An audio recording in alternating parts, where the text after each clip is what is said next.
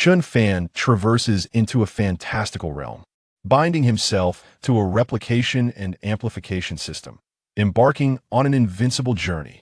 As long as it pertains to cultivation materials, or even cultivation aptitude, everything can be replicated and enhanced. Are your cultivation levels superior to mine?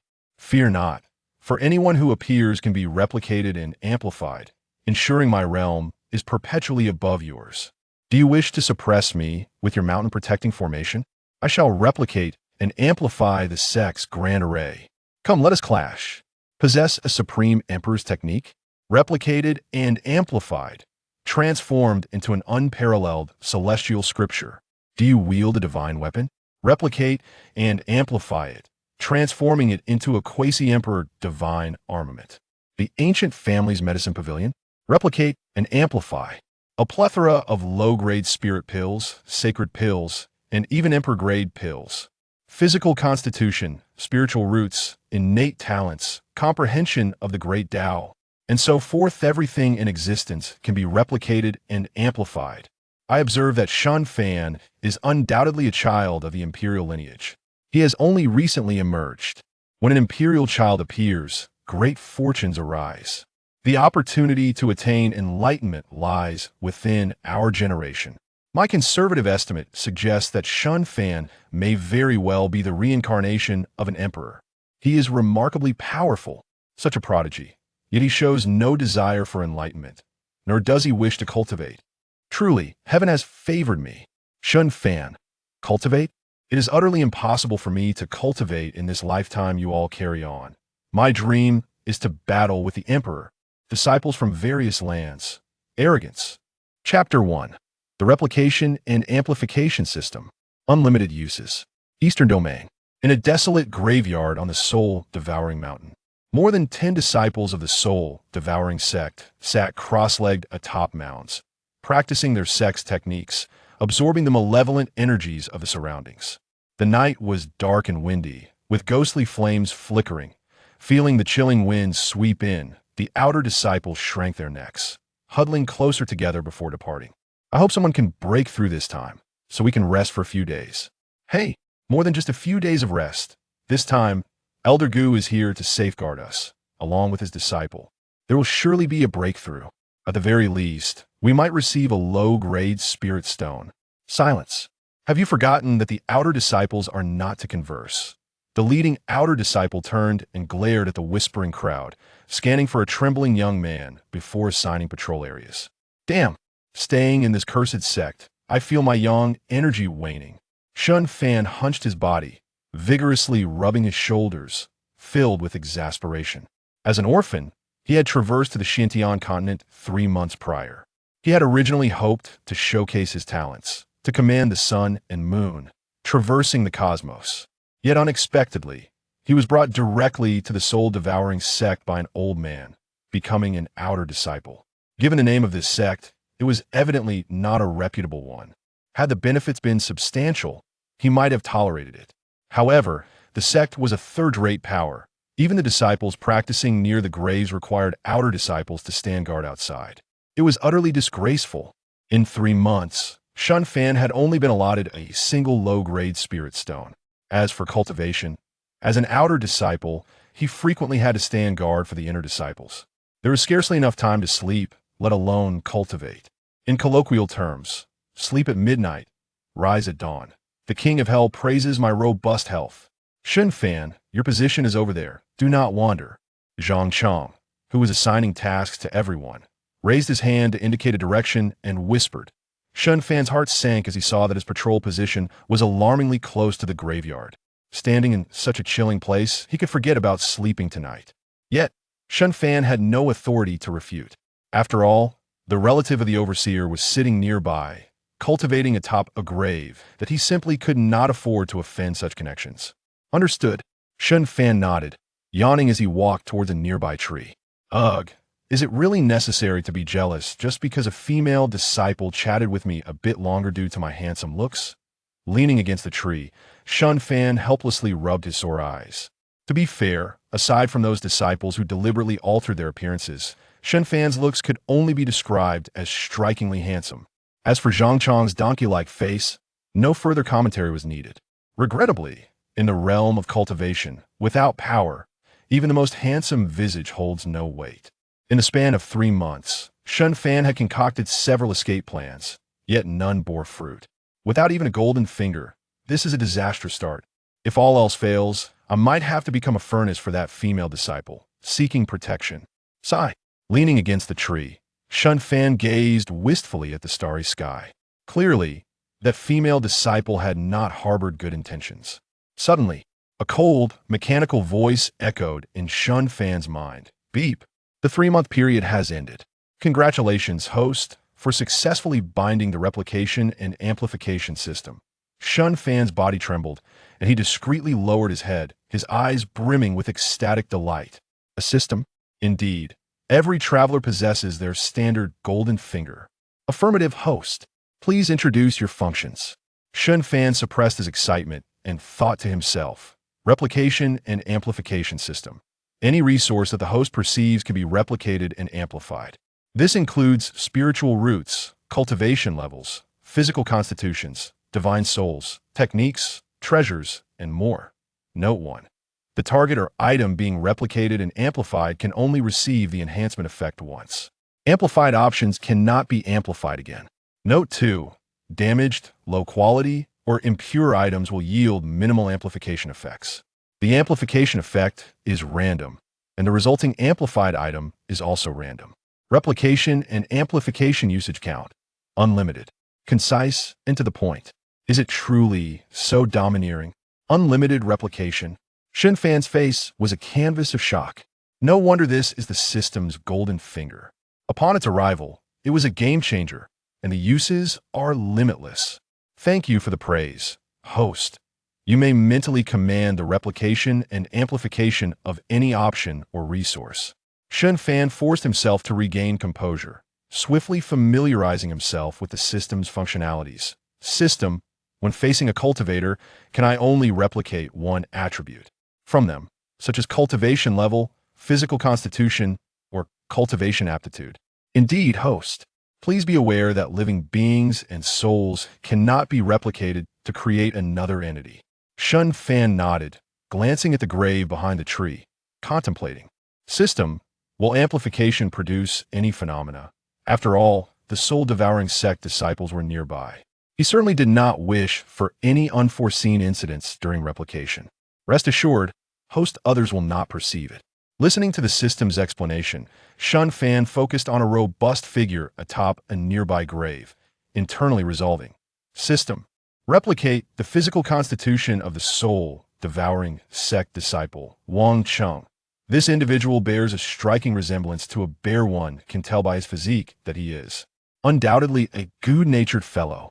Good host, targeting the royal city, physical constitution identified as mortal body. Copy enhancement effect activated. Simultaneously, Shen Fan distinctly sensed his physical strength steadily increasing. His previously frail and chilly body, amidst the surging vitality, gradually transformed into a furnace of warmth. Even his dark circles vanished, and his pallid complexion noticeably improved. The enhancement of his constitution not only bolstered his vitality, but also augmented his defenses, strength, and recovery capabilities. As time progressed, feeling the turbulent energy within him akin to a roaring sea, Shen Fan involuntarily tightened his fists, a broad smile illuminating his face. Ding! Congratulations to the host for elevating the mortal body to the glazed treasure body. Glazed treasure body. While activating the glazed body, a radiant glow will emanate from the entire body, enhancing the potency of one's techniques. Upon hearing the system's notification, Shen Fan exhaled softly. Mortal body, treasure body, spirit body, royal body, divine body. Who would have thought the copy enhancement would be this formidable? It has directly elevated my constitution by a full tier. Shen Fan marveled in astonishment. This information was gleaned from the miscellaneous texts he had perused in the soul-devouring sect. Individuals with powerful constitutions can amplify the efficacy of their techniques manifold. The advantages of such beings over ordinary cultivators are insurmountable. They exist in an entirely different league.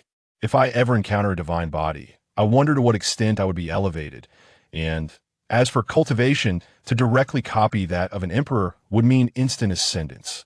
Shen Fan grinned widely. However, emperors only exist in legends. If the opportunity arises, copying the abilities of the supreme elders wouldn't be too shabby either. No rush as long as I encounter them.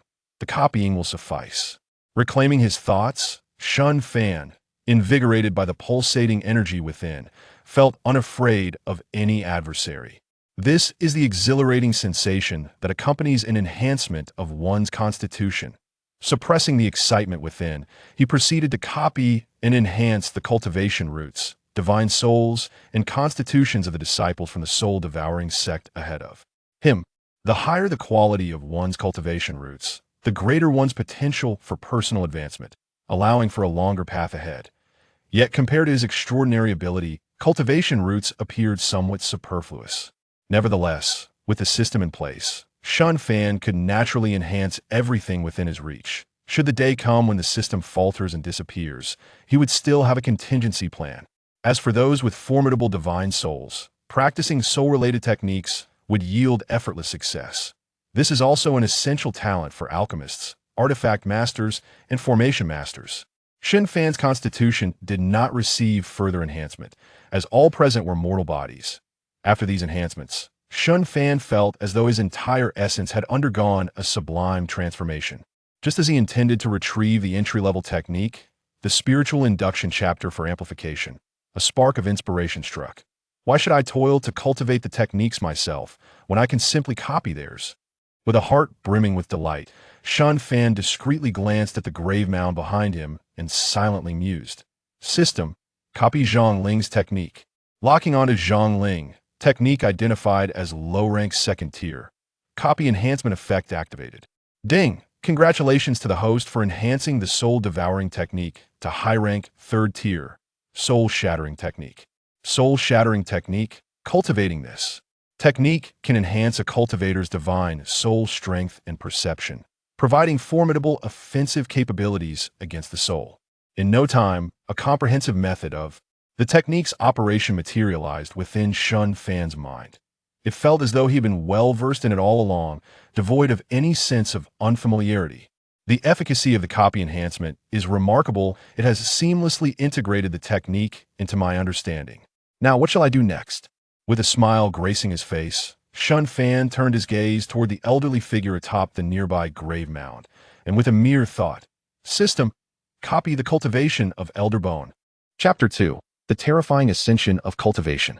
Third layer of the Cloud Sea Realm.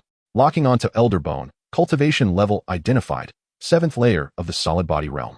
Copy amplification activated. In the next moment, Shen Fan felt the soul-breaking technique within him surge forth, swiftly operating with the sudden elevation of his cultivation. Seventh layer of the Solid Body Realm. Eighth layer, ninth layer, first layer of the Cloud Sea Realm. Ding! Congratulations, host, for amplifying the seventh layer of the Solid Body Realm to the third layer of the Cloud Sea Realm. When the amplification ceased, Shen Fan felt as though he were in a dream. From the records he had perused, he learned that the realms of the Xianxian continent are roughly categorized as follows: Spirit Drawing Realm, Solid Body Realm, Cloud Sea Realm, Transcendent Realm, Soul Condensation Realm, Law Manifestation Realm, and Celestial Realm. Each realm consists of 9 layers. As for the realms above the Celestial Realm, he had yet to uncover their mysteries. In the blink of an eye, Shen Fan had transitioned from an ordinary mortal to the third layer of the Cloud Sea Realm. If the rumors he had heard were accurate, even the sect master of the soul-devouring sect was merely at the third layer of the Cloud Sea Realm. System: your enhancements are incredibly exhilarating. Such formidable power brings with it an overwhelming sense of security, in stark contrast to his previous state of yawning and shedding tears. Shen Fan now felt utterly unafraid to be praised by the King of Hell. Thank you for your compliments, host. Had it not been for your perseverance over the past 3 months, the system would not have located you. It is truly your tenacity that has made this possible. Oh, I merely had a stroke of luck. It is you who is remarkable. Shen Fan grinned widely. Luck is indeed a component of strength. Had it been anyone else, they would have perished long ago. There is no need for the host to be modest. Haha, your words make me feel rather bashful. Shen Fan smiled with a hint of embarrassment. While exchanging pleasantries with the system, he resolved to seize the opportunity and make his escape. What prospects could there be in such a cursed sect? It would be far wiser to depart at the earliest opportunity. Just then, a resonant low shout emanated from the grave ahead. You all must leave this place. Wang Kuan, focus your mind. Absorb all the lingering souls around you. As the words fell, the surrounding eerie winds intensified, causing the trees to rustle ominously. Amidst the wind, chilling cries echoed, sending shivers down one's spine. Shen Fan halted abruptly, intending to steady himself. However, a powerful suction force erupted from the direction of the grave mound. There stood Elderbone, his expression grim as he directed a commanding gesture toward Shen Fan, his voice low yet firm. Come. The other disciples ceased their meditation. Stepping back from the grave mound, their faces filled with envy as they beheld Wang Kuan on the verge of a breakthrough. This scene startled Shen Fan. The soul-devouring technique, damn it. They were indeed employing a method to strip souls. No wonder the soul-devouring sect forbade the servant disciples from mingling or residing together, treating them like less than human. Recalling how every task had been assigned to strangers, Shen Fan's expression hardened. Clearly, the soul-devouring sect intended to prevent the servant disciples from colluding. Particularly concerning was the soul-breaking technique in his mind, which possessed similar sinister capabilities. Why, then, was this old man targeting him? As expected, when Shen Fan levitated before Elderbone, he felt no trepidation, swiftly forming a hand seal as he bellowed, "Strip, old dog." With a thunderous roar, Shen Fan lunged forward like lightning, his fingers driving into the crown of Elderbone's head, whose pupils dilated in shock as his aura surged, preparing to resist. Yet, before he could act, the powerful spiritual energy radiating from Shen Fan's hand enveloped him. Bang! With a muffled thud, amidst the horrified gazes of the surrounding soul-devouring sect disciples, Elderbone's head exploded like a watermelon. The splattering red and white matter was glaringly vivid under the silvery moonlight. Wang Kuan, seated beside the headless corpse, stared wide-eyed in shock, drenched in blood, scrambling backward in terror. The other disciples trembled uncontrollably, their faces ashen. Everything transpired far too swiftly. Elderbone, run! Holding the crown of Elderbone's head, Shen Fan held his breath, glancing at the fleeing crowd, and with a flick of his wrist, he sent the severed head flying. Whoosh! Thud, thud, thud! The spinning crown of the head, trailing white hair, became a specter of vengeance, instantly shattering the skulls of more than 10 disciples of the soul-devouring sect. Previously, this group had shown him not an ounce of compassion. They were evidently a band of cold-hearted cultivators. What did it matter if he killed them? Suppressing his disgust, Shen Fan summoned the storage bags from the corpses and soared away from the scene. Phew! Soaring through the air, Shen Fan took a deep breath, calming his churning stomach. It was entirely normal to feel a degree of discomfort after his first kill. Spotting two figures beneath a large tree, a cold glint flashed in his eyes. Zhang Chong, that scoundrel, had actually betrayed him. During the task assignment, he had positioned Shen Fan closest to the mass grave. As the leader of the servant disciples, Zhang Chong clearly knew that the moment the disciples of the soul-devouring sect broke through was the death knell for the servant disciples. With this thought, Shen Fan's eyes narrowed, and he vanished into the night sky. The night breeze was biting cold, amplifying the eerie ambience that made the servant disciples on guard shudder. One individual, leaning against a tree, turned with a fawning smile, saying, "Brother Zhang, if I could receive some spirit stones this time, I would be grateful to you. You must protect me in the future." Before he could finish, he trembled violently, his face paling in horror as he gazed at Zhang Chong. Unbeknownst to him, his head had mysteriously vanished, blood gushing from his neck. Witnessing this, the servant disciples were paralyzed with terror, their hearts racing, unable to catch his breath. One disciple's eyes rolled back, and he fainted. Thud! What was that sound? It seemed to come from Brother Zhang's position. Let us go check it out. Outside the soul-breaking mountain, perched on a tree branch, Shen Fan meticulously placed the items from Elderbone and the other disciples' storage bags into the system space. System. Amplify the low-grade spirit stones, mid-grade spirit stones, as well as the chi-gathering pills, blood vitality pills, and healing pills. Ding. Congratulations, host, for acquiring a third-level mid-grade spirit returning pill. Ding. Congratulations, host, for acquiring a supreme spirit stone. Ding. Congratulations, host, for acquiring a fourth-level low-grade blood vitality pill. Regardless of the items, Shen Fan busily amplified everything, leaving no storage bag unturned. After all, there were no limits to the system's amplification. He indulged himself to his heart's content. After amplification, the original items still remained. What a marvelous situation. Gazing at the two storage bags in his hands, Shen Fan smiled faintly. Double the joy. If he were to encounter a cultivator wielding divine weapons, could he not simply amplify his own power? The imagery was too splendid to ponder further. Chuckling, Shen Fan retrieved the most potent magical artifact he had amplified. Low-grade 5th tier, Dragon Snip Blade. A pair of gleaming golden scissors. Even a cultivator at the transcendent realm would find this weapon quite troublesome. Snip, snip, as he admired the sharp edges. A smirk crept across Shen Fan's lips. I wonder if there are any lurking scoundrels within the soul-devouring sect? With that thought, he sprang from the branch, propelling himself toward the horizon. In a sect as nefarious as the soul-devouring sect, Shen Fan, who prided himself on being righteous, would undoubtedly take action upon encountering them. The primary objective is to rescue the misled disciple from the clutches of the sect and to prevent such a sect from committing further heinous acts. As for the replication and amplification, it is merely a matter of convenience. Within the main hall of the Xian sect, an elder on night watch, seated in meditation, gradually opened his eyes. A flicker of urgency danced within his gaze. As he utilized his spiritual consciousness to monitor the entire sect, he suddenly detected an unfamiliar presence in the sect square. Whoever you may be, a friend from afar, welcome to our Xian sect. After notifying his fellow disciples, he swiftly appeared outside the hall. Upon seeing the uninvited cultivator, his brow furrowed with concern. Before him stood a young man clad in the garb of a menial disciple, brandishing a pair of golden scissors, resolutely positioned in the square. This menial disciple possesses cultivation? Such an anomaly surely harbors ulterior motives. It would be prudent to test the waters first.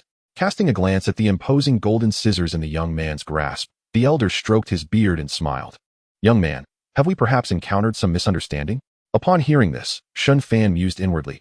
Shouldn't he have chastised me for my boldness as a menial disciple, allowing me to flaunt my prowess? After a moment's contemplation, Shen Fan boldly declared, Elder Gu sought to extract my soul for his cultivation and met his demise at my hands. What do you have to say in your defense? Gasp! The elder's heart trembled upon this revelation. Elder Gu, a formidable figure at the 7th level of the Pan-Ti realm, has actually perished? Just then, a thunderous shout echoed from a distance. Then there's no need for explanation. The sect master. Simultaneously, the elder retreated into the grand hall with great haste. In the next instant, a deafening roar reverberated through the void. The once luminous night sky was enveloped in a shroud of darkness, ominous clouds swirling ominously.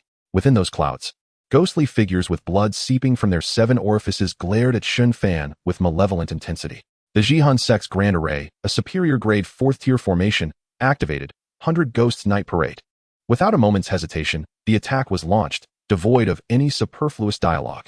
It was evident that the golden scissors in Shen Fan's possession had alerted the sect master to an impending crisis. Chapter 3. To extinguish me with the protective sect formation? Amplifying formation. Strike. All elders. Activate the formation to eliminate this fiend. Amidst the commanding shouts, the malevolent spirits swirling within the formation emitted eerie cackles, exuding an aura of dread. Several malicious spirits, once merely half the height of a man, grew ever more imposing under the energy infused by the Xian sect's elders, their presence utterly terrifying. Witnessing this transformation, Shen Fan's eyes narrowed, and he silently urged, System, replicate the Xian sect's formation. Formation locked. Identified as a one-time superior grade 4th-tier formation. Replication and amplification effects initiated. As the notification echoed in his mind, Shen Fan maintained an impassive smile. The capabilities of this golden finger are truly remarkable. Ding. Congratulations, host. You have acquired a one-time lower grade 6th-tier formation, Sun Luo Sword Domain. Atop the Grand Hall, a middle-aged man dressed in black brocade stood at the center of the formation, his icy gaze fixated upon the figure below. This man was none other than the sect master of Xian. It has been centuries since this formation was last employed, and now it is directed at you. A source of pride indeed. His words were laced with disdain as he scrutinized the golden scissors held by the young man. With his cultivation, he naturally discerned the extraordinary nature of the artifact in Shen Fan's grasp.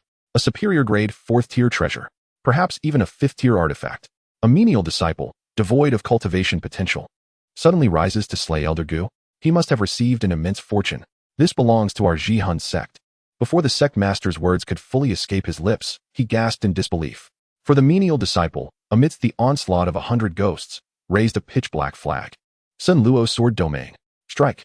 Boom. The surrounding spiritual energy surged forth like a deluge, flooding into the black flag that stood in the void. In a heartbeat, the flag ignited spontaneously, radiating a blinding white light. The multitude of ghosts, upon contact with the white luminescence, evaporated instantaneously. Amidst the anguished wails of the malevolent spirits, colossal swords, imbued with a chilling aura, ascended from the flag, tearing through the darkness and violently rending the Xian sect's formation asunder. The sect master and the elders, who were maintaining the formation, spewed blood uncontrollably. Their faces turned pallid, resembling sheets of gold paper, as they beheld the swiftly approaching swords with horror. No, with a resounding crash. The Zhihun sect's grand hall and pavilions were obliterated by the Sun Luo sword chi, clouds of dust billowing into the air. As for the sect master, who presided over the formation, he could not even utter a sound before being struck down by the sword shadow. What a pity, this formation is but a one-time use. Observing the collapsed structures, Shen Fan sighed regretfully, scanning the surroundings to find not a single disciple in sight. Humph, quite clever indeed. Shen Fan strolled over to the corpse of the Zhihun sect master, retrieving the spatial ring from the ground, and declared in a resonant voice, "The Zhihun sect is hereby dissolved. Should you dare to act recklessly again, this shall be your fate." The reverberations of his proclamation spread throughout the entirety of the Zhihun sect. At that moment, Shen Fan felt an unsettling chill creeping into his consciousness. Without a moment's hesitation, he instantly vacated his previous position. Whoosh! With a sound like the wind tearing through the air, a violet beam of cold light shot forth from the dust ahead. Having evaded the surprise attack, Shen Fan squinted slightly, directing his gaze toward the dissipating haze, where a gray-robed elder emerged. The old and the young have come to clash. System. Directly replicate the elder's cultivation. Shen Fan resolved without hesitation. Had it not been for the system, he might have fled like the protagonists in novels. Yet now, he eagerly anticipated the arrival of more formidable ancestors from the Zhihun sect. Target locked, assessed cultivation, second level of the transcendent realm. Replication and amplification initiated. The elder's gaze, frigid and piercing, fixated on Shen Fan. His face, gnarled and lined like tree bark, was speckled with gray, emanating a faint stench of decay. Quick to react, in a raspy voice, the elder glanced at the golden scissors in Shen Fan's grasp and sneered. "Do you truly believe that having obtained some fortune grants you the audacity to dismantle my sect? You are woefully unaware of the heavens and the earth." His voice echoed throughout the sect, sending ripples of anxiety through the already unsettled disciples of the Zhihun sect. The ancestor of Zhihun's sect has emerged. We must hasten to aid the ancestor.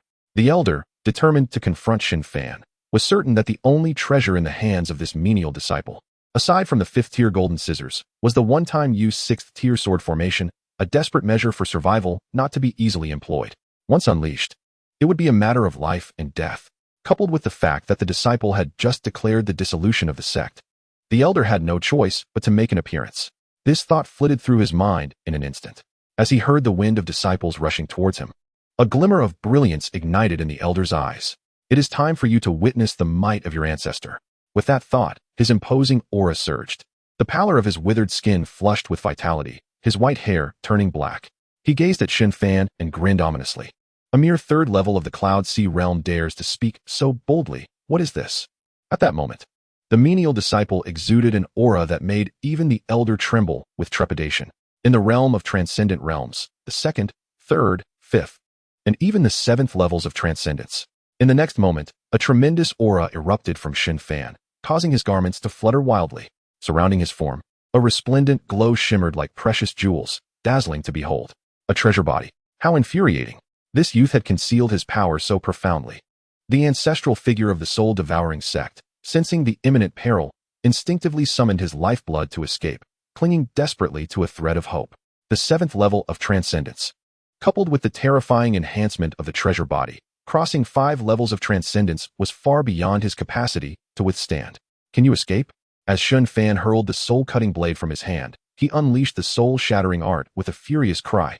Soul shatter. An invisible ripple of divine consciousness surged forth like a tidal wave, sweeping outwards in all directions. The disciples of the soul-devouring sect, caught in the onslaught of this spiritual shockwave, felt as though their minds had been struck by a thunderous blast, erupting with a cacophony of explosive sounds. In an instant, blood poured from their 7 orifices, and they perished on the spot. Those who dared to assist were merely courting their own doom. Meanwhile, the ancestral figure of the soul-devouring sect experienced a piercing pain in his soul, rendering him momentarily frozen, his complexion paling drastically. Out of the corner of his eye, a golden flash, akin to a crab's claw, flickered past. Crack. Splatter. The ancestral figure of the soul-devouring sect was cleaved in two. Shen Fan, recalling the soul-cutting blade, strolled over to the lifeless body of the sect leader. Noticing a spatial ring still adorning his index finger, he deftly flicked a strand of spiritual energy to retrieve it. With the soul-devouring sect's demise, tranquility returned to the surroundings. He whispered softly, surveying the eerily silent scene. Choosing a direction, He lightly pressed his toes against the ground and vanished without a trace. As Shen Fan cast aside the corpse of an elder from the treasure vault, the lurking disciples outside finally abandoned their aspirations for plunder, hastily fleeing the scene. The old man had quite the delusion, tossing the spatial ring in his hand. Shen Fan sauntered away. Fortuitously, he had arrived early. Otherwise, he would have fallen prey to opportunists. As for the remaining disciples of the soul-devouring sect, Shen Fan had no intention of pursuing them. He was not a fiendish killer. Would he chase down every fleeing individual? That would be sheer folly. Noticing his humble servant's garb and straw sandals, Shen Fan mused, "System, enhance my attire." Targeting straw sandals, long robe, inner lining, trousers, hairband, identified as mundane items.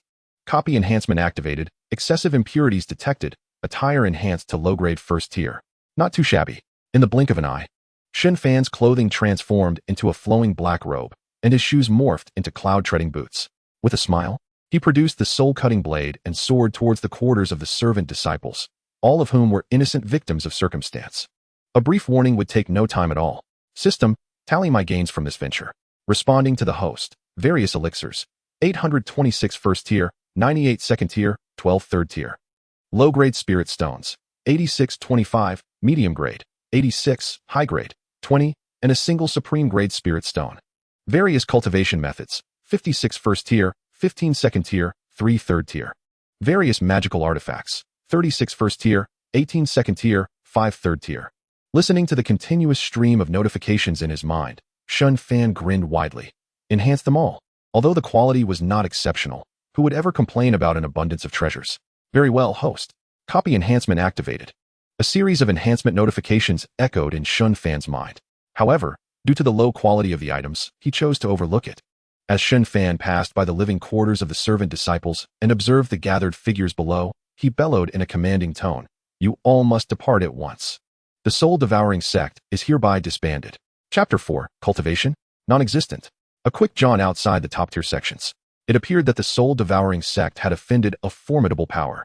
Witnessing the golden light retreating into the night, the group of servant disciples exchanged glances filled with both joy and concern. Finally, liberation. I wonder if my wife has remarried. Sob, sob, sob. Hey, let us rummage through the treasures inside. Many disciples from the soul-devouring sect were frightened away earlier. Let us go. A group of audacious individuals rushed toward the ruins of the soul-devouring sect. At least we are still alive, an elderly man observed the departing crowd, shaking his head as he turned to leave with the others. He too had once been youthful, once fantasizing of donning white robes and soaring on flying swords. Yet, reality had diverged from his dreams. Cultivating immortality was not something one could simply wish for. As Shen Fan departed the soul-devouring sect and arrived at a small town, dawn was breaking, and pedestrians were already populating the streets. Spotting an inn ahead that had opened its doors, Shen Fan approached leisurely. He needed to plan his next steps and indulge in a good night's rest.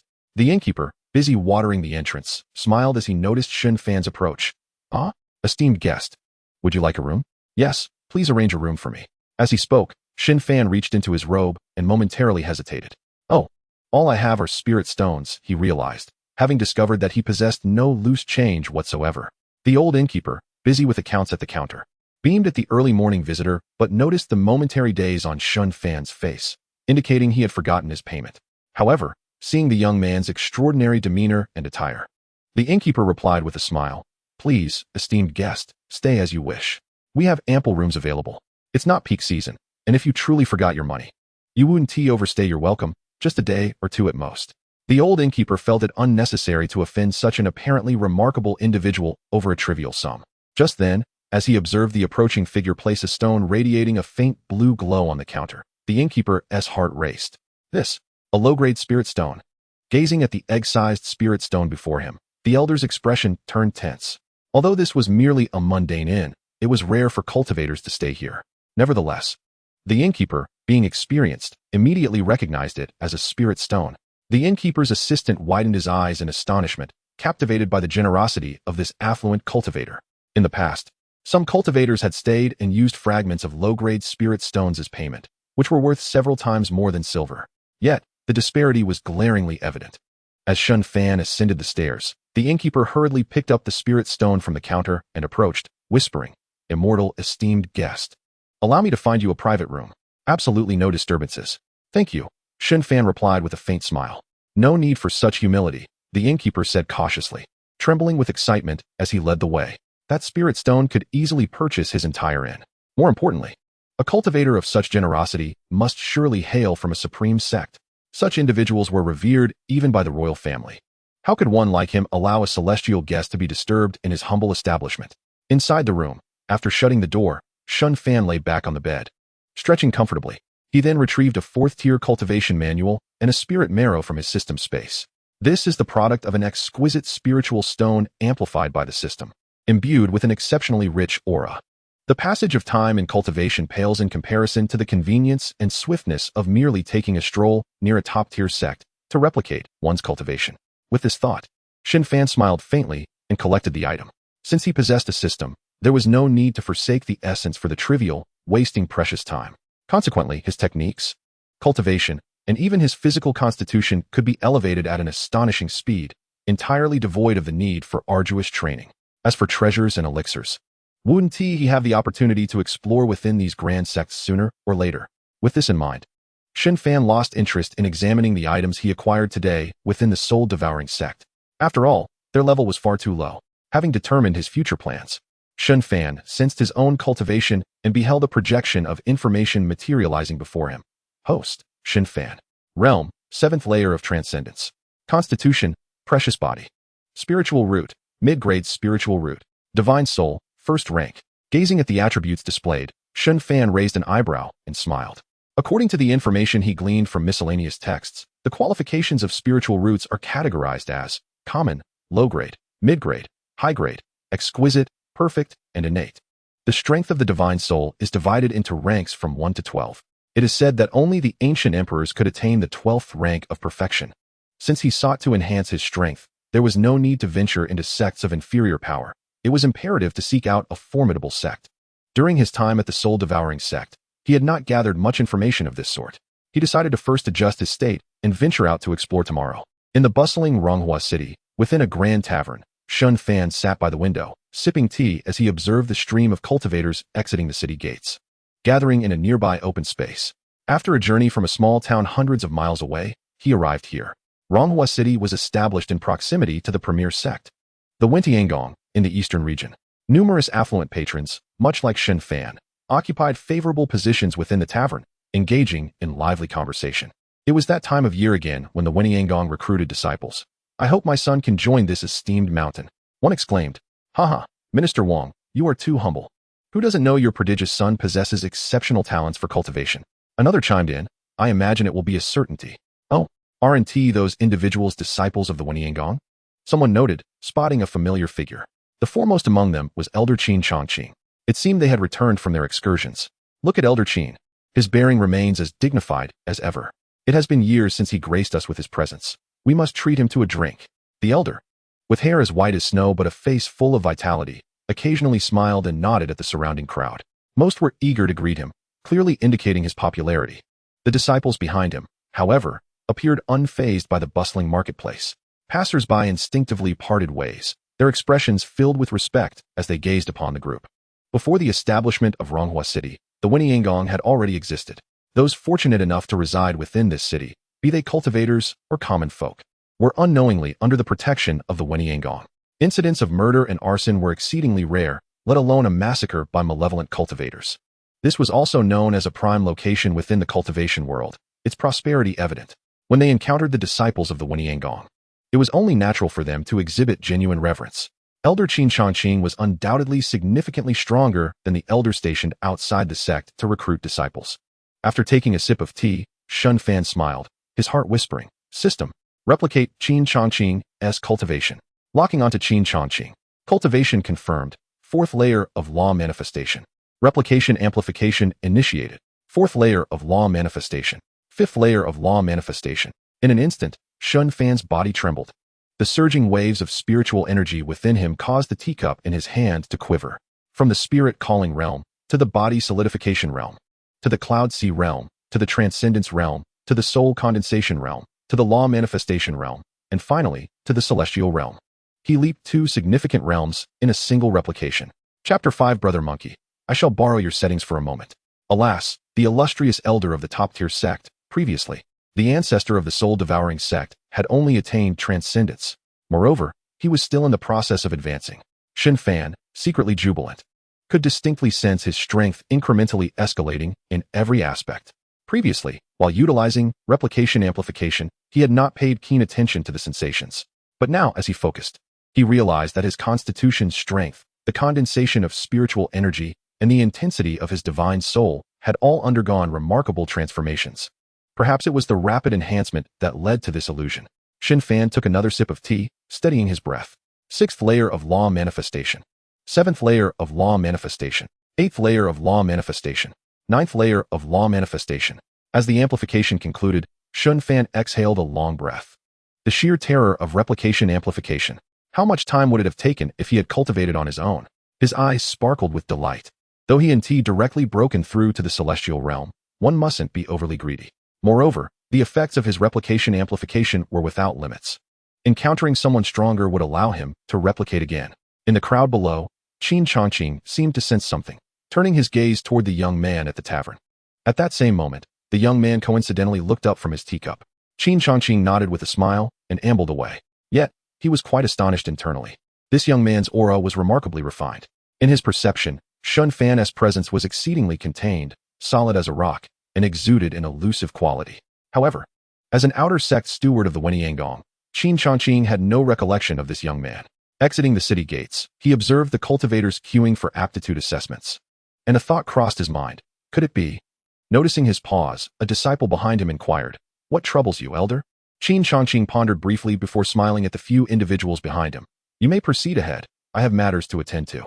"Yes, elder." Having enhanced his strength, it was time to acquire some techniques to fortify his power. While savoring the delicacies of the tavern, Shen Fan began to contemplate which abilities he should replicate. After all, the third-tier high-grade soul-breaking technique was no longer sufficient to unleash his full potential. It had fallen behind the pace. Such as the golden finger of a transmigrator. The rate of cultivation enhancement is astounding. Dear host, you may take your time. There is no hurry. Is there not? In such a vast world, I have yet to explore it thoroughly. I must strengthen my abilities to revel confidently amidst it all. In a delightful mood, Shen Fan bore a smile. Host, even if you indulge, it poses no issue. I am merely feigning obedience after acquiring treasures. You cannot fathom the joy within it. If you were a person, you would understand my current sentiments. Host, please act like a human. After exchanging playful banter with the system, Shen Fan heard a series of chairs scraping across the floor within the tavern. He turned to see the surrounding patrons rising in unison, bowing respectfully to the elderly figure ascending the staircase, their tones imbued with reverence and excitement. The king of Yen, Wenru, has paid his respects to Elder Qin. The Marshal General of Yen, Zhao Feng, has also paid his respects to Elder Qin. Greetings to Elder Qin. Ha ha ha, there is no need for such formalities, my friends. Please take your time with your drinks. Xianxiaaudiobooks chuckled as he stroked his beard, gesturing for everyone to take a seat. Yet, no one dared to truly sit down. They all wore expressions of delight as they gazed at him, approaching the curious young man by the window. I had a feeling this young man possessed extraordinary poise, and my intuition was indeed correct. Could it be that he has a connection to Elder Qin? Though he does not appear to be so. The question arises, when the Wenyanggong is accepting disciples, and given this young man's youth, could it be that Elder Qin personally recommended him?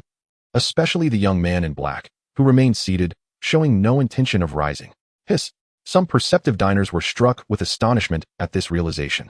Yet upon reflection, it seemed rather absurd. An elder from a top-tier power personally recommending a disciple? After exchanging glances, those present stood quietly, awaiting the unfolding of events. Young friend, I am Xianxiaaudiobooks, and I apologize for the intrusion. Please do not take offense. Shen Fan looked at the elderly man before him, who could easily be his ancestor.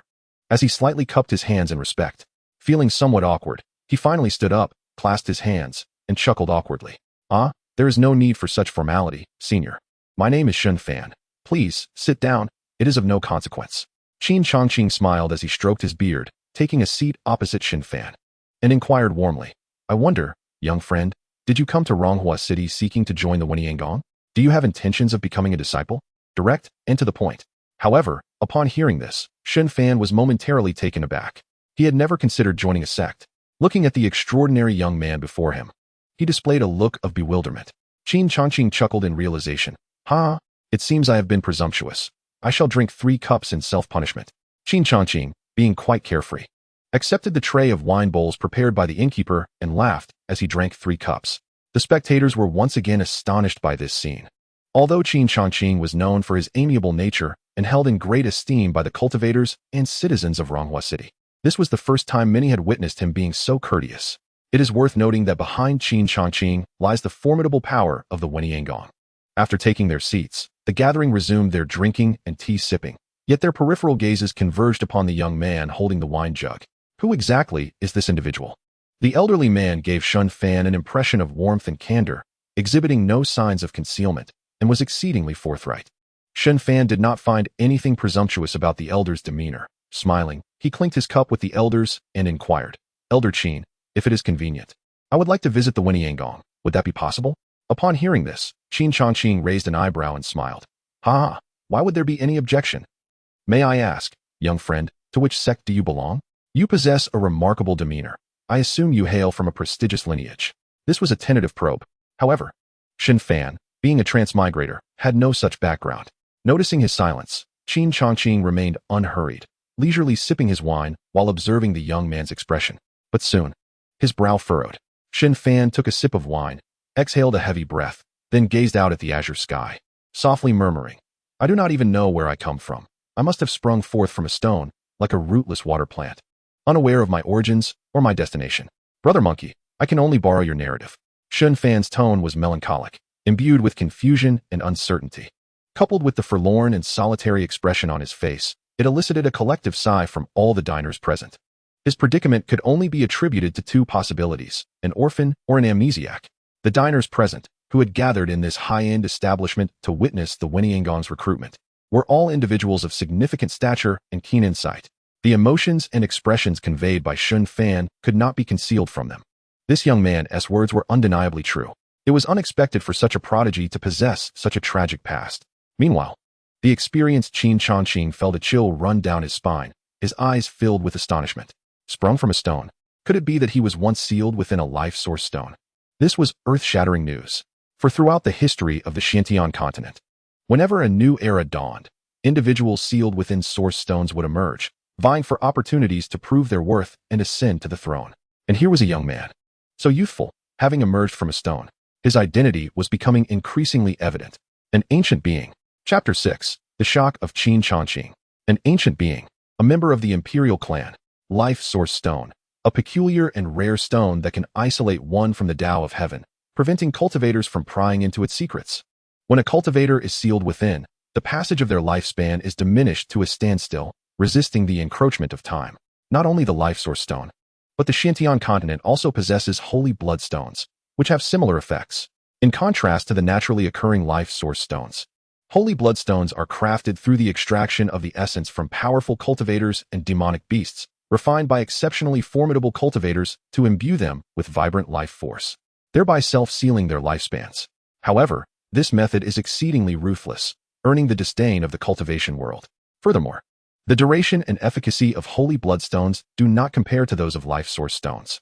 Yet, it is a harsh reality. Only those with immense fortune can discover the existence of life source stones, such as the ancient emperors. Regrettably, even these unparalleled strong beings would find it difficult to self-seal, as every action and every morsel are dictated by fate. Regardless of the type of source stone, the young man named Shen Fan before me possesses an extraordinary identity. Recollecting his thoughts, Qin Changqing pondered for a moment, then gazed at the still sentimental Shen Fan and softly inquired, "Young friend Shen, might I ask what color those stones were?" As he spoke, he had already isolated this small space to prevent eavesdropping from those around them. Should the stone that sealed this young man be a holy bloodstone, Qin Changqing would choose to take his leave. Although he was unaware of how long the other party had been sealed, any connection with a being bound by a holy bloodstone would undoubtedly unsettle him. Hearing Qin Changqing's question, Shen Fan pretended to ponder thoughtfully. Is he truly concerned about the stone? Could it be that this world harbors a being akin to Brother Monkey? The color? Perhaps I should say a rainbow stone? No, let us keep it simple. Shen Fan recalled a scene from a television series where Sun Wukong emerged from a stone and reminisced. It was quite ordinary. Like an everyday brown stone, nothing particularly special. Qin Changqing's eyelid twitched, his voice trembling slightly as he inquired, was there any dark red stone among them? He wished to confirm once more. Dark red? Shen Fan looked at him in confusion, shaking his head. No. Could it be that Senior knows what kind of stone I had? Might you enlighten me? Shen Fan gazed at Qin Changqing with a mix of curiosity and peculiarity. his mind swirling with uncertainty. Could it be that this world truly has a brother monkey? If I were to encounter such a being, that would make him a fellow countryman of sorts. I must replicate a technique or two.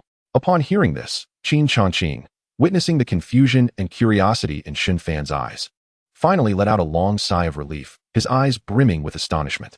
He never anticipated that this young man was indeed sealed by an ancient emperor. Moreover, he remained entirely oblivious to it. Could it be that the sealing commenced from his childhood? In ancient texts, there are records stating that the life source stone appears utterly unremarkable, akin to an ordinary stone, symbolizing a return to simplicity. However, the great emperors of old would harness the life source stone to seal their illustrious descendants. Once these heirs emerged from their stone encasements, they would contend for the momentum of fate, seeking to validate their path to becoming an emperor. Such individuals were referred to as emperor's sons. Given Shen Fan's youthfulness, his identity is self-evident. In contrast to the historically entrenched ancient clans and sacred factions, the supreme power, the Weniangong, possesses scant knowledge regarding this matter, having only been established for a few thousand years. Yet, the identity of the emperor's son has already been attributed to Shen Fan by Xianxiaaudiobooks. Friend Shen, the elder began, I only possess a general understanding. After taking a sip of wine, Xianxiaaudiobooks divulged information regarding the life source stone and the sacred bloodstone to Shen Fan. Upon hearing his elucidation, Shen Fan nodded. So that is the case. Does this mean he regards me as an emperor's son? A solitary emperor's son at that. This identity suits me quite well. He felt no discomfort regarding the elder's change in address. Referring to Xianxiaaudiobooks as senior was simply a gesture of respect due to the elder's age. Shen Fan was not one to be arrogant or ignorant of social niceties. Calling him friend likely indicated that the elder had surmised his level of cultivation. Noticing Shen Fan's momentary silence, Xianxiaaudiobooks reassured him, there is no need for excessive contemplation, friend Shen. The path of cultivation is timeless. Those lost to the past are merely part of the journey for seekers of immortality. He perceived that Shen Fan was reminiscing about departed loved ones. If his faction had still existed, he would not have emerged from the life source stone alone without a protector. Coupled with Shen Fan's earlier remark about being like a rootless floating weed, unaware of its origins or destination, Xianxiaaudiobooks was convinced that Shen Fan's faction had perished in the annals of time. Alas, even the ancient imperial clan struggled to endure through the ages. Xianxiaaudiobooks sighed softly before smiling at Shen Fan. Since you are inclined to visit our Weniangong, why not set off now? Indeed, I had that very intention. Shen Fan replied with a smile as he rose and departed the tavern alongside Xianxiaaudiobooks. As they descended the white jade steps toward Weniangong, Shen Fan beheld the imposing gate adorned with a grand plaque. This was his first encounter with the profound heritage and majesty of a top-tier sect. Merely this gate dwarfed the third-rate faction, the soul-devouring sect, by several magnitudes. In comparison, one could not help but feel diminutive. Along the path, the flora consisted of low-tier spiritual herbs. Bathed in sunlight, the herbs emanated a misty aura, cloaking the magnificent white jade steps in a delicate veil, creating an extraordinarily surreal spectacle. If a low-tier cultivator were to discover this, they might mistake it for a medicinal field, Shen Fan mused. Recalling 2 months prior when disciples from the soul-devouring sect had excitedly uncovered low-tier spiritual herbs deep in the mountains. One mountain peak surpasses another. Shen Fan thought as he shook off his memories and continued forward. As they walked, disciples ascending and descending the mountain would greet Xianxiaaudiobooks with respectful gestures, occasionally casting curious glances at the outsider. It was undeniable that, compared to the disciples of the soul-devouring sect, the disciples of Weniangong possessed a remarkable appearance and demeanor. Both male and female disciples exhibited at least a refined beauty, a testament to their spiritual lineage, naturally surpassing ordinary folk in appearance. As the two ascended, they engaged in casual conversation, which piqued the curiosity of passing disciples. This person seems familiar. Could he be a younger member of Elder Qin's clan? No. I heard Elder Qin refer to him as friend, suggesting he was recommended to join Weniangong. Friend? That implies he possesses considerable cultivation. Another remarked. He will undoubtedly become a core disciple, perhaps even an outer sect elder. I must see for myself. I can forego my descent task for this. Another exclaimed. What if he becomes our senior brother? It would be beneficial to become acquainted with him.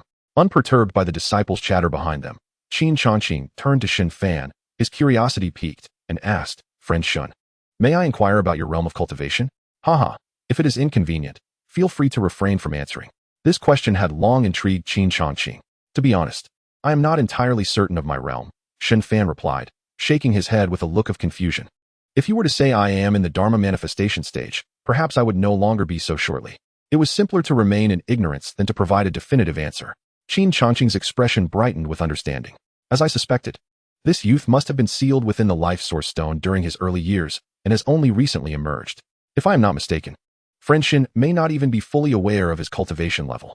In typical scenarios, individuals of the Emperor's Son caliber would have their family-imposed restrictions on their consciousness automatically lifted upon breaking free from the stone. However, symptoms akin to amnesia, like those Shen Fan exhibited, were not unheard of. Qin Changqing was not one to pry into personal matters or unearth painful memories, and he sensed no deception in Shen Fan's demeanor. Haha, no worries. In Wenyanggong, we possess a cultivation assessment stone tablet. Simply infuse it with spiritual energy. If you do not mind, we can test it shortly. Our sect leader will also be present to witness. Qin Changqing chuckled, stroking his beard. The Emperor's Son, sealed by the hands of ancient emperors, was a figure even the leaders of superpowers would seek to meet, let alone Wenyanggong. This was not mere flattery. The weight of validating an emperor's path was immensely significant. Throughout history, few have claimed the title of emperor, reflecting the reverence and respect cultivators hold for such figures. Thank you, Elder Qin, Shen Fan replied with a slight bow, secretly delighted. It appears my cultivation is about to soar. However, this time, he aimed to acquire several techniques. Before long, the two arrived at the end of the white jade steps. Shen Fan's gaze widened as he beheld a vast platform resembling a plaza, bustling with activity. At the far end of the square, grand halls towered on either side of the main thoroughfare, ascending into the mist that obscured their heights. The ethereal pavilions and towers appeared as celestial abodes amidst the hazy clouds, occasionally graced by the passage of celestial cranes or fleeting figures riding the clouds. It was a scene imbued with a celestial ambience. At the very least, it appeared far more respectable than the ominous aura of the soul-devouring sect. Noticing Shen Fan's curious observations of the surrounding peaks, Qin Changqing smiled and explained, that area is where the outer disciples cultivate and reside, while above lies the quarters for the inner disciples. Upon reaching a dark-hued assessment stone tablet, Shen Fan noticed a group approaching from afar. Friend Shen, the individual in purple leading the group is our sect leader, Imo Changkong. The two elders in white robes are esteemed inner sect elders. Listening to Qin Changqing's introduction, Shen Fan smiled faintly, inwardly contemplating, system, directly replicate Imo Changkong's cultivation level. Locking onto Imo Changkong, cultivation level assessed, celestial realm, 3rd layer. Replication and amplification initiated. In the realm of celestial beings, the 3rd, 4th, 7th, and 8th tiers exist, with the prowess of the 9th tier in the law manifestation realm. Shen Fan ascended effortlessly to the 8th tier of the celestial realm within mere moments.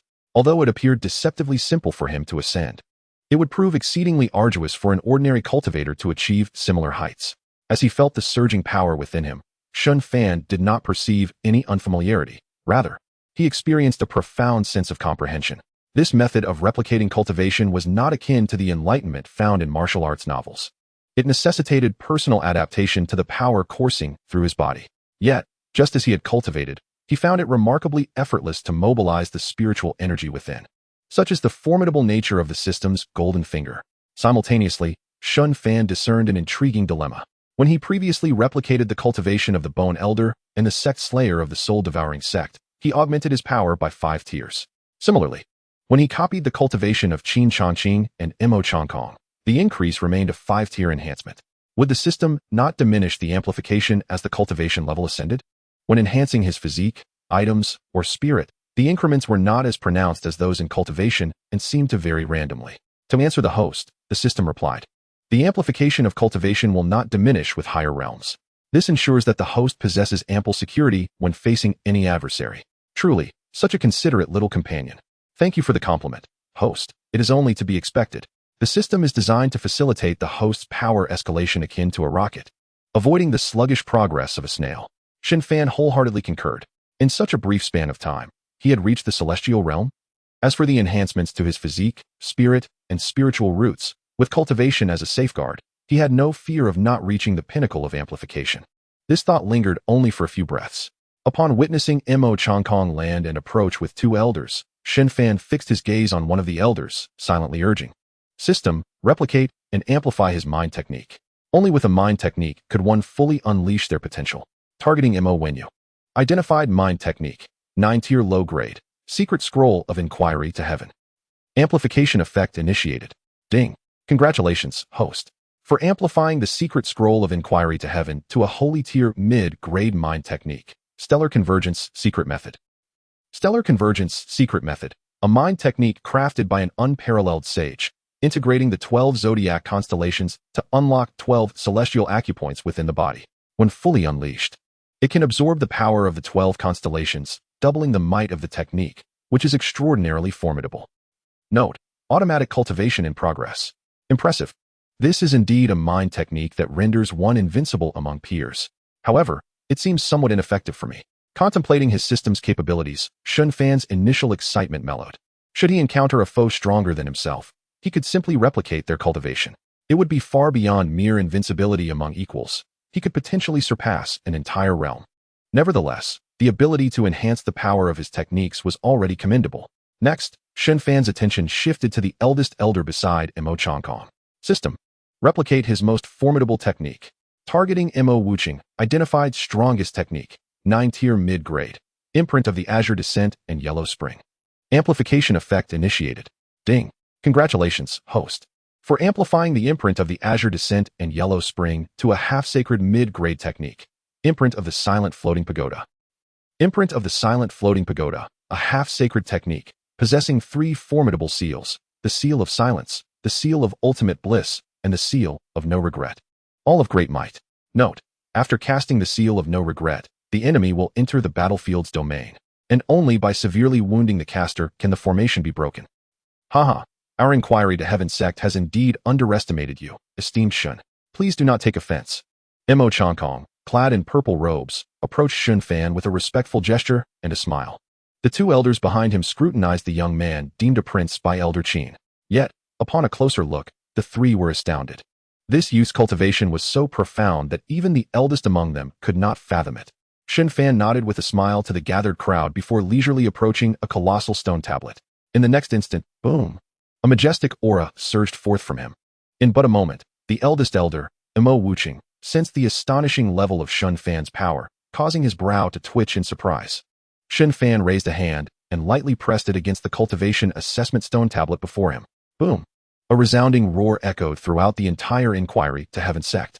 The ground of the assessment plaza trembled as if a dragon had risen, shaking violently. The underground formation securing the assessment stone ignited instantly, illuminating the surroundings to prevent the stone from shattering. As for the observing disciples, those slow to react were knocked to the ground. All eyes turned towards the assessment stone, where Azure spiritual energy surged in a dazzling display. When a line of blue characters illuminated the tablet, the onlookers collectively gasped. Hiss. Celestial Realm, 8th tier. Chapter 8. Cultivation is no easy task. I simply have a bit more foundation. It is worth noting that this young man before them was no more than 20 at most. How could he have reached the 8th tier of the Celestial Realm? If he were to cultivate for a few more years, what heights would he achieve? The sect master Mo Changkong and the 3 elders gazed at Shen Fan with awe. They had never anticipated that Shen Daoist's cultivation would be so extraordinary, leaving even the eldest among them feeling humbled. Mo Changkong managed a bitter smile and clasped his hands in respect. The 3 elders, too, bore smiles and offered slight bows. Their sect's premier disciple had only attained the 9th tier of the soul condensation realm. Compared to such a prodigy, the disparity was staggering. Previously, they had harbored doubts regarding Elder Qin's assertions. It was only now that they acknowledged his judgment.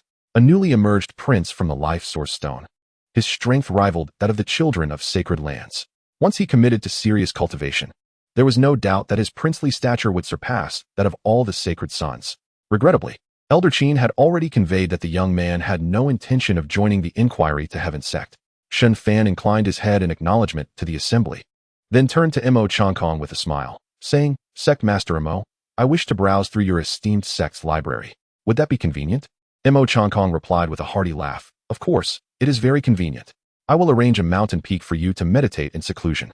Feel free to stay for several days and enjoy the scenery of our sect. Given that there was no opportunity for him to join their ranks, establishing a connection would still prove beneficial for the inquiry to Heaven sect. Understanding his intent, Shen Fan smiled. I appreciate Sect Master Mo's kindness. Not at all. Let Elder Qin accompany you, Mo Changkong laughed. As he observed Shen Fan and Qin Changqing depart, he sighed softly. It has been tens of thousands of years since a great emperor has emerged in the Xiantian continent. It seems the time of change is upon us. Beside him, the Grand Elder Mo Wuching chuckled, stroking his beard, while lament, Sect Master, even if Shen Daoist were to join our sect, we would still be unable to provide the resources necessary for his cultivation. He would ultimately need to seek them independently. Haha, only the sacred lands, ancient noble families, and superpowers possess such capabilities. For our inquiry to Heaven Sect, simply befriending him is sufficient. Mo Wenyu chimed in with a smile. Mo Changkong nodded. Turning away with a smile, let Qing'er make the acquaintance. If they can engage in pleasant discourse, that would be splendid. Let us simply become familiar. Upon hearing these words, Mo Wuqing and Mo Wenyu exchanged glances, their eyes brimming with amusement. They could easily discern the tinge of regret in Mo Changkong's tone.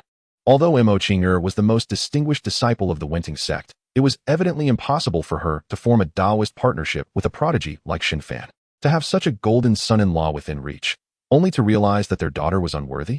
Such a revelation would undoubtedly evoke a complex mix of emotions. Forcing Shen Fan to join the Wenting sect would be a decision only born of folly. Alas, they could only make themselves familiar faces. The two elders shook their heads and followed their sect leader as they departed, leaving behind a group of disciples from the Wenting sect. Their faces filled with shock and engaged in hushed whispers. In a secluded peak of the Wenting sect, Shen Fan reclined in a bamboo chair, perusing the section on cultivation realms in the Chronicles of Xianxian Continent. The text detailed the stages of spiritual cultivation, the introduction of spirit into the body, the solidification of spiritual energy like granite, the refinement of spirit akin to the vast ocean, the purification of blood, bones, tendons, and organs to transcend the mundane, and the cultivation of the soul to enter the realm of condensed spirit. Once he finished the section on realms, Shen Fan finally comprehended the hierarchy of cultivators in the Xianxian continent: spirit introduction realm, granite body realm, cloud sea realm, transcendence realm, condensed spirit realm, dharma aspect realm, celestial realm, divine power realm, king realm, half-saint realm, quasi-emperor, and the emperor of the path. Below the emperor, there existed 9 levels within each realm, with each step akin to ascending to the heavens. Unbeknownst to him, he was nearing the divine power realm. System, you truly are remarkable, Shen Fan exclaimed, placing the book over his face and slumping back into the chair. The sensation of not having to cultivate was undeniably delightful. He could simply relax. It is indeed the host's brilliance in effectively utilizing the system's functions. How could an ordinary individual achieve such rapid progress? Alas, if only I knew where the elders and ancestors of the Wenting sect resided, I could conveniently replicate their abilities. Shen Fan crossed his arms and swung his feet playfully, feeling quite at ease. Asking directly would impart an impression of ulterior motives. However, he could potentially replicate other things. At that moment, as Shen Fan lowered the book from his face, he noticed a woman clad in white attire entering the courtyard. She possessed delicate, willow-like brows, a finely sculpted nose, and a smile gracing her rosy lips. Upon catching Shen Fan's gaze, she greeted him with a playful bow, saying, "Greetings, Senior Shen. I am Mo Qing'er." Her voice was melodious and genuine, exuding a refreshing charm. "There's no need to call me senior. We are peers, after all," Shen Fan replied with a smile, secretly thinking. System, replicate her spiritual root. The very fact that she dared to visit his courtyard indicated that she had been intentionally arranged by Mo Changkong. Anyone lacking capability would likely hesitate to approach him. Locking onto Mo Qing'er, aptitude assessed as superior spiritual root. Replication enhancement initiated. Ding. Congratulations, host, for enhancing the superior spiritual root to an exceptional spiritual root. As the system's notification echoed in his mind, Shen Fan clearly perceived a marked improvement in his sensitivity to the celestial energies around him, significantly surpassing his previous capabilities. Not only that, he also gained a deeper understanding of the recently acquired Starry Secret method and the Oblivion Stupa seal. Their potency would surely be amplified upon execution. This was one of the paramount advantages of cultivating a spiritual root. The higher the cultivation aptitude, the better the comprehension. These two elements complemented each other beautifully. This was indeed a splendid enhancement. Compared to the ability to hasten cultivation speed, this was of utmost importance to him. Noticing the smile gracing Shen Fan's lips and his buoyant mood, Mo Qing'er lightly chuckled. "Then it seems I have elevated myself, Senior Shen." Shen Fan waved his hand dismissively. "Not at all. I haven't yet explored the Wenting sect. Would you be so kind as to show me around?" "Of course. I also wish to guide you around the sect," Mo Qing'er replied, her eyes sparkling with excitement. Initially uncertain, she was pleasantly surprised by how amiable this prodigy was. Although her father had intended for her to befriend Shen Fan, Mo Qing'er did not feel any aversion. In their sphere of influence, cultivation not only relied on aptitude but also on connections and relationships. As they walked together, their conversation flowed naturally, and Mo Qing'er shed her initial shyness, her smile becoming increasingly genuine. As the two departed the courtyard, they engaged in lively conversation, drawing the attention of numerous disciples around them. The handsome young man and the stunningly beautiful woman made for an exquisite pair. Upon learning of Shen Fan's prowess, some disciples of the Wenting sect, who had harbored feelings for Mo Qinger, promptly abandoned any thoughts of rivalry. "Senior, does your caliber make cultivation seem effortless?" Mo Qinger inquired. Her curiosity piqued as they strolled along the mountain path.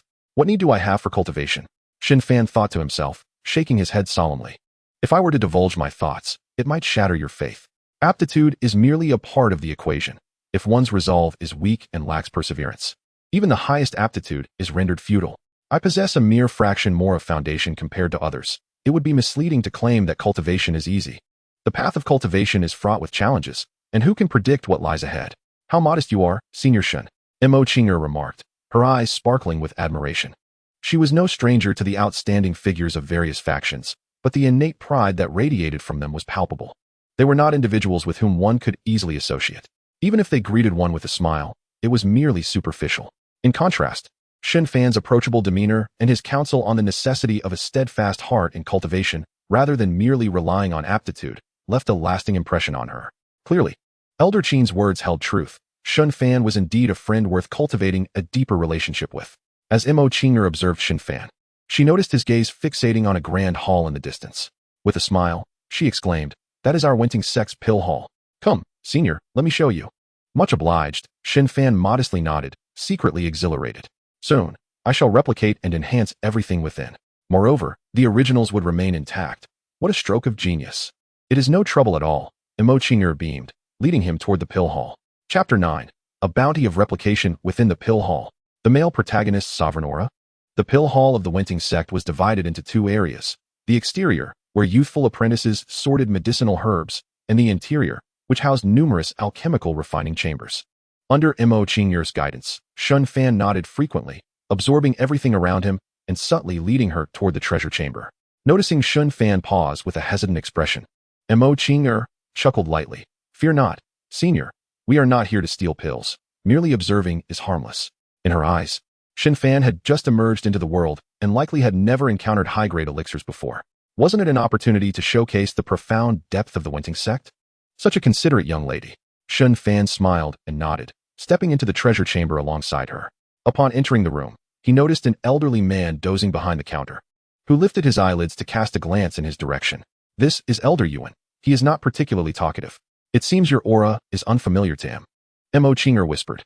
Listening to Mo Qinger's words, Shen Fan slightly bowed his head in respect toward the elder, inwardly contemplating, system, directly replicate his cultivation level. The guardian of such an important place undoubtedly possessed formidable strength.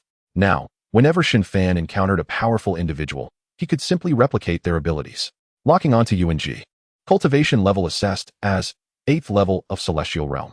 Replication failed due to the target's cultivation being equal to that of the host. Shen Fan felt no disappointment. Instead, he surveyed the surrounding shelves of herbs and thought, system, replicate and enhance the medicinal herbs within the treasure chamber. All elixirs locked, amplification copying activated. Congratulations, host. You have amplified the second-tier top-grade spirit gathering pill to the third-tier middle-grade Qi pill. Congratulations, host. You have amplified the fifth-tier middle-grade dragon tiger pill to the seventh-tier middle-grade Xian beast pill. Congratulations, host. You have amplified the 6th-tier low-grade transformation dragon pill to the 9th-tier middle-grade yin-yang duality pill. As the series of amplification notifications rang in his ears, Shen Fan felt an overwhelming sense of satisfaction.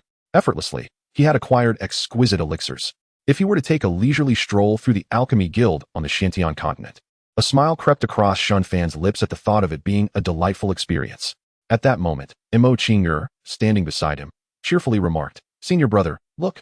This area contains elixirs of 5th tier and above, but they are all under restrictions. One needs the sect master's jade slip to take them." Before him stood racks crafted from jade, each adorned with exquisite small jade vials, each protected by arrays of light to thwart any attempts at theft. As she spoke, Mo Qinger cast a proud glance at Shen Fan. Alchemists are classified from 1st to 9th grade, with those above 9th grade referred to as semi-sage alchemists, alchemy saints, and alchemy emperors. Generally, it requires a substantial allocation of resources to cultivate an alchemist within any faction. Although the Asking Heaven sect possesses only one 5th grade alchemist, they are significantly stronger than other factions of similar standing. This is the essence of a sect's foundation. Impressive. Let us proceed, Miss Mo, and explore other areas. Shen Fan replied with a smile. Certainly. Mo Qinger beamed as they departed the elixir storage room. As Shen Fan passed through the alchemy district, he noticed an elderly man patrolling back and forth, and he instinctively copied the man's soul strength. Locking Zhang Chuan, soul grade identified, second grade. Amplification copying activated. Ding. Congratulations, host, you have amplified second grade soul strength to third grade. He likely wasn't a primary alchemist of the Pill Hall, but this visit to the Asking Heaven sect had proven to be quite fruitful. Shen Fan felt a thrill of satisfaction within. He was thoroughly pleased with his journey to the Asking Heaven sect. Subsequently, the two ventured to the inner sect's scripture pavilion, the merit pavilion, the training grounds, and more. Shen Fan casually copied every technique from the scripture pavilion. Simultaneously, he amplified a certain movement technique from the elder guarding the pavilion. Shadow following. Semi-sage grade upper-tier movement technique. Swift as smoke, elusive as mist, following one as shadow, extraordinarily unpredictable. As for the techniques from other elders, their grades were too low, failing to reach even the semi-sage level. Regarding the copied and amplified technique manuals, Shen Fan had no intention of utilizing them. It was akin to cultivation. Such endeavors would be a waste of time. It was far more efficient to copy and amplify than to engage in time-consuming practices. Having a system certainly made things convenient. Shen Fan mused dreamily, a smile gracing his face. Beside him, Mo Qinger gazed at the breathtaking sunset over the sea of clouds, softly remarking, "How beautiful. I have been engrossed in my cultivation and seldom get the chance to enjoy the view from the Cloud Sea platform." Coming back to reality, Shen Fan replied with a gentle smile. The scenery is indeed remarkable. The Cloud Sea platform, as its name suggests, is the highest point of the Asking Heaven sect, overlooking a sea of clouds that cascades into peaks. Draped in a golden light cast by the setting sun, it appeared utterly resplendent. Senior brother Shen, what are your plans next? Mo Qinger inquired softly.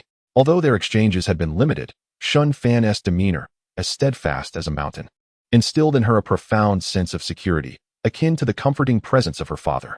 Was this the aura possessed only by one who had lived for countless years? Yet, he seemed so oblivious to it all. Plans, Shen Fan pondered for a moment before smiling at her. I intend to wander the Xianxian continent, exploring the sites of each locale, for I have yet to visit. The vast expanse of the Xianxian continent is indeed immense, without a teleportation array. An ordinary cultivator might spend their entire life traversing it. Within lie countless captivating destinations that Shen Fan was determined to experience. His tone was carefree, yet tinged with a hint of solitude. This was the most immediate impression Mo Qinger had upon hearing his words. Reflecting on Shen Fan's solitary existence without any kin upon his emergence into this world, her heart quivered slightly. She bit her lip, diverting the conversation, pursuing the path of greatness. With your exceptional talent, senior brother Shen, why not strive for the Emperor's path? Throughout history, those who have emerged have sought to attain the Emperor's realm. You must not be too lax. Under the glow of the sunset, her radiant smile appeared even more enchanting. Strive for what? If someone becomes emperor, wouldn't it be delightful to copy their achievements? Shen Fan raised an eyebrow, smirking at her. Too perilous. I fear for my life, haha. With that, Shen Fan nimbly leaped onto the railing of the observation deck, turned his body, and leaned back over the precipice of the Cloud Sea. Senior brother Shen, you're too reckless. Haha, what do you know? This is called enjoyment. Shen Fan laughed heartily, vanishing into the mist below. With lightness, one must not forsake the joy of cultivation. Observing his childlike antics, Mo Qinger chuckled and leapt into the Cloud Sea below. Above the sea of clouds, Mo Chong Kong gazed at the now deserted observation deck, murmuring to the elderly man beside him. Elder, this lad seems indifferent to the pursuit of enlightenment. Is he truly a son of the emperor? Those from various lands all regard the attainment of enlightenment and ascension to the Emperor's path as their ultimate goal. Yet, Shen Fan appears so nonchalant. The elder replied calmly, throughout history, even among the sons of emperors, those who achieve enlightenment are few and far between. However, this lad's carefree demeanor is quite rare. Do not underestimate anyone. As his words fell, the elder had already vanished into the air. At the side peak of the Asking Heaven sect, Mo Qinger stood outside a small courtyard, waving to Shen Fan. Senior brother Shen, today was truly delightful. Haha, likewise. Noticing that Mo Qinger remained, hesitating in place, Shen Fan felt a flutter in his heart. Could it be that my charm is too great, drawing her in? It seemed that this was the aura of a male protagonist in a novel. Feeling rather pleased with himself, Shen Fan began to scrutinize the lively maiden before him. Standing at 1.77 meters tall, she donned fitted attire that accentuated her figure. Coupled with her exquisite features and candid personality, She was indeed captivating. This young lady is rather attractive. Would it be too soon if she confessed to me? However, given her straightforwardness, she seems to be the type to act boldly. Alas, such charm can be a burden. As xianxia noticed Shen Fan's lingering gaze, she no longer hesitated and cheerfully inquired, "Senior brother, in a few days, I will be venturing out for trials, and I need to prepare. Will you still be staying at the xianxiafan's sect?" Ha ha ha, is that so? I should be leaving soon. Shen Fan's expression stiffened as he looked at her with a forced smile, inwardly lamenting. Indeed, one must remain grounded in reality. What's wrong, Senior Brother Shen? Xianxia remarked with a tinge of regret. I wonder when I will see you again. In the path of cultivation, a separation can last many years. After all, the Xiantian continent is so vast. To meet again is merely a matter of luck. Shen Fan contemplated for a moment, then smiled at her. No worries, if you set off, just let me know. I have nothing pressing to do here. My affairs at the xianxiafan's sect have come to a close. Shen Fan had yet to determine his next destination. Why not take a leisurely stroll around the trial ground spoken of by Xianxia? Perhaps we might encounter an extraordinary individual with exceptional cultivation potential. If I chance upon a prodigy possessing remarkable physique, it would be delightful to replicate their abilities. Upon hearing this, Xianxia's eyes sparkled with excitement. Really? Brother, you must not go back on your word. Haha, rest assured. Shen Fan replied with a smile, waving his hand as he turned to depart. After returning to his room, Shen Fan closed the door and retrieved several small vials from the system space. 8th tier superior ethereal enlightenment pill. Upon consumption, the cultivator's spirit, consciousness, and intellect will experience a significant enhancement. The higher the innate talent, the more pronounced the enlightenment effect. 9th tier inferior vitality creation pill. This pill not only grants the ability to revive the deceased, but also heals any injuries below the king realm. Note, it cannot erase the injuries of those in the half-holy realm. Ineffective for those whose life wheels have withered below the saint realm. 9th tier medium yin-yang duality pill. A miraculous healing elixir that remedies the ailments of extreme yin and extreme yang constitutions. Once consumed, cultivators with either constitution can merge the energies within their bodies, significantly enhancing their strength. Such treasures. Gazing at the system's information projection, Shen Fan opened the vial of the vitality creation pill. Wisps of pill mist wafted out, and with a gentle inhalation, the fragrance was utterly captivating. Truly, this is a supreme elixir. Just the scent ignites a desire to consume it. Shen Fan smacked his lips and then directed his nostrils towards the vial, inhaling deeply. The aromatic essence flooded into his nostrils, intoxicating him. Especially when the potent medicinal energy coursed through his body, he felt as if he were floating, completely at ease. Oh, I wish I could consume it all at once. After a delightful burp, Shen Fan glanced at the radiant vitality creation pill suspended in the vial, noticing that the mist he had inhaled had once again filled the container. After sealing the vial, he reclined on the bed, raising an eyebrow with a smile. Hey, I shall wait until my cultivation level rises before using it. Having stored the elixir in the system space, Shen Fan stretched lazily on his bed. Then he waved his hand, extinguishing the candle on the table. 3 days later, Shen Fan and the disciples of the Wenyangong boarded a flying vessel, departing from the location. The expedition was led by Elder Mo Wenyuan of Wenyangong, one of the elders who had followed Mo Chong Kong just a few days prior. The elderly man, somewhat portly and resembling the Buddha of abundance, stood at the railing of the vessel with a cheerful demeanor. Standing beside him, Shen Fan observed the numerous flying vessels soaring in the high skies and remarked, Elder Mo, it seems that many factions are headed to the trial grounds this time. Elder Mo Wenyuan stroked his beard and chuckled. The ruins of the 7-star mountain in the eastern region are anything but ordinary.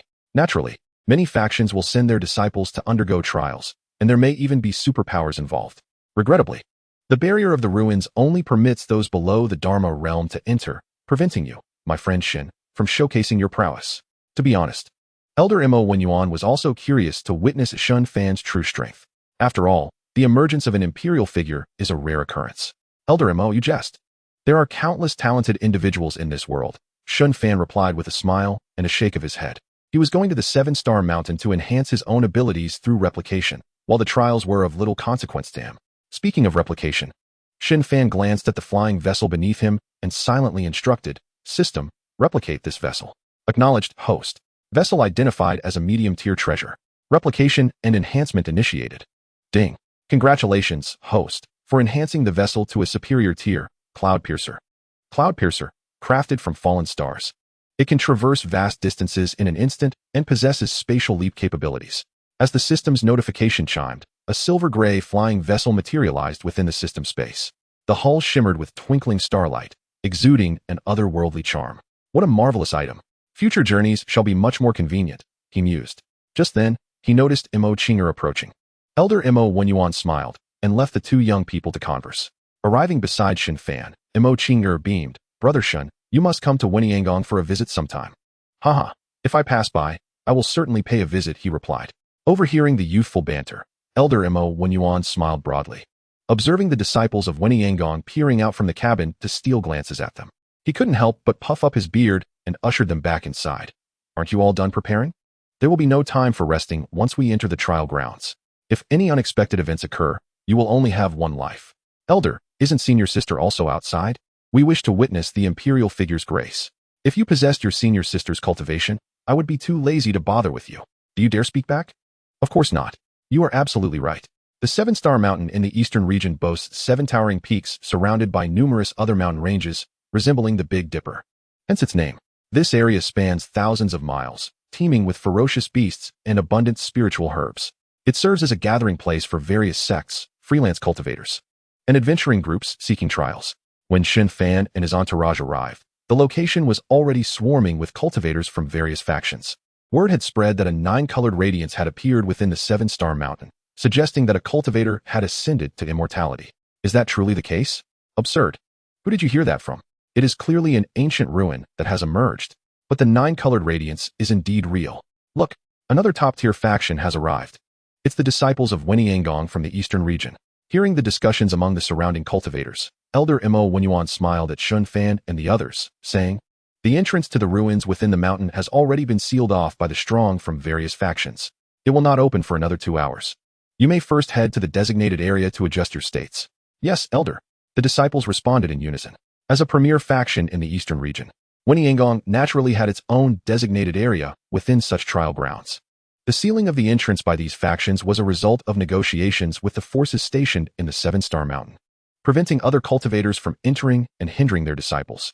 However, Shen Fan learned that these factions were not entirely ruthless. When the ruins opened, freelance cultivators would also be permitted to enter and explore. No one raised any objections, as these factions possessed formidable strength and backgrounds.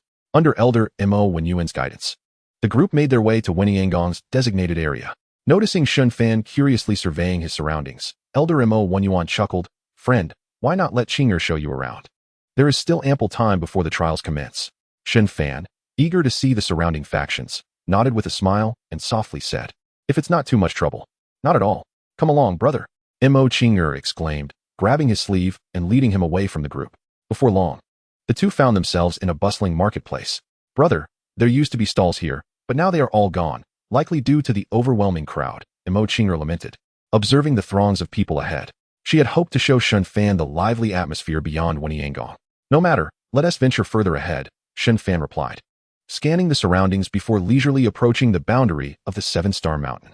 Within the boundary, 10 cultivators from various factions were stationed, preventing anyone from rushing into the 7-star mountain.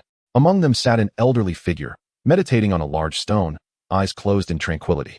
As a magnificent treasure ship descended from the distant void, it landed directly within the bounds of the 7 Stars mountain. The cultivators gathered outside the boundary murmured among themselves, TSK, how domineering.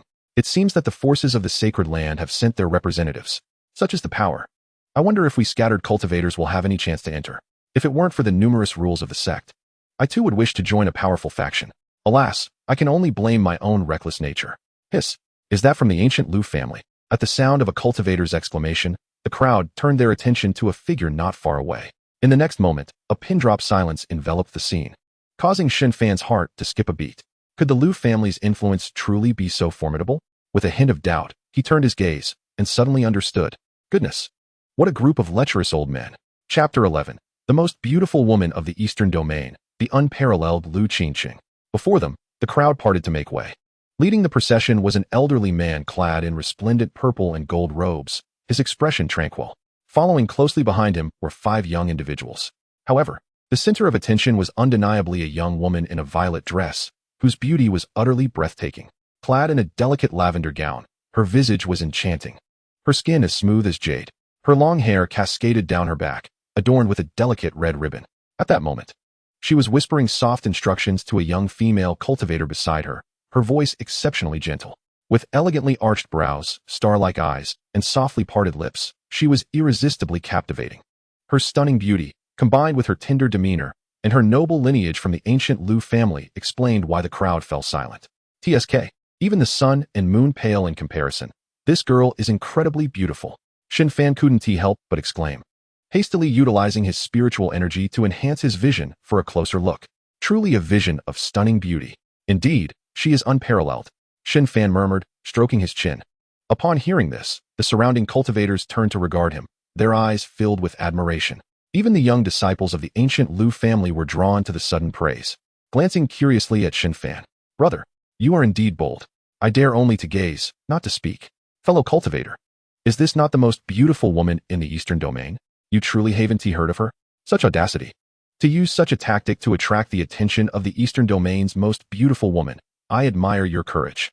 Shen Fan rolled his eyes at the whispers surrounding him. He then fixed his gaze upon the back of the Lu family elder and silently mused. System. Copy and amplify the cultivation level of the target. Locking onto Lu Songlong.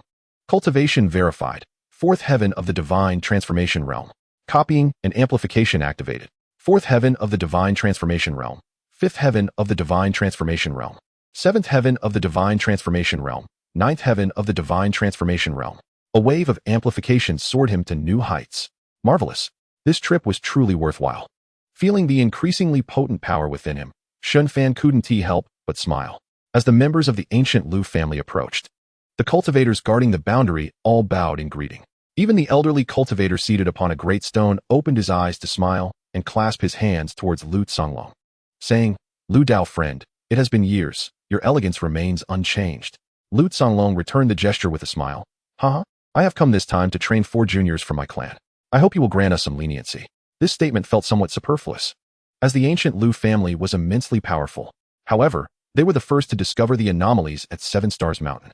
Although the ancient Lu family was formidable, they were not overbearing. Fang Qi stroked his beard and chuckled.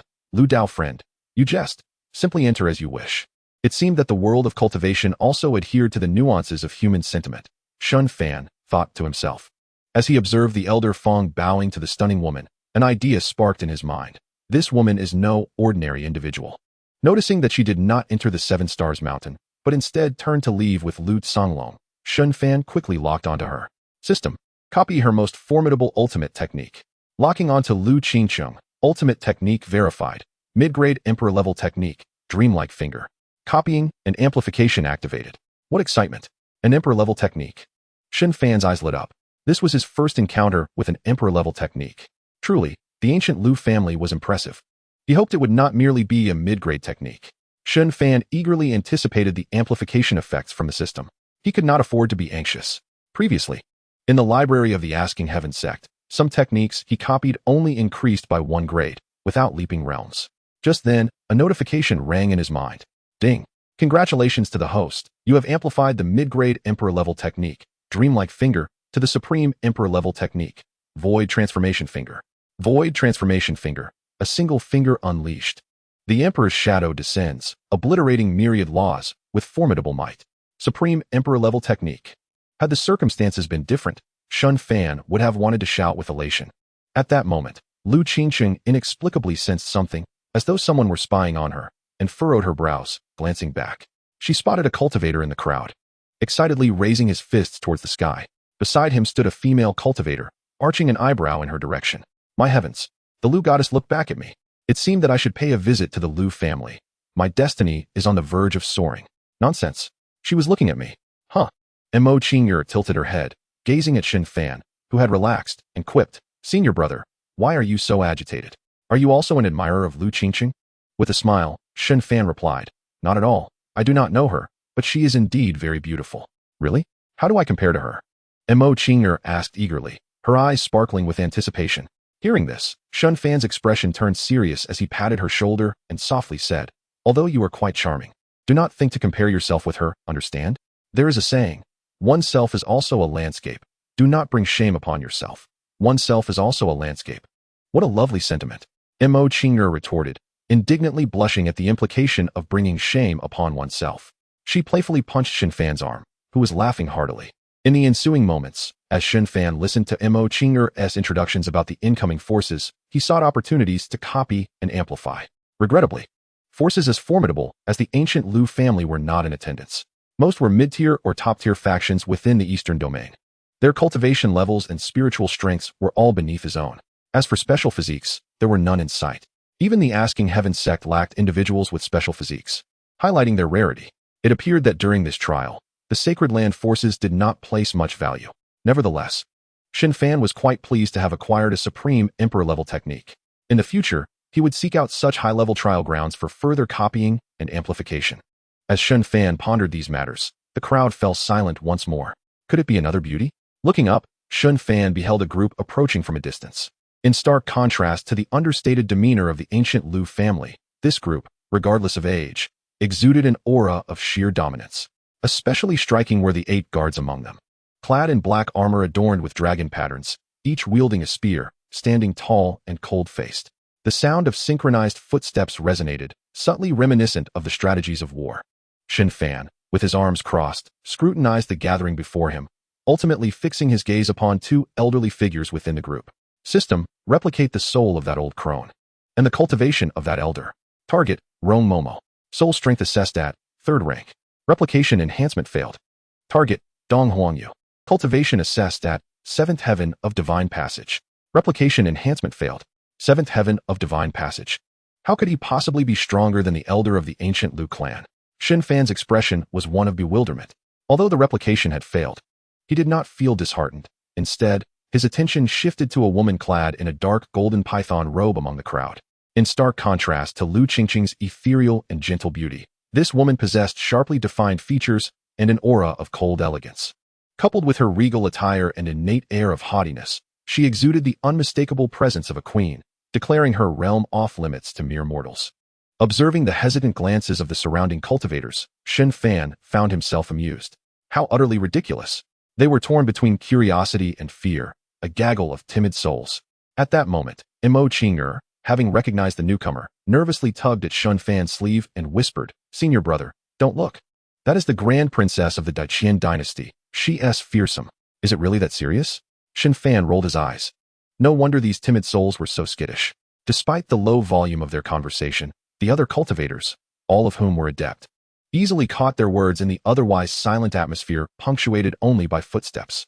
The synchronized footsteps abruptly halted. Simultaneously, the cultivators surrounding Shen Fan scattered like chickens chased by a dog, leaving their original positions in an instant. Shen Fan's eyes twitched as he glanced up, only to find the woman in the center turning her head toward him. She assessed the audacious young man who dared to meet her gaze before shifting her attention to Mo Qing'er, who had lowered her head. Upon recognizing her attire from the Wenyanggong sect, a wicked smile crept upon the woman's lips as she spoke with an indifferent tone, "Slap her." As soon as the command left her lips, a palace maid standing beside her transformed into a blur, appearing directly in front of Mo Qing. With a cold gaze, the maid stretched out her delicate right hand, poised to strike the young woman's fair visage. But in the next moment, her pupils constricted. The 2 figures before her seemed to dissolve into thin air, swept away by her own palm's force. So swift. Startled, she spun around, only to find that the Grand Princess of Daqian had already been seized by the young man, his grip firmly around her delicate neck. Gasp! Witnessing this scene, everyone inhaled sharply. Chapter 12. The Arrogant and Overbearing Princess of the Dynasty. What a tempestuous turn of events. Has he lost his mind? That's the Grand Dynasty of Daqian. He dares to seize the Grand Princess right under Rong Momo's nose. With such agility, why not just make a clean escape?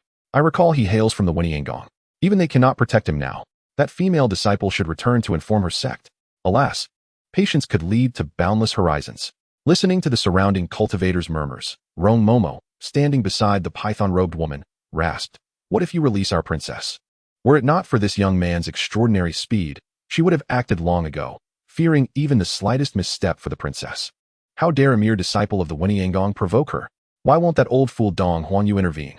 Humph, it seems he harbors discontent regarding the princess's ascension, she thought, casting a resentful glance at the elder within their ranks. The palace maid did not pursue Mo Qing'er.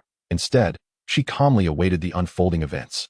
As long as this young man possessed even a modicum of sense, he would recognize the dire consequences of his actions, consequences that neither he nor the Wenyanggong could withstand. Shen Fan shrugged, his right hand firmly gripping the Grand Princess's neck, his thumb caressing her porcelain skin. Observing that she did not appear enraged, but rather, a smile danced on her lips, and her eyes curved like crescent moons, he remarked, "You certainly possess an air of arrogance, my lady." Before he could finish his sentence, her pupils contracted. In a sudden motion, the young man raised his hand and struck down toward her exquisite visage without a moment's hesitation. This spectacle left all onlookers wide-eyed in disbelief. My heavens, has he truly lost his mind? Some of the more astute cultivators instinctively fled the scene. How audacious! With a piercing roar, Rong Momo surged toward Shen Fan, a tempest of fury in her wake. However, with the princess held hostage, she dared not strike. Instead, she aimed to intercept his hand. Though he had refrained from delivering a lethal blow, should he strike the grand princess, their royal family's honor would be irrevocably tarnished. Meanwhile, the palace maid advanced with a calculated approach, aiming to distract him. In the next instant, boom! Shen Fan erupted with a fearsome aura. The rushing energy sent the maid spiraling backward, spitting forth a mist of blood, her fate uncertain. At that very moment, feeling the overwhelming energy emanating from Shen Fan, the old crone was filled with trepidation. This young man possesses cultivation at the divine passage level? No longer daring to act recklessly, her own aura surged dramatically. Shen Fan raised his left hand, forming a seal. Buzz! The air around him shimmered with rippling waves. The spiritual energy surged toward him, converging into the ominous law imprint that radiated a sense of annihilation. The terrifying pressure swept around him, prompting nearby cultivators to retreat in alarm. As they beheld the golden patterns coalescing within the law imprint, a wave of fear coursed through the crowd. Hiss! Half-saint golden patterns. This young man's technique is of half-saint caliber? Such formidable might. When did the Xianxiaaudiobooks give rise to such a prodigy? Why has there been no word of him? Simultaneously, the old crone, her expression grave, unleashed a palm imbued with tyrannical dragon energy. Roar! With the resonant roar of a dragon, a colossal five-clawed golden dragon, marked with golden patterns on its forehead, surged forth, bearing down upon Shen Fan's law imprint with unyielding force. Witnessing this, an elder cultivator gasped in astonishment. That's the Daiqian half-saint's azure dragon palm. This young man is indeed extraordinary. He has compelled Rong Momo, a divine passage cultivator, to resort to this technique. Could he also be a practitioner of the divine passage? What? A divine passage cultivator at such a young age? Before the stunned crowd could fully comprehend the situation, a low growl echoed through the air. Oblivion seal. Boom!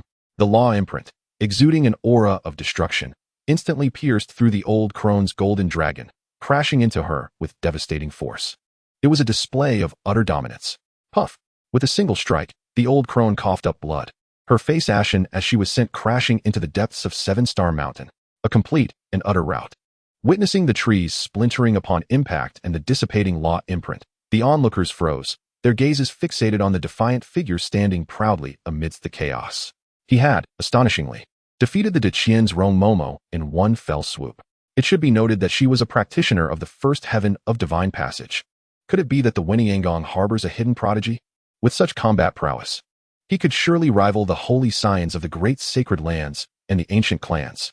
Unbeknownst to many, I have heard whispers that last year, at the sacred Tianyan Sword Pavilion in the northern frontier, a disciple managed to slay a formidable opponent at the level of divine prowess with a single stroke of their sword.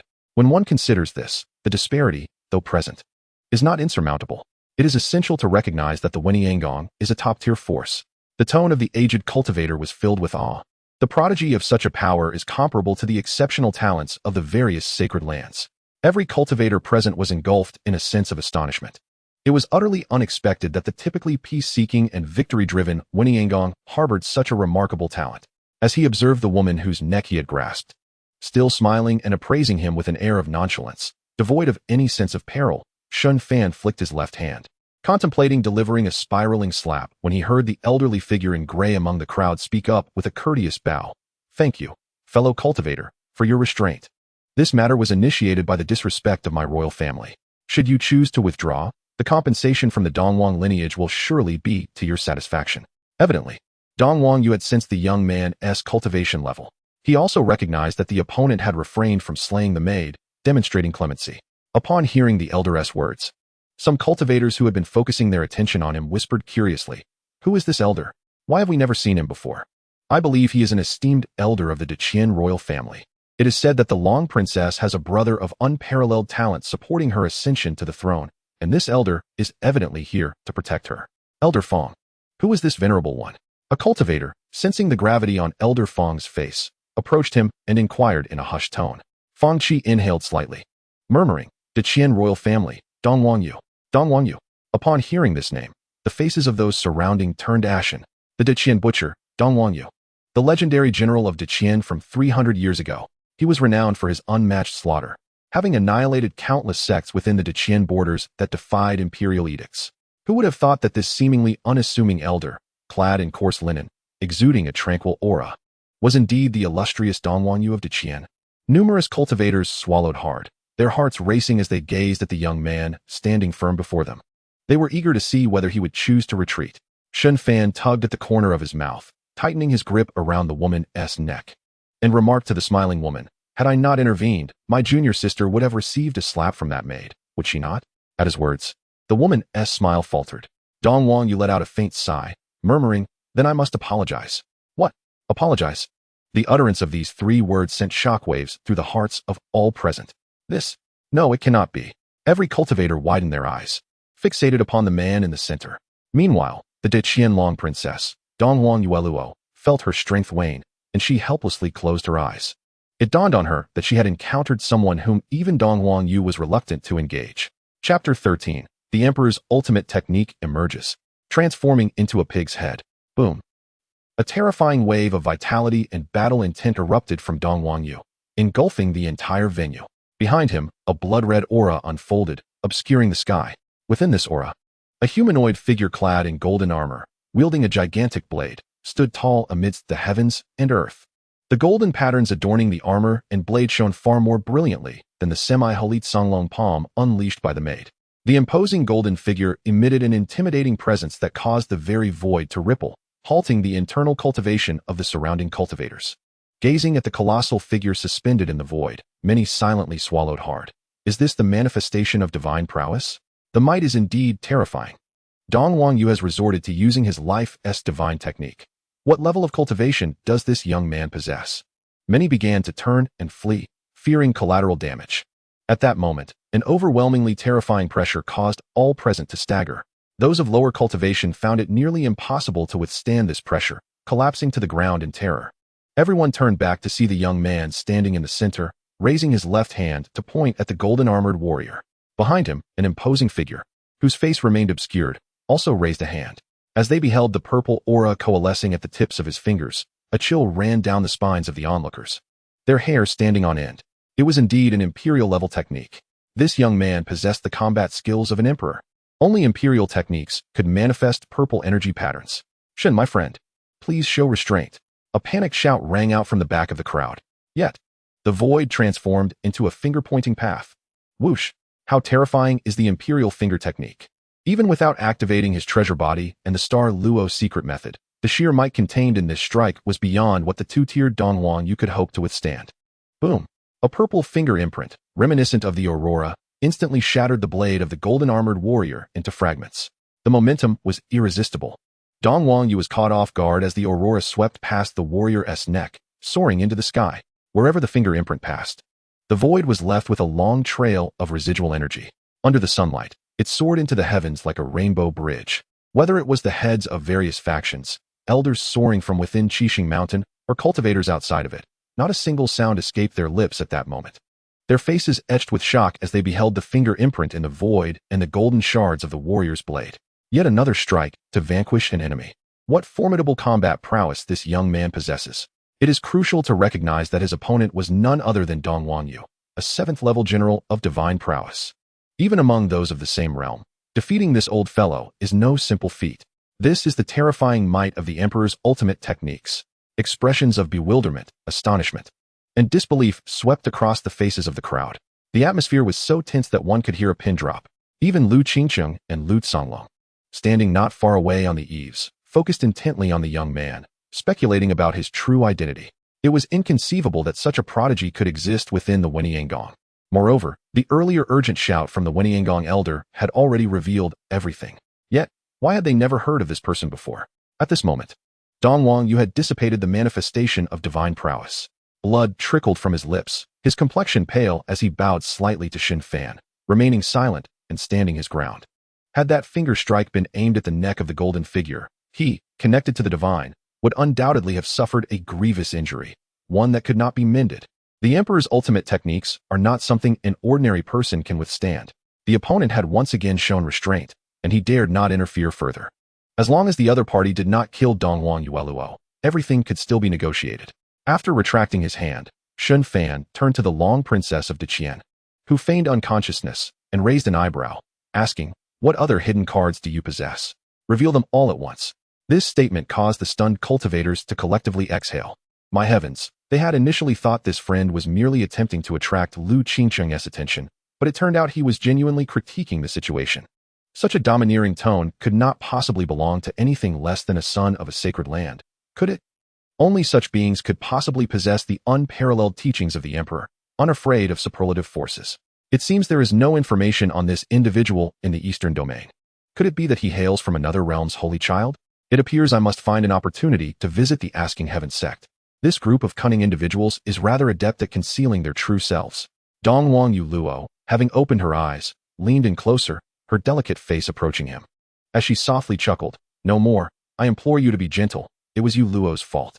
Before her words could fade, a resounding slap echoed. Shen Fan's right hand landed squarely on her exquisite face. This caused every cultivator's heart to tremble, and many female cultivators instinctively rubbed their numbed cheeks.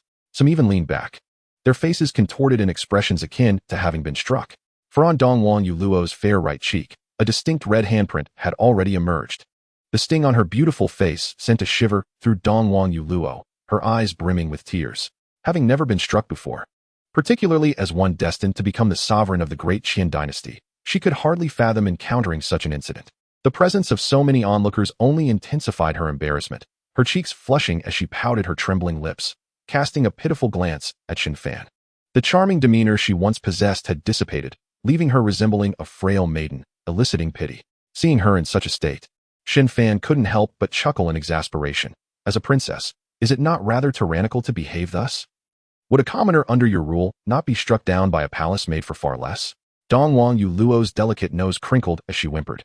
"I merely enjoy scaring people, I mean no harm." Still daring to retort, Shen Fan tightened his grip around her neck, delivering another resounding slap. He was well aware that the palace maid had not utilized her spiritual energy when she struck. Had she done so, Shen Fan would have held nothing back. Even the esteemed elder Mo Wenyuan from the Asking Heaven sect would be powerless to mediate. Noticing that Dongwang Yueluo had not used her spiritual energy to dispel the swelling on her cheek, Shen Fan finally ceased his assault, coldly stating, "Do you believe yourself a deity? Is it too much to allow someone to speak? I doubt your father would be so arrogant." Gasp. Such ferocity. He dares to critique the sovereign of the great Qian dynasty. Truly, he is worthy of being a son of the Holy Land. With words that pierce like arrows. With her face swollen, Dongwang Yueluo, tears streaming down her cheeks, tremulously replied, "Father loves his people dearly, cherished by his subjects." Smack. Your father may indeed love his subjects, yet you frolic about recklessly? With a frigid expression, Shen Fan raised his hand once more, unleashing a flurry of slaps. "Today, fate has placed me in a position to teach you a lesson on behalf of your father. Your ancestral grave must be emitting green smoke." The sharp sounds of slaps resonated painfully throughout the gathering. "Friend, one ought not to disturb the ancestral grave. That Dongwang ancestor may very well rise to seek you out. TSK. Her face is so swollen. It is an outright tragedy. Were it me, I would surely treat her with tenderness. A gentle pinch would suffice." The gathered cultivators, unable to bear the sight any longer, hastily turned to leave. Despite Dongwang Yueluo's pitiful state, remaining would only invite their own lamentations. At that moment, Dongwang Yueluo was reduced to a weeping figure, her delicate form trembling. Yet, she dared not look at Shen Fan, her eyes shut tight, tears streaming down her cheeks. Only when Shen Fan had struck her to the point where even her parents would no longer recognize her, did he finally relent. "Enough. Do not cry.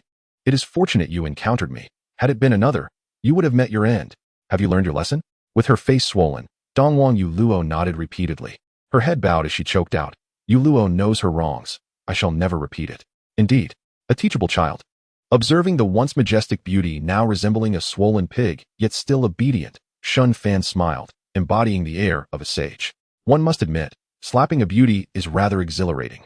With that thought invigorating him, he turned to the distant figure of Lu Qingcheng, who appeared somewhat perplexed. Chapter 14. The Emergence of the Imperial Sun. The great forces awaken. Lu Qingcheng, taken aback, offered him a faint smile as a greeting before turning away with Lu Songlong. Shen Daoyu, this is unwise. Not only had he struck the grand princess of the great Qian, but he also intended to strike the jewel of the Lu clan. Mo Wenyuan hastened to approach, bowing repeatedly as he expressed, "Thank you, Shen Daoyu, for your restraint." Alas, the thought of having to implore Shen Fan to hold back filled Mo Wenyuan with a sense of helplessness and concern. The Asking Heavens sect faced its own challenges. After all, compared to the great Qian Empire, their disparity was monumental. The empire boasted 3 top-tier forces within its borders. How could they compete? However, this predicament would undoubtedly sow discontent in Shen Fan's heart. To him, it was evident that during his time at the Asking Heavens sect, Shen Fan had concealed his true prowess. Perhaps he was assessing the sect to determine if they were worthy of his friendship. This admonition might forever alienate him from the Asking Heavens sect. Should the great Qian Empire seek accountability from the Asking Heavens sect afterward, it would leave both parties in a precarious position. Shen Xiao, will there be trouble? Mo Qing'er, lacking the concerns of Mo Wenyuan, approached Shen Fan with trepidation. After all, Shen Fan had acted on her behalf. Naturally, her heart was troubled. It is of no consequence. Shen Fan waved his hand dismissively, casting a sidelong glance at Dongwang Yuluo, whose face was flushed and trembling. He spoke coolly, "If they trouble the Asking Heavens sect, I shall personally visit the Great Qian Palace. I rather look forward to it." "I dare not." Dongwang Yuluo shook her head vehemently, her gaze towards Shen Fan revealing a flicker of genuine fear. Shen Fan then smiled at Mo Wenyuan and Mo Qing'er. "Well then, the trial at 7-Star Mountain is soon to commence. I shall take my leave. Should the opportunity arise, I will certainly pay a visit to the Asking Heavens sect." Upon hearing this, Mo Wenyuan finally felt a sense of relief, bowing to Shen Fan with a smile. Shen Daoyu's presence will surely be warmly welcomed by the Asking Heavens sect. Noticing Mo Qing'er gazing at him with a hint of reluctance, Shen Fan chuckled as he retrieved a spatial ring from his sleeve, handing it to her with a smile. "Cultivate diligently. Strive to attain enlightenment soon." "Ah, how could I possess such ability?" Mo Qing'er murmured as she watched his retreating figure, tightly clutching the spatial ring, her voice soft as she called out, "Xiao, remember to visit the Asking Heavens sect." Shen Fan waved his hand, his toes barely grazing the ground as he vanished from sight. Mo Wenyuan then turned back, awkwardly bowing to Dongwang Yu and Dongwang Yu Luo. "Esteemed Dongwang, Your Highness the Princess." Dongwang Yu Luo had already recovered from her injuries, as if nothing had transpired, and she smiled gently. "Elder Mo, rest assured, we shall not cause trouble for the Asking Heavens sect." After speaking, she pulled the still stiff Mo Qing'er along, chatting as they walked. "Do not fear, little junior sister, I was merely teasing you earlier. Once we enter 7-Star Mountain, with the protection of my great Qian talents, I shall ease your fright. Humph, were it not for my inadequate cultivation, I would have surely returned the favor with a couple of slaps." After harboring such thoughts, Mo Qing'er looked at Dongwang Yu Luo, her eyes brightening with innocent joy. "Thank you, Your Highness." Despite the friendly overtures, she dared not rebuff them. Meanwhile, Dongwang Yu observed the smiling Mo Wenyuan with curiosity. "I take it that Shen Daoyu is not from the Eastern Domain. Which power does he belong to?" Such prodigies, not to mention the Wentian sect, would far surpass even the most distinguished princes of the great Qian Empire. At this moment, Mo Wenyuan found himself somewhat hesitant, wearing an expression of deep contemplation. Just then, Lu Songlong of the ancient Lu clan appeared beside him, sporting a broad smile. Lu Qingcheng, too, offered a polite bow, softly greeting him. "Greetings, Senior Mo." "Ah, no. Miss Lu, that is not necessary." Mo Wenyuan quickly returned the gesture, only to turn to the three with a wry smile, saying, "Friend Shun possesses no faction of influence." How could this be possible? Dongwang Yu felt that this younger generation was attempting to ensnare him, and thus spoke in a grave tone. "Since our clan's princess harbors no grievances, does Elder Mo perhaps harbor doubts? Such exceptional talents, at such a tender age, could not possibly have reached such heights without substantial backing. Furthermore, with imperial techniques at play, it is inconceivable that they emerged from some obscure corner." With the arrival of the ancient Lu clan, Dongwang Yueluo also approached. After bowing respectfully to Lu Songlong, she smiled at Mo Wenyuan, saying, "Elder Mo need not worry. Great Qian shall not trouble the Wentian sect." Mo Wenyuan sighed. "Everyone, please allow me to finish speaking. Friend Shen indeed possesses no power, or rather, his influence has faded into the annals of history." Observing the crowd's rapt attention, Elder Mo took a deep breath and continued solemnly. "Friend Shun is a being who has emerged from the life source stone of ancient times." What? Upon hearing this, the expressions of all present, save for Mo Wenyuan and Mo Qing'er, shifted dramatically. Dongwang Yu's pupils constricted in shock. Little did they know, The identity of that young man was so astounding. Meanwhile, Dongwang Yueluo involuntarily trembled, yet quickly regained her composure, her eyes sparkling with intrigue as she focused on Elder Mo, recalling the imperial-level techniques employed by the young man. Lu Songlong inhaled deeply and murmured, "I cannot believe that in this generation, an imperial scion has emerged. The manifestation of such a figure heralds the arrival of great tides, as recognized by cultivators across the entire Xinjiang continent. Throughout history, there have been no exceptions." Lu Qingcheng, amidst the crowd, appeared deep in thought as she observed the two from the Wentian sect. Dongwang Yueluo then bowed to Mo Wenin, expressing her gratitude. "Thank you, Elder Mo, for this revelation. Once the Seven Stars Mountain trial concludes, our great Qian royal family shall undoubtedly pay a visit with significant offerings." Nearby, Lu Songlong stroked his beard and smiled, addressing Mo Wenin. My Lu family shares this sentiment." Naturally, Mo Wenin could neither refuse nor would he dare to. After some light conversation, they finally departed. It was only after the younger generation had entered the Seven Stars Mountain that Dongwang Yueluo returned to the great Qian's temporary residence alongside Dongwang Yu. Upon entering the courtyard, she noticed the pale-faced Granny Rong rising and swiftly approached her with concern. "Granny, why have you not rested? How is your injury?" Granny Rong shook her head, her voice hoarse as she replied, "The old servant is fine. However, miss, your encounter today may bring considerable changes to the succession of the throne. It is all that Dongwang Yu's fault for not acting sooner, allowing my lady to suffer such indignity." The old woman gazed at her exquisite countenance, her eyes brimming with compassion. How could the imperial scion be so ruthless? How could he not cherish my lady? Perhaps in the old woman's eyes, her lady could do no wrong. Dongwang Yueluo's expression stiffened as she assisted Granny Rong into the hall, gently saying, "Granny, do not be distressed. Such matters should not be mentioned again.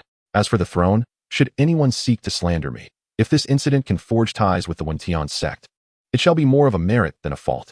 Let this be a lesson learned." With this information, the Dongwang lineage will be able to prepare targeted strategies in advance for the future. We must not miss the opportunity when the tides of fate arrive, lest we invite calamity.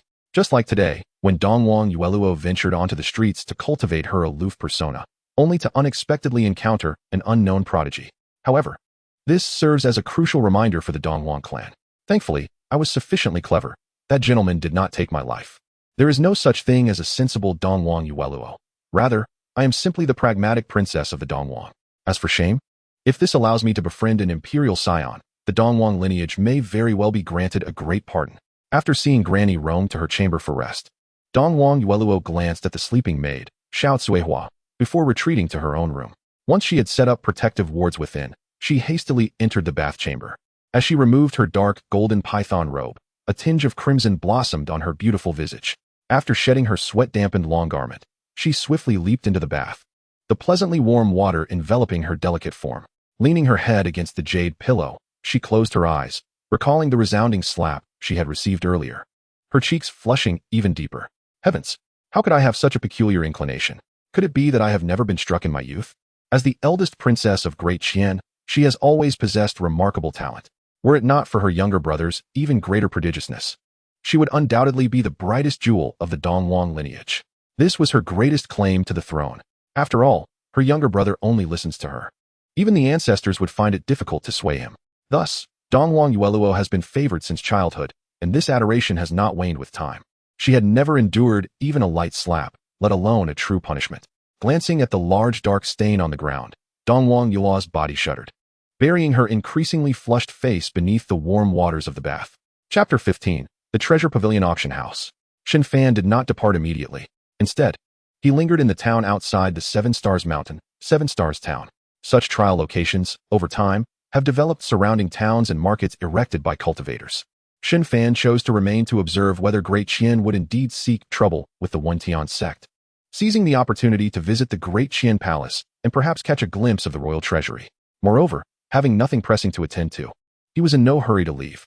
As he strolled through the bustling streets, Shen Fan smiled as he snapped his folding fan shut, walking leisurely along the thoroughfare. At this point, he had changed into a new outfit, a flowing white robe, a golden belt adorned with jade, a purple gold crown atop his head, and a silver-gray mask concealing his features. The mask was primarily to avoid unnecessary complications. The surrounding cultivators near Seven Stars Mountain might have already learned of his existence. If various factions sought to engage him in conversation, it would be quite troublesome. He couldn't help but worry about the safety of his senior brother and sister within. Oh, the anxiety was overwhelming. Have you heard? A prodigy has appeared around the Seven Stars Mountain. With a single move, he defeated two of Great Qian's divine realm guardians. I have heard. Ultimately, the Dongwang princess bore no grudges. She even decided to bring significant gifts to the Wentian sect, seemingly to forge a matrimonial alliance with them. Matrimonial alliance? That's utterly absurd. As Shen Fan stood at the periphery of the crowd, listening to the discussions among the cultivators gathered around the street stalls, he wore an expression of disbelief. A cultivator, perusing items at a nearby stall, nodded and murmured, "It is indeed quite possible, given Dongwang Yuelua's capricious nature. Her lack of grievance suggests she is keen on adding another genius to the royal family. Indeed, that is the eldest princess of the great Qian royal family. It is said she is poised to become the next empress. This visit to the Wentian sect must be to garner their support, thus strengthening her claim to the throne. The royal family certainly possesses more cunning than those of other factions. The Wentian sect has truly struck gold. What has this world come to?" Shen Fan shook his head in silence, turning to leave. He had truly experienced the power of the saying, "3 men make a tiger." Come and see. A genuine fragment of an emperor's martial arts manual. 1,000 high-grade spirit stones, firm price. Can someone actually be selling this? As he approached the stall, bemusement etched on his face. He was not alone. Other cultivators hastily joined him. Within moments, the stall was surrounded, leaving no room for even a drop of water to pass through. Among the throng, a cultivator gazed at the half-sheet of paper displayed on the ground and exclaimed, "You want 1,000 high-grade spirit stones for just half a piece of paper? Isn't that extortion? And it's claimed to be an emperor's technique?" Beside him, another cultivator scoffed. Who would even sell such a thing? It must be a scam. The shabby middle-aged stall owner, unfazed by the murmurs, calmly stated, "Those destined to possess it shall do so, no negotiations." With that, he closed his eyes. Under the uncertain gazes of the surrounding cultivators, he released his aura. Instantly, everyone felt the shift in his presence. The stall owner seemed to merge with the small realm around him, exuding an extraordinary essence. This was the hallmark aura of a harmonized being, a state of unity with heaven and earth. If a Dharma aspect cultivator can manifest the embodiment of their techniques, then a harmonized being perceives the mysteries of the universe, marking the pinnacle of a cultivator's journey. Once a cultivator of the harmonized being stage integrates their technique with the understanding of the cosmos, they have a significant chance of entering the divine ability realm, unleashing the powers of heaven and earth, thus exponentially increasing their strength. This is why the harmonized being state is revered as the pinnacle stage among cultivators. The difficulty of merging one's techniques with the essence of the universe is immense. Many cultivators remain stuck at the peak of the Dharma aspect stage, unable to grasp the mysteries of the cosmos and ascend to the harmonized being stage. Achieving a certain level in cultivation and entering the harmonized being stage allows one to glimpse the true nature of things, a fundamental disparity in comprehension and aptitude. Of course, this excludes personal fortune. Goodness, this stall owner is actually a harmonized being cultivator. The surrounding cultivators were taken aback. Those who had intended to take advantage of the situation extinguished their ambitions. Such prowess could easily secure a position as an elder within a top-tier faction. If he were a rogue cultivator born of unconventional means, his strength and methods would be all the more ruthless. Attempting to rob him without absolute confidence would be folly. Surely, a senior of such caliber must speak with candor, but 1,000 high-grade spirit stones is still exorbitant. Could you perhaps lower the price, esteemed sir? Some interested buyers cautiously inquired. Their shift from mockery to bargaining was remarkably seamless. If it truly is a fragment of an emperor's technique, possessing it could prove beneficial. Who knows, one day they might glean some understanding, just like that prodigy from 7-Star Mountain who effortlessly defeated a divine ability realm elder with a single move.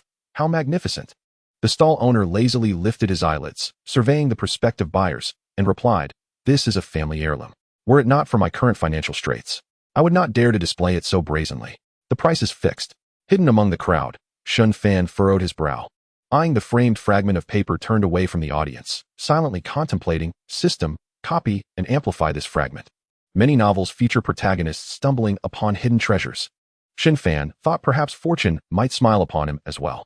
Targeting the parchment, appraisal reveals it to be utterly worthless, a mere scrap of paper. What a scam! Hearing the notification in his mind, Shen Fan squeezed through the crowd. At that moment, a whisper arose behind him, "I'll buy it."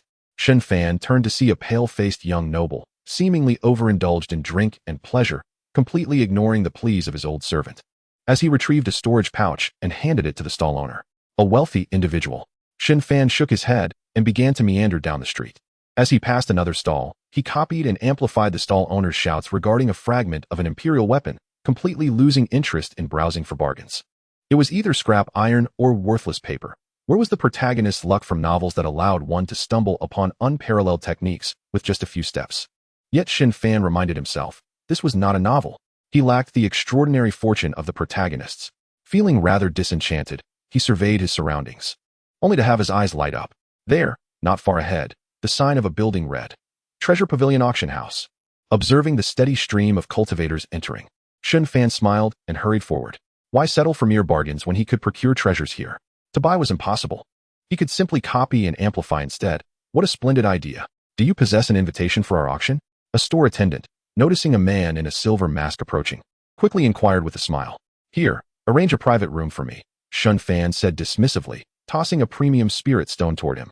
Oh, please, esteemed guest. The attendant caught the spirit stone without looking and promptly bowed, gesturing for him to enter. A guest has arrived. Ah, this is the feeling of a wealthy patron. What does it matter if he lacks an invitation? Beneath the mask, Shen Fan smiled as he entered the treasure pavilion. Another affluent guest? The female manager, attending to guests inside, felt a jolt in her heart. She quickly pulled aside a female cultivator who had intended to greet Shen Fan and bowed gracefully, saying, Young master, please allow me to escort you upstairs. The woman, mature and voluptuous, exuded confidence as she performed her greeting, her long robe accentuating her figure. Seeing the young master stride unwaveringly forward, she sighed inwardly, realizing he was yet another unsophisticated oaf, lacking an appreciation for charm. She hastened to lead this wealthy patron upstairs. Upon reaching a vantage point on the second floor, she turned to Shen Fan and apologized, Young master. The private rooms on the third floor are fully booked by various factions. Only the second floor remains relatively quiet. Shen Fan settled into a comfortable chair and casually tossed a premium spirit stone behind him, stating nonchalantly, No matter, prepare a selection of fine fruits. The sight of the flying spirit stone left the female manager elated. She deftly caught it and, with a sultry sway, leaned against the chair, smiling, Young master, I assure you satisfaction. Is there anything else you require? Seeing her merely wave him off without further attention, the female manager left with a look of disappointment. Chapter 16, Young Master Qin of the Royal Family. The unfortunate protagonist archetype. Listening to the door close behind him, Shen Fan stretched lazily, caressing the fur on the armrest, patiently awaiting the commencement of the auction. The items for sale here were likely not of high caliber. As he surveyed the surroundings, he noted that while the decor was exquisite and luxurious, the cultivators present were not of high standing. Most were youthful faces, likely newcomers accompanying their masters to 7-Star Mountain for training. It seemed he would need to visit some higher-end auction houses in the future, Shen Fan mused, stroking his chin. Such establishments would offer an array of peculiar and rare items, fiercely contested by all major factions. As 2 female cultivators entered with spirit fruits and spirit wines, the auction at Treasure Pavilion officially commenced. Refusing the unique service of being personally fed by the female cultivator, Shen Fan took a sip of spirit wine. He then listened to the auctioneer standing on the stage in the grand hall, introducing the first item of the day. Esteemed guests, the first item for auction is a 3rd-tier low-grade treasure. Indeed, low-tier treasures had become insufficient to capture his interest, unless they possessed extraordinary characteristics. Shen Fan shook his head and began to savor the spirit fruits on his plate. The silver mask concealed all but his chin and lips, making it convenient for him to eat. Suddenly, a series of knocks echoed through the room. Turning his head slightly, Shen Fan observed a young gentleman clad in fine garments entering, accompanied by an elderly servant dressed in black. What a surprise, it's this fellow. This man was none other than the gullible buyer who had purchased the remnants of the great emperor at a street stall. The viewing platform on the second floor was a twin-room setup, but Shen Fan paid it no mind. He returned his gaze to the auction, relishing his spirit wine as he listened to the auctioneer's commentary below. The 4th-tier upper-grade fire spirit pearl, with the Qingyun sect offering 3,000 mid-grade spirit stones. Is there anyone willing to raise the bid? This fire spirit pearl was remarkable. Any cultivator practicing fire-type techniques could significantly enhance their powers by wearing it. The auctioneer passionately introduced the spirit pearl contained within a brocade box, inciting a flurry of bids from the guests in the hall below. The Smoke and Rainsword Pavilion, bidding 3,500 mid-grade spirit stones. The Horluo sect bids 4,000 mid-grade spirit stones. Shen Fan mused internally, system, duplicate the fire spirit pearl. The functionality of this small trinket was impressive. He wondered what the amplified effect would be. Locking onto fire spirit pearl, quality identified as 4th tier upper grade. Amplification duplication activated. Congratulations, host. The Fire Spirit Pearl has been amplified to 6th tier upper grade, Xianling Pearl. Xianling Pearl automatically absorbs the spiritual energy of heaven and earth into the body. The effect diminishes with higher cultivation levels. A cultivation accelerator, this item was quite appealing. Shen Fan looked forward to the subsequent items. Perhaps sensing the awkwardness in the atmosphere, the young gentleman beside him poured him a glass of wine, smiling gently. Friend, I am Qin Wentian, the proprietor of this auction house. May I ask how you prefer to be addressed? Casually tossing 2 top-grade spirit stones, Qin Wentian, as the store owner, naturally wanted to take a look. Oh, this gullible fellow is actually a proprietor? Shen Fan furrowed his brow and took a closer look at him. Qin Wentian was quite handsome, though his complexion appeared somewhat lacking. Upon closer inspection, Shen Fan realized that it was not excessive indulgence that marred his appearance, but rather a serious injury that had yet to heal, leaving his face pale. Noticing Qin Wentian bowing slightly, Shen Fan smiled lightly. Could it be that you hail from the Qin family of Zhonghuang continent?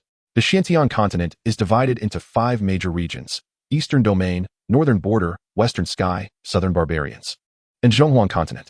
During his time at the Wentian sect, Shen Fan had come across a family primarily engaged in commerce in the Xianxiang continent Gazette, the Qin family of Zhonghuang continent. Moreover, the Treasure Pavilion, which sprawls across the Xianxiang continent, is one of the Qin family's enterprises. To describe the Qin family as wealthy enough to rival nations would be an understatement. After all, the wealth of the Qin family has accumulated over millennia, and no one knows the extent of their riches. Surely, they are the epitome of opulence. Hearing this, Qin Wentian's breath caught momentarily before he raised his glass. Smiling at Shen Fan, the Qin family has many branches. I am but an inconsequential scion. You flatter me. Shen Fan clinked glasses with him, secretly contemplating. System. Duplicate Qin Wentian's aptitude. Duplicate the cultivation level of his elderly servant. Understood, host. Locking onto Qin Wentian. Aptitude identified as upper grade spirit root. Duplication ineffective. Locking onto Qin Wu. Cultivation level identified as 7th level of Tianren realm. Duplication ineffective. The elderly servant's strength is so low? It seems this fellow is having a rough time. As a scion of the Zhonghuang continent, the most profound of the 5 domains, how is it that a servant of the Qin family possesses strength inferior to that of the elderly woman beside Dong Huangyue? The reasons were evident. Seeing Shen Fan divert the conversation without revealing his name, Qin Wentian merely smiled lightly, showing no concern as he leaned back in his chair to rest his eyes. The subsequent auction items that caught Shen Fan's interest were all duplicated and amplified. However, only 2 items achieved a notably high amplification quality: a 7th tier upper grade celestial silkworm robe and a 7th grade poison, the mandrake heartgrass.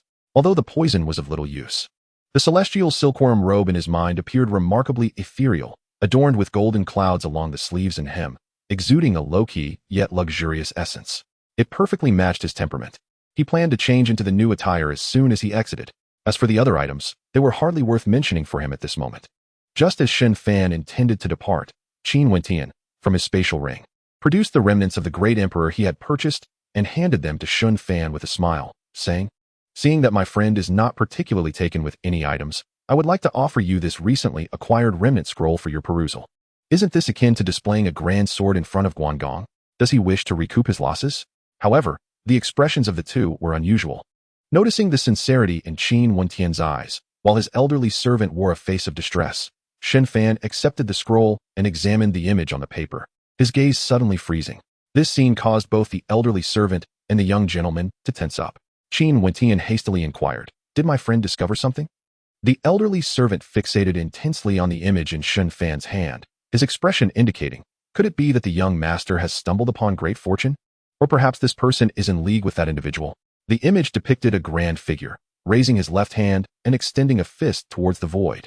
If one were to replace the fist with a finger, it would bear a striking resemblance to Shen Fan's void transformation finger. Could it be that the stall owner hastily sketched this? Shen Fan smirked slightly, returning the item to Qin Wentian, and said with a faint smile, "I am rather curious. With your discernment, why would you acquire a seemingly useless painting?" Useless? Qin Wentian's expression shifted dramatically. Noticing Shen Fan nodding, he slumped back into his chair, bitterly saying, "What discernment do I possess?" It was perhaps a moment of haste, alas. Though he was a scion of the Qin family, it appeared he was merely a figurehead. Living within the Qin family seemed less carefree than that of an ordinary servant, let alone the skills of a second-generation wealthy heir familiar with ancient treasures. The elderly servant behind him, seemingly unwilling to give up, took the remnants from Qin Wentian's hand and began to study them. This piqued Shen Fan's interest, prompting him to pour the servant a glass of wine. Smiling as he said, as a member of the Qin family, how could young Master Qin suffer such grave injuries? Upon hearing this, the black-clad elderly servant abruptly raised his head to scrutinize Shen Fan. This young man could discern the hidden injuries of his young master. Meanwhile, Qin Wentian waved his hand, taking a sip of spirit wine, forcing a bitter smile. My mother was merely a maid of the Qin family, and my existence is but an accident. I cannot be deemed a young master of the Qin family. To become the proprietor of the 7 Stars Mountain Treasure Pavilion is already a stroke of fortune. His tone was weary and desolate, combined with his current appearance, evoking a sense of melancholy. Oh dear, isn't this the archetype of a male protagonist in a novel? An illegitimate child discovered by his mother directly sent assassins to eliminate him. Then Qin Wentian's biological father fails to protect him, forcing him to flee? Shen Fan's interest was instantly piqued. Chapter 17, A Bountiful Harvest. Duplicating the characteristics of the Holy Spirit poison body. As he contemplated this, the corners of Shen Fan's eyes crinkled with a smile as he poured a cup of wine for Qin Wentian, encouragingly stating, as cultivators, it is our duty to brave the thorns and obstacles. Do not lose heart, my friend Qin. There remains a chance for you to return to your family. This remark was quite astute, prompting a slight smile from Qin Wentian. However, upon hearing the latter part of Shen Fan's statement and noticing the glint of gossip in his eyes, Qin couldn't help but shake his head with a wry smile. It's not as you might think. Though I am of illegitimate birth, I lack the standing to enter the clan. Within the Qin family, I am insignificant. And whether I return or not makes little difference.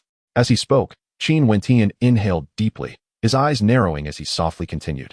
The matriarch of the Qin family wishes for me to form a union with a female disciple from the Boundless Valley in the eastern region. I thought that acquiescing to her request might ease my mother's position in the Qin family.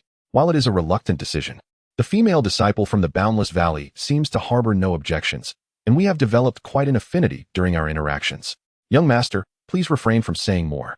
Qin Wu interjected anxiously, noticing Qin Wentian's tightly clenched fists. Shen Fan, maintaining his composure, lifted his wine cup and quietly listened to the unfolding narrative, ignoring the elder's concern. Qin Wentian, his face slightly flushed, whispered, I never anticipated that the Boundless Valley was solely interested in the bride price from the Qin family. On the night of the wedding, I awoke from drunkenness to find that wretched woman and an elder from the sect engaged in unspeakable acts. Coughing violently, he spat out blood, prompting Shen Fan to choke on his spirit wine, narrowly covering his mouth to stifle the outburst. Good heavens, this scandal is monumental. Seeing Qin Wentian in a furious fit, spitting blood, Shen Fan awkwardly placed a hand on his arm, channeling his profound spiritual energy to help stabilize the young man's breath. Qin Wu, initially intent on stopping Shen Fan, sensed the depth of his strength and good intentions, and thus, with a worried expression, gently patted his young master's back, saying, Young master, please do not let your anger consume you. However, Shen Fan furrowed his brow, having sensed that Qin Wentian's internal spirit vortex was teetering on the brink of collapse, akin to having one's dantian shattered in a martial arts tale. It appears the matriarch of the Qin family has been rather ruthless. This must surely have been orchestrated by the elder of the Boundless Valley on the wedding night. Such an act could only bear the mark of the Qin matriarch. Who else would dare to ensnare a scion of the Qin family, even an illegitimate one, unless they possessed significant power? Yet, matters like these often come with various interpretations. As an observer, Shen Fan refrained from voicing his opinions. Once Qin Wentian regained his composure, Shen Fan rose and said, Dear friend Qin, please rest well. I shall take my leave now. Thank you for your assistance. Tomorrow there will be a high-profile auction. Should you be interested, feel free to join, Qin Wentian replied, taking a deep breath and offering a respectful bow. If I am free, I shall come to take a look. Shen Fan nodded, turning to depart. After being escorted out of the treasure pavilion by Qin Wu, Shen Fan observed the sky darkening and decided to find an inn for the night. Having been wronged at the outset, with my dantian shattered, I am not merely a character in a story but rather a protagonist in my own right, he mused, as he strolled down the street. Recalling the sorrow and rage that colored Qin Wentian's final words, Shen Fan realized the young man's emotions were indeed deeply felt. Alas, love is a double-edged sword, surely. It is the most painful of afflictions. Shaking his head, he gazed at an establishment named Joyous Arrival Inn and stepped inside. The innkeeper, busy clearing tables, hurried over with a smile. Esteemed guest, with the recent trials at 7 Star Mountain, our rooms are fully booked. Shen Fan produced a high-grade spirit stone from his spatial ring and handed it to the eager innkeeper. A wealthy patron, the innkeeper, having just emerged from the back room, exclaimed with renewed enthusiasm, Please, follow me. Efficiency and promptness marked his service, a testament to the allure of wealth. Moments later, Shen Fan stood before a warmly decorated room. The innkeeper, with a nervous chuckle, remarked, "This is my daughter's room. She seldom visits. If you do not mind, you may stay here. Rest assured, it is absolutely clean and fresh. Only a low-grade spirit stone is required for lodging. For a guest capable of offering a high-grade spirit stone, the innkeeper would gladly surrender his own quarters for the night." However, the fact that even the storage room was occupied spoke volumes about the influx of visitors for the 7-star mountain trials. "No matter." Shen Fan waved his hand dismissively and entered the room. "If you require anything further, do not hesitate to ask." The innkeeper bowed and reminded him. "No need. You may leave," Shen Fan replied, closing the door behind him. Hastily, he approached the window, peering down at a dimly lit wooden cabin below. Just moments ago, he had sensed an extraordinarily peculiar aura, dangerous yet oddly discomforting. This presence did not seem directed at him, but rather emanated unconsciously. Had he not possessed a high cultivation level and a keen sensitivity to such elusive energies, he might have remained oblivious. Scanning the cabin with his spiritual perception, Shen Fan noticed a figure lying unconscious amid the clutter of firewood and miscellaneous items. Locking his gaze on the silhouette sprawled on a bed of grass by the window, he discerned a young woman clad in simple, light blue rough-spun garments, unconscious and trembling, her forehead beaded with cold sweat. Beside her lay a woven basket, from which a faint medicinal fragrance wafted.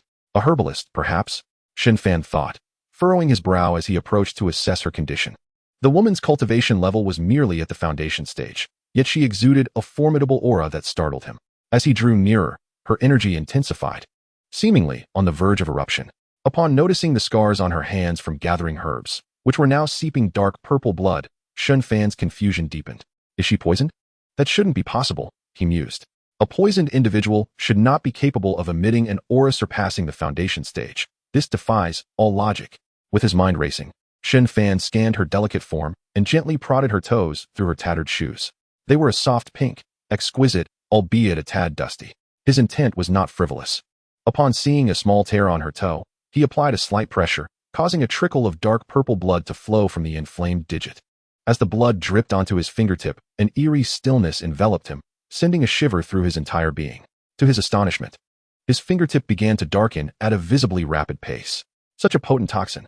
Without delay, Shen Fan activated the Starry Luo secret method, channeling his spiritual energy to expel the poison clinging to his fingertip, watching as it fell silently to the ground. The dark blood appeared unsettlingly strange and utterly silent. TSK.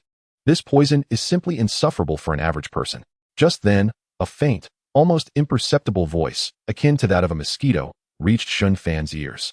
He turned to the side and beheld a young woman gazing at him with a look of frailty, her delicate face flushed with a mixture of indignation and embarrassment. The girl appeared to be no more than 17 or 18 years old.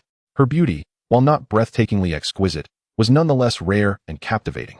Particularly striking were her eyes, which sparkled with clarity, resembling a crystalline spring, pure and transparent. Shen Fan observed her in silence, contemplatively thinking, "System, duplicate and amplify her physical characteristics." Indeed, Shen Fan did not replicate her physique, but rather the unique attributes of her constitution. Given the girl's lack of cultivation prowess, it was evident that her constitution was not conducive to training. However, the toxicity within her was exceedingly potent, piquing Shen Fan's interest. Target identified, Su Luai. After assessment, the sacred spirit poison body characteristic is classified as toxic body. Characteristic duplication and amplification initiated. As expected, Shen Fan rose with a heart brimming with joy. Chapter 18. A moment as a sage, unintentionally nurturing a willow. Ding. Congratulations to the host for amplifying the sacred spirit poison body characteristic to the eternal transformation poison body. Eternal transformation poison body characteristic. Immune to all forms of poison-related attacks, including miasma, fire poison, pill poison, poison techniques, poison formations, and more. Indeed, a constitution impervious to all poisons. From now on, he need not fear any covert attacks. Shen Fan was quite satisfied with this enhancement. Although the eternal transformation poison body did not provide a boost to cultivation, this characteristic effectively granted Shen Fan a defensive capability. Not every unique constitution contributes to cultivation. As recorded in the chronicles of the Xianxian continent, there existed a longevity body over 100,000 years ago. This particular characteristic did not significantly enhance cultivation, but afforded a lifespan that was astonishingly lengthy, allowing it to outlast even two ancient emperors. There were also rejuvenation bodies. whose internal spiritual energy could revive the deceased. A highly cultivated rejuvenation body could rival the potency of the fabled eternal divine medicine, a truly terrifying prospect. Alas, these remain mere conjectures, as no matured rejuvenation body has yet been discovered. They may well have been suppressed by those with ulterior motives. With countless types of physiques in the world, the thought of duplicating and amplifying their characteristics is indeed a delightful prospect, Shen Fan mused with a smile. Initially, his aim was to replicate treasures, cultivation methods, and skills. Now, he had acquired a new goal, the collection of physical characteristics. As for his own magnificent body, he would simply replicate it when encountering a practitioner with a formidable physique. At this moment, Su Luoyi, lying amidst the grass, regarded the masked man before her with palpable wariness. While she had been unconscious, she had vaguely sensed someone manipulating her toes, which had jolted her awake. To her surprise, the man seemed entirely absorbed in observing the ground, offering no response to her words. Could it be that I misjudged? That seems improbable. The sensation was unmistakably vivid. Watching the girl struggle to sit up, anxiety etched on her face, Shen Fan said with a gentle smile, I meant no offense. It is merely that your unique constitution emits a rather perilous aura, prompting me to investigate. Upon hearing this, Su Luoyi's body involuntarily shuddered, and she lowered her head, nervously replying, I apologize for misunderstanding, esteemed senior. Please do not speak of this. Due to her peculiar constitution, she had been regarded as an ill omen by her family since birth, cast into a river. Fortunately, she was rescued by a pair of passing elders. Yet, when she reached the age of maturity, the poison within her erupted, resulting in the demise of the entire village overnight. After fleeing her home, she struggled for survival. And due to her remarkable aptitude, she was taken under the wing of a practitioner who valued her. Upon perusing countless texts, she discovered the truth of her condition, that she harbored deadly poison. The only means of mitigating the toxicity within her was through mastering poison techniques and consuming various spiritual medicines. However, her fortunes did not last long.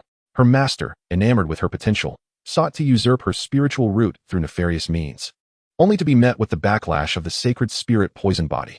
Henceforth, Su Luoyi concealed her identity, relentlessly seeking spiritual herbs and viable techniques to suppress the poison within her. Shen Fan observed her tightly gripping the withered grass, smiling reassuringly. Rest assured, I shall not speak of this. He contemplated for a moment before retrieving a tome from his spatial ring, placing it beside her with a soft voice. The 7th-tier mid-grade poison sutra should enable you to adeptly wield the poison within you, alleviating some of your suffering. As for future techniques, those will require your own pursuit. Thank you, esteemed senior. Su Luoyi, her head bowed, spoke with a hint of excitement, though her gaze remained unusually calm. Having endured the treachery of humanity for so long, she was not easily swayed by such sudden kindness. Who could truly know if this masked man harbored ulterior motives? Moreover, the fact that he could discern her toxic constitution instilled a sense of caution within her. Listening to the girl's grateful words, Shen Fan felt a surge of satisfaction, replying nonchalantly, As practitioners, it is our duty to forge through adversity. All hardships shall eventually yield results. Do not lose heart. I bid you farewell. Su Luoyi hastily struggled to her feet, bowing in respect. Thank you for your guidance. Esteemed senior, I shall see you off. Shen Fan waved his hand dismissively and turned to depart, embodying the demeanor of a sage. Such a unique constitution may very well lead to greatness in the future. System, does this count as a good deed? Will it perhaps accumulate fortune? Response to the host. Those who perform good deeds are always accompanied by fortune, the magnitude of which depends solely on the recipient's fate. Indeed, may it be that my unintentional kindness bears unexpected fruit. Shen Fan smiled faintly, his heart filled with contentment. As for the 7th-tier technique gifted to Su Luoyi, he possessed an abundance of such tomes, all replicated from the library of the Wenyangong. Moreover, having acquired the eternal transformation poison body that night, his spirits were high. Once the door closed behind him, Su Luoyi finally exhaled a long, relieved breath.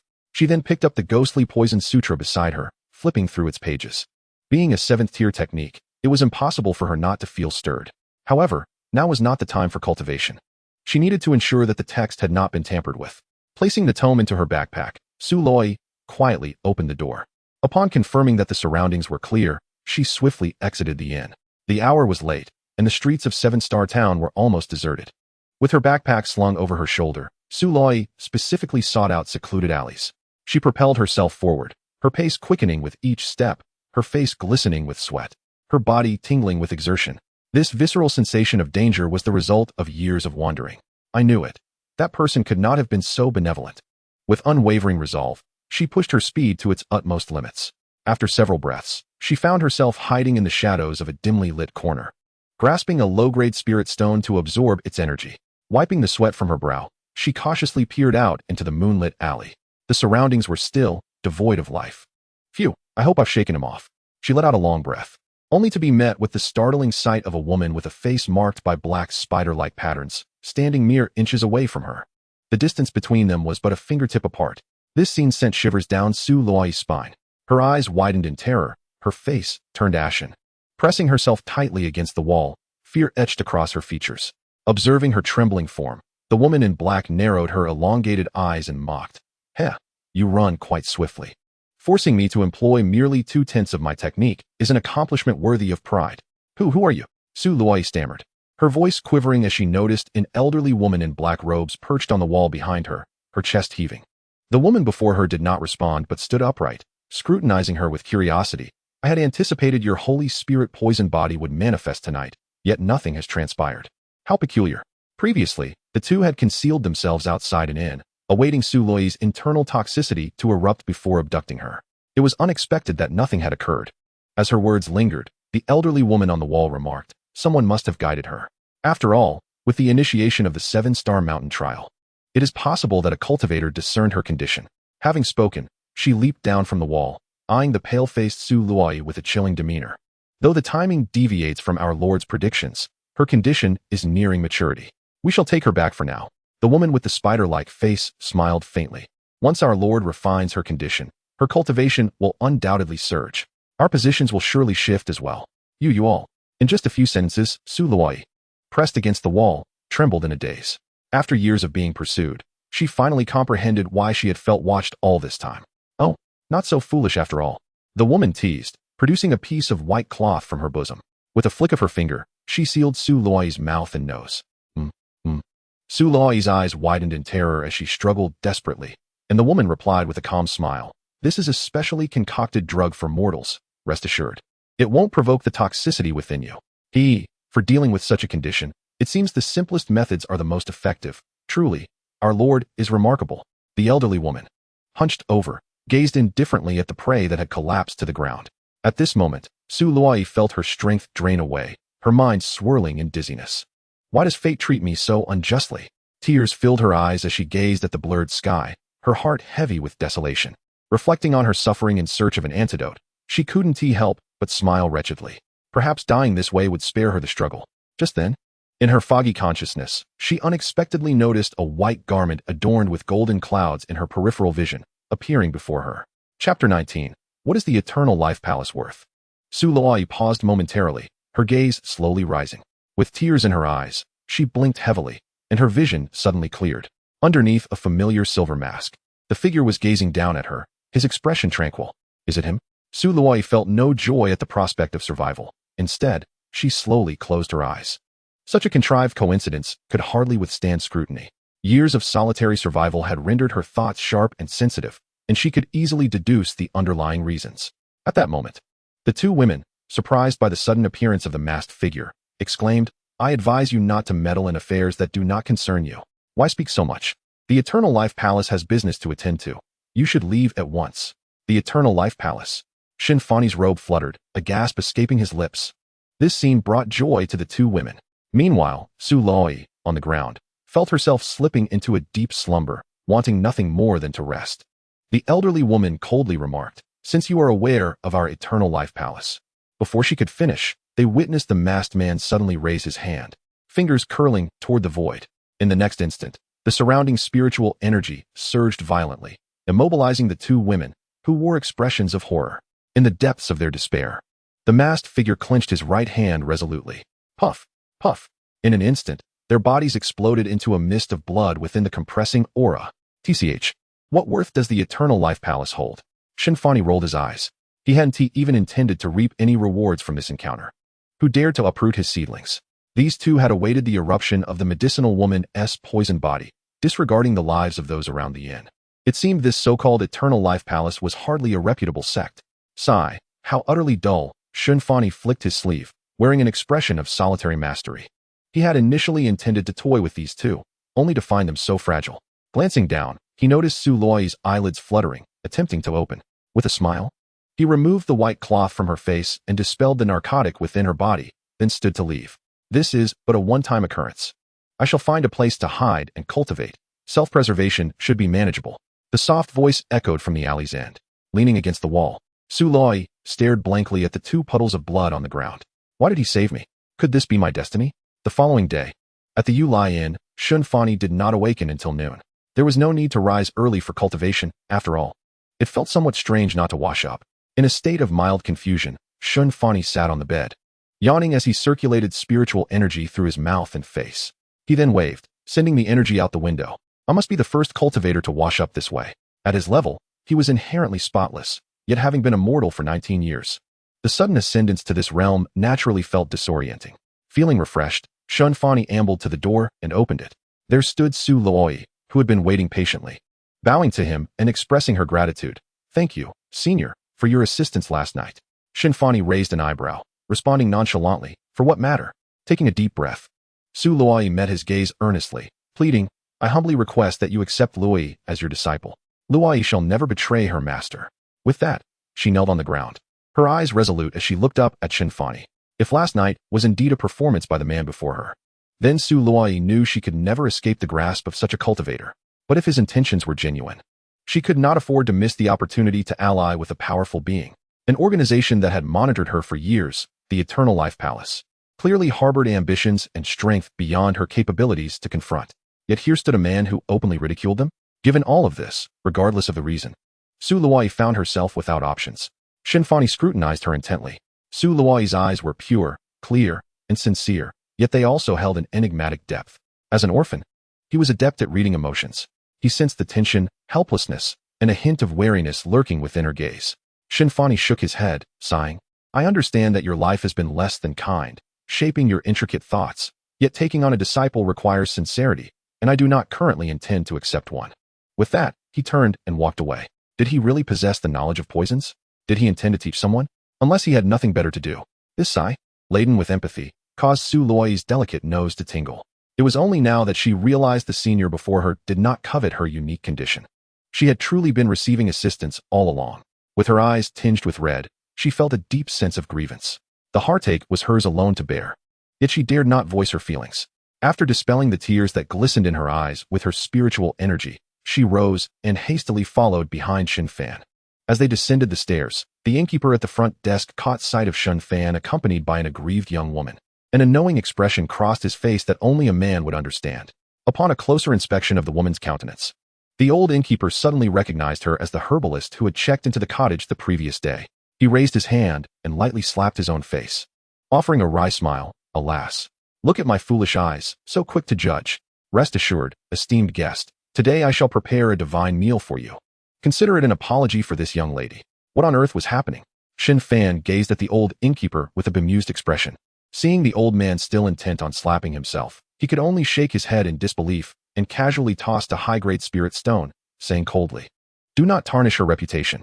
A glimmer of excitement flashed in the innkeeper's eyes as he deftly caught the spirit stone, uttering not a word, and delivered a hearty slap to his own face as a form of apology. However, his palm was halted just short of connecting, as an invisible force intervened and prevented him from striking himself again. Once Shen Fan and the young woman exited the inn, the innkeeper shook his head with a smile. He understood that it was this cultivator who could not bear to see an old man humiliated. Casting a glance at the dazed shop assistant who had been staring at him, the innkeeper's expression darkened as he said sternly, What? Do you find my predicament amusing? Your salary for this month is hereby halved. Surely not, Uncle Wong. I've never seen such a remarkable skill. Are you keeping secrets from me? The shop assistant exclaimed in astonishment. If a mere slap could yield a high-grade spirit stone, he would gladly slap himself until the end of time. He had even thought Uncle Wong was about to strike him. But to have such strength restrained? What a remarkable feat. If only he had the coin. He would certainly reward Uncle Wong, just like that young master. You insolent brat. Your salary is gone for this month. Hey, no worries. Once I marry Nyonyo, this shop will belong to me. The shop assistant grinned foolishly. Don't be absurd. You'd best wait 100 years for that. Well, 100 years is nothing. My physique can endure it. I wonder if you can hold out that long. The innkeeper's face turned a shade of iron as he snatched up an abacus and stormed out from behind the counter. Meanwhile, Shen Fan wandered leisurely down the street. Glancing around, Occasionally, he would take note of the new wares at the street stalls, though his haul was meager. As for Su Luoi, she followed closely behind him, sometimes admiring the luxurious golden-trimmed robe he wore, and at other times being drawn in by the vendors' cries. Shen Fan paid her no mind, allowing her to follow as she pleased. I heard that this time the treasure pavilion is unveiling a premier artifact. We should go take a look. Indeed, the top-tier powers have gathered in great numbers this time. Even the ancient families and the great Qian dynasty are present. It seems the treasure pavilion is eager to attract these affluent guests. I heard that a young scion from the Qin family of Central Emperor Continent is overseeing the treasure pavilion here. Let us go, let us go. As Shen Fan ambled towards the treasure pavilion auction house, he overheard the conversations of surrounding cultivators. Before long, he spotted Qin Wentian standing at the entrance of the treasure pavilion, bowing in gratitude to the cultivators entering the establishment. Upon recognizing the familiar silver-gray mask in the crowd, Qin Wentian's face lit up with a smile as he hurried over to Shen Fan, clasping his hands in greeting. Fellow Taoist, I apologize for not welcoming you properly. Shen Fan replied with a smile. You carry on with your affairs. I can enter on my own. Seeing the well-dressed young man smiling and bowing at her, Su Luoi felt a bit flustered and quickly returned to courtesy. I have met young Master Qin. While she knew nothing of the Eternal Life Palace, the Qin family of Central Emperor Continent was well known among cultivators. There was no way to be unaware, as the treasure pavilion's auctions were renowned throughout the Xianxian continent. After all, her connection with Shen Fan was tenuous at best, and it was evident that the young master was extending his courtesy due to Shen Fan's presence. It appeared that the senior's age was relatively youthful, Su Luoi mused, casting a glance at Shen Fan's back. There is no need for such formalities, young lady. Qin Wentian chuckled, waving his hand as he led the two towards the treasure pavilion. Whispering to Shen Fan, today marks my introduction to the various factions of Seven Star Mountain. Please, ascend to the third floor. I have added a viewing platform. And once I finish my business, I will entertain you. As soon as he finished speaking, a derisive laugh rang out from the crowd. Oh, isn't this my son-in-law from the Wajigu? Why, do you not extend a greeting to your esteemed father-in-law? The crowd turned to see three individuals clad in black and white robes, strolling out from the throng with mocking expressions. Chapter 20. The Arrival of Wajigu. How brazen. Upon hearing these words, Shen Fan distinctly noticed a change in Qin Wentian's gaze, though it was quickly masked.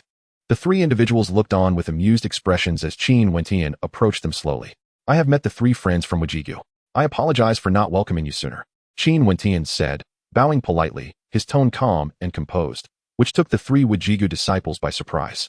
Not only them, but other high-level cultivators familiar with the events surrounding Qin Wentian and Wajigu began to scrutinize the somewhat pale-faced young master.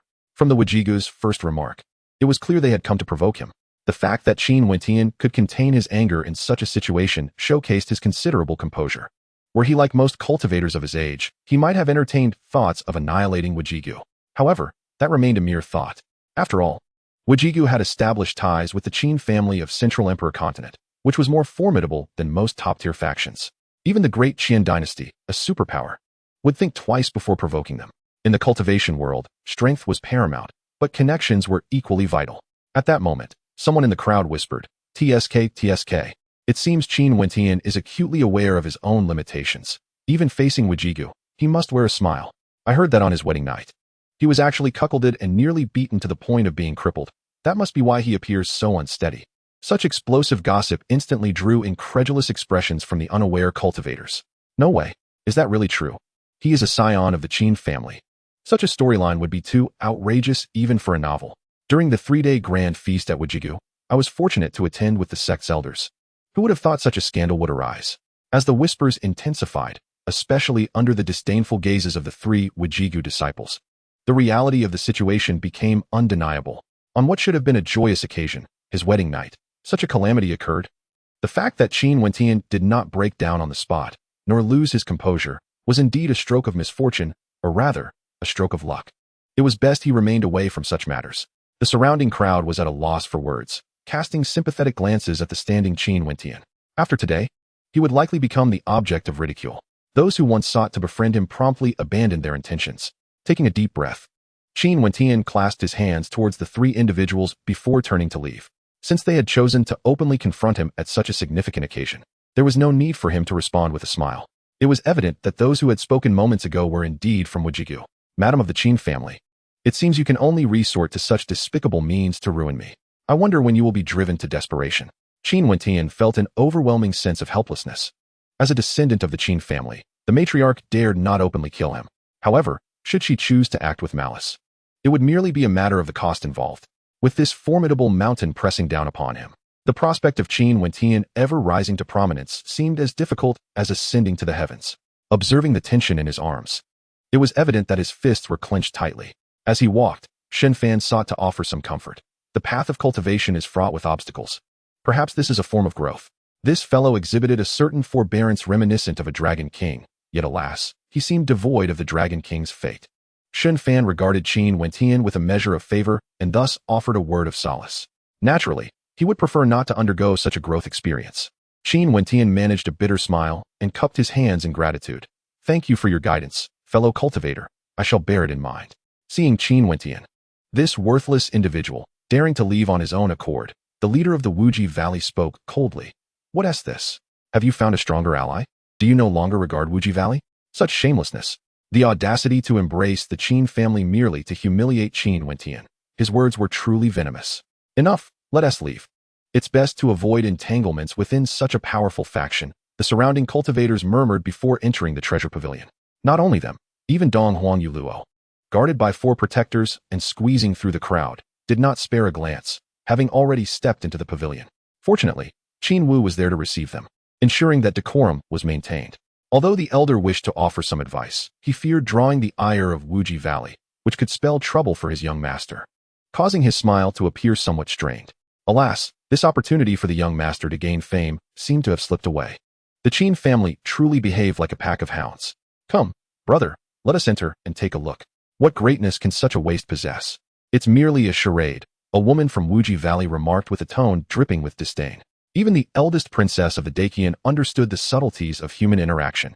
This masked man seemed to lack such breadth of vision. Another man curled his lips in a sneer, saying, be cautious in your friendships. You never know when you might lose your life. That would be quite the injustice. These 2 statements clearly reached the ears of the crowd, including Su Luo Yi. Perhaps in the past, she would have retreated into the crowd to avoid trouble, but now, having resolved to follow Shen Fan as a disciple, she remained steadfastly by his side, undeterred by the icy glares of the 3 behind her.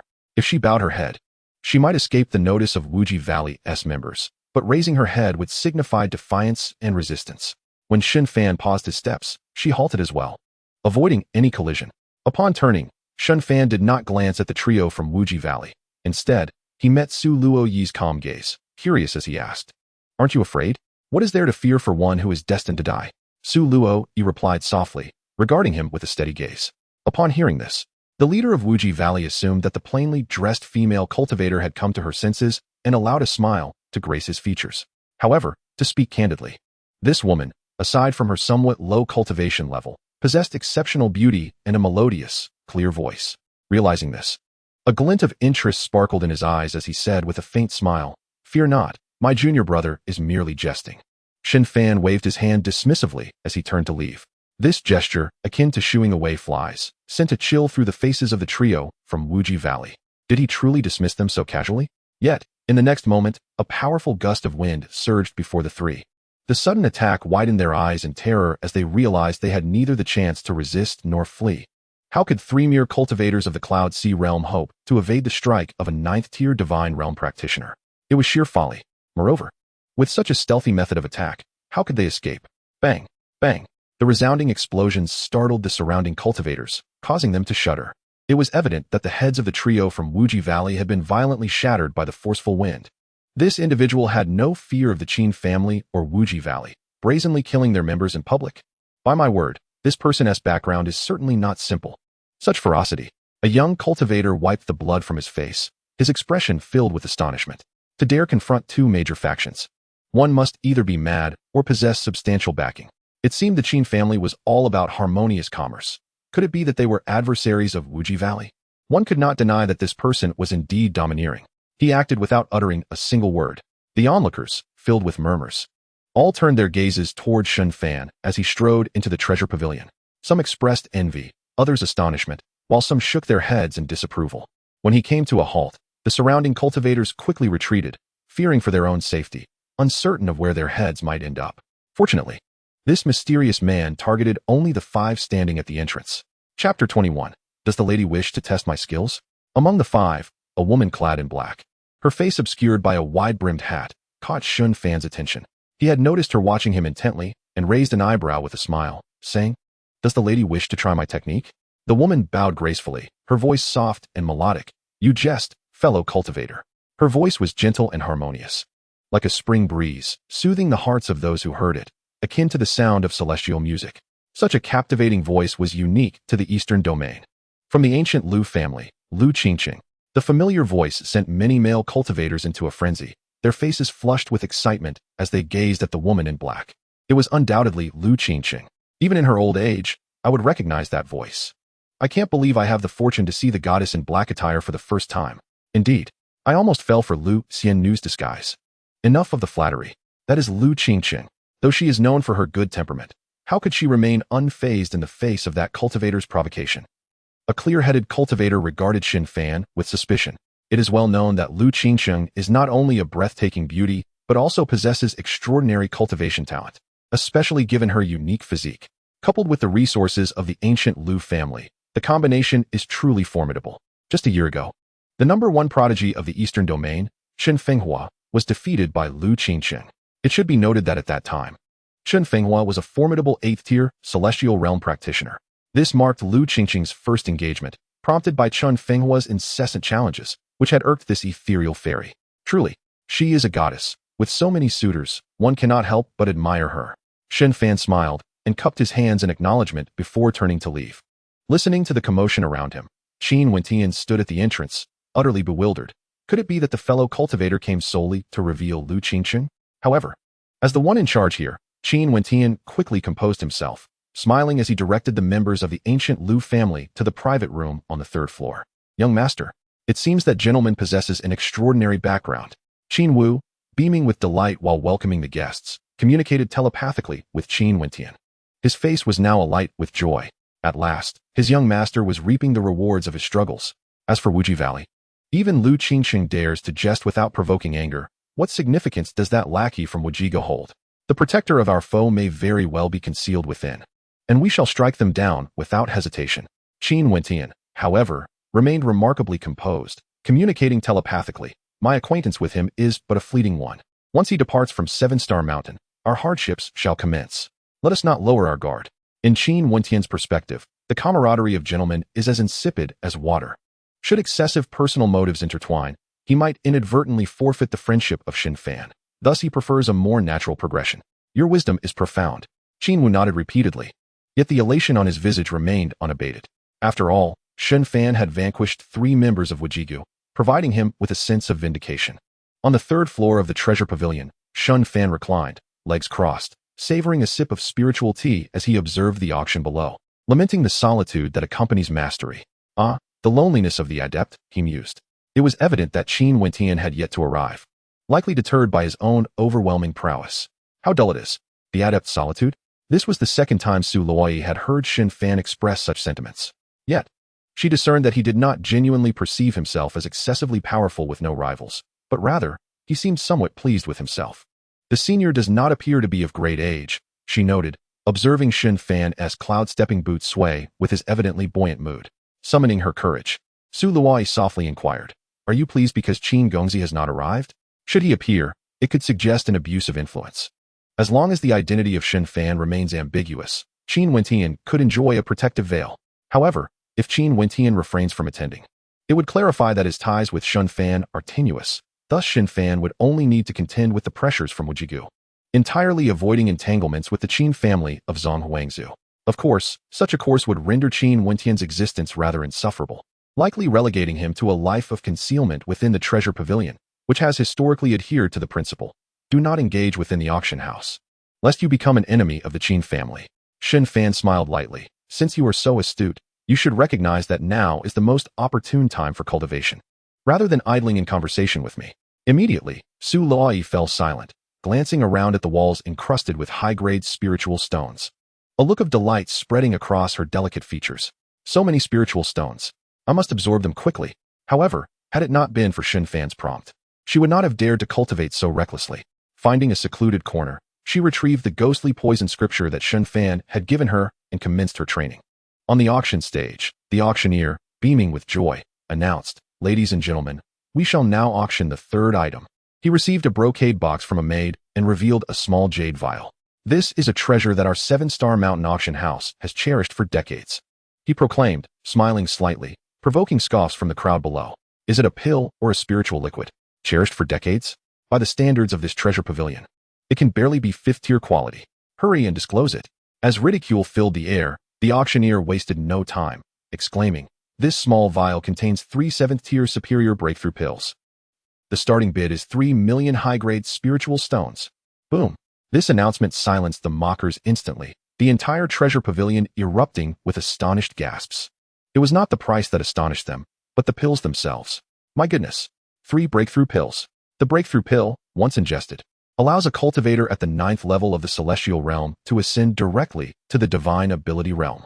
3 million? I didn't bring that many spiritual stones. Who could have anticipated that such a treasure would be found in this humble locale? Regardless of their stage, any celestial realm cultivator who consumes the breakthrough pill can elevate their cultivation by 1 level. If a 9th level cultivator consumes it, they can directly enter the divine ability realm. Even in larger cities' auction houses, such supreme pills are rarely auctioned off, let alone in the relatively lesser-known trial grounds of 7-Star Mountain. Amidst the cacophony of gasps, a commanding female voice resonated from a private box on the 3rd floor. The Daiqian dynasty bids 6 million high-grade spiritual stones. Hiss, they just doubled the bid. What kind of game is this? Many cultivators looked up towards the Daiqian dynasty's box, their eyes wide with disbelief. Those lacking funds could only watch helplessly. Yet, numerous top-tier forces had come to 7-Star Mountain. When Tian's sect bids 650,000 high-grade spiritual stones, Elder Mo Wenyu, with a pained expression, gritted his teeth and declared the price. The crowd collectively sighed. How could we forget that when Tian's sect is also present? Sighing, they deliberated on whether to raise their bids, aware that the Daiqian dynasty and the Liu family would have a say in the matter. Damn it. If only our sect had that saint's backing, those 3 breakthrough pills would be ours. How infuriating. The atmosphere fell into a tense silence. Even those on the 3rd floor who wished to bid were instantly quelled. If when Tian's sect dared to challenge the Daiqian, would they fear these top-tier forces? If neither the Daiqian nor the ancient Liu family placed a bid, no one would dare to call out a price. Chapter 22. The Auction. 3 Sacred Pills. Within the Daiqian dynasty's box, the elderly attendant beside Donghuang Yuluo squinted her eyes and whispered, Princess, this Wen Tian sect is exceedingly audacious. They rely on that imperial son's borrowed power. It truly vexes me. Donghuang Yuluo patted the old woman's hand, saying helplessly, Rong Mama, let us keep a low profile. You are my wet nurse, so don't stir up trouble. As one of the heirs of the Daiqian royal family, she had come to 7-Star Mountain intending to forge connections with the ancient Liu family.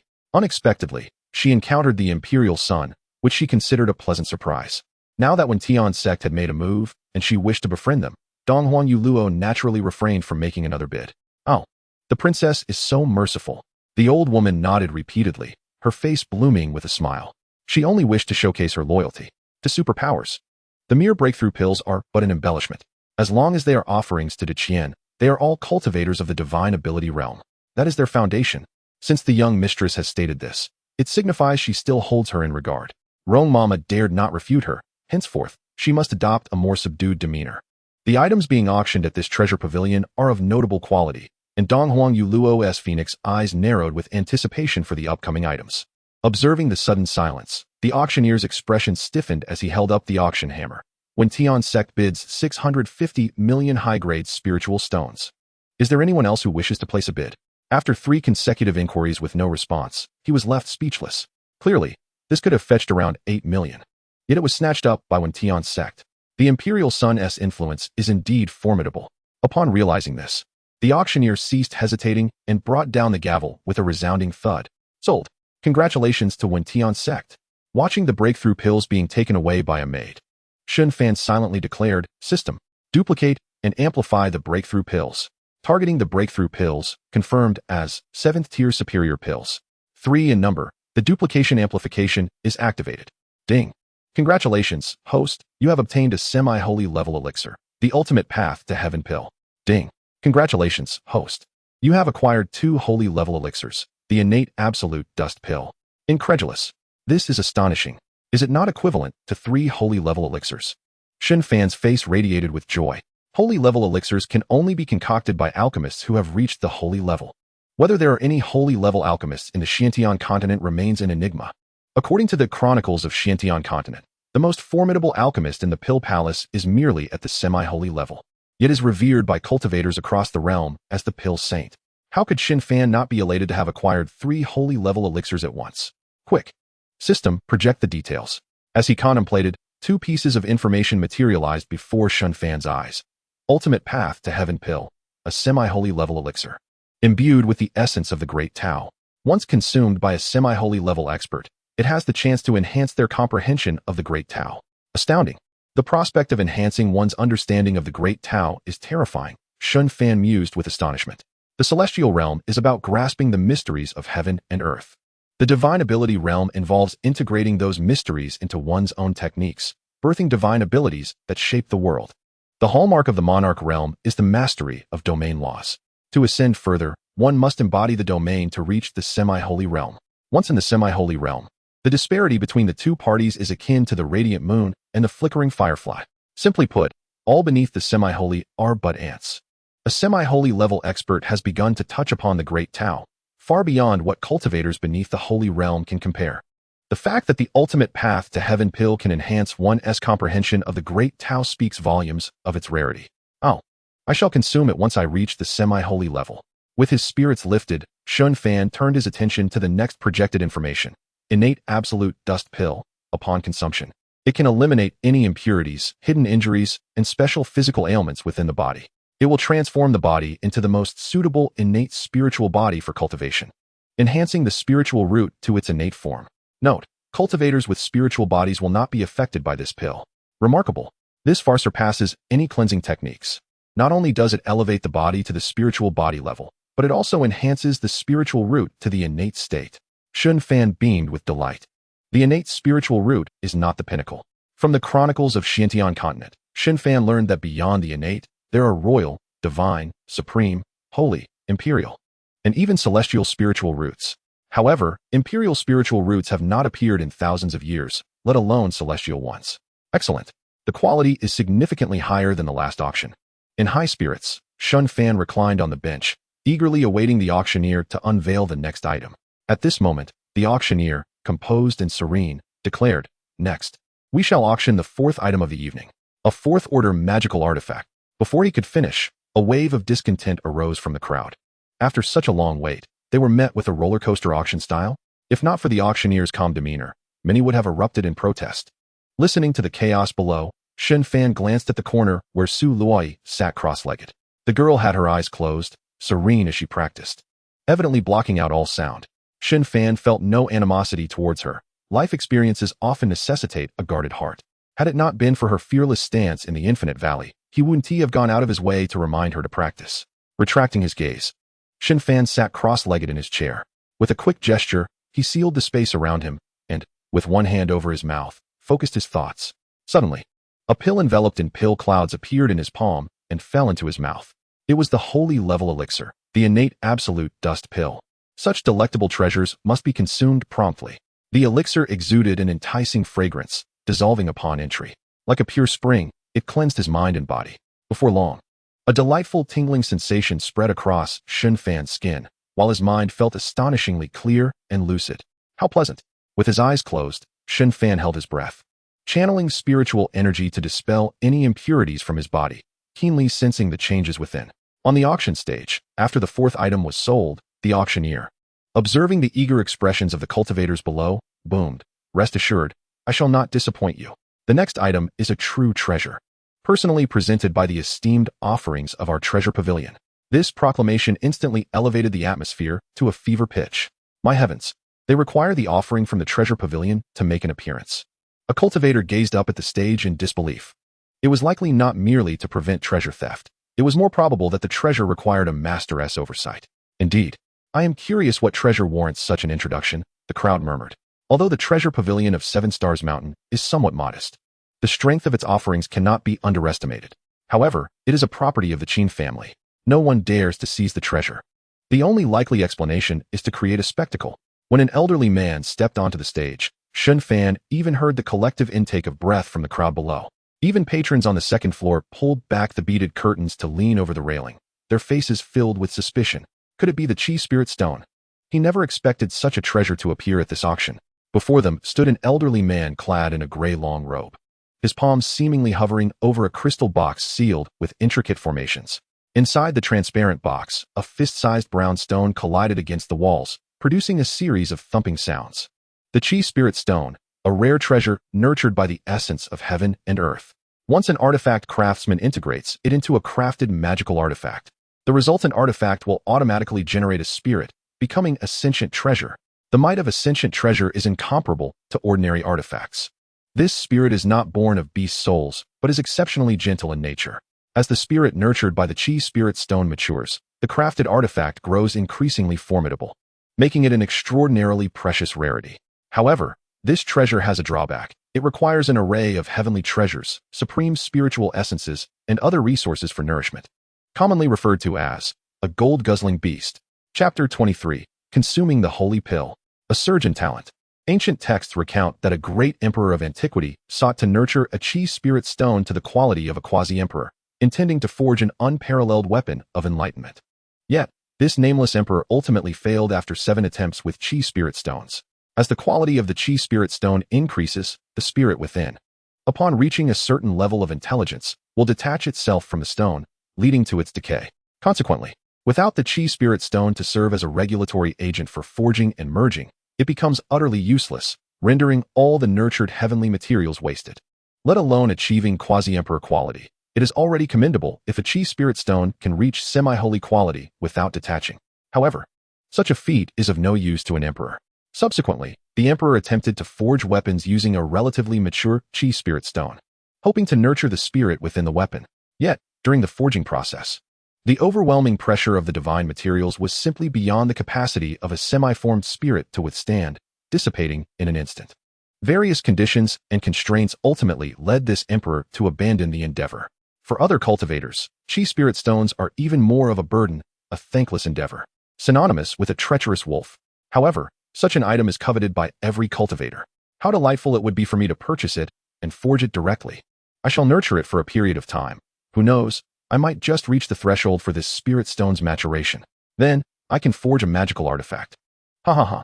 Observing the excitement on the faces of the crowd, the auctioneer on the stage bowed to the elder and proclaimed with a hearty laugh, "Let us not waste words.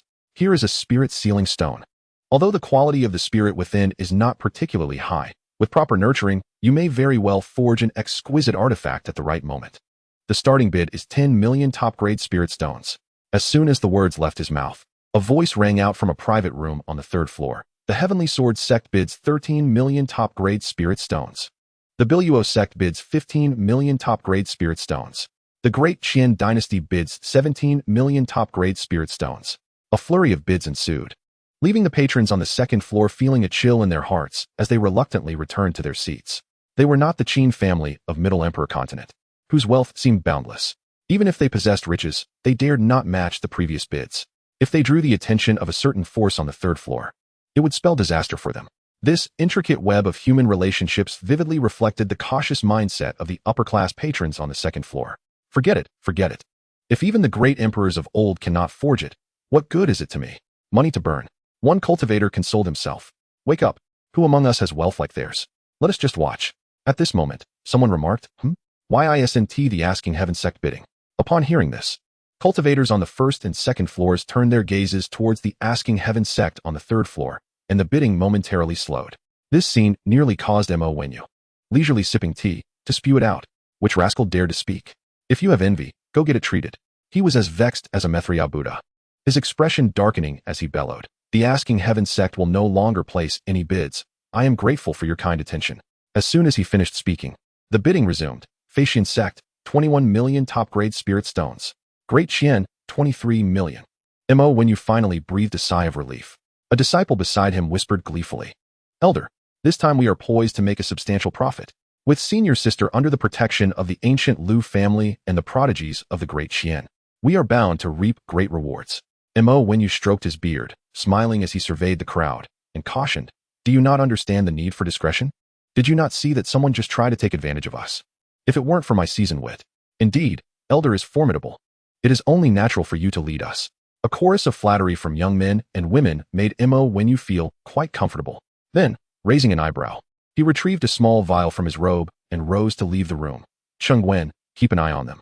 I shall pay a visit to the great Qian's private room. Yes, master. Once the door closed behind him, a female disciple turned to the standing Chengwen with curiosity. Senior brother Cheng, where is the elder going? Yes, senior brother. After a moment of contemplation, Chengwen replied softly. Knowing Master S style, he likely intends to present 2 broken sky pills to the Lu family and the great Qian. After all, he often says one must remain low-key. 2. Isn't that a huge loss? Exclaimed one disciple, puzzled.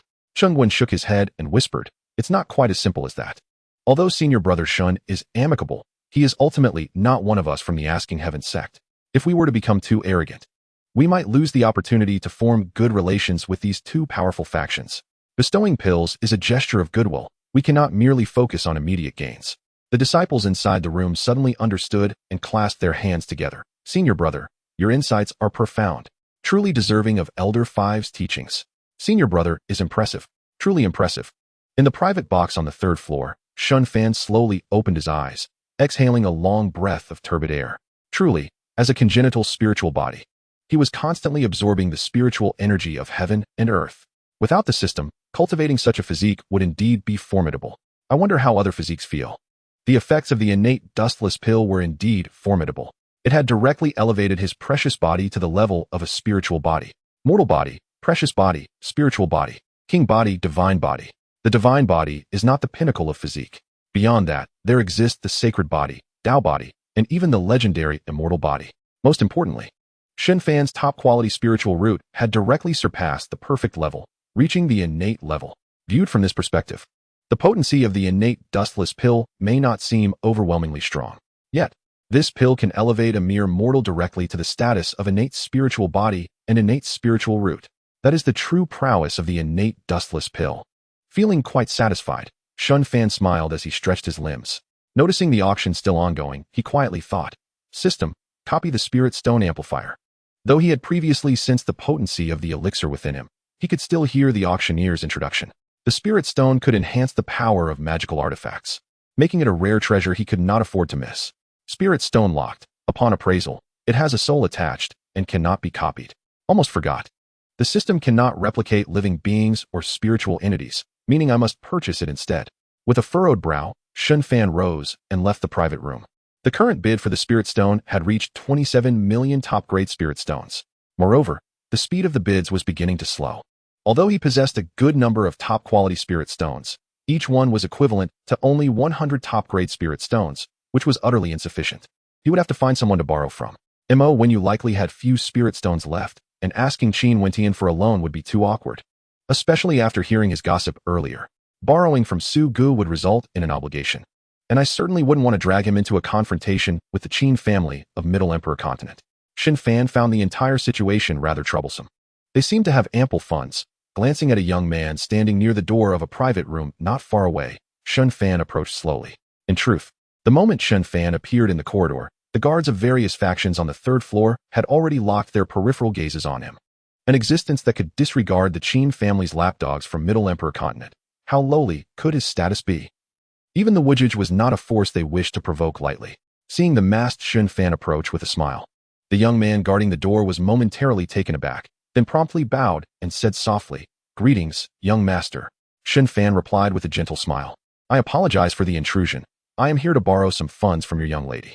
The young man's eyes twitched slightly, without uttering a word. He directly opened the door.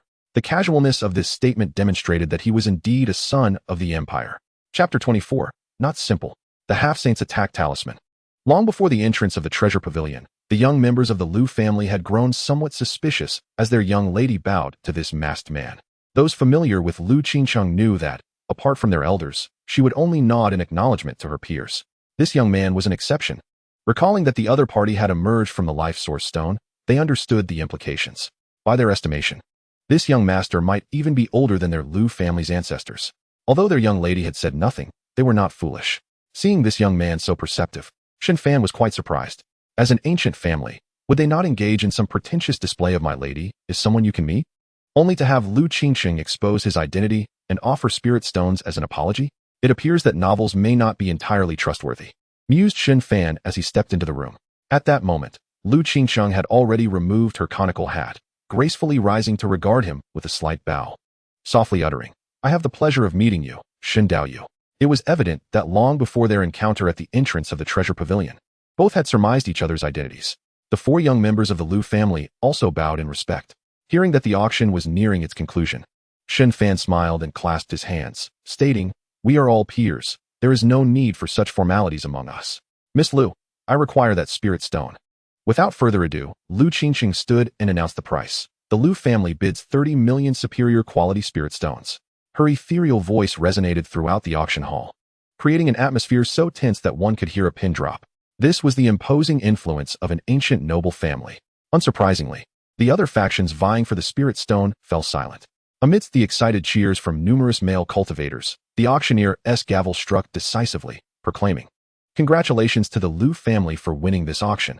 Seated in his chair, Shen Fan smiled back at Lu Qingqing, saying, "Thank you. Consider it a personal favor owed to you, but do not take advantage of me. Otherwise, I shall repay you once I acquire my spirit stones." Upon hearing this, Lu Qingqing, who was pouring him tea, smiled gently, her beautiful eyes sparkling as she replied, "Let us forego the personal favor. It is too extravagant. Allow it to be a gift from the Lu family to honor our acquaintance with Shen Fan."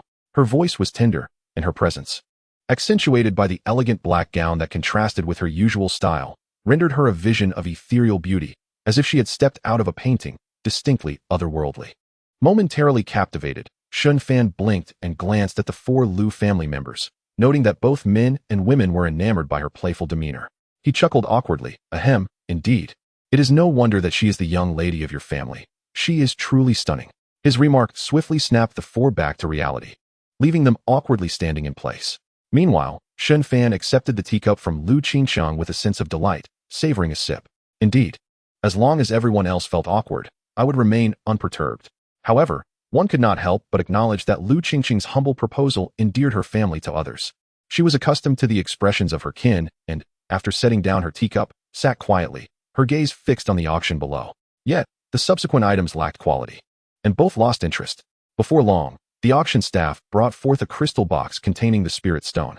After receiving it, Shen Fan observed the little creature inside bumping around and chuckled to himself, "When I have the time, I shall seek an opportunity to replicate the skills of a master blacksmith and blend you into my scissors of the dragonfly."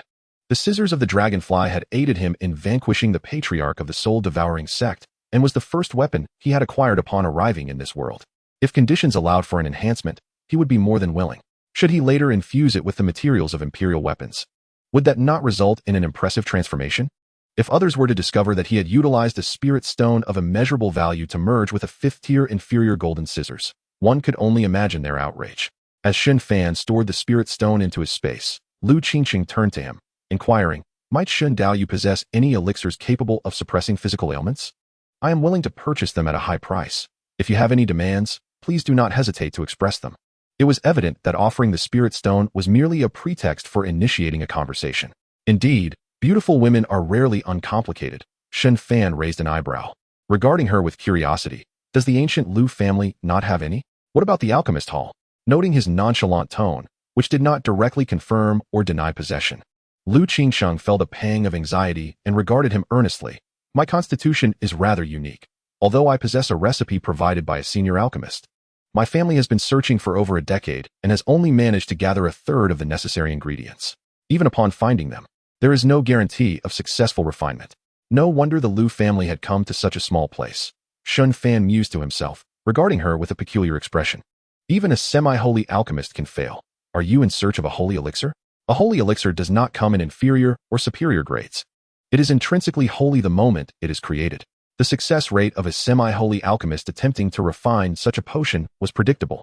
At that moment, the 4 Lu family members observed for the first time the anxious expression adorning the face of their family jewel. Could it be that the imperial scion possessed such a treasure? Heavens! A holy elixir, truly befitting of an imperial scion. Certainly a resource left behind by the imperial lineage. Sister Qingqing is saved. The 4 of them quickly grasped the underlying implications. As they gazed at Shen Fan's silhouette, their eyes brimmed with astonishment and disbelief. Perhaps the alchemist hall did possess holy grade elixirs, but such divine substances could never leave its confines. Not to mention, the alchemist hall lacked any holy elixirs suitable for Lu Qingqing's unique constitution.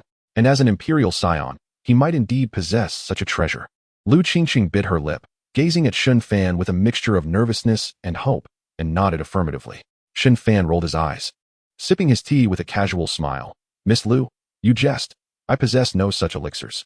However, I trust that fortune favors you, and you shall surely find what you seek. Would I fabricate a story of possessing a holy elixir simply because she is beautiful? Then, with a mighty shake, draw the lovely maiden into my grasp. Despite having encountered numerous tales of this sort, Shen Fan's intellect was still intact. He did not perceive Lu Qingqing as a fool. Lu Qingqing pursed her lips, softly replying, I appreciate your kind words. Meanwhile, the four within the room felt a twinge of disappointment. Alas, not even the imperial scion possessed such elixirs. Simultaneously, the auctioneer began to introduce the third treasure of the evening. Ladies and gentlemen, this is an attack talisman crafted by an 8th-layer king realm cultivator. Though it is a one-time item, the power of a full-force strike from an 8th-layer king realm cultivator is unimaginable. As Shen Fan gazed at the intricately inscribed talisman within the ornate box, he silently commanded, System, copy the attack talisman. Locking onto the attack talisman, identified as a full-force strike of an 8th-layer king realm cultivator. Copy enhancement initiated. Ding. Congratulations, host, on enhancing the attack talisman to a semi-holy realm attack talisman. Semi-holy realm attack talisman possesses the full-force strike of a 9th-layer semi-holy realm cultivator. Quite impressive. Observing the newly acquired purple-gold talisman in his system space, Shen Fan smiled faintly. While he could copy an opponent's cultivation level during confrontations, replicating such a one-time attack was a breeze. After finishing his tea, Shen Fan stood and bowed to Lu Qingqing, smiling as he said, Miss Lu, I take my leave. Safe travels, Shen Daoyu, Lu Qingqing replied, rising to return the gesture. Once the door closed behind him, one of the Lu family women approached Lu Qingqing, softly reassuring her, Do not be disheartened, cousin. Perhaps you will find something of value in the 7 Stars Mountain trial. Another young man lamented, I had thought the imperial scion would possess such a treasure. What a disappointment. As he finished speaking, the four watched as Lu Qingqing shook her head and returned to her seat, her gaze fixed intently on the opposite private room, murmuring, I believe he must possess it. What? Upon this revelation, the four were left in a state of bewilderment. After a moment of contemplation, Lu Qingqing turned to the nearby girl and softly instructed, Xiaoyu, please call Uncle Long to come over. Oh right. The woman, regaining her composure, rushed out of the private room with palpable excitement. Her cousin was finally saved.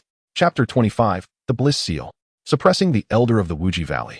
Not long after Shen Fan exited the private chamber, he spotted a figure swiftly approaching ahead. Qin Wu.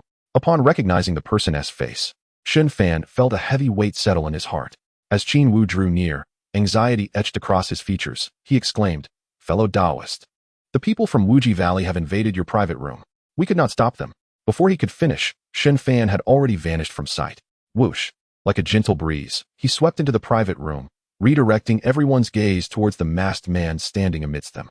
Shen Fan stood there, composed, his calm eyes surveying the 7 individuals within.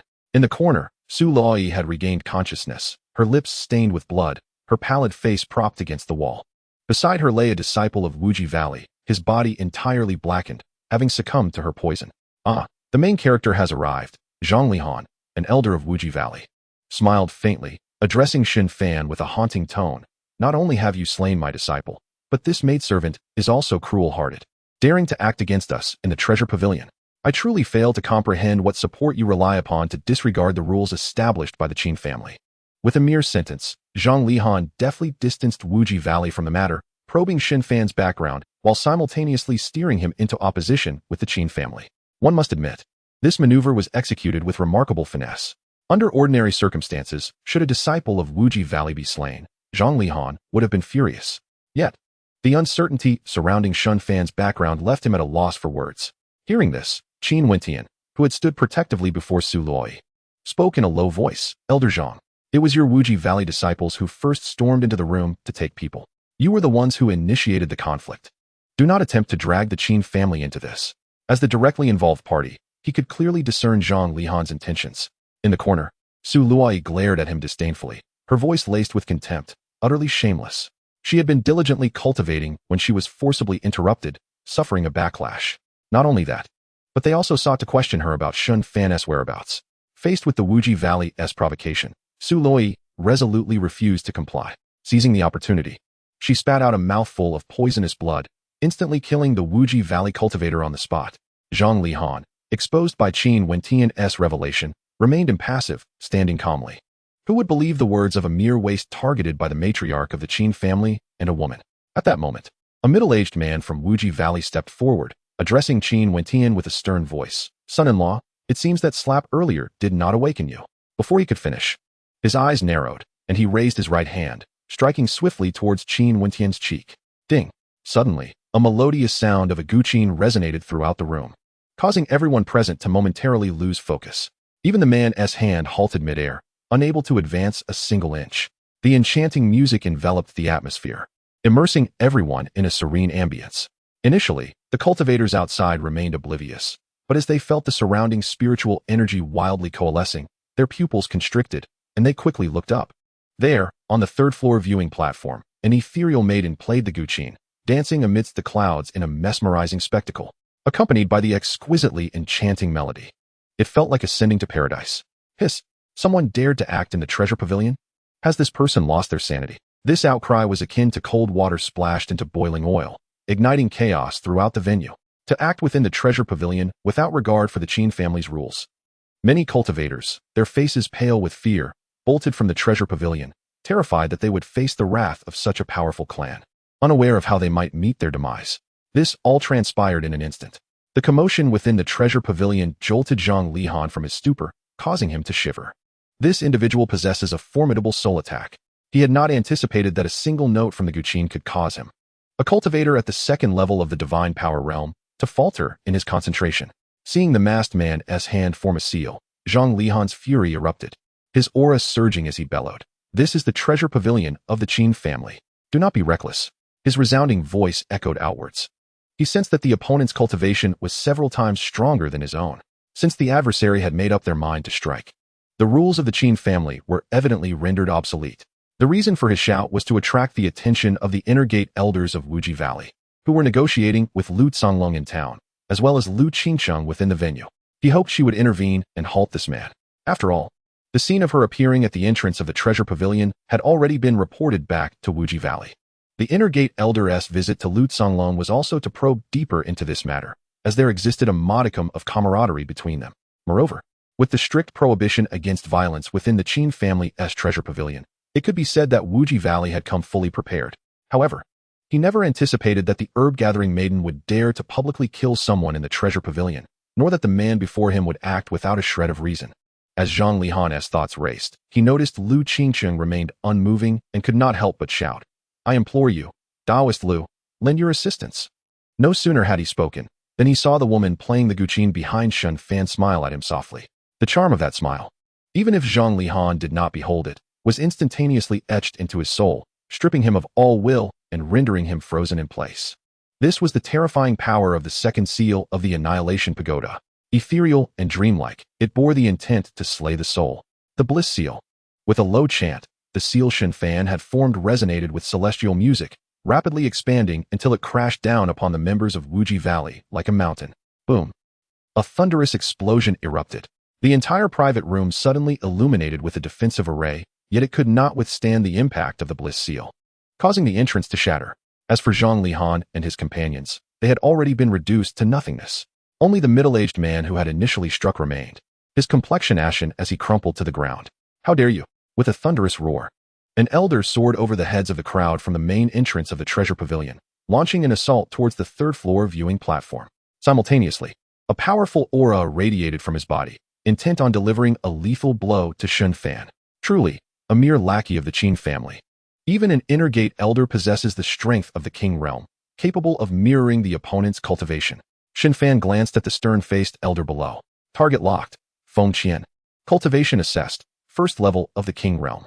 Copy amplification activated. At the same time, Shen Fan flicked his finger. A beam of purple gold light shot forth like lightning towards the opponent. The inner gate elder of Wuji Valley, initially believing it to be a concealed weapon, was startled and hastily sidestepped. Yet, to his astonishment, the purple gold light halted abruptly in midair, revealing the outline of a talisman. In the next moment, the purple gold talisman erupted with a dazzling golden radiance, enveloping the entire treasure pavilion. The onlookers squinted, their hearts trembling in response. Amidst the resplendent golden radiance, a a shadowy figure gradually emerged. What was most astonishing was the faint wisps of purple aura swirling around this ethereal form. Could it be the convergence of golden light and purple mist? Witnessing this spectacle, the faces of the cultivators outside the treasure pavilion paled in alarm. For an emperor, the purple mist envelopes an expanse of 30,000 miles. And for a saint, the aura of golden light accompanies them. Although the strands of purple mist surrounding this shadow were few, they unmistakably signified a pinnacle of semi-saint level, already brushing against the threshold of sanctity, comparable to a strike from a saint. The realization sent shockwaves through the crowd, their expressions transforming in horror. This is dire. Quickly retreat. Boom. The surrounding space erupted with a cacophony of thunderous roars. An ancient figure gradually materialized amidst the golden and purple luminescence. A terrifying pressure emanated from their being, sweeping across the surroundings. The momentum bore down like a celestial canopy, insurmountable. Bang, bang, bang. Amidst the sound of splintering wood, the cultivators on the second and third floors were crushed to the ground by the saintly might, forced down to the first floor. Meanwhile, the protective formation of the treasure pavilion shattered with a resounding crash at the mere gesture of the saint's shadow. Chapter 26. The sixth layer of the King Realm. Lu Qingqing, do you dare to engage in battle? As for the inner gate elder of the Infinite Valley, locked onto by the saint's attack, there was no escape. As he beheld the impending strike of the saint's palm, he roared in despair, no. It was over before it even began, and his unwillingness was palpable. Boom. The palm print that struck the ground unleashed a tremendous explosion, sending dust soaring. The elder of the Infinite Valley was reduced to mere ashes. Were it not for the target being vanquished, the saint's might dissipating, the residual force of that palm alone sufficed to reduce the entire treasure pavilion to dust. When Shen Fan unleashed the attack talisman of the ninth layer of Semi-Saint Realm, his internal prowess surged in tandem. The first layer of the King Realm, the fourth layer of the King Realm, the sixth layer of the King Realm. The speed of enhancement remained astonishingly rapid, and feeling the immense power within him, Shen Fan was thoroughly gratified. By the way, system, why do I lack the characteristic domain of the King Realm? The system replied, host, your enhancement pertains to cultivation options, not the comprehension of domain. It is akin to how choosing to replicate spiritual roots does not enhance one's constitution. It seems I have much to improve upon. The system.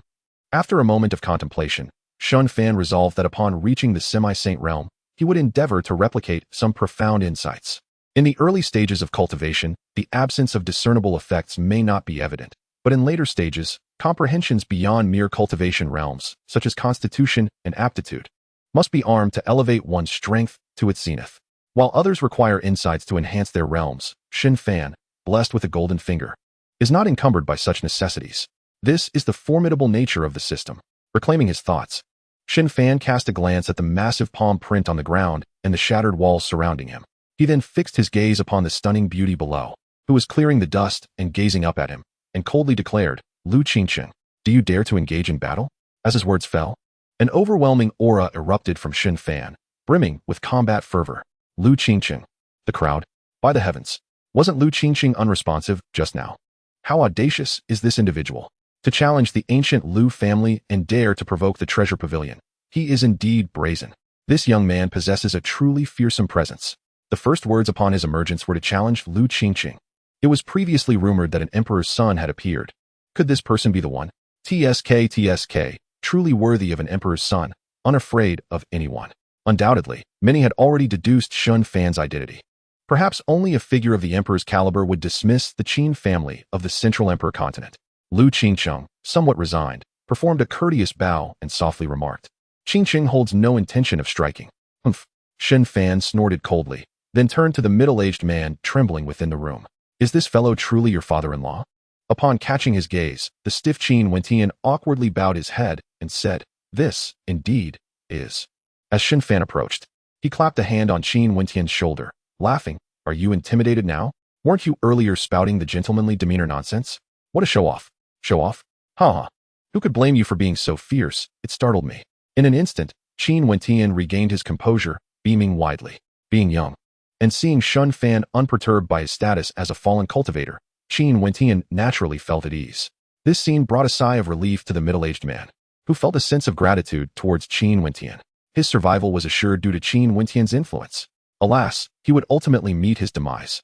He was unconditionally obedient to the orders of the matriarch of the Qin family, not to mention having gained unprecedented standing within the sect. Moreover, Her daughter had acquired numerous cultivation resources. Why aren't you leaving? I ought to send you to the heavens. If you seek trouble, summon your ancestors. If you bother me, I might just pay a visit to your infinite valley. Shen Fan's low growl sent a tremor through him, and he hastily fled the scene. At that moment, seeing Shen Fan extend a jade vial, Qin Wentian looked at him in puzzlement. Shen Fan smiled faintly and transmitted a 9th-grade revitalizing creation pill. It can restore your injuries. Lay low and nurture yourself. Await the day of soaring and exact vengeance upon the ungrateful. This was one of the reasons Shen Fan refrained from killing this man. It is far more satisfying to take vengeance personally. Qin Wentian did not refuse. Instead, he took a deep breath and bowed deeply to Shen Fan. Shen Fan waved his hand and slowly departed. Just as he stepped out, his brow furrowed, and he turned to the corner where Su Luai stood, her eyes wide in astonishment. He raised an eyebrow and asked, "Are you not afraid of death?" Su Luai said nothing, but her head shook vigorously like a rattle. The previous scene had been overwhelmingly shocking. Ignoring the rules of the Qin family, demolishing the treasure pavilion, and slaying an elder of the infinite valley, all these acts were unfathomable to a cultivator of her standing. Su Luai felt Shen Fan was formidable, but she never imagined he was this terrifying. This left her somewhat dazed, and she honestly shook her head. Everyone fears death. She certainly did too. Oh, I knew it. Shen Fan nodded and turned to leave. Meanwhile, Qin Wentian, noticing the girl still in a daze, hastily urged, "What are you lingering for? Follow us." Huh. Can I really follow? Su Luai's heart quivered, and she finally snapped back to reality. Watching the two disappear down the corridor, she hurriedly rushed out of the room. As Shen Fan descended to the second floor, he found several familiar faces blocking the passage. They included Elder Mo from the Wentian sect, Lu Songlong and Lu Qingsheng from the ancient Lu family, as well as Dong Wangyu and Dong Wangyueluo from the Daqian dynasty. Standing beside Dong Wangyu, Mo Wenyu greeted Shen Fan with a bow, his face brimming with gratitude. Shen Fan wore a mask to avoid recognition. His concealment in Seven-Star Town was undoubtedly to prevent the Wentian sect from facing retribution from the Daqian dynasty. Alas, I inquired whether the Tianzong could recognize fellow Taoist Shun. How fortunate indeed. Alas, he had previously delivered medicine and left the private chamber of the Lu family a moment too soon, thus missing the opportunity to meet Shen Fan. What piqued Shen Fan's curiosity was why Dong Wangyueluo had been observing him so intently. Was she unafraid of him? Did the Daqian have matters to discuss with him? Unlike others, Lu Songlong had come with genuine business in mind. He wasted no time, offering a wry smile and cupping his hands in greeting as he addressed Shen Fan, fellow Taoist Shen. This girl Qing Cheng has endured torment due to her physique. Should you possess a remedy to restrain it, our Lu family is willing to open the dragon transformation pool for you. The mention of the Lu family's dragon transformation pool elicited a sharp gaze from Dong Wangyueluo, who was taken aback by its significance. The crowd, puzzled, regarded her with incredulity, silently questioning her astonishment. "You do not know about the dragon transformation pool?" They mused. "How can you be so surprised?" Wenyu, seizing the moment, solemnly interjected, "The Lu family's dragon transformation pool is a supreme divine pool for refining special physiques. It is said that only descendants with the potential to attain the sacred realm, possessing unique physiques, may gain access to its cleansing waters, enhancing their attributes to the utmost." The worldly Dong Huangyu nodded in agreement, stroking his beard with a sigh. Indeed. Moreover, the dragon transformation pool can only be activated on rare occasions, and the remaining opportunities are surely dwindling. Throughout history, only a handful of forces have had the privilege to utilize it. Shen Fan, smirking slightly, understood that this group feared he might be oblivious and embarrass himself, hence they played the role of bystanders. Of course, their actions could also garner the Lu family's favor. Such is the nature of human affairs. A cadre of cunning old foxes, their intellect is truly remarkable. Reflecting on this, Shen Fan cast a bemused glance at Lu Qingcheng, who, with a delicate pout, returned his gaze with a gentle smile. Shen Fan's previous provocations aimed to instill discontent in Lu Qingcheng and deter her from pursuing the elixir. Unexpectedly, she seemed to see through his intentions at a mere glance. Chapter 27. Ancient Elixirs, Yin-Yang Duality Pill. Very well. Shen Fan shook his head, retrieving a small vial from his spatial storage, reluctantly offering it to Lu Qingcheng. Truthfully, the elixir held little value for him. He might as well replicate the dragon transformation pool at the Lu family, enhancing his cultivation and martial skills, thus reaping substantial rewards. Upon receiving the jade vial, Lu Qingcheng steadied her breath, slowly uncapping it, only to wrinkle her nose and promptly reseal it. Her brows furrowed, her lips slightly pursed in confusion. Observing her beauty as she feigned innocence, Dong Wangyueluo seethed inwardly. What a little vixen. She stole a glance at Shen Fan, only to find him scrutinizing her? Dong Huang Yu Luo's breath hitched, as if struck by lightning, and she quickly turned away to smooth her hair. Why is he looking at me? Is it because I am more beautiful than Lu Qingcheng? Surely, my allure surpasses hers. Humph. As these thoughts swirled, she recalled the sensation when Shen Fan had struck her, her heart racing ever more violently. At that moment, Lu Zonglong appeared somewhat dazed. He had merely glanced at the vial and discovered that there was no sign of a sacred elixir within. What use would it serve if it was not a sacred pill? Wouldn't that mean he was destined to be reprimanded by the head of the Lu family for his earlier promise regarding the dragon transformation pool? Just then, Lu Qingcheng's eyes sparkled with delight as she exclaimed, "Is that a ninth-order ancient pill, the yin-yang duality pill?" Indeed, it was the yin-yang duality pill. Shen Fan nodded imperceptibly, contemplating. System, is this an ancient elixir? Yes, host. The rewards are randomized, and it is quite normal to possess ancient elixirs. Impressive. As expected of you. Thank you for the compliment, host. Observing Lu Zonglong's bewilderment, Lu Qingcheng cheerfully elaborated. It was said by the esteemed Dan Sheng of the Dan Hall. The yin-yang duality pill can rectify the afflictions of extreme yin and extreme yang physiques. Once consumed, it can harmonize the energies of extreme yin and extreme yang within the body. While it cannot cure completely, it can absorb the residual energy of the physique. Just from a whiff, I could feel subtle changes in my condition. Though it alleviated the affliction, it would inevitably regenerate. Yet for Lu Qingcheng, this was the finest elixir she could hope to find. Her ruoming divine physique had already reached the brink of catastrophic transformation. Lu Zonglong grasped this realization, excitement radiating from him as he bowed to Shen Fan. Thank you, dear friend, for your assistance. The Lu family is immensely grateful. This also indicated that the Lu family had several decades to search for other elixirs and rare treasures. Should she gain the opportunity to enter the sacred realm, her formidable strength would suppress the affliction, granting her even more time. Undoubtedly, this elixir was of paramount importance to Lu Qingcheng. Could he truly be an ancient being? The surrounding crowd regarded Shen Fan with astonishment. What constitutes an ancient being? It is not merely an ancestor who has lived for a few millennia. Such titles belong to figures from tens of thousands, even hundreds of thousands of years ago. Shen Fan smiled faintly. It is but a fair trade. While he possessed an even more potent innate elixir, the absolute dust pill, he had no intention of offering it to Lu Qingcheng. It was far better to keep it for his own use. Even if she were hailed as the most beautiful woman of the Eastern Domain, the illustrious gem of the ancient Lu family, one such gift might garner her favor. Who knows? She might even become an ardent admirer. Yet, the bloody fate of Qin Wentian loomed before him. With a thought, Shen Fan patted Qin Wentian's shoulder, causing him to shudder uncomfortably. Observing his perplexed expression, Shen Fan smiled at Lu Zonglong. Let us add a condition. Allow him to cultivate at the Lu family until he is willing to depart. Should he refuse the elixir, it shall be returned to me. Upon hearing this, the agitated Qin Wentian looked at him anxiously. Fellow Taoist, his words faltered into a sigh. As he remained unable to rise, he feared retribution from the Wuji Valley and the Qin family due to his presence in the treasure pavilion. Shen Fan's stance, however, was resolute, utterly unconcerned about offending the Lu family.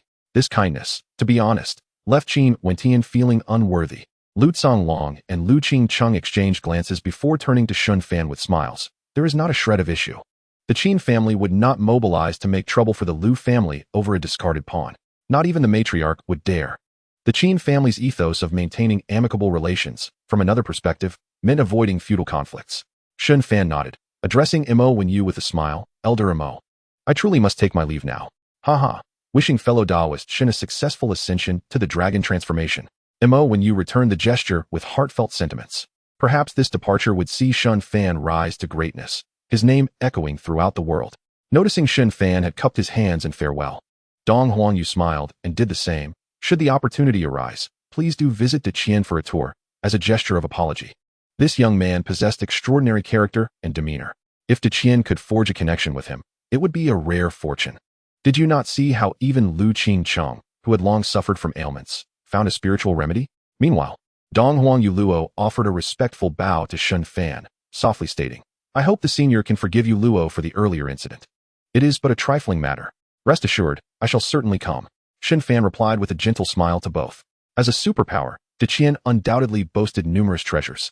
Given the courtesy extended by the other party, Shen Fan decided that if time permitted, he would indeed pay a visit. Dong Huangyu Luo felt a surge of joy in her heart as she observed his spirited demeanor. The group chatted amiably as they descended the stairs. Watching Shen Fan and his companions depart, standing on the street, Dong Huangyu turned to Mo Wenyu with a smile, saying, "My friend, you have truly struck gold with the Tianzong. As an imperial heir, Shen Fan undoubtedly possesses a unique constitution. His forthcoming venture to the Liu family's dragon transformation pool could very well propel him to greatness." Mo Wenyu, cupping his hands in a gesture of humility, replied with a wry smile, "Senior Dong Huang, please refrain from excessive flattery. There are still the matters concerning Wujigwen that will weigh on us. It won't be so straightforward. With Shen Fan and Qin Wentian having departed, Wujigwen would surely seek out softer targets, and without a doubt, the Tianzong would be their prime choice." Dong Huangyu stroked his beard with a smile, surveying the surrounding cultivators who were engaged in lively discussions. He communicated telepathically. No matter how powerful the Qin family may be, their focus will solely be on Shen Daoyu. With our three families united in alliance, and the formidable Liu family as our shield, would they dare to initiate conflict? Unlike ordinary sects, which might hesitate to engage with Shen Fan due to the potential consequences of forming a connection, the Qian, with its imperial ambitions, is not a force to be underestimated. At this point, Dong Huangyu regarded Mo Wenyu with a probing gaze. As for Wujigwen seeking trouble, they are merely a group of individuals who rely on elixirs to elevate their cultivation levels. I imagine their capabilities pale in comparison to those of your sect's ancestors. Hearing this, Mo Wenyu broke into a light sweat, hastily bowing his head. "What you say is indeed true, senior. If you continue, you might just expose our sect's secrets." He was taken aback to discover that his Tianzong had maintained such a low profile, yet still had its trump cards unveiled. He would need to report this to the sect leader upon returning. In contrast to the subtle probing between the two elders, Dong Huangyu Luo only withdrew her gaze after Shen Fan's figure faded from sight, her exquisite features adorned with a radiant smile as she mused inwardly. "It appears he has truly let go of my past transgressions. Once he arrives into Qian, I shall extend my warmest hospitality." In the East region, at the plaza of Tianfeng City, numerous cultivators stood in anticipation of the activation of the central teleportation array. For shorter distances, cultivators typically traveled via flying vessels. But for longer journeys, one would need to seek out cities equipped with teleportation arrays. The sheer expanse of Xiantian continent was daunting. Traversing even a single sector of the East region could take a year aboard a premium flying vessel, and the associated costs were prohibitive, 10 premium spirit stones per person. After Shen Fan and his entourage disembarked from their vessel and settled the teleportation fees with the guarding cultivators, they strolled leisurely into the plaza. The elderly servant accompanying Qin Wentian expressed a sense of relief that his young master had finally escaped the clutches of that infernal place. Lu Songlong was not among them, as he was tasked with safeguarding the Liu family's disciples at Qixing Mountain. Lu Qingcheng, still donning a light veil and wide-brimmed hat, whispered with Su Luoyi beside her. As the grand arc-shaped stone structure ahead illuminated with brilliance, Shen Fan observed a faint membrane materializing in the center of the stone. Cultivators entered one after another, vanishing in an instant. Witnessing this scene, he stepped forward slowly, remarking, "This is quite similar to the teleportation arrays depicted in dramas." Just as he was about to step in, a flash of inspiration struck him. "System, copy and amplify this teleportation array." With that, he stepped into the array, vanishing from sight. Chapter 28, Imperial Level Array Patterns. A game not to be taken lightly. Locking onto the teleportation array, identified as a top-tier teleportation array. Amplification copy activated. Congratulations to the host. The top-tier teleportation array has been enhanced to an interdimensional teleportation array. Interdimensional teleportation array. Coordinates unknown. Requires another interdimensional teleportation array to connect as a focal point. Usage method. Detach the array stones from both teleportation arrays and install them together to form a round-trip teleportation array. As Shen Fan emerged from the teleportation array, he heard the system's notification echoing in his mind. An interdimensional teleportation array. 100 premium spirit stones per person. This was a lucrative opportunity. However, he would require 2 arrays to establish a connection. Shen Fan raised an eyebrow, glancing back at the teleportation array behind him. "Isn't there another one here?" "System, copy." He paused for a moment, then thought, "Oh right, I seem to be in no shortage of funds." After a moment of contemplation, his eyes brightened as he secretly mused. "System, directly copy the array patterns of the teleportation array. With the enhancement of the array patterns, wouldn't I be free to travel wherever I please? I wonder if it will work." Shen Fan's expression was filled with anticipation. At this moment, Lu Qingcheng, who had just revealed herself, noticed him gazing at the teleportation array and softly reminded him, "Friend, there are others behind you." Shen Fan, caught off guard, turned to see the surrounding cultivators staring intently at the elegantly speaking woman. "Oh, my apologies." Shen Fan smiled awkwardly, hastily stepping down from the teleportation platform while keeping his gaze fixed on the array. There's no need to apologize. Qin Wentian's servant and Su Luai exchanged glances, surprised that such a remarkable figure as Shen Fan would express such modesty. Lu Qingcheng, on the other hand, found Shen Fan's approachable demeanor increasingly endearing. However, she also sensed something amiss and looked back at the teleportation array with a puzzled expression, wondering if there was something wrong with it. Locking onto the teleportation array. Identified as a master-level teleportation array pattern. Amplification copy activated. Congratulations to the host. You have acquired an Emperor-level teleportation array pattern. Emperor-level teleportation array pattern, once inscribed, allows for departure from the original location, traversing through the void, and breaking surrounding restrictions. Simultaneously, the method for inscribing the Emperor-level teleportation array pattern flooded into Shen Fan's mind. The sensation was akin to having previously mastered it, devoid of any unfamiliarity. Excellent. An ultimate escape technique. In high spirits, Shen Fan removed his mask and rubbed his face. After all, there were no familiar faces around, and wearing a mask felt somewhat uncomfortable. Su Laoi, who trailed behind him, felt a surge of curiosity and stepped forward, stealthily stealing a glance at his appearance. I wonder what the senior looks like. Not only her, but even Qin Wentian and Qin Wu were also intrigued. Handsome. It was that simple. Compared to his previous remarkable looks, Shen Fan's demeanor had undergone a profound transformation following his cultivation and the consumption of the holy pill, enhanced by his innate spirit body and spirit root. Standing at an impressive height of 182 meters, Shen Fan was statuesque, with a face as radiant as jade, and eyes akin to twinkling stars beneath his arched brows. His moderately full lips carried a subtle smile, exuding undeniable charm. His ethereal aura, combined with his soft features, imparted an inviting warmth. Even Lu Qingcheng was astonished by Shen Fan's transformation, contemplating whether he had experienced a breakthrough. Noticing Su Luoi's admiring gaze, Shen Fan chuckled. Did you think I was an old man? No, I was merely curious. I didn't expect the senior to be so striking. Haha, well said. A reward. Shen Fan grinned widely, spreading his hand out before her. Before their eyes appeared a sphere radiating a deep blue glow, the sixth-tier superior Xianling pearl. Simultaneously, the spiritual energy of heaven and earth flowed into the spirit pearl like a gentle stream, intensifying its azure brilliance. Is this a rare treasure that gathers spiritual energy? Wealth should not be flaunted. It appears that this individual hails from a distinguished background. How enviable. If only I could be acquainted with such a wealthy patron. The surrounding cultivators gazed at the unassuming Su Lui with eyes full of admiration. Su Lui appeared somewhat reserved as she nervously accepted the Xianling pearl. In truth, she was reluctant to take it, fearing that Shen Fan might perceive her as someone who is solely motivated by profit. Yet, she did not dare to refuse it. Fortunately, Shen Fan genuinely wished to gift it to her, rather than using the opportunity to test her character. Phew, perhaps I was overthinking it. The senior might have acknowledged me. She cast a cautious glance at Shen Fan, and upon seeing his unchanged expression, she finally breathed a sigh of relief. Observing this scene, Qin Wentian harbored little faith in this girl's ability to successfully become his disciple. Her thoughts weighed too heavily upon her. However, recalling her unfortunate circumstances, he couldn't help but smile wryly.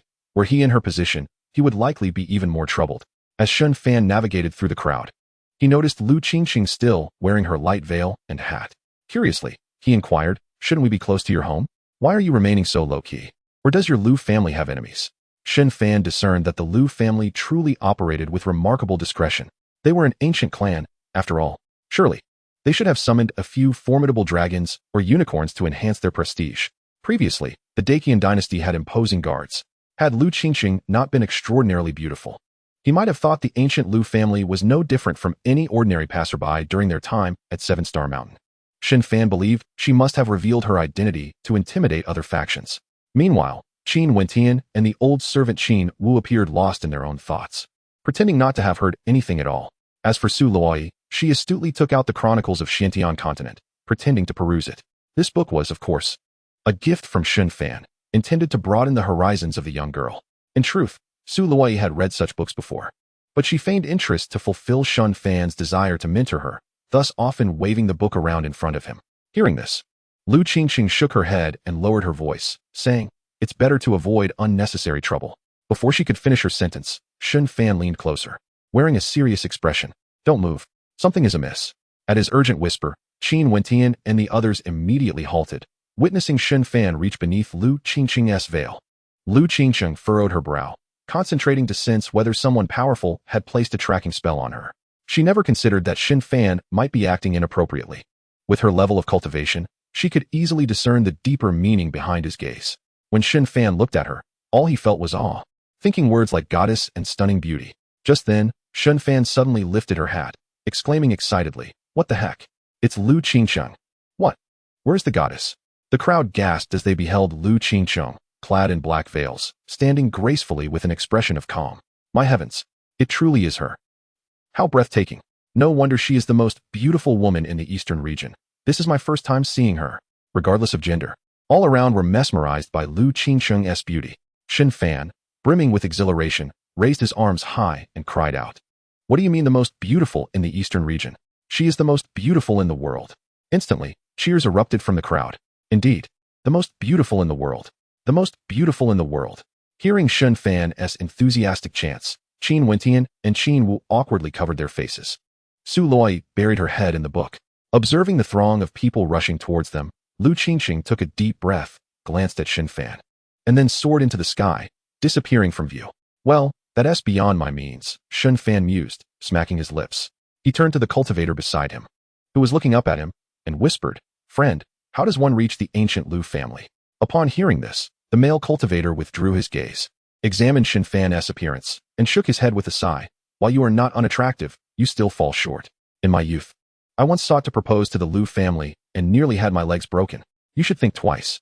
Shen Fan, filled with gratitude, patted the crooked-eyed cultivator on the back and inquired about the route from a young girl. Under the disparaging gaze of the four who knew the way, they quietly slipped out of the crowd.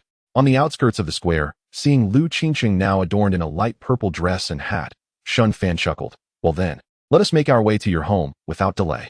With that, he raised his hand and summoned the cloud piercer.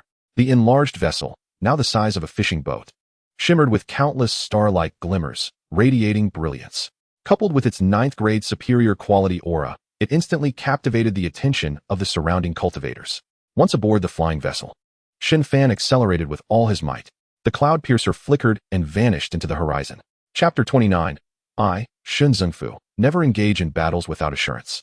The ancient Lu family, within the city of floating life, is a vast metropolis housing millions of direct and collateral descendants of the Lu clan, not to mention the multitude of other cultivators residing within the city. As for those of lesser talent within the Lu family, they have been dispatched to manage the family's enterprises elsewhere. As an ancient lineage with a history spanning thousands to millions of years, their most evident heritage includes having produced supreme emperors, possessing imperial artifacts, and an unbroken lineage of saints. Such prestige earns them the respect of cultivators across the realm, who refer to them as the ancient Lu family. So what of the Lu family's strength? The very fact that the continent's foremost alchemical organization, the Dan Hall, headed by the alchemist saint, is willing to craft pills for Lu Qingcheng speaks volumes. The connections of the Dan Hall are unparalleled, even among ancient families. This illustrates that the Lu family's foundation is not something ordinary sacred grounds can rival.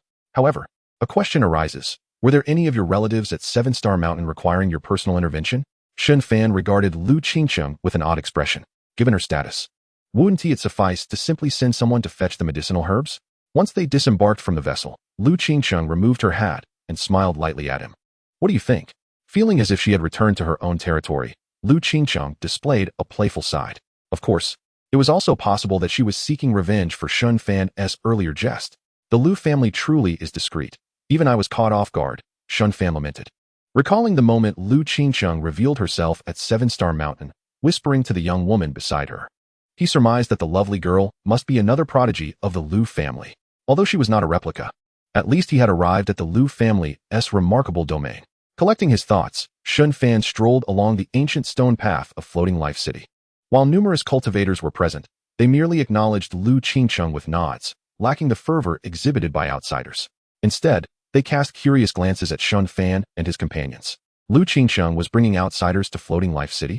Clearly, these individuals were not simple folk. Something must have occurred, prompting their hasty return. He wondered whether they had found the spiritual herbs during their journey to 7-Star Mountain.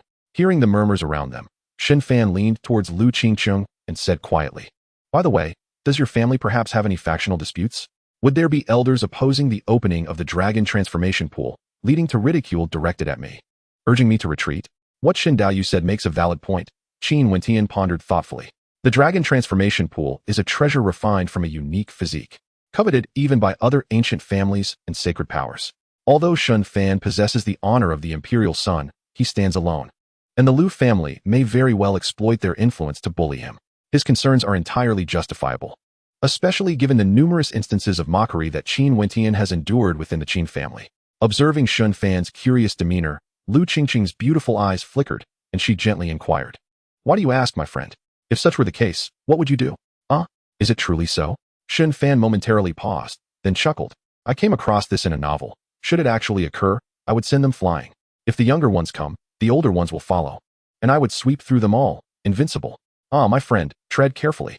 Qin Wentian, beads of sweat forming on his forehead, hastily tugged at Shen Fan's sleeve, interrupting his impassioned speech. "This is the territory of the Lu family. Have you not noticed how the surrounding cultivators' gazes have shifted? Even Qin Wu dares not to look around." In contrast, Su Luoyi remained unfazed, curiously surveying her surroundings and reflecting, "So this is what an ancient family with a long-standing heritage looks like. Truly impressive." This was her first visit to an ancient family, and even the sight of the architecture enveloped her in an atmosphere of timeless tranquility. "Almost forgot you still need to blend in here. Be discreet." Shen Fan awkwardly nodded at Qin Wentian. Lu Qingqing smiled softly, saying, "Fear not, with Qingqing present. None would dare to act recklessly." Her demeanor exuded calmness, confidence, and an aura of authority. Shen Fan marveled at her subtle display of superiority, whispering to Qin Wentian, who was wiping the cold sweat from his brow, "You hail from a prominent family as well. What status does she hold to speak so boldly?" "Brother, why ask me? I merely wish to remain inconspicuous." Qin Wentian's handsome face revealed a hint of grievance. However, considering Shen Fan's background and his limited knowledge of this world, he quietly explained, "Lu Qingqing is the divine maiden of the Lu family, having awakened the ancestral physique of Emperor Fuxing. A year ago, she defeated the prodigy Chen Fenghua, who was at the 8th level of the celestial realm. She may have already entered the realm of divine abilities. Is she that formidable? What level of cultivation does she possess?" Shen Fan inquired, astonished. Feeling a chill run down his spine, Qin Wentian shook his head repeatedly, stating, "I do not know. However, if Miss Lu has said so, surely no one would dare to trouble you." Regrettably, Shen Fan sighed, lamenting the lost opportunity to replicate her prowess. If the elders were to arrive, wouldn't he soar to new heights? With this thought, Shen Fan turned to Lu Qingqing and asked, "What level of cultivation do you possess?" He had previously amplified Lu Qingqing's techniques and could not replicate the same target again, merely indulging his curiosity. With a gentle smile, Lu Qingqing replied, "Why not wait until we reach the Lu family and spar a little? We could discuss the principles of Tao." How could one spar upon arriving at a host's abode? That would be quite impolite." Shen Fan waved his hand dismissively, embodying the demeanor of a gentleman. "I shall wait until I've replicated your ancestors' abilities before I challenge you." He never engaged in battles without assurance. "Weren't you the one who issued a challenge at the treasure pavilion?" The crowd fell silent. Noticing the atmosphere had grown awkward, Su Luoyi, who yearned to be Shen Fan's disciple, softly asked, "Senior, why did you kill the 2 elders of the Wujig Valley without uttering a word at the treasure pavilion?" Upon hearing this, the old servant Qin Wu recalled the scene and felt puzzled. Zhang Lihan had not attacked Shen Fan and even engaged in a debate with him. If Shen Fan had acted against the Wujig Valley's disciples merely for trying to capture Su Luoyi, why had he not sought an explanation from them? Did Shen Fan fear the Wujig Valley? Qin Wu truly did not perceive any fear from this imperial son. Had he not just expressed a desire to provoke the Lu family? Qin Wentian believed Shen Fan had merely found it beneath him to engage in conversation. But now, prompted by Su Luoyi's question, he was struck with a realization. Could it be? Shen Fan raised an eyebrow at Su Luoyi and said, "Did you think my exposure of Lu Qingqing at the treasure pavilion was merely for amusement? That was a warning to the Wujig Valley not to provoke me. Since they chose to seek their own demise, why should I waste words?" They understood that the Wujig Valley knew of his acquaintance with Lu Qingqing yet believed they could leverage the Qin family to reclaim their dignity. Thus, Shen Fan saw no need for further dialogue. "Now I understand." Su Luoyi nodded, her expression one of admiration. Not only was she astute, but she also possessed considerable courage, which left Qin Wentian astonished. Her words subtly reminded Lu Qingqing not to stir trouble. After all, the dragon transformation pool of the Lu family was no trivial matter. If anyone from such a significant family dared to oppose or provoke them, her assurances would hold little weight. It would be wise to clarify matters with these individuals promptly. Otherwise, the consequences might mirror those faced by the Wujig Valley. While her intentions were commendable, she underestimated Lu Qingqing, who ultimately hailed from a notable lineage. Qin Wentian shook his head in resignation regarding this girl who blindly followed Shen Fan. Lu Qingqing cast a surprised glance at the herbalist girl who had accompanied Shen Fan throughout. Noticing her reluctance to meet her gaze and her guilty glance to the side, Lu Qingqing smiled faintly, saying, "What was your intention when you toyed with me at the teleportation array, my friend?" Ha ha ha. There is no deeper meaning. I simply found it amusing." Shen Fan laughed, waving his hand and hastily departing. Beautiful women are indeed quite petty. Chapter 30. A Surge in Cultivation. The third layer of semi-saint. In an inn by the ancient path of the Lu family, a middle-aged man withdrew his gaze from the five who were bustling about below and poured a cup of tea for the elder across from him, inquiring, "Elder, is it not overly presumptuous for an imperial son without the backing of an imperial clan to speak so boldly? Does he possess some formidable background or support? Could he truly sweep through the Lu family? Has he fallen behind the times, or has the other party gone mad?" As Lu Qingqing's father and the head of the Lu family, Lu Qingfeng did not oppose the opening of the dragon transformation pool, though its numbers dwindled yearly. It still had the capacity for self-generation. Lu Qingqing was the strongest among the younger generation of the Lu family, particularly in this era marked by the emergence of the imperial sun. Its significance is self-evident. However, Lu Qingfeng found Shen Fan's arrogance somewhat perplexing. Based on the information provided by Lu Qingqing, it appeared that Shen Fan had recently emerged and was unfamiliar with the power dynamics of the Xiantian continent. Moreover, in Lu Qingfeng's estimation, Shen Fan's strength was not particularly high. When he faced Dong Huangyu, who was at the 7th level of the divine ability realm, he had employed an attack talisman of the saint realm. Clearly, this imperial son's prowess was only around the 9th level of the divine ability realm. How could someone of such caliber, accompanied by a herbalist girl, dare to openly warn the Lu family against underestimating him? Had they truly never encountered the Lu family's might? Lu Qingfeng's expression was one of bemusement. The elder did not respond directly, but instead smiled as he sipped his tea. "I have never seen this side of my granddaughter Qingqing. Ha ha ha, splendid." With Qingqing present, none would dare to act recklessly. Recalling the words of his daughter, the middle-aged man felt a twinge of helplessness. This girl, who was typically so mild-mannered, had truly opened his eyes today. Although the elder had not spoken much, his subtle reminder was already apparent. For the astute Lu Qingqing would never make a baseless accusation. Observing the pensive expression on his face, the elder stroked his beard and chuckled. "Even if this individual lacks strength, you must heed one thing regarding the promise made between Qingqing and him. Please, enlighten me." Esteemed ancestor, Lu Qingfeng promptly rose and bowed. "The legacy of the Lu family has thrived not on appearances. Do not let the identity of the son of the emperor cloud your judgment. There are always those who can handle the reckless." The elder discerned Lu Qingfeng's unease stemmed from the enigmatic nature of the son of the emperor. For anyone else, such concerns would not trouble the head of the Lu family. Yet, with the emergence of a son of the emperor, who had come to visit the Lu clan directly, matters of great significance regarding trends, ascension, and the future of the family could lead to irrevocable consequences with a single misstep. It was only natural for him to feel the weight of this pressure. Upon hearing the elder's counsel, Lu Qingfeng bowed again. "Thank you for your wisdom, esteemed ancestor." When Shen Fan and his companions arrived at the ancient Lu family estate, they were met with an extraordinarily grand reception.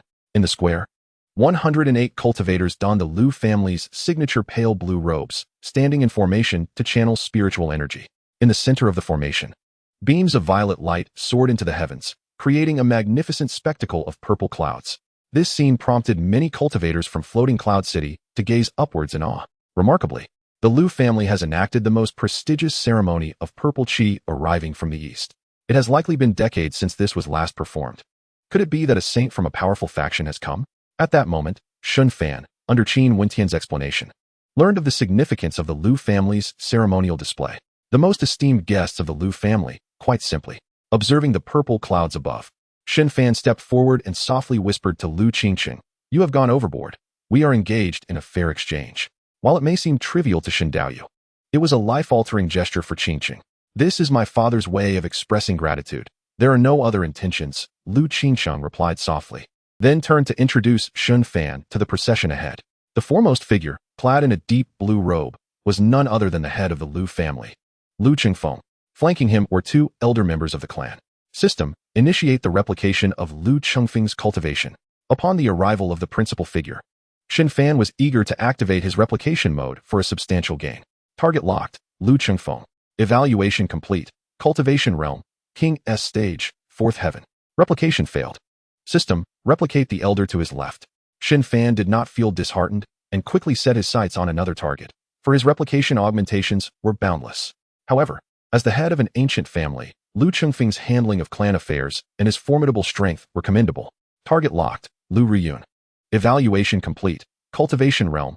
King S stage, 7th heaven. Replication augmentation initiated. King S stage, 8th heaven. King S stage, 9th heaven. Half-saint stage, 1st heaven. Half-saint stage, 3rd heaven. As the system notifications rang out, when Shen Fan reached the half-saint stage, 1st heaven, the spiritual energy within him had been refined to its utmost limit. Yet, he sensed no strength in this energy. It felt as light as a feather, coursing through his entire being. This was an indescribable transcendence, yet it radiated an overwhelming power that filled Shen Fan's body and mind. He felt as though with a mere wave of his hand, the ancient Lu family estate could not withstand a single blow from him. This was the profound confidence that came from strength. Suppressing this invincible sensation, Shen Fan was filled with excitement. So this is the half-saint stage? It feels even more inflated than my initial physical enhancement. What is a system? What is a golden finger? This is the purest form of a system's golden finger. No tasks, no restrictions. The ability to utilize it at will. Moreover, its functionalities were astonishingly formidable. Regaining his focus, Shen Fan turned his attention to the other elder beside Lu Chengfeng, contemplating, system, lock onto the most powerful technique of the other Lu family elder. This elder's cultivation was lower than his own and had not reached the half-saint level. Thus Shen Fan could only replicate one of his techniques. Target locked, Lu Fengyu. Evaluation complete. Strongest technique is the Emperor level, mid-tier technique life as a dream finger. Host has previously augmented life as a dream finger.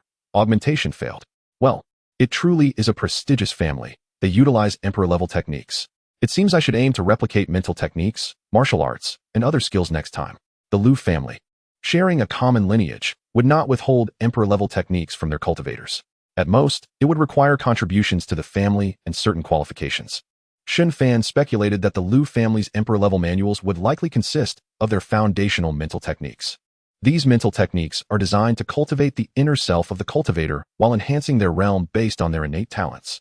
Techniques, in turn, consist of various moves that, when combined with powerful mental techniques, yield even greater might.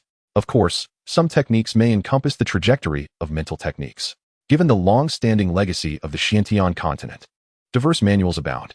However, within the system's replication and augmentation, the Lu family evidently distinguished between the two. Reflecting on this, Shen Fan scanned the Lu family disciples around him, proceeding to replicate and augment their mental techniques one by one. Unfortunately, the returns were minimal. These ceremonial disciples' techniques were of low grade. Chapter 31. The Treasure Transforming Dragon Pool. Seeing the young man before them with a smile gracing his lips, seemingly lost in another world, Lu Chengfeng exchanged glances with the two elders. Meanwhile, the surrounding Lu family members observing the ceremony began to frown. They had never encountered someone so carefree, especially a youth untouched by the Lu family's aura. What could he be pondering daily? Lu Qingcheng gazed at Shen Fan with curiosity, utterly baffled by his thoughts. At this moment, Qin Wentian and Qin Wu were at a loss for words. As Shen Fan's companions, they could not initiate the formalities without losing face. Yet, should this stalemate continue, it would border on disrupting the proceedings. Just then, Su Luoyi, hiding behind Shen Fan, nervously reached out her scarred hand to tug at Shen Fan's pristine robe.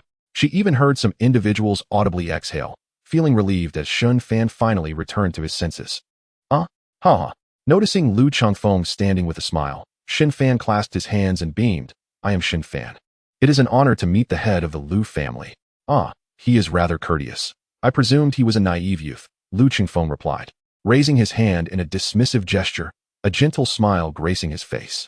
It is a tremendous honor for the son of the emperor to grace our Lu family with his presence. After exchanging a few more words with Qin Wentian, Lu Chengfeng led everyone into the grand hall of the Lu family. Once seated, Lu Chengfeng did not hesitate to agree to Qin Wentian's request for him and his servant to stay at the Lu family estate. This had been previously conveyed to him by Lu Qingqing. Seeing that his matter was resolved, Qin Wentian demonstrated great acumen and rose to his feet. After bowing to Lu Chengfeng, the head of the family, he again offered Shen Fan a deep bow and smiled. Shen Daoyu, should you find leisure, do visit Wentian for a chat. Farewell. Shen Fan chuckled and clasped his hands, saying, all right, train diligently. I have faith in you. If resources are insufficient, do not hesitate to seek assistance from Senior Lu.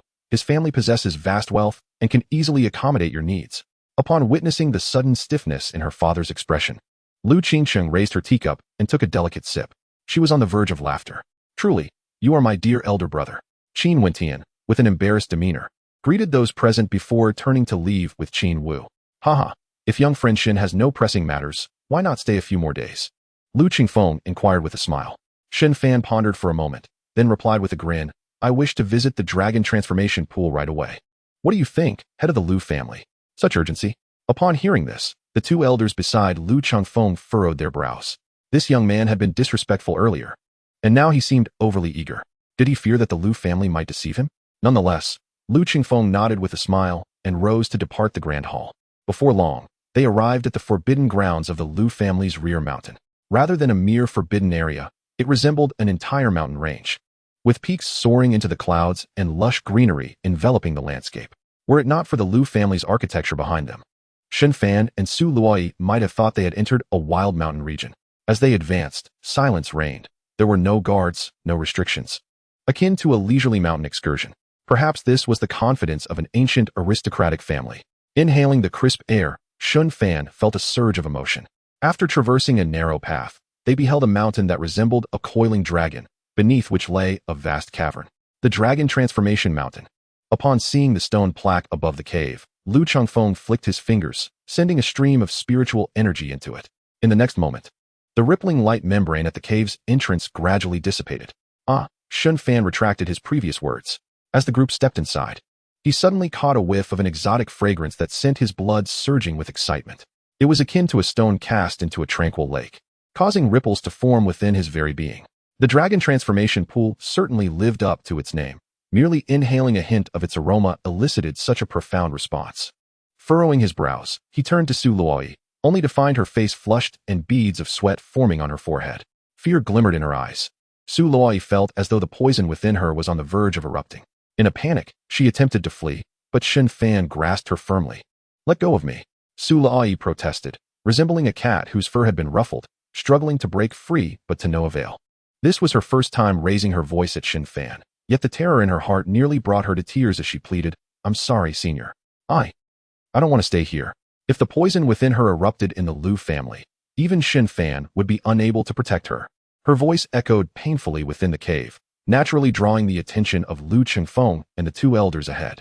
Lu Qingqing stood beside Shen Fan. Her brows furrowed as she observed the two with concern. Could it be that she also possessed a unique constitution? Shen Fan, channeling spiritual energy to immobilize Su Luoi, looked at her terrified expression and smiled reassuringly. Do not be afraid. With me here, you shall not come to harm. This dragon transformation pool will benefit your constitution. You should cultivate here. As he spoke, Shen Fan turned to Lu Qingfeng and the two elders, who wore expressions of curiosity. I shall abstain. Let her make use of the dragon transformation pool. After all, I can replicate its effects for my own use daily. Upon hearing this, Lu Qingfeng frowned. Young friend Shen, this young lady's cultivation is rather low. You may want to reconsider. He had noticed Su Luoi's limited strength during their first encounter. The opportunity to use the dragon transformation pool was singular. Lu Qingfeng was offering a gentle reminder. He had agreed to Shen Fan's immediate access to the pool due to the nature of their transaction. Though the two elders had previously harbored some discontent, they would not refuse the chance for either party to utilize the pool. However, should they miss this opportunity for purification, the Lu family would not offer it again. Let her proceed, Shen Fan insisted, shaking his head and lifting Su Luoi off the ground, allowing her to float beside him. Seeing the urgency in her eyes, Lu Qingqing spoke gently, Miss Su, do not fret. Since Shen Daoist has his reasons for abstaining, you may cultivate here at ease. She then turned to Shen Fan with curiosity, asking, what unique constitution does Miss Su possess? This question piqued the interest of the three elders, as they were naturally intrigued by the attention bestowed upon her by the esteemed figure before them. Without the manifestation of any unique signs, one could not discern another's constitution. The only way to ascertain such information would be through the infusion of spiritual energy into the individual. Yet such an act without consent would be deemed exceedingly rude and could even turn allies into adversaries. Seeing the distress almost bring Su Luoi to tears, Shen Fan chuckled. Look at her, she's nearly crying.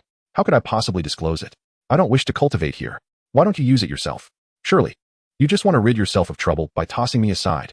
At that moment, Su Luoi's eyes brimmed with tears, her desperation reddening her gaze as she stared intently at Shen Fan's back. They were not even close to being master and disciple, and this unexpected boon only heightened her sensitivity, filling her with unease. She wished to communicate with Shen Fan, but the formidable spiritual energy enveloping her rendered her efforts futile. Just then, Shen Fan beheld a magnificent pool ahead, radiant with golden light. Surrounding the pool were 9 colossal stone dragon pillars, a truly awe-inspiring sight.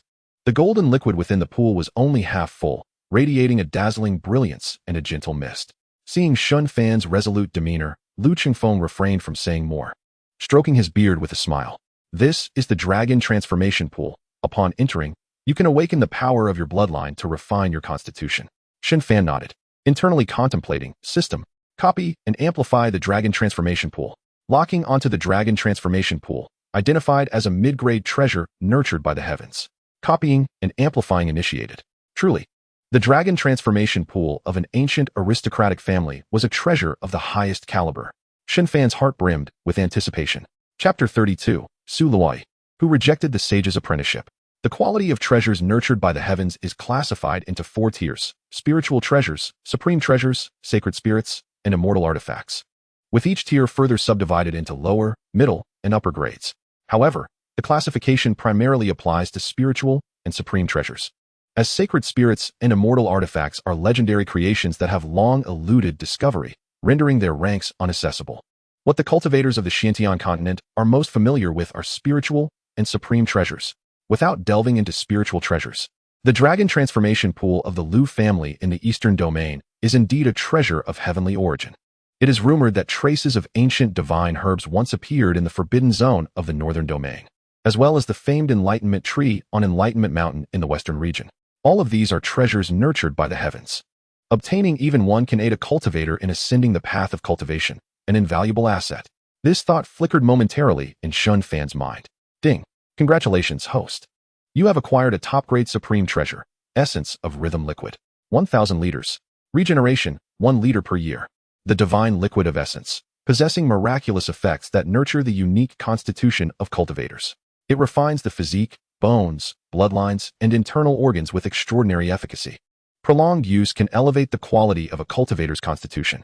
Simultaneously, it can eliminate the shortcomings of special physiques, achieving perfect completeness.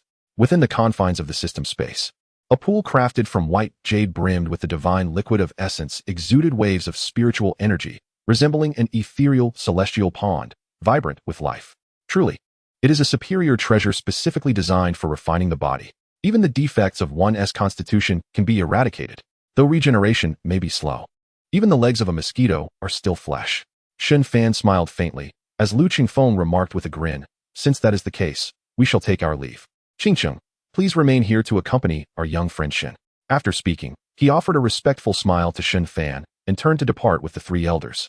Lu Qingcheng glanced at Su Luoi, whose eyes were a fiery crimson, and gently said, Shen Dao friend. It seems that Miss Su is quite reluctant to enter the Dragon Transformation Pool. Shen Fan also looked at Su Luoi, who appeared as if afflicted by red-eye disease, and sighed, this is your opportunity. Why are you crying? Rest assured, it will not trigger the toxins within you. Just cultivate here diligently. As he spoke, Shen Fan guided Su Luoi toward the Dragon Transformation Pool. Upon releasing the restraints binding her, Shen Fan and Lu Qingqing's brows immediately furrowed. They witnessed Su Luoi tremble violently, as a dense black poison emanated from her, instantly transforming the surrounding spiritual energy into toxic mist. What an oppressive poison body. Lu Qingqing's expression hardened as she raised her hand to isolate the surrounding air. Merely inhaling a wisp of it caused her dreamlike divine body's blood to boil, radiating divine light that dispelled the toxic gas. I do not wish to cultivate. You must think of me as a burden, wanting to abandon me at this opportunity. Su Luoi protested, her face set in defiance as she flew out of the Dragon Transformation Pool. Such a precious Dragon Transformation Pool. And Shen Fan did not wish to use it himself? Surely, he intended to have her poison body discovered by the Lu family, thereby securing her position to cultivate there, freeing herself from being a burden. The Lu family is immensely powerful, potentially providing her with peace of mind. Yet, it paled in comparison to the comfort of remaining by Shen Fan's side. Perceptive as she was, Su Luoi sensed Shen Fan's intention to leave her with the Lu family. Trusting her instincts, she chose to resist. I see you have become rather audacious. Shen Fan's face darkened in anger as he bellowed, raising his hand imperiously. In a heartbeat, the spiritual energy of the entire Dragon Transformation Mountain was instantly siphoned away, coalescing in his palm to form a colossal handprint adorned with golden patterns. Boom! A magnificent aura erupted from within him, shaking the surrounding space and resonating with thunderous sounds. The mere emanation of his aura shattered the toxic mist surrounding Su Luoi into nothingness. Outside the cave, Lu Qingfeng and the two elders abruptly turned back. They beheld the dazzling golden patterned handprint within the cave, accompanied by a trace of sacred pressure. Half-saint golden patterns. Lu Qingfeng's heart trembled with astonishment. The two elders beside him were equally struck with disbelief. This youth has actually achieved half-saint status. As expected of the scion of an imperial lineage, he could not merely be of the divine passage realm. He must have concealed his true strength. A 19-year-old half-saint. The three of them were filled with incredulity. Unlike the single golden law pattern emitted by a half-saint's technique, a half-saint cultivator exudes a multitude of law patterns with every movement. This is the exclusive symbol of an entry to sanctity cultivator, as well as a mark of identity. At this moment, Su Luoi, pale-faced, gazed at the enormous hand above her. Lu Qingcheng, witnessing Shen Fan's genuine fury, quickly intervened. Shen Dao friend. Miss Su may be lacking in a sense of security. Do not strike too harshly. Although Shen Fan's cultivation level astonished her, it would be a tremendous waste if such a gifted individual as Su Luoi were to perish beneath his hand. Smack! With a sharp crack, the golden hand transformed into a blur, swiftly striking Su Luoi, instantly suppressing her within the dragon transformation pool. Fortunately, the boundary of the pool was fortified with formations, preventing the tumultuous waters from splashing out. Observing the roiling waters of the dragon transformation pool, Shen Fan coldly declared, "Humph. With such heavy thoughts, you wish to be my disciple. You would be better suited as a maidservant to fetch water and carry a chamber pot." After speaking, he turned away, his expression steely, and swept out of the room. Shen Fan indeed intended to have Su Luoi remain with the Lu family. Wasn't he that safer than being by his side? However, this girl was resolute in her desire to accompany him. With matters having reached this point, Shen Fan could only resign to the notion of having her serve as a maid. Lu Qingcheng cast a peculiar glance at the now tranquil dragon transformation pool, then placed a set of clothing by the edge before turning to leave. Within the dragon transformation pool, Su Luoi's face flushed crimson as she covered her backside. That slap had been exceedingly harsh, tearing her clothing to shreds. The fiery sting, combined with the irritation from the pool's water, made her burst into tears. Emerging to the surface, she gazed through tear-filled eyes at the empty passage, finally letting out a long sigh of relief. Remembering Shen Fan's words from earlier, she laughed lightly. "If I'm not to be a disciple, so be it. I'll just follow you." In an uplifted mood, she joyfully began to swim in the dragon transformation pool. The Holy Spirit poison body did not erupt. Instead, as the pool cleansed her, the poison merely churned within her, alleviating the hidden ailments she had accumulated over the years while gradually awakening the unique properties of the Holy Spirit poison body, integrating them into every cell of her being. At that moment, a raspy, gentle voice floated from the edge of the pool. "Little girl, how about joining the Lu family? I could take you as my disciple, ensuring you stand on equal footing with Qingqing." Su Luoi hastily turned her head to see an elderly woman, her face kind and gentle, squatting by the pool, watching her. Feeling somewhat anxious, Su Luoi shook her head and whispered, "Thank you for your kindness, senior, but I do not wish to take a master." The identity of this individual was undoubtedly an ancestor of the Lu family, hidden from the world. The notion of being on par with Lu Qingqing sent waves of trepidation through Su Luoi. Such a presence was indeed formidable. However, as soon as the words left her mouth, she felt a twinge of regret.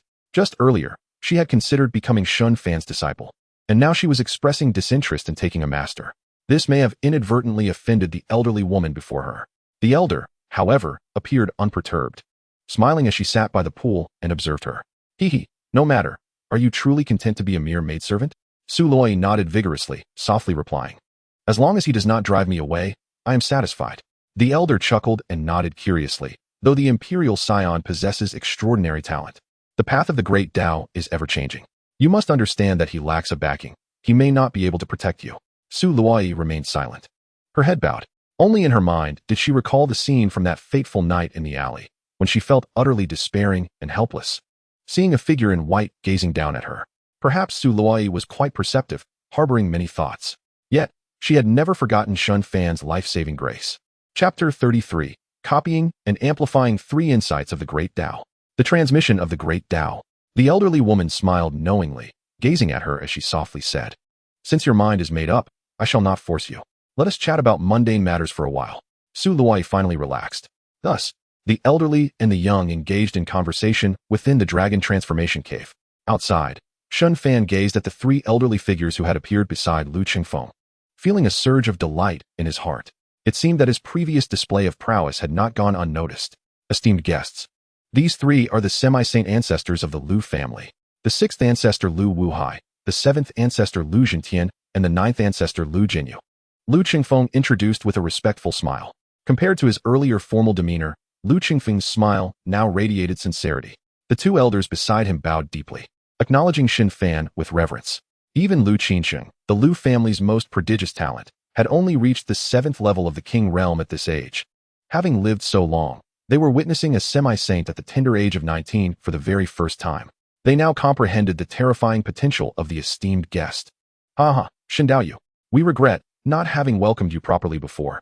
Please do not take offense, Lu Wuhai, the eldest among the three ancestors, said with a bow and a smile. Despite his esteemed status, he addressed Shen Fan as Daoyu, a clear testament to the respect that strength commands. As long as Shen Fan does not falter, his ascension to sainthood is merely a matter of time. Given his youth, the prospect of him reaching the quasi-emperor realm is highly plausible. The quasi-emperor realm has not graced the Xiantian continent for millennia. Without the emergence of an emperor, the quasi-emperor stands invincible. Such is the stark reality. Honored to meet the three venerable ancestors, Shen Fan replied with a smile, secretly thinking, system, copy the Tao insights of these three individuals. Understood, host. Shen Fan refrained from copying their cultivation levels, as he felt no imminent danger. Moreover, the Tao insights would enhance his own strength. Should these three attain a level of cultivation equal to or lesser than his own, it would diminish their Tao insights. It was uncertain if he could encounter other semi-saint ancestors of the Lu family. Locking onto Lu Wuhai, Tao insight identified as the Great Path of Wind. Locking onto Lu Zhentian, Tao insight identified as the Initial Path of Gravity. Locking onto Lu Jinyu, Tao insight identified as the Initial Path of Fire. Copying enhancement activated. Ding. Congratulations, host, for enhancing the three Tao insights to the Perfect Path of Wind, the Perfect Path of Gravity, and the Great Path of Fire. Tao insights are categorized into three realms: initial, great, and perfect. The hallmark of entering the saint realm is achieving perfection in a singular Tao. If a semi-saint comprehends a perfect Tao, their combat prowess within the semi-saint realm can be deemed unparalleled. Just envisioning the possibility of consolidating myriad Taos into the realm of perfection is exhilarating. The effects of enhancement are random, yet Shen Fan was already deeply satisfied with two perfect Taos. At this moment, he was keenly perceiving the profound meanings of the three Taos. Yet, in a fleeting moment, his movements exuded an elusive aura that caused Lu Wuhai's pupils to constrict in astonishment. Was that the essence of the Wind Tao? Only those who have reached the realm of Tao perfection can envelop themselves in the resonance of the Tao. As one who has entered the Wind Tao, Lu Wuhai's perception was naturally acute. Sensing the tremor in the elder's aura before him, Shen Fan raised an eyebrow in curiosity. Lu Wuhai took a deep breath and solemnly inquired, "Might I ask, Shen Daoyu, have you attained the realm of perfect Wind Tao?" Gasp. What? The perfect Wind Tao. Upon hearing this, everyone present gasped in disbelief, staring at Shen Fan with incredulity. Even the composed Lu Qingsheng displayed an expression of uncertainty. Perfect Tao. This was simply inconceivable. While others might have expressed skepticism, Lu Wuhai, who had entered the Great Path of Wind, must have sensed something profound. Observing the astonished gazes of the crowd and the hopeful expression on Lu Wuhai's face, Shen Fan smiled and nodded, not withholding his prowess as he waved his hand. With a whoosh, the winds of Huolong Mountain stirred without provocation.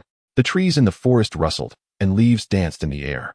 Though wind is formless and leaves no trace, to Lu Wuhai, who had entered the Wind Tao, these gusts seemed to possess life. Each gentle breeze that swept across the sky left behind a resplendent trail of the Tao. In the next moment, trails of Tao resonance abruptly manifested in the void. The traces meandered chaotically, yet they vividly revealed the rhythm of the wind. As they beheld the Tao resonance emanating from the traces in the void, the two elders alongside Lu Qingfeng stood rooted in place, at a loss for words. The manifestation of Tao resonance signified the transmission of the great Tao. Shen Fan, without reservation, inscribed his understanding of the Wind Tao directly into the void. They initially believed Shen Fan had come to the dragon transformation pool to prompt the Lu family to fulfill their promise. However, upon arrival, they discovered that he was not only a semi-saint, but was also willing to assist their ancestral elder in comprehending the realm of the perfect Wind Tao. This selfless act of imparting knowledge to an unrelated individual showcased Shen Fan's magnanimity, leaving the two elders feeling humbled. As the Lu family's patriarch, Lu Qingfeng was filled with admiration and gratitude for Shen Fan, bowing deeply in respect. with countless Daos to explore. The Lu family had no other saint of the perfect wind Dao for Lu Wuhai to learn from. This act of generosity was monumental. Lu Jintian and Lu Jinyu both bowed deeply to Shen Fan before sitting cross-legged on the ground, keenly immersing themselves in the Dao resonance materializing in the void. Is this what the perfect wind Dao entails? Lu Wuhai murmured, entranced. His gaze remained fixed upon the trails of wind Dao resonance, unwilling to let even a moment slip by. Within the dragon transformation cave, little one, I underestimated you, remarked the old woman in the pool, gazing quizzically at the elderly lady conversing by the pool's edge. The elder's face radiated a warm smile as she retrieved a tome from her spatial ring and gently handed it to Su Lui, saying, "This is the imperial scripture of our Lu family's ancestor, the Emperor Lu Fuxing, the dream of floating life. It works wonders for those with special constitutions and is quite suitable for your cultivation. If you wish to stay by his side, your cultivation must not be too low." Clearly, Lu Fuxing, the ancestor of the Lu family, also possessed a unique constitution. While this was not a toxic scripture, it was nonetheless an emperor-level scripture coveted by cultivators across the realm. Moreover, Su Luoyi's practice of it would indeed benefit her sacred spirit poison body. However, Su Luoyi shook her head repeatedly, saying softly, "Senior, this is far too precious. I cannot accept it." Though the elder spoke truthfully, she feared there might be hidden traps within. Such good fortune without cause was hard to believe. The old woman gently patted her head, smiling kindly. "Do not worry. As long as you do not share the scripture with others, the Lu family will not trouble you, and I shall not harm you. You must believe in the words of a saint, right?" Upon witnessing the character saint manifest in the void, surrounded by golden light and purple aura, Su Luoyi nodded eagerly, respectfully accepting the handwritten copy of the imperial scripture from the elder's hands. The elderly woman before her, capable of placing her on equal footing with Lu Qingqing, was indeed a sage of the Lu family. The words of a sage carry the weight of law. This is the information recorded in the chronicles of the Xiantian continent. Since the old woman has stated as much, there is no doubt that she means her no harm. Chapter 34. The Hidden Pill Chamber of the Ancient Aristocratic Families. A Bountiful Harvest. 10 Imperial Pills. Upon receiving the imperial scripture, the old woman broke into a wide grin, revealing her toothless gums. She then retrieved a jade pendant from her spatial ring and handed it to her with a smile, saying, "This is the Shadow Puppet Jade Pendant. Once subjected to a lethal attack, it will automatically transform into a shadow and self-destruct, its power comparable to a full-force strike from a half-saint at the seventh heaven. As for you, it will transport you away from the battlefield, rendering you immune to the oppressive aura of the saint realm, making it a rare talisman for survival." Su Luoyi did not take it immediately, but looked at her anxiously and asked, "Grandmother, why bestow such a precious item upon me?" The old woman playfully tapped her nose and replied softly, "If you achieve success in your cultivation in the future, perhaps you could lend a hand to the Lu family.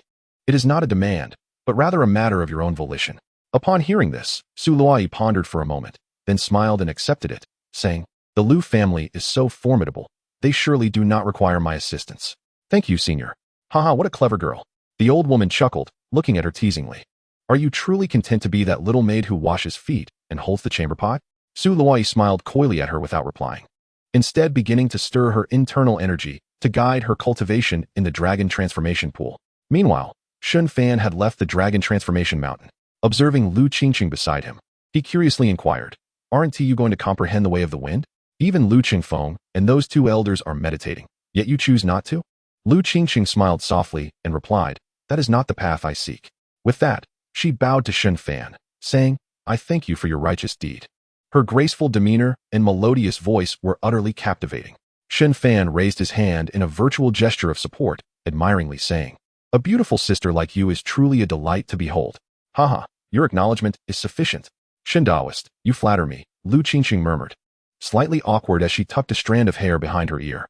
She had heard such praises before, but Shen Fan's gaze held no romantic inclination. It was genuine admiration for beauty, which made her feel a bit bashful. A beauty's modesty is nothing unusual, with Shen Fan's discerning eyes. He noticed the subtle shyness on Lu Qingchang's exquisite face and seized the moment, saying, "Miss Lu, I wish to visit your family's hidden pill chamber to broaden my horizons. Would that be convenient?" Having spoken flattering words, there was no better time than now to articulate his intent while she was in high spirits. As expected, Lu Qingchang's lips curled into a gentle smile as she replied, "Of course, it is quite convenient. Might it be that Shen Daoist has an interest in alchemy?" "Not at all. I am merely curious about the current quality of elixirs compared to those of the past. as no one has elaborated on this since my emergence. Upon mentioning a sorrowful subject, Shen Fan's expression grew desolate. Observing his forlorn demeanor, Lu Qingqing was uncertain how to console him and could only silently accompany him towards the Lu family's hidden pill chamber.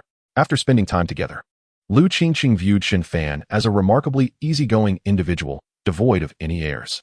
He was also deeply loyal to his friends, such as the cultivators from the Asking Heaven sect and the recently befriended Qin Wentian. However, under these circumstances, one must not provoke him. He is quite reasonable. Moreover, he often exhibited eccentric behavior, yet each action held profound meaning, making him difficult to decipher. Such an individual, if judged solely by appearance and mannerisms, could not be easily understood. Despite his celestial demeanor, he was still a newcomer to the world, inevitably feeling lonely and melancholic at times. Lu Qingqing turned her gaze toward him and found him smiling gently at her. She too smiled back, her eyes conveying a sense of comfort. The two walked in silence along the mountain path, the atmosphere serene and harmonious. System, how about this wave of drama? Impressive host. If you were to sigh at a 45-degree angle, with tears glistening in your eyes, the effect might be even better. Let us skip that. It would be too contrived. Shen Fan smirked, then turned to Lu Qingqing and asked curiously, speaking of elixirs, what is the highest grade of alchemist in your family? Lu Qingqing parted her delicate lips and replied with a soft laugh. Grandfather Lu is an 8th-rank alchemist, which is quite remarkable. TSK. No wonder it's an esteemed family, with even 7th and 6th-rank alchemists. To think that the Asking Heaven sect only has a 5th-rank alchemist. With this in mind, Shen Fan continued to inquire, what is the sole strength of this esteemed elder Lu? Just asking. If it's inconvenient, you needn't answer. Lu Qingqing, however, did not withhold information and replied with a gentle smile. Grandfather ES sole strength is at the 7th rank, yet he can qualify as an 8th-rank alchemist, showcasing his exceptional aptitude for alchemy. Even Elder Dan Sheng holds him in high regard. Shen Fan cupped his hands in praise, exclaiming, impressive. To surpass one's innate limitations is indeed admirable. If given the chance, I would sincerely like to pay my respects to this esteemed elder. Old elder. I'll be sure to reserve a spot for your soul, Lu Qingqing said, her beautiful eyes narrowing into a smile, nodding in agreement. However, we must wait until Grandfather is free. He has been refining an 8th-rank elixir recently. Oh, no hurry. Refining elixirs is of utmost importance. Shen Fan laughed heartily, feeling somewhat regretful. At that moment, a thought crossed his mind, and a set of projection data appeared before his eyes. Host, Shen Fan. Realm, half-saint, 3rd heaven. Physique, spirit body. Physique traits, eternal poison body. Spiritual root, innate spiritual root. Soul, 3rd rank. Only a 3rd rank soul strength. It requires improvement. Additionally, his physique also needs elevation. It is a pity that Lu Qingqing's divine body has not been replicated, while his realm has ascended. This configuration must also be enhanced. However, the most pressing matter at hand is to replicate and amplify the ancient elixirs preserved by the Lu family to this day. Before long, the two descended the mountain and returned to the Lu family, arriving before a wooden building rich in ancient charm.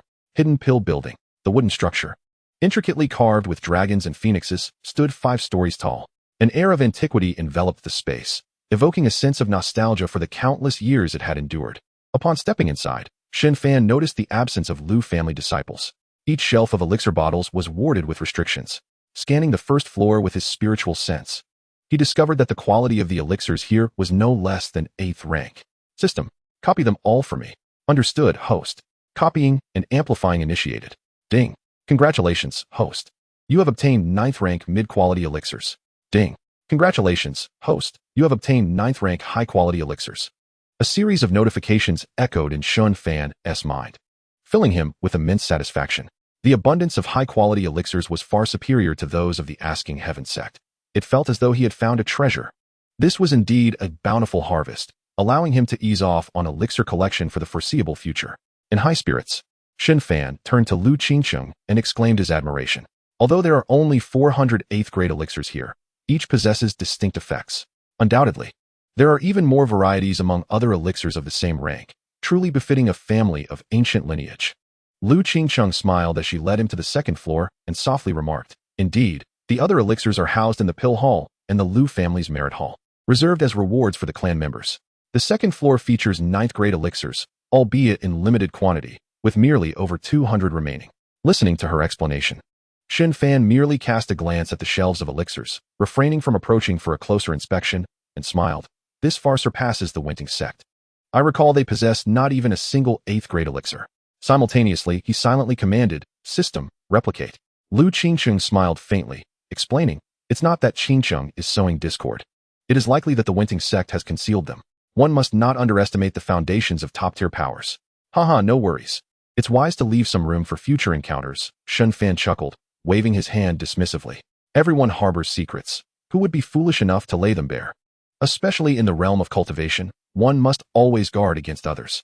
"Friend Shen is quite open-minded." Lu Qingqing chuckled lightly before guiding Shen Fan to the 3rd floor, where the semi-sane elixirs are located. There are only 52 of these elixirs available. The 4th floor indeed holds saint-level elixirs, although it feels rather sparse. With only 2 saint-grade elixirs encased in bottles atop a jade platform. Not only are these elixirs sealed with various restrictions, but there is also an elderly man in gray robes, reclining on a bamboo chair, feigning slumber. Shen Fan proceeded to replicate and augment each one. He had now acquired 225 9th-grade elixirs, 325 semi-sane elixirs, 92 saint-grade elixirs, and 10 emperor-grade elixirs. Chapter 35. Emperor's Scripture Replication and Augmentation. Extreme Tao Immortal Scripture.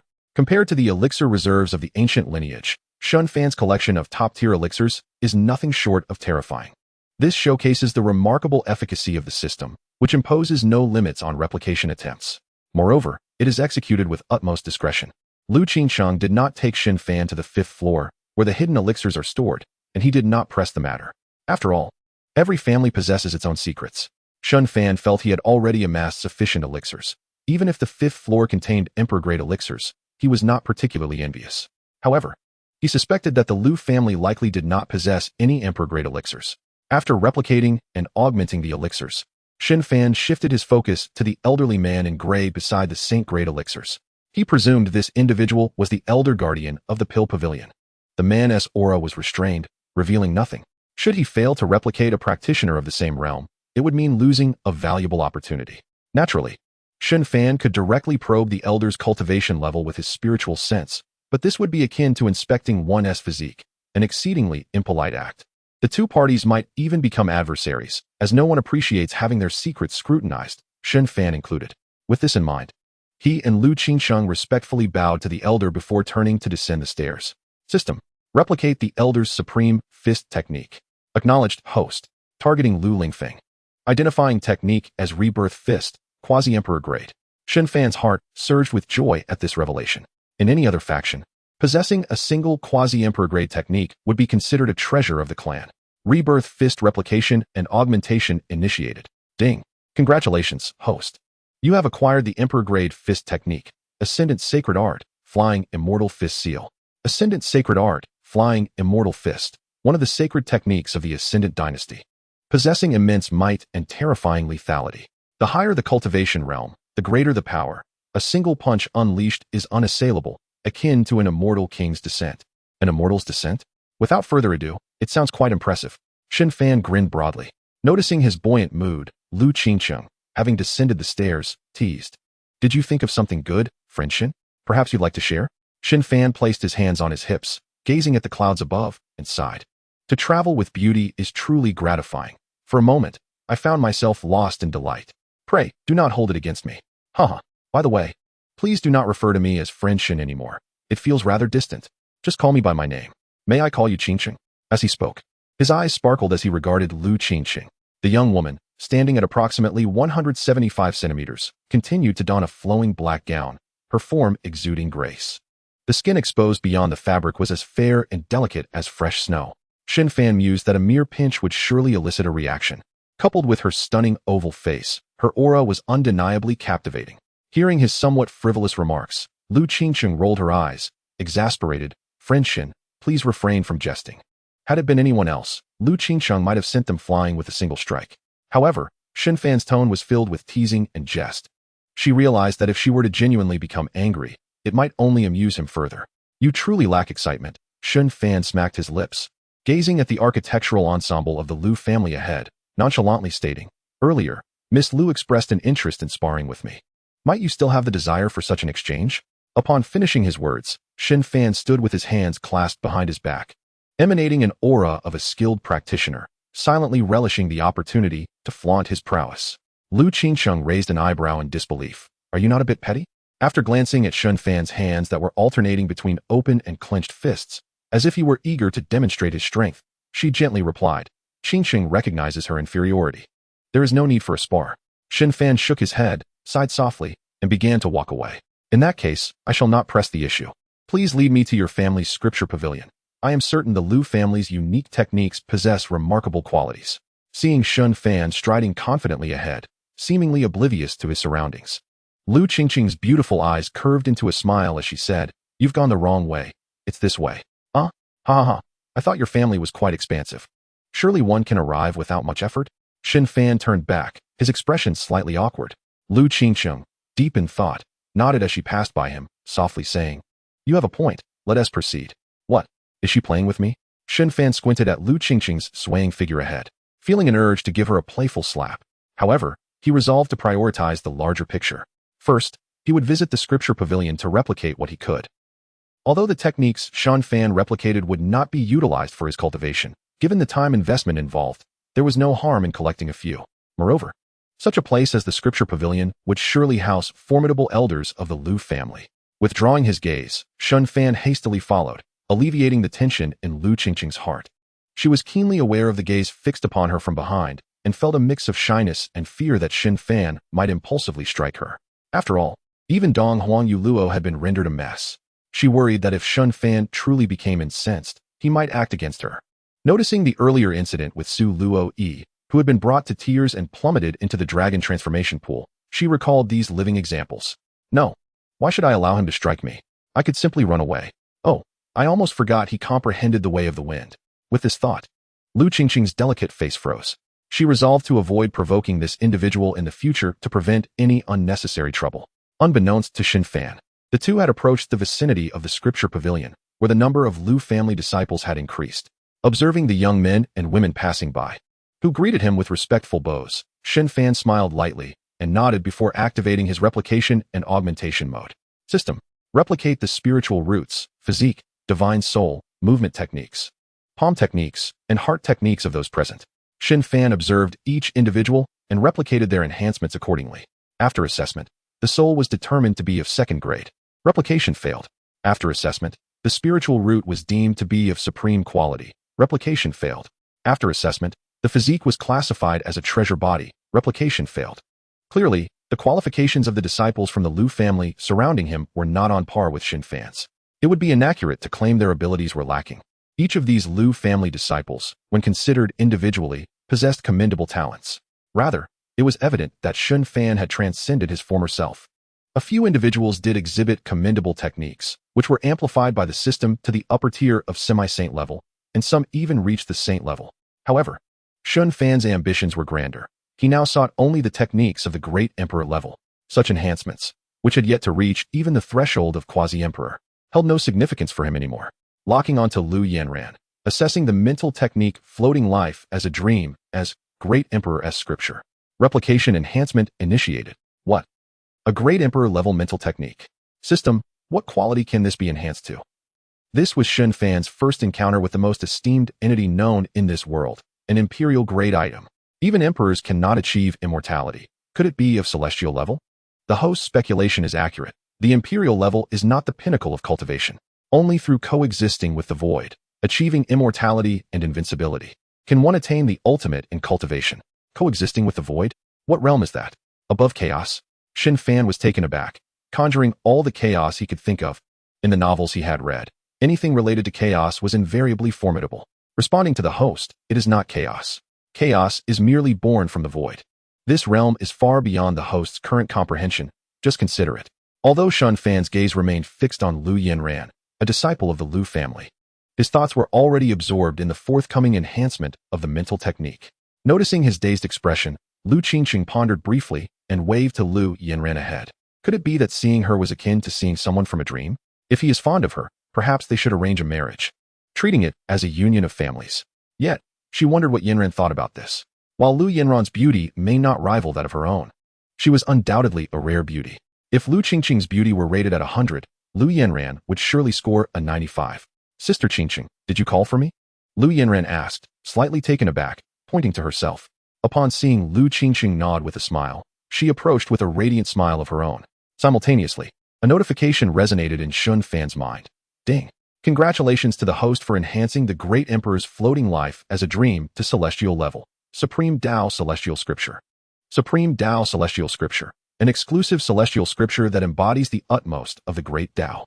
Upon cultivation, the power of the Great Tao can be multiplied several times when executed. Supreme Tao Seal.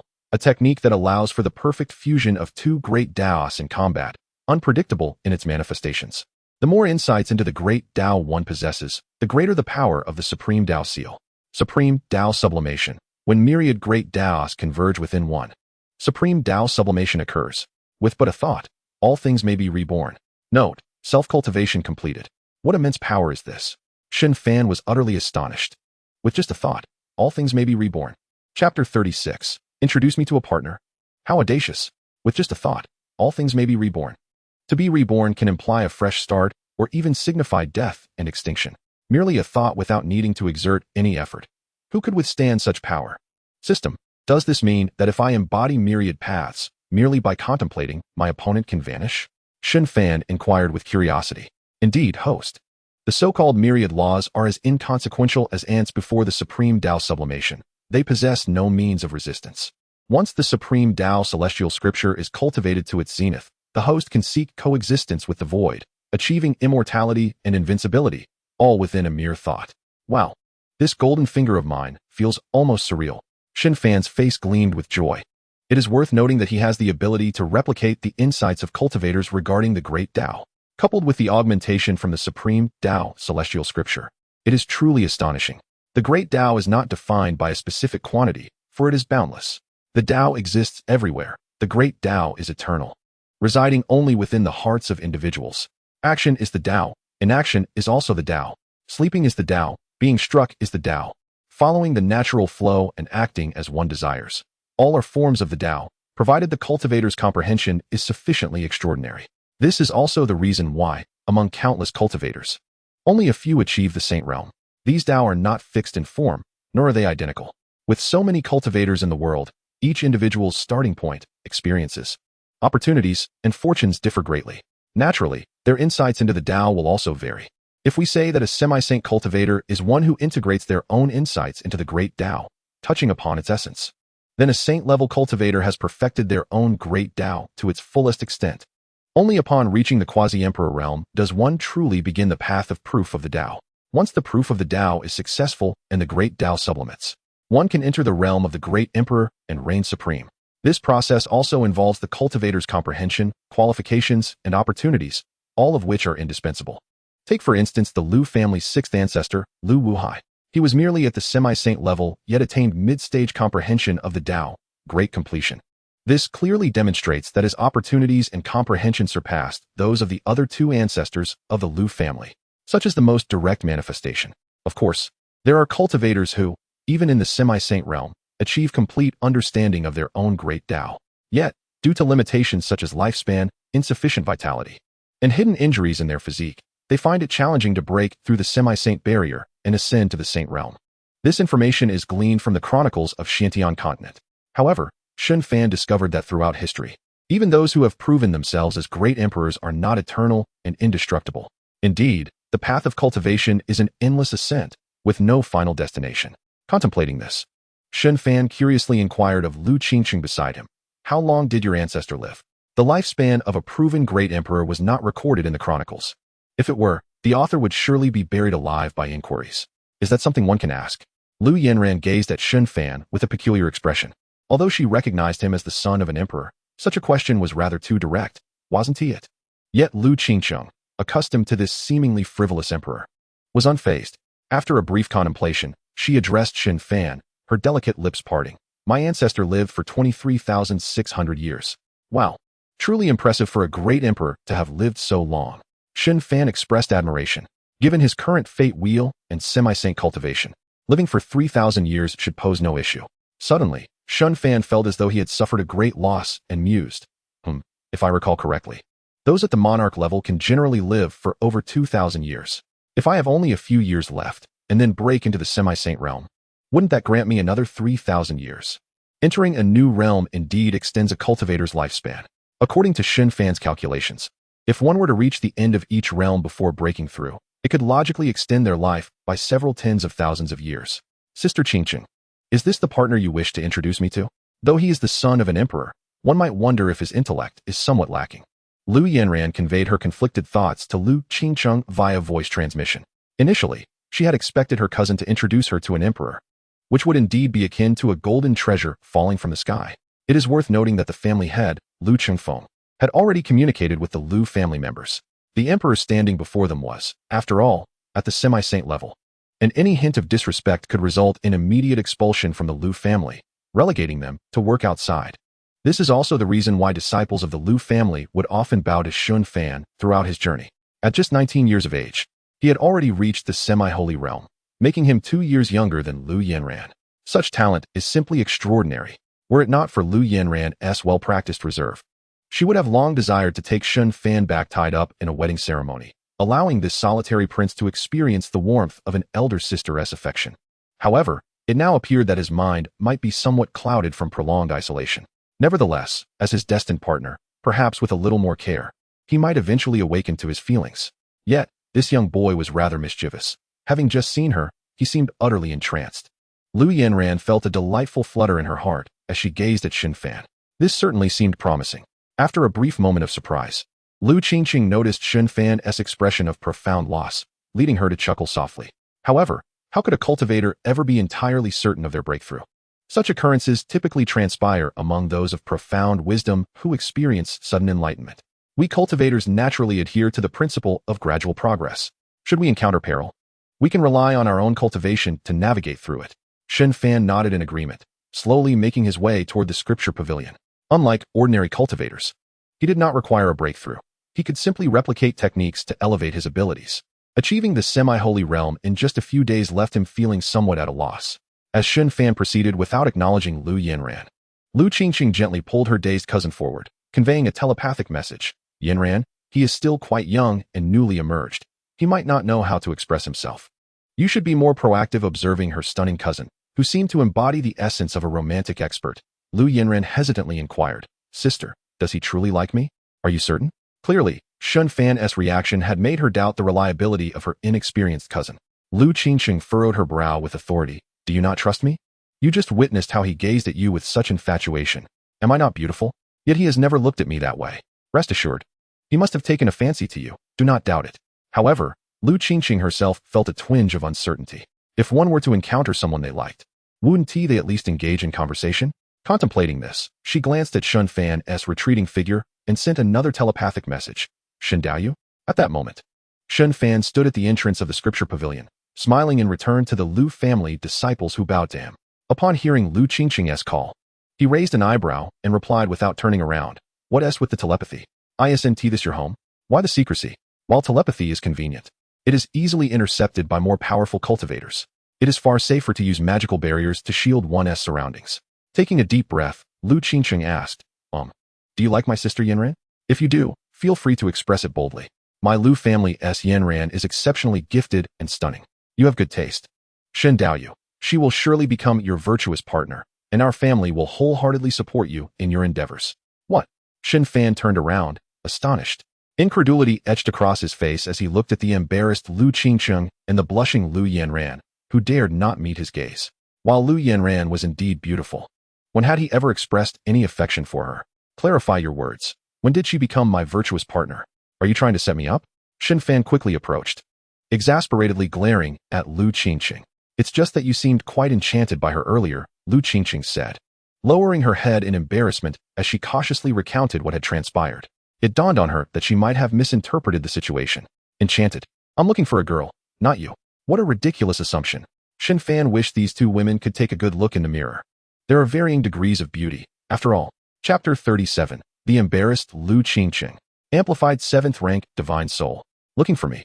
The direct confession sent a wave of perspiration across Lu Qingqing's palms. Her heart raced as her delicate toes curled tightly against the soles of her shoes. It was not that she harbored feelings for Shen Fan. Rather, the intensity of the statement was overwhelming. The embarrassment was compounded by underlying suggestiveness, as she feared Shen Fan might take the opportunity to tease her. Their communication had been through telepathy, and such sentiments certainly could not be shared in front of Lu Yanran. Otherwise, the young lady would lose face. Observing Lu Qingxiang with her head lowered, kicking at the stone floor in silence, Shen Fan rolled his eyes in exasperation and smiled at the equally awkward Lu Yanran, saying, "Miss Yanran, I was merely contemplating some cultivation matters, which led me to gaze at you. I hope you will not take offense. And no, it's quite all right." Lu Yanran hurriedly waved her hands, forcing a nervous laugh. "I knew it. My sister doesn't understand anything." As she spoke, she tightly grasped Lu Qingxiang's delicate hand. If there were a crack in the ground right now, she would eagerly push her troublesome cousin in first to escape. At that moment, Lu Yanran watched as Shen Fan produced a small jade vial from his spatial ring, smiling as he handed it to her. "It was my rudeness that prompted this. This is an 8th rank superior grade insightful enlightenment pill, a token of apology. I hope it aids you, Miss Yanran. Your generosity is truly overwhelming, Emperor." Lu Yanran smiled with feigned modesty, but when Shen Fan refused to retract his offering, she joyfully accepted it. Truly, as an emperor, his generosity was remarkable. If he misunderstood her, she would receive an 8th rank superior grade pill, an exceedingly rare insightful enlightenment pill.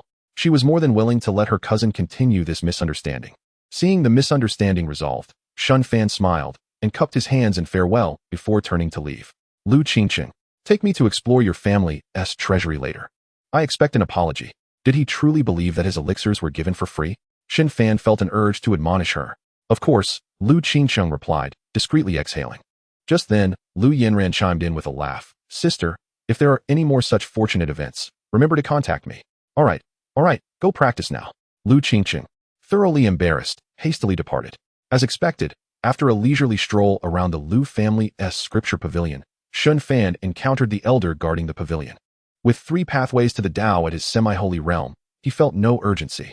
His offensive capabilities included the Imperial-level Void Transformation Technique, the Ascension Fist of the Feathered Transformation Sacred Art, and the Extreme Tao Seal of the Extreme Tao Immortal Classics, along with the semi-holy level of the Silent Floating Pagoda's 3 seals.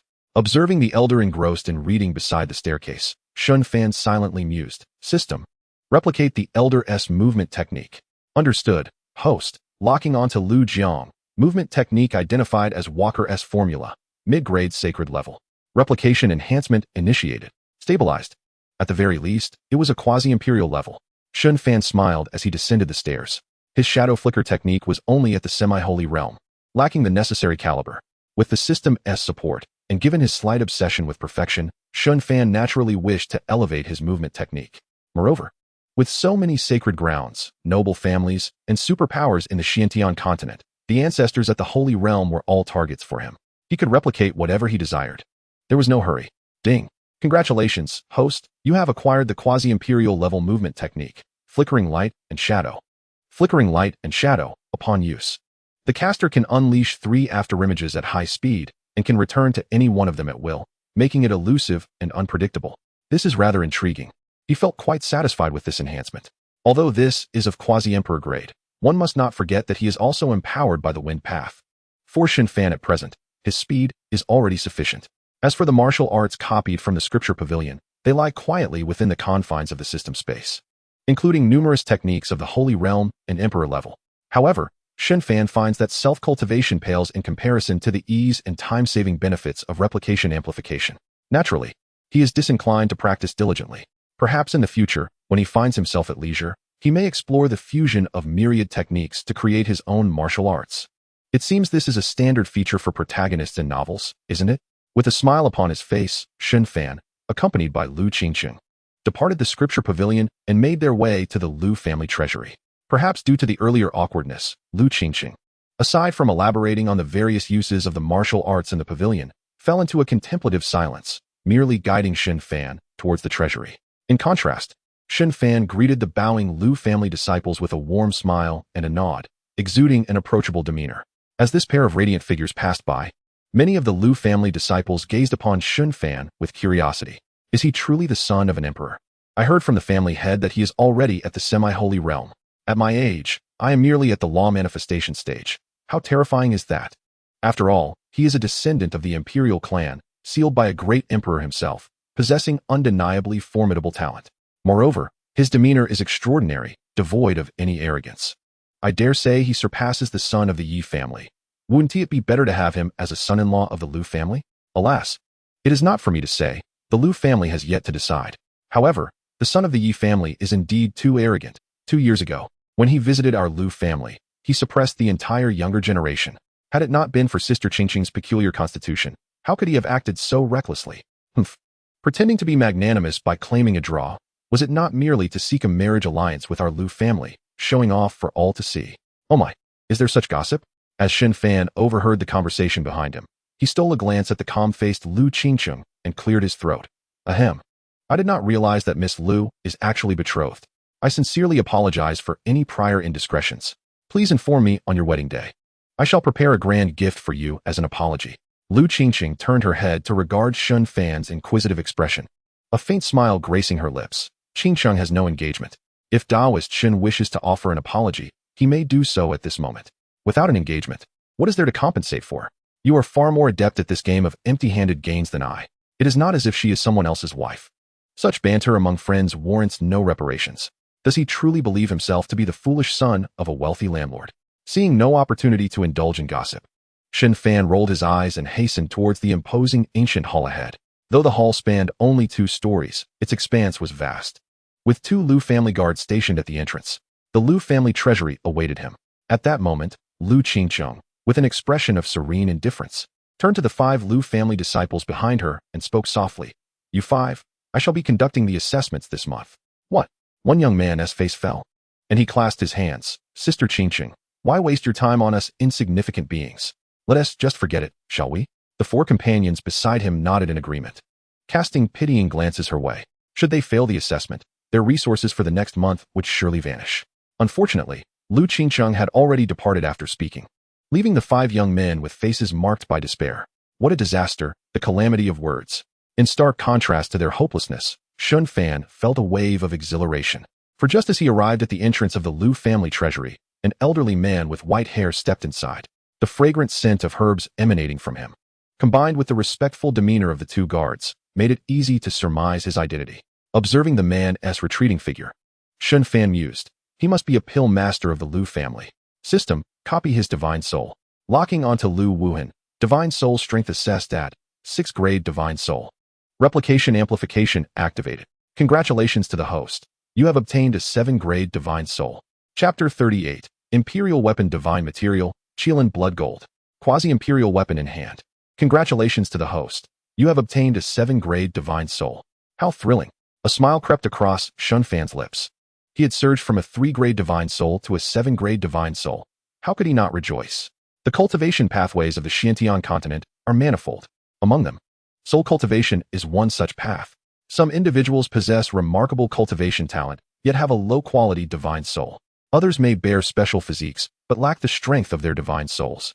Such individuals require treasures that enhance their divine souls, or secret methods and protective artifacts to ensure their divine soul strength. For once they encounter a soul cultivator, their divine souls are easily susceptible to damage. This is an inherent advantage held by those with powerful divine souls. It is akin to possessing a special physique or supreme spiritual root, making the journey of cultivation smoother than that of others. Furthermore, cultivators with strong divine souls have unparalleled advantages in alchemy, artifact forging, formations, and talisman crafting.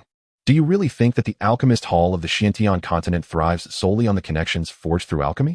Far from it. The resources of an alchemist, combined with their divine soul strength, mean that once they cultivate high-tier soul cultivation secret methods, ordinary cultivators of the same realm would first need to withstand the impact of the other's divine soul to stand a chance. For instance, the alchemist hall's pill sage, despite being only at the semi-holy realm, can easily overpower ordinary holy realm cultivators. This illustrates the formidable prowess of soul cultivation. Of course, this does not imply that soul cultivators are invincible. It merely indicates that these practitioners possess extraordinary talent in the realm of soul cultivation. And what does Shen Fan's 7th grade divine soul entail? Should he choose the path of alchemy, becoming a 7th grade alchemist would be effortless, with the potential to even enter the ranks of 8th grade alchemists. In such a grand family as the Liu family, there are only 2 7th grade alchemists and 1 8th grade alchemist. Liu Yi, an 8th grade alchemist, holds an esteemed position even among ancient clans. Yet for Shen Fan, possessing a powerful divine soul is not merely for the purpose of alchemy. Enhancing his own strength is paramount. It seems I must seek out a soul cultivation secret method, Regrettably, Lu Yi, the Lu family's alchemist, is focused on alchemy. If I were to replicate the soul cultivation secret methods of other alchemists, it feels somewhat beneath the mark. Deep in contemplation, he slowly stepped into the Lu family treasury. The two guards at the entrance did not obstruct him. Rather, they greeted him with a respectful salute. A semi-holy realm imperial son. Even these guards had received word from Lu Chengfeng, indicating the family head's regard for the young man before them, fearing they might speak out of turn. In reality, within Shen Fan's system space, there are several secret methods that enhance divine souls to the semi-holy and holy levels. This is already quite high, yet since they do not even reach quasi-imperial quality, he lacks the motivation to practice them. Alas, all this is the fault of the system, making me disinterested in cultivating and solely focused on replicating and amplifying others. Shen Fan placed his hands on his hips, gazing at the treasures displayed on the stone platforms within the grand hall, his face a mask of nostalgia. System. Did the host just suggest that we remove the replication amplification feature? Forget it. That would render you incomplete. You would no longer be the system I recognize. Then thank you, host. No need for such formalities. We are like family. Shen Fan grinned widely as he surveyed the treasures within the hall. Upon rough estimation, the lowest grade of the artifacts here is at least 9th grade, and they are all of exquisite quality, numbering in the thousands. Another wave of replication harvest awaits. System, replicate them all. Understood, host. Locking onto the treasures on the first floor of the Lu family ancient hall. Replication amplification activated. Ding. Congratulations to the host for acquiring the inferior grade sacred half-saint spear, the explosive dragon spear. Ding. Congratulations to the host for obtaining the middle grade sacred half-saint alchemical cauldron, the myriad medicine cauldron. Ding. Congratulations to the host for receiving the superior grade sacred half-saint hidden weapon, the soul-devouring spike. A series of notifications echoed in Shen Fan's mind, filling him with uncontainable delight. In the future, would he still need to engage in combat? He could simply unleash all the treasures within his spatial realm, overpowering others with sheer artifacts. Seeing him casually overlook the treasures, with no intent to select any, Lu Qingqing softly suggested, "Friend Shen, there are even greater treasures on the second floor. Perhaps you should consider exploring there?" Delighted by her proposition, Shen Fan smiled slightly and ascended to the second floor alongside her. In contrast to the first floor, the stone platforms on the second floor of the ancient hall were exquisitely crafted.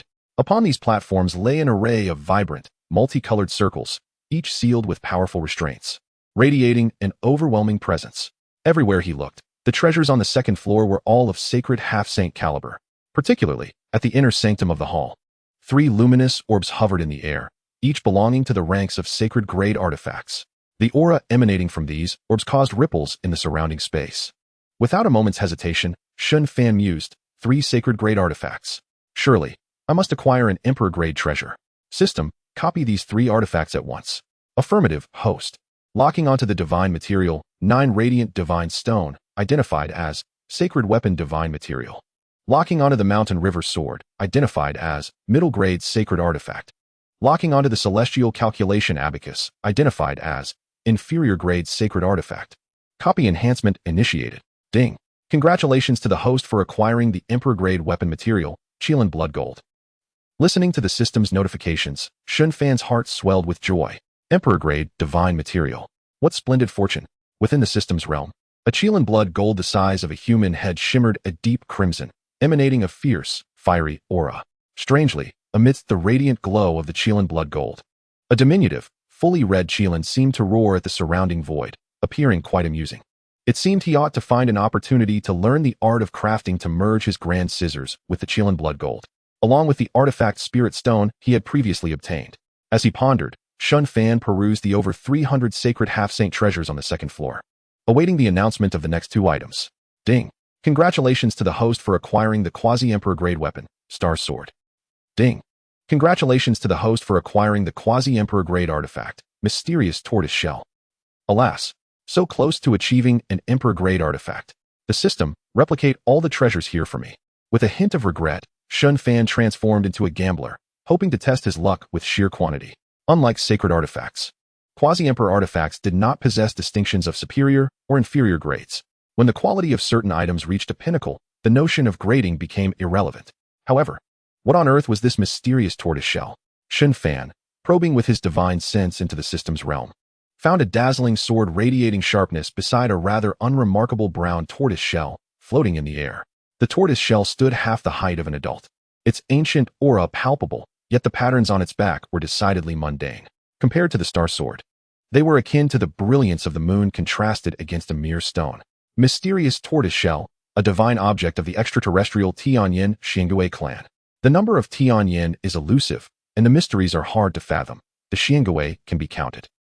Usage: inscribe a single character representing your thought onto the intersecting patterns of the tortoise shell's back. It will allow a glimpse into the fate, fortune, and events of others.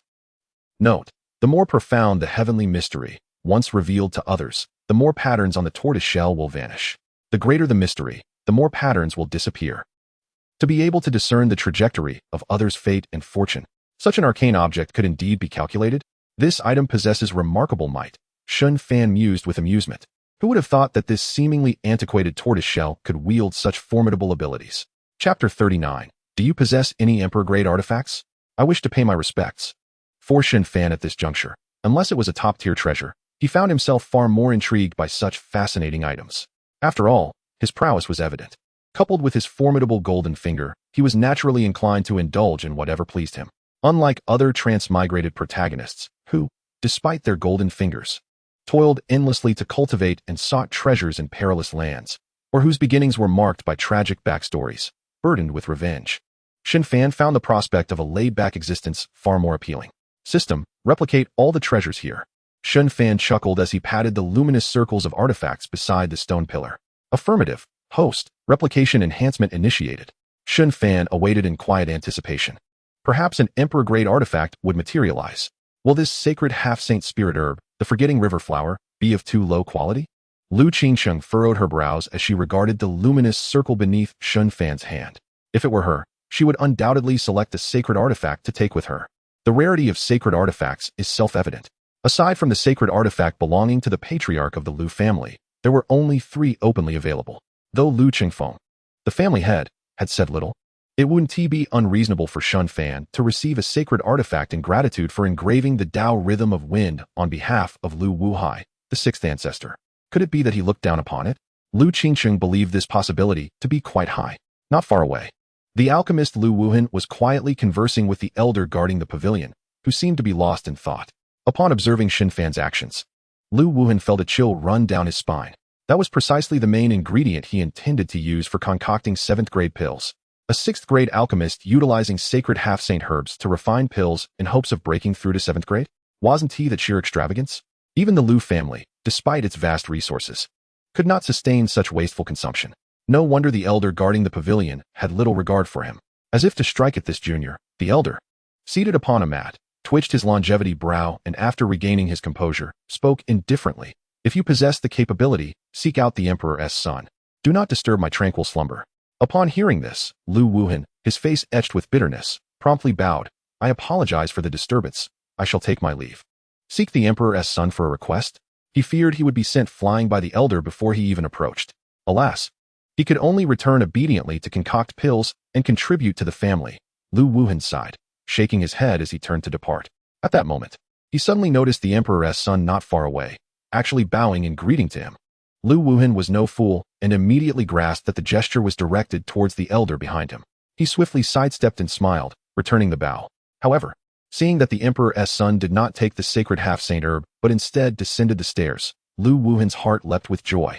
He quickly turned around, gazing eagerly at the meditative elder, and pitifully exclaimed, Elder, look, the Emperor's son does not desire it.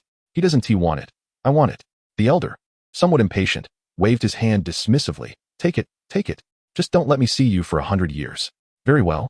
Lu Wuhan's heart brimmed with joy as he dashed towards the sacred half-saint herb, the forgetting river flower. Could it be that he heard me? The elder guarding the pavilion silently mused, slowly closing his eyes. Unbeknownst to the elder's level of spiritual root, as Shen Fan descended the stairs, he secretly reflected. Clearly having replicated this elder's spiritual root, locking onto Lu Wuxiang, identified spiritual root, royal grade. Replication enhancement initiated. Ding. Congratulations, host, for amplifying your spiritual root to the divine grade. How splendid. You've ascended directly to the divine spiritual root. It seems the elder generation of cultivators is indeed reliable. Shen Fan, stepping out of the ancient hall, wore a faint smile.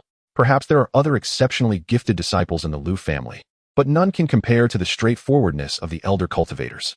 What a delight. This journey to the Lu family has been incredibly rewarding. Shen Fan felt invigorated. Although the treasures replicated on the second floor did not reach the level of imperial artifacts, one must learn to be content. After all, this is the treasure repository of the ancient Lu family, renowned for its high quality. Even a low-grade half-saint treasure, despite its minimal amplification, can attain a mid-grade half-saint status. Not to mention, Shen Fan has already amplified and acquired 47 saint weapons. At this moment, Lu Qingcheng, walking beside him, looked at him with curiosity and asked, "Why doesn't Shen Daoyu choose one? Is it that you find them unworthy?" Shen Fan waved his hand and replied with a faint smile, "Don't laugh at me. I possess only a 5th-grade magical artifact. How could I possibly disdain the weapons of saints?" Lu Qingcheng's expression turned puzzled. Even the elders in the pavilion and Lu Wuhan were listening intently for Shen Fan's response. Shen Fan shook his head, gazing at the grand architecture of the Lu family ahead, and sighed. All these treasures are the fruits of the ancestors of the Lu family, acquired through immense effort and even sacrifice. Their intent in leaving these treasures is undoubtedly to ensure your family's prosperity. As an outsider, what right do I have to take them? Upon hearing this, the hearts of the three were filled with admiration, gratitude, and emotion. Lu Qingcheng took a slight breath, gazing at his handsome profile, and softly smiled. If the ancestors of the Lu family were aware of your assistance to the 6th ancestor, they would surely allow you to take whatever treasures you desire. Shen Fan waved his hand, smiling gallantly as he began to walk away, without an imperial artifact to submit. What use is a 5th-grade magical artifact? Earlier, he had been humble, but now his words had taken on a rather domineering tone. This sudden shift left Lu Qingcheng momentarily stunned. Even the elders in the pavilion were somewhat taken aback, before bursting into laughter. "Ha! What a divine child! Bold indeed." Lu Wuhai shook his head, stroking his beard as he chuckled. "The demeanor of a divine child truly impresses me." Lu Wuxian cast a sidelong glance at him, stating indifferently, "Old man, if you do not break through to a 7th-grade alchemist, do not come to the treasury in the future. Hurry up and leave." "Huh. Oh. Lu Wuhai bowed respectfully and vanished from sight. Following this, Shen Fan and Lu Qingcheng strolled leisurely within the Lu family clan. As the day grew late, Shen Fan, walking along the ancient stone path, turned to her and smiled. "Does your Lu family possess any imperial artifacts? I would like to take a look." Upon hearing this, Lu Qingcheng looked at him with a peculiar expression. "Did you not just speak at length? Are you not hoping to take an imperial artifact from my family?" Even she was somewhat moved by Shen Fan's earlier words. But upon reflection, would someone so unwilling to suffer losses truly be so generous as to forego a sacred artifact? Could it be true? Shen Fan's heart leaped with joy, yet his expression shifted as he glared at her and said sternly, "What do you mean by that? What are you implying? Why would I want your family's imperial artifact? Besides, would I even be able to take it?" "Oh, you Lu Qingcheng." Shen Fan, fuming, waved his sleeve and turned to leave. Seeing Shen Fan walk further away, Lu Qingcheng found it amusing and quickly caught up to him, helplessly transmitting, "Is it necessary for you to be this angry? We do have an imperial artifact, but it is used to suppress the bloodline of our ancestors, and it cannot be casually revealed. Surely you can understand this, right? What a pity. Otherwise, I could have replicated an immortal artifact." Shen Fan thought to himself with disappointment. Letting out a sigh, "I never imagined that you would perceive me as such a scheming person. If that's the case, I shall not covet your imperial artifact." Lu Qingcheng's lips curved into a smile as she leaned forward, blocking his path, tilting her head in feigned suspicion. "Are you not?" Her 3,000 strands of hair cascaded down, her beautiful eyes sparkling, lips curling into a smile. With a captivating visage, she exuded a playful charm. Clad in a black robe with subtle lace patterns, it accentuated her fair complexion and added a touch of allure. This scene left the Lu family disciples passing by utterly stunned. When did the young lady of the Lu family possess such a cute side? Wasn't she always wearing a composed expression? Yet, in the next moment, everyone hurriedly covered their faces and lowered their heads to leave quickly. Shen Fan, with a darkened expression, looked at her smiling visage and abruptly raised his hand, signaling that he was about to give her a slap. This frightened Lu Qingcheng, prompting her to quickly retract her body. "Find me a place to stay in the floating life city outside your family, with plenty of food and drink. If anything goes awry, it will be solely your responsibility." Shen Fan coldly huffed before sweeping away. "Yes, divine child." Lu Qingcheng's beautiful eyes sparkled as she smiled and followed him, hands behind her back. Even after being called out, she remained proud and stubbornly clung to her pride. Chapter 40. Visitors from the Yi family of the Eastern region. Sever a limb and let him leave. The next day, Shen Fan awoke naturally. Having slept in until nearly noon. Lying in bed, he yawned, feeling a bit groggy, and decided to indulge in a brief nap to regain his senses. If he were to disperse his drowsiness using his cultivation, it would seem overly deliberate. Perhaps this indulgence in sleep might lead to an epiphany. The Liu family's clan was indeed mundane. It was nothing but cultivation after cultivation. Hence, he chose to reside in Floating Life City outside the Liu family. Just as Shen Fan was about to drift off again, a series of excited shouts echoed from outside the window. Brother Shen, someone is causing a ruckus at the Liu family. Hurry and take a look. Shen Daoyu, come out and have a glance. A spectacle not to be missed. The Yi family is utterly arrogant. How dare they come to our Liu family and be so audacious? Truly infuriating. Shen brother, come out quickly. What in the world? Shen Fan, still dazed, approached the window to see who had dared to provoke trouble. He was quite curious about the Yi family. Hadn't they intended to form an alliance with the Liu family? What was this commotion about? Outside the window, a group of Liu family disciples were indignant. That Yi Xingqian is not his brother xianxiaaudiobooks. How can he be so arrogant? He dares to say he has come to see his future sister-in-law. She possesses a royal grade spiritual root. Moreover, she has a unique constitution. Even when stepping out, she is accompanied by half-saint protectors. So it's no wonder he acts so brazenly. I heard that the protector of the Yi family, Yi Ji, has already gone to visit the clan's ancestors. Surely regarding the marriage contract between the two families. Sigh. Whoosh. Amidst the sound of wind, a female disciple of the Liu family, standing on her flying sword, anxiously called out to the crowd below, quickly run. Yi Xingqian is here to find Brother Shen. Marvelous. I'm off. Thank you, little sister. Be sure to come to Brother's house for a meal. I'll have your favorite braised rabbit heads. As thoughts raced, the crowd heard the window above creak open, and they swiftly took flight, leaving the area. Peering from the window, Shen Fan noticed the Liu family disciples hiding nearby, eagerly watching the spectacle, raising an eyebrow. Yi Xingqian? Seeking me? Boom. A resounding roar echoed from the void. Shen Fan looked up to see a magnificent palanquin radiating divine light, drawn by 4 towering, 2-meter-high mythical beasts. Swiftly approaching, these creatures, resembling a fusion of dragon and lion, akin to a qilin, trod upon crimson clouds. Each possessed the strength of a celestial being, exuding an overwhelming aura. Beside the palanquin stood a youth clad in a golden long robe, confidently poised at the edge of the vehicle. The young man, with a visage akin to a jade crown and a slender figure, gazed down from above at Shen Fan in the loft, his expression one of indifference. Although this was the sky above Floating Life City and not the territory of the Liu clan, the audacity of his actions implied that the Yi family was undoubtedly also of the ancient aristocracy. A cursory glance at the gilded banner atop the carriage, emblazoned with the character Yi, stirred Shen Fan's thoughts. System, replicate the other's physique. He had overheard the conversation among the Liu clan disciples, revealing that the younger brother of the Yi family's divine scion not only possessed royal-grade spiritual roots, but also a unique constitution. Naturally, Shen Fan was intent on replicating this. Target locked. Yi Xingqian, identified as spiritual body, transcendent body, grade equivalent to host. Replication failed. There was potential, albeit limited. Shen Fan smirked, rubbing his slightly weary cheeks, when Yi Xingqian's calm voice echoed from the sky. Who are you? Are you unaware that Sister Qingqing is the wife of my Yi family? Do you dare to unveil her veil in public, without considering the consequences? Yi Xingqian spoke with an air of arrogance, his gaze indifferent, resembling a natural-born noble surveying the masses. Who am I? A wife of the Yi family? And consequences? Shen Fan looked bewilderedly at the Liu clan disciples nearby, who were wide-eyed, their expressions a mix of anxiety, tension, and a hint of excitement.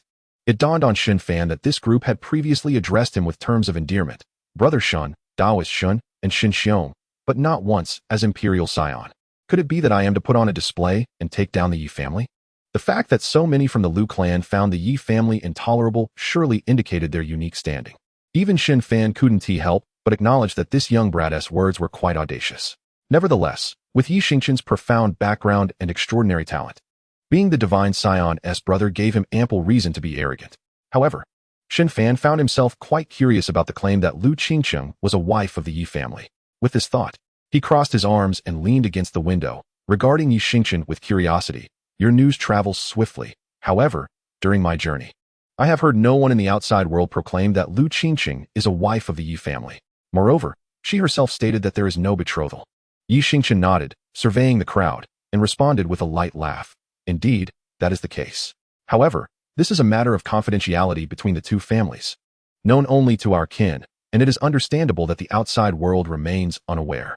Moreover, once my elder brother emerges from his seclusion, he shall formally propose, and it will be common knowledge. Even if Sister Qingqiang has no intention, she shall have no choice. At this pronouncement, the expressions of the Lu clan members darkened. How infuriating! If it were not for Sister Qingqing's constitution being compromised, he would not dare to boast in the Yi family. Yet, given his status, they dared not speak further. Although Shen Fan was oblivious to the secrets between the two families, he was nonetheless intrigued by the gossip. He nodded, encouraging Yi Xingqian to continue. This casual demeanor caused Yi Xingqian's eyes to narrow slightly as he fixed his indifferent gaze upon Shen Fan. Seeing that you are a friend of Sister Qingqing, I shall not make things difficult for you. However, should my elder brother find out, even if Sister Qingqing wishes to protect you, you shall not escape retribution. Yi Xingqian, do not speak empty words. Hearing the condescending tone of authority, Shen Fan raised an eyebrow and smiled lazily, leaning against the window. Oh? So you intend to offer me a path to survival? The exhilarating moment had finally arrived. Ladies and gentlemen, witness the Imperial Scion's display. Some of the Lu clan disciples roared internally with excitement, yet their faces were etched with concern as they glanced at Shen Fan. Meanwhile, some of the less experienced men and women turned crimson, lowering their heads in fear of revealing their meticulously planned spectacle of humiliation. Although it was not they who would be boasting, the Imperial Scion being a friend of the elder sister made him a friend of theirs as well. How could their hearts not swell with exhilaration at this moment? Yi Xingqian observed the crowd's expressions keenly. Prior to this encounter, he had inquired about Shen Fan from several Lu clan disciples. This man's origins were unclear, merely noted as a friend of Lu Qingqing from the outside world. And he seemed to have some connection with that green-hatted scion of the Qin family. To Yi Xingqian, a waste like Qin Wentian was hardly worthy of consideration. With this in mind, Yi Xingqian regarded Shen Fan coldly. Sister Qingqing is, after all, the wife of my Yi family. And you were the one who acted with rudeness first. Withdraw your hand that has unveiled her veil, and leave the Lu family. My Yi family shall not hold this against you. The moment those words fell, the atmosphere thickened, as if one could hear a pin drop. This seemingly magnanimous tone only underscored the dominance of the ancient Yi family. Even the jewel of the ancient Lu family had become a predetermined prize for the Yi family, revealing much about their standing. Glancing at the Lu clan members, whose heads were bowed and whose bodies trembled with excitement, Shen Fan could only shake his head in resignation. Clearly, should he choose to retaliate, this group would surely elevate their status collectively. With a light sigh, Shen Fan surveyed the void and remarked nonchalantly, Lu Qingqing. When did you become so tiresome? Lu Qingqing. Hadn't she claimed to be in seclusion? How dare she deceive me? You may shield him for a moment, but you cannot quell my elder brother's fury. Yi Xingqian's eyes flickered with a glint. At that moment, the Lu clan disciples looked up to see Lu Qingqing, dressed in white, appearing by the window. She smiled faintly at Shen Fan. Qingqing is merely curious. Shen Fan cast her a sidelong glance before shifting his gaze to the sullen-faced Yi Xingqian and the Lu clan members who were fixated on him, and coldly declared, should you dare to come knocking again, I shall send you all flying. With that, he turned to leave. Witnessing this scene, the hearts of the Lu clan disciples plummeted. Yet, in the next instant, a pristine little jade vial soared from the window into the sky. Simultaneously, a languid voice resonated from the almost closed window. Sever his arm and send him packing. Chapter 41, Tremor. The might of the sacred pill. As the words fell, the little jade vial hurled by Shen Fan suddenly shattered in midair. Streams of astonishingly vibrant divine light burst forth from the fissures of the vial, illuminating the heavens and the earth. Ethereal clouds, resembling mist, billowed forth, enveloping it in an extraordinary spectacle. The cultivators within the city raised their heads in unison, their hearts filled with bewilderment. Heavens! An extraordinary treasure has emerged in Floating Life City. Meanwhile, several semi-holy powerhouses within the Lu clan, upon sensing the faint aura of the sacred pill, felt their pupils constrict sharply. A sacred pill has appeared. In the blink of an eye, they vanished from their locations. The atmosphere above Floating Life City transformed dramatically, with clouds swirling tumultuously. It was as if a thunderous dragon roared at the clouds below. Yet, a visible ripple emanated from the ethereal clouds, sweeping across the realm. This ripple not only dispersed the clouds in the sky, but also silenced the thunderous roar, cleansing the dust from the city of millions, rendering it immaculate. A refreshing fragrance of medicine permeated the entirety of Floating Life City in an instant. Some cultivators who had been in seclusion, upon catching a whiff of this pill aroma, astonishingly broke through on the spot. How utterly unbelievable! That must be a sacred pill. As they gazed at the pill, surrounded by the aura of the divine and radiant with hues of dawn, the cultivators in the city were left in sheer astonishment. A sacred pill, a genuine sacred pill. They would be fortunate to encounter such a divine object even once in their lifetimes. In a fleeting moment, the unimaginable occurred. The innate absolute dust pill. How could this be possible? As Yi Xingqian on the carriage was enveloped by the fragrant ripples of the pill.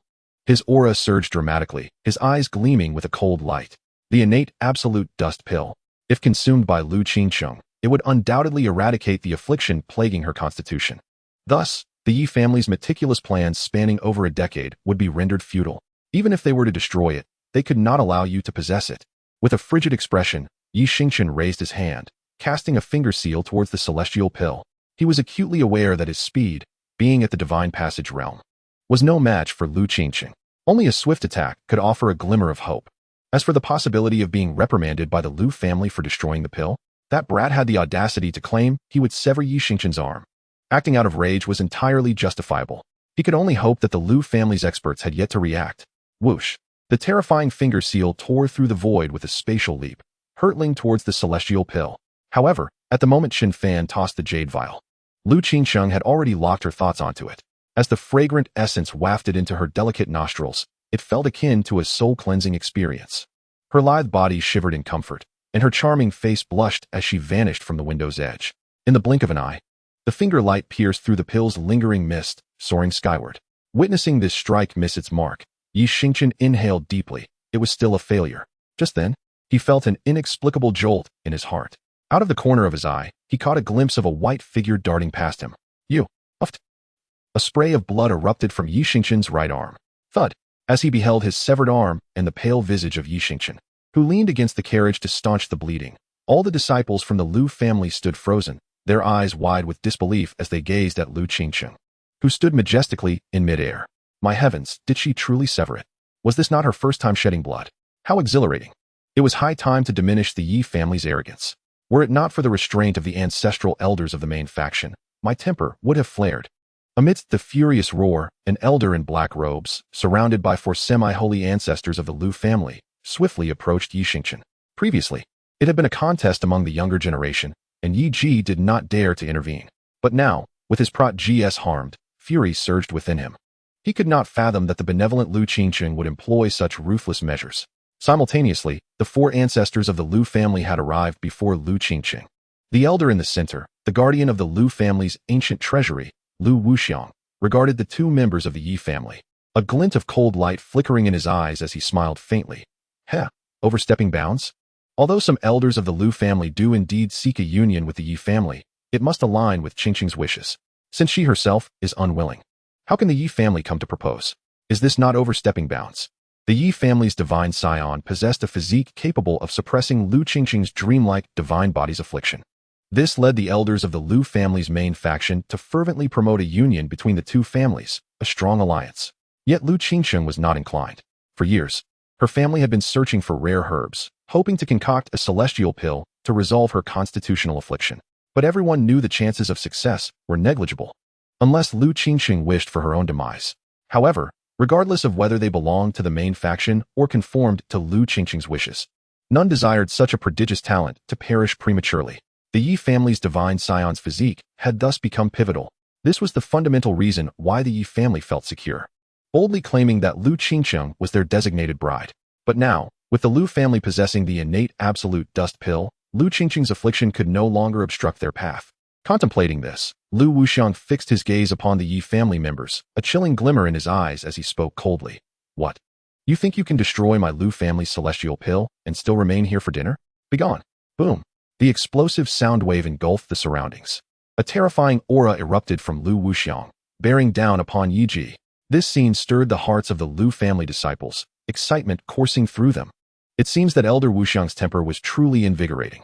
Did they truly believe the Lu family was without temper? What a relief. Years of pent-up frustration released in an instant. How gratifying. How infuriating. With you around, how could Xingqian possibly destroy the celestial pill? This old coot's betrayal was swifter than turning a page, leaving Yi Ji's face ashen. Yet he dared not voice his discontent. As a second-tier semi-holy, he was simply not on the same level as Lu Wuxiang, who was an 8th-tier semi-holy. Protecting the panting Yi Xingqian behind him, Yi Ji's thoughts raced. He observed the 4 beasts swiftly turning and fleeing into the distance. Once Lu Wuxiang returned his gaze to the lower pavilion, he turned to Lu Qingqiang, stroking his beard with a smile. This has now removed a burden from your heart regarding the Lu family. Focus on your cultivation. Do not squander such an opportunity. Lu Qingxing beamed, bowing respectfully to the 4 Lu family ancestors. Thank you, ancestors, for not blaming Qingxing. Haha, what is there to blame? If you obtain the pill, it is your merit. If it is destroyed, then that is your fate. Lu Wuxiang lightly admonished Lu Qingxing before laughing and vanishing from sight. Blame whom? It was that brat who courted death. The Lu family is about to produce another sage. How exhilarating. Upon awakening, Shen Fan found the sky gradually dimming. As he lay in bed, he began to reflect on the gains from his visit to the Lu family. Cultivation, semi-holy 3rd tier, soul 7th grade, divine grade spiritual root. 1 celestial scripture beyond the Emperor's canon, the path of celestial beings. A top-tier treasure replicated and amplified from the dragon transformation pool, essence of rhythm. Emperor-level martial arts, feathered ascension sacred technique, flying immortal fist seal, quasi-emperor level movement technique, floating light and shadow. Comprehension of 3 great avenues, wind, fire, gravity. Pills, 225 9th tier pills, 325 semi-holy pills, 93 sacred pills, and 10 emperor-level pills. Moreover, there are treasured artifacts of amplification. A piece of imperial weapon crafted from divine materials, 2 quasi-imperial weapons, 47 holy weapons, and over 1,000 semi-holy weapons, along with various high-quality medicinal herbs and scriptures from the Sutra Pavilion, which are not even accounted for. One could say that Shen Fan is an unparalleled, opulent figure. Perhaps the Lu family possesses hidden treasures, yet 10 imperial-grade elixirs. One might say the Lu family, or even the Dan Palace, could scarcely have such a plethora. This exemplifies the terrifying nature of infinite duplication and amplification. It is also the reason why Shen Fan is too indolent to confront Yi Xingchen.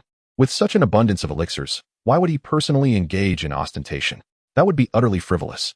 Although he has not duplicated imperial weapons or ancestral beings of the sage level, the gains he has amassed are truly exhilarating.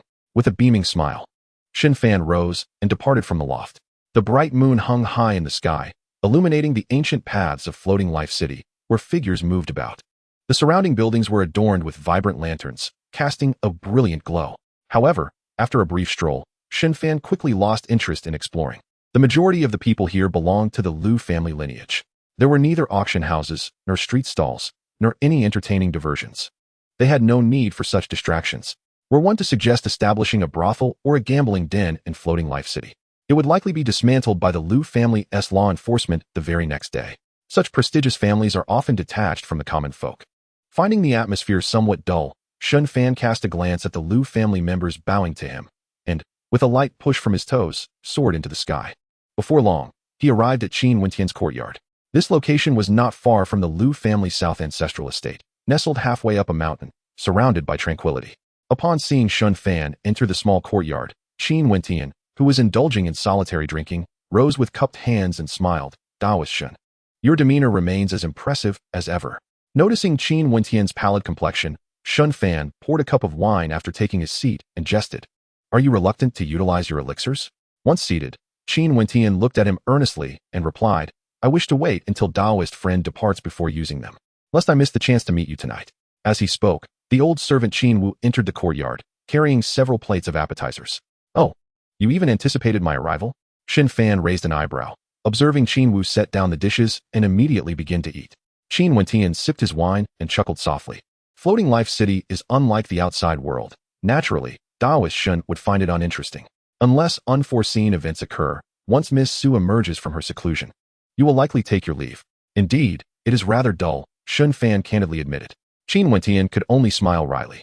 Countless individuals yearn to enter Floating Life City. Yet here is Shen Fan, expressing his ennui. This is hardly Shen Fan's fault. Having just emerged into the world, he is naturally filled with curiosity towards everything. However, Qin Wentian felt immense gratitude that Shen Fan had come to visit him, tinged with a hint of melancholy. This small gathering over drinks might very well mark a separation akin to that of celestial beings in the future. Why dwell on such thoughts? Qin Wentian smiled faintly, casting aside distractions, and raised his cup to signal Shen Fan before downing it in one gulp.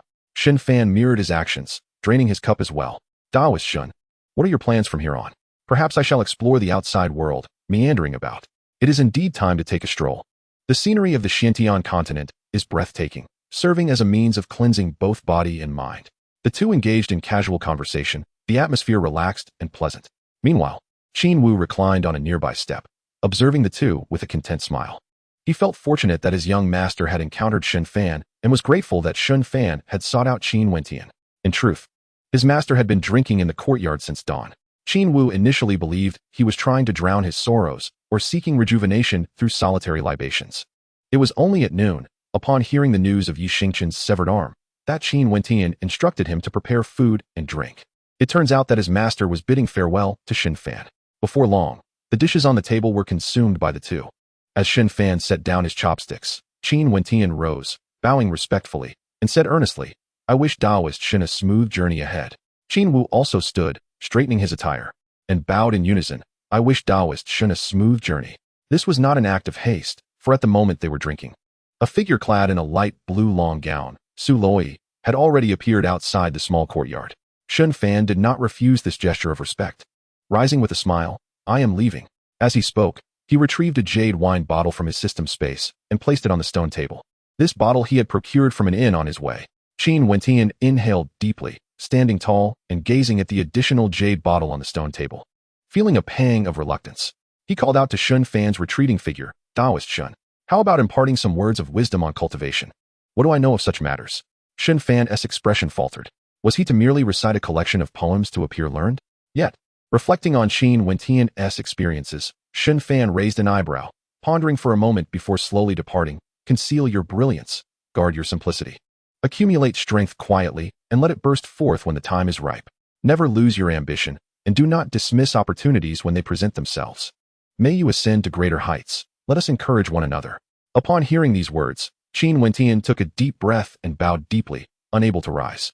Shen Fan did not look back, waving his hand as he left with Su Loi, who stood at the entrance of the small courtyard. Noticing her radiant smile directed at him, Shen Fan curiously inquired, "How do you feel? I thought you wouldn't," he asked. Su Loi replied with a beaming smile, "I can now control the toxins within my body. They will no longer erupt without reason." Her face was alight with joy. No longer would she be a harbinger of misfortune. Perhaps it was the opportunity bestowed upon her by Shen Fan. Or perhaps it was the intimate slap at the dragon transformation pool that made her feel more at ease around him, shedding her previous reservations. The memory of that embarrassing sting brought a flush to Su Loi's earlobes as she bit her pink lips and lowered her head shyly. "Still calling me master? It seems you are quite willing to act as a maid." Shen Fan found it amusing. He hadn't anticipated that his earlier jest would be taken so seriously. Unfazed by Shen Fan's teasing, Su Loi lifted her head and earnestly replied, "My life was saved by you, Taoist Shen. Since I cannot be your apprentice, being a maid is already quite satisfactory." Her words were imbued with sincerity, as evidenced by her rejection of the Liu family sage as a disciple. Su Luai's conviction in her choice was unwavering.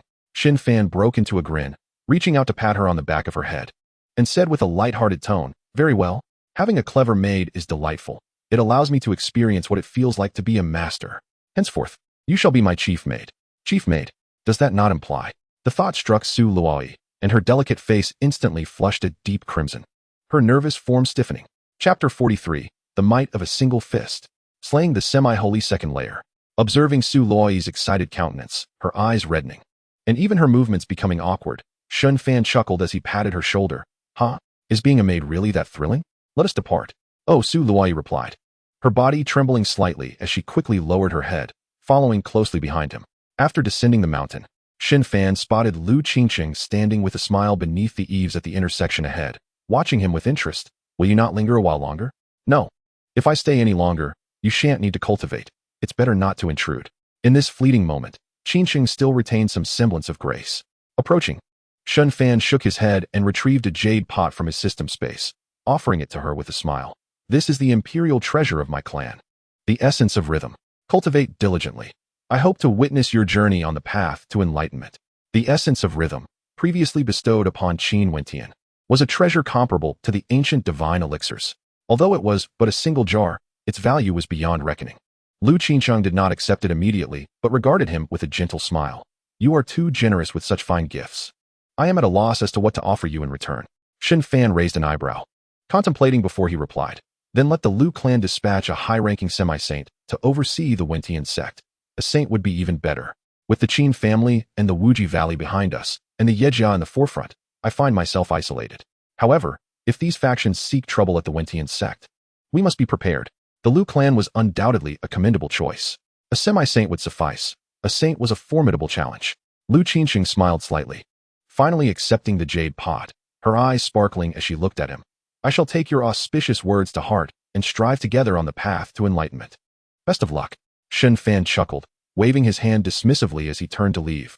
I am not pursuing enlightenment. My gifting is merely a means for you to shield me when you ascend to the throne. Enlightenment is a path fraught with arduous trials. How could Shen Fan, capable of replication, pursue such a path? Wouldn't that be akin to leaping into a fiery pit? Lu Qingxing, momentarily lost in thought, watched the retreating figures of the two and mused. How could one be so carefree within such a web? Perhaps it is only through extensive experience that one's perspective changes. Regaining her focus, she fixed her gaze on the silhouette of Su Luai. Do not overthink it. He merely seeks a mate. Su Luai blinked in surprise, only to see Lu Qingxing vanish from sight. I am not foolish, she thought to herself. Casting a glance at Shen Fan's handsome profile, a smile gracing her lips. Young master, where shall we go next? Shen Fan glanced at the bright moon overhead, stroking his chin in contemplation, then earnestly replied to the expectant and curious Su Luai. Let us wander aimlessly. Su Luai's expression stiffened momentarily, but she quickly donned an admiring look befitting a maid and exclaimed, Young master, your insight is unparalleled. After departing from Lu family's floating life city, Shen Fan and Su Luai settled aboard a cloud piercer, setting their course for the next city, Blackstone City.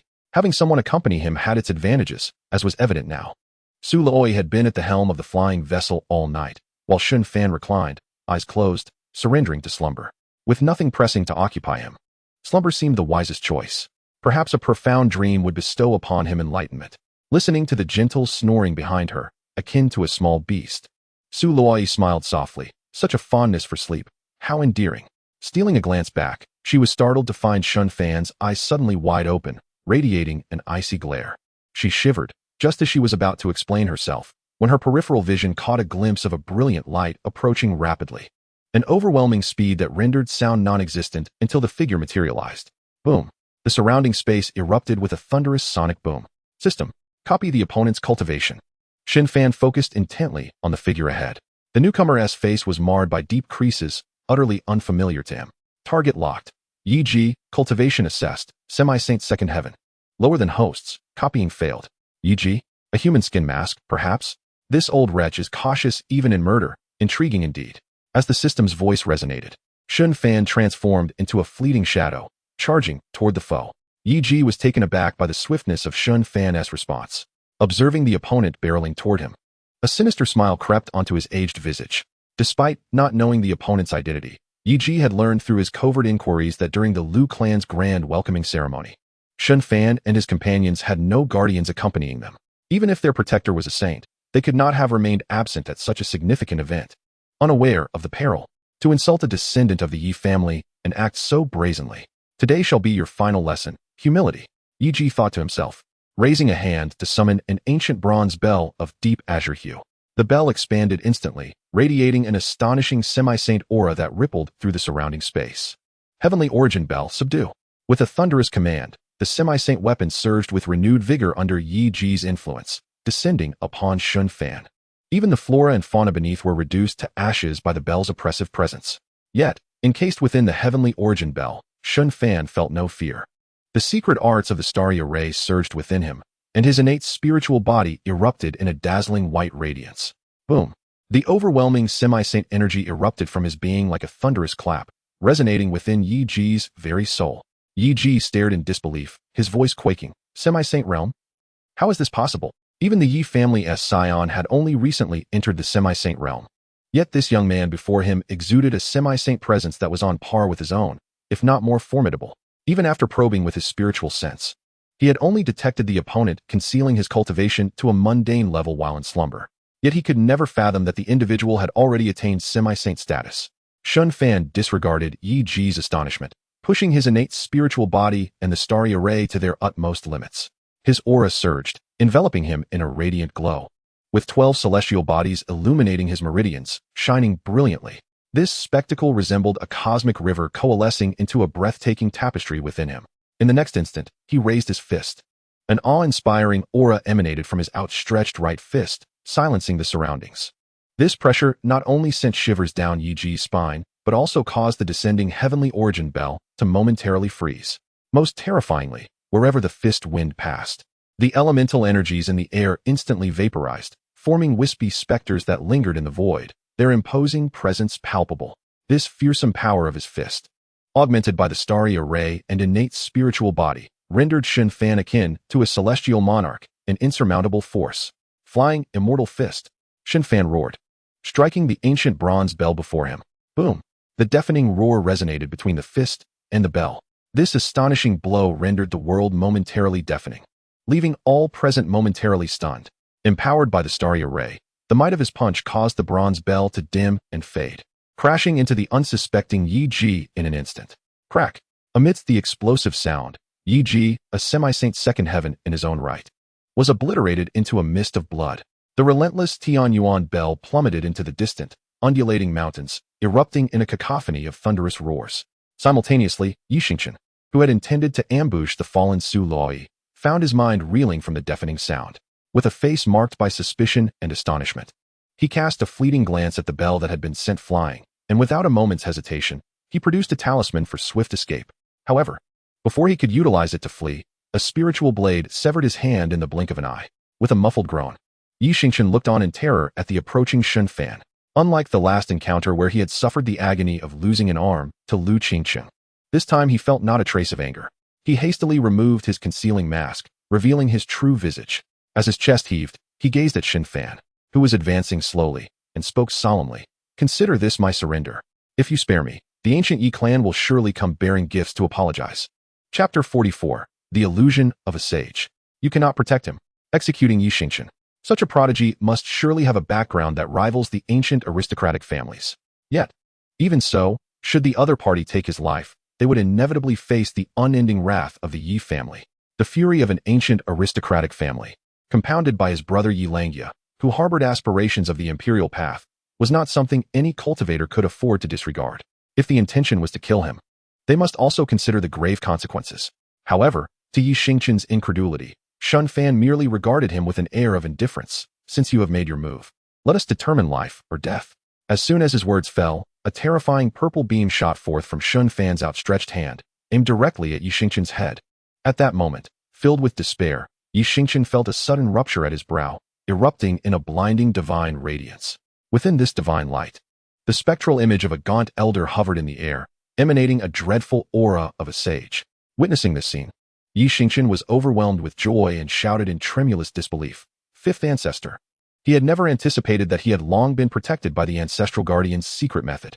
Should he encounter life-threatening danger, the ancestor's manifestation would emerge.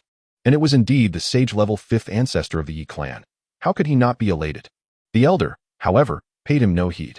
Instead, with an icy gaze, he surveyed the incoming purple beam and Shen Fan, casually extending a palm to intercept the approaching attack. Boom! The moment their attacks clashed, an astonishing force erupted. The powerful shockwave radiated outward in a circular wave, sweeping through the surroundings like a tidal wave. Fortunately, they were in the void, and no one else was present. Indeed, sage-level cultivators were formidable. Even though Shen Fan's imperial finger was bolstered by the Xinglua secret method, it could not breach even a fragment of the opponent's divine consciousness, especially under the oppressive weight of the sage's aura. Despite Shen Fan having entered the semi-saint realm, he felt as though he were mired in a quagmire, finding it exceedingly difficult to move. With a tranquil demeanor, Shen Fan regarded the elder who scrutinized him and inwardly mused. System. Copy the opponent's cultivation. However, he sensed that replicating such divine consciousness would inherently differ from the essence of the original and might very well fail. Locking onto the sage-level divine consciousness, status, weakening. Identified as a protective secret method, replication of cultivation failed. As anticipated, Shen Fan's eyes narrowed, and he observed the spectral figure gazing at him with an expression of calm detachment. You have slain my Yi clan's protector and severed his hand. Shall we consider this matter settled? This youth could obliterate cultivators of equal rank with a single punch. His calm demeanor in the face of Shen Fan indicated he must possess some form of assurance. The current Yi clan's fifth ancestor was merely a fragment of divine consciousness, incapable of matching his true form. To directly subdue this enigmatic prodigy was a task even he could not undertake with complete confidence. At this moment, Xianxian's face was one of relief after surviving a calamity, hastily retrieving his severed hand. Shen Fan, with a faint smile, regarded the serene visage of the sage's illusion and waved his fingers to manipulate the void. Suddenly, a 7-foot silver glow materialized beneath his palm. In the next heartbeat, The silver radiance, akin to a great moon traversing the sky, illuminated everything around with brilliance. Buzz. A clear and melodious sound of a sword resonated through the heavens. Within the silver glow appeared a 7-foot-long sword, its surface adorned with intricate star patterns, emanating an unparalleled might. The terrifying aura surged forth, shaking the entire cosmos, causing the void to rumble ominously. Even cultivators miles away looked up in shock, their hearts trembling at the sight of the radiant silver moonlight above, as they beheld the distant azure sky transformed into a resplendent galaxy by the pure silver radiance. Waves of astonishment surged within the hearts of all cultivators, an extraordinary phenomenon staining the heavens. Such overwhelming power could only signify the emergence of a sacred weapon. It was highly likely that a battle was unfolding ahead, igniting the manifestation of physical anomalies. Should it be a skirmish among sages? Perhaps one could glean insights by observing from afar. Swoosh, swoosh, swoosh. Within a myriad of miles surrounding this realm, throngs of cultivators sprang into action, racing toward the luminous moon in the sky. To witness a clash among sages was a rarity that ordinary cultivators might never encounter in a lifetime. Meanwhile, the realization that this young man wielded a quasi-imperial weapon incited a swift shift in the fifth ancestor's thoughts, and a hint of fury finally surfaced on his previously composed countenance. Arrogance. With a thunderous roar, the sage's illusion surged with overwhelming might, its oppressive aura engulfing the heavens as it sought to forcefully repel the young man before him and retreat. In a flash, the sage's pressure, already dissipated at the appearance of the xianxian sword, was rendered ineffective. Shen Fan's eye sharpened as he grasped the hilt of the xianxian sword, akin to a gentle breeze, vanishing from sight. Possessing mastery over the path of wind, his form was elusive. Simultaneously, a soft whisper echoed through the air. "You cannot protect him." No sooner had the words left the air than a streak of silver light manifested at Yi Xianxian's neck. Puff! His head was sent soaring into the sky. The expression on his face bore the markings of shock and disbelief. "Remember, Yi family," in a chilling whisper, the sage's illusion dissipated like mist, leaving no further support. The battle concluded in an instant. As he gazed upon the lifeless body that fell to the ground, Shen Fan revealed himself, performing a flourish with the xianxian sword before stowing it within the system space. He then flicked his fingers to extract a thread of spiritual energy, retrieving Yi Xianxian's spatial ring and the talisman, before flashing back to the Chuanyan shuttle. At this moment, Su Loi sat bewildered on the shuttle, still dazed from the thunderous explosion caused by the flying immortal fist striking the Tianyuan bell, which had reverberated in her mind. Were it not for Shen Fan's timely protection, the sheer force of that single punch could have obliterated her, a mere panty-realm cultivator, on the spot. Noticing her dazed expression, Shen Fan approached, crouched down, and gently shook her chin. "Hey, wake up! Are you in a stupor?"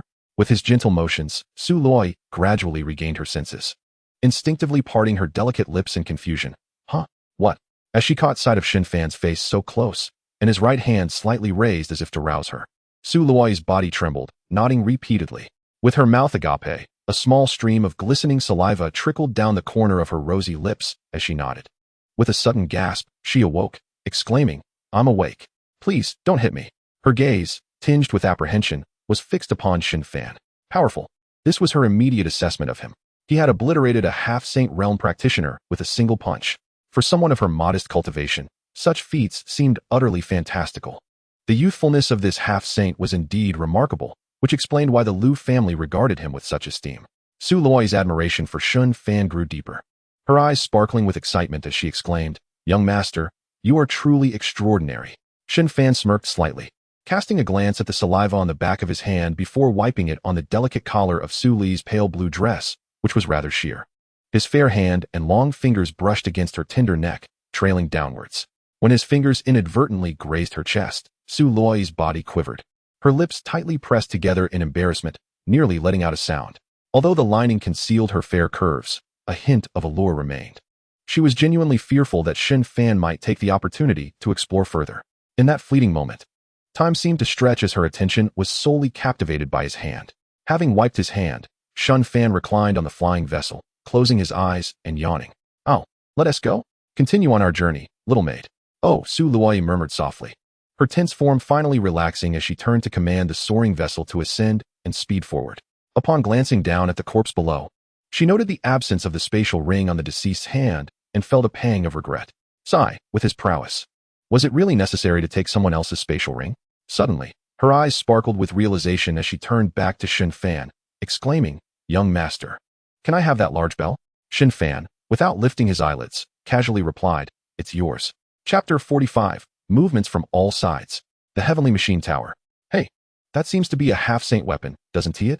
An exhilarated Su Loi abruptly changed course. Yes, I now possess a half-saint weapon, she whispered, excitedly retrieving high-grade spirit stones from her storage pouch and placing them onto the flying vessel, accelerating towards the nearby mountain range with all her might. If she didn't hurry, other practitioners drawn by the commotion might arrive at any moment. The flying vessel surged through the mountain terrain, racing past over 20 peaks until it finally reached the Tianyuan Bell, lodged within the mountains. After stopping the vessel, she joyfully leapt towards it. However, moments later, the serene forest echoed with her despondent lament. Oh no, it's cracked. Before her, the Tianyuan Bell bore a dent from a fist. The bell's surface was marred by numerous fissures. Yet, it was still a treasure. After stowing it in her storage pouch, Su Loi climbed back onto the flying vessel, her enthusiasm waning. Humph, he must be teasing me. That rascal. Casting a glance at Shen Fan, who feigned sleep, she rolled her eyes and piloted the vessel away. Despite this, a gentle smile graced her lips. At the very least, Shen Fan had shielded her before striking, ensuring her safety. That was sufficient. Above the clouds, the elder matriarch of the Liu family, leaning on her cane, chuckled as she observed the disappearing vessel below. Oh dear, I've lived far too long. My eyesight has deteriorated, and I can barely see. She had initially believed that upon the emergence of the saintly apparition, Shen Fan would cease his actions. After all, he had yet to fully mature. Confronted with a formidable lineage like the ancient Yi family, most practitioners would retreat when given the chance, seeking to ensure their steady growth. This was nothing unusual. Just as the Yi family's saintly figure had indicated, he had severed Yi Xingqian's hand and killed his protector, thus venting some frustration. However, she had not anticipated that Shen Fan would possess a quasi-emperor weapon. Although the saintly apparition radiated immense power, it was patently impossible to subdue Shen Fan under the pressure of a complete quasi-emperor divine weapon. In that brief moment of opportunity, the young man had employed his Dao rhythm and body technique to slay Yi Xingqian. Such decisiveness in character was evident. Beside her, Lu Qingqing gently held the elder's hand. Smiling softly, "Grandmother, your perception remains sharp. Did this not forge a connection for Miss Su?" The elder chuckled, patting her hand gently. "Now that you've witnessed it all, are you at ease?" "Yes, I apologize for troubling you, ancestor." Lu Qingqing beamed, clearly relieved. The elder had come to ensure Shen Fan's safety. For Lu Qingqing hoped her ancestor could accompany Shen Fan to the realm of saints. After all, as a friend, Shen Fan had bestowed upon her treasures of immense value. She felt a twinge of guilt for not even having fulfilled her wish to let him glimpse the imperial weapon. This wasn't due to fear that Shen Fan might covet the Liu family's imperial weapon, but rather because such weapons should not be easily revealed. Noticing the conflict in her expression, the elder chuckled. A person who can face the Yi family without fear possesses his own means of support. My frail body cannot withstand the winds and sun. Lu Qingqing, slightly embarrassed, clutched the elder's arm and replied bashfully. I worry that he might be too reckless and face encirclement by various factions. If that happens, the Liu family would be unable to protect him. The elder smiled faintly, saying nothing more, as she led Lu Qingqing back to the Liu family. As the clouds rolled and the scenery shifted, tranquility seemed to return to the area once those individuals departed. Only the flattened grass, fallen trees, and the corpses on the ground bore witness to their presence. Yet, it would not be long before practitioners, sensing the anomalies, would arrive. At that moment, a shadowy figure darted past Yi Xingqian's corpse, disappearing into the mountains ahead in a flurry of movement. The figure sped onward without pause, eventually halting at a small town on the outskirts of the mountain range half an hour later. Upon entering a courtyard, he knelt before a woman clad in a sleeping robe who was watering a flower bed, and solemnly intoned, "Third guardian, I have fulfilled my duty. However, I bring tidings of Yi Xingqian's demise." "Goodness, he actually killed Yi Xingqian?" the woman murmured, astonished. "Such strength and audacity. No wonder he dared to eliminate a member of my Eternal Life Hall."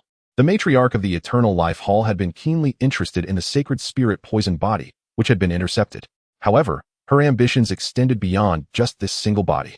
Yet, persuading him to relinquish such a rare find was clearly out of the question. As the third guardian among the 12 protectors of the Eternal Life Hall, the urgency of the matter indicated the significance placed upon the sacred spirit poison body. Her voice, sensuous and alluring, filled the air as she spoke, and the kneeling man found himself nearly losing his composure at her enchanting tone. Quickly, he bit his tongue to regain focus, raising his hands above his head, remaining perfectly still. After finishing her watering, the enchanting woman turned, beckoning to the spatial ring in his palm. a smile gracing her alluring features.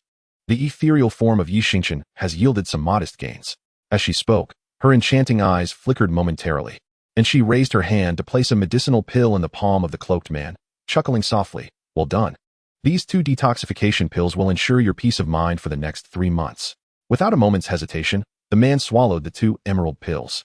The 3 guardians could easily take his life with a mere flick of their wrists. However, once he had consumed them, a look of bewilderment clouded his eyes, as if he had forgotten the very reason for his presence here. Meanwhile, Bai Quan had long since departed. In the eastern region, the ancient Yi family was engaged in cultivation. Suddenly, a voice, aged and resonant, echoed in the mind of Yin and Tian. The head of the Yi family, Yi Xingqian, is dead, and the perpetrator is a young man, barely 20, a third-tier semi-saint wielding a semi-emperor divine weapon. What? The 5th ancestor, Xingqian, is dead. Yin and Tian sprang to his feet, his eyes burning crimson. This was his youngest son, not only exceptionally gifted but also a key target for cultivation within the Yi family. How could he have perished so suddenly? At that moment, an elderly man, his face a mask of shock, flew in from outside the hall. Upon seeing Yin and Tian's grim expression, brimming with murderous intent, he sighed softly and withdrew. Just moments ago, the soul lamp of the young master Yi Xingqian had extinguished. This signified that he had been slain. It was utterly inconceivable. Who would dare to kill the scion of an ancient family? Do not act impulsively. The opponent possesses a complete comprehension of the wind path and moves with remarkable speed. Only a saint can contend with him. You must first visit the Liu family to ascertain his origin. Should the Liu family resolutely reject the union between our 2 families, we shall deliberate on this matter for the long term. Yin and Tian inhaled deeply and murmured, "Understood, 5th ancestor." He stepped outside the hall, gazing at the vast family estate, his expression oscillating between hope and despair. Perhaps the 5th ancestor, as a saint, had witnessed too many prodigies fall. But as the father of Yi Xingqian, how could he remain indifferent? Yet the 5th ancestor was right. He must venture to the Liu family and consider their options carefully. A semi-saint practitioner, barely 20, wielding a quasi-emperor divine weapon. These 3 pieces of information alone dictated that he could not be regarded as an ordinary cultivator. With this thought, Yin and Tian suppressed the cold glint in his eyes and turned away. In Blackstone City, a venerable city with a rich history of cultivation, nestled beyond the 10,000 demon wind mountains in the eastern region, numerous practitioners gathered here to hunt demon beasts, seek treasures, and undergo trials. Shen Fan and Su Luai, having disembarked from the cloud-piercing shuttle, strolled leisurely into the city. His purpose for coming here was not aimless wandering, but rather to seek out a time-honored intelligence organization, the Heavenly Mechanism Tower. As the chapter unfolds, the tower's master, Su Fengxian, is revealed. Alongside magnificent abilities such as the Amplification Divine Eye and the Void-Breaking Divine Gaze, the Heavenly Mechanism Tower has establishments across the 5 great domains. Shen Fan's intent was to gather information regarding ancient relics or treasures emerging within the eastern region, enabling him to replicate the prowess and aptitude of various prominent figures and protectors across the major factions. Entering into such places for exploration was utterly out of the question, as he already possessed an abundance of treasures. His true aim was merely to observe the scenery and broaden his horizons while copying the talents of the elite from various factions. The Heavenly Mechanism Tower is situated in the heart of Blackstone City. Shen Fan, unhurried, ambled through the streets with Su Luai. Due to its location by the 10,000 Demon Wind Mountains, the city was bustling with practitioners, and the roadside stalls offered an array of unique wares. Bulk supply of third-grade silver stargrass. 300 stalks. Come, knowledgeable buyers. Are there any mercenaries heading to the Demon Wind Mountain tomorrow? A Cloud Sea Realm practitioner. 50-50 split. Grilled skewers, grilled skewers. Premium third-grade wild bull meat. Just 5 low-grade spirit stones per skewer. Walking through the vibrant and bustling streets, Shen Fan felt no disturbance from the noisy atmosphere. Rather, a smile graced his face. Compared to the intense cultivation atmosphere of Floating Life City, this place seemed much more grounded and entertaining. Noticing his cheerful demeanor, Su Luai tugged at his sleeve and whispered, "Young master, I wish to buy a few skewers of grilled meat. The third-grade wild bull meat invigorates the blood and dispels stagnation. Its effects are quite remarkable. Would you care to try?" Perhaps in the past, Su Luai would have never spent 5 low-grade spirit stones on such a luxurious item as meat skewers. However, since becoming the head maid, Shen Fan had bestowed upon her 1,000 high-grade spirit stones to manage the luxurious cloud-piercing shuttle. Given her low cultivation level, using spiritual energy to operate the shuttle was a daunting task. Nevertheless, she was exceedingly frugal, only using high-grade spirit stones for the shuttle when absolutely necessary. Fortunately, Shen Fan had no pressing need to hasten their journey, allowing Su Luoyi to believe she was saving quite a few spirit stones. If you wish to buy, then buy, Shen Fan said with a smile, leading her toward the barbecue stall. Su Luoyi's heart leaped with joy as she purchased 2 skewers of grilled meat, and the two continued their stroll down the street, each savoring a skewer. Shen Fan was not particularly in the mood for shopping, while Su Luoyi had entered purchasing mode, acquiring various practical and affordable items. Occasionally, she would introduce him to low-tier herbs, pills, and powders that, while inexpensive, yielded commendable results. This is all the knowledge I've accumulated over the years. Young master, isn't it impressive? Su Luoyi beamed with pride, her radiant face adorned with a smile. Her beautiful eyes slightly curved. Though merely 18, Su Luoyi displayed remarkable poise in her dealings and was quite adept at bargaining, often causing others to overlook her youth. Observing the delighted Su Luoyi relishing her grilled meat, Shen Fan smiled gently, genuinely admiring her resilience. Indeed quite impressive. In the 3 months since he had traversed into this realm, his experiences had been far less fortunate than Su Luoyi's. A woman, devoid of background yet possessing decent looks, would have long since met her demise in this perilous world, were it not for her sacred spirit poison body being protected by the Eternal Life Palace. Even so, the hardships Su Luoyi endured were beyond what her age should bear. In this world of survival of the fittest, everyone had their own way of navigating life. Shen Fan, filled with contemplation, chose not to dwell further on this and proceeded toward the grand building ahead. Why is he looking at me like that? His gaze is so gentle. Su Luoyi thought, her smile faltering as she quickly averted her gaze, her heart racing uncontrollably. Thankfully, Shen Fan had already shifted his attention, sparing her from embarrassment.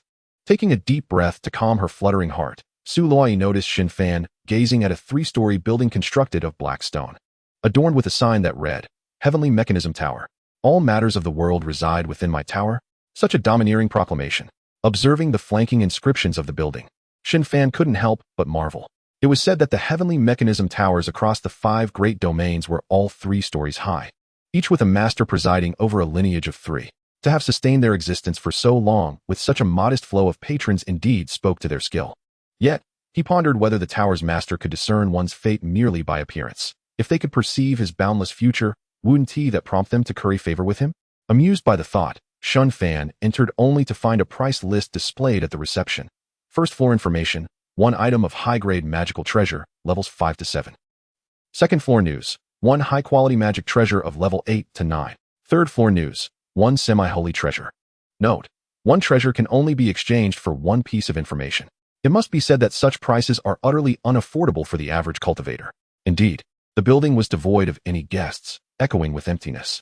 The first floor, apart from ordinary furnishings, housed a counter and a private room, with nothing particularly remarkable to behold. Behind the counter sat a young acolyte clad in a dark blue Taoist robe, who offered no greeting to the 2 newcomers, engrossed as he was in a comic book. Shen Fan paid him no mind, casting a glance around before striding directly toward the staircase nearby. Young master, is it truly this exorbitant here? What are you going upstairs for? Su Luoyi, trailing behind him, was so distracted that she forgot to finish her meat skewer, tugging at his sleeve in a hushed murmur. Shen Fan extended the meat skewer in his hand toward her, teasingly remarking, Don't you possess a semi-holy weapon? Go to the 3rd floor in exchange for some information. Consider this skewer as your reward. Upon hearing this, Su Luoyi accepted the beef skewer with a pained expression, resembling a wronged child as she followed closely behind him. Though the Tianyuan bell was broken, the thought of parting with it before it had even warmed her heart left her a tad reluctant. Shooting a glare at Shen Fan's back, she hastily devoured the meat skewer, cheeks puffed as they ascended to the 3rd floor. In stark contrast to the emptiness of the 1st floor, the 2nd floor boasted lavish decorations, while the 3rd floor resembled an ordinary room, filled with bookshelves, a tea table, and a bedroom, accompanied by some antiquated ornaments that made one feel as if they had entered a private residence. As Shen Fan stepped inside, he noticed a middle-aged man by the window rising to his feet. The man, adorned with a silk cap and clutching a scripture, wore a dark robe speckled with star-like patterns, exuding an exceptional demeanor. He slightly cupped his hands and, with a wry smile, addressed Shen Fan. If you seek geographical names, Su Fengxian has nothing to withhold. If you wish to discern fortunes, please do not put me in a difficult position. Su Fengxian, your scholarly demeanor is quite a far cry from that of Elbu. Observing the bookish Su Fengxian, Shen Fan raised an eyebrow, playfully tapping the railing beside him and chuckling. Since you are aware of my purpose, doesn't that tarnish your own reputation? Su Fengxian rose with a resigned smile. Had you not come, Perhaps this signboard could have hung for a long while. After speaking, he graciously invited the two to sit and poured them each a cup of spirit tea. The cryptic exchange left Su Luoyi in a state of bewilderment, while Su Fengxian regarded her with a furrowed brow, alternating between confusion and understanding, his expression a mix of curiosity and intrigue. What piqued Shen Fan's interest was the flicker of mysterious light that occasionally glimmered in Su Fengxian's eyes as he observed Su Luoyi. System, replicate his ocular abilities. Shen Fan thought discreetly as he sipped his tea, locking onto Su Fengxian, identifying his eyes as a divination-type talent. Celestial gaze. Replication augmentation activated. Congratulations, host. You have augmented the celestial gaze to divine eye, void-breaking vision. Void-breaking vision. Upon activation, it can dispel illusions and see through labyrinths, mirages, and other deceptive realms. It possesses X-ray vision, enabling the user to see through a cultivator's disguises and transformation techniques, as well as gaze into the depths of their protective soul treasures. What a remarkably practical talent. Shen Fan mused contentedly as he took a sip of tea. This ability could not only penetrate the illusions crafted by cultivators and nature alike, but also unveil the protective treasures of the soul. Such a capability is truly invaluable. Rumor has it that some exceedingly rare physiques are accompanied by soul-protecting treasures deep within their essence. With this thought, Shen Fan's eyes flickered as he turned to glance at Su Luoyi. A curious scene unfolded. At that moment, Su Luoyi was utterly unadorned. Her delicate figure slightly hunched as she sat in the chair, cradling spirit energy with both hands, delightfully sipping. Her captivating posture, with arms resembling tender lotus stems, was perfectly alluring, causing Shen Fan's eyes to widen in shock. Uffed! Shen Fan abruptly spat out his tea, hastily lowering his head to cover his mouth in embarrassment. Ahem, my apologies. The interruption stirred Su Fengxian, who observed the scene with an amused smile. Especially the vivid image of Su Luoyi's cheeks, reminiscent of cherry blossoms, lingered vividly in Shen Fan's mind, refusing to dissipate. Shen Fan's embarrassment deepened as he coughed repeatedly.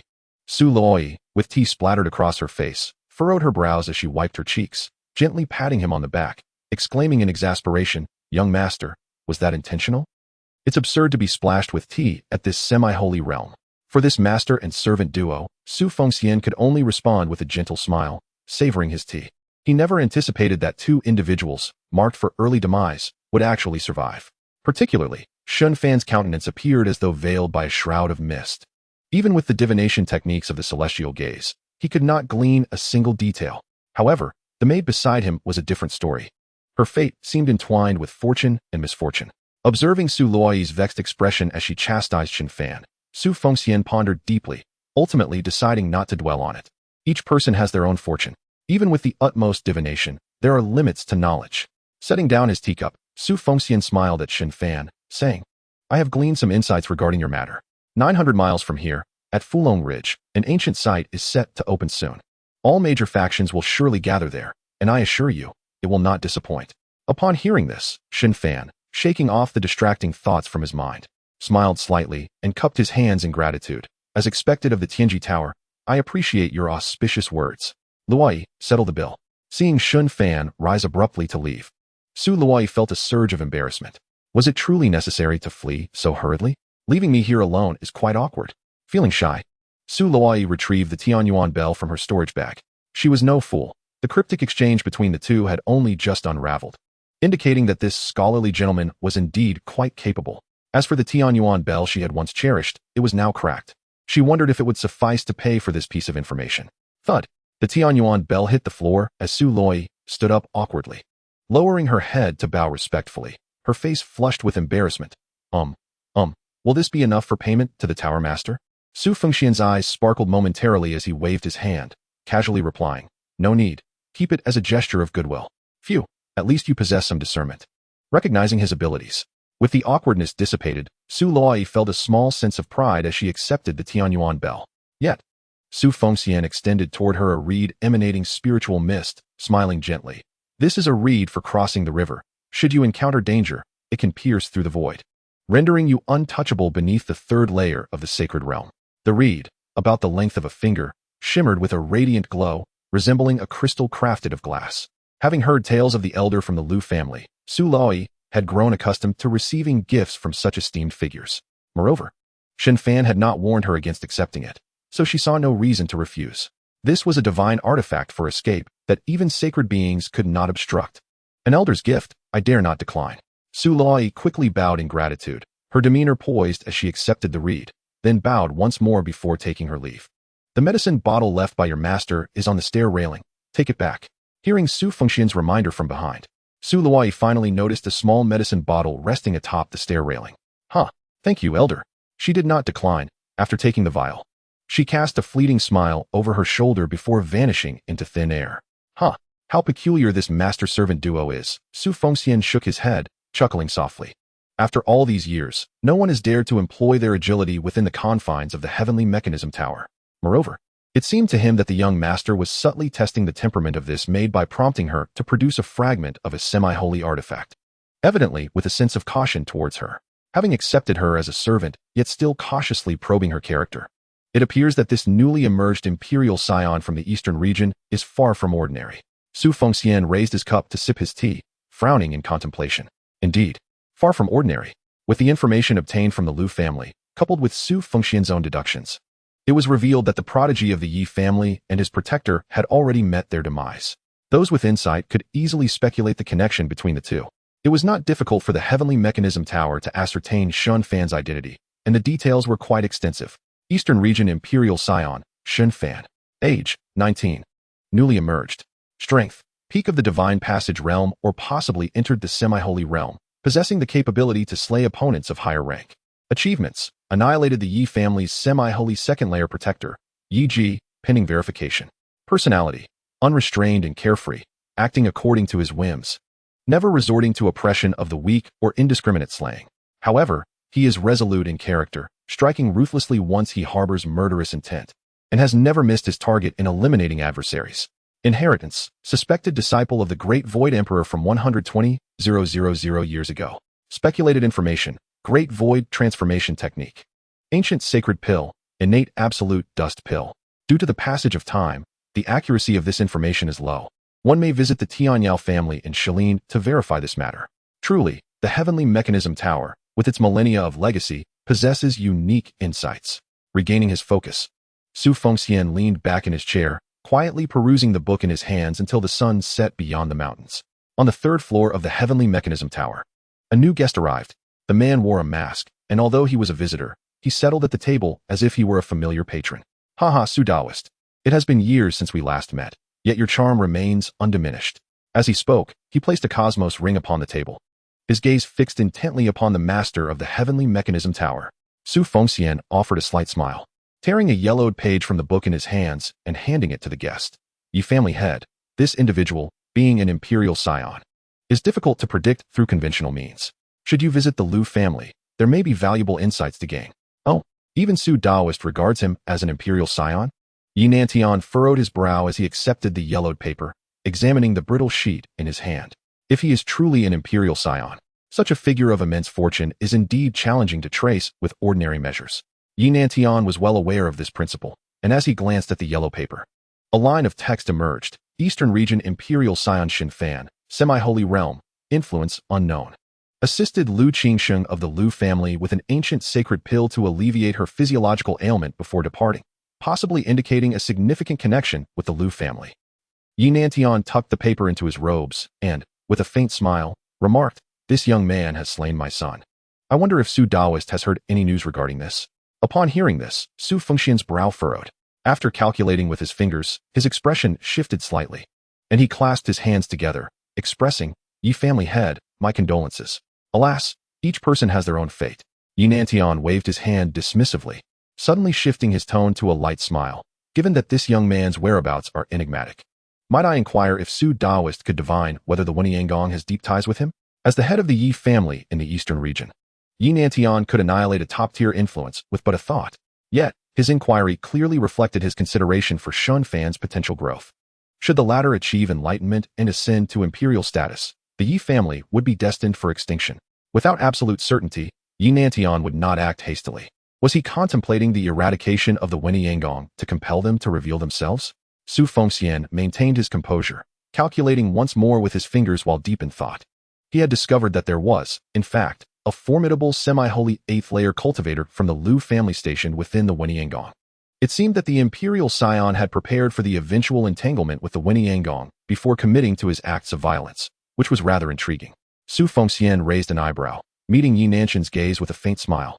The Weniangong has not acquired any treasures or legacies left behind by the imperial scion and has instead gained goodwill from the Liu family through this connection. Su Fengxian nearly voiced his thoughts directly, suggesting that annihilating the Weniangong would be a Pyrrhic victory. However, as civilized individuals, such sentiments could not be expressed openly. Yi Nantian nodded, rising to bow with a smile. I apologize for the intrusion. If Su Daoist finds the time, do visit my Yi family for a discussion. Su Fengxian stood and returned the gesture, smiling as he escorted him out of the heavenly mechanism tower. Watching Yi Nantian disappear into the throng of people, Su Fengxian frowned slightly, pursing his lips. Indeed, once entangled in fate, troubles abound. Although he had directed Yi Nantian towards the Liu family, Su Fengxian felt that his actions had not completely absolved him of the situation. Contemplating this, he transmitted a message to the young acolyte, who was engrossed in a comic book. Child, make your way to Shilin and inform your Shenyang about the emergence of the Great Void Emperor's legacy within the Yao family, urging her to deduce their potential response. To be frank, as a familiar patron of the Heavenly Mechanism Tower, Su Fengxian did not wish for this long-established client, with whom he had forged ties over millennia, to become adversaries with Shen Fan. If the Yao family were to ally with Shen Fan, Yi Nanshan's desire for revenge might cool, at least preventing innocent casualties and steering both parties away from mutual destruction. In the forthcoming struggle for enlightenment, kings against kings, generals against generals. This way, both sides could retain some room for maneuver. Conversely, if the Yao family refused to assist Shen Fan, and even coerced him into revealing the imperial legacy or resorted to lethal measures, it could serve as a wake-up call for Shen Fan, cautioning him against arrogance and condescension towards the world's heroes.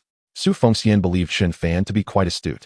Thus, sending out a lifeline was intended to instill a sense of vigilance and caution within him. From this, one could also discern Su Fengxian's lack of confidence in Yi Nantian. Unless he summoned a sage ancestor from his family, armed with imperial weapons to confront Shen Fan, success would be improbable. However, that was evidently unfeasible. The death of one Yi Xingqian would not necessitate the Yi family to act with such fervor. Neither party desired assistance, yet both sought to aid. Sigh. Su Fengxian shook his head, feeling a sense of helplessness. Oh, understood, master. The young acolyte behind the counter hastily tucked the Spring Palace illustrations into a drawer, leaping from his chair to open the cabinet before him. To his astonishment, within the cabinet lay a teleportation array nearly half his height. He slipped inside and vanished within the array. Chapter 48, Prodigal. There is a saying, whether it is appropriate to speak or not. 2 flowers bloom, each representing a branch. This basket of walnuts, 10 low-grade spirit stones, no more. Before a stall in Blackstone City, Shen Fan held 2 walnuts, squinting at the vendor. There was no choice. The radiance emanating from this basket of walnuts was simply too dazzling, even surpassing that of ordinary extraordinary treasures. Numerous cultivators were drawn to this peculiar spectacle. However, upon realizing these were merely mundane, colorful walnuts, their interest waned. If it weren't for Shen Fan having replicated a whole basket of walnuts, dulling their luster, he wouldn't have bothered to make a purchase. Indeed, these items held little value. Yet, their ostentatious appearance fascinated Shen Fan. Hey, friend, you reduced the price from 100 to 10. Is that truly necessary? I find you quite handsome. 12 low-grade spirit stones is the fixed price. Though these are mere trinkets, their growth period spans 100 years, hardly enough for my travel expenses. The vendor gazed at Shen Fan, utterly speechless. Young master. Stepping out of the small building, Su Luai finally spotted the figure of Shen Fan amidst the crowd. She truly feared that he might abandon her and slip away unnoticed. Shen Fan rose with a smile, satisfied as he gathered the walnuts from the stall, declaring, Since you are so forthright, let us make it 100. Luai, settle the bill. Su Luai gazed at him, perplexed. As she observed Shen Fan, his imposing stature illuminated by the peculiar glow of the walnuts. The stall owner expressed his admiration, exclaiming, Now, that is the mark of a wealthy man. Truly, just a few kind words, and he is already soaring. Not even this many spirit stones can satiate his extravagance. Rolling her eyes, Su Luai retrieved spirit stones from her storage bag and tossed them into the basket, retorting, Umph. Consider yourself fortunate.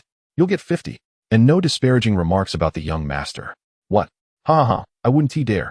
The stall owner chuckled nervously, quickly accepting the spirit stones.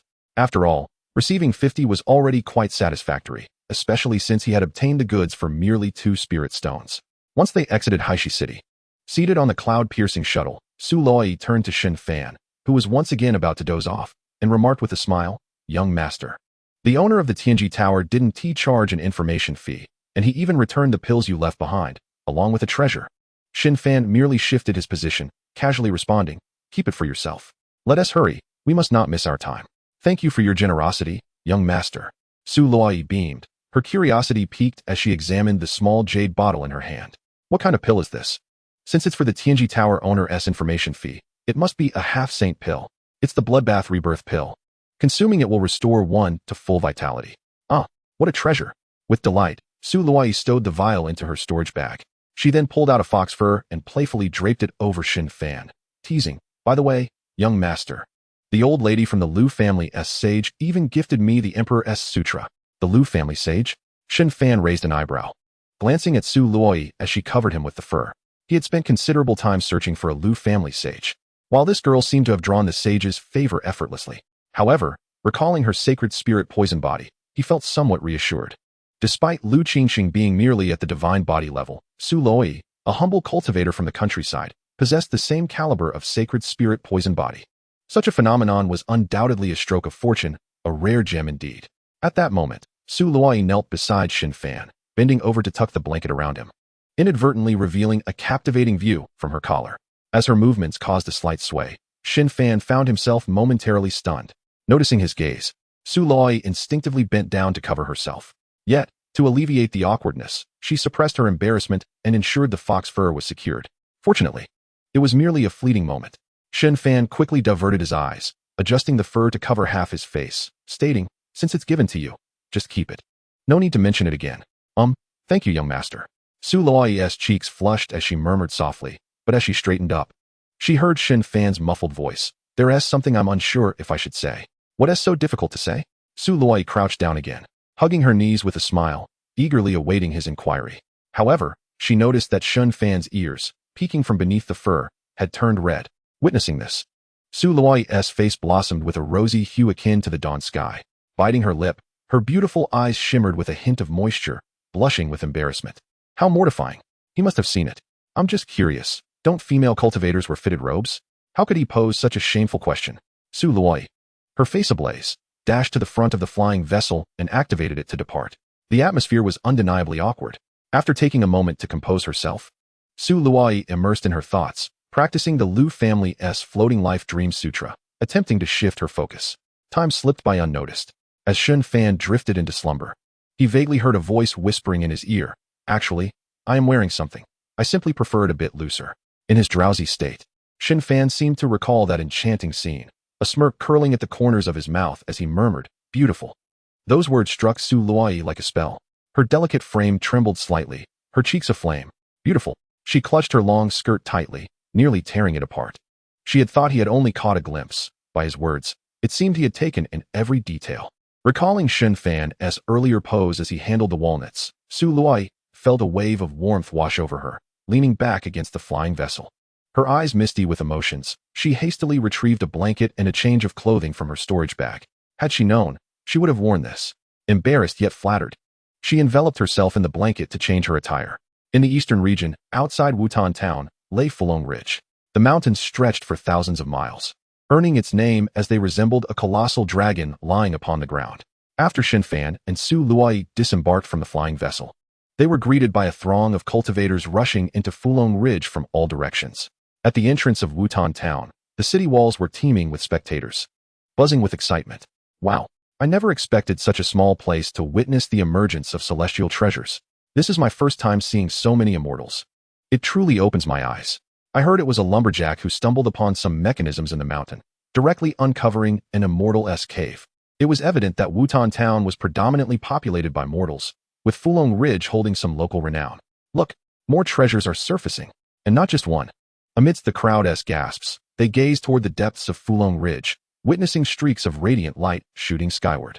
Extraordinary treasures. May they find their rightful owners. With shouts of excitement, cultivators surged from the surrounding areas toward the depths of the mountain. Young master, should we go? There are treasures galore, Su Luoyi exclaimed, her eyes sparkling as she gazed at the wondrous sights above. With her young master's prowess, wouldn't it be a mere flick of the wrist to acquire them? If you were to share even a couple of items with her, wouldn't that be delightful? Go if you wish, Shen Fan replied, a slight smirk tugging at his lips as he strolled toward the city gate. Should there be sacred weapons or imperial treasures, perhaps he would be intrigued. Reluctantly, Su Luoyi withdrew her gaze, closely trailing behind him. As the pair approached, the crowd gathered at the city gate parted to make way, utterly captivated by their striking appearances. Especially Shen Fan, clad in a white robe embellished with golden clouds, exuding an air of nobility that transcended the ordinary, his aura ethereal. Wow, his presence is extraordinary. He outshines all the immortals I've seen before. Indeed, and that maid beside him resembles a celestial being. I've never encountered such a beautiful woman. Some individuals dared not meet their gaze, shyly lowering their heads. Su Luoyi smiled slightly, her expression filled with pride. In the past, she had often concealed herself, rarely adorning herself so elegantly. After all, the desire for beauty resides in all hearts. In a safe environment, the praise from others naturally brought her joy. Shen Fan, however, remained unfazed, entering the city with a calm demeanor. Su Fengxian should be reliable, but he wondered just how much commotion this ancient relic had stirred. It would be best if he encountered a few with special physiques to replicate their abilities. Shen Fan contemplated finding a place to settle down first. Then, they awaited the opening of the ruins, anticipating the arrival of various factions. Chapter 49. All beings suffer. Su Luoyi takes the stage. As the two entered the city, Su Luoyi soon noticed a group of cultivators engaged in hushed conversation at the entrance of a tavern not far away. Oh, I wonder if Brother Wang will be able to acquire a treasure from his journey. One of them mused. What do you think, Yuanji? Among the crowd, a man named Yuanji shook his head, sighing. It's hard to say. With so many cultivators arriving, and Brother Wang only at the 7th level of the body refinement stage, the risk is considerable. Hearing this, his companions exchanged worried and anxious glances. Just then, from a nearby alley beside the tavern, a scruffy little beggar shuffled along the wall, cautiously observing their approach. Again, you? Yuanji frowned, his tone tinged with annoyance. This kid was kicked away before. It's a miracle he didn't die? Yet he is still so persistent? The pale-faced little beggar trembled in fear, instinctively pressing himself against the wall. However, a sudden sharp pain in his chest caused his small face to tense, and his breath quickened. Yet, he did not flee. Instead, he gazed at Yuanji and his companions. His eyes filled with a pleading tremor as he stammered, Immortal Masters, I wish to become your disciple. His voice was weak and fearful, yet distinctly audible. The clenched hands and the rising and falling of his chest further revealed the turmoil within the little beggar. The already anxious crowd, upon seeing such a filthy little beggar yearning for the help of immortals, wore even more displeased expressions. Why don't you go find somewhere cooler to stay? One among them snapped, irritation evident as he gathered his spiritual energy in his palm, about to dismiss the beggar, only to be halted by Yuanji's firm grip. With a sideways glare, Yuanji frowned at a young man and woman in the foreground. The young man was handsome and casually surveying his surroundings, while the tall woman in a light blue dress stared at them with an impassive expression. Brother Ma, let us enter the tavern and await news, Yuanji whispered, squeezing his companion's arm. This place feels unfamiliar, and with so many cultivators arriving, it's better to avoid trouble. Haha, your words resonate with me, Yuanji. Brother Ma quickly withdrew his spiritual energy and turned to follow the others into the tavern.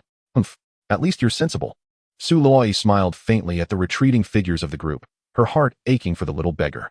Having once been a beggar herself, she could not bear to see such people suffer without cause. Now, with the formidable presence of Shen Fan beside her, she felt compelled to extend a helping hand. The little beggar, sensing their kindness, yearned to approach them and seek their guidance. However, upon witnessing their beauty and their steady pace, he hesitated, diverting his gaze and retreating into the alley. The pain in his chest prevented him from moving quickly, forcing him to clutch his chest and shuffle along the wall. As he walked, tears welled in his eyes, and with a quivering, cracked lip, he whispered, without the help of an immortal master, I want to be able to save my sister, sob. Before he could finish, large tears rolled down his dirty cheeks, starkly visible on his grimy face. The little beggar's family had once lived in a village outside Wutan town. However, the emergence of numerous treasures from Fulong Mountain had drawn many cultivators to the area. Just a single battle between two immortals had obliterated his home and the entire village. His parents had perished, and his sister's life hung by a thread. Few survived the catastrophe. After arriving in Wutan town with the other survivors, the local doctor had been unable to save his sister, suggesting that perhaps an immortal could help. He could only beseech the immortals for assistance. But in the eyes of the cultivators, how could an unqualified mortal hope to enter their ranks? His small frame trembled slightly as he wiped his tears, steeling himself despite the pain in his chest, and hurriedly left the area. At the alley entrance by the tavern, Su Luoyi observed Shen Fan lost in thought and tugged at his sleeve, playfully declaring, Young master, please help them. They look so pitiful. Only then did Shen Fan return to reality, regarding her with indifference as he replied, "I thought you had braved the rain. Shouldn't you let others feel it too?" When he had been forced to become a furnace in the past, no one had come to his rescue. When he was captured by the elder of the soul-devouring sect, no righteous cultivator had intervened. In essence, all beings suffer. To save someone? Wasn't he that merely a distraction? Seeing his unwilling demeanor, Su Loi gazed longingly at the alley, murmuring, "I was abandoned by my parents, and my grandparents saved me." As if recalling a painful memory, her eyes began to glisten with unshed tears, and she spoke softly, "Ever since I left home alone, I wished for help from others. Sometimes I feel that fate is unjust." With her head bowed, Shen Fan could only see the glistening tears on her exquisitely shaped chin, each drop falling like a sorrowful promise. "If you hadn't saved me, I might have already given up on life," she whispered, slowly resting her head on Shen Fan's shoulder, murmuring, "Young master, there must be true goodness in the world. My grandparents were, and you are too, right? I saved you purely because of your exceptional potential. You can't compare me to your grandparents." "Don't think of me as a great benefactor," Shen Fan replied with an expression of calm sincerity. There was no need to obscure the truth. Upon hearing his words, the tears in Su Loi's eyes evaporated, and she looked up at him with joy, exclaiming, "What if they also possess exceptional potential?" Women are indeed fickle, Shen Fan thought, rolling his eyes as he turned to enter the tavern, casually adding, "If you want to save yourself, don't drag me into it. If you act like this again, you'll face my family's discipline. Yes, I was once a little beggar too, and I received kindness from others. This is a form of inheritance," Su Loi eagerly explained as she cheerfully made her way into the alley. "Humph, cold on the outside and warm on the inside. I know you well," she exclaimed with satisfaction, but then suddenly recalled Shen Fan's earlier remark about discipline, feeling a twinge of embarrassment. The mention of discipline made her wonder if it meant punishment. Remembering the slap at the dragon transformation pool, her cheeks flushed as she clasped her hands behind her back and vanished from sight. In a secluded slum of Wutan town, the rich aroma of traditional Chinese medicine wafted from a dilapidated hut. The little beggar wiped the cold sweat from his forehead, steadied his breath, and pressed down on his chest wound before hurriedly entering the hut. Inside, amidst the drafty, dilapidated structure, a woman dressed in simple farmer's attire lay on a straw mat, her face resembling golden paper. Hearing the commotion, she slowly opened her eyes and managed a faint smile. "Sister, don't speak," the little beggar said, sorrowful yet restrained. As he rushed to her side, carefully gripping her cold, rough hand and kneeling beside the straw. However, upon seeing the thick wooden beam embedded in her chest, the little beggar's eyes welled up once more, tears cascading down his cheeks without restraint. The woman moved her fingers slightly, whispering in a voice barely audible, "Little sister, don't cry." The little beggar nodded repeatedly, biting his lip as he wiped his reddened eyes. His once dirty face was now smeared with tears and snot, resembling a small, forlorn kitten. It had already been 3 days. She could sense that her sister's breath was growing increasingly faint. Yesterday, she couldn't even swallow a spoonful of medicinal soup. The young beggar had no money, and the medicine was not procured through any illicit means, but rather earned by assisting at the apothecary that treated her sister daily. The old doctor, aware of the profound misfortunes befalling the sisters, recognized their struggles and generously provided them with extra doses of medicine. In the midst of their dire circumstances, he suggested a possible salvation. Perhaps a celestial master could heal her sister. Yet, to mere mortals, such practitioners of the arcane arts were hardly worthy of consideration. Had it not been for the young beggar's stroke of luck, she might have lost her life to the monk's dismissive kick this very morning. Seeing her sister weeping uncontrollably, the woman lying on the straw mat was filled with compassion. However, upon noticing the extensive dark purple bruises marring her pale chest, her heart ached, and tears brimmed in her eyes. With trembling, cracked lips, she hoarsely uttered, "Sister, I cannot hold on. It is I who have burdened you." The young beggar, hearing this, was overwhelmed with grief, her tears flowing freely as she cried out, "I do not want my sister to die. I don't want this." Kneeling on the ground, the young beggar buried her face in her sister's hands, wailing in despair. She had exerted every effort to save her only remaining family member. Yet the thought of losing the sister who had always cherished her plunged her into an abyss of hopelessness. Chapter 50. The Elixir That Runs Away. The young beggar was merely 10 years old, once cherished by her parents and pampered by her sister. Now, with her only kin on the verge of death, the sorrow in her heart was indescribable, leaving her with no choice but to weep. The woman turned her head slightly, tears streaming down her cheeks as she gazed silently at her sister, filled with reluctance. She had reached the end of her strength, yet she longed to gaze upon her obedient little sister just a moment longer.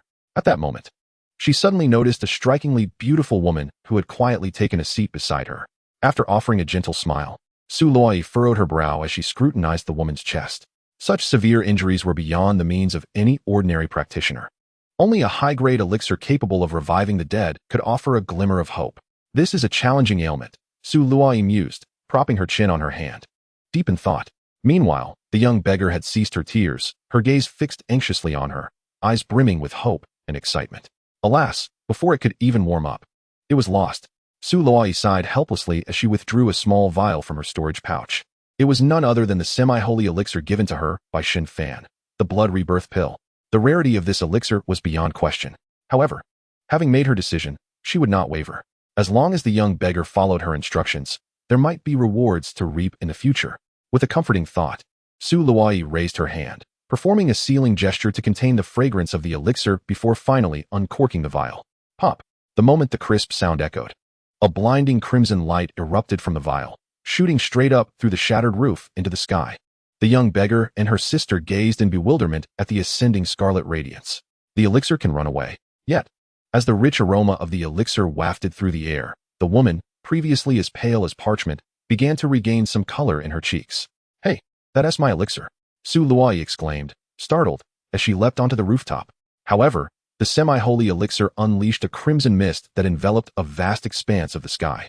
This spectacular sight resembled blood clouds casting a shadow over the town, prompting numerous practitioners within to turn their heads in astonishment, their hearts filled with uncertainty. What is that? To their surprise, a treasure had surfaced in this mortal city. Steady yourself. This blood mist is exceedingly strange. Steady my foot. That's a slum. I've already checked. Not a single practitioner in sight.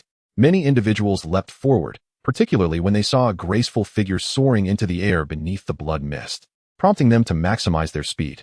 At that moment, a tantalizing aroma wafted from the sanguine clouds, igniting a frenzy among the surrounding practitioners.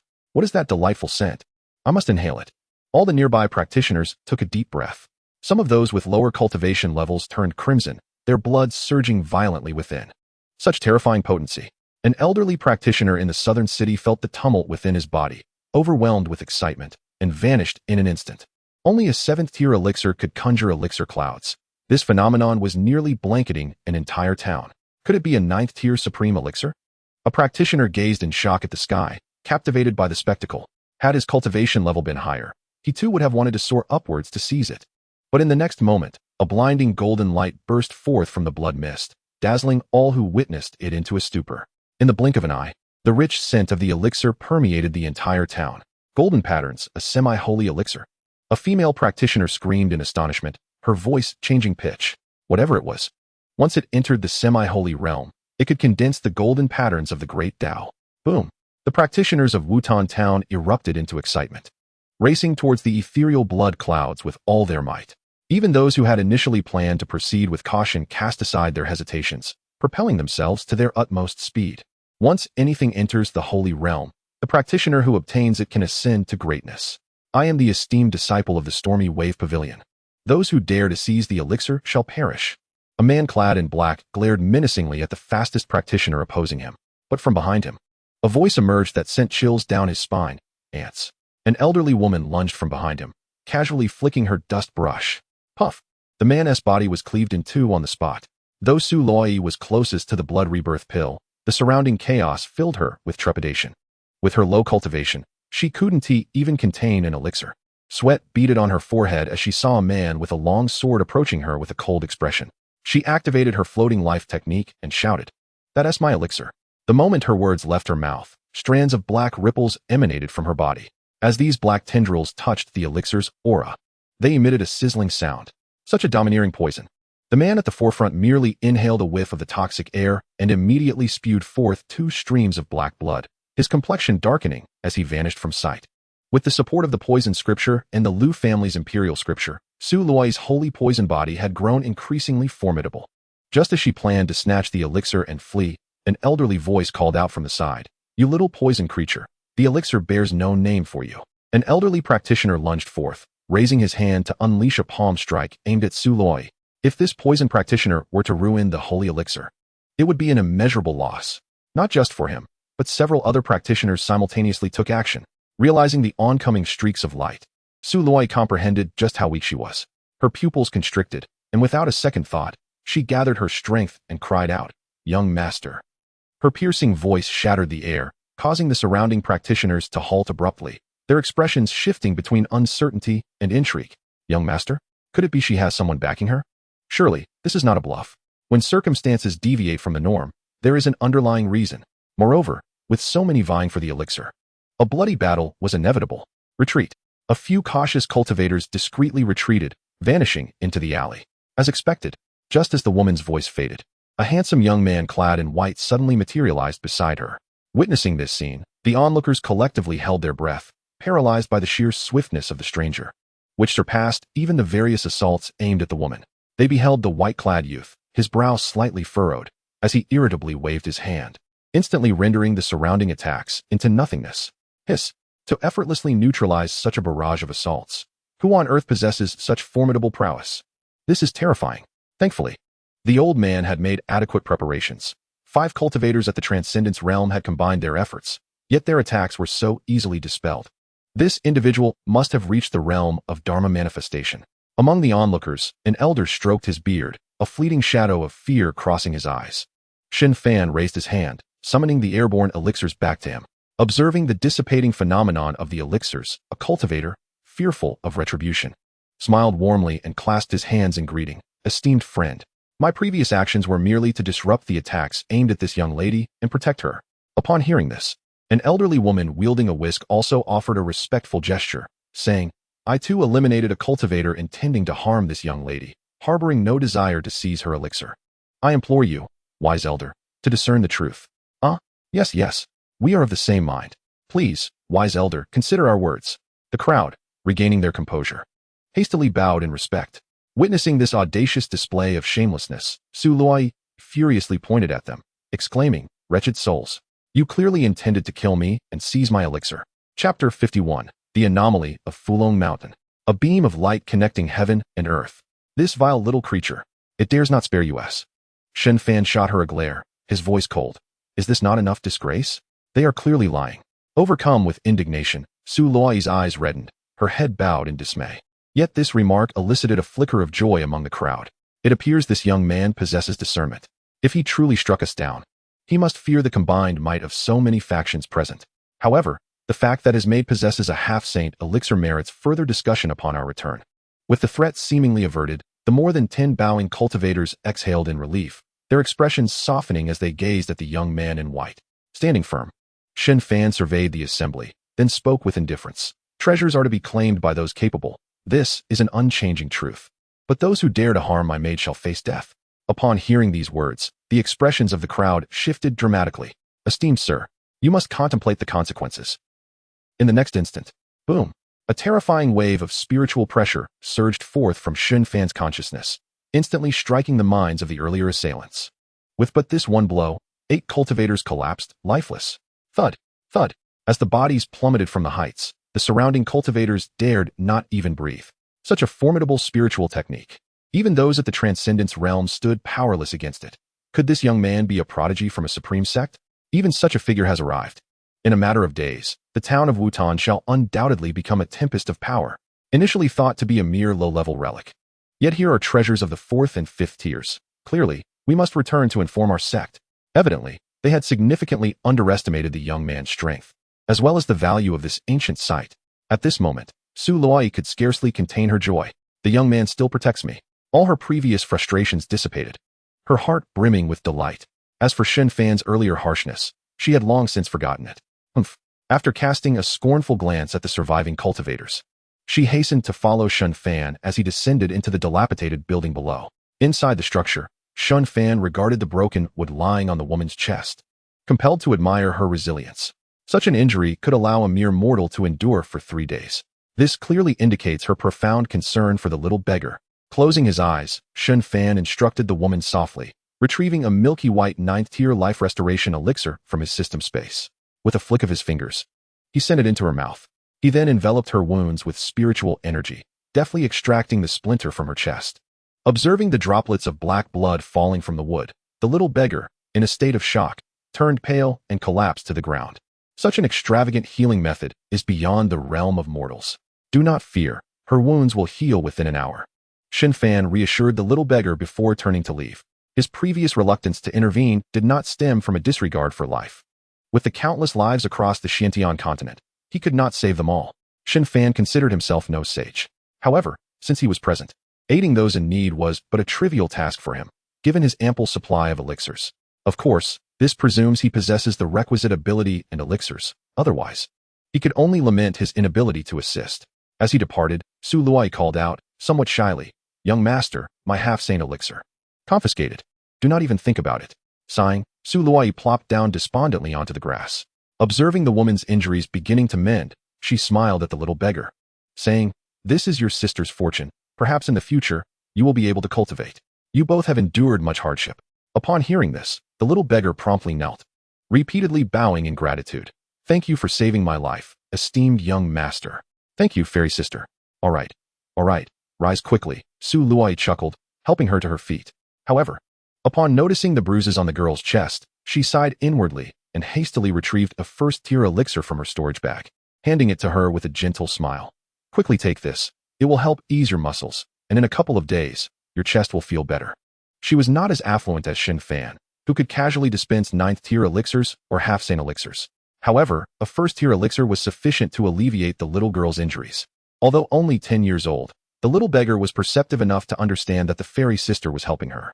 She nervously rubbed her dirty hands on her clothing before looking up at the elixir in Su Luai's hand, curiously asking, "Fairy sister, will it run away?"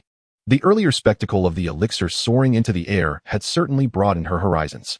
The girl's eyes were exceptionally pure, her lashes long, though her face was smeared with dirt and tears. Seeing her innocent gaze and anxious demeanor, Su Luai affectionately brushed her nose with her finger, chuckling softly, "I lack my young master's abilities. It's merely an ordinary elixir. Now eat it." The little beggar grinned widely, accepting the elixir with both hands, inspecting it before tilting her head to consume it. As she chewed, her eyes narrowed in delight, and she exclaimed, "Fairy sister, it's so sweet." Gazing at her adorable expression, Su Luai felt a pang of bittersweet emotion. This elixir is certainly not sweet. Once upon a time, she too had sought to curry favor with her first master in such a manner. Yet, life is unpredictable. He had only desired her spiritual root. Fortunately, she now followed Shen Fan, and her fortunes had begun to change. As Su Luai retracted her wandering thoughts, she playfully pinched the cheeks of the little beggar, smiling, "All right. I know you're obedient. Here, have a piece of candy." The little beggar's face flushed with embarrassment as he accepted the candy she offered and promptly stuffed it into his mouth. His eyes lit up. "Wow. This one is really sweet." Su Luai chuckled, retrieving water and a towel from her storage bag, intending to let the little fellow wash up. She decided to remain behind, waiting for the woman on the grass to awaken before departing. As time elapsed, the treasures spewing forth from the cave of Fulong Mountain gradually diminished. No one dared to venture inside to explore, for once an individual entered that tomb, the body of the cultivator would inevitably dismember itself, a perilous fate indeed. Those who sought treasures could only scatter around, patiently awaiting the emergence of riches while dispatching someone to swiftly return to their sect with reports. As night descended, the town of Wutan fell into a profound silence. Each household tightly shuttered, even the flames of candles extinguished. The bizarre phenomena witnessed in the daytime and the gruesome deaths of immortals left the townsfolk in a state of trepidation, dissuading them from meandering the streets. At that moment, those who had yet to succumb to sleep sensed an unexpected tremor coursing through the ground. Was the earth dragon stirring? Fulong Mountain was experiencing disturbances. Could it be that the relics here were about to unveil themselves? The cultivators meditating within the town snapped their eyes open, swiftly taking to the rooftops, their gazes fixed upon Fulong Mountain. With a resounding roar, the cacophony grew louder, and from the depths of the dark mountain emerged a brilliant beam of white light. Boom! The pristine pillar of light pierced the heavens, rapidly expanding, illuminating the entire Fulong Mountain as if it were day. Could it be that those inside were dead? A cultivator gazed incredulously at the blood mist emanating from the shadows of the trees. Not just him, but others too were struck by the chilling scene. Amidst the astonished expressions of the crowd, a grand scroll materialized within the colossal beam of light enveloping Fulong Mountain. As it unfurled, an ancient aura swept across the heavens and the earth, evoking a profound sense of insignificance within all who beheld it. The vast scroll, akin to a celestial tapestry, was shrouded in ethereal mist. It depicted mighty rivers, soaring beasts, and the celestial bodies of sun, moon, and stars. Yet, the scenery on this grand painting was eerily desolate, imparting an inexplicable sense of barrenness. The mountains lay desolate, riverbeds crumbled, colossal beasts roamed freely, and the stars shifted in a peculiar dance, utterly surreal. Indeed, the strange beasts and celestial bodies within the painting were in motion. This treasure possessed the power to influence one's spirit, and its extraordinary nature raised questions about its grade. It was undeniably remarkable. An elder, having lived for so long, found himself encountering a treasure of such potent aura for the very first time. Could it be an ancient artifact? Countless cultivators were left in awe, their eyes glued to the extraordinary sights within the scroll. Chapter 52. The Celestial Artifact, the Great Wilderness Map. Focusing on the Eastern Domain, the phenomenon reached celestial heights, a sight rarely witnessed in a lifetime. Although the spectacle was astonishing, the scroll bore no sacred golden patterns nor any visible Tao markings, truly a perplexing enigma. Why do I feel that the 5 regions on the scroll resemble the 5 continents of the mysterious heavens? Pondered the cultivators within the town, full of speculation. Yet, within such a brief span, the landscape of the scroll burgeoned with greenery, teeming with life. Just as the crowd was engulfed in uncertainty, a man clad in simple garments appeared on the southern continent of the painting, charging towards the obscuring sun, a golden crow soaring in the sky. This scene unfolded as if happening right before their eyes, drawing the attention of all in Wutan town. In the next moment, boom! A terrifying aura radiated from the scroll, instantly engulfing the entire eastern domain. It was a presence that sent shivers through the very souls of those present, rendering them incapable of even a flicker of resistance. The cultivators within the town were horrified to discover that the man held a long spear adorned with a black dragon design. The astonishing aura emanated from the spear itself. The faces of the cultivators paled, as they were knocked to the ground by the overwhelming pressure. Such terrifying might. There were no Tao golden patterns. This was undoubtedly an imperial divine weapon. An imperial divine weapon. Could this individual be an ancient emperor? Simultaneously, numerous formidable beings in the eastern domain awoke with shock, their gazes fixed upon the direction of Fulong Mountain. Why did this imperial weapon's aura feel so unfamiliar? What was that slender white light? Such a distance still harbored such phenomena, yet it bore no fluctuations of spiritual energy.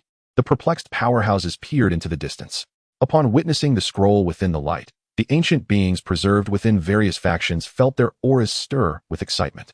Even within the great forbidden zones of the eastern domain, radiant clouds swirled and dark clouds billowed ominously. Hiss! The Great Wilderness Map. How could this be possible? The celestial artifact Great Wilderness Map, birthed alongside the mysterious Heavens continent. No, this is not the true Great Wilderness Map. It is merely a shadow of an image. The celestial artifact has emerged. Even the mere shadow of the Great Wilderness Map is sufficient to instigate tremors throughout the mysterious Heavens continent. As the hearts of many powerful beings quaked, they beheld the spear-wielding figure in the void, facing the formidable golden crow, raising his hand to summon the spear. Boom! Perhaps due to the passage of countless ages, the image of the painting began to dissipate under the astonishing ripples of that strike. Had there been an emperor among the southern barbarians? Was this man perhaps an emperor of the savage wilderness tribe, or a great emperor of the southern barbarians? Quickly send someone to the eastern domain to investigate the whereabouts of the celestial artifact Great Wilderness Map and seize the initiative. Yes, ancestor. The leaders of the various factions' ruling powers glimmered with excitement upon receiving word from the Forbidden Grounds. If they could attain the celestial artifact Great Wilderness Map, or even trace the artifact's origins, it would signify immense fortune.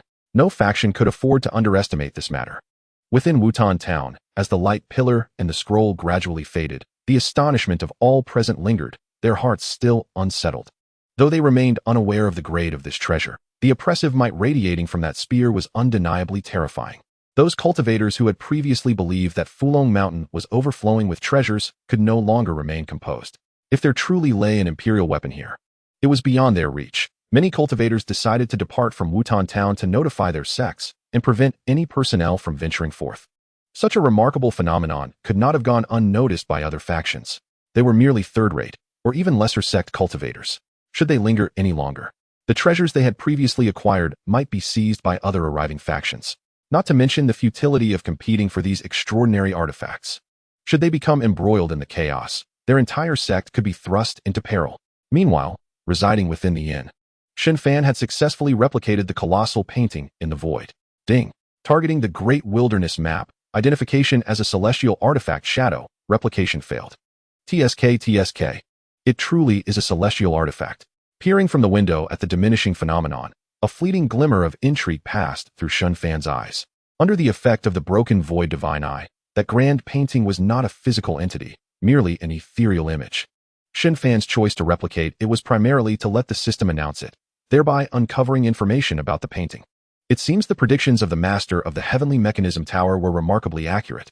News of the emergence of a celestial artifact would undoubtedly draw forth the attention of major factions. With a smile, Shen Fan closed the window, withdrawing his gaze. As he turned around, he was taken aback to find 3 individuals already standing in the room. The earthquake had startled Su Luoyi awake, prompting her to bring the 2 sisters she had met earlier to Shen Fan's chamber. The elder sister of the beggar duo had fully recovered from her injuries, and upon noticing Shen Fan's gaze, she hurriedly knelt down with her sister, bowing her head in gratitude.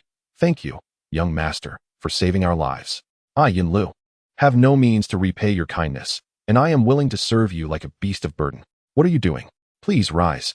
Shen Fan glared at the embarrassed Su Luoyi and waved his hand, urging them to stand. Yin Lu's appearance was rather unremarkable, but her sister, after having washed up, looked quite charming. With her hair styled in a haphazard topknot and a slightly gaunt face, she nonetheless possessed a delicate beauty. Her bright, curious eyes regarded Shen Fan without a hint of fear. Approaching, Su Luoyi leaned down to whisper, "Young master, I fear these sisters may face retribution from other cultivators, which is why I brought them here." Shen Fan pondered for a moment, acknowledging the possibility. After some contemplation, he replied softly, "When the Lu family arrives, let them go to the Lu residence. It can be considered a stroke of fortune. The earthquake was merely a transient event. It's time to rest now. Thank you for your understanding, young master." Su Luoyi smiled gently as she led the 2 sisters out of the room. Just one night later, various factions had descended upon Wutan Town. As this was a mortal city devoid of strongholds for any particular faction, a mass exodus was inevitable. Fortunately, these were prominent forces that, after providing the locals with a sum of relocation expenses, sent their disciples off to other towns. In the tavern, Su Luoyi and the 2 sisters were awakened early by the commotion outside. "This tavern has been taken over by the Yin sect. All those inside must leave immediately." Did I just hear that correctly? The Yin sect from the eastern region. Oh my, we need to get out of here. It seemed the strange events of the previous night had stirred the entire eastern region. The Yin sect was located in the far north of the eastern region, making their presence here a stark contrast. With the arrival of the Yin sect, there was no doubt that other factions would follow suit. Hearing the uproar outside, Su Luoyi opened the door, protecting the 2 sisters behind her, and hurried to Shen Fan's room next door. Indeed, Shen Fan was still in bed. Su Luoyi was well aware of his penchant for sleeping in. He had once told her that he sought enlightenment in his dreams, a notion that seemed rather profound. As 2 men dressed in robes adorned with the yin-yang symbol ascended the staircase, the younger sister, Yin Xiaoran, tugged nervously at Su Luoyi's sleeve and whispered, "Sister Luoyi, are we not leaving? I'm genuinely afraid of clashing with those cultivators." Just the mere mention of a sect had sent the other cultivators in the tavern into a frenzy. Their presence was far more intimidating than that of the older brother in their room. However, Yin Lu remained composed, tightly gripping her sister's hand in silence. "Do not fear," Su Luoyi reassured her with a smile, playfully pinching Yin Xiaoran's nose. At that moment, one of the Yin sect disciples spoke nonchalantly. "Why are the 3 of you standing here? Had it been anyone else, they might have fled in terror." Yet Su Luoyi remained unfazed, with a smile gracing her lips. She replied softly, "Our young master is still asleep inside. We shall leave once he awakens." Upon hearing this, the disciples of the Yin sect furrowed their brows. Just as they were about to advance, the audacious woman continued with an air of calm, "Our young master is a distinguished guest of the ancient Lu family. That is all I shall say." Chapter 53. The Emperor's Charm. Over the Yin sect, both men were taken aback, exchanging glances before scrutinizing Su Luoyi. Although her cultivation was merely at the Panty realm, her demeanor was anything but ordinary. Her tone exuded confidence, suggesting she was not attempting to deceive them. Despite being a superpower, the Yin sect's disciples were not so foolish as to act recklessly. As for the truth of her claim, they could ascertain that upon returning, there was no need to provoke someone of unknown origins when they were unaware of all the facts. With this in mind, one of the Yin sect disciples clasped his hands and smiled.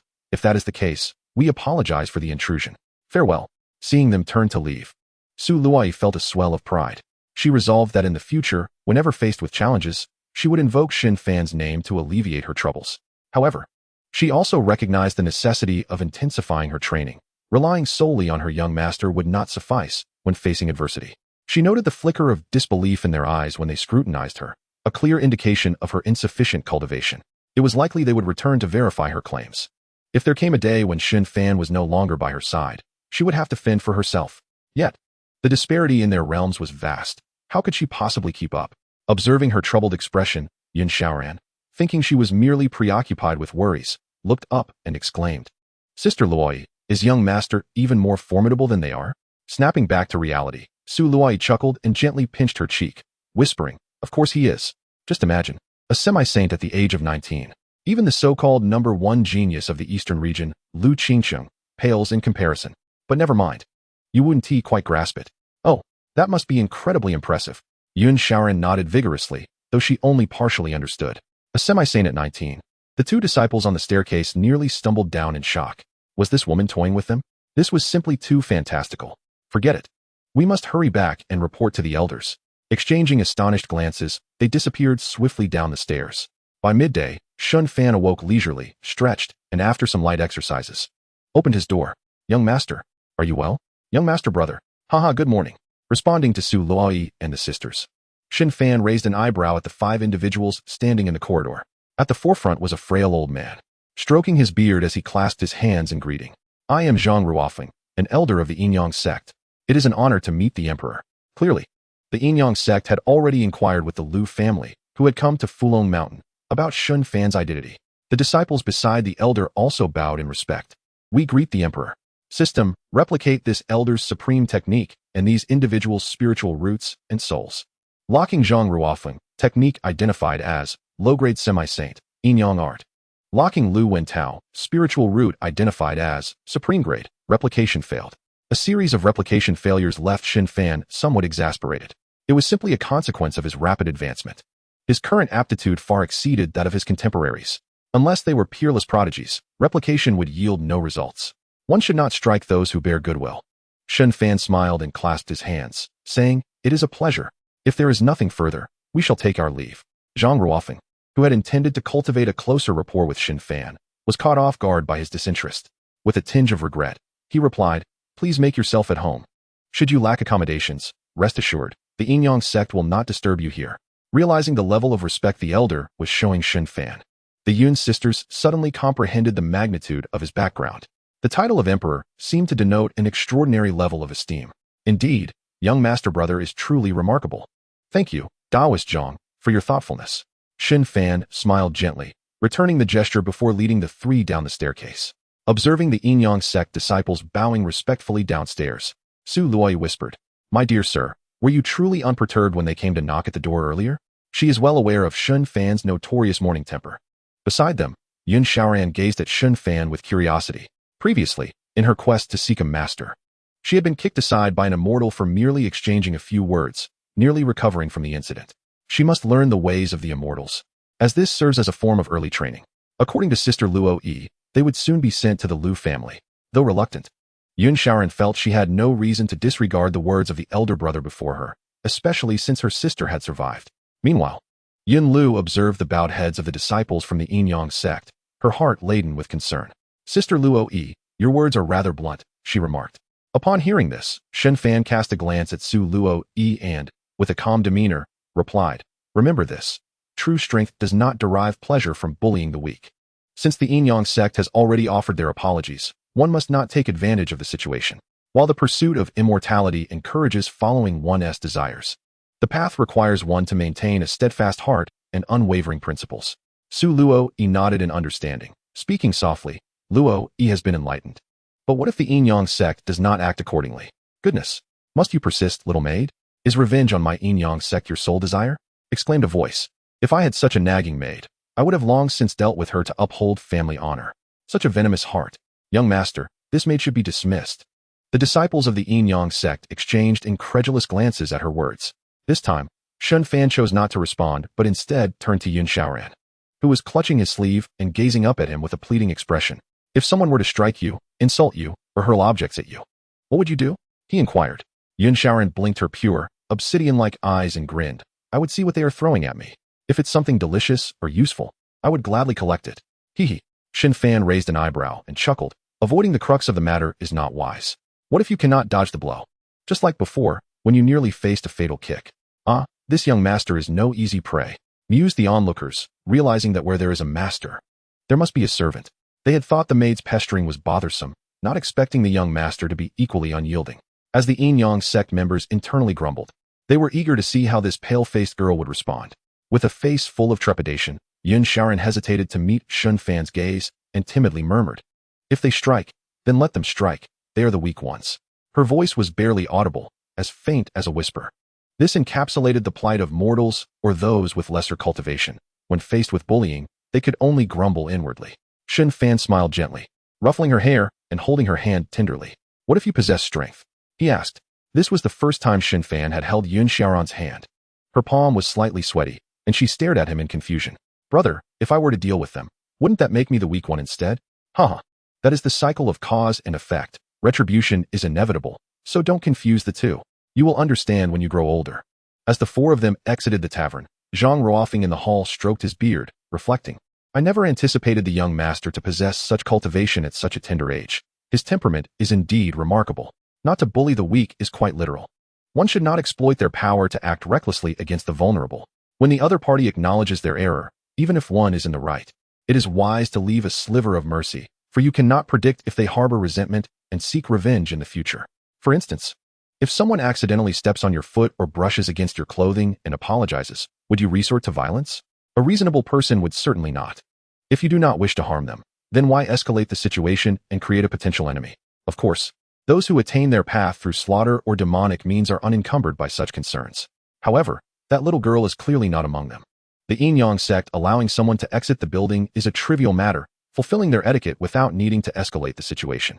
This serves as a lesson for the maid by his side, while also imparting wisdom to the young girl, establishing a moral compass.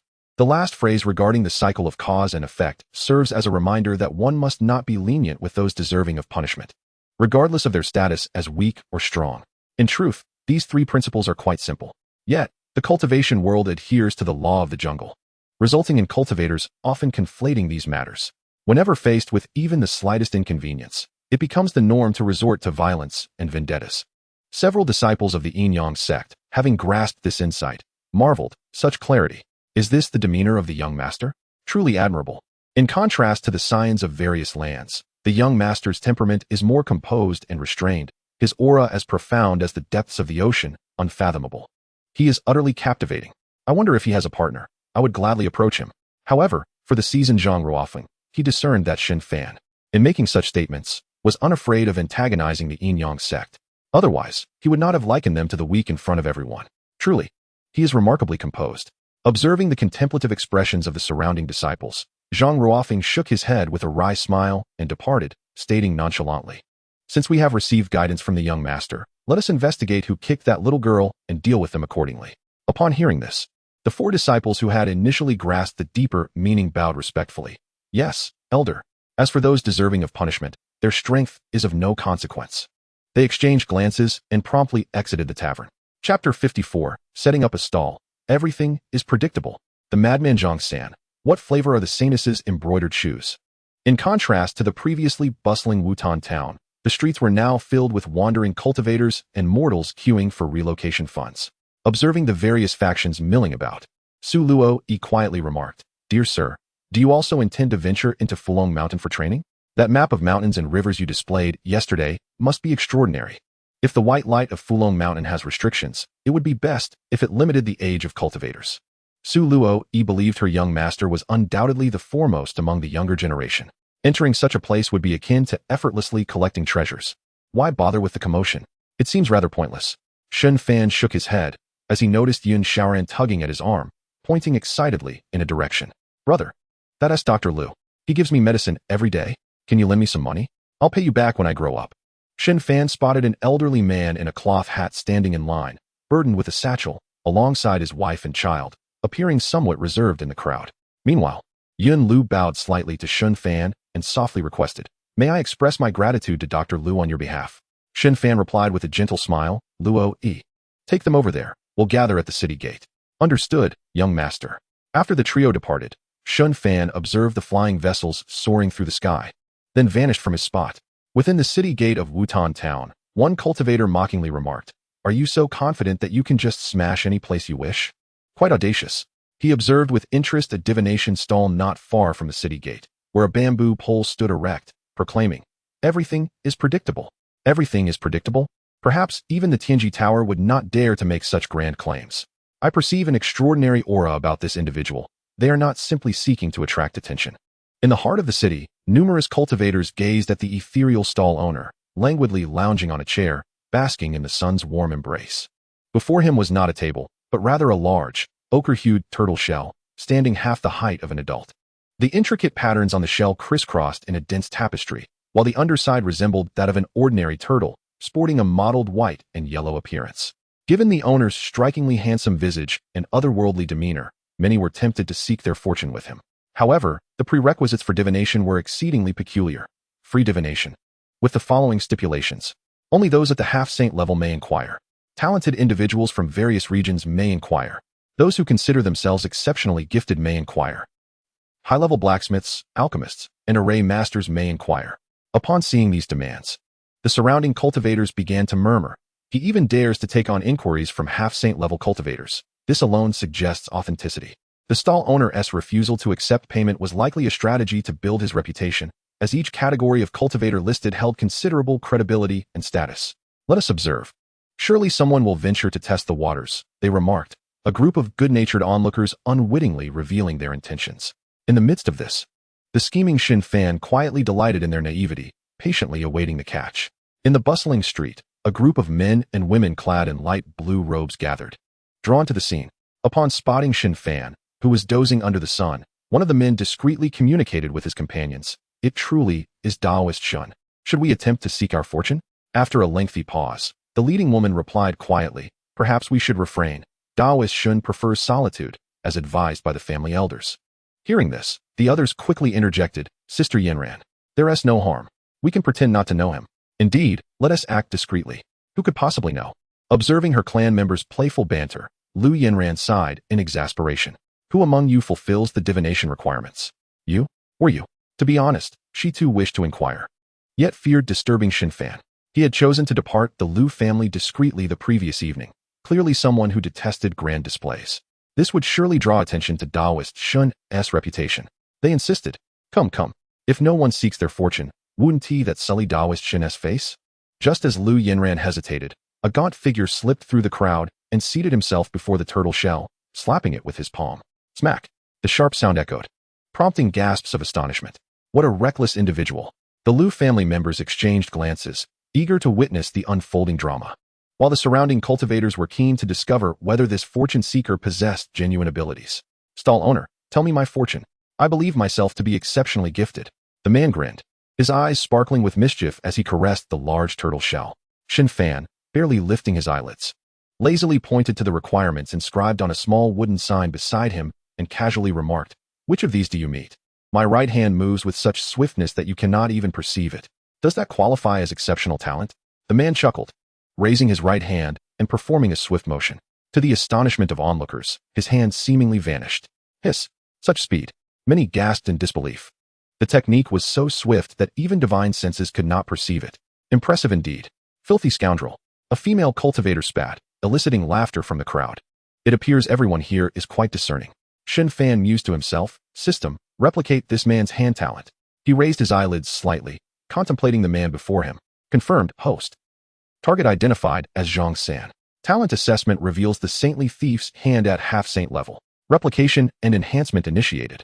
Congratulations, host. Saintly thief's hand has been enhanced to quasi-emperor level, now known as Mystic Spirit Hand.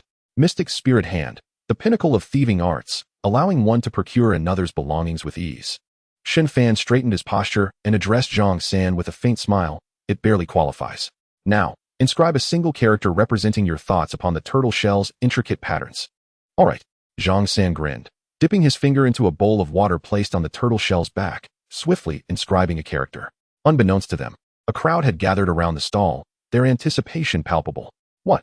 Upon seeing the character inscribed on the turtle shell, the crowd fell into stunned silence. What is this? Are you playing tricks? Lu Yanran's temper flared instantly, her fellow Lu clan members glaring at Xianxian with hostility. Is it only the Lu family who can bully others? What happened to the dignity of an ancient family? Xianxian was undeterred, retorting boldly. You. Lu Yanran's face flushed with anger. Faced with such a shameless individual, she felt utterly powerless. Xianxian cast a sidelong glance at them, then teasingly addressed the pensive Shen Fan. Let us be clear. If you cannot divine my fortune, that turtle shell shall belong to me. What say you? You wish to claim my turtle shell? You possess keen insight, Shen Fan replied with a subtle smile, his eyes glinting with intrigue. I already know what you seek to divine. Oh, pray tell. Zhang Sen raised an eyebrow in curiosity.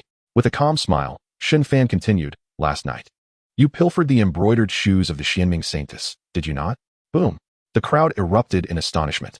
By heavens, he stole the shoes of the Xianming saintess. What audacity! They marveled. No wonder the Xianming Holy Land's disciples were scouring the city like they were on fire this morning. Goodness, this man is a reckless daredevil. Brother, may I have a word? Could you perhaps part with one of those embroidered shoes? Brother, what size are the saintess's shoes? Surely they are exquisitely crafted. By the way, what fragrance do they carry?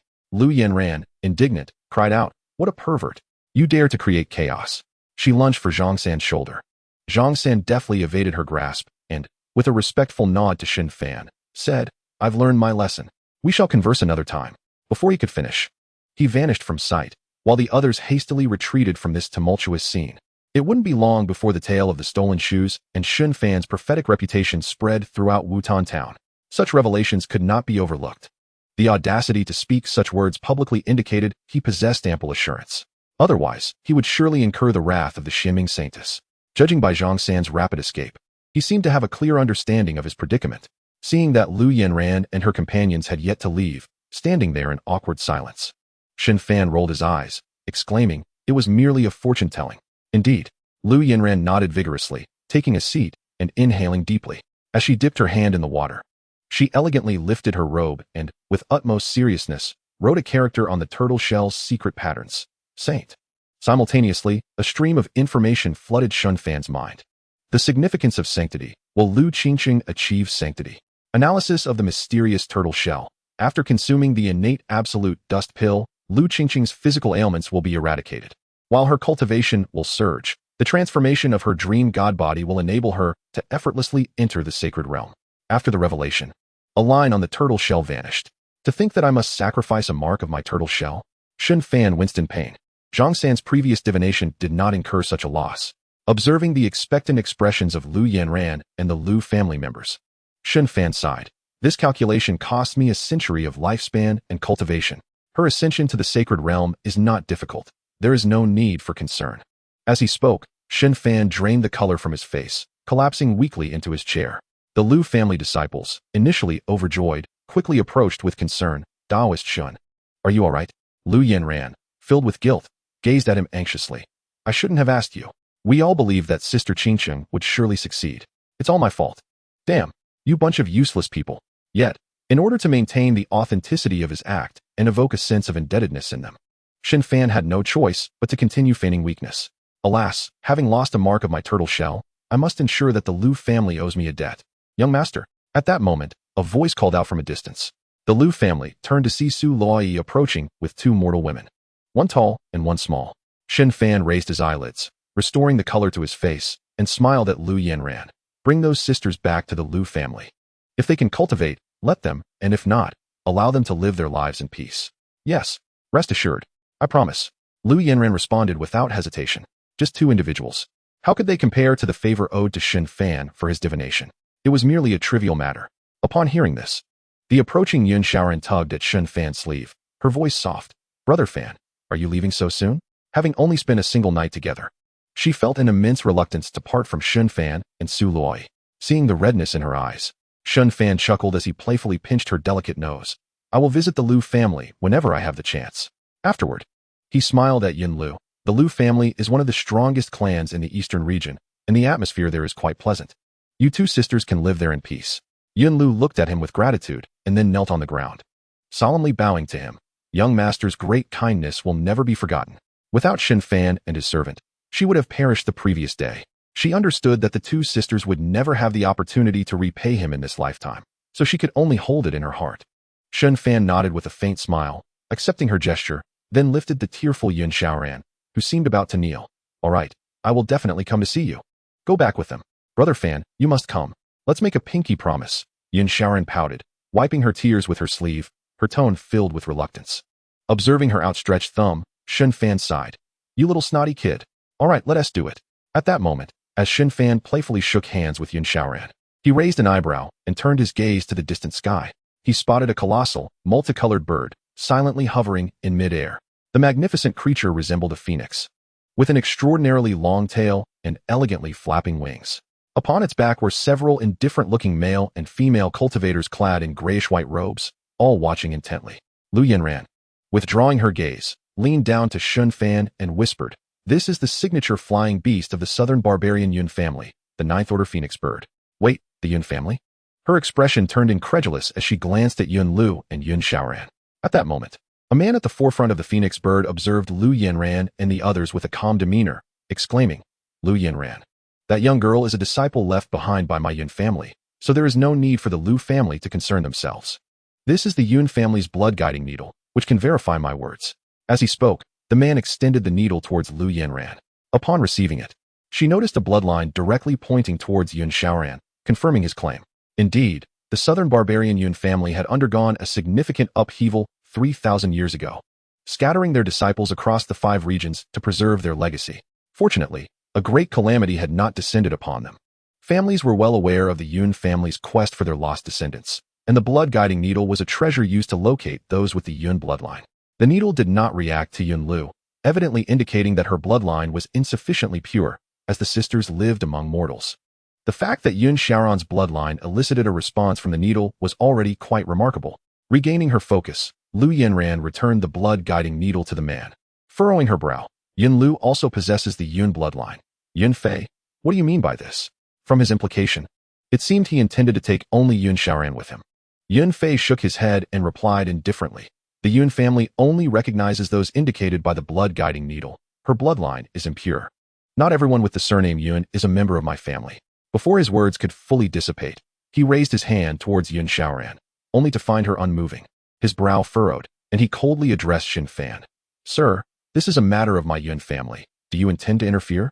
This was the first time Yun Fei regarded Shen Fan directly. In truth, he did not wish to be entangled with him. As one of the most low-key families among the ancient aristocracy, the Lu family managed to gather so many disciples around Shen Fan. His unyielding demeanor suggested he possessed extraordinary qualities. Yet, he dared to obstruct Yun Fei from taking someone away, which crossed the Yun family's bottom line. Shen Fan yawned and did not respond, instead glancing lazily at the visibly anxious Yun Lu and Yun Xiaoran.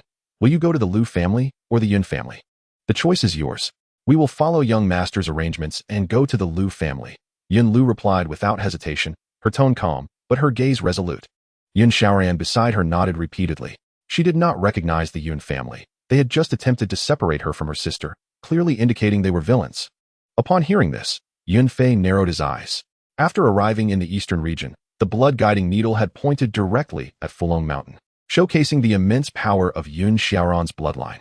In truth, Yun Lu also possessed the Yun bloodline, but in the presence of Yun Xiaoran, the needle's response would be completely overshadowed. Such matters were known only to the Yun family. Moreover, the sight of Yun Lu bowing to Shen Fan left Yun Fei feeling extremely displeased. When had the Yun family ever bowed to anyone? This was also the primary reason he did not take Yun Lu with him. With this in mind, Yun Fei spoke in a low voice. "She may remain, but this little girl must be taken by my Yun family. Lu Yanran, even if you take her back to the Lu family, it will be to no avail." Such arrogance was akin to poking at Shen Fan's tender spot. Those from the southern barbarian region spoke directly, which was rather irksome. After all, they hailed from a harsh land, constantly at odds with beasts and the savage tribes. Yet today, Yun Fei was here to witness something extraordinary. A group of Lu family disciples remained silent, their hearts secretly delighted as the Yun family overshadowed the Lu family without expressing anger. At that moment, a calm voice resonated through the gathering. "There is some truth to your words, but not much." All eyes converged upon Shen Fan. Even the distant onlookers among the cultivators were drawn to his presence. In the next moment, a terrifying aura surged forth from him, causing the bystanders' garments to flutter wildly. The overwhelming pressure that transcended the realm of mortals left many cultivators present aghast, exclaiming in astonishment, "Has this person truly reached the semi-holy realm?"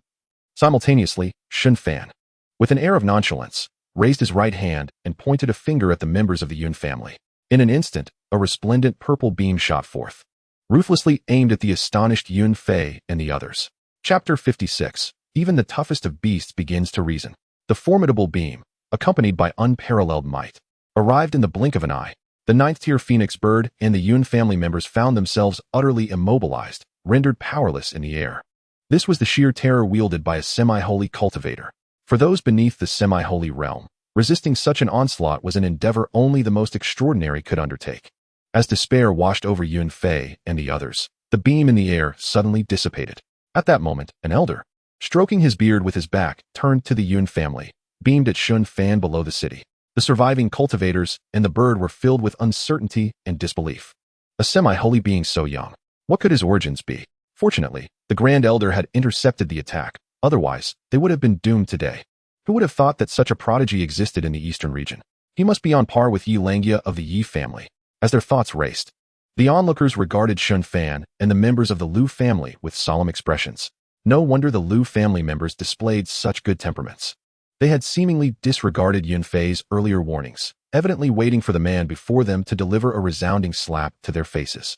Particularly among the younger generation of the Lu family, their suppressed laughter only solidified the speculations of the crowd. Had it been anyone else, the humiliated Yun family might have unleashed scathing remarks behind the Grand Elder's back. Yet, they were compelled to reflect deeply on Shen Fan's strength and the Lu family's demeanor towards him. To have made a spectacle of our companions has truly embarrassed this old man. The Grand Elder of the Yun family, Yun Ding Tian, remarked with a smile. As he spoke, he turned, casting a stern glare at Yun Fei and the others, admonishing them. Do you not express your gratitude for the mercy shown by the senior? You fools with your heads stuck in the clouds. Yun Ding Tian understood that Shen Fan's earlier attack was merely a feint, devoid of any intent to kill. The underlying message was clear. If Yun Lu and Yun Xiaoran returned to the Yun family, he would be keeping a watchful eye on them, serving as a warning to the Yun family. This young man was undoubtedly confident, for he had his own means. The Lu family claimed he had no imperial backing, but it was likely an empty boast. Recalling his previous visit to the Lu family to see an old friend, Yun Ding Tian's thoughts raced. It was evident. Both parties understood that Yun Xiaoran would inevitably be taken back by the Yun family. Such matters were beyond the Lu family's purview. Given her bloodline ties to the Yun family, and Shen Fan could not possibly protect the two sisters indefinitely. His intervention was twofold: to issue a warning to the Yun family and, as Yun Ding Tian surmised, to provide Yun Lu with an invisible shield of support. Upon hearing the Grand Elder's reprimand, Yun Fei and the others, without a moment's hesitation, bowed to Shen Fan. Thank you, Senior, for your mercy. Their compliance was not merely out of respect for the Grand Elder's will, but also due to the realization that the previous attack was indeed a show of leniency from Shen Fan. They understood that even the Grand Elder might not have been able to withstand such power, otherwise he would not have scolded them. After all, their Grand Elder was infamous for his toughness, having only just broken through to the semi-holy realm. With this thought, a chill ran down Yun Fei and the other spines. As Shen Fan lounged in his seat, he waved his hand and addressed Yun Ding Tian in a calm manner. I have stated. These two sisters will go to the Lu family. As for the sincerity of your Yun family, it will depend on whether you can win their hearts. His assertive words made every person present break into a cold sweat. Yet, Yun Ding Tian merely smiled and nodded, stroking his beard. That is only fitting. Have these people truly become so reasonable? The onlooking cultivators were taken aback. The Yun family, known for their boorishness, had a reputation for being exceedingly domineering. Only the good-natured Lu family could engage in dialogue with them. To others, they looked down their noses, hardly giving them a second glance. Who would have expected the Grand Elder of the Yun family to yield? At that moment, Yun Ding Tian's smile faded as he turned to Yun Fei and said, This esteemed friend has saved the lives of the Yun sisters. What harm is there in bowing in gratitude? When did my Yun family become so overbearing that we would disregard a life-saving grace? Boom! A thunderous sound crashed into Yun Fei's mind. His entire body trembled, his face turned pale, and blood trickled from his mouth as he clasped his hands towards Shen Fan. Weakly uttering, Cough, it is my fault for failing to discern right from wrong. I implore the senior's forgiveness. Even he, despite his foolishness, grasped the Grand Elder's intent. The opponent's background is too profound. The Yun family cannot afford to provoke them unnecessarily. It is wiser to concede than to persist in a losing battle. As for the other members of the Yun family, they all lowered their heads in silence. Indeed, the old adage rings true, old but not dead is a thief. This divinatory cultivator was undoubtedly extraordinary. As the onlookers remained in awe, their curiosity about Shen Fan's identity deepened. Not only was he allied with the Lu family, but even the notoriously unreasonable Yun family had begun to act with reason today, despite Yun Ding Tian's apparent righteous indignation. Those familiar with the Yun family's ways knew they were fiercely protective of their own. Shen Fan, not one to dwell on the matter, nodded, allowing the incident to fade into the background. As he saw Yinding Tian clasp his hands and depart, he silently mused. System. Replicate the strongest techniques of Yun Fei and the others, and capture the essence of this elder's comprehension of the Tao. Yun Fei and his companions were not particularly high in cultivation and did not belong to the ranks of the Yun family's prodigies. Shen Fan's replication was also born of a desire to test his luck, to see if anyone had cultivated the Yun family's imperial techniques. Furthermore, it appeared that Yinding Tian's semi-holy aura was still unsteady. He likely had only recently broken through. Acquiring the essence of the other party's Tao was undoubtedly the best course of action. Target locked. Yun Fei. After assessment, the strongest technique is determined to be semi-holy mid-grade, the art of beast taming. Target locked. Yun Ling. After assessment, the strongest technique is determined to be semi-holy low-grade, the palm of heavenly light. A series of notifications caused Shen Fan to lose interest momentarily as he awaited further information regarding the Yun family's elder. Target locked. Yinding Tian. After assessment, comprehension of Tao identified as initial understanding of beast mastery.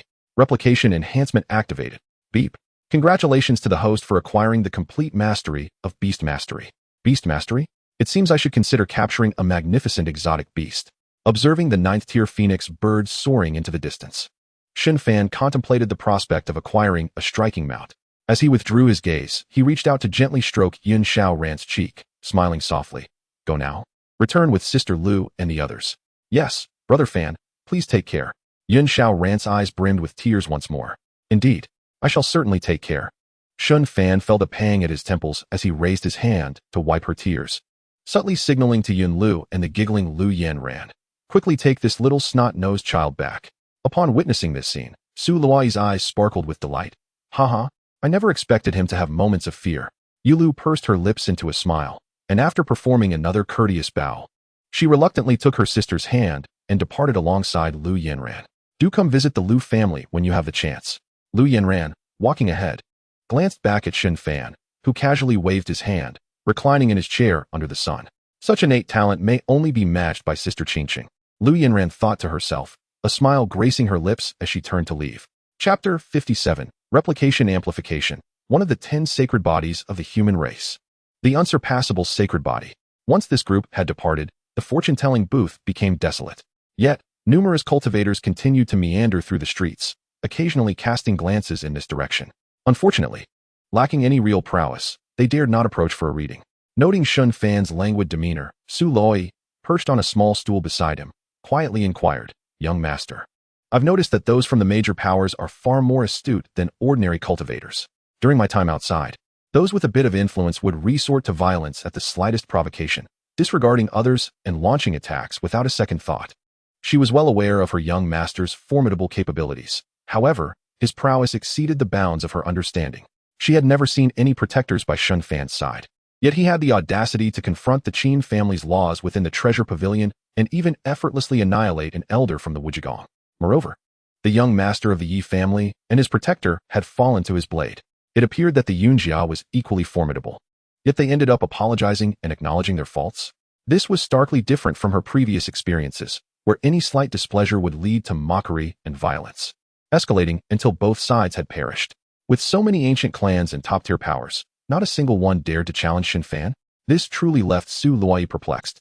Shen Fan merely tugged at the corner of his mouth, not even lifting his eyelids, and replied nonchalantly, the higher one ascends.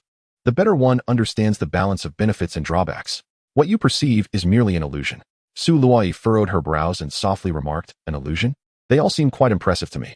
Is the Lu family merely pretending? She hesitated to mention the Tiankong sect and the Daqian dynasty, as the multitude of eyes in this place made her cautious, while the Lu family was a formidable presence that naturally inspired no fear. After a moment of contemplation, Shen Fan replied quietly, perhaps when my life is truly endangered, the Lu family may take action once, but only to repay my kindness. As for the tranquility you see now, it is merely the calm before the storm. They are all watching to see whether I am merely a facade. Should I falter against this overwhelming tide, everything will be over. Do you understand? Even the unreasonable Yunjia knows to be rational. They simply cannot gauge my depths and choose not to provoke me. But if I were to fall, who would still care? If the Wujigong, the Qin family of Zhong Huangzu, or even the Yi family and the earlier Yunjia chose not to swallow their pride and directly confront me, they would have to bear the unknown consequences. This is the scheming of those in power within these major forces. The path to becoming an emperor is about to commence. One must tread upon the bones of 10,000 to pave the way for one. How arduous this journey is. Whether Shen Fan meets his demise on the path to emperor or falls victim to the machinations of a certain faction, an outcome is inevitable. All are mere spectators to this unfolding drama, all thanks to Shen Fan's identity as a prince. In the Xianxian continent, there are indeed prodigies. Yet, a prince is unparalleled. Should an imperial lineage emerge, regret would be futile. Conversely, if an unremarkable cultivator were to rise, no matter how extraordinary their talents, they would have long been reduced to ashes by the superlative powers of these factions. Those with a bit of resilience might only manage to flee, biding their time to develop their skills. How unlike Shen Fan, who saunters about in leisure. Realizing this, Su Luoyi's eyes sparkled with admiration as she gazed at him, exclaiming, "Young master, you are so wise. You seem to have known all along. I thought you were merely playing around." As for the notion that her young master could not withstand great pressures or might perish, she quickly dismissed it. After all, she had the river-crossing reed bestowed by the master of the Tianji Tower. If he couldn't defeat two opponents, he could simply flee. Moreover, Shen Fan appeared so wondrous in her eyes, and his intelligence was remarkable. His audacity to stroll through the streets without fear was a testament to his confidence. When the time comes for you to flee, I shall teach you a lesson. You won't be allowed to skip training every day and sleep your way to enlightenment while trying to fool me. Imagining Shen Fan solemnly listening to her teachings in the future, Su Luoyi felt a delightful thrill coursing through her, nearly bursting into laughter. Suddenly, with a sharp motion, Shen Fan tapped her forehead, casting a sidelong glance of reproach. Playing? I am contemplating profound truths, even in my slumber. What are you doing? If someone comes to kill us, do you think your meager cultivation can withstand it? You ought to be training diligently. If you were to perish, I would find a filthy ditch to bury you in. Fewer burdens would make my life easier. Ouch! Su Luoyi exclaimed, quickly covering her throbbing forehead and gasping in pain. However, upon hearing Shen Fan's intention to bury her in a filthy ditch, she hastily pleaded, "Young master, I will start training immediately. Please don't bury me in a stinky ditch. Find me another spot. I prefer peach blossoms. Bury me beneath a peach tree." Seeing that Shen Fan was unresponsive, Su Luoyi rubbed her forehead. Fantasizing about the day she could properly educate Shen Fan. With a smile on her lips, she rose and sat cross-legged behind him, closing her eyes to absorb the spiritual energy from the Xianling pearl hanging at her chest, entering a state of cultivation. At that moment, a group of cultivators clad in dark robes approached leisurely along the street. The leading woman, adorned in black gauze, possessed a pale and delicate visage. However, the dark markings at the corners of her eyes and her purple lips were rather striking. Following her were young men and women dressed similarly, evidently of the same lineage.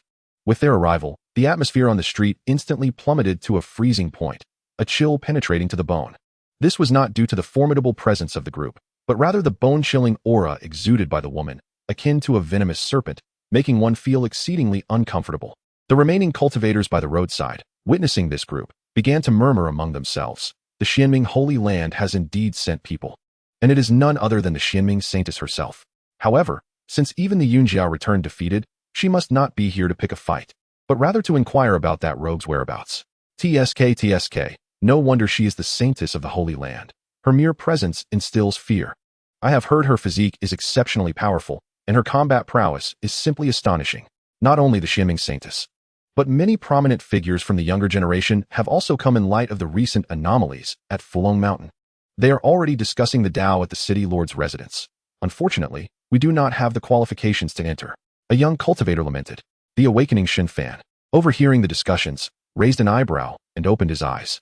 Before him sat a woman with pitch-black eyes devoid of pupils, emanating a chilling aura, smiling as she addressed him. "Sir, might I trouble you for a divination?" Her voice was slightly hoarse, devoid of any emotional inflection. Such a beautiful face, yet her voice was quite unsettling. In a tone that carried an air of chilling mystery, accompanied by her pair of obsidian eyes and an enigmatic aura, she bore an uncanny resemblance to a specter. Of course, Shen Fan replied with a serene smile, gesturing for her to inscribe a character on the tortoise shell, while inwardly contemplating. System, replicate her constitution. It must be said, the words of passers-by are not always devoid of significance. Given that the other party possesses a unique physique, Shen Fan would naturally seize the opportunity. Locking onto Lin Yuran, physical constitution identified as Netherworld Divine Body. Replication enhancement initiated. A divine body? Truly befitting of a saintess, her innate talent is extraordinary. Shen Fan observed the woman before him with a smile as she raised her hand to write. Ding. Congratulations, host, for enhancing the netherworld divine body to unsurpassed holy body. Unsurpassed holy body. One of the top 10 holy bodies of humanity, exceedingly rare throughout the ages, unmatched combat prowess. All forms of combat techniques can be maximally enhanced, with power multiplied tenfold. A perfected holy body at the quasi-emperor level. A drop of holy blood can suppress an entire domain, capable of contending with the Tao-affirming emperor. As the system's notifications echoed in his mind, accompanied by the surging strength and boiling vitality within him, Shen Fan was utterly astounded. Incredible.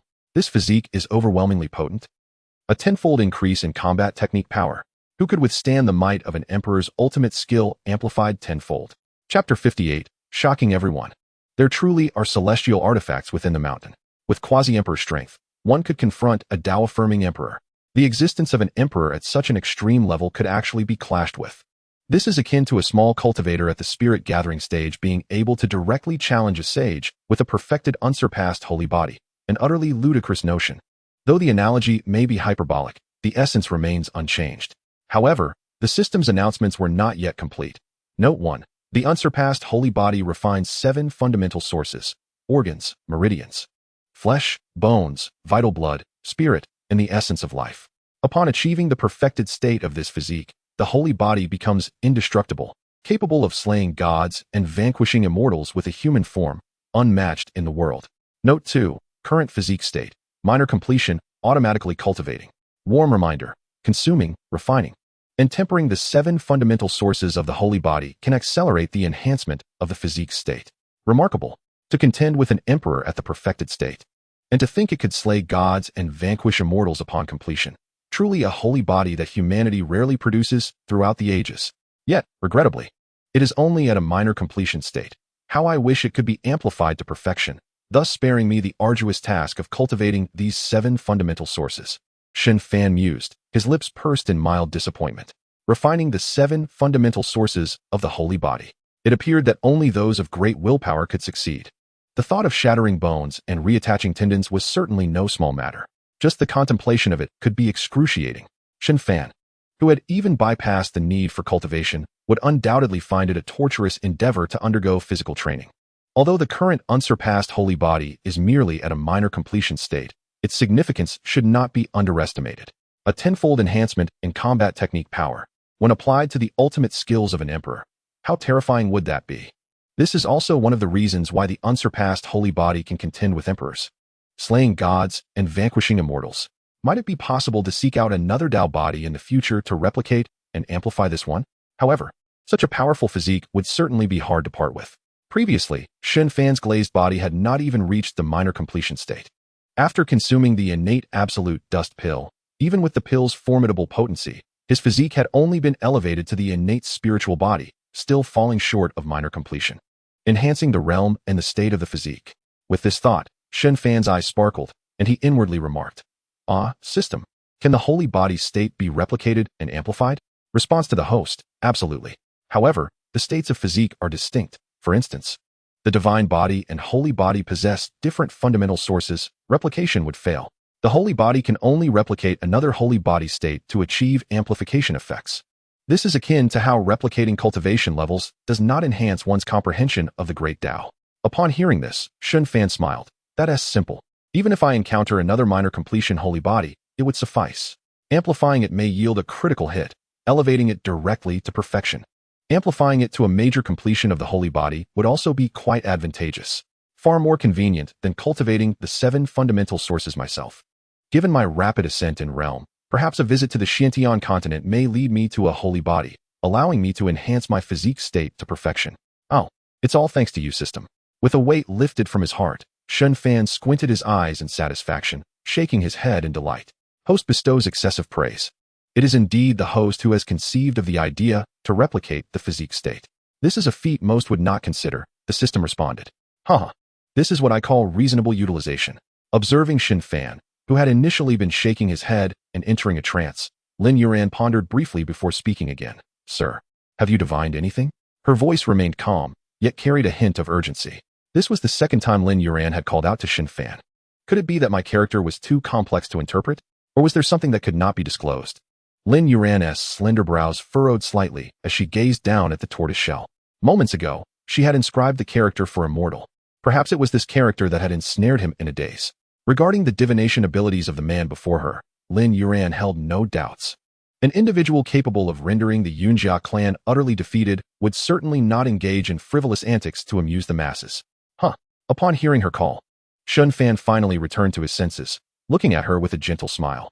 The scoundrel who stole your embroidered shoes is named Zhang San, but he dons an exceptionally high-quality mask, making it difficult for most to identify him, a legacy of the supreme thieving sect. Lin Yuran. Not far away, Zhang San, who had been eavesdropping, felt a twitch at the corner of his eye. Damn. Fellow Taoist, you're being unkind. I could really end up in a dire predicament because of you. In truth, Zhang San had not stolen Lin Yuran's embroidered shoes. Instead, he had excavated the ancestral grave of the Xianming Holy Land, retrieving an ancient treasure, the transformation boots. These boots possessed but a single function, to resist the encroachments of ancient relic barriers. Yet, they were only effective against barriers set by cultivators, proving ineffective against those formed by the natural world. Setting aside the unknown perils of ancient relics, the mere fact that these boots could only be used once warranted Zhang San's audacity to disturb the gravesite of the Xianming Holy Land. His boldness was indeed remarkable, not to mention his shamelessness. In Shen Fan's view, it was evident that Lin Yuran had come seeking information about Zhang San. Since that fellow harbored intentions to target his tortoiseshell, he would not adhere to the unspoken rules of divination that prohibited revealing client secrets. He simply sought to ascertain whether his divination skills were accurate. Noticing Lin Yuran sitting in a daze, evidently taken aback by his divination prowess, Shen Fan offered a faint smile. He waved his hand, producing a tea set from his spatial ring, placing it upon the tortoise shell, and began brewing tea with an air of nonchalance. It seemed the master of the heavenly machine pavilion exuded this effortless elegance. Observing the man before her lift a cup to his lips and then gesture for her to partake, Lin Yuran inhaled deeply, suppressing her voice to speak softly. Thank you for your guidance, sir. However, my inquiry is not related to this matter. If it is inconvenient to divulge, the Xianming Holy Land is willing to pay a handsome sum for this information. What? Had he guessed wrong? Shen Fan furrowed his brow, feigning deep thought, while inwardly feeling quite awkward. The recent acquisition of the unsurpassed holy body had indeed caused him to lose focus. Quickly, Shen Fan connected his mind to the tortoise shell before him, and a set of information appeared in his mind. Divination result: immortal. Meaning of the character immortal. Within the ruins of Fulong Mountain, does a celestial artifact known as the Great Wilderness Map exist? The analysis of the mysterious tortoise shell. Within the Fulong Mountain lies a fragment of the celestial artifact, the Great Wilderness Map. Specifically a piece from the southern corner of it, which explains the appearance of the phantom of the Southern Domain Emperor last night. After the deciphering, 50 lines of the tortoise shell patterns vanished. Goodness gracious. 50 lines. The information regarding Lu Qingqing's ascension was merely one. Shen Fan's hands trembled slightly. This underscores the terrifying nature of opportunities of such a celestial artifact. Even a mere fragment cannot be compared to trivial news concerning the Holy Realm. However, since it was proclaimed that the stall would be free, the inquiry was indeed sincere. Shen Fan was not one to slap his own face. Primarily, having replicated a holy body made this young lady quite appealing to him. After a moment of contemplation, he set down his teacup and addressed Lin Yuran with a calm demeanor. The Great Wilderness Map of the celestial artifact indeed resides within Fulong Mountain. It is merely a fragment of the celestial artifact. The moment these words escaped his lips, boom, the vicinity around the city gate erupted into fervent discussions. This small locality truly harbors a celestial artifact. My heavens, a celestial artifact. I have never even beheld an imperial weapon in my lifetime. Could it be that I might be fortunate enough to witness the true visage of a celestial artifact? Even a fragment of a celestial artifact is sufficient to astonish the world. It is said that last night a phantom of an emperor connected heaven and earth, as if a spear had shattered the heavens to ascend to immortality. Should we obtain this fragment, who knows what enlightenment we might glean regarding the path to immortality? Fortunately, not all powers believe that a celestial artifact exists here. This grants us the opportunity to seize the advantage. Chapter 59, Closing Shop. Even a single leg hair would be dripping with wealth. Quickly return and report to the elders. Notify the sect to dispatch formidable individuals. If the ruins reopen, it will be too late. In the bustling crowd, several figures dashed forth, exerting their utmost speed. While some may doubt, many chose to place their faith in this extraordinary young cultivator. The atmosphere became somewhat tumultuous. Yet upon witnessing Shen Fan abruptly closing shop, a hush fell over the crowd. With corpses strewn about, Shen Fan wore a despondent expression as he collected the mysterious tortoise shell and the assorted items from his stall.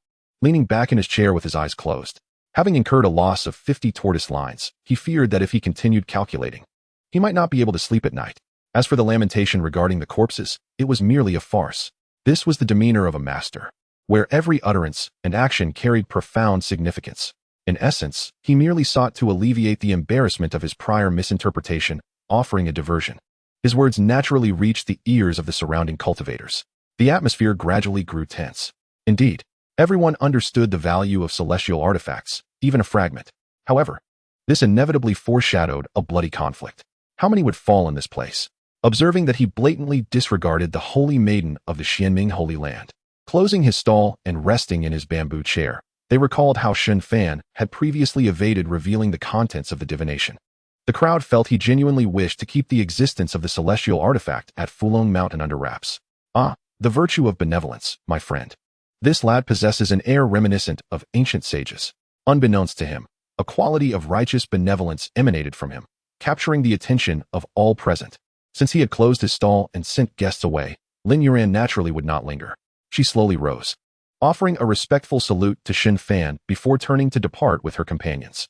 Casting a glance at the tranquil street and the hesitance reflected in the eyes of numerous cultivators, Lin Yuran's lips curled into a chilling smile as she remarked, "Sir, you are perhaps overly benevolent. If we cultivators ponder too much, would it not be more delightful to return home and farm until death?" Her tone dripped with disdain. The surrounding cultivators wore expressions ranging from green to red, yet sensing the mounting pressure emanating from the Xianming Holy Land's entourage, none dared to retort. This was the might of a holy land. Whether in terms of courage or the clash of ideologies, the disparity was evident. Before long, the crowd on the street gradually dispersed. Lying in the bamboo chair, Shen Fan lifted his eyelids, and upon seeing the departure of the crowd, he secretly chuckled. The persona of a sage remains intact. I can still use it to fish for opportunities in the future. Glancing at the still meditating Su Luoi, he retrieved a spatial ring from the system space. This was none other than the spatial ring belonging to Yi Xingchen. A sweep with his consciousness revealed that the ring was of considerable size. Inside, not only were there mountains of spirit stones, but also numerous valuable items, especially a sacred-grade teleportation talisman that the individual had presumably intended to use for a hasty escape. Fingering the ring, Shen Fan mused, "System, replicate, and amplify everything within, including this ring." Affirmative, host. Locking spatial ring, quality assessed as top grade. Locking teleportation talisman, quality assessed as mid-grade sacred level. Locking kidney treasure spirit fruit, quality assessed as upper grade 9th tier. Locking soul tranquility technique, quality assessed as lower grade half saint. Replication and amplification initiated. Shen Fan. Kidney treasure spirit fruit? Shen Fan wore a peculiar expression. Scanning the surrounding environment, he first produced a large-scale carriage amplified to 9th tier quality, placing it on the ground. The carriage stood 3 meters high and wide, adorned with carved mountains and waters, crafted entirely from white jade, exuding a faint aura of spiritual mist. Inside, the furnishings included a wine rack, wardrobe, carpet, and tea table, making it a splendid place for a quick rest. Lifting the curtain and stepping inside, Shen Fan reclined on the soft carpet. He then waved his hand toward the outside, summoning the meditating Su Luoi into the carriage. Reclining within, Shen Fan propped his legs and retrieved a fruit radiating a crimson glow from the amplified items. Kidney source fiery sun fruit, mid-grade half-saint spiritual fruit. Upon consumption, the kidney's divine organ will undergo significant development, emanating a heat akin to the blazing sun, with exceptional effects in gathering essence and energy. Excellent. This should greatly benefit my unparalleled holy body. Shen Fan raised an eyebrow with a smile, inhaling the intoxicating fragrance of the fruit. Licking his lips before taking a hearty bite of the kidney source fiery sun fruit. Crunch. With his cheeks bulging, Shen Fan bit into the fruit, his eyes instantly sparkling. The juice of the fruit was superb, fragrant, and abundant, and upon entering his mouth, it was warm. After swallowing the flesh, a wave of warmth flowed down his throat, providing immense comfort. Once Shen Fan finished the kidney source fiery sun fruit, he felt a warm current coalesce in his abdomen, spreading to his kidneys. A delightful tingling sensation washed over him, prompting a satisfying stretch. Comfortable. It seems I need to consume more spiritual fruits in the future. The taste is indeed delightful. With his body feeling warm and cozy, Shen Fan smiled contentedly as he produced a quasi-emperor level teleportation talisman from the system space. along with the amplified sacred-grade mid-tier soul cultivation technique, the Soul Tranquility Zen Sutra. This should be the strongest soul cultivation technique available at present. Observing the black-covered manual in his hand, Shen Fan felt a hint of helplessness. In a place like Fulong Mountain, even if a celestial artifact were to emerge, the alchemists from the pill hall would never venture into such peril. They could simply refine pills with abundant resources. Not to mention that high-level alchemists attract cultivators seeking pills, resources, and favors in droves. They could focus solely on alchemy, rarely treading into murky waters. To replicate the soul cultivation grand technique, Shen Fan would need to seek out sects specializing in soul attack cultivation or consult with some venerable figures. Alternatively, he could engage with the outstanding individuals within those sects, as only such exceptionally gifted disciples would cultivate comprehensively. Some individuals find it exceedingly challenging to cultivate their skills without secret techniques. While I possess such techniques yet feel too indolent to practice. Shen Fan smacked his lips, casting a glance at the meditative Su Luoyi, and placed the movement talisman and the soul-crossing meditation scripture beside her. With her unique physique, it is reasonable to assume that her spiritual aptitude is commendable. Although Shen Fan himself has no interest in these items, it is essential for Su Luoyi, as his maid, to arm herself with sufficient strength. For Shen Fan, who has mastered the Emperor's teleportation array, the movement talisman is of little consequence. After sifting through the items in Yi Xingqian's spatial ring, he stored those marked with the Yi family insignia and the forbidden treasures into the system space, leaving the ring atop the scriptures. Even a strand of leg hair would make you fabulously wealthy. Cultivate diligently, striving to be able to assist me at the earliest opportunity. If he were to have an exceptionally powerful maid at his side to lend a hand, his stature would undoubtedly soar. After completing these tasks, Shen Fan stifled a yawn and raised his hand to seal the carriage, preventing any disturbances. He then closed his eyes, continuing to delve into his path of slumber. As the moonlight shimmered faintly, when Su Luoyi concluded her meditative state, night had already descended. However, the white jade walls of the carriage emitted a gentle glow, illuminating the interior clearly. Stretching her limbs with vigor, Su Luoyi was just about to rise and loosen her muscles when she noticed a spatial ring, a black tome, and a talisman radiating purple brilliance beside her. How thoughtful! A smile graced Su Luoyi's lips as she reached for them, having always used a storage pouch. She had never requested a spatial ring from Shen Fan, aware that he seldom directed his attention toward her. Yet, the tides had shifted. Now, he had clearly considered her. Naturally, this brought her joy. Chapter 60. Desperation and Hunger in High Spirits. Su Luoyi lowered her head and slipped the spatial ring onto her finger, a smile dancing on her lips as she probed inside with her spiritual sense. To her astonishment, she found mid-grade, upper-grade, and top-grade spirit stones neatly arranged into 3 piles, brimming with spiritual energy. There must be over 100,000 stones, ample for her cultivation for an extended period. Additionally, various magical artifacts, elixirs, and medicinal herbs were present, causing her heart to race with excitement. Truly, engaging in battles is indeed the quickest way to amass wealth. It was evident that this was Yi Xingqian's storage ring. Although it contained many items, none compared to Shen Fan, who, as a tycoon, would produce divine-level treasures without hesitation, a display of unparalleled opulence. These 2 treasures must have been intended for her. Elated, Su Luoyi carefully held the talisman adorned with swirling purple patterns, the spiritual energy wafting toward her. The enchanting purple light and the rippling runes all indicated that this was a treasure of immense value. The purple hue suggested it might even be an imperial-level artifact. With her eyes sparkling like stars, Su Luoyi hastily tucked the talisman away. She then picked up the black-covered book resting on the carpet. Soul-crossing meditation scripture. What sort of technique is this? She murmured, her curiosity piqued as she opened the first page, her heart immediately racing. Mid-grade Holy Soul Cultivation Secret. Soul-crossing meditation scripture. It was indeed a holy-level soul cultivation secret. All cultivators understood that soul cultivation is a relatively obscure branch of practice. After all, the requirements for cultivation are stringent. Not everyone can pursue it. Most powerful soul cultivation secrets are held by the Alchemy Hall, the Artifact Refining Guild, the Talisman Path, and other soul cultivation sections. Major holy lands and ancient families possess such knowledge as well. Yet, for a small cultivator like Su Luoyi, encountering such scriptures was unprecedented. Moreover, it was a holy-level soul cultivation secret. Suppressing her excitement, she focused intently on the introduction of the scripture on the first page. Soul-crossing meditation scripture, the soul secret technique section of the joyful meditation scripture. Cultivating it can enhance the quality and strength of a cultivator's soul. Soul-crossing meditation technique. To break through the shackles of the soul. one must seek out a cultivator with a stronger soul and perform the soul-crossing meditation technique, engaging in the joyful soul-crossing method. Only through the fusion of souls can one smoothly break through the realm of the soul. Note: when performing the soul-crossing meditation technique, the other party must be unaware and unable to resist for success. If forcefully enacted, it will result in failure. Be warned. This technique must not be utilized for nefarious purposes, nor should one stray onto the path of evil. Cultivators are advised to remember this.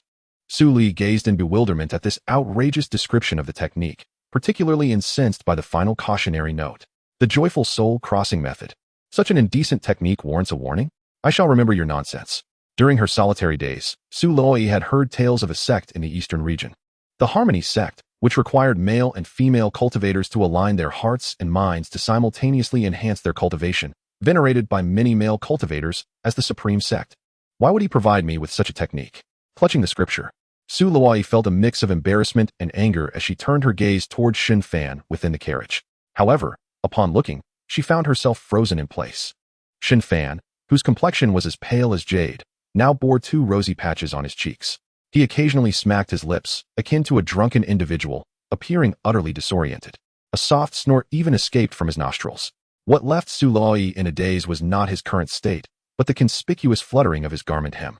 Resembling an ordinary family's laundry hanging on a line to dry, a rather shocking sight. What in the world? This is too alarming. Could he be dreaming? Su Luoyi's heart raced, and she quickly covered her mouth, fearful of making any sound. Her cheeks flushed crimson as she averted her gaze, yet her curiosity gnawed at her, compelling her to grip her skirt tightly and steal glances. Merely a few glances sent ripples through her eyes, causing her to blush profusely, her delicate nose glistening with sweat. Especially since the carriage was still, the hem of his garment quivered slightly. This scene nearly made Su Luoyi cry out, prompting her to hastily lie flat on the carpet. Simultaneously, a wave of exhilarating fragrance wafted from Shen Fan, invading Su Luoyi's senses. In truth, it was the scent emanating from the sun source fruit he had consumed. Once digested, the aroma burst forth, overwhelmingly potent, akin to male pheromones, filling the carriage. Recalling the fluttering garment hem, Su Luoyi mistakenly assumed that Shen Fan, in his dreams, had crossed a line. Heaven above. Curiosity truly is a perilous trap. Had she known, she would have refrained from peeking. At this moment, her eyes glistened with mist, and her face felt as though it could fry an egg. Catching sight of the soul-crossing meditation technique on the carpet and observing Shen Fan in such a state, Su Luoyi finally grasped his implications. But how could he expect me to use my soul with him? Such a thought is utterly absurd. Overwhelmed with shame and indignation, Su Luoyi deemed Shen Fan's intentions outrageous. Yet, considering her role as his primary maid, it was evident he was being quite considerate of her feelings. If he were to confront her directly, the sheer magnitude of his extraordinary talent would be intimidating, and their limited emotional foundation would render them awkward. With this in mind, Su Luoyi glanced at her wrist, then up at the troublesome garment hem. In comparison, a wave of dread washed over her. Terrifying. Trembling with trepidation, she retrieved a fox fur blanket, tiptoeing closer to gently drape it over Shen Fan. Upon witnessing the other party finally return to a state of normalcy, Su Luoyi glanced at the peacefully slumbering Shen Fan and quietly mused, desiring to save face while contemplating such matters. If you possess the audacity, speak of it in my presence. Alone in this world that feasts upon the weak, Su Luoyi had proven herself far more resilient than her outward demeanor suggested. She could comprehend the fervor of the spirited young man, yet the absurdity of the situation was not lost on her. He sought to maintain his pride, and so did she. As for the soul-consuming meditation technique, it was safely tucked away. Observing Shen Fan's tranquil slumber, Su Luoyi crouched beside him and gently brushed her delicate fingers against his nose. She knew that when Shen Fan was asleep, he resembled an ordinary mortal. As long as she remained quiet, all would be well. Watching him breathe with his mouth agape, a smile crept upon her lips as she rolled her eyes and softly remarked, "Before your sealing, you must have been quite the philanderer." Regarding Shen Fan's emergence from the primordial stone, she held not a shred of doubt. A maidservant by the side of an imperial scion could only be a paragon of beauty. Yet, something puzzled her. Wait a moment. You harbor no feelings for Lu Qingqing. So why would you choose me? Dreadful. It must be that you are so desperate that you would settle for anything. Su Luoyi, convinced she lacked Lu Qingqing's stunning beauty, grew increasingly incensed. Her cheeks flushed, and as she noticed Shen Fan frowning and shaking his head, she quickly withdrew her hand. Humph, slumbering glutton. Seeing him return to silence, Su Luoyi let out a soft hum and retreated to a corner of the carriage. Just as she prepared to resume her cultivation, She suddenly noticed a child peering into the window from outside, occasionally tapping on the pane. However, the curtains were drawn, and Shen Fan had employed a secret technique that rendered the outside sounds imperceptible. Curiosity piqued. Su Loi parted the curtains and was greeted by a stout, big-eyed little boy clad in animal skins, who beamed at her, gesturing for her to open the window. Not only him, but several cultivators nearby were also watching with keen interest. Among them stood several young practitioners alongside Lin Yuran, and even Su Loi, with her discerning eye, could tell these individuals were exceptional, clearly the protagonists of their own tale. Were they here for fortune-telling? Or perhaps to prepare for entry into the Fulong Mountain? Furrowing her brow, Su Loi shook her head just as the child produced a piece of paper and a pen, swiftly scribbling a few words and affixing it to the window. I am Little Amon of the Monghuang tribe. Have you heard of my illustrious name? Quickly open the window. I seek the fortune-telling master. Chapter 61. The Divine Emperor's Holy Son, Zhang Tai Sui. The Monghuang tribe's sacred body appears. Talents gather. As darkness descended, the stalls had all been packed away. This little savage was woefully unaware of etiquette, boasting of his renown, a name she had never even heard. Her esteemed master was no common individual. Su Loi continued to shake her head, addressing him with a calm demeanor. My master is resting. Fortune-telling has concluded for today. We shall speak of it tomorrow. Although her voice did not carry beyond the confines of the carriage, little Amon understood her lips' movements. As the curtains were drawn once more, the boy, perched atop a majestic beast resembling a dragon lion, grew agitated and slapped its head in frustration. The beautiful female cultivators outside were indeed a formidable lot. With a resounding thud, the golden-eyed dragon lion shook its massive head, releasing two plumes of mist from its nostrils, sporting an expression of exasperation. Glancing back at the onlookers, little Amon, unable to maintain his pride, rubbed his hands together, leaped down from the dragon lion, and forcefully kicked the ground. Boom! The blue stone beneath him shattered with a resounding crack, trembling violently. Even the nearby city walls were laced with cracks resembling spider webs. Yet, the carriage remained utterly unmoved. As little Amon bent down, attempting to shift the carriage, the surrounding cultivators watched with amusement. Indeed, the people of the Monghuang tribe were brutish, ignorant of how even the Yun family had once yielded. They eagerly anticipated how the fortune-telling master would handle the situation. Should he clash with these true savages, it would surely be a spectacle to behold. In comparison to the Yun family, the Monghuang tribe of the southern barbarians were the true tyrants of the land. Observing the Monghuang cultivators seated atop their fearsome beasts, they offered no counsel to little Amon regarding his actions. In the street, 5 exceptionally poised young men and women calmly observed the scene. Watching little Amon grimace as he struggled to move the carriage, one young man, waving a shimmering white bone fan, murmured, "Who would have thought that in this lifetime, an imperial scion would emerge?" Upon hearing this, the other 4 exchanged glances, their eyes shimmering with intrigue, especially Lin Yuran, whose elongated eyes narrowed into slits. Initially, they believed the man inside the carriage to be a genuine fortune-teller, only to discover he was an imperial scion. This was information they had received from Lu Yanran. As the most formidable young generation of the 5 supreme forces in the eastern region, these 5 understood the weight of an imperial scion's presence. A mere 20-year-old at the 3rd level of the semi-holy realm was indeed the imperial scion personally conferred by the ancient emperor. The central figure among them radiated a gentle glow, his demeanor calm and unwavering. This was none other than the holy son of the divine emperor's sacred land, Zhang Tai Sui. If Yi family's semi-holy xianxia was the highest cultivator among the eastern region's youth, then Zhang Tai Sui of the divine emperor's sacred land was the unrivaled champion in combat. The name Tai Sui signifies the sovereign of the year, governing the fortunes and misfortunes of the mortal realm, embodying the essence of a ruler leading the deities. From the very name alone, one could discern the lofty ambitions of this individual. It was said that he once, with the strength of an 8th-level sovereign, vanquished a formidable opponent who had only recently entered the semi-holy realm. Such a vast chasm was crossed by his single step, earning him the title of Tai Sui. The so-called rules are meant to be shattered by prodigies. Although rumors spoke of Zhang Tai Sui suffering severe injuries from this battle, such an extraordinary feat was sufficient to illustrate the terror of his prowess.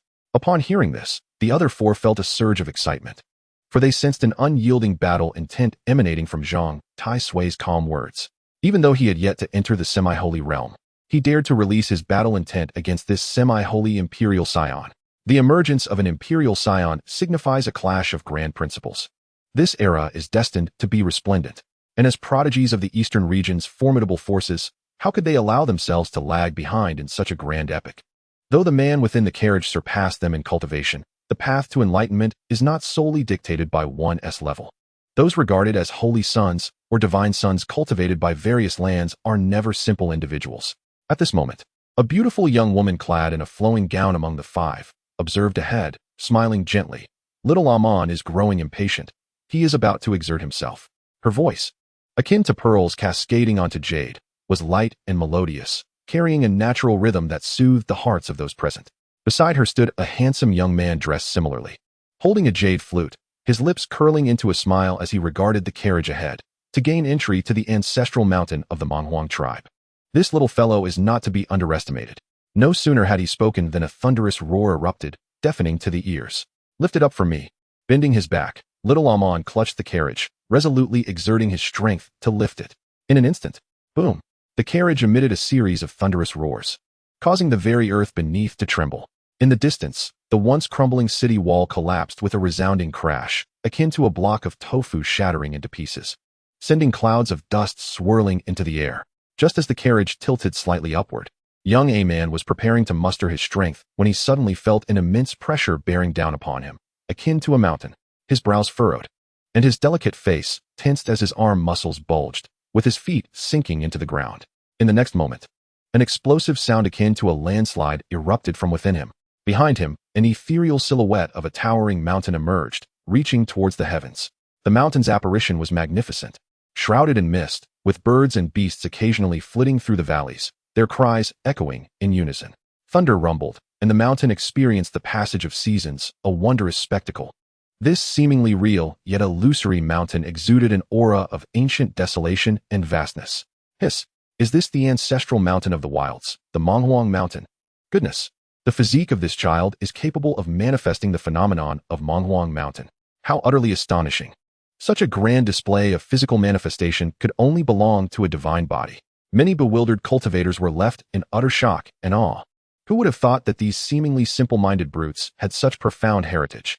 The mountain's manifestation not only astonished the nearby cultivators, but also stirred the excitement of the wild's cultivators nearby, who pounded their chests and roared in exhilaration.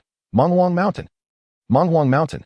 Hearing the resounding shouts from afar, an elder in a tea house within the city gazed at the ethereal mountain apparition and remarked with a sense of wonder. Even the Monghuang's sacred body has manifested. The rising talents of this era are truly remarkable.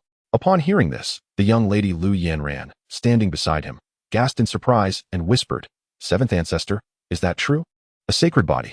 That child's physique is even stronger than my cousin's." Unlike many divine bodies, the 10 sacred bodies of humanity are exceedingly rare to appear. Moreover, the combat prowess of a sacred body is astonishing, far surpassing that of ordinary divine bodies. Although cultivation of a sacred body is arduous, the resources available among the wilds at the early stages are certainly not an issue. Before 7th ancestor Lu Zhentian could respond, a robust man sitting opposite him burst into laughter. "Ha! Where is this coming from? That little girl Qingqing is quite remarkable. Perhaps after this, she'll have gained something." The man's words were humble, yet his tone was filled with pride. His voice resonated throughout the room, causing echoes to reverberate. The disciples of the Lu family exchanged helpless glances and rubbed their ears. Lu Zhentian smiled lightly but remained silent, casting a glance at the imposing elder Yu Dingtian, who was earnestly extolling the virtues of the Yu family to the Yu sisters. Who would have thought that the unyielding elder of the Yu family would have such a day? It seems that the bloodline of Yu Shaoran is indeed extraordinary. With his gaze withdrawn, Lu Zhentian lifted his cup of tea, redirecting his attention to the city gate of Wutan town. Not only he, but the others did as well. Various factions had gathered in Wutan town, yet they remained concealed. As they awaited the opening of the ruins, their focus was primarily on the sacred body of the wilds. At this moment, young A-Man had gathered enough strength. Not only was his blood and chi surging with a thunderous roar, but the aura of the mountain behind him also grew increasingly potent. With veins bulging on his forehead, he tilted his head back, glaring with his expressive eyes, and bellowed, "Watch me send you flying." Roar! Beside him, the dragon lion also threw back its head and roared, as if encouraging its young master. Yet the carriage remained firmly in place. Sweat beaded on A-Man's forehead. His face flushed as he pressed his body against the carriage, struggling to lift it. "Just let me catch my breath." Huff, huff. At that moment, clang, as the carriage window opened, a voice filled with impatience rang out. "Who is this little brat?" A-Man quickly looked up, only to see a handsome man with a frown, raising his hand to bop him on the head. Bang! The sharp sound echoed throughout the area. This scene made the onlooker's eyes twitch. That was quite a force. Did you not see the swelling lump forming on the boy's head? TSK. It seems this capable person not only dares to confront the Yu family, but also the wild brutes.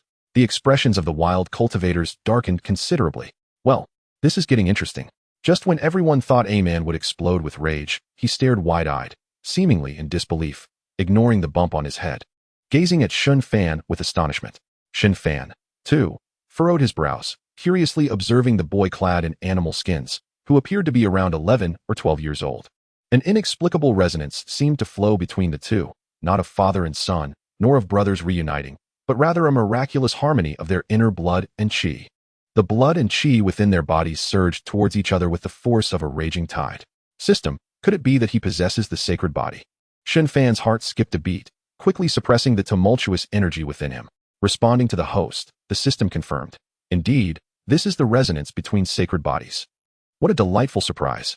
As A-Man regained his senses, he stared at Shen Fan with his bright, glimmering eyes, pointing at the smiling man and shouted excitedly. You have it too. Stop. What do you want with me? Shen Fan rolled his eyes, silently thinking. System, copy his physique level. Chapter 62. Amplifying the sacred body to perfection. A-Man, I find you quite agreeable. Upon hearing this, A-Man wiped the sweat from his forehead and smiled at him. You must tell me my fortune. I know you have a turtle shell. Bring it out so I can write. But at that moment, Shen Fan had no mind to indulge him. Target locked. A-Man, sacred body level identified as minor completion. Amplification initiated. Amplifying to major completion is a certainty. The question remains whether it can reach the perfection of the sacred body. Just as this thought crossed his mind, the system's notification resonated in his mind. Ding. Congratulations, host, on amplifying the sacred body from minor completion to sacred body, perfection. Simultaneously, every drop of blood within him surged with a thunderous roar, and his entire physique underwent a qualitative leap. With the sacred body at perfection, the 7 fundamental origins reached their zenith. His physical form became immortal and indestructible, with unparalleled combat prowess. If he were to elevate his cultivation further, battling emperors and slaying gods would pose no challenge. Were it not for the absence of manifestations during amplification, Shen Fan felt that once he unleashed his unparalleled sacred body, subduing all cultivators present would not be a difficult task. This was the overwhelming confidence instilled by the perfection of the unparalleled sacred body. Goodness, waking up today? Luck is truly on my side. Shen Fan beamed, waving grandly at the expectant young boy. Since I find you agreeable, let me tell you your fortune. Get in the carriage. Hey, all right. A-Man grinned widely, and, as he turned to run, patted the dragon lion on the head, shouting, Go call Uncle Nyo. With a snort, the dragon lion transformed into a streak of red light, dashing into the town. Meanwhile, the other cultivators of the wilds, upon seeing A-Man enter the carriage, began to gather around it with their exotic beasts, curiously knocking and probing, eager to explore. They were all eager to catch a glimpse of this object, so immense that even the little A-Man struggled to lift it, wondering if it possessed any unique qualities. As for the incident involving little A-Man being struck, that little creature was undoubtedly far more astute than they, and there must be profound significance behind it. Upon witnessing this scene, the onlookers exchanged glances, bewildered. Was this it? Did they not claim that the Monghuang tribe had a notoriously fiery temperament?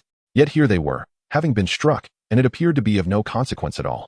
It was quite possible that their adversaries possessed an extraordinary background, compelling even the Monghuang to acquiesce. The loudmouth continued to chatter incessantly. Come out if you dare.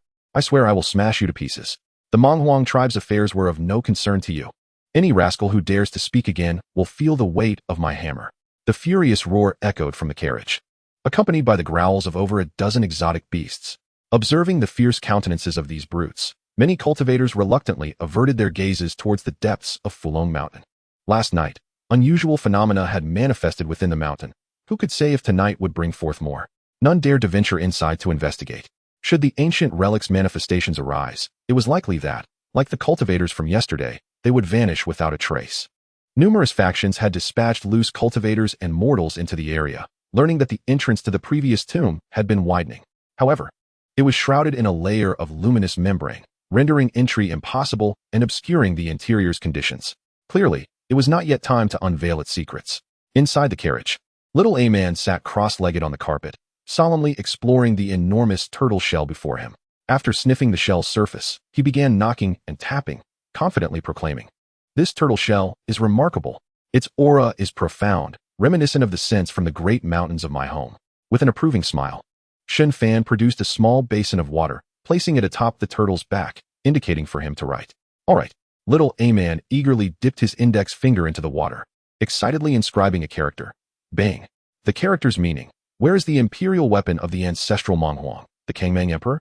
Analysis of the turtle shell. After the Kangmang Emperor ascended through the void, he entrusted the imperial weapon into the life-restricted zone of the southern barbarians to suppress the evil gods of the demon race, preserving it until now.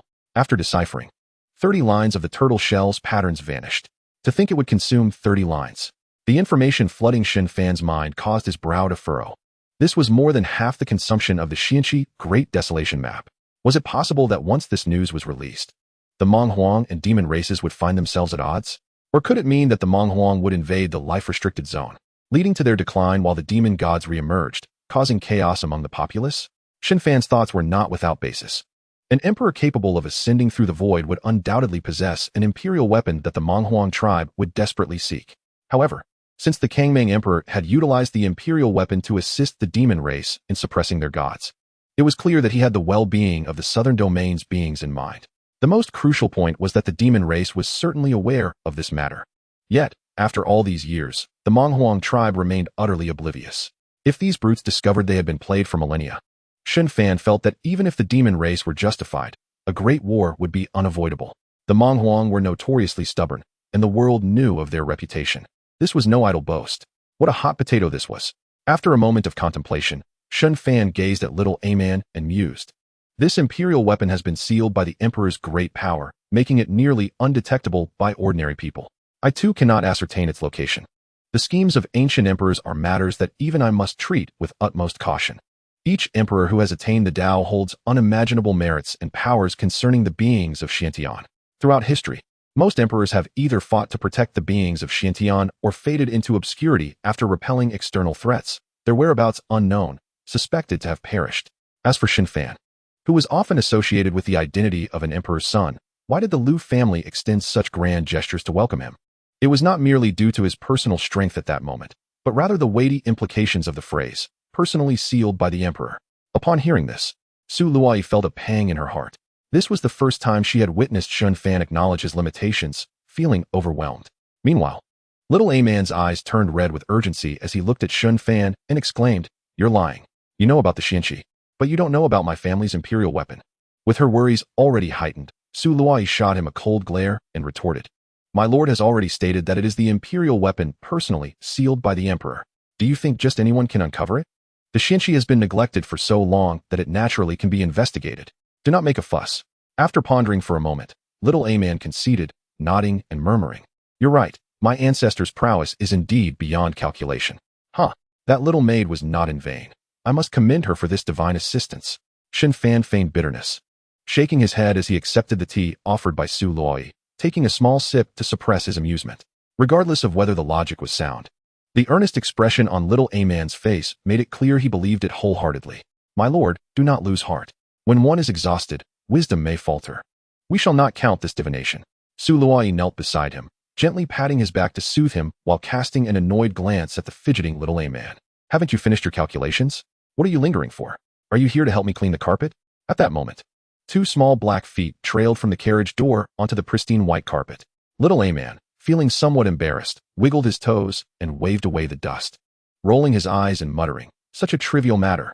You, servant girl, are even more unruly than I am. Though you are beautiful, I do not fancy you. Uft.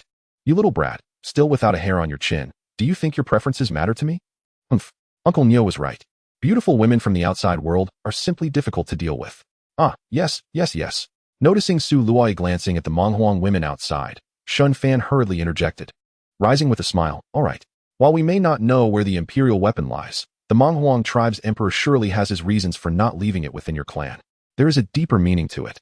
Perhaps one day, the imperial weapon will return to the Monghuang tribe." I love hearing that. Our tribe's wise men say the same. Little A-man grinned widely, rising to bow to Shen Fan. "I find you quite agreeable. In the future, come to my Monghuang tribe for a visit. I shall host you. I believe my wise grandfather would like to converse with you." Though the location of the imperial weapon remained a mystery, this at least validated the words of the wise men in his tribe, marking a fruitful encounter. "Good." Shen Fan smiled faintly, escorting the small, spirited child out of the carriage. This time, the divination had not been deciphered, so it would not consume any patterns from the turtle shell. It seemed he had also garnered the favor of this sacred child of the Mahuang tribe. However, just as he stepped out of the carriage, Shen Fan was met by the imposing figure of a burly middle-aged man standing outside. The man towered at 2 meters 3, his muscles bulging, and his gaze sharp as lightning, in stark contrast to the newly ascended semi-holy Yu, who struggled to control his own aura. This man's presence was powerfully overwhelming, radiating an intense aura. It was evident that this was a deliberate display, akin to a show of force. Unfazed, Shen Fan calmly met his gaze and silently urged, "System, copy his cultivation." Understood, host. Locking onto Mangniu, cultivation assessed, semi-holy 4th heaven. Chapter 63, Power Increase, Semi-Holy 9th Heaven. The Brutal Laws of the Universe. Locking onto Mangniu, cultivation assessed, Semi-Holy 4th Heaven. Amplification of copying activated. The 4th heaven of the semi-holy realm, the 6th heaven of the semi-holy realm, the 7th heaven of the semi-holy realm, the 9th heaven of the semi-holy realm. Originally at the 3rd heaven of the semi-holy realm, Shen Fan's cultivation soared by 6 levels in an instant, propelling him directly to the 9th heaven of the semi-holy realm. In but a fleeting moment, the overwhelming aura released by the Mangniu passed by him like a gentle breeze, leaving not a trace behind. Simultaneously, the 4 great paths within Shen Fan's sea of consciousness, in conjunction with the autonomously operating Supreme Tao Immortal Sutra, radiated a blinding divine brilliance at the moment of his explosive ascension in cultivation. The 4 paths swam like fish within the sea of consciousness, leaving behind a series of magnificent and extraordinary runes in their wake. In comparison to Shen Fan's previous 3rd heaven of the semi-holy realm, the aura and radiance of the great paths within his sea of consciousness had become increasingly formidable and resplendent. Supreme Tao Immortal Sutra, unparalleled holy body. I wonder who will be fortunate enough to witness my full prowess, Shen Fan pondered, eager to see his invincible form at full throttle. Although he was still a step away from entering the realm of saints, he could already perceive a qualitative leap in his strength. Observing Shen Fan's ethereal demeanor, Mangniu could not help but exclaim, his coppery eyes widening as he spoke in a deep voice. "You struck my little MNMN, did you?" MNMN? Seeing the little AMN's flushed face, Su Luo couldn't help but chuckle, quickly covering her mouth. The little AMN, feeling utterly uncomfortable, tugged at the middle-aged man's leg hair and transmitted, "Uncle Nio, his divination is remarkably accurate. Just as Grandpa Zhizha said, the imperial weapon will return sooner or later. Besides, he is also a holy body, and his vitality seems even stronger than mine. I have invited him to play with the Manghuang clan. You must give me some face." Mangniu's large eyes widened in astonishment as he gazed at the smiling Shen Fan. This young man actually possesses a holy body. Previously, upon learning of Shen Fan's identity as the imperial son from Lu Zhentian, Mangniu had merely felt a mix of intrigue and excitement. The title of imperial son was indeed a remarkable status. His excitement stemmed naturally from the arrival of great fortune. Moreover, the Manghuang clan had produced AMNMN, displaying the bearing of a great emperor. But for little AMN to say that he also possesses a holy body, that was certainly shocking. A semi-holy realm individual under 20. And moreover, one of the 10 holy bodies of the human race? How could he have cultivated to this extent? Such talent is truly extraordinary. No wonder he was preserved by the ancient emperor himself. If such potential were to exist in the same era as the emperor, it would be a pity, for it would be nearly impossible to attain the path. Mangniu gazed intently at the young man before him. A holy body, claiming the path and becoming an emperor. At the very least, such records have never been noted in the ancient texts of the Manghuang clan, let alone during the era of the emperor, which would have been utterly impossible. Reflecting on this, Mangniu affectionately ruffled little AMN's head and smiled at Shen Fan. "Well done. This little rascal can indeed be quite mischievous, always failing to recognize greatness. My friend, your divination is indeed impressive. Do visit our Manghuang clan sometime. My wise one enjoys the company of clever individuals like you." Ha! The wild laughter swept across the venue, leaving the onlookers bewildered. Initially thinking it was a conflict, they were taken aback by the sudden shift in atmosphere. Surely, such an unusual occurrence must harbor some mystery. However, the fact that this individual could impress even the formidable Manghuang clan with his accurate divination certainly indicated his exceptional abilities. It seemed that the information Shen Fan had provided earlier about the fragments of the celestial artifact within Fulong Mountain should not be taken lightly. Shen Fan smiled faintly, nodding at Mangniu. "If time permits, I shall pay a visit." "Ha! Agreed. Mangniu's eyes squinted with laughter as he waved his hand. leading the members of the Mang Huang clan away. Since the other party also possessed a holy body, perhaps he and little Amn could engage in mutual exploration of their cultivation, complementing each other's strengths. This journey to Fulong Mountain had not only substantiated the news of the imperial weapon, but also yielded such fruitful outcomes. Mang Niu felt that this trip had been immensely rewarding. Remember to come find me. Don't forget to bring that turtle shell. Little Amn called out, waving enthusiastically as he climbed onto the dragon lion. That turtle shell was simply fascinating, always accurate, far superior to the vague divinations of the Tianji Tower. He planned to have Shen Fan calculate a few more things when he arrived at the Mang Huang clan, such as the whereabouts of the unclaimed imperial weapon, when he might be injured, where the Mang Huang clan's emperor was, and what his future wife would look like, among other things. Seeing Shen Fan nod with a smile, little Amn grinned foolishly. However, upon spotting Su Luo beside him, he mischievously made a face and shouted, "Little maid, time to clean the carpet. If you have the skill, don't come." Su Luo turned to glance at the carriage, and sure enough, there was a series of black footprints on the carpet. Her brows knitted in displeasure. As the dragon lion swiftly merged into the crowd, she contemplated, whispering to Shen Fan beside her, "This child has quite the memory for grievances. If possible, I still prefer not to visit the Mang Huang clan.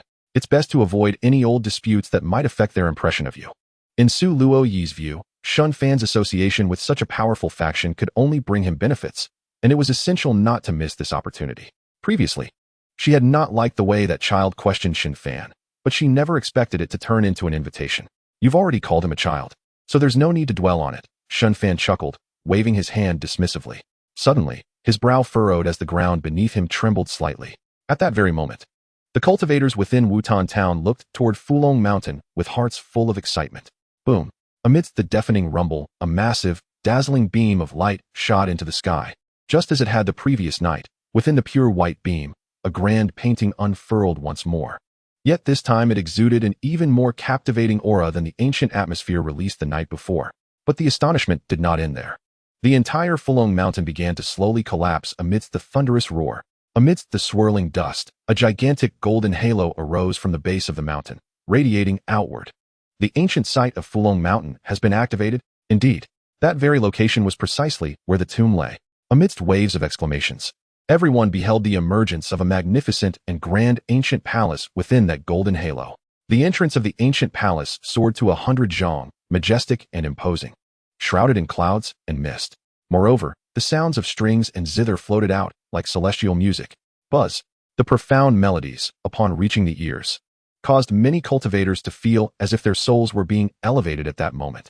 Their sea of consciousness felt as if it had been cleansed, becoming ethereal and sharp. Their thoughts soaring.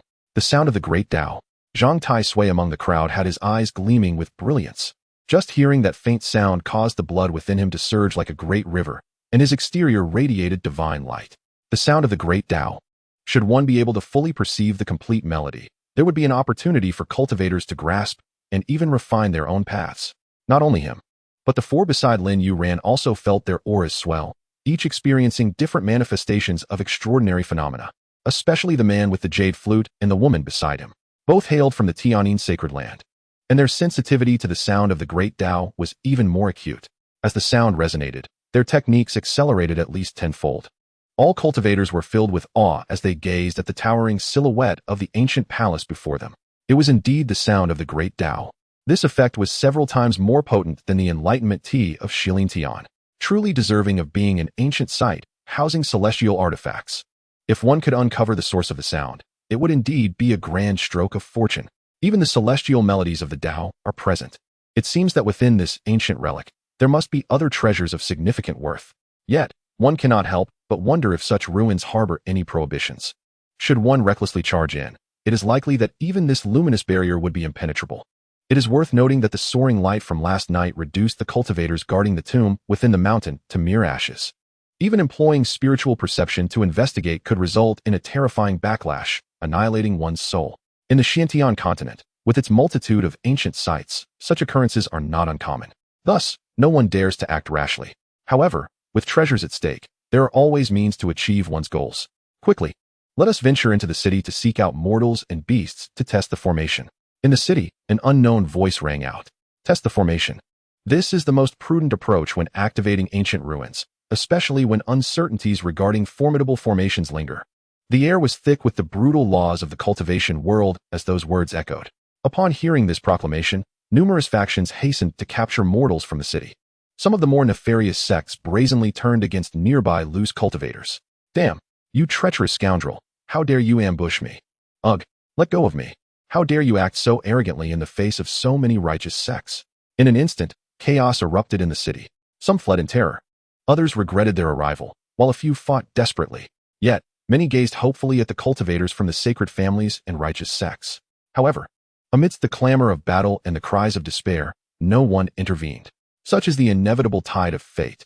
Even those righteous sects, as perceived by the loose cultivators, did not dare to halt the onslaught of the various forces. Chapter 64. The Imperial-level soul-guarding secret treasure. The soul-illuminating lamp. Even the Monghuang tribe remained silent at this moment. They may be reckless, but they are not foolish. This is the relentless flow of power that no single faction can contend against, let alone with celestial artifacts hidden within the ruins. To speak out now would mean to oppose all present forces. Humph, the righteous? A gathering of self-serving individuals. Just observe whether they will lend you aid.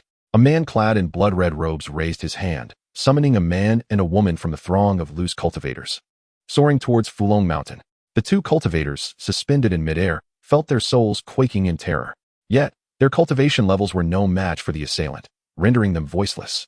At that moment, an elderly laughter emanated from a building within the city. Friend Shen, I happen to be at the half-saint level. May I perhaps cast a divination? Recognizing the voice, it was none other than Lu Zhentian from the Lu clan. Lu Zhentian, accompanied by his kin, emerged from the tavern and made his way to the street, offering a respectful smile to Shen Fan. In that instant, every gaze converged upon Shen Fan, and the sounds of battle within the city seemed to diminish, for they all understood Lu Zhentian's intent. The captured loose cultivators wished they could call out to the elder in the crowd like a long-lost uncle. As for Shen Fan, he had become their beacon of hope. Shen Fan surveyed the two loose cultivators clutched by the blood-robed man, then glanced at the throng of onlookers, beckoning the mysterious tortoise shell from his carriage, and with a gentle smile directed towards Lu Zhentian, declared, "Then let us perform a divination for Elder Lu." Lu Zhentian nodded with a smile, refraining from elaborating on its significance. Haha, Elder Lu and this young master are indeed righteous. The blood-robed man gradually descended, casually dropping the two loose cultivators onto the ground. Simultaneously, the sounds of battle within the city ceased in an instant. Everyone understood the implications of Lu Zhentian and Shen Fan's actions. Since he was willing to intervene, it was best not to slay these individuals. Watching Shen Fan calmly inscribe characters in the air, Su Loi beamed with delight as she performed a respectful salute towards Lu Zhentian. As the young master has said, they are all individuals who prioritize their own interests. The Lu clan is indeed more agreeable. Reflecting on the kind visage of the Lu clan's matriarch, Su Loi smiled softly. Even though she understood that the matriarch had acted for the benefit of the Lu clan, she did not mind the underlying motivations. Clearly, among the myriad of factions, Su Loi felt gratitude and a fondness for the Lu clan. Lu Zhentian's willingness to speak in defense granted the loose cultivators a glimmer of hope. The cultivation world is undeniably harsh, yet witnessing this touch of humanity from the Lu clan was a rare treasure for someone like Su Loi, who once walked the path of a loose cultivator. As for the liberated loose cultivators, they bowed deeply in gratitude to Shen Fan and Lu Zhentian. Those closest to the golden halo, having narrowly escaped death, trembled in fear, falling to the ground in prostration. As for the young master, with his cold exterior yet warm heart, he is truly remarkable. Gazing at Shen Fan's handsome profile and serene demeanor, Su Loi's eyes sparkled. Seventh ancestor. It seems she is quite pleased, Lu Yanran remarked playfully, observing Su Loi as she turned away. Standing beside her, Lu Zhentian stroked his beard and smiled gently. Thanks to friend Shen's compassion, otherwise, she would not be smiling. To speak candidly, were it not for Shen Fan's divination abilities, Lu Zhentian would not have intervened to save the crowd. Today, those loose cultivators were indeed fortunate. At this moment, Shen Fan collected the mysterious tortoise shell, noticing the crowd's rapt attention upon him, and with a serene smile proclaimed, "Those under the age of 25, not at the half-saint level, may enter. Fortune and misfortune are intertwined. It all depends on fate. Under 25? Is this truly accurate?" An elderly cultivator in the crowd furrowed his brows, voicing his disbelief tinged with reluctance. Simultaneously, he served as a cautionary reminder to the attending young prodigies from various factions. Should they be deceived, it would be a fatal error. He speaks true. Tai Sui, do not act impulsively. The tide of power is upon us, and the contest has already begun. Quietly observing the unfolding events, the treasures will not escape. Xiao Chun, Xianyin, you two merely need to watch from the sidelines. Messages of caution flooded the ears of the prominent figures present. Just then, a sound like the rush of wind pierced the air. Whoosh, whoosh, whoosh. Everyone turned to witness Lu Yanran leading over a dozen disciples from the Lu clan, racing towards Fulong Mountain. This group darted through the skies, plunging into the circular light barrier surrounding Fulong Mountain. Are the Lu clan members not wary of traps? Roar. Just as many cultivators were still processing the scene. A roar reminiscent of a dragon reverberated throughout. There stood Xiaoamon from the Monghuang tribe, his dragon lion mount transforming into a streak of crimson light, plunging straight through the golden barrier. At the same moment, Lin Yuran also morphed into a black shadow and surged forward. Witnessing this spectacle, Zhang Tai Sui's eyes gleamed with intensity, and with a flick of his toes, he surged forward. Boom. He moved like thunder, radiating an unparalleled aura and divine brilliance. Arriving before Lin Yuran in an instant, the prodigies of the Monghuang tribe, along with Lin Yuran. Even Zhang Tai Sui has joined. What are we hesitating for? Amidst the astonished shouts, numerous cultivators within the city soared skyward, charging towards Fulong Mountain. As for the nature of fortune and misfortune, the path of cultivation inherently defies the heavens. There is no such thing as a smooth journey. At this moment, Shen Fan, witnessing Zhang Tai Sui's impressive entrance, noted his commendable physique, and with a flicker of insight in his eyes, activated his divine gaze. Among the five, Lin Yuran emanated the most potent aura. Such a prodigy must surely have many treasures bestowed upon him by his sect. Presently, Shen Fan possesses not even a single soul-protecting treasure. Naturally, he is eager to glimpse into the depths of his opponent's consciousness. He beheld within the void-breaking divine eye, a resplendent, glazed pagoda standing majestically within Zhang Tai Sui's soul. An extraordinary sight indeed. System. Duplicate his soul-protecting treasure. Targeting Zhang Tai Sui. Identification complete. Soul-protecting treasure is the Divine Emperor's soul-settling pagoda, a low-grade saint-level treasure. Copy enhancement initiated. Marvelous. Shen Fan gasped in astonishment at the system's notification. The value of a saint-level soul-protecting treasure is incomparable to that of ordinary sacred weapons. Even after copying the Lu family's treasury, he had yet to encounter a single high-grade soul-protecting treasure. Such treasures are exceedingly rare, arduous to forge, and in high demand. Clearly, the ancient Lu family has insufficient supply to accommodate their multitude. Congratulations, host. The Divine Emperor's soul-settling pagoda has been enhanced to the Soul Lamp of the Nether, quasi-emperor level. Soul Lamp of the Nether, a guiding lamp for lost souls in the netherworld, lost for 300,000 years. Prolonged use nourishes the soul, elevating its grade. Defensive effect of the Soul Lamp can ignore soul impacts below the quasi-emperor realm. Incredible. Shen Fan had initially assumed it to be a high-grade saint-level treasure, only to find it had ascended directly to quasi-emperor level. Elated, Shen Fan discovered a slightly chipped black oil lamp had materialized in his sea of consciousness. Emanating an ancient aura, a cluster of dark red flames ignited at the wick, casting a sanguine hue across the chaotic sea of consciousness. Most astonishingly, as the flame flickered, wisps of azure smoke dissipated within the confines of his consciousness, and Shen Fan sensed a subtle enhancement and solidification of his soul. Truly, the quasi-emperor level soul-protecting treasure manifests its potency immediately upon use. The appearance of the soul lamp of the Nether enchanted the four grand pathways, which, like playful fish, gracefully approached and began to swirl around the lamp post. Careful, don't extinguish my lamp. Shen Fan fretted, watching the flickering soul flame with concern that the four pathways might snuff out this ancient artifact. Fortunately, the pathways harmonized with his intent, sparing him from undue alarm. In the arena, some skeptical cultivators doubted the accuracy of Shen Fan's deductions.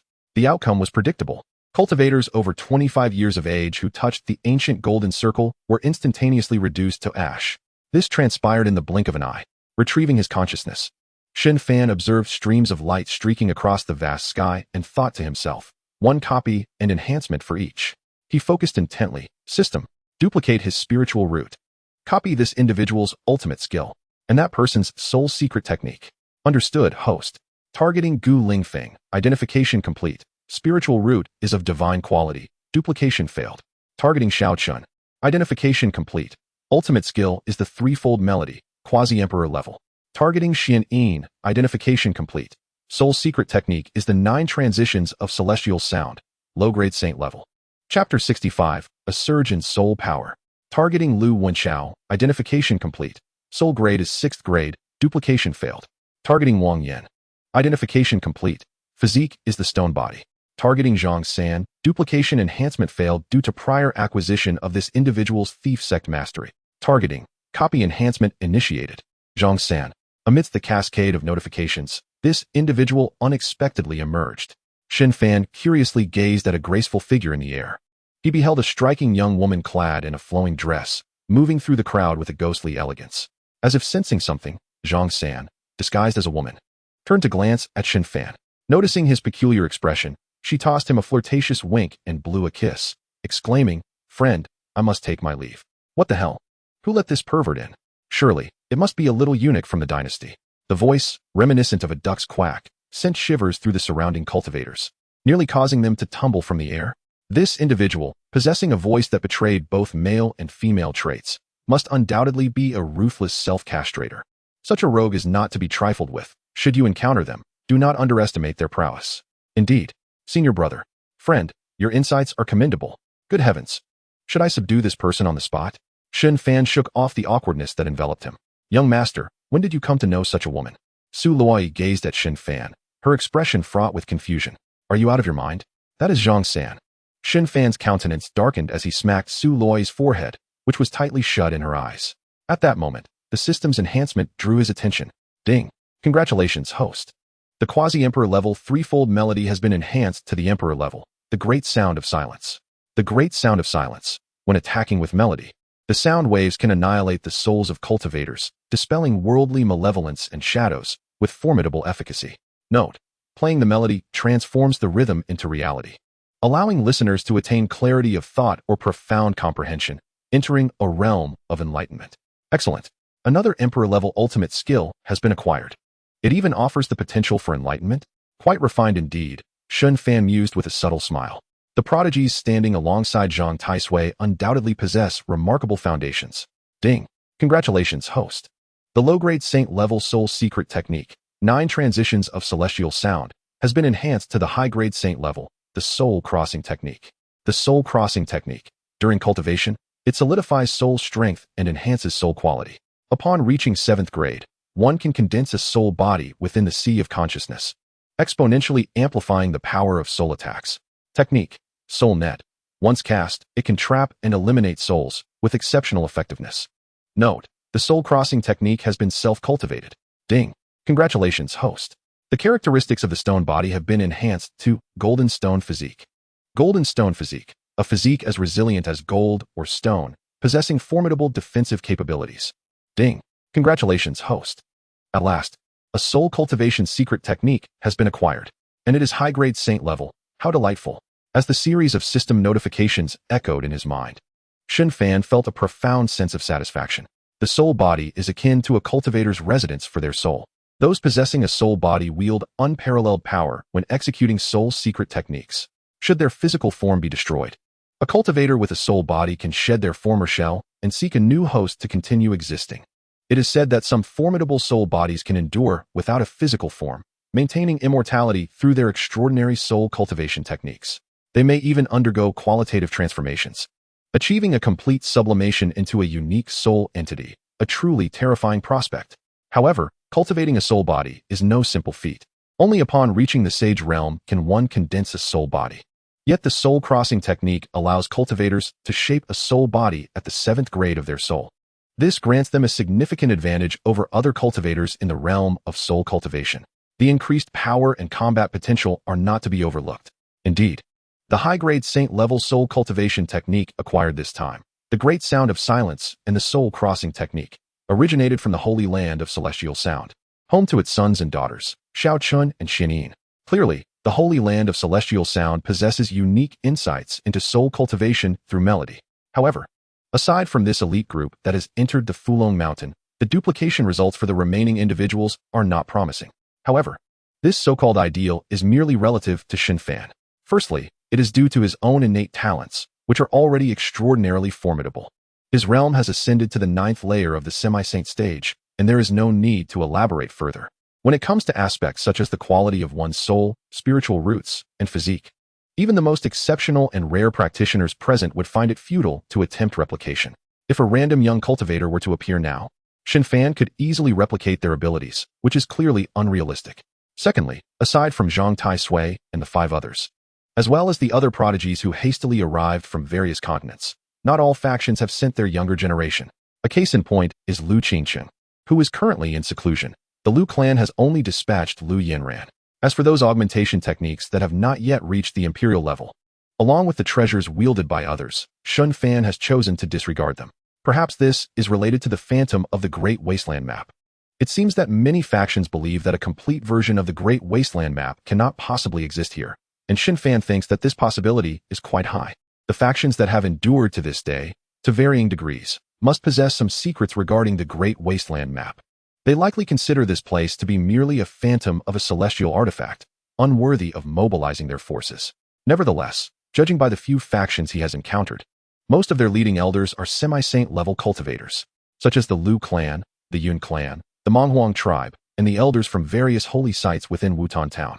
This indicates that even if it is merely a phantom of a celestial artifact, these factions are still taking it very seriously. Indeed, the first to dare to sample the crab may get pinched, yet they will also savor the flesh. It remains uncertain who will obtain the fragments of the Great Wasteland map. Watching the diminishing figures in the void, Shen Fan smiled faintly and turned to enter the carriage. Zhang Tai Sui, Lin Yuran, Xiao Chun, and other young talents from various states have personally come to this place. It must be said that it is a stroke of luck, for they have all learned from Shen Fan that there are indeed fragments of celestial artifacts within the Fulong Mountain. This gives them a significant edge over others. Shen Fan is quite satisfied with this enhancement. The semi-imperial grade soul-protecting treasure, the soul lamp of the underworld. Moreover, the imperial level ultimate technique that can suppress the souls of cultivators, the great sound of silence. Additionally, there is the soul cultivation secret method, the soul crossing technique. These 3 have enabled a qualitative leap in his soul strength. As Shen Fan stepped into the carriage, he mused to himself, "It has been a while since I last checked my talent panel system. Good host, the projection is as follows." Before Shen Fan's eyes, a set of projection data emerged. Host, Shen Fan. Realm, 9th layer of semi-saint. Physique, one of the 10 sacred bodies of humanity. The unmatched sacred body. Physique augmentation traits, eternal poison body, divine stone physique. Spiritual root, divine grade.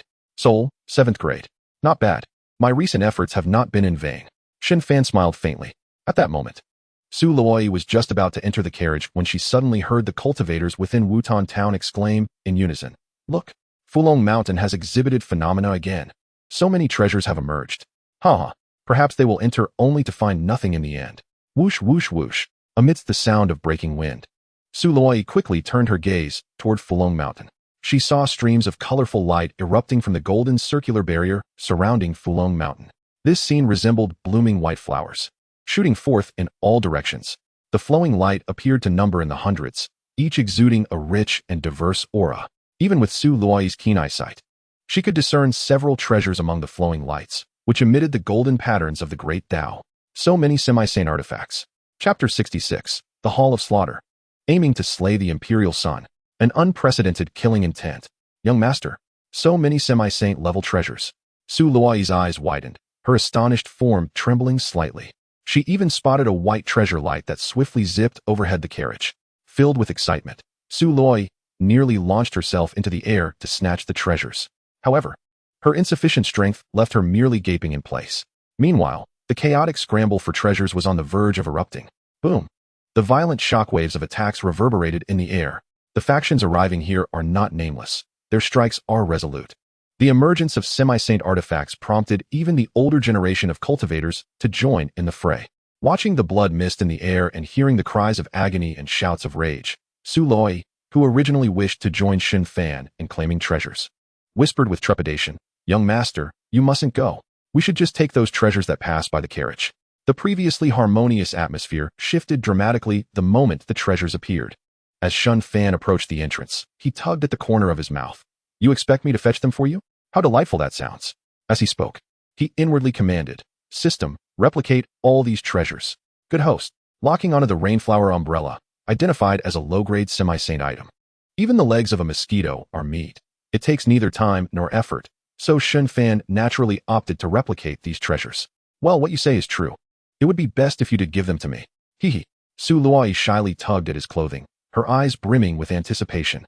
She knew Shen Fan possessed numerous treasures, abundant and rich. The items in the air might not catch his interest, but they certainly caught hers. Naturally, she hoped Shen Fan would wave his hand grandly and seize a few treasures to present to her. Train diligently. Otherwise, when even better treasures appear in the future, you'll only be left watching helplessly.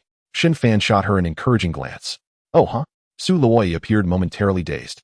At that moment, Shen Fan noticed the rogue cultivator who had previously been seized by the blood-robed man and was preparing to summon a formation, now standing before the carriage. His face filled with gratitude as he clasped his hands in reverence. Thank you, young master, for saving my life earlier. As for another rogue female cultivator and her companions, they stood some distance away, their expressions tense as they watched. Could it be that he wishes to cling to a powerful ally? Su Luoyi pondered inwardly. In her view, they might be aiming to make an acquaintance with Shen Fan before departing. After all, they are rogue cultivators. If they could establish any connection with Shen Fan, it would be a tremendous gain. Shen Fan, however, felt indifferent, smiling faintly as he gently urged the other party. No need for thanks. This place is far too perilous. I advise you to leave as soon as possible. As soon as he spoke, Shen Fan sensed the soul lamp of the underworld floating within his sea of consciousness. The dark red wick trembled slightly. In the next moment, a shadow leapt from the reflection of the rogue cultivator on the ground, surging towards Shen Fan with uncanny swiftness. Simultaneously, a terrifying killing intent erupted from the shadow, sweeping across the entire area. Even the numerous cultivators engaged in battle in the air were enveloped in an overwhelming chill at that moment. It felt as though they had been targeted by a venomous snake. Terrified, everyone immediately ceased their conflict. The closest to Shen Fan, Su Luoyi, and the rogue cultivator, were engulfed by this intangible and terrifying killing intent, their faces turning pale as they froze in place, unable to move. Even many semi-saint level cultivators within the city felt a chill run down their spines, their eyes filled with disbelief. Semi-saint fourth layer. The ominous intent emanating from the semi-saint's fourth layer was truly terrifying. Were it not for the enmity between this imperial scion and his adversary, the mere mention of the killing god hall would send shivers down the spines of all present. It was rumored that this imperial scion had only reached the semi-saint's third layer. Perhaps he could stand invincible among his peers, or even challenge those of a higher tier. Yet, the assassins of the killing god hall had a long list of targets, including the most gifted individuals. Under the moonlight, the shadowy figure wielding a dagger emitting a dark purple glow was the only entity in motion. In that fleeting moment, the speed unleashed by the shadow was so extraordinary it felt as if time itself had come to a standstill. This was the epitome of velocity, coupled with an unnerving murderous intent that produced a horrifying effect. As the dagger slashed towards Shen Fan's neck, Su Luoyi's pupils dilated, and she found herself momentarily frozen in shock. She had never anticipated that beneath the calm surface, such a dire assassination plot lurked. Yet among the crowd, only Lu Zhentian, positioned not far away, exhibited no sign of astonishment. He understood that Shen Fan possessed the perfection of the wind path. No matter how swift his opponent was, if Shen Fan wished to escape, even a semi-saint of the fourth layer could not hinder him. In fact, it was entirely possible that Shen Fan could dispatch the assailant on the spot, when speed ceased to be an assassin's advantage. Confronting a prodigy like Shen Fan was akin to striking a stone with an egg. However, with a discerning eye, Lu Zhentian noticed a flicker of mockery in the shadow's gaze. At that very instant, a deafening pressure emanated from the void, as if a mountain had descended upon them. All cultivators were astounded to discover that a figure cloaked in black had materialized in the sky. This figure exuded an astonishing aura, causing the night sky to ripple ominously. Beside him floated a black stone the size of a human head, its surface glistening with a dark sheen.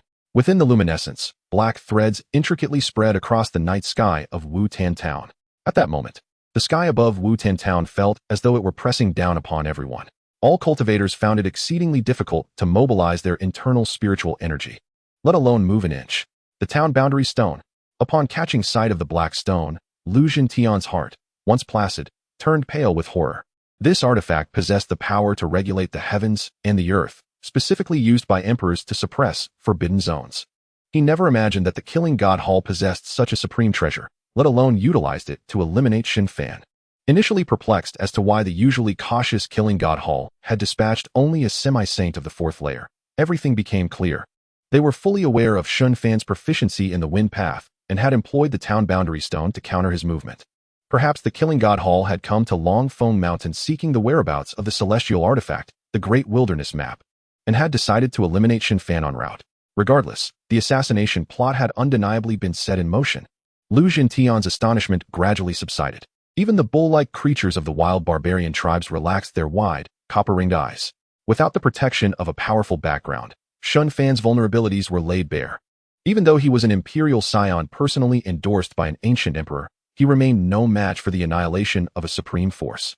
The several powerful elders present sensed the terrifying aura of the figure cloaked in black wielding the town boundary stone. It was highly likely that he was a cultivator of the semi-saint's seventh layer, or perhaps even greater. Everyone felt that in this deadly situation, there was little to no hope for survival. Su Luo stared blankly at the fleeting dagger and the calm, handsome profile. Her vision blurred with tears as she regretted placing the teleportation talisman and the boat of reeds into her spatial ring. Had she known of such a horrifying assassination plot, she would have preferred to remain glued to Shen Fan's side, leaving this place at all costs.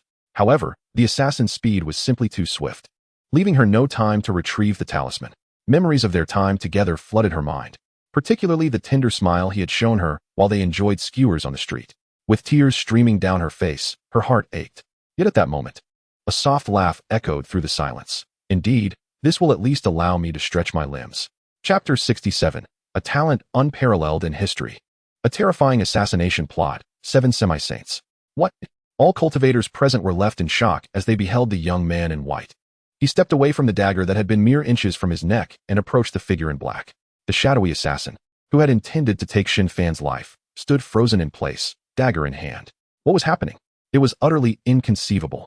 He was able to move freely beneath the town boundary stone suppression. This marked the fourth voice to emerge amidst the chaos. Everything transpired far too rapidly. The crowd looked on in disbelief at Shen Fan, who advanced into the void, and the paralyzed shadowy assassin. As they witnessed the assassin tremble, drenched in sweat, blood oozing from his skin, Lu Zhentian's pupils contracted in surprise as he discerned the faint traces of the Tao emanating from the assassin's body. Incredulously, he exclaimed, "The Tao! It is the Tao of gravity! The Tao of gravity!" Moreover, it must be noted that Shen Fan's mastery of the wind path was flawless. At that moment, Lu Zhentian sensed that the gravitational force imposed upon the shadowy assassin was even more profound than his own comprehension of the Tao of gravity. A single individual grasping 2 distinct Taos. And Shen Fan was leveraging the Tao of gravity to dismantle this assassination plot. How could Lu Zhentian, who had also comprehended the Tao of gravity, not feel an overwhelming shock? What was even more astonishing to everyone was that Shen Fan could act with such freedom while the black-cloaked figure wielded the town boundary stone. What level of cultivation had he attained? Without the support of his cultivation, even with an understanding of the Tao of gravity, he could not have so effortlessly escaped the black-robed man's oppressive force. Witnessing this scene, even the prideful bull-like creatures widened their eyes, staring in rapt attention at the unfolding spectacle. This was truly an act of defiance against the heavens, Lu Zhentian muttered to himself. Suddenly, a soft popping sound, akin to air escaping from a balloon, resonated through the gathering. The crowd watched in disbelief as the paralyzed shadowy assassin was crushed into a pulp, falling lifelessly to the ground. This sound jolted Su Luo back to reality. She gazed at the figure standing in the void, tears streaming down her face, and cried out with fervor, "My lord! My lord!" Was this a reprieve from death? Was he, or she spared? Su Luo found herself at a loss for words. As if only by shouting those 2 words could she suppress the urge to soar into the sky and embrace Shen Fan. Accompanied by a piercing shriek that cut through the air, Shen Fan, standing in the void, felt his garments billow as if caught by an unseen wind. In that instant, a tremendous aura erupted from him, causing his attire to flap violently. Especially upon his exterior, a series of silvery gray divine glimmers surged forth. In this moment, he resembled a radiant star, standing resolutely in the void. Could this be the unique constitution of the Imperial Scion? Why was there no sensation of boiling blood? An elderly cultivator voiced his astonishment. Before them stood Shen Fan, and within his body, 12 resplendent star radiances unexpectedly ignited. As his momentum escalated, the star gleams illuminated vast expanses of the inky night, rendering it breathtakingly magnificent. Suddenly, a silent tremor emanated from the heavens above. All eyes turned skyward, and with a mix of dread and awe, they discerned a total of 12 brilliant stars in the firmament, their residual light subtly cascading upon Shen Fan's form. Those were the 12 zodiac constellations. Could it be that he invoked the celestial powers of the universe through some ancient secret technique? It was said that the methods of ancient sages were invariably in harmony with the natural order, returning to simplicity. Such might was beyond the comparison of ordinary techniques. There could be no mistake. Let us not forget he is the Imperial Scion. Possessing such ancient and formidable powers is hardly surprising. To dare employ assassins to slay the Imperial Scion is unfathomable. In the blink of an eye, as the zodiac star radiance descended upon Shen Fan, boom! A terrifying pressure erupted from him, instantly enveloping the world. Elders from numerous sacred lands and esteemed families felt their bodies tingle with trepidation. This might was even more daunting than that of the previous half-saint level assassin. Was he not merely a half-saint of the third layer? He had already surpassed the sixth layer of half-saint. A man clad in purple-gold robes from the Divine Emperor's sacred land declared, his voice heavy with disbelief. Yet, even as his words lingered, he sensed Shen Fan's aura intensifying further, causing his pupils to constrict in alarm, exclaiming, "Is he at the seventh layer of half-saint?" He is still ascending. Across from Shen Fan, the black-robed elder's aged eyes narrowed slightly as he withdrew the boundary stabilizing stone beside him. The boundary stone was ineffective, a thought he had never anticipated. The assassination scheme had been unraveled. As a killer, his foremost duty was to ensure a safe retreat. However, the speed of his opponent was not something he could easily escape, particularly given Shen Fan's displayed prowess. He had no choice but to retract the boundary stone, focusing all his attention and preparing for battle. Thus, there was no option but to fight. In the next moment, boom! The black-robed elder unleashed an unparalleled might. Instantly, the night sky, once shrouded in star radiance, erupted with torrents of blood mist. In the blink of an eye, the elder was enveloped by a sea of blood, casting a shadow over half the firmament. Compared to Shen Fan's might, the blood sea released by the elder was even more chilling.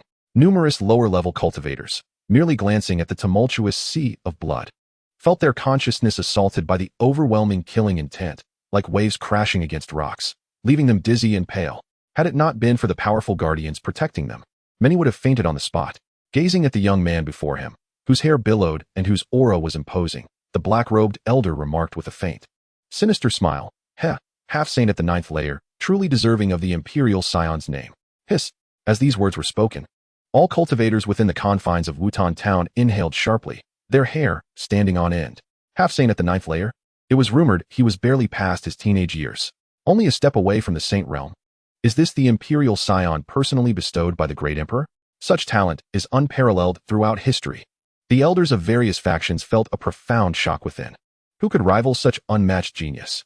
The foremost figure of the eastern region, xianxia, might find himself utterly overshadowed.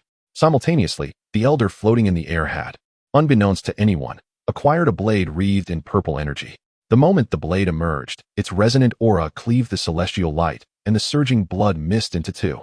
Merely the presence of the blade was sufficient to sever the manifestations of the two formidable beings, indicating its extraordinary nature.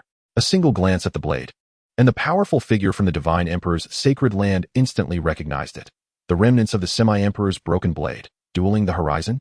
It is indeed he. In the midst of the chaos, Lu Jintian trembled slightly, murmuring, "The one wielding dueling the horizon is none other than the eighth of the god-slaying elders from the god-slaying hall, the sole pursuer, at the ninth layer of half-saint." Although both were of the same realm, one must not forget that the elder before them was a god-slayer. The elder's methods of killing and experience could be described as towering mountains. Though the remnants of the Semi-Emperor's blade were significantly damaged, it was nonetheless superior to typical holy artifacts. Shen Fan, thus far, had not even drawn a weapon, merely observing the sole pursuer with calm composure. Those present were convinced that in this battle, Shen Fan would undoubtedly rely on agility. "Imperial Scion," the sole pursuer intoned in a chilling whisper, waving dueling the horizon. "This is my first time facing a prodigy such as yourself. I shall unleash my full might, lest it becomes dull to claim your head." Amidst his flippant remarks, the sole pursuer, having already reached the pinnacle of his might, initiated the attack. In an instant, 6 identical figures materialized beside him. Terrifyingly, both the dueling the horizon in their hands and their auras were indistinguishable from the original. Sole pursuer's 7 kills. The 7 entities, akin to 7 half-saint level beings, roared in unison. Transforming into 7 crimson rainbows, they surged toward Shen Fan. Moreover, each of these figures bore the killing intent that the sole pursuer had comprehended. The terrifying killing intent released by the 7 was akin to a celestial collapse. Boom! In the blink of an eye, this ancient Wutan town was obliterated to ashes beneath the overwhelming might of the assault. Not good. Uft, uft. A series of blood-spraying and anguished cries rang out as all present were struck to the ground by the terrifying pressure. Some scattered cultivators were instantly reduced to blood mist under the onslaught. Even the leading elders from major sacred lands and ancient clans turned pale as they shielded their disciples, their eyes wide with terror as they beheld the 7 phantom figures charging toward Shen Fan, 7 half-saint level beings. To speak lightly of the situation, yet upon striking, the soul pursuer unleashed an unbounded killing intent. Chapter 68, Great Sound, Subtle Voice. One strike to suppress. Amplified Killing Divine Sutra. Comparable to the might of 7 half-saint level great cultivators. Is this the power of the god-slaying hall slayers? How terrifying. How could he possibly withstand it? With such proximity, he feared his heart and mind had already succumbed to the killing intent. Observing Shen Fan, who remained unresponsive in the void, many believed he was beyond salvation. Yet, a calm utterance echoed through the air. Full strength? My casual strike suffices to reach this pinnacle. Can you withstand it? Before his words faded, the onlookers were bewildered to witness a half-saint level ancient zither materializing before Shen Fan. A mere half-saint level weapon. This was exceedingly reckless. In the next moment, the secret technique of the star constellation within Shen Fan reached its zenith, radiating a brilliant and blinding glow. Boom! In the heavens above.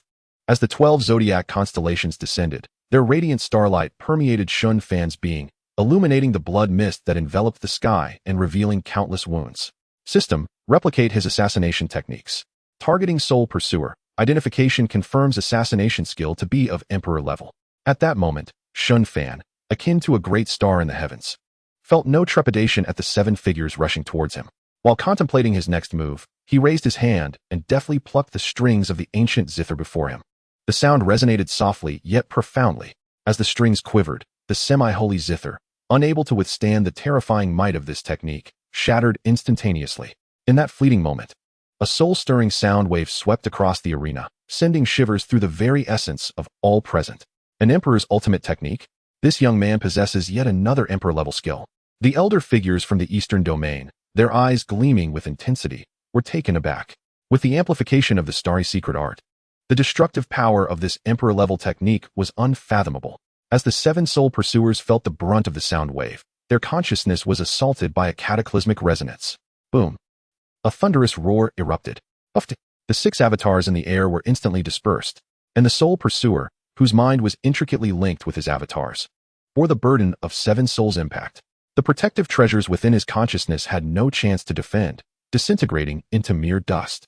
The soul pursuer, under this single strike, spewed blood from his 7 orifices, his spirit shattered.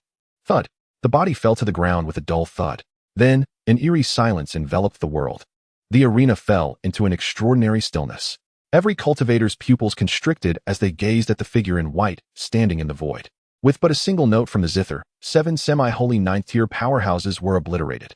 This battle was akin to a force of nature. Moreover, it was the Godslayer of the Godslayer Hall, soul pursuer. Such a spectacle of overwhelming prowess left the onlookers in a daze. Yet, the elder figures of various factions understood that the battle concluded with such swiftness for 2 reasons. First, the soul pursuer's 6 avatars were linked to his consciousness. Second, Shen Fan's zodiac secret art was perceived as extraordinarily formidable, further augmented by the emperor-level zither melody specifically designed to vanquish souls. Perhaps this combination of techniques was the nemesis of such avatar arts. However, it was undeniable that Shen Fan's strength and foundation were profoundly terrifying. It is known that many leaders of the Eastern Domain's major factions were aware that Shen Fan had once employed an Emperor-level fingerprint technique at the 7 Stars Mountain, and now he had unleashed an Emperor-level zither sound. Even Lu Zhentian, who had some insight into Shen Fan, found it impossible to fathom the young man's capabilities in the air. A single strike to slay a Godslayer. Is this the demeanor of an Imperial prodigy? Following this confrontation, the name of the Imperial prodigy would undoubtedly resound across the Xianxian continent. Indeed, one cannot measure a prodigy by ordinary standards. Yet, his starry secret art was undoubtedly the key to this battle. The Godslayer Hall is not to be trifled with, though it remains uncertain whether he can rise to greatness. The Godslayer Hall has persisted since ancient times, and the Soul Pursuer is merely a low-tier Godslayer, ranking 8th. A semi-holy 9th-tier assassin ranks at the bottom of the 8 Godslayers. What then of the other 7's terrifying prowess? This was one reason why the onlookers felt chills when they realized the Godslayer Hall had targeted Shen Fan. As they beheld Shen Fan slowly descending from the sky, the elder cultivators' expressions were a mixture of uncertainty. Many factions that had come to Fulong Mountain were hearing of the Imperial prodigy's emergence for the first time. As mere spectators of this battle, they would undoubtedly strategize upon their return. Understanding Shen Fan's strength and secret arts was of paramount importance. Thus, should the younger generations of various factions have the opportunity to tread the path of the emperors, they would be better prepared to face him. At that moment, Shen Fan had gracefully descended and approached the lifeless body of the soul pursuer. Ding! Congratulations, host, for amplifying the Emperor-level assassination technique, Deadly Scriptures. To the Celestial Killing Scriptures, Ancient Slaughter Technique. Celestial Killing Scriptures, Ancient Slaughter Technique, the primary vein of the Deadly Scriptures. It encompasses 3 mainstream assassination techniques: Hidden Kill, Puppet Kill, and Avatar Kill. Killing Effect State 1. Upon slaying a target using the Ancient Slaughter Technique, the power of the technique will be enhanced. Speed, agility, and lethality will be significantly increased upon execution. State 2. After slaying 5 individuals, the power of the Ancient Slaughter Technique will double. After slaying 50, it will increase tenfold. The maximum enhancement of the killing state is 20-fold. Note: when the killing effect exceeds 5-fold, the host's physical constitution may be affected, entering a weakened state. Exceeding 10-fold may result in physical strain. In severe cases, it may lead to blood depletion and death. Use with caution. Friendly reminder: the origin of the Deadly Scriptures lies with the first Hall Master of the Godslayer Hall, the unparalleled Emperor Jueli, who comprehended remnants of the Ancient Slaughter Technique inscribed on ancient steels. Goodness, he has become the progenitor of assassins. The influx of knowledge regarding the Ancient Slaughter Technique brought a smile to Shen Fan's lips. This technique encompasses various methods of assassination, deceptive movements, concealed strategies, and secret arts, rendering it immensely valuable. Should he encounter assassins or similar cultivators again, they would be as inconsequential as a mere show of strength before a martial arts master. The identity and secret art of the soul pursuer had already been recorded within the slaughter technique. The 6 avatars simply shared the might of the main body. However, during combat, the soul pursuer could freely switch positions. Such a secret art, if employed in a life-and-death struggle, indeed possessed terrifying deterrent power. Just imagine the scenario of one person battling 7 cultivators of the same realm. Few, if any, would find the courage to engage in such a confrontation. Furthermore, the murderous intent emanating from the 7 assassins would easily disrupt the opponent's mental state. Under such mental turmoil, the soul pursuer could indeed eliminate his targets. The Ancient Slaughter Technique's dominance lies in its killing state, a maximum enhancement of 20-fold strength, for one endowed with unparalleled vitality and an indomitable physique like Shen Fan. This was akin to adding wings to a tiger. As for the physical strain, in Shen Fan's view, with his physical constitution ranked among the top 10 sacred bodies of the human race, he would undoubtedly withstand the killing state of the Ancient Slaughter Technique. Chapter 69. Amplifying the 13 Great Avenues. The Godslayer Hall Stronghold. Retrieving his thoughts, Shen Fan gazed at the lifeless form of the soul pursuer on the ground. With a flick of his fingers, he utilized his spiritual energy to gather the spatial ring and severing the horizon from the deceased. The black stone he had previously encountered was, without a doubt, the treasure recorded in the compendium of Xianxian continent, the boundary stone. Shen Fan would certainly not let it slip away. Just then, a voice broke the silence of the scene.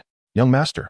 Shen Fan turned in confusion, only to see Su Luai flying towards him, her arms tightly wrapping around his waist, burying her head in his chest. The terrifying technique of the soul pursuer had frightened her into believing Shen Fan had perished. In a one-on-one, or even a one-on-two confrontation, she believed Shen Fan could secure victory with ease. However, facing 7 was beyond the comprehension of most. From the initial evasion of the assassination attempt to confronting 7 semi-holy 9th-tier cultivators, and ultimately slaying the soul pursuer with a single strike. Each of these moments left Su Luoi's heart racing with fear, until everything came to an end. Only then did she finally set her heart at ease. Shen Fan rolled his eyes, speechless, and remarked, crying so pitifully, "I thought you were ambushed." All right, it's all over now." As he patted her back, his gaze swept across the crowd. Su Luoi's cries had also jolted the onlookers back to reality.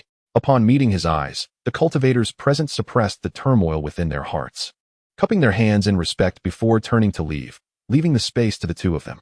System. Copy the insights of all semi-saint level cultivators present. Observing the departure of over a dozen semi-saint cultivators from various factions, Shen Fan mused inwardly. Having already benefited from the paths of wind and gravity, he certainly wouldn't let this opportunity slip by. Host acknowledged. Amplification of copying initiated. Locking onto Lu Wu, identified insight as initial comprehension of the water path. Locking onto Lu Zhentian, target copied, copy failed. Locking onto Feng Gaoyong, identified insight as initial comprehension of the thunder path. At this moment, the anomalies surrounding Fulong Mountain had subsided, leaving only a golden halo enveloping the entire mountain body. The fierce battle had captured everyone's attention. causing the treasures that had flown out from Fulong Mountain to vanish without a trace. The crowd began a search, hoping to uncover fragments of celestial artifacts hidden within. Even Lu Zhentian had soared away from this place. As for the other factions, they commenced the construction of edifices amidst the ruins of Wutan Town, preparing for future use. Congratulations, host. Initial comprehension of the sealing path amplified to perfected sealing path. Upon the conclusion of the final system announcement, Shen Fan withdrew his gaze. He had successfully copied a total of 13 paths, yielding bountiful rewards. The perfected paths comprised 7 distinct ones: sealing, blood slaughter, sacrificial treasures, cutting, gold, wood, and water. Meanwhile, the paths amplified to the great ascension level included 6: illusion, entanglement, excavation, dance, as well as the earth and thunder paths. What captured Shen Fan's attention the most were undoubtedly the 7 paths of perfection, especially the cutting path, which could sever all things. Even the attacks of cultivators could be sliced through. The sacrificial treasures allowed for the offering of artifacts to unleash devastating explosive attacks on foes. The meanings of the other paths were quite literal and easily comprehensible. It was indeed a privilege for a cultivator to comprehend such paths. Shen Fan reflected with a sense of admiration. The cutting path was precisely what he had copied from a semi-saint man within the Divine Emperor's sacred land. The other party's aura was exceptionally robust, likely a protector of Zhang Taisui. However, the more powerful the path, the harder it was for cultivators to comprehend. Thus far, Shen Fan had not managed to copy any exceedingly bizarre paths, such as one where merely speaking could summon reality, declaring, "I am invincible in this world, destined to become an emperor." Surely, there couldn't be such a preposterous path, Shen Fan mused. Of course, utilizing these paths was not without limitations. Unlike other forms of attack, the consumption of spiritual energy and blood essence within a cultivator would increase exponentially when employing these paths. The power unleashed would be utterly terrifying. Yet, for someone possessing the unparalleled holy body like Shen Fan, this posed no challenge. After all, the 10 holy bodies were notoriously known for their insatiable appetite for energy. Their internal capacity for qi and blood was truly formidable. Gazing at the 13 paths swimming in his sea of consciousness, Shen Fan felt a deep sense of satisfaction. Let us not forget he also possessed the extreme Tao Immortal Sutra capable of integrating path attacks. To be honest, Shen Fan himself was uncertain of the extent of his current strength. The assertion that he could casually unleash an attack at the pinnacle of this realm was not mere bravado. It was said that to become an emperor is to affirm one's own path. With 17 paths already acquired, what would it mean to copy the cultivation of an emperor? As for the future, it mattered little to him. Shen Fan cast aside such thoughts. Noticing that Su Luoi, nestled in his embrace, showed no intention of releasing him. Tightening her grip instead while occasionally emitting whimpers, he observed her trembling form with a serious gaze. Feeling the softness pressing against his chest, he spoke in a deep voice. "Still crying? Do you doubt my strength? You little maid, are you asking for a beating? Let go." As he spoke, Shen Fan lightly tapped his toes and floated into the carriage. "I am just scared," Su Luoi murmured amidst her sobs, shaking her head repeatedly. Her arms tightening around his waist once more. "As you wish," Shen Fan whispered, raising his hand to deliver a light smack to her waist. Slap. The crisp sound echoed. Su Luoi had never anticipated that this familiar sensation would come upon her in such a manner. A wave of sharp pain surged, forcing her to bury her face against Shen Fan's chest, weeping, "Wu, if you want to hit me, go ahead. Hit me as much as you like." Upon hearing this, Shen Fan placed his hand on her lower back and murmured softly, "If you don't let go, the sensation is indeed quite pleasant. It seems this young master will have to try out the eagle claw technique and test the feel." Eagle claw technique to test the feel? Feeling the large hand descending behind her, Su Luoi's face flushed crimson, and she hastily released her grip. As a young maiden, how could she endure such torment? Wiping her tears, Su Luoi covered her back, indignantly exclaiming, "Who did you learn this from? Such improper behavior. I'll get back at you." Shen Fan shot her a sidelong glance, then retrieved the mysterious turtle shell and placed it on the floor, bending down to inscribe a single character. "Kill." At the same moment, a wave of information surged into his mind. Meaning of the character kill. Where is the nearest location of the Killing God Hall organization? Since they dared to threaten him, Shen Fan had no qualms about dismantling this organization. As for the mastermind behind the assassination attempts, only the elder of the Yi family and Lu family were privy to his wind path. It was clear that it was the elder of the Yi family. When the time came, he would eliminate them effortlessly. Analysis of the mysterious turtle shell. 5,000 miles southwest, beneath Huayan Mountain, lies Phoenix Gathering Town, where the indigenous people are all members of the Killing God Hall. Decryption complete. Turtle shell patterns incur no consumption.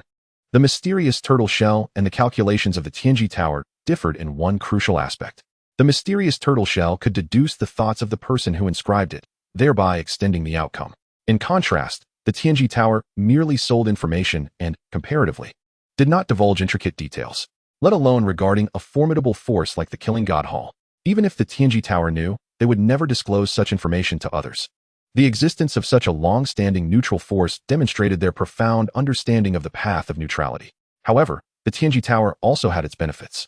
If Shen Fan had matters to attend to, a visit to the Tianji Tower could save him considerable effort in terms of the turtle shell patterns, such as when he previously inquired with Su Fengxian about the presence of significant ancient sites nearby. He saved the consumption of the mysterious turtle shell-S patterns. This treasure was essential for his endeavors. Once used up, it would be gone. It seemed he would have to replicate the secret techniques of the Tianji Tower in the future to avoid exposure. Having set a small goal for himself, Shen Fan stored away the mysterious turtle shell when he suddenly heard a rustling sound from behind. Turning around in confusion, he found Su Luoyi at the end of the carriage, her head lowered as she untied the belt at her waist. What the? His expression shifted, and he exclaimed, "You dare to say I don't learn well? Are you attempting to seduce me?" Chapter 70. Journey to the Killing God Hall's Stronghold. Lu family's gallant allies, the Monghuang tribe. One must admit that Su Luoyi possesses extraordinary beauty. If she were to exist in contemporary society, the term goddess would undoubtedly be applicable.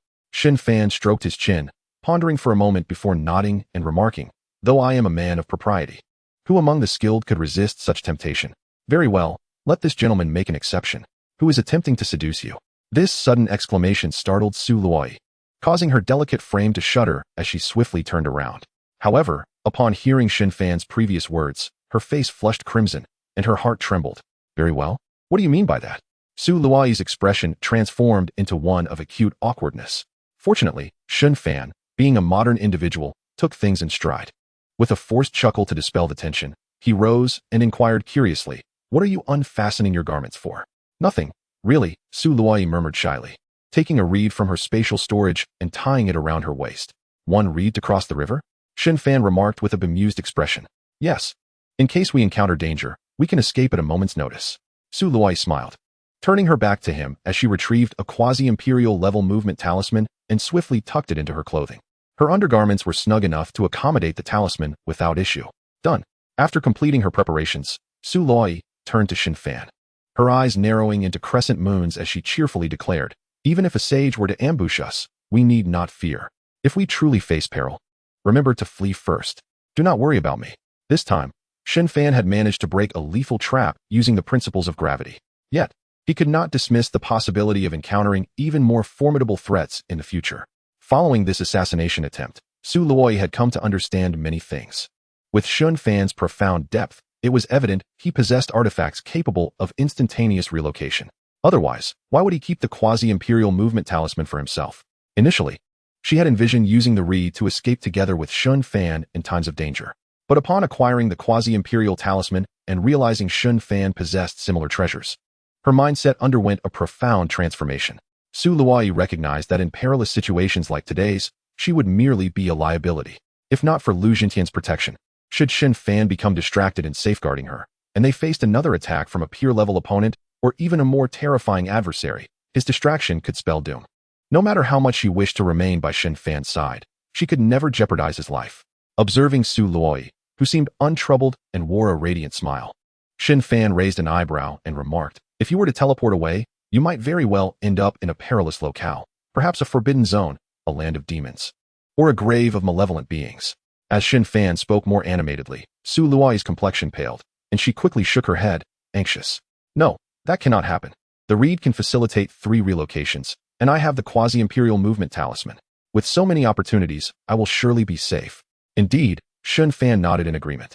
Su Luoyi finally exhaled in relief, only to see Shen Fan gazing at her, raising his hand to calculate something, causing her heart to race. "I did a slight calculation and discovered your luck is not particularly favorable. Please, do not calculate any further." Su Luoyi exclaimed in fright, clutching his hand. She held great admiration for Shen Fan's predictive skills, especially considering her own misfortunes apart from their encounters.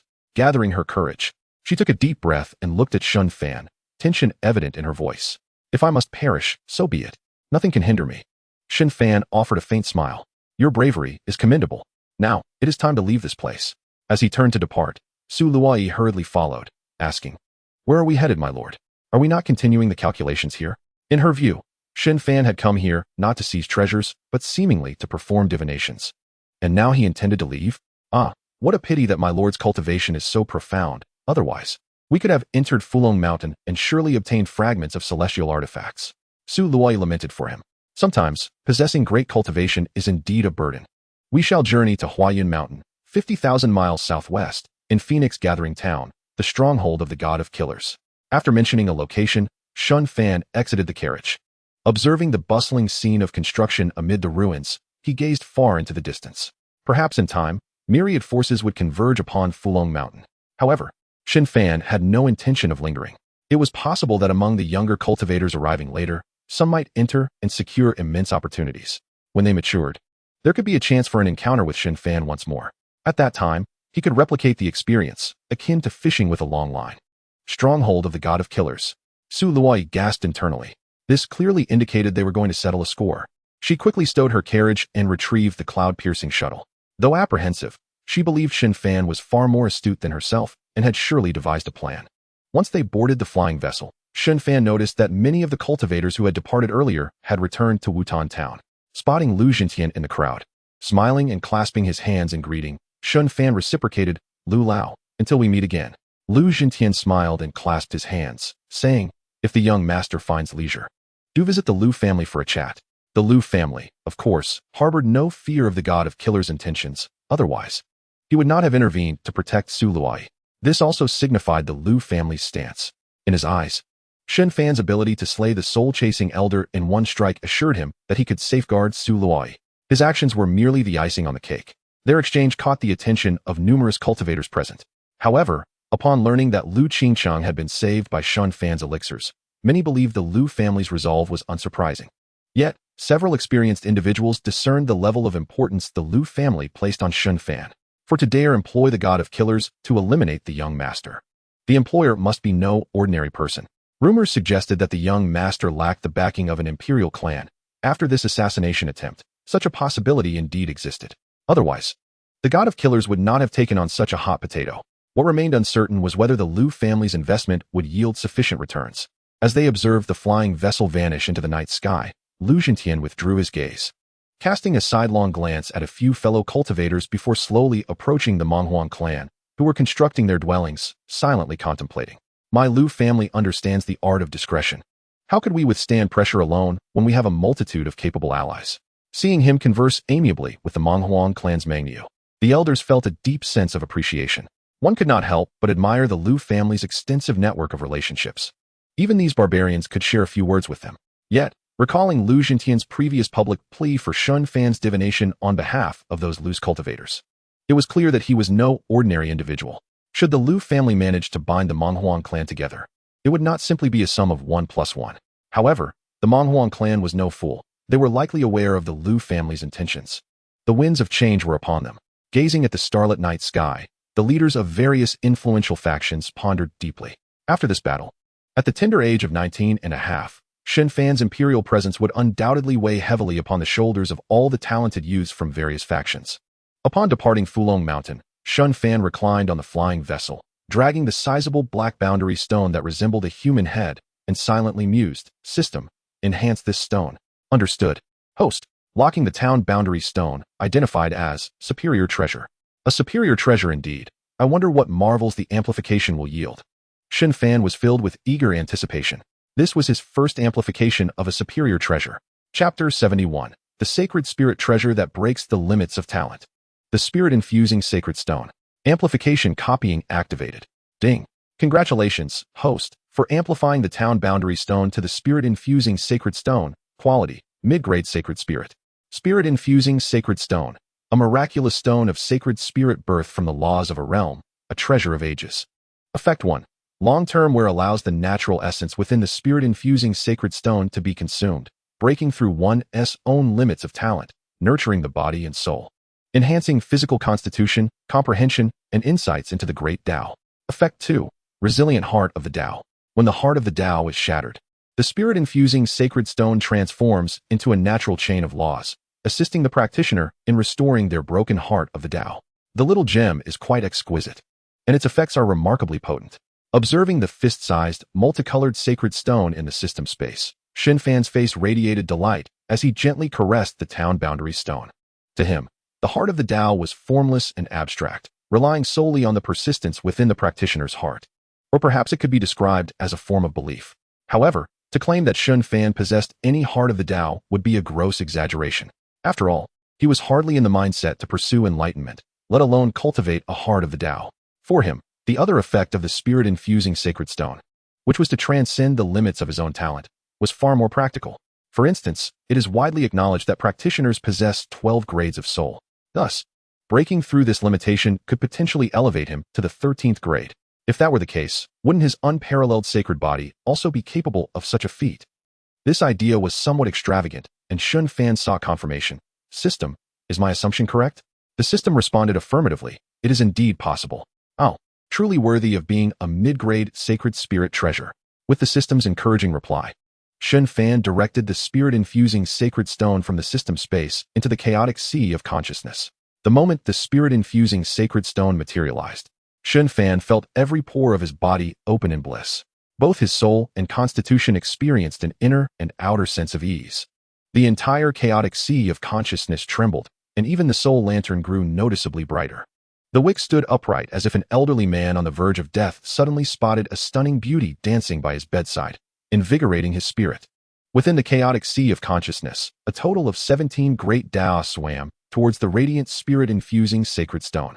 This scene illuminated the entire chaotic sea of consciousness in a kaleidoscope of colors, particularly as the extensions of the 17 great Taos, such as wind, thunder, water, and earth, claimed their place within the chaotic sea, adding a considerable vitality. My mind is on the verge of becoming a small world. After reflecting on his internal sight, Shen Fan suddenly noticed, amidst the solitary flicker of the soul lantern, within the swaying blue smoke, a golden phantom, the size of a thumb, flickered in and out of visibility. It was the golden body of the soul. However, at this moment, the golden body of the soul had yet to fully coalesce. Fortunately, the soul-crossing technique could cultivate itself automatically, solidifying it was merely a matter of time, relieving Shen Fan of considerable worry. Once the golden body of the soul successfully coalesces, the power of soul attacks would multiply, and even if the practitioner perished, they could escape using soul secret techniques, akin to having a second life. Whether to parasitically seize another's body or focus solely on the soul body would depend on personal choice. After withdrawing his internal sight, Shen Fan stored the town boundary stone in the system space and retrieved the broken blade weapon and spatial ring used by the soul-seeking elder, thinking to himself, "System, copy this weapon and all items within the spatial ring. Though it is a ruined weapon, it is nonetheless of quasi-emperor caliber." Understood, host. Locking the broken blade. Identified as severely damaged quasi-emperor weapon. Amplification copying activated. Ding. Congratulations, host, for acquiring the quasi-emperor weapon, Dragon Roar Bone Knife. Dragon Roar Bone Knife. Crafted from the bones of an ancient demon clan powerhouse, it is exceptionally heavy and possesses the strength of a dragon elephant. When wielded, it emits a dragon-s roar, shaking the surroundings and instilling fear in the hearts of others. Its might is extraordinary. In the system space, a 1.5-meter-long white jade bone knife hovered in midair, emanating a faint black mist, exuding an impressive aura. Within the black mist, a green-eyed black dragon coiled around the bone knife, exuding an overwhelming sense of oppression. It appears even broken items can be copied and amplified. Quite commendable. With a smile on his face, Shen Fan stored the broken blade and began to contemplate the gains from this expedition to Fulong Mountain. One of the top 10 physiques of the human race, the perfected, unparalleled sacred body. His cultivation had even reached the 9th heavenly layer of half-saint. Moreover, the quasi-emperor quality soul lantern unexpectedly exhibited a warning effect when assassins appeared, allowing Shen Fan to sense the stirring of his soul immediately. It was akin to having an additional alarm system. Though not particularly useful to him at present, this ability was undeniably impressive. Additionally, he had acquired the Emperor's supreme technique. The Great Sound is Silent, the mid-grade sacred-level soul-crossing technique, along with 13 great Taos, and the ancient killing technique from the Slaughter Immortal Scriptures. As for the treasures ejected from Fulong Mountain and the items within the soul-seeking elder's spatial ring, apart from the Dragon Roarbone knife and the damaged broken blade, none achieved quasi-emperor quality. However, several sacred weapons were amplified, allowing Shen Fan's collection of sacred weapons to surpass the 50 mark reaching 56. At that moment, Su Luo Yi approached, draping a plush blanket over Shen Fan.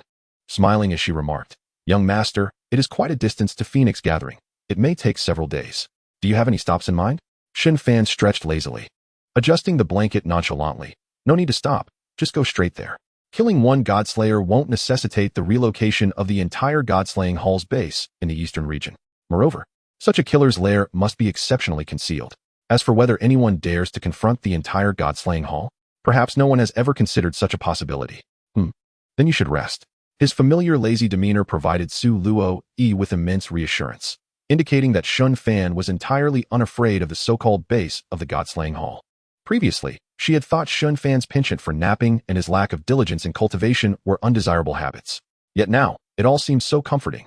Observing Shen Fan burrowing into the blankets, Su Luo Yi tucked a strand of hair behind her ear, smiling as she adjusted the blanket's corners for him.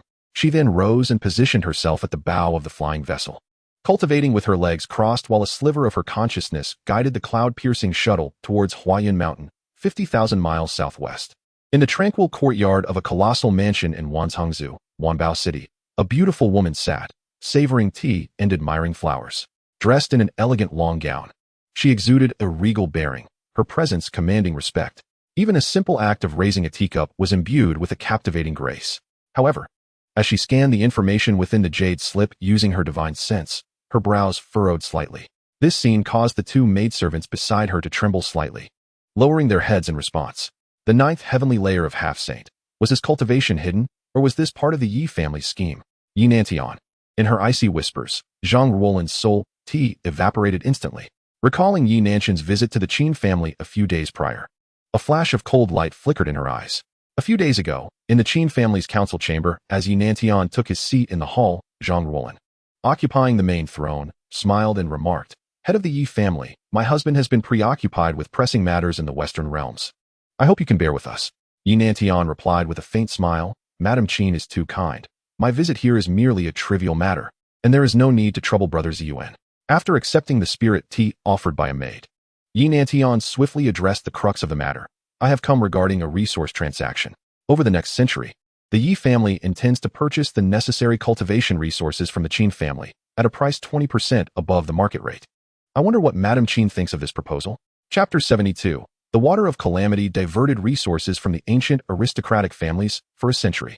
It is well known that the consumption of resources required for the cultivation of the descendants from ancient aristocratic families is staggering, primarily involving top-tier resources.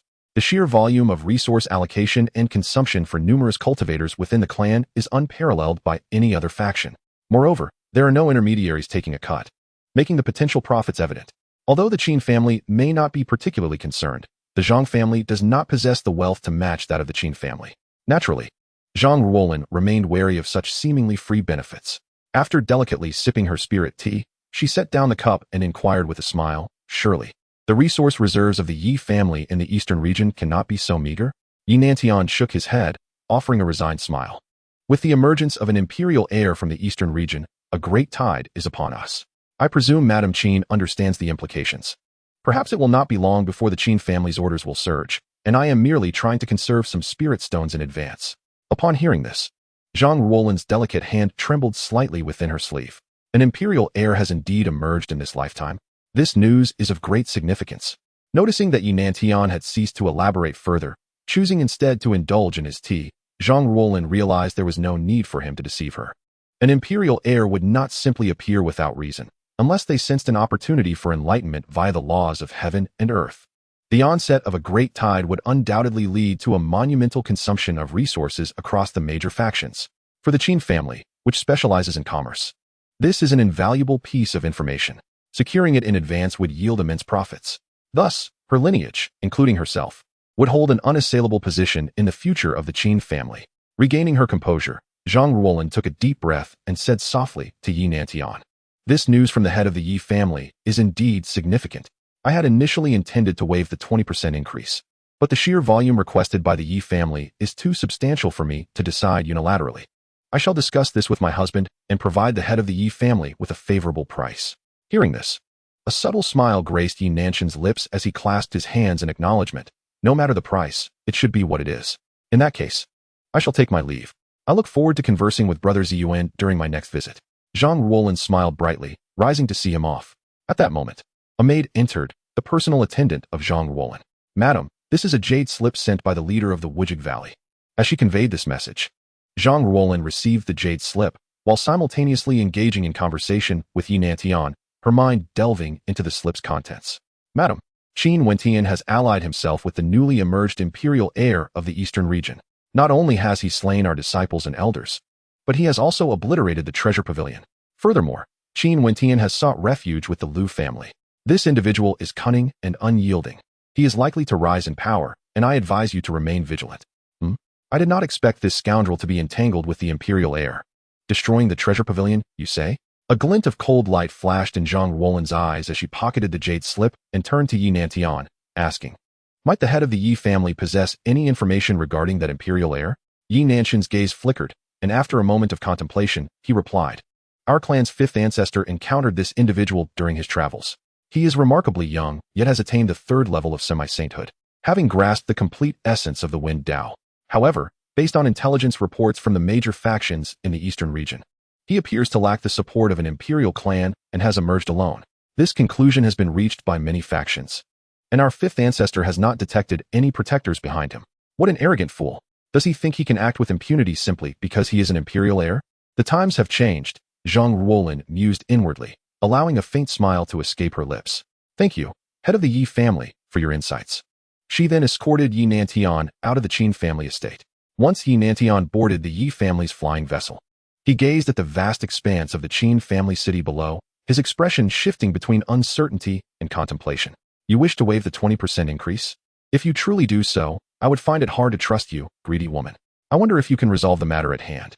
In his view, Zhang Ruolin's serpentine heart and avaricious nature would undoubtedly prevent Qin Wentian, hiding within the Liu family, from ever having a chance to rise. The Wujig Valley, being merely a premier sect, originally lacked any semi-saint guardians. It was Zhang Ruolin who had dispatched someone to concoct a semi-saint elder. Yet whether confronted by Shen Fan or facing retribution from the future Qin Wentian, she could not afford to let this loyal dog feel disheartened. Thus, Shen Fan had become her obstacle. A mere semi-saint at the third level dared to destroy the Qin family's treasure pavilion auction house. With these reasons in mind, he believed that Zhang Ruolin would not hesitate to act decisively. Shen Fan, I wonder if you are satisfied with this scheme of diverting calamity. I hope your fortune endures a while longer. With a calm demeanor, Yi Nantian gazed towards the eastern region, inhaled deeply, and retreated into the cabin of the flying vessel. Was this truly an intentional act by Yi Nantian? In the garden, Zhang Ruolin's thoughts swirled as she reflected on the events of that day.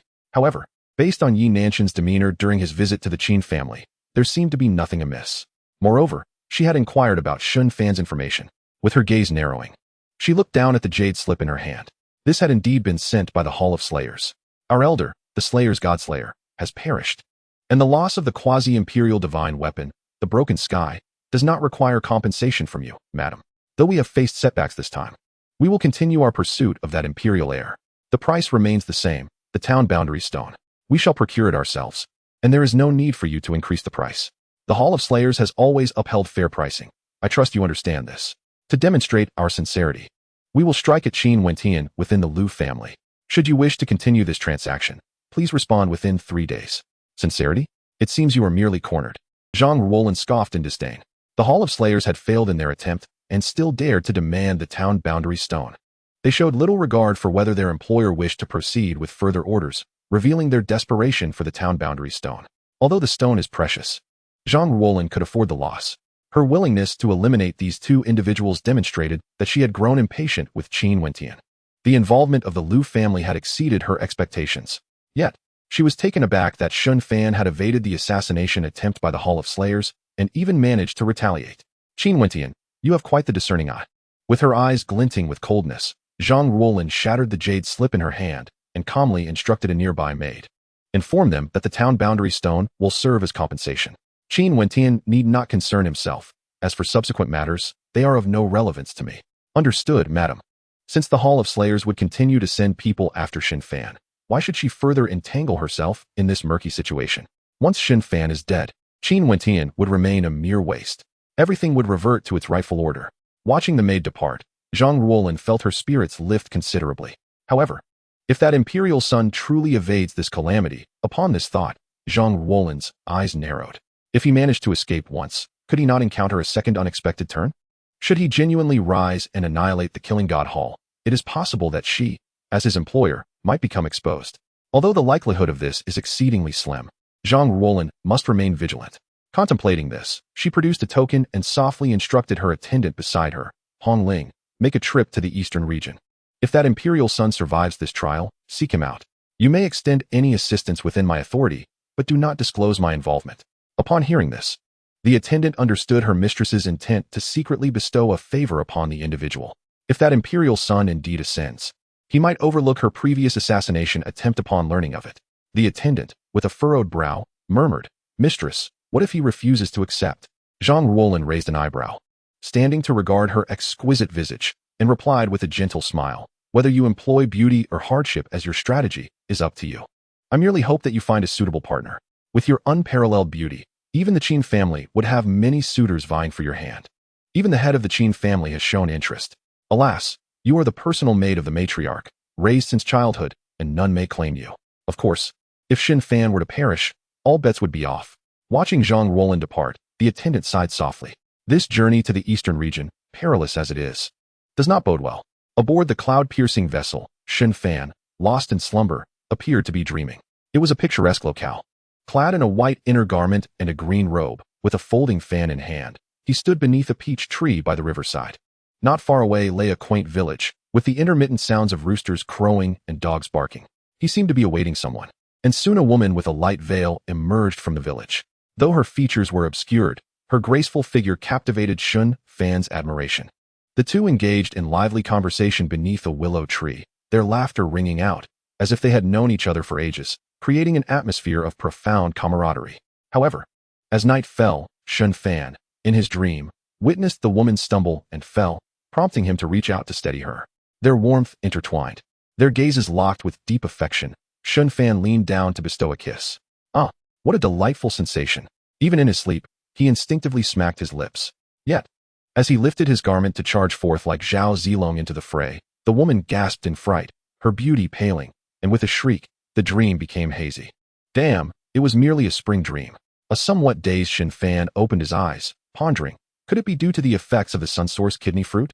Raising an eyebrow, he peeked from beneath the fox-fur blanket, directing his gaze towards Su Lui, who stood at the bow of the vessel. Had she broken through? There she was, enveloped by dozens of low-grade spirit stones, with spiritual energy swirling around her, her aura steadily ascending.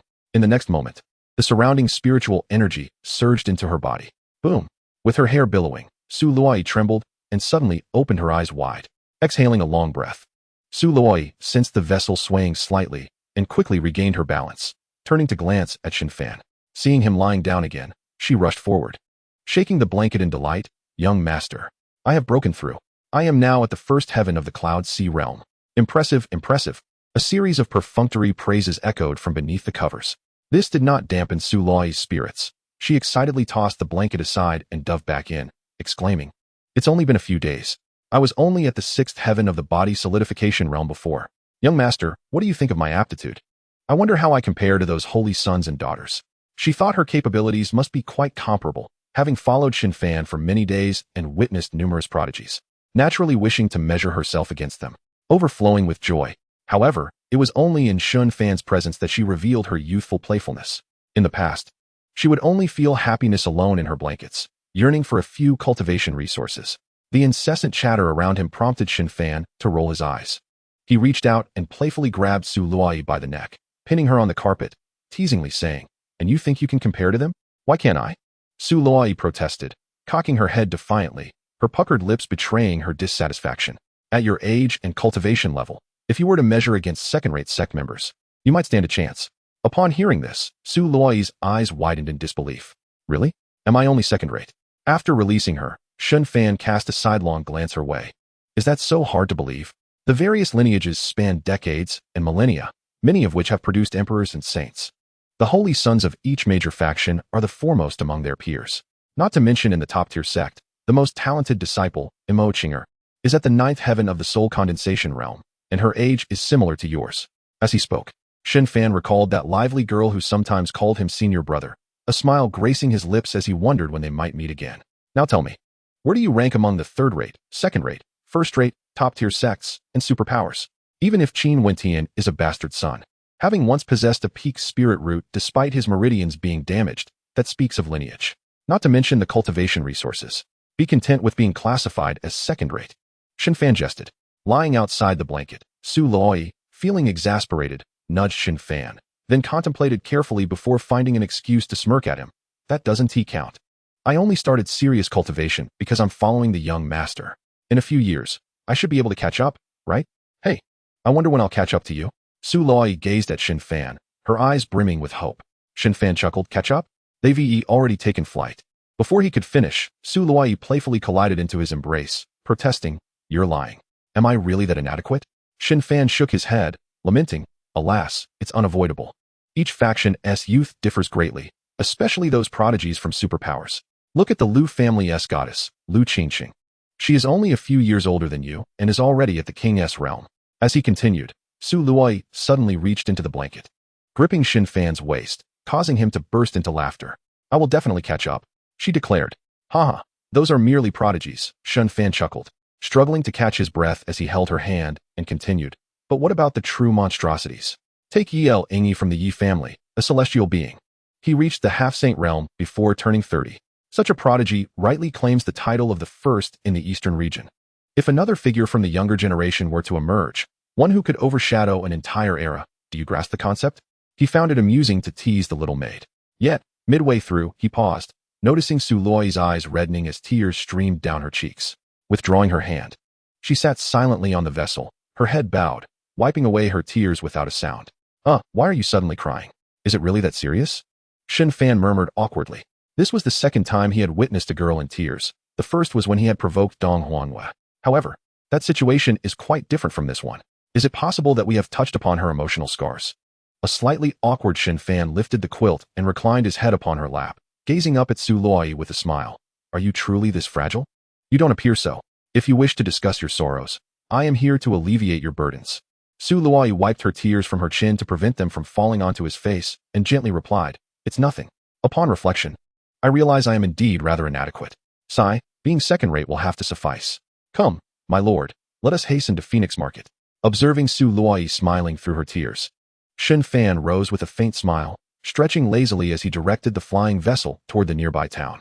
After pondering for a moment, he turned to Su Luoyi, who was folding the quilt, and earnestly said, ground yourself and diligently cultivate your skills.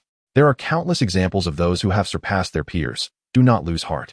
Yes, I am certain I can catch up. Su Luoyi beamed at him, her voice brimming with determination.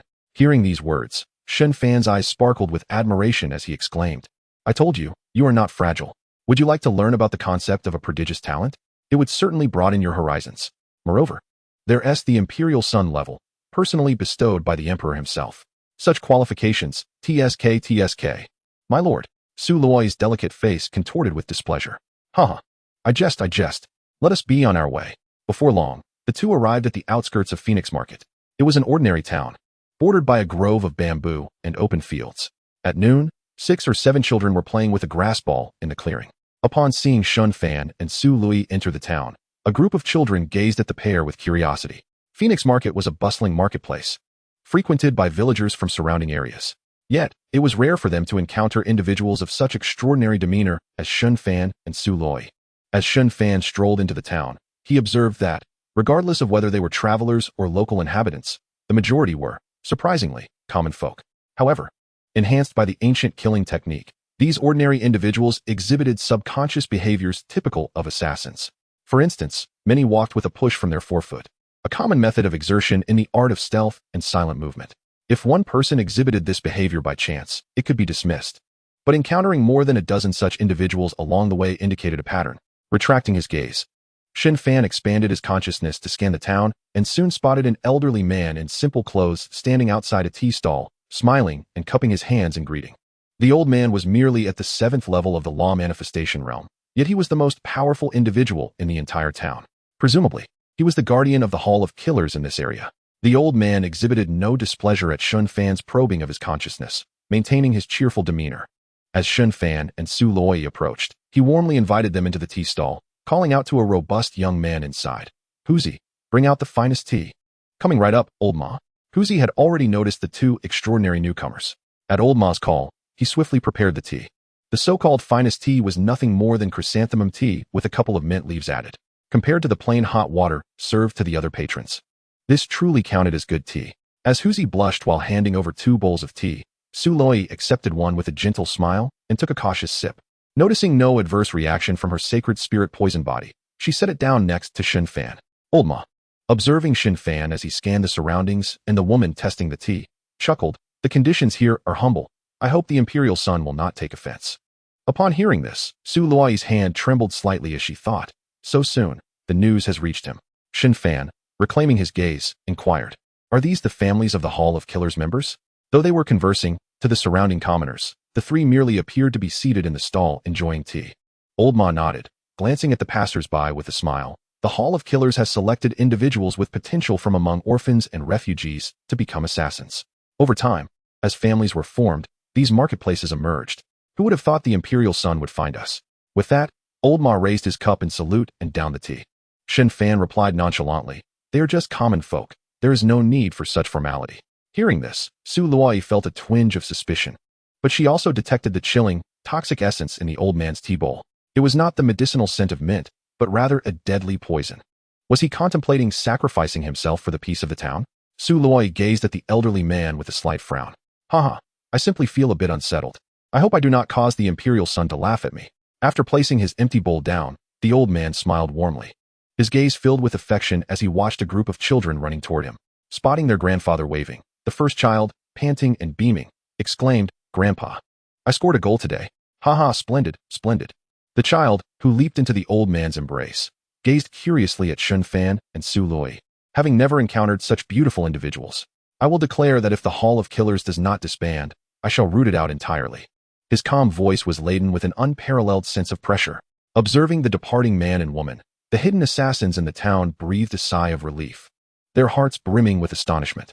Could this be the imperial son who eliminated the elder of soul pursuit? Such audacity!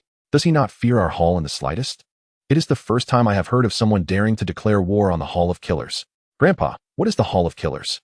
Yeah, old ma. It sounds so impressive. I found this little jade vial. I saw that big brother leave it behind. The voices behind gradually faded, as Su Luoi boarded the flying vessel. She glanced back at the town below, only to see Shen Fan taking out the mysterious turtle shell, engrossed in his calculations. Clearly, he was once again determining the next base for the Hall of Killers. However, this time, Shen Fan had narrowed his criteria, focusing solely on the strongholds of the Hall's assassins. "From now on, I will control the cloud-piercing shuttle. You focus on your cultivation." Watching him calmly store the turtle shell and settle into a meditative posture, Su Loi hurriedly sat down, her delicate face tense with nervousness. This was the first time she had witnessed Shen Fan so absorbed in a single task, threatening the Hall of Killers to disband. This was a force that struck fear into the hearts of many factions at Fulong Mountain. Even at the time, the leaders of Liuzhen Tian bore grave expressions, knowing that the assassins sent from the opposing side were at the half-saint ninth heaven. Was their lair not guarded by a saint-level cultivator? Contemplating this, Su Luoi swallowed hard. Looking at Shen Fan with a whisper, "My lord, have you reached the saint realm?" Throughout their journey, Su Luoi found it most fitting to describe Shen Fan's strength as unfathomable. She suspected that he might be concealing his true cultivation level. Shen Fan, observing the anxious expression on Su Luoi's face, replied calmly, "Does one saint realm alone possess the power to obliterate a top-tier force? Do you think that is plausible? Expand your horizons." "Indeed, you are right. My goodness." Su Loi trembled all over, her eyes wide with disbelief as she gazed at Shen Fan. You are a quasi-emperor. What does a mere quasi-emperor matter? Huh, why are you fainting?" Gazing at the petrified Su Loi, who lay sprawled on the flying vessel, her eyes rolling back as she fainted, Shen Fan chuckled as he skillfully maneuvered the cloud piercer, vanishing into the horizon in a mere flicker. In just half a day, while piloting the craft, Shen Fan found himself hovering above a sect's domain. The moment he materialized, the protective grand formation of the Shenin sect sprang to life. "Shen Fan, do not deceive yourself." A chilling voice, resonating like thunder, reverberated within the heart of the Shenin sect. Chapter 75, The Assault of the Great Path. Annihilation of a Supreme Power. Outside the Grand Hall of the Shenin sect, the leading figure among a dozen formidable warriors cast a frigid gaze upon Shen Fan. As a premier force, backed by the Kill God Hall, the Shenin sect had never endured such humiliation. Numerous disciples flew out from their training grounds, holding their breath as they fixated on the sky. The atmosphere had grown unbearably tense. How on earth did he locate us? Could it be the Tianji Tower? None anticipated that Shen Fan, after a mere visit to the Phoenix Gathering, would dare to assault the gates of the Shanin sect. The disciples learned from the secret transmission of the Kill God Hall, delivered by Ma One, the guardian of the Phoenix Gathering, that their adversary intended to disband the Kill God Hall, which had been entrenched for millions of years, relying solely on his own strength. Utter madness. Yet, the only response to the Shanin sect's leader was a whisper. Gale, a mighty wind swept past Shen Fan on the flying vessel, causing his white garments to flutter dramatically. With his black hair billowing, he slowly raised both hands, unleashing his full aura. Thunderous waves of his formidable semi-saint ninefold celestial might rippled through the surrounding space. Shen Fan's indifferent gaze fell upon the throng below as he intoned darkly, "Rise." In the next instant, the perfected wind path within his sea of consciousness erupted forth, radiating resplendent divine light. As the wind path surged from his awareness, it coiled around him like a school of fish, transforming into countless threads of golden wind path laws, encircling him. With a roar, the tempest unleashed its fury. A deluge of winds, imbued with overwhelming might, howled toward the Shanin sect from every direction. Where the winds passed, laws inscribed themselves into the void, resembling irregular golden meteors plummeting toward the faces of the Shanin sect's disciples, whose expressions shifted dramatically. "Shen Fan, my hall shall surely slay you." With a deafening crash, the protective formation of the Shanin sect shattered instantaneously. The rampaging winds of the great path mercilessly obliterated every cultivator within. As the winds dispersed, the Shanin sect vanished without a trace, leaving behind only the tilled earthen expanse and the lingering aura of the great path that sent shivers down the spines of the surrounding cultivators. Silence enveloped the area. The onlookers, watching from afar, gazed in horror at the figure clad in white above. Some cultivators were rendered utterly speechless. As a premier force, even the ancestors of the Shanin sect had not emerged. Utterly annihilated instead, completely eradicated. Is this truly the might of the great path? It is utterly terrifying. This individual must undoubtedly be a legendary saintly cultivator. One cultivator, observing the remnants of the great path on the ground, felt a chill of dread. Even though the aura had dissipated, the lingering remnants of terrifying power left them feeling as though their scalp were crawling. Below the saintly realm, all are but ants. Is this the true strength of a saint? I have lived for centuries and have yet to behold a saint's visage. Shen Fan? This name has never crossed my ears. As they sensed the remnants of the great path swirling within the ruins of the Shanin sect, the surrounding cultivators dared not even breathe, their hearts trembling as they gazed at the departing vessel. This was nothing short of a massacre. Were it not for a life-or-death vendetta, why would a saint lower themselves to take action personally? To those of lesser cultivation, Shen Fan's aura was overwhelmingly terrifying. With a single strike, he obliterated a top-tier sect, without them possessing even the slightest capacity for resistance. It was likely that even a semi-saint could not accomplish such a feat with such ease. Truly, it was as simple as blowing a breath. The cultivators exchanged glances, their eyes filled with shock. When the cloud piercer finally settled outside a large city, Su Loi turned to look at Shen Fan, who lay sprawled behind her. This was his first time taking so many lives. Earlier, when he had turned away, Su Loi had noticed a flicker of tumult in his eyes. There was no exhilaration in his act of killing. Instead, he lay there lazily, gazing at the azure sky. She dared not pry further, silently piloting the craft as they aimlessly soared through the air. Su Loi understood that Shen Fan had refrained from acting at the Phoenix Gathering because they were merely ordinary people. Moreover, the old man's voluntary act of poisoning himself for the peace of the town was also one of the reasons Shen Fan spared them. Now, having slain so many, Shen Fan's mindset may have shifted. As for his earlier claim regarding a mere quasi-emperor, it was undoubtedly a ruse to impress her. Contemplating this, Su Loi furrowed her brow, inwardly muttering, "The speed at which the Kill God Hall disseminates information is astonishing. They ignored the warnings. They should have fled. Humph, they deserve their fate. If they must die, then so be it." With this thought, she descended the vessel and called out to Shen Fan, "Young master, let us explore the grand city ahead and buy something to eat." Whenever Su Loi felt downcast, a trip to the market always lifted her spirits. "Go by yourself," Shen Fan replied lazily. "It's no fun alone." Su Loi hastily stepped forward, tugging at his arm, urging, "Come on. You must have never tasted the delicacies of cultivators." "I've never had them before either, but now that we have money." "No, you have money. We must indulge ourselves." Shen Fan simply closed his eyes, feigning sleep, unwilling to engage. Presently, he wished to think of nothing, to do nothing. He felt utterly drained. Observing this, Su Luai pondered for a moment, then bent down, gripping Shen Fan's arm and hoisting him onto her back. However, as Shen Fan's weight pressed down upon her, Su Luai's delicate face flushed crimson, the veins on her forehead bulging. Whoa, young master, you're so heavy. Can you control it? Supporting herself against the vessel, Su Luai felt as though a mountain had settled upon her. Her eyes nearly bulged from their sockets. The might of a saint's body, even if its aura remained contained, was a considerable burden for a cultivator of her level. Fortunately, after a brief moment, a gentle breeze swept past them, and Su Luai felt Shen Fan's weight lighten considerably. With a smile curving her lips, she stowed away the vessel and began walking towards the bustling Fuyo city, carrying Shen Fan on her back. Fuyo city was vast, and Su Luai searched for quite some time before finally discovering a bustling market. As she surveyed the throngs of people, she tugged at Shen Fan's legs, her heart racing with excitement as she murmured, "Wow, this place is enormous." Shen Fan instinctively shrank his waist. Trade goods, 6th grade mixed yuan pill, in exchange for a healing elixir. 5th grade golden silkworm candy figures, 1 medium grade spirit stone each. Listening to the cacophony of vendors hawking their wares, Su Luai's eyes sparkled as she approached a stall selling candy figures, exclaiming, "Uncle, please make me too." "What kind would you like, little girl?" The middle-aged man replied with a grin, scooping sugar syrup from the pot with a ladle. "Just as my young master and I resemble." As she spoke, Su Luai turned around, tilting her neck to reveal Shen Fan's handsome visage. "Now, can you see clearly? Oh my, you too, as master and servant, possess quite an extraordinary demeanor. Why not simply have him ride on your back?" In response to the vendor's suggestive gaze, Su Luai smiled and placed a spirit stone on the stall.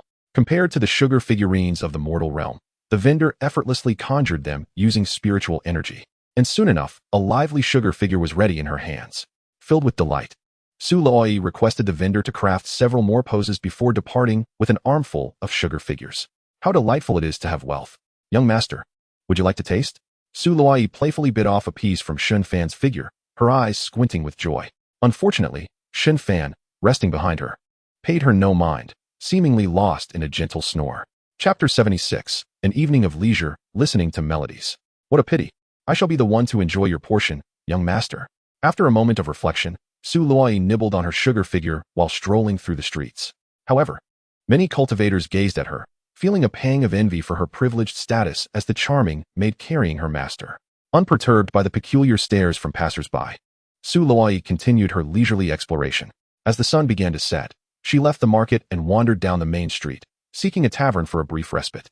Before her stood a building adorned with vibrant ribbons, thronged with a boisterous crowd. Word had it that tonight, Miss Lanrong would perform a dance. "Oh, she is the one of my dreams." An excited cultivator clad in fitted attire peered eagerly into the building. Witnessing his fervor, another cultivator chuckled, "Tonight, Miss Lanrong will don a lace gown. It will surely be enchanting. Ha ha ha. What a pity that the entrance fee is a pinnacle spirit stone. We can only gaze from outside, hoping for a glimpse. Do not speak such nonsense. Where did you hear that? Do not tarnish Miss Lanrong's reputation." A cultivator's expression shifted as he glared at his companion. Another lovesick fool. Not only is he broke, but his wits seem to have abandoned him as well. The crowd dismissed him, eagerly watching the interior of the establishment. Though the Phoenix and Dragon Pavilion was not a brothel, its influence was considerable, and the ladies within merely sold their art, not their bodies. Yet, such rules were mere trifles to true powerhouses. Only the naive would believe otherwise. Seeing the crowd so captivated by an entertainment venue, Su Luai lost interest and withdrew her gaze, but Shen Fan, still behind her, had awakened. Observing Shen Fan, who was gazing skyward and calculating with a serious demeanor, Su Luai anxiously inquired, "Young master, have you discovered something?" With a slightly furrowed brow, Shen Fan nodded and pondered. "Indeed, I have observed the celestial signs and discerned that tonight holds no significant events, only the allure of melodies." "Oh, I see. Wait, young master, are you intending to visit the Phoenix and Dragon Pavilion?" As he strode directly toward the colorful building, Su Luai felt compelled to pull him back. This place cannot be reputable. Yet, considering Shen Fan had shown little energy throughout the day, his sudden enthusiasm made her hesitant to interfere. Before long, the crowd outside the Phoenix and Dragon Pavilion felt an invisible force parting them. Just as they were about to voice their displeasure, a pair of extraordinary individuals approached the grand entrance. "My, what splendid weather we have today." The crowd turned to the burly man who bellowed such incongruous words. They all recognized that this pair was certainly not ordinary. Though the woman's cultivation was somewhat lacking, the young man, exuding an ethereal charm, moved through the throng without a sound, with not a hint of his cultivation detectable. Inexplicable. The burly man, a clear brute, struggled to find his words after his initial outburst. Seeing the attention directed at him, he blushed, finally slapping the shoulder of a nearby cultivator. Cousin, fancy seeing you here. The bystanders looked on in bewilderment. How remarkable! The crowd murmured in admiration. As Shen Fan approached, the doorman of the Phoenix and Dragon Pavilion clasped his hands and smiled. Esteemed sir, the rules of the pavilion dictate that women cannot enter.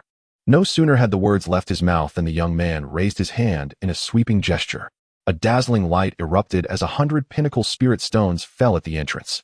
Yet, the doorman maintained his composure, bowing slightly to Shen Fan without uttering a word.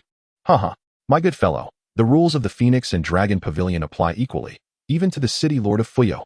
Indeed, this must be your first visit to the pavilion, and the protocols are quite standard. The few who had nearly shouted in protest offered a few words of explanation, hoping to extend an olive branch, tinged with a hint of supplication. As for mockery, the young man had just casually dispensed 100 pinnacle spirit stones. Such wealth rendered them incapable of deriding him. Young master, why not step inside for a look? I shall remain outside, Su Luai whispered. Since they were not here to cause trouble, she felt indifferent about entering or not, but Shen Fan must not lose face before the crowd. Shen Fan raised an eyebrow at the smiling doorman and replied coolly, choose as you wish. Let us see if she can enter. As he spoke, 6 magnificent treasures floated beside him. Notably, the central treasure emitted a slight pressure that subdued the other 5 artifacts beneath it. Upon witnessing the faint purple ripples surrounding this treasure, all present felt the hair on their bodies stand on end. Purple energy. This is a sacred artifact? And there is also a semi-sacred artifact with golden patterns. Good heavens, this person is so extravagantly wealthy, as gasps of astonishment echoed through the crowd. Numerous influential figures inside the pavilion materialized in the hall, intently observing the unfamiliar pair outside. Meanwhile, the doorman was drenched in sweat, his posture hunched as if he might kneel at any moment. You are my esteemed elder. Such a person must surely belong to a noble family or be one of the saintly sons from various regions. How could he dare choose any treasures? But the real question remained. Such a person, how could they possibly be bored enough to visit the Phoenix and Dragon Pavilion? Let him enter, whispered a soothing voice in his mind, and the doorman, feeling a weight lifted, bowed and said, please, sir, and this young lady, enter the pavilion. As Shen Fan collected his treasures, he stepped forward into the establishment. Su Lai followed closely behind, gathering the spirit stones from the ground. The Phoenix and Dragon Pavilion was a 4-story building, with a grand stage at the center of the hall. Upon entering, a stunning woman guided them to the 3rd floor. Even the pavilion's master personally welcomed them. Such treatment was rarely bestowed, even upon the city lord of Fuyo. This young man's identity must indeed be extraordinary. The onlookers within the pavilion were left in awe. In a room on the 4th floor with an excellent view, as Shen Fan took his seat, the woman bowed slightly and smiled. It is an honor to have the esteemed guest here, illuminating our humble abode. I am merely here to enjoy some melodies. No need for excessive formality. Shen Fan waved his hand, reclining in his chair. Seeing Shen Fan in low spirits, the master of the Luanfeng Pavilion chose to remain silent, bowing to the two once more before turning to depart. Before long, a multitude of spiritual fruits was delivered to the room by a young maid. Meanwhile, on the stage below, 3 exquisitely beautiful women appeared, gracefully dancing to the soft strains of music emanating from backstage. Perhaps it was Shen Fan's presence that transformed the originally alluring dance, draped in gossamer veils, into an elegant performance worthy of appreciation by refined gentlemen. The guests were equally enthusiastic, offering words of admiration at the right moments, embodying the essence of cultured scholars. One cannot deny that Luanfeng Pavilion possesses remarkable talent. The geishas selected are both stunning in appearance and masterful in their craft. Even Su Luai watched with rapt attention, proving that the sight of beautiful women can indeed soothe the soul. Shen Fan smiled faintly as he savored the spiritual fruits. Chapter 77. Where did this enchantress come from? When the master of the Luanfeng Pavilion personally showcased her skill on the qin, Shen Fan clapped appreciatively and pressed a button on the side of his chair. As the curtain before him began to descend, Su Luai turned her head to see Shen Fan rising and retrieving a bath barrel from his spatial storage. Young master, are we sleeping here tonight? She asked, noting the room's spaciousness, which included both a resting bedroom and a cultivation chamber. Yes, I'm going to take a bath and then sleep, Shen Fan replied with a yawn. Noticing that he was beginning to undress, Su Luai fidgeted with her clothing, her voice barely above a whisper. Young master, do you need my assistance? As a maid, she understood her role, yet felt a twinge of shyness. No need. Go ahead and cultivate. Shen Fan smiled gently, then filled the bath barrel with the ethereal liquid from his storage, the rich spiritual energy instantly pervading the room. As Su Luoyi walked towards the cultivation chamber, she glanced back with curiosity and said, "May you have sweet dreams, young master." In her eyes, Shen Fan's mood had evidently improved. Uncertain if the ethereal body essence would still be effective now that he had perfected his holy body, Shen Fan closed his eyes slowly. At that moment, Luanfeng Pavilion was devoid of guests.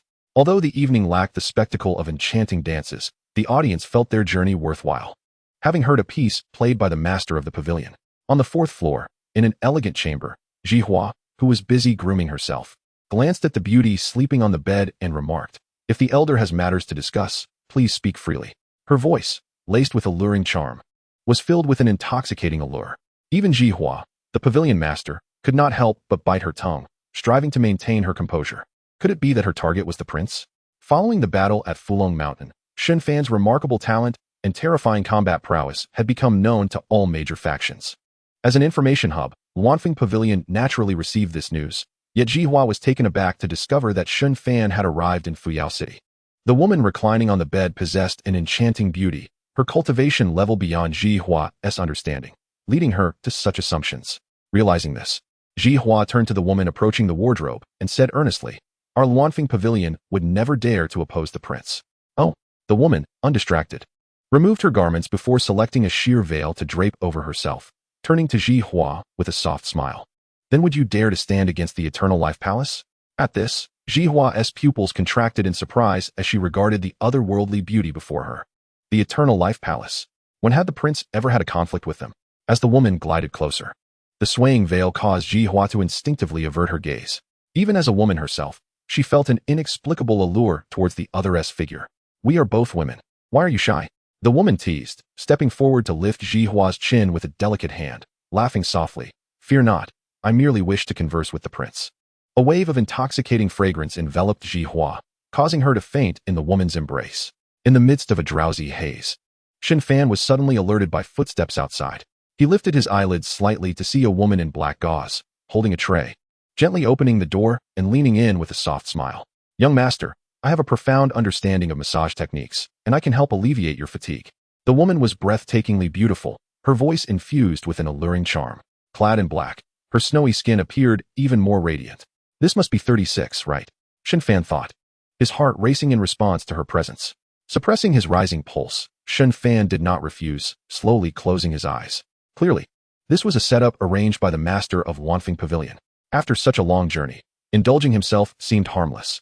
As the woman stepped into the bath barrel, her charming smile abruptly faltered upon catching the scent of the ethereal body essence.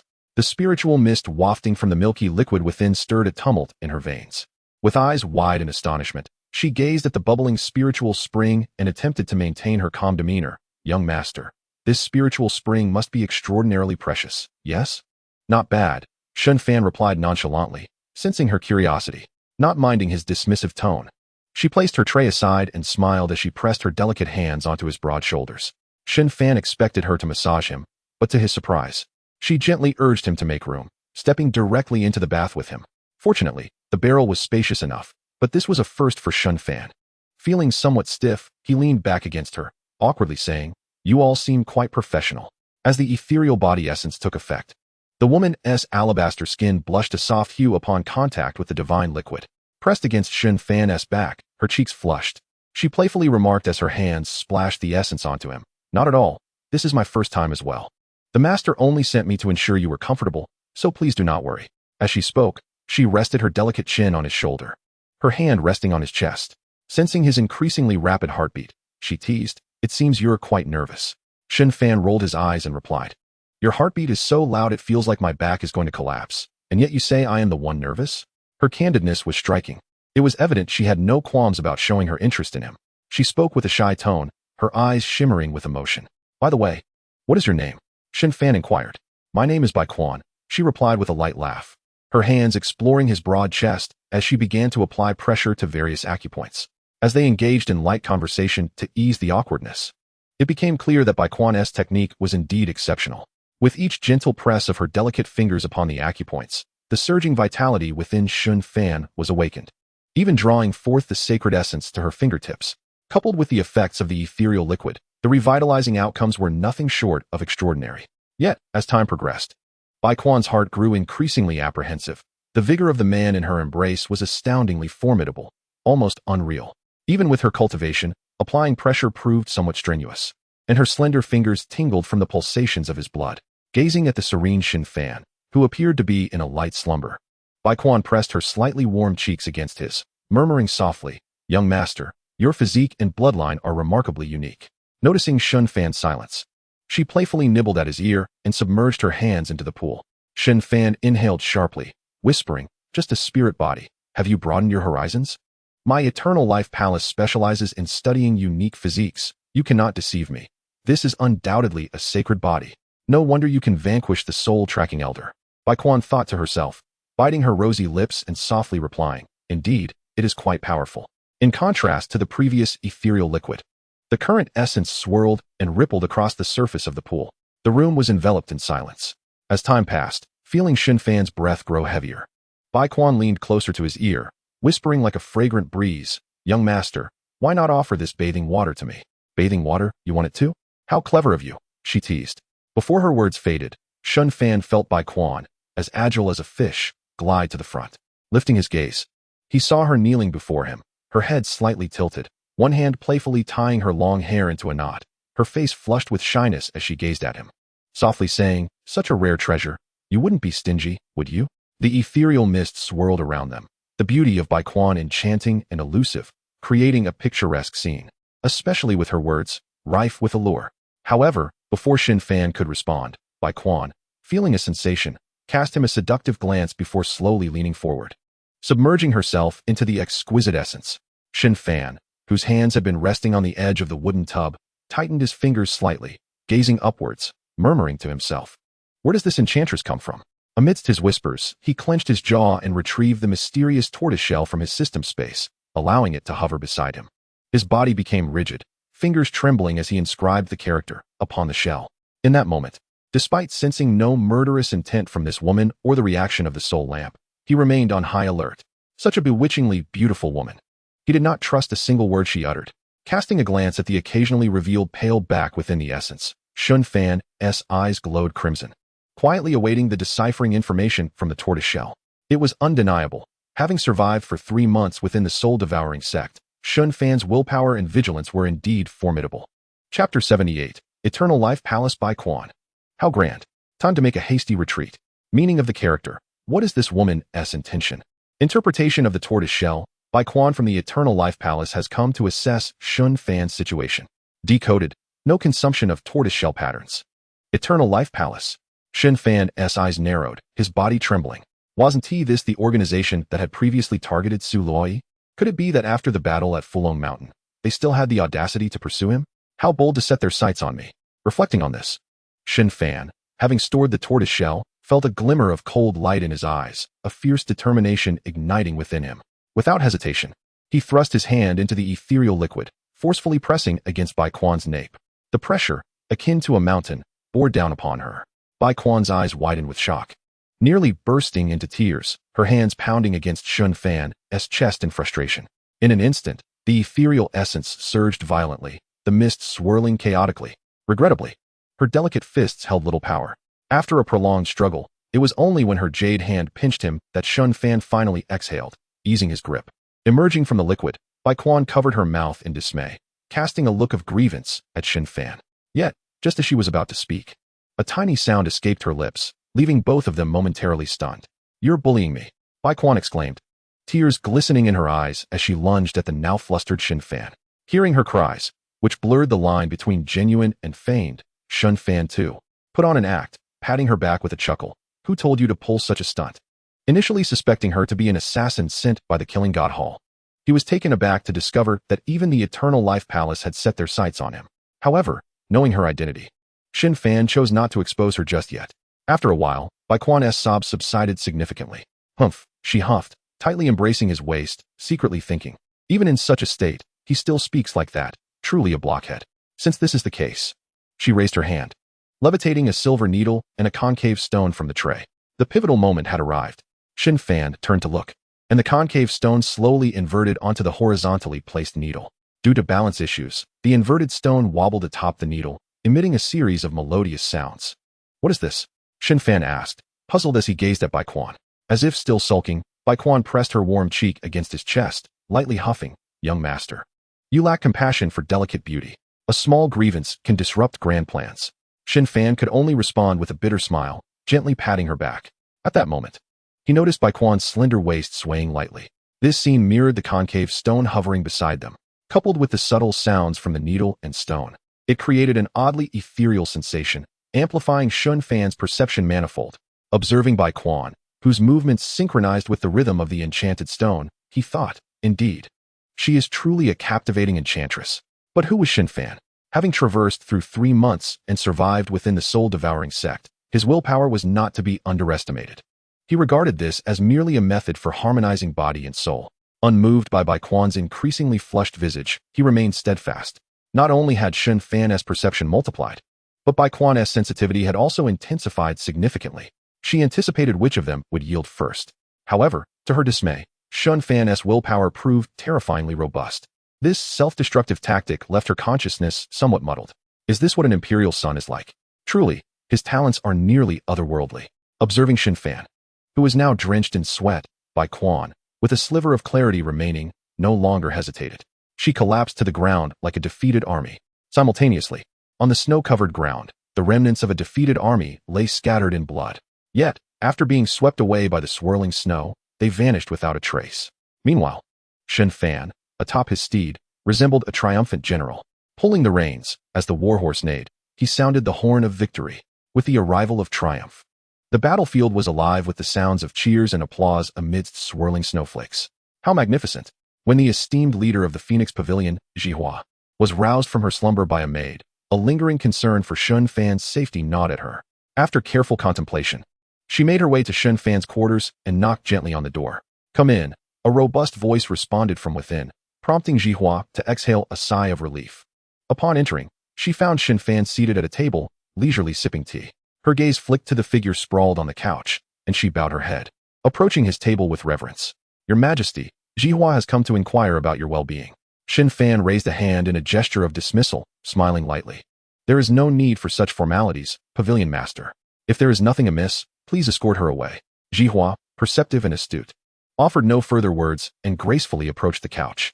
There, she discovered the pale and disoriented Bichuan, who had clearly fainted. Noticing the disarray of Bichuan's hair, Xihua felt a mixture of amusement and caution. It seemed she had indeed walked into a tiger's den. Swiftly, she wrapped Bichuan in a blanket and hoisted her onto her shoulder, hastening out of the room.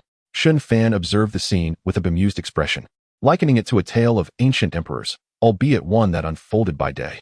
Not long after, when Sulyuo awoke from her meditation, the two departed from the Phoenix Pavilion. Within the pavilion, as noon approached, Bichuan slowly regained consciousness. Stretching languidly in Jihua's chamber, she took a moment to appreciate her surroundings. Her deliberate closeness to Shen Fan was a strategic move, aimed at placing her bets in secret. Although Sulyuo Yi's sacred poison body was of great significance, the master of the Eternal Life Palace would never reveal it prematurely, especially after witnessing Shen Fan's formidable prowess. She might even consider relinquishing this unique physique. Enduring a moment of restraint, the master's ambitions were far grander than they appeared. Should a conflict arise on the path to becoming an emperor, she could always seek an escape route. Her choice of Shen Fan was not solely based on his extraordinary talents. His character played a critical role as well. In Bichuan's eyes, Shen Fan was a man of profound loyalty. Despite her lack of experience, her understanding of life had taught her that Shen Fan, too, was but a fledgling in the grand scheme of things. This undoubtedly elevated her standing in his heart. Gazing at the bruises adorning her body, Bichuan smiled seductively, brushing her fingers along her skin, murmuring to herself, "He truly is a Na'vi young bull." At that moment, she felt a piece of paper nestled within the bedding. Upon extracting it and reading its contents, her expression darkened. "Bichuan, the battle yesterday left me quite reflective. Consider it a way to bury past grievances. Should the Eternal Life Palace dare to provoke me again, I shall dismantle your stronghold. The mountains may shift, but the waters will not. Our paths shall not cross again." Fuming, Bichuan crumpled the note in her palm, utterly astonished that Shen Fan had discovered her true identity. Had he maintained his vigilance even in such dire circumstances? Deducing her identity? Was she, in fact, being taken advantage of? Chapter 79, The Abandoned Lair of Assassins. Sacred Forging Technique, Celestial Hammer Method. As the esteemed third protector of the Eternal Life Palace, her status was immensely revered. Yet, she found herself ensnared in a web of deceit and cast aside without a second thought, recalling her most enchanting laughter and Shen Fan's feigned infatuation. Bichuan was consumed by shame and fury. Shameless, you cannot escape my grasp. Meanwhile, Shen Fan and his companion had arrived at a locale known as Kanglan City. Observing the deserted red flower pavilion, Shen Fan raised an eyebrow. They fled rather swiftly. It was evident that the personnel of the Assassin's Hall had vacated the premises. Suluo whispered, of course they would. If the young master were to arrive, they would surely perish. Any sane individual would flee. It seemed that in future endeavors, he would need to seek out places where assassins congregated. As for sparing the Assassin's Hall, Shen Fan's prior declarations at Phoenix Gathering were not mere words. Unless he attained enlightenment, he had no intention of letting them off the hook. Just then, he unexpectedly sneezed. Achoo! What is it, young master? Suluo inquired. Her brow furrowed in curiosity. Can cultivators sneeze? Perhaps a departed friend is reminiscing about me, Shen Fan replied with a faint smile, strolling aimlessly through the bustling streets. As he contemplated the Assassin's Hall's next hideout that morning, he had also pondered how Bichuan managed to locate him. To his astonishment, the remnants of his attack on Yixingchen had been discovered by that enchantress. One could not deny that the secret arts of the cultivation world were vast and varied. However, he had already issued a warning. He trusted that the Eternal Life Palace could discern the implications. As for their intentions, Shen Fan had a hunch. They merely sought to employ the allure of beauty to control him. Thus, he could turn the tables, enjoying the benefits while making a graceful exit. How delightful that would be. Having recently consumed a kidney-source solar fruit and experienced an ephemeral dream, he was eager to indulge while alleviating his inner turmoil. With invincibility now within reach, he saw no reason to adopt a cautious demeanor like that of lesser cultivators, fretting over each action. He acted as his heart desired, for he was no eunuch. Honestly, it felt exhilarating. Of course, it was the members of the Eternal Life Palace who had walked willingly into his trap, and he felt no pressure whatsoever. Observing the smile gracing Shen Fan's lips, Suluo couldn't help but smile back. She had noticed that his spirits were considerably higher than the previous day. It seemed that the captivating dance and melodious music had indeed lifted one's mood. She mused about the possibility of becoming an accomplished dancer herself. Just as Suluo contemplated her aspirations, she noticed Shen Fan approaching a clanging forge nearby. The forge, bearing the sign Zhou's crafting, was modest in size, likely extending vertically. Adjacent to it was Zhou's treasures, where the number of cultivators purchasing artifacts far exceeded that of other shops along the street, indicating a thriving business. As Shen Fan, clad in white, stepped into the forge, a burly man lounging at the entrance wiped his sweat and greeted him with a smile. Esteemed guest, the forge is rather chaotic. If you're interested in purchasing artifacts, do visit my treasure shop. The man exuded an impressive aura, and the quality of his white garments suggested they were magical artifacts themselves. Naturally, he feared that any mishap in the forge could lead to trouble with this distinguished individual. Shen Fan intended to replicate the forging technique of the man, but was soon interrupted by the emergence of a muscular, bare-chested elder from within the forge. System, copy this elder's forging technique. Setting aside the fact that this establishment attracted more patrons than others, Shen Fan's spiritual sense swept across the treasures within Zhou's treasures and discovered that each artifact bore attribute enhancements. This was indeed extraordinary. Such a phenomenon could only indicate that the proprietor possessed advanced forging techniques or utilized magical beast cores to augment the crafting materials, thereby increasing the chances of producing enhanced artifacts. Good host. Locking onto Zhou Chong, forging technique identified as mid-tier 9th rank forging technique. Incomplete heavenly forging. 9th rank. What a fortunate discovery. Shen Fan's heart soared with joy. Unlike alchemists, where the pinnacle was 10th rank, regarded as sacred forging, 9th rank was already an extraordinary achievement. Although a 10th grade craftsman can only forge semi-holy artifacts, ancient texts record that certain master blacksmiths, who have comprehended the essence of forging, possess the ability to create holy artifacts. This represents the pinnacle of the forging art. Each semi-holy artifact requires the inscription of the practitioner's own understanding of the Tao patterns upon it to unleash its utmost power. Unlike alchemists who can directly refine quasi-emperor and emperor-level pills, the paths of the two crafts are inherently distinct. In other words, a semi-holy artifact crafted by a 10th grade master is akin to a rudimentary form, lacking Tao patterns. Thus, it necessitates that the purchasing practitioner etch their own Tao patterns onto it, transforming it into a semi-holy treasure tailored to their desires. Even so, The forged semi-holy artifact base possesses a purity and power that surpasses that of treasures refined by practitioners themselves. However, the number of forces capable of engaging a ninth-grade craftsman or a holy blacksmith is exceedingly limited. The majority of treasures are crafted by the practitioners themselves. As for quasi-emperor and emperor-level weapons, these are the results of years of refinement and tempering, with the practitioners inscribing their own laws and principles upon them, evolving alongside the practitioners. It is evidently impossible to rely solely on a blacksmith to create an emperor-level weapon, even for a holy blacksmith. Crafting a holy artifact is a task akin to scaling the heavens. Copy amplification activated. Congratulations, host, you have acquired the superior semi-holy forging technique, Sky Dissipating Hammer Method. Sky Dissipating Hammer Method. When forging treasures, the hammer in hand can absorb spatial spiritual energy, infusing it into the embryo. Coupled with the act of striking, it can effectively eliminate impurities, yielding remarkable results. Thousand Hammer Dao Pattern Technique. By striking the forging hammer continuously for 999 times, producing only a single resonant sound, one can gather the Dao aura released by surrounding practitioners, inscribing the Dao patterns upon the embryo.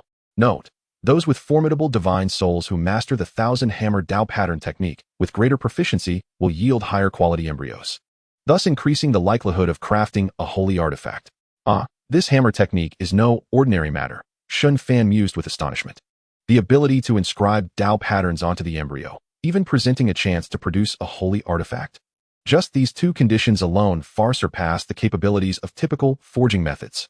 The art of forging can yield treasures that are more pure than those refined independently by practitioners. The power of the crafted treasures is truly extraordinary, even if the potency of the treasure is merely enhanced by 10 to 20%. That constitutes a significant disparity in quality. Young master, are you here to purchase a treasure, or do you seek something to forge? An elderly man emerged from the forge, bowing with a smile towards Shen Fan. The man's demeanor was refined, and he did not appear to be the type to cause trouble. His business was thriving, and jealousy was rampant. However, the Zhou's treasure shop had thrived until now not merely due to skill, but also due to its ties with the city lord.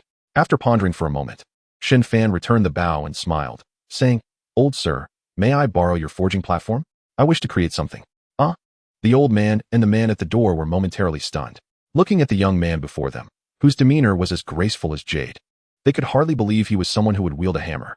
Yet, Su Luo remained composed, for Shen Fan, as an imperial descendant, might indeed master the ancient forging techniques. The old man quickly regained his senses and, smiling as he bowed, led Shen Fan inside, saying, of course. Feel free to use it." Ding ding. There were only 3 craftsmen within the forge. After glancing at Shen Fan, they returned to their work, hammering away at their own creations. "This is my workstation. Young master, feel free to ask for anything you may need." The old man guided Shen Fan to the forging platform before stepping aside, alongside the burly man and Su Luo, watching him with curiosity. At the platform, Shen Fan retrieved a blood-colored stone the size of a human head from his system space. The moment the bloodstone appeared, the temperature in the forge surged dramatically. The onlookers gasped in surprise as they beheld a divine beast resembling a qilin, roaring up at Shen Fan amidst the red glow emanating from the stone. However, before it could utter a sound, smack, Shen Fan struck the qilin bloodstone with his palm, sealing its overwhelming power. Looking at the grinning qilin manifestation on the bloodstone, the burly man widened his eyes, exclaiming, "Old man, this is a divine material manifestation. It cannot be mistaken." Zhou Cheng's expression turned grave as he observed Shen Fan's silhouette. The other 3 craftsmen in the forge were equally astonished, gazing at the blood-red stone in disbelief. Only materials of Tier 9 and above can conjure such manifestations. The man before them was wielding materials of Tier 9 or higher. Could it be he intended to forge a Tier 9 treasure? The thought of a semi-holy artifact had never crossed their minds, especially given the striking youthfulness of the duo, which belied the appearance of aged practitioners. Shen Fan did not commence forging immediately. Instead, he extracted a fist-sized brown stone and placed it nearby. "There's more." The Zhou craftsman exchanged glances, bewildered. The seasoned elder Zhou Cheng furrowed his brow in contemplation as he regarded the brown stone. Given this person's confidence and the use of divine materials, could this be a spirit stone? Upon this realization, Zhou Cheng's eyes lit up. If this were indeed the case, he must closely observe the young man's forging techniques, for he might glean valuable insights. Chapter 80. Spirit Stone Shedding Its Shell, Creation Clock Stone. Do you believe in immortals? With that, Shen Fan raised his hand and waved, inscribing intricate Dao patterns that enveloped the entire forging platform, shielding those nearby from the sonic waves of his hammering. Once prepared, Shen Fan grasped the large iron hammer, half his height, and swung it a few times to test its feel, though the hammer's quality was not high. With his semi-holy ninth-layer cultivation and the enhancement of the thousand-hammer Dao pattern technique, it was barely sufficient. Whoosh whoosh. Amidst the gusts of wind, Shen Fan activated the thousand-hammer Dao pattern technique, transforming the great hammer in his hand into a blur. With the wind's aid, 999 strikes were executed with astonishing ease. In the next moment, his eyes narrowed. The great hammer descended towards the Qilan bloodstone with ferocity. At that instant, a tremulous female voice unexpectedly echoed in Shen Fan's ears. Please, don't strike me yet. Without a moment's pause, Shen Fan continued. Boom. A thunderous explosion resonated, deafening all present. This strike shattered the Qilan's illusory form, and as an imperial-level divine material, the Qilan bloodstone was dented by a tenth. Though it appeared as a mere tenth, to the Zhou craftsman, it was akin to a miracle. Everyone found it utterly inconceivable. One strike could yield such an effect on a divine material. Miss, what rank of blacksmith is your young master? Even the typically composed Zhou Cheng was now filled with astonishment. His discerning eye was insufficient to grasp the profundity of the young man's hammering technique. Yet the youth appeared far too youthful. To master the forging art to such an extent and achieve this kind of result at such an age was simply impossible. He must be a master blacksmith of considerable repute. Zhou Cheng felt as if he were a low-tier alchemist encountering a grand master of elixirs. His tone imbued with excitement and urgency. Observing the astonishment and skepticism in the eyes of those present, Su Luo, he offered a modest smile and softly remarked, I too am unaware of what rank of blacksmith my young master is. Oh, please don't misunderstand. I genuinely do not know, Su Luo added, somewhat embarrassed by her explanation. Haha, no worries, no worries. Today has indeed been an eye-opener. Zhou Cheng chuckled heartily, waving his hand dismissively. Old sir, I truly do not know. However, I can enlighten you about the young master's cultivation. Cultivation? This certainly allows a glimpse into the essence of things. Zhou Cheng nodded gravely, fixing his earnest gaze upon the young girl before him. Ahem, as Shen Fan began to wield the hammer once more, Su Loi cleared her throat lightly, a smile curving her lips as she observed the crowd's eyes narrowing with curiosity. He is at the 9th level of half-saint. Gasp! The crowd's pupils constricted sharply, their expressions transforming into one of astonishment. Half a saint. Observing the old gentleman's shocked visage, Su Loi couldn't suppress her smile. Indeed, one might assume that the rank of a blacksmith is not trivial. To her, Shen Fan was already akin to a celestial being. Thus, any level of marvel seemed perfectly ordinary. Yet, witnessing the astonishment of others brought her immense satisfaction. Zhou Cheng staggered, quickly supported by his son. A half-saint? That must be at least an 8th or 9th tier blacksmith. Hey, I haven't even mentioned his age yet. I fear it might frighten you. Su Loi offered an apologetic glance at the elder, though her heart brimmed with joy. At that moment, everyone suddenly noticed Shen Fan placing the massive iron hammer down. The divine material had been pounded into a disc under his expert hands. Curiously, another stone, the size of a fist, on the forging table, was covered in tiny fissures, as if something was about to emerge. Is this not a spirit stone? Shen Fan mused, examining the stone in his hands with a perplexed expression. Previously, he had assumed the sound emanated from a spirit within, but could it not be the case? Contemplating this, Shen Fan activated his spiritual energy to shatter the stone's surface, and a gentle radiance burst forth, enveloping the entire forge. Furrowing his brow, he attempted to seal the anomaly, only to be astonished to find that the sealing runes unraveled upon touching the stone. A Taoist art impervious to my influence? This stone is extraordinary. Fortunately, the phenomenon was fleeting, quickly converging back into the stone. The stone now shed its outer layer, revealing a grayish-white hue, exuding wisps of spiritual mist. As the ethereal mist flowed into Shen Fan's body, the operation speed of his extreme Dao immortal scripture astonishingly accelerated by more than threefold. Puzzled, he intended to draw in more, but the mist had already been absorbed by the stone. Suddenly, atop the stone appeared a diminutive figure, a young woman dressed in a delicate pink gown, no larger than a thumb. Hello there. Her voice was soft and gentle, as she shyly greeted him from her perch on the peculiar stone. You are not a spirit, are you? Pray tell, what was that mist just now? Shen Fan inquired, cradling the stone before his eyes, narrowing them as he scrutinized the girl. The girl appeared to be in her late teens, with an oval face, elegantly arched brows, and a dot of vermilion at her brow. Her large, expressive eyes sparkled with a captivating brilliance. Yet, a flicker of conflict flashed within them.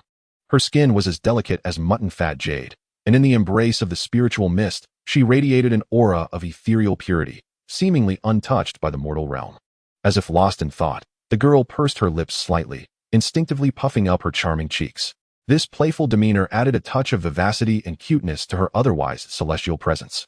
After a moment's hesitation, she looked directly at Shen Fan and spoke softly. "This is the creation bell stone, which protects my form. Do you believe in immortals?"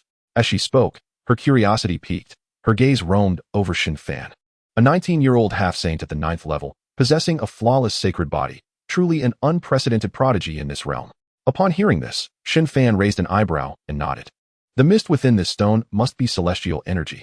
If I am not mistaken, you are what one would call an immortal, correct?" The acceleration of his extreme Tao immortal scripture could not occur without reason, and this revelation clarified everything. "Aren't you surprised?" The girl widened her eyes in astonishment. Though she was sealed within the creation bell stone, she sensed that in this world, immortals were merely a myth. Cultivators aspired to ascend to immortality as their ultimate goal. The calmness with which the young man received news of immortals was utterly beyond her comprehension. "TCH, what significance does an immortal hold?" Shen Fan replied nonchalantly, eyeing her with curiosity. "What is your name? Can you emerge?" A mere wisp of consciousness could not meet the conditions for replication. Shen Fan thought that if she revealed her true form, he could replicate it and achieve immortality instantly. The girl shook her head repeatedly and softly replied, "My name is Li Miaoan. My true form has been gravely injured and sealed within the creation bell stone. Moreover, there is no celestial energy here. Even if I were to emerge, it would dissipate immediately. I can only communicate with you through a fragment of my consciousness. So, immortals are this straightforward? Revealing everything without reserve?" Shen Fan mused, regarding her with intrigue. "So, you are of little use then." After saying this, he set the stone aside and once more swung the great iron hammer, vigorously striking the Kirin bloodstone before him. Chapter 81. The Path of Completion. The birth of the innate sacred artifact. Replicating the thunder tribulation. In an unparalleled display of speed, Shen Fan's hammer became a blur. Bang! Bang! Amidst the thunderous clang of the hammer, Shen Fan activated the Tao within his consciousness, merging its essence into the thousand-hammer Tao pattern technique, striking the Kirin bloodstone with unparalleled force. His aptitude was indeed remarkable. No wonder he seemed indifferent to the notion of immortality, likely confident in his potential ascension. However, attaining immortality was no simple feat. Observing the 3 Tao patterns already engraved upon the bloodstone, Li Miaoan was taken aback. To grasp 3 Tao patterns at such a young age, coupled with a flawless sacred body at completion, it was indeed a testament to one of the most formidable beings in this realm. But as Shen Fan continued to unleash a staggering 17 Tao patterns, even Li Miaoan found herself astonished. Such extraordinary comprehension. Although these 17 Tao patterns were not the utmost culmination of Taoist laws, Li Miaoan understood that this world could not be compared to the realm of immortals. Thus, Shen Fan's existence began to appear rather terrifying in this world. A definite candidate for ascension. Could it be that he hailed from the realm of immortals? No. He bore no imprint of celestial status. He was undoubtedly a native. Li Miaoan's eyes widened in fascination and curiosity as she fixed her gaze upon Shen Fan, conveying telepathically, "How about I teach you the ways of cultivation? Of course, my intention is to return to the realm of immortals. Rest assured, my family's influence is substantial. I can aid you in the future, an arrangement of mutual benefit. Do not be misled by my current predicament. It is merely the result of a surprise attack. No need." Despite her candor, Shen Fan had never contemplated the path of cultivation in his lifetime, let alone being taught by another. After his outright rejection, Li Miaoan produced a pair of rather inferior golden scissors from her spatial ring and smiled enigmatically. "It won't fit. Your Tao is simply too abundant. Even this imperial-grade material can suppress the Tao patterns, but it is beyond the capacity of these scissors to bear." She found it utterly perplexing that the man before her would produce a pair of scissors to contend with such a divine material. At that moment, the Kirin bloodstone had transformed into a brilliantly red disc, adorned with 17 colorful Tao patterns etched upon its surface. Upon hearing Li Miaoan's telepathic message, Shen Fan furrowed his brow and, gazing curiously at her atop the creation clock stone, inquired, what weapon would be most suitable? The exchange between the two was inaudible to those outside, who could only wait with bated breath. However, the sudden appearance of this diminutive woman left the onlookers in awe, particularly for Su Luoi, who found Li Miaoan's beauty and demeanor to surpass even that of Lu Qingqing, leaving her quite astonished. Contemplating Shen Fan's question, Li Miaoan looked up at him and softly replied, "The most exquisite magical artifacts embody the principle of merging all things, encompassing the universe. Take, for example, the common tripod. Its 3 legs support heaven and earth, two ears encompass yin and yang, and its circular form embraces chaos. There are also maps that integrate the landscapes of heaven and earth, along with treasures inscribed with the sun, moon, and stars, representing the boundless cosmos. Indeed, these are of a higher caliber than my grand scissors, Shen Fan mused, stroking his chin, and smiled gently at Li Miaoan. A commendable suggestion. As he resumed forging with a large iron hammer, Li Miaoan inquired with curiosity, "Have you decided what to create?" Swinging the hammer, Shen Fan transformed the flat Qilin bloodstone into an oval shape and replied casually, "Since the sun, moon, and stars are round, and the continent where cultivators reside is also round, why should I waste effort? I shall simply forge a sphere." A sphere? Li Miaoan gazed, bewildered, at the gradually forming embryo. With focused strikes upon the iron block, Shen Fan spoke solemnly, "Heaven and earth are inherently round, dividing into yin and yang. The circle signifies completeness, symbolizing the perfection of the great Tao, seamless and unbroken." Suddenly, Shen Fan realized that this philosophy resonated profoundly with his own ultimate immortal sutra, which integrates myriad paths into one. As he concluded his thought, his voice resonated like a resplendent sound emanating from within, spreading outward. At that moment, he pushed the thousand-hammer Tao pattern technique to its zenith. With a total of 999 strikes, he brought the hammer down. Boom! In the instant the great hammer disintegrated into dust, Shen Fan pointed a finger, releasing a drop of his essence blood into the sphere on the forging platform, proclaiming in a deep voice, "From this day forth, you shall be named the Great Tao Sphere." In the next moment, boom!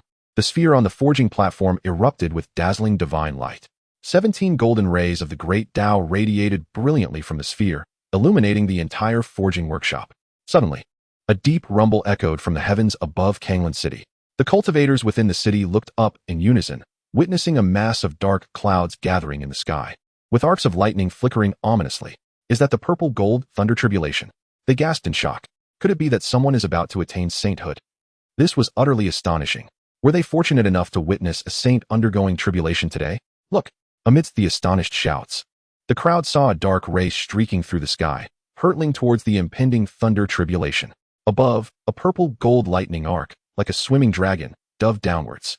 With a thunderous crash, the moment of impact unleashed a cataclysmic roar, sending shockwaves rippling through the void. It was not a saint undergoing tribulation. It was the emergence of a sacred artifact. The direction was the forging district of the city. The powerful figures within the city leapt into the air. At this moment, Shen Fan, observing the sphere in the sky braving the thunder tribulation, silently thought, "System, replicate the thunder tribulation above." Understood, host. Locking onto purple gold thunder tribulation, identified as Saint's thunder tribulation. Replication amplification initiated. Congratulations, host.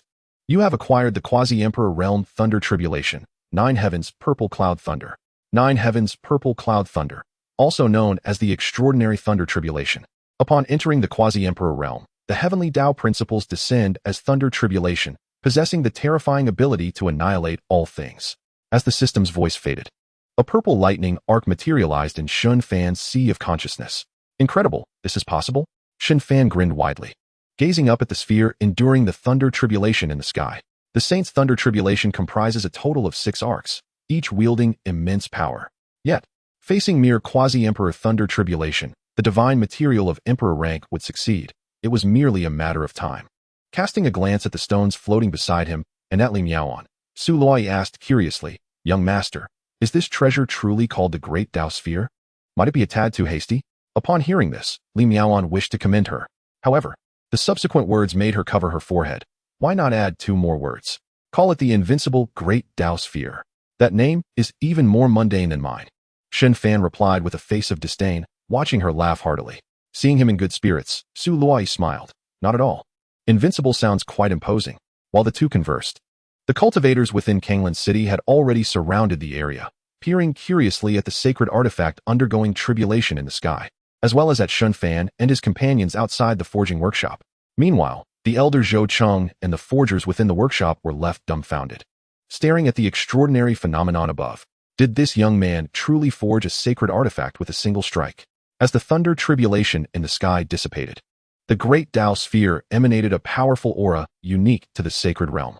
At this moment, the sphere appeared jet black, with 17 distinct Tao patterns inscribed upon it, radiating a strong aura of the Tao.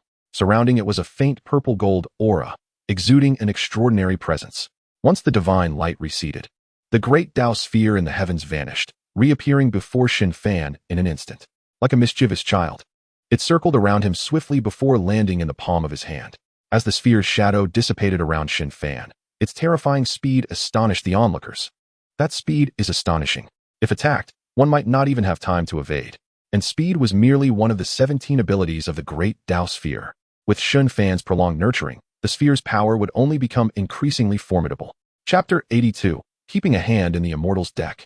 The great Tao sphere felt slightly heavy in his hand, smaller than an adult's fist. Its surface was entwined with 17 differently colored Tao patterns, emanating a faint glow. Simultaneously, a subtle connection formed between the great Tao sphere and Shen Fan, compared to the various magical artifacts within his spatial realm. The great Tao sphere felt more like an extension of his own will.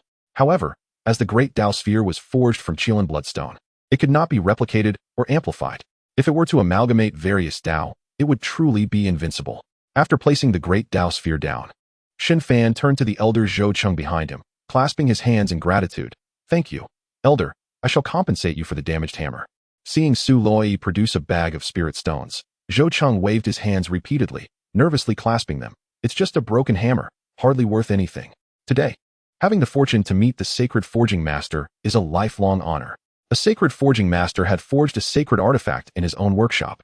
Such a title was the utmost glory for a blacksmith. Su Loi smiled as she handed the bag to the man beside Zhou Cheng. "This cannot be refused. Compensation must be made." "Ah, then I thank this young master and young lady."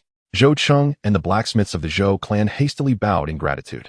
At that moment, a middle-aged man clad in black brocade stepped forward and respectfully clasped his hands towards Shen Fan. "I am Qin Feng, the city lord of Kanglan City. Congratulations, senior, on forging a sacred artifact." In his perception, the man before him harbored an immensely restrained cultivation. Even if he had reached the 8th heaven of the Dharma realm, he could not perceive even the slightest trace of the other party's aura. Yet, the ability to forge sacred artifacts spoke volumes, regardless of their status or cultivation level. The individual far surpassed him, the lord of this city. With a faint smile and a nod, Shen Fan turned to depart with Su Loi, while the creation clockstone remained under the control of Li Miaoan, resting upon Shen Fan's shoulder. Gazing at Li Miaoan, whose head peeked out from the stone, Su Loi looked on with curiosity, her eyes wide in wonder. "Young master, is she the artifact spirit stone?" "Close enough," Shen Fan replied, casting a sidelong glance at Li Miaoan, raising an eyebrow. "You may accompany me, but we must establish a 100-year contract, with me as your master. Rest assured, I shall not compel you to overstep your boundaries. Protecting my soul should not pose a challenge for you. As for whether I can depart from this place, that remains uncertain." Though Li Miaoan was merely a strand of divine thought, one could not dismiss the possibility of her possessing some soul cultivation's trump card. Since their last encounter with the ancient ancestor of the Yi family, Shen Fan had come to the realization that when confronted with such potent and irreplicable divine thoughts, one could either have an exceptionally strong soul or resort to magic to counter magic. Being an immortal, Li Miaoan's divine thought was undoubtedly immensely powerful. With her as a protective safeguard, Shen Fan effectively gained an additional layer of divine soul protection. In this way, he could safely enhance his own soul's growth. He felt confident that he could face any challenge, yet under conditional circumstances, having an extra trump card was certainly welcome. Upon hearing his words, Li Miaoan contemplated carefully, glancing at Shen Fan's composed profile, and gently remarked, "It is acceptable, but do you not find 100 years too brief?" "Merely 100 years. She might easily doze off in a daze." Li Miaoan was largely in agreement with Shen Fan's proposal. They were both astute individuals, and she had been candid in her previous statements, most of which held truth. The reason she chose Shen Fan was that during her slumber of countless years, she had encountered the most extraordinarily gifted young man in the Xianxian continent, without exception. This was due to his unparalleled holy physique, which was not merely completed but perfected.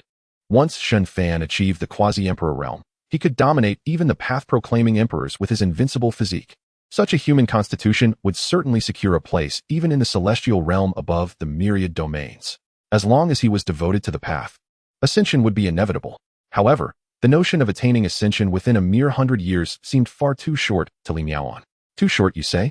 With that time, my soul might very well reach the 13th grade, Shen Fan mused softly. "Then let it be 200 years. If I find no hope, you can easily seek someone else." How refreshingly candid. Li Miaoan thought to herself as she smiled and nodded, replying softly, "Agreed. 200 years is ample time to discern the limits of this man's potential. If he truly can ascend, That would be splendid. Yet I wonder if, upon ascending to the celestial realm, he will regret the brevity of our agreement. A smile played on her lips as she regarded Shen Fan, her eyes glimmering with expectation. Dare to ambush me, you wretched sixth brother. Once I return, I shall devise a plan to deal with my adversaries, Li Miaoan, who felt that ascension was within reach. Began plotting her strategy. Shen Feng, the lord of Kanglan City, noticed Shen Fan and his companion's intention to depart without engaging in conversation. Torn within, he gritted his teeth and hastily approached Shen Fan, clasping his hands in greeting. Senior, might I invite you to stay a few days in Kanglan City? Allow me to extend my hospitality. Shen Fan glanced at him, raised a hand to seal the surroundings, and replied indifferently, speak plainly. Shen Feng wasted no time. Lowering his voice, I have discovered a vein of spirit stones within the mountains of the city, with an astonishing estimated yield, yet it remains untapped. Today, with your forging of sacred artifacts generating calamity clouds, I fear it may attract the attention of many powerful figures. I am willing to extract 70% of the spirit stones and offer them to you in exchange for protection. There was no hint of resentment in Chun Feng's tone regarding Shen Fan's forging. He merely shared the facts. The potential existence of a sacred forge was not to be underestimated.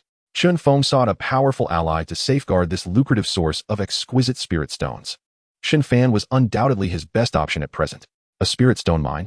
Shen Fan raised an eyebrow, looking at him curiously. Do you not have a superior force?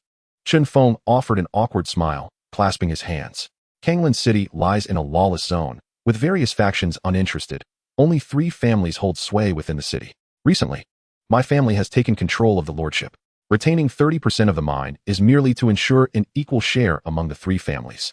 Offering 70% to you and your backing is already the highest allocation the upper echelons of Kanglan City can manage. However, spirit stones held little significance for Shen Fan beyond serving as currency. Nonetheless, a brief visit to gather some would not consume much time, especially since his reserves of spirit stones were limited. As for the distribution, he could not afford to wait for the 3 families to finish extracting and then deliver to him. After a moment's contemplation, Shen Fan turned to him and inquired, what forces are present around Kanglan City? Shen Feng's heart leapt with joy, and he quickly clasped his hands. In response to your question, the strongest top-tier force nearby is a singular entity, along with 3 first-rate dynasties and 4 sects. The Wind Spirit Sect, Lu Dynasty, Yin Kingdom, and Qi Kingdom. Oh, the Yin Kingdom? Shen Fan's expression shifted to one of reminiscence, as if he had heard that name before. Chun Feng paused in his introduction, realizing that Shen Fan's inquiry about the nearby forces likely stemmed from a desire to find a supporter. Yet, the Yin Kingdom was merely a first-rate force. Chun Feng felt a sense of helplessness, acknowledging that he could not secure this formidable ally. Chapter 83, Replicating the Enhanced Mind. A spirit stone vein worth millions. Not even a first-rate power could guarantee the protection of this mind. Given the celestial artifact's manifestation, it was likely to attract the attention of many surrounding forces. One must understand that ordinary top-tier powers do not have semi-holy level experts stationed within their ranks, let alone the appearance of a sacred artifact in such a chaotic locale, which would undoubtedly draw widespread attention. Is there not a general in the Yin Kingdom also named Feng, and a chancellor named Wang? Noticing Shen Fan's contemplative demeanor, Shen Feng clasped his hands and said, indeed, it is Wang Wenru, the chancellor of the Yin Kingdom. Although the Yin Kingdom is a subordinate force of the Daqian dynasty, its location is quite remote. While its strength has reached the first-rate tier, would bringing them in not endanger the Yin Kingdom? As he spoke, Shen Feng's tone subtly conveyed caution, wary of offending Shen Fan. Daqian? Upon hearing this, Shen Fan smiled faintly and looked at him, saying, you shall send a letter, signed by Shen Fan, requesting Wang Wenru to inform Daqian to dispatch personnel to Kanglan City for the protection of your mining operations. Initially, he had intended to summon the One Tian sect for assistance. However, since the Yin Kingdom was a faction of Daqian, it mattered little to let Daqian reap the benefits. What? The super dynasty Daqian? Chun Feng gazed at Shen Fan with incredulity. He had originally believed that securing a top-tier force for support would be a stroke of luck. Yet, upon hearing about the Yin Kingdom, his heart sank. He never expected Shen Fan to reveal such a superpower as Daqian. Furthermore, the prospect of summoning them with merely a letter was beyond his comprehension. How could this not astonish Chun Feng?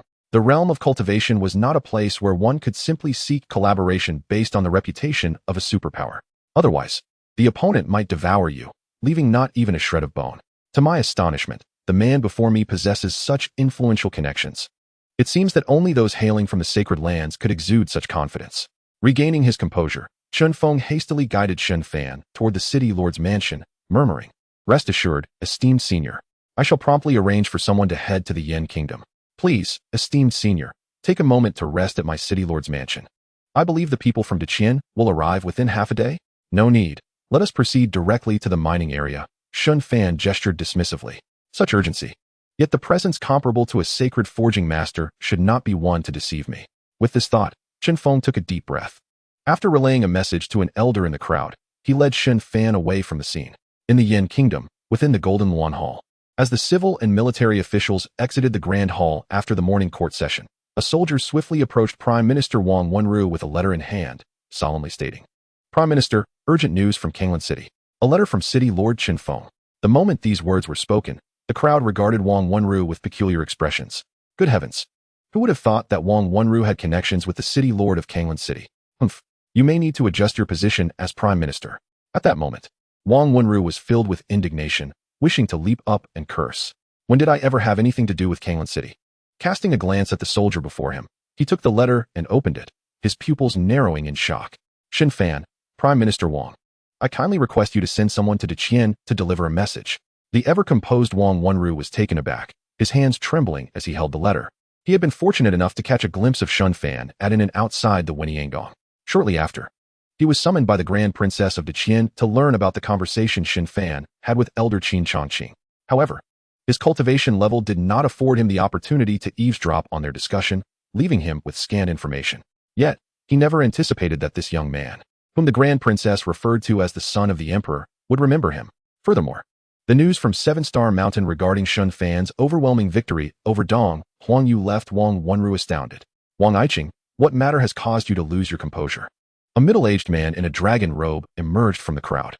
Your Majesty, it is a letter from the son of the Emperor, Shen Fan. What? The Yin Emperor, his face filled with astonishment and doubt, hastily received the letter from Wang Wenru, quickly perusing its contents before solemnly declaring, Wang Aiqing, swiftly send someone to Deqian. No. You shall accompany me. Yes. At this moment, Shen Fan had arrived at the mining area mentioned by Chen Feng, located in the northwest direction of Kanglan City. A great river flowed nearby, with a vast mountain range on the opposite side.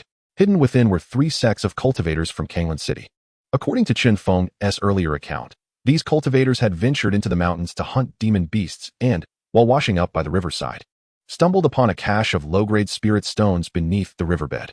Esteemed senior, that cultivator had several companions at the time. Due to unequal distribution, a conflict erupted, causing them to disperse. By the time I received the news, I imagine those individuals had already sought their homes. This is one of the reasons why Chen Feng was eager for Shen Fan's intervention. Shen Fan nodded, gazing at the mountains ahead with a flicker of light in his eyes as he activated his void-breaking divine eyes. In the next moment, the mountains before him began to dissolve into a haze, revealing the concealed spirit stone veins within. Before him lay a pristine spirit stone mine, emitting a gentle luminescence, especially the intertwining spirit veins extending for miles. At the center of the spirit stone mine, a vast expanse of deep blue spirit marrow dazzled the eyes, indicating that this was indeed a large-scale spirit stone mine. Shen Fan estimated that this mine could yield tens of millions of spirit stones. If mined judiciously, the yield might even double. However, Shen Fan also discerned that this mountain harbored a naturally formed array. It was the sensation imparted by the exploration technique he had learned. Perhaps, akin to fruits ripening, the celestial array had dissipated on its own, allowing cultivators to discover the spirit stones beneath the riverbed. Such a vast treasure system. Replicate this spirit stone mine. Shen Fan smiled slightly. Understood, host. Spirit stone mine locked, assessed as superior spirit stone mine. Replication amplification initiated. Ding. Congratulations. Host, you have acquired the spirit marrow mine. Spirit marrow mine. 90% spirit marrow output, with the remainder being superior spirit stones. Estimated total spirit stones, approximately 36 million. Delightful. Over 30 million spirit marrows. A direct path to wealth. Shen Fan, thoroughly satisfied, turned to Chen Feng with a gentle smile, saying, if you hope to retain 30%, it seems that desire may be dashed. All decisions rest with esteemed senior. Chen Feng, undeterred, clasped his hands and smiled. If he could establish a connection with the Deqian dynasty, it would far surpass the value of a mere spirit stone mine. However, Shen Fan's subsequent words left him in disbelief. At most, you may keep 10%. Do not complain about it being little. This is a large-scale spirit stone mine, enough to provide ample sustenance for your 3 families. If you take more, you should understand the principle of possessing a gem brings trouble. A large-scale spirit stone mine? Shen Feng stared at Shen Fan, dumbfounded. Such a mine would make even superpowers envious. If the three major families of Kanglan City were to mine it privately and were discovered, the consequences would be dire. Seeing Shen Fan produce a carriage and place it on the riverbank, Shen Feng, who felt as if he had survived a calamity, bowed deeply and respectfully expressed, "Thank you, esteemed senior, for your guidance." He did not regret sharing this news with Shen Fan. Rather, he felt an overwhelming sense of gratitude. He even felt fortunate to have invited such a formidable individual as Shen Fan. Had he allied with the three major families of Kanglan City to mine it alone, it might have led to their demise. This was no mere hyperbole. Regaining his thoughts, Shen Feng once again expressed his profound gratitude towards the white jade carriage. He knew that the esteemed senior was awaiting the arrival of Deqian's representatives.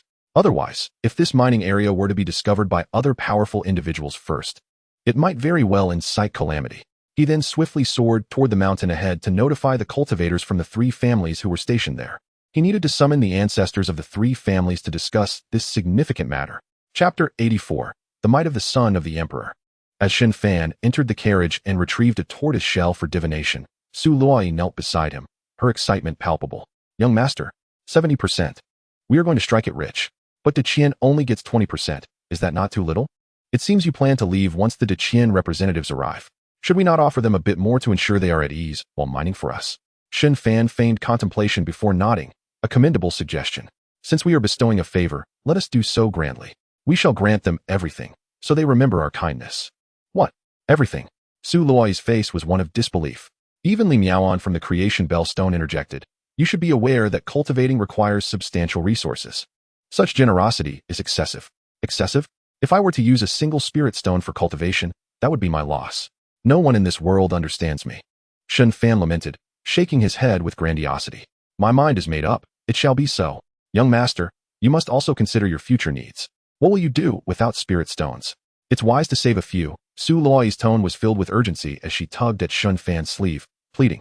With a grand gesture, Shen Fan summoned a bathing tub behind the carriage. "A treasure-level bathing water. Go cultivate." Whoosh! Su Luoyi vanished from her position. The moment the bathing water appeared, the entire carriage was suffused with spiritual energy. Then, as if conjured from thin air, she produced a screen to shield the bathtub. In no time, her light blue dress was unfastened and hung upon the screen. Plop! Ah, this sensation is delightful. Far more comforting than the dragon transformation pool of the Lu family. "Young master, I am in awe of you." "Huh, is that the supreme treasure, the essence of harmony?" Li Miaoan expressed her surprise. No wonder this person's sacred body develops so swiftly. Bestowing such treasures upon a maid indicates that there are likely numerous hidden treasures within their possession. This is indeed a form of fortune. Seeing Shen Fan inscribing characters on a turtle shell, the bored Li Miaoan directly dove into the stone of transformation. 200 years to attain enlightenment? I am quite curious as to where your confidence derives from. Since I have made a pact with Shen Fan for a 200-year duration, I naturally prefer to avoid entering the spatial ring. I fear that my divine consciousness might slumber for 200 years, unaware of which obscure corner I might end up in. Kill. The term kill refers to the position of the Godslayer residing in the eastern region. Analysis of the mystical turtle shell, the Godslayer's Sunluo, permanent area, Tiandang Mountain Canyon. Decrypted, 10 lines of the turtle shell pattern have vanished. Listening to the clues in his mind, Shen Fan stowed away the mystical turtle shell, deciding to set off for Tiandang Mountain Canyon once the Deqian dispatched personnel to Kanglan City. The minions of the Temple of Killing might flee, but such a prominent figure, who possesses a sense of self-importance, would not depart easily. Since Shen Fan is in the eastern region, he might as well dismantle the most advanced branch of the Temple of Killing in this area. At that moment, several whooshing sounds pierced the air outside the carriage. Shen Fan rose and approached the door, where he encountered Chen Feng accompanied by 5 cultivators, who bowed respectfully, saying, "We have the honor of meeting you, esteemed elder." These 5 were the heads and ancestors of the 3 major families in Kanglan City, the Fei, Zhang, and Shen families. Shen Fan raised his hand in a gesture of modesty, smiling gently. "No need for such formalities. I trust it won't be long before the Deqian arrives." Swish, swish, swish. More than a dozen whooshing sounds approached, causing the hearts of Chen Feng and his companions to race. The Deqian could not possibly arrive this swiftly. As Shen Fan and the others turned to look, they saw over 10 figures hovering in the air. As the overlords of Kanglan City, Chen Feng and his companions recognized these individuals well. They were high-ranking members of surrounding powers. Among them were elders from the top-tier sect Fengling and the supreme ruler of a first-rate power, along with generals and disciples from other sections. Moreover, there were several unfamiliar faces adorned with the insignias of top-tier forces from other regions. It seemed the cultivators who had ascended the mountain to hunt demons had already disseminated the news. Thankfully, Chun Feng had summoned a major mountain. Otherwise, merely facing these significant powers would surpass the capabilities of the three families in Kanglan City. As the leaders of the three families contemplated this, they observed the hovering figures descend and produce treasure artifacts to survey the terrain. Seeing this, Chun Feng furrowed his brow and spoke solemnly, "Esteemed friends, this mineral vein is already under the control of Deqian. What is your intention?" Chun Feng took the initiative, directly invoking Deqian to intimidate the crowd. Indeed, upon hearing this, the cultivators examining the terrain hastily ceased their actions. However, what struck Chun Feng with dismay was the apparent nonchalance of the leaders from various factions. Their faces devoid of concern, even displaying faint smiles. "Superpower Deqian? Fellow Taoist Qian, it appears this mineral vein is quite substantial," a portly man among the crowd remarked, surveying the three families with a smirk. "Coincidentally, we have also invited true disciples from superpowers today. You might find yourself disappointed. First come, first served. Since no one from Deqian is here, this spiritual stone mine naturally does not belong to Deqian." "What?" Chun Feng and the others were taken aback, their expressions shifting dramatically. They witnessed a young cultivator clad in crimson robes stepping forward, gazing at them coldly. "Since this is the territory of Kanglan City, rest assured, we will allocate a share for you. Now, depart swiftly."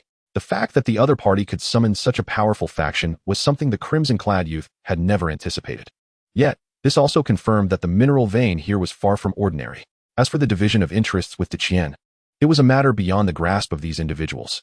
The notion of sharing a portion was merely a face-saving gesture for Deqian. Observing the golden claw embroidered on the breast of the crimson-clad figure, the elder from the Chen family felt a twitch at the corner of his eye and hurriedly transmitted a message to Shen Fan. "Esteemed elder, that is a true disciple of the superpower, Luocha Cliff." This situation had indeed become troublesome. Luocha Cliff was notoriously domineering, employing ruthless and brutal tactics. Even Deqian, as a nation endowed with fortune, would tread carefully in the presence of such a vicious force. The emergence of Luocha Cliff undoubtedly instilled unease in the hearts of the 6 members of the 3 major families in Kanglan City. They had truly unearthed a hot potato.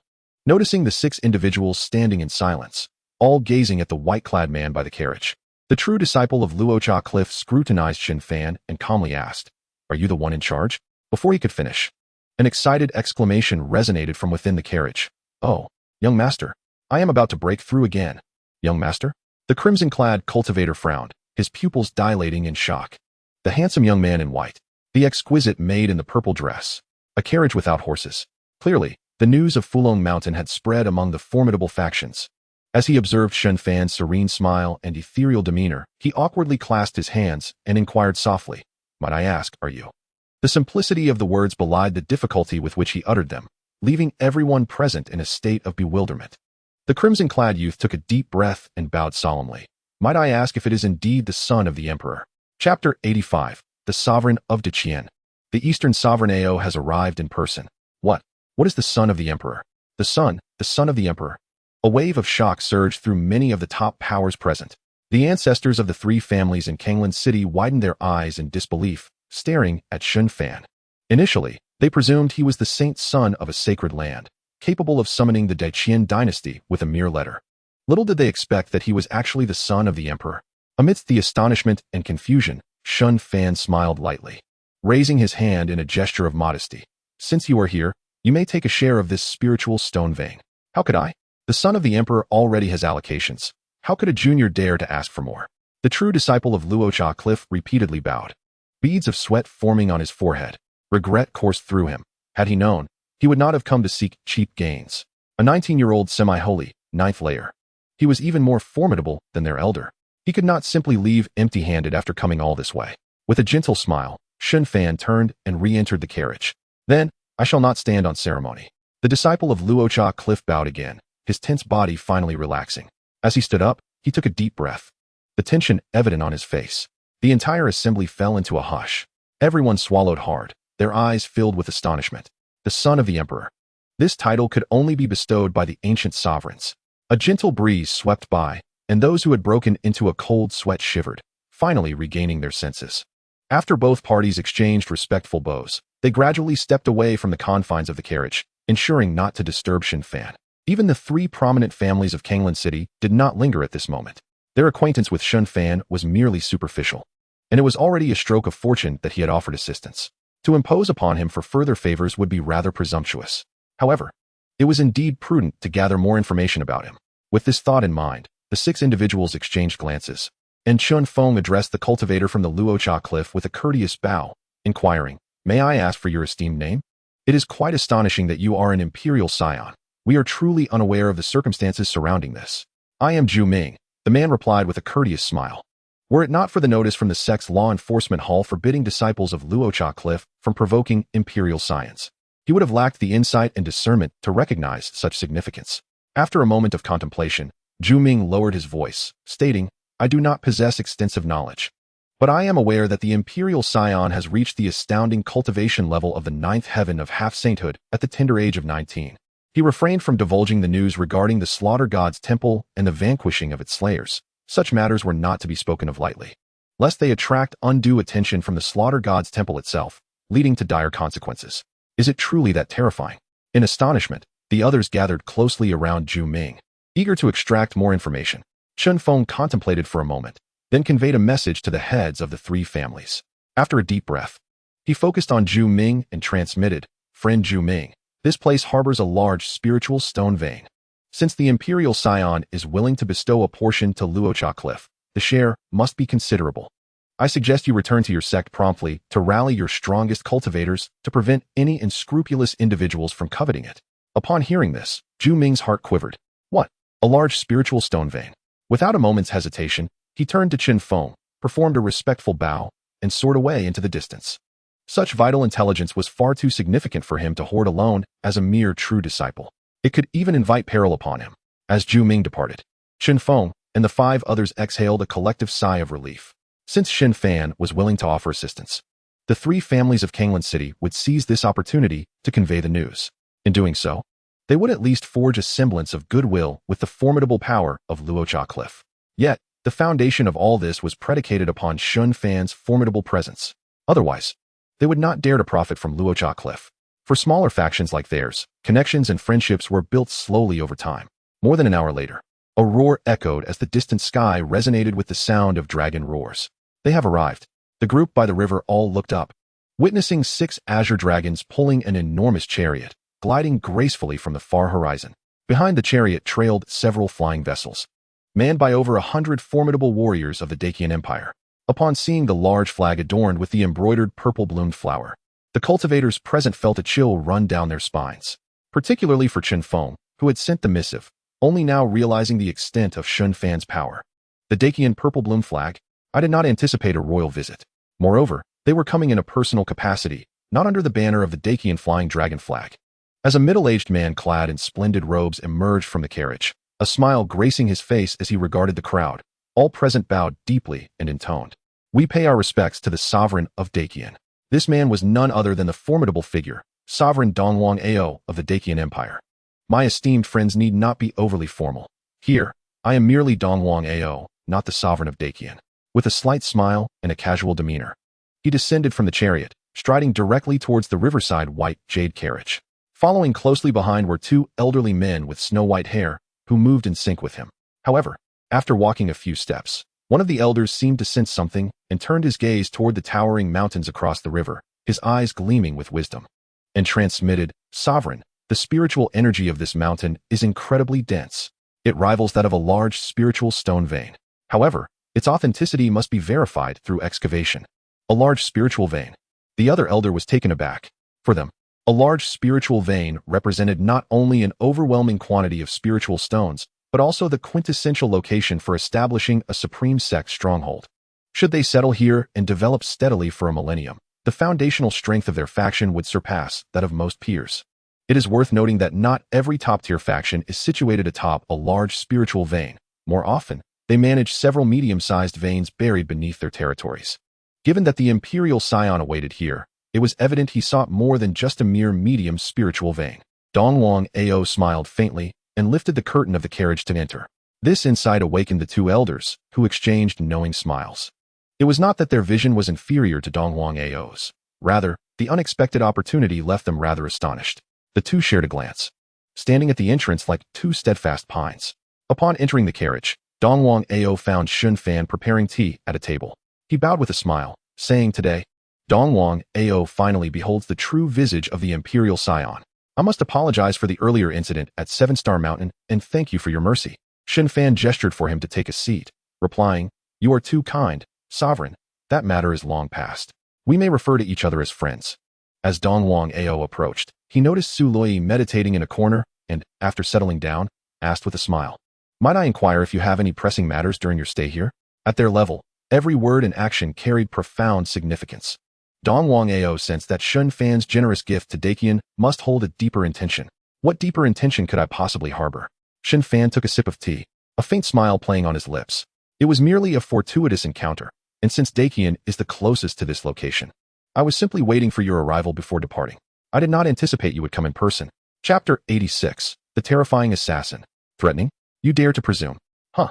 Dongwang Ao was momentarily taken aback, surprised that Shen Fan had genuinely bestowed such a substantial gift upon them. Regaining his composure, he looked at Shen Fan and chuckled. Haha, it appears I have overthought this. How about you visit Dakian for a tour as a token of gratitude? Perhaps another time. I have pressing matters to attend to. Shen Fan replied, shaking his head. The assassination of an elder from the Slaughter God's temple was already part of his upcoming plans, and he certainly would not spare time for a visit to Dakian. He then entrusted the distribution of a share of spiritual stones from the 3 families of Kanglan City, along with the previously promised benefits for the disciples of Luocha Cliff, to Dongwang Ao for handling. Dongwang Ao listened attentively, occasionally inquiring about the affiliations of these factions with Shen Fan to ensure equitable distribution of benefits. Outside the carriage, the 2 elders stationed at the entrance saw the Dakian princess Dongwang Yueluo disembark from the chariot, walking with an air of seriousness toward them. One of them spoke up. "Your Highness, the sovereign has instructed that you may accompany him, but do not entertain thoughts of entering." Dressed in splendid attire, Dongwang Yueluo stood on tiptoe, gazing at the white jade window of the carriage, calling out, "Is it not permissible to even take a glance?" Clearly, she sought to draw Shen Fan's attention within the carriage. "Do not waste your breath, princess. The carriage has been sealed against all senses. Your voice cannot penetrate." Unperturbed by the 2 obstinate elders, Dongwang Yueluo's expression fell, and with a flourish of her robes, she turned to leave, exclaiming, "Humph. I have already told you he has forgiven me. You are simply being obstinate. Why the fuss?" As she returned to the chariot, the 2 elders maintained their stoic demeanor. With a single strike capable of subduing a semi-saint of the 9th realm, one must not be overly pedantic, yet there lies a necessity for caution. Is it not in consideration of invoking unpleasant memories for the prince? "Young girl, I have consumed more salt than you have rice in your lifetime." Observing the gloomy expression of Dongwang Yueluo, the old servant, Rong Mama, retorted with indignation, "Those 2 old fools. Did that prince not feel his spirits lifted upon gazing at the young lady's beauty? How could he possibly dwell on past grievances?" As a loyal servant of the Dongwang family, Rong Mama naturally favored her young mistress. Seated before the table, Dongwang Yueluo rested her chin on one hand, her interest waning as she gazed at her meticulously adorned reflection in the mirror. Enough, both father and the offering have their own considerations. With the young mistress having spoken, Rong Mama fell silent. Brushing her hair aside, Dongwang Yueluo retrieved a portrait from her spatial ring and unfurled it upon the table. The figure depicted was a man clad in white, standing with hands clasped behind his back. Each stroke of the brush was executed with precision, rendering the man on paper vividly lifelike, showcasing the extraordinary skill of the artist. However, opposite the man, an old man with blood trickling from his mouth appeared somewhat hastily sketched. Not far from the scene, an elderly woman lay on the ground, her visage obscured, yet her royal garb hinted at her status. As she beheld the spirited figure of the man in the portrait, Rong Mama exclaimed, "Young lady, your artistic prowess is indeed unparalleled. It's as if he could leap forth from the canvas." Meanwhile, the old man, Dongwang Yu, and the reclining figure of herself were conveniently overlooked by Rong Mama. With a faint smile, Dongwang Yueluo waved her hand, instructing, "Go outside and keep watch. Call for me when they emerge." Certainly. Once Rong Mama departed, Dongwang Yueluo began preparing her ink and brush for another canvas. This particular painting was already half completed, a piece that even Rong Mama had yet to glimpse. In it, a pair of figures sat amidst a riot of blooming flowers, gazing up at the luminous moon above. What made Dongwang Yueluo blush was that she leaned against Shen Fan's shoulder, pointing at the moon as if engaged in conversation. In the painting, Shen Fan wore a gentle smile, entwining his fingers with hers while his other hand caressed the back of her hand, creating an atmosphere of warmth and intimacy. With her cheeks flushed, Dongwang Yueluo picked up her brush to continue embellishing the unfinished sky with stars. However, at that moment, she noticed the light filtering through the carriage window dimming. Lifting her gaze, she saw an elderly man in tattered clothing, his gaunt face fixated on the scroll before her. His sparse hair and skin, resembling weathered bark, bore the marks of time. His deep-set eyes revealed no emotion or turmoil. "Oh, it seems I have stumbled upon a remarkable secret," he murmured softly, as the carriage window creaked open without a sound. Why could the offering not detect him? A wave of horror surged within Dongwang Yueluo as she screamed, "Who goes there?" Yet the soldiers outside, as immobile as statues, seemed oblivious to her cries. As she watched the gnarled hand extend towards her, she found herself paralyzed with fear. In the next instant, that withered hand clutched her delicate neck with the grip of iron. Compared to the last time Shen Fan had seized her throat, this moment sent chills coursing through Dongwang Yueluo's body, causing her to tremble uncontrollably. She sensed the impending arrival of death. In a mere breath, her neck constricted, causing her cheeks to turn a shade of deep crimson, and the veins on her forehead bulged like worms. Catching sight of the offering and Roan Mama in the distance, as well as the immovable curtain of the carriage door, despair enveloped Dongwang Yueluo. The word Saint Realm reverberated like thunder in her mind. It was undoubtedly a powerful being from the Hall of Assassins. With her heart shrouded in darkness, Dongwang Yueluo recalled the old man's earlier words, gripping his bony wrist with all her might as she gasped, "You, cough, shall not use me to threaten him." Threaten? The old man seemed to find amusement in her plight, a mocking smile etching across his impassive face. "You think yourself worthy, or perhaps you overestimate him." As he spoke, his gaze swept over the ivory carriage, and he suddenly produced a crystalline bone spike. Observing Dongwang Yueluo's trembling form, her face a mask of terror, the old man smiled faintly. "To annihilate my Hall's assassins, let him experience the taste of losing those dear to him." With that, the old man plunged the bone spike into Dongwang Yueluo's abdomen, discarding her like refuse. The moment the spike pierced her flesh, a wave of murderous intent surged through her entire being. The malevolence sliced through her internal energy whirlpool and meridians as if they were mere threads. Pain beyond expression flooded her mind, causing her body to tremble violently, blood spilling from her lips. Yet, even as her gaze lost focus, Dongwang Yueluo refused to utter a sound of anguish. Thud! The heavy thud of her body hitting the ground shattered the eerie stillness. Both the two great Qian offerings at the carriage door and Roan Mama, along with the surrounding 100 soldiers and various observing factions, were drawn to that sound, turning their attention to the great Qian carriage. Chapter 87. Surge in Cultivation. Sixth layer of the Saint Realm. Upon witnessing the tattered old man beside the carriage, as well as Dongwang Yueluo collapsed on the ground with the bone spike protruding from her abdomen, everyone's countenance shifted dramatically, their auras surging to their utmost limits. Seeing Dongwang Yueluo's face as pale as parchment, Roan Mama's eyes widened in horror as she dashed forward, crying out in despair, "Miss." As Dongwang Ao lifted the carriage curtain, he immediately heard the wailing cry reminiscent of a tormented soul. His gaze sharpened, locking onto Dongwang Yueluo, who lay on the ground, blood streaming from her orifices, and his pupils constricted in shock. Lua. In the next moment, boom, a terrifying aura, sending chills down spines, erupted from the tattered old man by the carriage, reverberating outward. The moment the gathered crowd felt that aura, it was as though the weight of the heavens bore down upon them, rendering them unable to stand, forcing them to the ground. Puffed. In midair, Roan Mama spat out a mouthful of blood, her body flying backward, staining the sky crimson. Even the two elder offerings of the great Qian found themselves kneeling, blood seeping from the corners of their mouths as they attempted to resist this overwhelming pressure. Shocked, they regarded the old man enveloped in purplish-golden ripples, exclaiming in horror. Saint Realm. At that moment, as Shen Fan lifted the carriage curtain, the old man's increasingly potent aura surged toward him like a tidal wave. And he spoke indifferently, "Prince? Ha, you killed my brother, and today you bear witness to the fading of a beauty. How does it feel?" A mere semi-saint of the ninth realm, regardless of how extraordinary their talents, remained worlds apart from a true saint. If one were to compare a prodigy at the ninth layer of the monarch realm capable of defeating a novice entering the semi-saint realm, the odds of success for a semi-saint battling a saint realm powerhouse were virtually non-existent. A saint realm expert not only perfected their saintly golden patterns, wielding unparalleled power, but also refined their internal energy into the innate purple chi exclusive to saints, quasi-emperors, and great emperors. Even though Shen Fan's agility had reached the pinnacle of the wind path, under the oppressive laws of the saint realm, he found it challenging to unleash his full potential.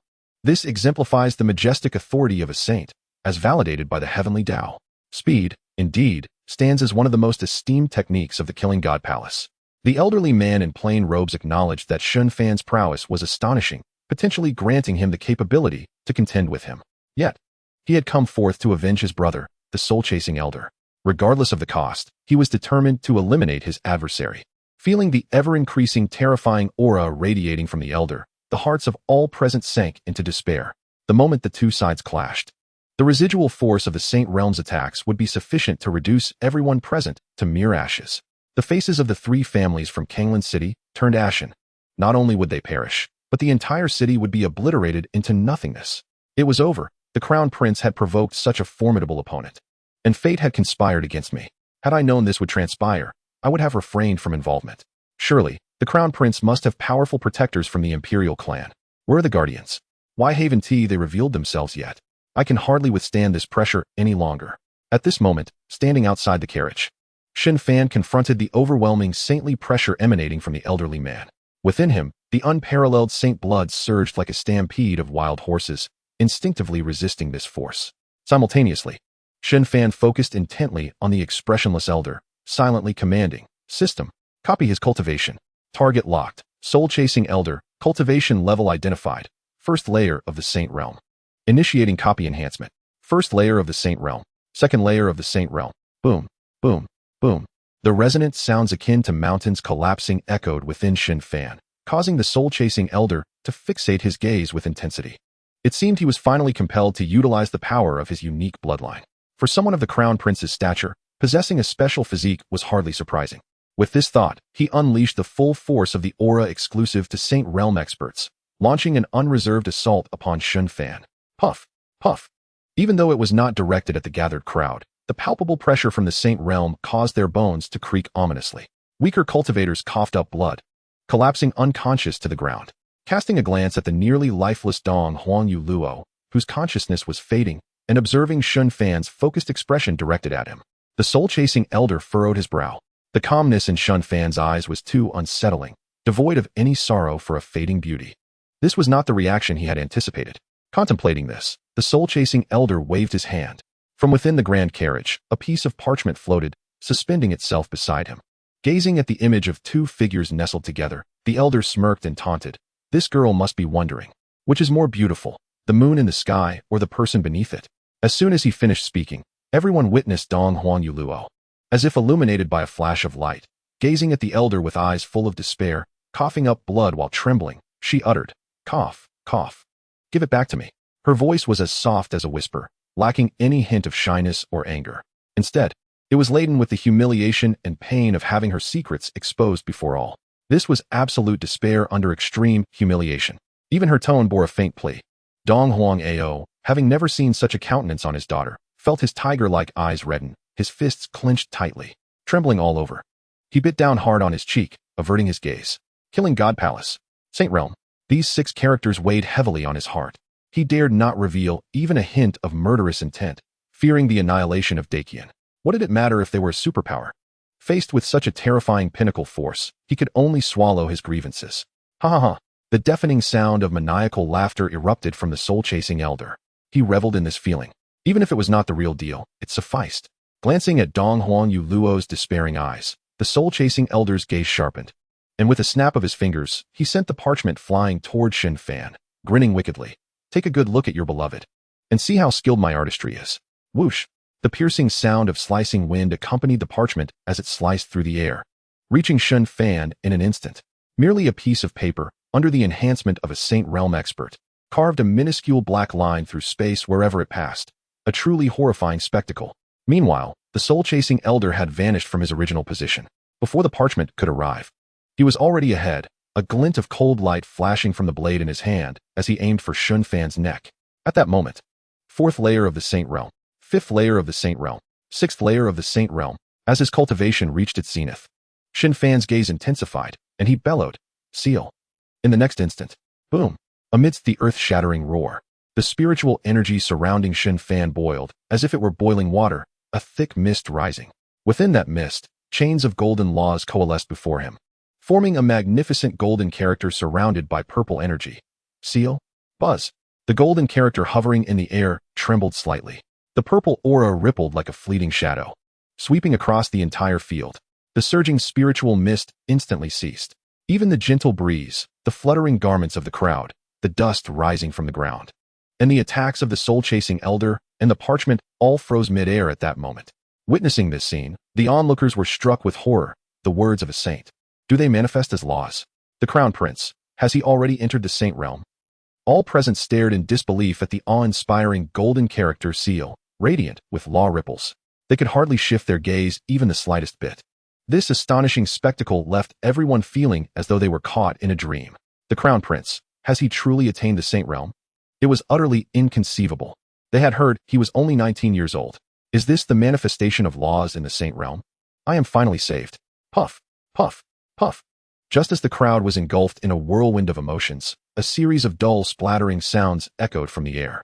A few cultivators lying on the ground with clear sight observed the soul-chasing elder, frozen in midair, his face contorted in agony, his flesh erupting. Boom! The thunderous roar resounded as drops of blood shot forth from the soul-chasing elder's body, spiraling toward his surrounding sealed domain. Clearly, he intended to unleash the terrifying energy of his saintly blood to assault the rippling laws of the seal. Yet, this final struggle proved futile. For as his blood separated from his body, it was immediately ensnared in the void, without exception. Realizing the futility of his efforts, the soul-chasing elder's eyes ignited with a terrifying flame. Boom! He ignited his inner saintly blood, his aura surging exponentially. At this moment, he erupted with a brilliant red light, resembling a blazing sun suspended in the air. The innate purple aura of the saint realm was entirely consumed, causing the surrounding law ripples to sizzle ominously. As the seal was on the verge of loosening, the elder of soul seizing stared in horror at the cracked seal, where intricate and profound runes began to emerge. Despair gripped his heart as he fixed his gaze on Shen Fan, unleashing a roar filled with resentment. This is not the divine ability of the holy realm. You have comprehended the path of sealing. The notion of immediate manifestation of the law is merely the boast of cultivators beneath the saint realm. Otherwise, why would they continue to cultivate in the saint realm? It is only now that the elder of soul seizing realizes that Shen Fan is employing the path of sealing. He is not suppressing this realm through his cultivation, but rather through the path of sealing, which is extraordinary. Moreover, the mastery of this path is not only rare, but also holds the evaluation of being nearly impossible to attain to the level of great completion.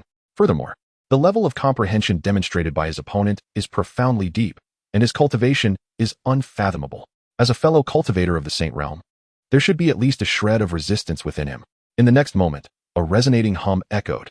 The character for seal in the void trembled slightly, radiating a brilliant light. An astonishing aura of sealing surged forth, manifesting splendid runes from the void, resembling countless stars illuminating the realm. Meanwhile, the elder of soul seizing, determined to ignite his blood for a desperate struggle, found himself completely sealed in midair, rendered silent. As the golden character for seal, surrounded by purple chi, vanished, the onlookers instantly turned their attention to the elder of soul seizing. They beheld his body, charred as if engulfed in flames, entirely blackened. A gentle breeze swept by, transforming him into mere dust, dissipating into the air. Phew, my heavens, we have finally survived. It must be thanks to the young emperor. Otherwise, a single strike from a saint would have reduced this area to dust. Wiping their virtual sweat, the crowd collectively sighed in relief, collapsing to the ground. Suddenly, a light whisper echoed, leaving the crowd perplexed. Quite the performance, isn't it? Performance? Could it be the divine soul golden body of the saint realm? Experienced cultivators were startled. Shen Fan, with a glint in his eyes, caught sight of a divine soul golden body fleeing at lightning speed. With a deft motion, he transformed into an afterimage, appearing before the elder of soul seizing's divine soul golden body, raising his hand and commanding, "Soul sacrifice net." Whoosh! The moment a gray net coalesced in his palm, the soul power of the elder of soul seizing caused even distant cultivators to tremble in their souls, chills running down their spines. What an immensely powerful soul force. Good heavens, it seems the young emperor has truly become extraordinary. How terrifying is his strength. He even possesses such a formidable soul secret technique. The elder of soul seizing, witnessing the encroaching soul net, felt as if his liver and gallbladder were about to rupture. No. Uft. The soul sacrifice net, resembling a dense gray laser web, pierced directly through the elder of soul seizing's divine soul golden body. In an instant, The golden body shattered into fragments, dissipating alongside the soul net into the void. The battle, though fleeting and dynamic, concluded in the blink of an eye. Everyone had assumed that a battle between saints would be terrifyingly fierce. However, Shen Fan unleashed a single strike, compelling the Elder of Soul Seizing to ignite his blood in a desperate bid for survival, and utterly annihilating his soul on the spot. There was no resistance. A complete and utter suppression. If my estimations are correct, the young emperor's cultivation must exceed the third layer of the saint realm. Otherwise, it would be impossible to so effortlessly defeat the Elder of Soul Seizing. Truly extraordinary. I have yet to comprehend any path, let alone the path of sealing. This is indeed a case of a pig pretending to be a tiger, utterly ferocious. As they gazed at Shen Fan, who approached from the distance, the crowd dared not breathe, their eyes fixed upon him without a blink. Upon landing, Shen Fan picked up the drawing paper from the ground and walked towards Dong Huangyu Luo, who lay on the ground. As he crouched down, the trembling Dong Huangyu Luo murmured with quivering lips, "You, do not speak." Shen Fan furrowed his brow. Yet, as her body shook more violently, she coughed up blood and looked at him with tear-filled eyes, pleading in a trembling voice. "Listen, cough, listen to me." At this moment, her meridians lay shattered, her bones corroded by the murderous intent of the Elder of Soul Seizing, suffering from injuries throughout her body. Only an unparalleled divine medicine could alleviate the injuries of a saint realm. Perhaps Shen Fan possessed such a remedy, after all. Those in the know were well aware of the affairs of the Lu family. However, she did not wish for him to waste such a supreme divine medicine on her. "Speak." Hearing his impatient tone, Dong Huangyu Luo managed to muster a faint smile, stammering, Am I pretty?" Her words came out in fragmented bursts, clearly something she had pondered for a long time before daring to ask. Shen Fan observed her bloodied visage, her makeup smeared with blood and tears, and nodded sincerely. "If it weren't for my resolute heart, I would surely have fainted from fright." This remark nearly caused Dong Huangyu Luo to fall over. Chapter 89. Today, my eyes have opened, and I strike with the Emperor Pill. As soon as the words left his mouth, Shen Fan directly retrieved a pill brimming with spiritual energy from his system space. Boom! The moment the pill materialized, a terrifying purple chi surged like a fog, sweeping through the realm. The pill radiated a frightening ripple, hinting at an urge to break free from Shen Fan's fingertips. In an instant, intricate runes enveloped the pill, binding it and rendering it immobile. "Emperor Pill?" The shocked Dong Huang Ao exclaimed, his eyes filled with astonishment and joy. Not only he, but the two great Qian offerings behind him also stared wide-eyed, struggling to contain their aura, their lavish garments rustling. My heavens, today is indeed a revelation. To strike with the Emperor Pill, what a wealthy display. A cultivator inhaled deeply, savoring the lingering fragrance of the pill in the air. I inhale. A nearby elderly cultivator, snapping back to reality, inhaled sharply like a whale, his entire body swelling. The Emperor Pill was undoubtedly out of reach for them, and they lacked the courage to pursue it. Yet, surely the young emperor would not chastise them for savoring the pill's aroma. For them, the scent of the pill was a considerable fortune. I inhale. Even the three great families of Kanglan City joined in the effort to absorb the surrounding purple chi and pill mist. As the air grew somewhat vacuous, the already weak Dong Huangyu Luo felt her chest suddenly cave in. Upon seeing Shen Fan offer the pill to her, she seized the opportunity, fixing her gaze on him and trembling. "Don't. I am not worth it." After uttering those words, she struggled to close her lips tightly. Yet, her gradually moistening eyes gazed at Shen Fan with profound affection. In this moment, she felt that even if she were to die, it would be worthwhile. At least he was willing to save her, and that was enough. As these words left her lips, Dong Huang Ao sighed from a distance. However, a smile adorned his face as he murmured with deep emotion, "Dong Huang has a daughter named Yu Luo. How wonderful." As a father and the ruler of the great Qian kingdom, how could he express the sorrow in his heart upon witnessing the fall of his beloved daughter? Not far away, the elderly Roan Mama lay on the ground, her face streaked with tears, her heart heavy with sorrow. "Mississippi," she murmured. Shen Fan raised an eyebrow, his expression filled with hesitation as he inquired, "Shall I withhold it from you then?" With a somewhat dazed consciousness, Dong Huangyu Luo gazed at the indistinct figure before her and whispered, "My painting, please, give me my painting. Here, eat this." Shen Fan smirked faintly, placing the imperial elixir into her mouth. As he channeled spiritual energy to dissolve its effects, he swiftly extracted the bone spike embedded in her abdomen. The excruciating pain caused Dong Huangyu Luo to shudder violently, coughing up blood. In that instant, as the potent medicinal energy surged through her body, she could distinctly feel the grievous wounds, akin to a festering malady, gradually being unraveled one by one. Simultaneously, a powerful vitality flooded through her limbs and bones. Within mere breaths, the wound on her abdomen had healed. However, due to excessive blood loss and the strain of her nerves, the now relaxed Dong Huang Yuluo was suddenly beset by drowsiness. Yet, she clung desperately to Shen Fan's garment, her voice weak. Are you about to leave? Perhaps it was the woman's sixth sense. She felt as if Shen Fan were a kite severed from its string, destined to vanish from her sight at any moment. Particularly troubling was his lack of comment or reaction towards her painting, which left her breathless with anxiety.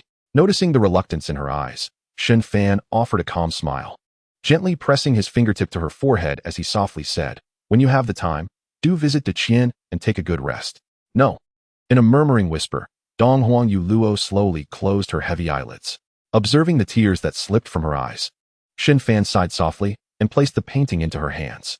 He could not fathom what it was about him that captivated Dong Huang Yuluo. Perhaps it was merely his extraordinary presence that had etched a shadow upon her heart. Such occurrences are commonplace. Who hasn't encountered someone in their youth who left an indelible impression upon their life? Yet, Shen Fan was acutely aware of how swiftly he was advancing. A pace beyond the comprehension of ordinary folk. Perhaps when I attain enlightenment in due time, you shall come to recognize reality. When the chasm between them widened like the gulf between heaven and earth, Dong Huang Yuluo would likely encase this sentiment within her heart as a cherished memory. Recollecting his thoughts, Shen Fan rose and surveyed the battlefield from earlier. The Elder of Soul Snatching had incinerated his essence and purple aura, leaving no spoils to be claimed. As Shen Fan approached, Dong Huang Ao and the two attendants behind him hurriedly bowed in salute. "Thank you, Your Excellency, for your assistance. Dong Huang Ao is eternally grateful. Should my humble self be needed, I shall brave fire and water, not shying away from death." As a ruler, he could not allow emotions to cloud his judgment and jeopardize Deqian. Yet as a father, he willingly vowed a heavy promise. No need for such weighty words. "This matter shall be entrusted to you, Dong Huang Daoyu." Shen Fan smiled gently, stepping into the carriage. The imperial elixir was merely a trifle. A brief visit to the major factions or the pill hall would yield more. As for the notion of him being gravely injured and in need of medicinal aid, that was quite preposterous. Once inside the carriage, Shen Fan retrieved the cloud-piercing shuttle and placed the meditating Su Luo Yi upon it. Before long, he had closed the carriage and soared into the distance. Dong Huang Ao inhaled deeply, observing a group approaching not far away, clad in crimson garments. The central figure among them was none other than the supreme elder of the Rakshasa Cliff, Iwuya. So it is him, evidently. Rakshasa Cliff is quite invested in the affairs concerning the imperial son. Dong Huang Ao smiled and bowed. "I am Dong Huang Ao, honored to meet the supreme elder of Rakshasa Cliff." As Iwuya approached, he stroked his beard and chuckled. There is no need for such formalities, Your Majesty. Alas, I have arrived too late to witness the imperial son's brilliance." "Too late? You feared the imperial son might lose and attract the attention of the Elder of Soul Snatching, did you not?" Dong Huang Ao smiled subtly, walking alongside him toward the open space ahead. "I wonder how Your Majesty intends to allocate this vein of spirit stones?" Iwuya inquired, gazing at the mountains ahead. Dong Huang Ao narrowed his eyes slightly and whispered, "What if our two families jointly support a single faction? As for the profits from the three families of Kanglan City, he would personally negotiate with them. Surely, the three families would be more than willing to place their descendants in the mountains for cultivation. It would indeed be a pity to dismantle such a significant vein." Iwuya nodded without hesitation, smiling in agreement. The fact that Rakshasa Cliff had dispatched a supreme elder indicated their desire to cultivate a relationship with Shen Fan. Especially after witnessing Shen Fan's overwhelming performance against the Elder of Soul Snatching, Iwuya's resolve was further solidified. Such talent and extraordinary combat prowess are unparalleled. Not just in the eastern region, but across the entire Xianxian continent. One could hardly find a comparable youth with such momentum. If Rakshasa Cliff did not seize the opportunity now, then when? Dong Huang Ao sought cooperation with Rakshasa Cliff primarily because of its fearsome reputation. To elevate the Deqian dynasty further and secure a position among the superpowers, dark methods would be indispensable. In this regard, Rakshasa Cliff stood out as an excellent partner. With Shen Fan's formidable presence looming, he had no fear of betrayal. Both were astute individuals. After confirming their objectives with a few words, they exchanged knowing smiles and departed. Chapter 90. Li Miao and Speculation. The Rebirth of a Mighty Being.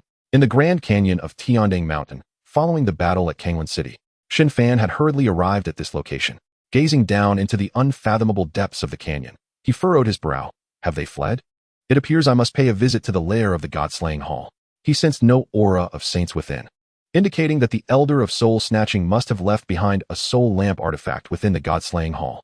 Once the owner perished, the ruthless slayer hidden here, xianxiaaudiobooks, chose to make his escape. While pondering this, Shen Fan withdrew the mysterious turtle shell from his system space, placing it on the ground.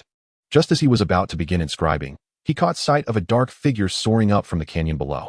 The man landed not far from him, bowing deeply and nervously stating, "Assassin number 972,300. Stop.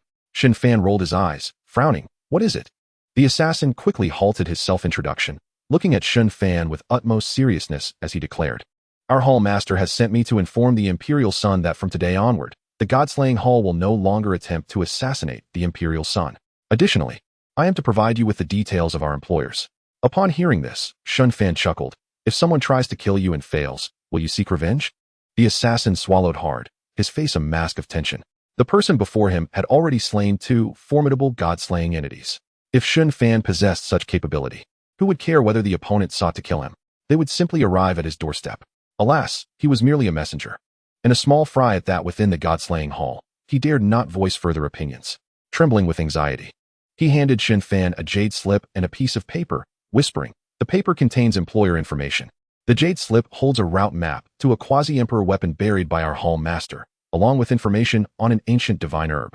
As an apology from the Hall Master, after receiving it, Shen Fan scanned the jade slip with his consciousness, noting that aside from two geographical locations, there was nothing particularly remarkable. What he had not anticipated was that the employer was none other than the matriarch of the Qin family, Zhang Ruolin. The affluent Qin family made Shen Fan furrow his brow as he accepted the jade slip, casting a nonchalant glance at the assassin before him and stating, "Inform your lord that if he wishes to ambush me, he might as well lay bare his entire fortune and give it a try." Having faced two assassination attempts, did the Hall of Killers truly seek to negotiate with him? Such a notion was utterly preposterous. Good heavens, he was genuinely contemplating dismantling the Hall of Killers. The assassin, beads of sweat forming on his forehead, repeatedly clasped his hands in reverence and retreated, ultimately leaping into the vast canyon below. "Since you have begun to cower," Shen Fan murmured, raising his hand to inscribe a single character upon the mysterious tortoise shell, "Earth." The meaning of Earth, the location of the Hall of Killers' stronghold. Initially, he had intended to dismantle the Hall's branches throughout the eastern domain, then wander through the North Wilderness, west of Heaven, south of the Desolate, and central Huangzhou, casually dismantling the local branches as he went. However, with the Hall now in retreat, Shen Fan could only focus on annihilating their stronghold first. The tortoise shell deciphered, deep within the 10,000 mountains of the southern barbarians. Decryption complete, 60 tortoise engravings vanished. "I've suffered a loss of 60 tortoise engravings. Let us see if the Hall of Killers can repay their debts." Observing the small patch of engravings that had disappeared from the shell, Shen Fan, with a pained expression, boarded the cloud-piercing shuttle and set course for the nearest major city. He needed to locate a teleportation array to journey to the southern barbarians. Although his Grand Emperor array patterns could teleport him vast distances, the destinations were entirely random. Unless he had previously visited a place and inscribed the Grand Emperor array there, he could only teleport there with focused intent. At present, using the Grand Emperor array was a gamble. Who knew where he would end up? Meanwhile, Li Miaoan, controlling the creation bellstone aboard the flying vessel, alighted upon Shen Fan's shoulder. Her curiosity piqued. "Are you truly only 19 years old? Not a reincarnation of some great being?" When something surpasses her understanding, it ceases to be merely a prodigy in her eyes. To Li Miaoan, Shen Fan had previously exuded the aura of a mere half-saint, yet in the blink of an eye, he had ascended to the realm of a saint. This could only imply two possibilities. Shen Fan feigned astonishment, gazing into her eyes that sparkled with wisdom, and replied, "What? I am a reincarnation of a great being?" Li Miaoan's eyes glimmered as she smiled. "Indeed. You have either concealed your true abilities, masquerading as a simpleton while bearing a treasure that cloaks your powers, undetectable even to me, or you are a reincarnation of a great being, or perhaps the incarnation of a powerful entity, here to experience the tribulations of the mortal realm. When faced with peril, your internal seal will naturally dissolve, resulting in a surge of power. Am I mistaken?" Her conjecture bore substantial weight. Shen Fan, coming to a sudden realization, turned to the self-satisfied Li Miaoan and remarked seriously, "No wonder I frequently dream of the celestial realm, as if it were created by my own hand. It seems I truly am a great being." "The celestial realm was created by you?" Li Miaoan asked, her face a mask of disbelief. However, upon witnessing Shen Fan's broad grin, it was clear he was jesting, and she puffed up her cheeks in annoyance, glaring at him. Once Shen Fan had finished boasting, He turned to the now awakened Su Loi, who wore an expression of excitement, and praised, "Impressive. You've broken through again. Quickly, steer the vessel towards the nearest major city to find a teleportation array. I must conserve my energy." As he spoke, he made his way to his designated lounging spot on the shuttle, pulling a large quilt over his head. Feeling somewhat unappreciated, Su Loi approached the cloud-piercing shuttle, taking control of the vessel and directing it toward the nearest city. Observing her resting her chin on her hand, lost in thought, Li Miaoan descended from the creation bell stone to her shoulder and whispered, "Aren't you happy about your breakthrough? You've accomplished something remarkable." With a forlorn expression, Su Loi fiddled with her rosy lips and murmured, "No matter how remarkable, it pales in comparison to him. What is there to be happy about?" When the most commendable achievements are perceived as insignificant by others, it indeed diminishes the joy of accomplishment. Li Miaoan smiled gently, understanding Su Luoi's past and empathizing with her current sentiments. After a moment's reflection, she imitated Su Luoi's posture, sitting cross-legged with her chin resting on her hand, and softly said, "In the past, when you were alone, a breakthrough would have brought you immense joy, unbothered by the opinions of others. Yet now, your thoughts are fixated on him, and lacking the encouragement you desire, it is only natural that you feel discontented." Upon hearing this, Su Loi turned back, a hint of panic in her gaze as she glanced at Shen Fan behind her. "Do not worry, he cannot hear us." Li Miaoan chuckled at her reaction. "You're so clever." Su Loi shot her a slightly annoyed look before producing a high-grade spirit stone and inserting it into the shuttle's groove, accelerating swiftly. The speed was rapid, as if she were eager to leave behind the previous awkwardness and tension. Initially intending to ignore Li Miaoan, Su Loi felt a sudden jolt of anxiety when she heard the next statement. "While you were cultivating, a saint from the Hall of Killers attacked. Is he injured?" Su Loi asked, her heart racing with concern. "Not at all," Li Miaoan replied with a slight smile, her gaze earnest. "In the midst of battle, he broke through to the 6th level of the Saint Realm." "Oh," Su Loi murmured, her gaze drifting back to the distant mountains. Yet, the luster in her eyes had dimmed considerably. The 6th level of the Saint Realm. Unbeknownst to her, the towering mountains surrounding them had reached the heavens. In that moment, her feelings mirrored those of the Eastern Domain's prodigies, overwhelmed by an insurmountable despair and an oppressive weight that left her breathless. Chapter 91. Poison Saint Ice Crystal. Li Miaoan floated before her, gently smiling. "There is no need for despondency. You cannot compare yourself to him, or else you will only invite your own misery." "What are you implying?" Su Loi asked, her eyes filled with confusion. Li Miaoan smiled lightly. "I possess numerous celestial scriptures that would be suitable for you. How about I teach you the ways of cultivation? Consider it a gesture of goodwill." She truly did not wish for this young woman to dismiss her offer as bluntly as the slumbering figure beside them. In Li Miaoan's perception, Shen Fan was an enigma, defying comprehension. Yet, individuals of his caliber inherently possessed immense fortune. Naturally, those in his company, like Su Loi, would also share in that fortune. Regrettably, since Shen Fan declined her goodwill, it was difficult for her to gain any benefit from it. Hence, she could only seek an alternative. After pondering for a moment, Su Loi inhaled deeply and replied solemnly, "Very well. Consider it a personal favor owed to you." "Huh, clever. This may very well be your fortune." Li Miaoan's eyes sparkled. Fortune, though elusive and intangible, often follows discernible patterns. As Su Loi now received her guidance, it represented a manifestation of that fortune. Thus, a connection was forged between her and Li Miaoan. Whether this would yield fruitful results or prove to be in vain could only be determined by the passage of time. Subsequently, after obtaining Su Luoi's consent, Li Miaoan examined her spiritual awareness and the saint's spirit poison body, as well as her current cultivation methods, while mentally sifting through suitable celestial scriptures for her. Mist City. True to its name, the entire city was enveloped in a shroud of naturally occurring mist. This mist proved highly beneficial for the cultivation of practitioners, resulting in exorbitant entry fees. Those who sought to dwell within this city were invariably individuals of great wealth. At that moment, Shen Fan and Su Loi strolled along the bustling streets of Mist City, heading toward the teleportation array square. Su Loi raised her hand to grasp the mist swirling in the air and inquired of Shen Fan, "My lord, when you were in Kanglan City, what were your feelings towards Princess Yueluo?" "Feelings?" Shen Fan pondered seriously for a moment and remarked, "The sensation of being admired by someone indeed brings a touch of pride." "Is that all? Why don't you head to Qian? Perhaps you could win the heart of a beautiful maiden." Su Loi gazed at him with a teasing curiosity. With a light tap, Shen Fan pressed his hand against her forehead and replied, "Am I truly that kind of person?" Feigning dizziness, Su Loi swayed slightly and said in confusion, "So just a little pride? Nothing more?" Seeing her playful demeanor, Shen Fan shook his head and smiled lightly. "What else could there be? With my restless nature, Why would I indulge in a fleeting pleasure and leave her waiting in vain? If I were to depart, after a time, wouldn't she merely become a withered beauty? That would only result in sorrow for both of us. My lord speaks with such wisdom. Su Luoyi nodded in agreement. Do you know why the strong are often lonely? Shen Fan glanced sideways at her, hands clasped behind his back, embodying a solitary grandeur as he strode toward the plaza. A smile danced on Su Luoyi's lips, but she soon noticed Shen Fan had suddenly halted. Before them stood a woman, her hair as white as snow and her expression cold, blocking their path, in stark contrast to Shen Fan's serene demeanor. The woman exuded an overwhelmingly potent aura as she came to a standstill. A faint green ripple radiated from her, and at the moment the mist in the air collided with the azure ripples, it transformed instantaneously into shards of ice that fell to the ground, creating a most eerie spectacle. The tense standoff among the three was not lost on the onlookers in the plaza. Upon witnessing the strange ripples emanating from the white-haired woman and the bizarre phenomena occurring, the captain of the guard stationed near the teleportation array exclaimed in horror. Poison Saint Bingxiong. What? Run. In an atmosphere of panic, the cultivators in the plaza scattered like startled birds, executing their techniques to the utmost.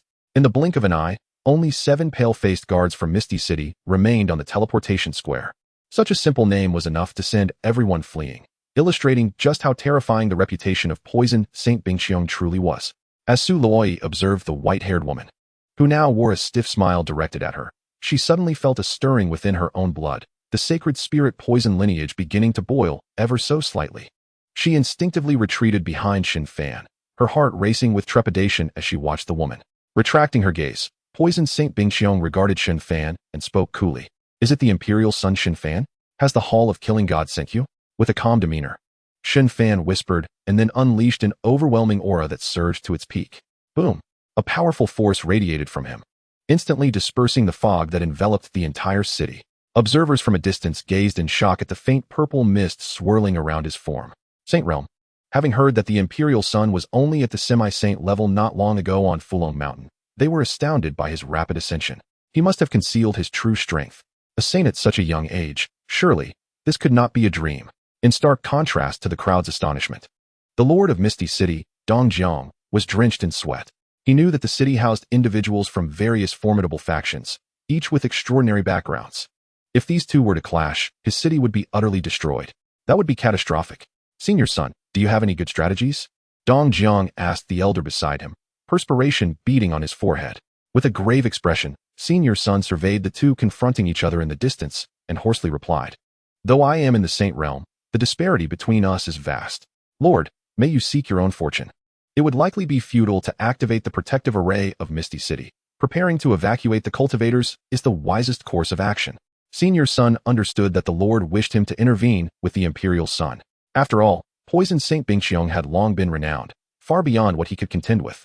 In Dong Zhang's view, the Imperial Son's reputation was less established, and there was a glimmer of hope there.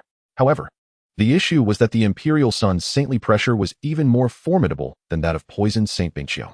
While Dong Jiang could not sense it, Senior Son, as a fellow Saint Realm expert, was well aware. Such matters could not be stated plainly. He could only hint at it to Dong Jiang. Sighing softly, Dong Jiang led him away swiftly to prepare for the evacuation of the cultivators. In the plaza, Poison Saint Bingxiong focused intently on Shen Fan and shook her head. Compared to her previous calmness, a hint of gravity now graced her features. She had never anticipated that such a youthful cultivator before her possessed the strength of the 6th level of the Saint Realm, surpassing her by a hair's breadth. She then turned her gaze to Su Luoyi, offering a somewhat strained yet benevolent smile, and said, I wish to accept her as my direct disciple. You may present any request, as long as it is within my means. Accepting a disciple? Su Luoyi blinked in surprise, momentarily at a loss as she gazed at Poison Saint Bingxiong. Meanwhile, Shen Fan furrowed his brow, stroking his chin and murmuring, Any request, you say? Although this woman is only at the 5th level of the Saint Realm, her power must be extraordinarily fearsome. Otherwise, she would not have acquired such a fearsome reputation. If I were to bring such a poison bomb along to the Hall of Killing Gods, seeing Shen Fan scrutinize her, Poison Saint Bingxiong calmly inquired, What is your opinion, Imperial Son? Shen Fan shook his head softly and replied, This matter requires her consent. Asking me is futile. Even better. Bingxiong nodded and turned her attention to the somewhat dazed Su Luoyi. Chapter 92. Su Luoyi becomes a disciple, the two part ways. After a prolonged silence, seeing Shen Fan gazing at her with a persistent smile, Su Luoyi, coming back to her senses, lowered her head in guilt. unable to meet his eyes. Witnessing this scene, a trace of a smile finally broke through the cold facade of Bingqiang, who said with warmth, "Rest assured, I shall treat you as my own." These words struck Su Luoyi like a judgment, causing her to shudder. "My lord, I am sorry," she murmured, tears cascading onto the cobblestone path. She did not wish to part from Shen Fan. However, when Li Miaoan provided her with cultivation methods, she posed a starkly pragmatic question: what will you do if one day Shen Fan ascends? Throughout their journey to Misty City, Su Luoyi had been grappling with this question, but the answer always left her feeling powerless. This prompted her earlier inquiry to Shen Fan regarding his feelings for Dong Huang Yueluo, and his response was undeniably more brutal: a withered beauty. Only by striving to elevate her cultivation could she hope to stand alongside him. This was not only Li Miaoan's counsel, but also Su Luoyi's own resolution. Noticing Su Luoyi's trembling form as she kept her head bowed, Shen Fan smiled gently and said, "What is there to apologize for? Since it is your decision, go ahead and pursue it. I support you." At this, Su Luoyi slowly lifted her head, her voice quavering as she asked, "My lord, are you not angry?" Shen Fan chuckled and playfully pinched her nose. "Huh? I have long wished to shake off this little tail of mine, my lord." In a flood of emotion, Su Luoyi leapt into his embrace, tears streaming down her cheeks like a dam breaking. She understood Shen Fan was jesting. Otherwise, she wouldn't be where she was today. Yet, in this moment, all she felt was profound reluctance. Throughout their journey, Shen Fan had never treated her merely as a maid, caring for her as one would a younger sister. He imparted wisdom on the principles of life and conduct within the confines of the Fulong Mountain Tavern. When Shen Fan endeavored to instill a moral compass in the naive Yun Xiaoran, he was simultaneously offering her a reminder of her path. In the contrast between the ordinary villagers of the Killer Village and the Old Man Ma, the annihilation of the entire Shenin sect stood starkly evident. He had once remarked that to kill was to kill, and to spare was to spare. Even the tavern owner, who had resorted to slapping himself in a display of mock humility upon their meeting, was halted by Shen Fan's intervention. He had also expressed that cultivators must adhere to their principles, never relishing in the oppression of the weak, regardless of whom he faced. Even the vile practitioners of the Rasha Cliff, as long as there was no conflict with Shen Fan, his demeanor remained as gentle as a spring breeze. He never regarded himself as superior due to his imperial lineage and exceptional cultivation. At times, Shen Fan would remain silent, absorbed in his own endeavors. Yet his words and actions resonated deeply within Su Luoyi. If Shen Fan's innate talent and cultivation appeared to her as an insurmountable mountain, his character evoked an indescribable admiration and respect. Although Shen Fan was her master, she often perceived him more as an elder brother, speaking freely without reservations. Their shared youth led to playful banter and light-hearted teasing, fostering a sense of ease and a burgeoning affection for Shen Fan. In a moment of decision to part from him, a pang of guilt and reluctance engulfed her heart. Overwhelmed, tears stained Shen Fan's garments as he gently patted her back, offering no further words. It was only when her sobs subsided that he straightened her posture and smiled, saying, "Enough. From now on, diligently cultivate under your master. After all, she is a saintly poison cultivator, and you shall fare better than by my side." As he spoke, he raised his right hand, tracing intricate formations in the air. With each stroke of his fingertip, radiant symbols erupted with divine brilliance, and the surrounding spiritual energy surged like tumultuous waves, forming a colossal vortex above the mist-laden city, akin to a whale drawing in water. At the moment the formations materialized, a blinding violet light shot heavenward. Coupled with the swirling spiritual energy and the fog enveloping the city, it created an extraordinary spectacle, resembling the descent of ethereal purple mist. The Emperor's formation. An astonished Bing Qiong realized the significance of Shen Fan's title. She had only heard whispers of his prowess, but witnessing it firsthand unveiled the extent of his formidable foundation and strength. Shen Fan pointed a finger at Su Luoyi's brow, bestowing upon her the Emperor's formation within her consciousness, and remarked with a smile, "Should anyone dare to bully you, just think of me, and I shall stand up for you." With tears still glistening, Su Luoyi clutched his garment, her face brightening with a smile. "You may also comprehend this Emperor's formation on your own. And here, take this spatial ring. It contains treasures, so ensure it remains hidden." Shen Fan whispered as he hurriedly pressed the spatial ring into her hands. Noticing Su Luoyi's cautious glance, Bing Qiong couldn't help but smile in resignation. She sought a worthy successor, but if Shen Fan were to bestow all his possessions upon her newly accepted disciple, it would be nothing short of perfection. After a brief exchange, Su Luoyi reluctantly released her grasp on his garment and retrieved a black-covered tome from her spatial pouch, presenting it to Shen Fan, whispering, "Master, this is for you. The Soul Transcendence Zen Canon?" Shen Fan accepted it, puzzled, and inquired, "Not suitable?" A blush crept onto Su Luoyi's cheeks as she averted her gaze. Holding the creation clockstone in her hands, and softly replied, Li Miaoan gave me a soul cultivation secret technique. I intend to converse with her. As Su Luoyi hurried towards a nearby clearing, Shen Fan smiled gently and turned to Bing Xiong. Curious, since you wish to be her mentor, might I inquire about your soul cultivation rank? No pressure if it's a delicate subject. Bing Xiong's brow furrowed slightly, contemplating that this young girl possessed a sacred spirit poison body, likely indicating high potential in soul cultivation. Realizing this, she maintained a calm demeanor and responded. 9th rank in soul cultivation. Impressive. Shen Fan expressed admiration with a respectful gesture, secretly contemplating, system, replicate her soul. Understood, host, locking onto Bing Xiong. Soul determined to be 9th rank. Replication enhancement activated. Congratulations, host, you have acquired a 10th rank soul. Only 2 ranks away from the 12th. The future holds promise, Shen Fan mused with a faint smile. Within his consciousness, his soul's golden form transformed from an ethereal apparition to a solid golden figure seated in meditation, radiating a powerful aura. The stronger the soul, the greater the potency of soul techniques. Shen Fan mused that a century to reach the 13th rank for his soul might be an overly cautious estimate. Chapter 93. Countless paths, yet I stand unrivaled. Returning to the present, Shen Fan casually flipped through the Soul Transcendence Zen canon, his expression suddenly stiffening. Soul fusion. How absurd. It dawned on him that the woman from his previous dream might very well have been Su Luoyi, especially the passionate kiss that lingered vividly in his memory. Even now, he could recall that sensation with clarity. Clearing his throat, Shen Fan discreetly tucked the Soul Transcendence Zen canon away. Meanwhile, Su Luoyi was engaged in hushed conversation with Li Miaoan, sharing some of Shen Fan's quirks, such as his tendency to sleep in, his morning grumpiness, and his fascination with the peculiar. As she spoke, Li Miaoan's expression grew increasingly bemused. I'm not his maid. Why are you telling me this? Su Luoyi's eyes sparkled as she replied with a smile. You two are partners. It's beneficial to understand one another. Perhaps there is some merit to that. Please, continue, Li Miaoan encouraged, propping her chin in her hand, observing the earnest little cultivator before her. From the glimmer in Su Luoyi's eyes, she perceived a profound sense of attachment. Whenever she recounted Shen Fan's habits, it was as if she were compelled to elaborate in great detail, fearing any detail might escape her listener's understanding. While the anecdotes were trivial, they were conveyed with great enthusiasm by Su Luoyi. Once she finished, Li Miaoan smiled slightly. Then do focus on your cultivation. I have faith in you. Su Luoyi inhaled deeply, looking earnestly at her. I entrust my master to you, Lady Li. Thank you. Her gratitude was directed towards the assistance in her cultivation endeavors. Mutual benefit, let us depart. After sharing a smile, Li Miaoan and Su Luoyi turned towards the square. Noticing Shen Fan's warm smile, Su Luoyi rushed forward, tightly embracing him, her cheek brushing against his chest as she whispered, Master, remember to think of me. Luoyi will miss you too. Indeed, cultivate diligently.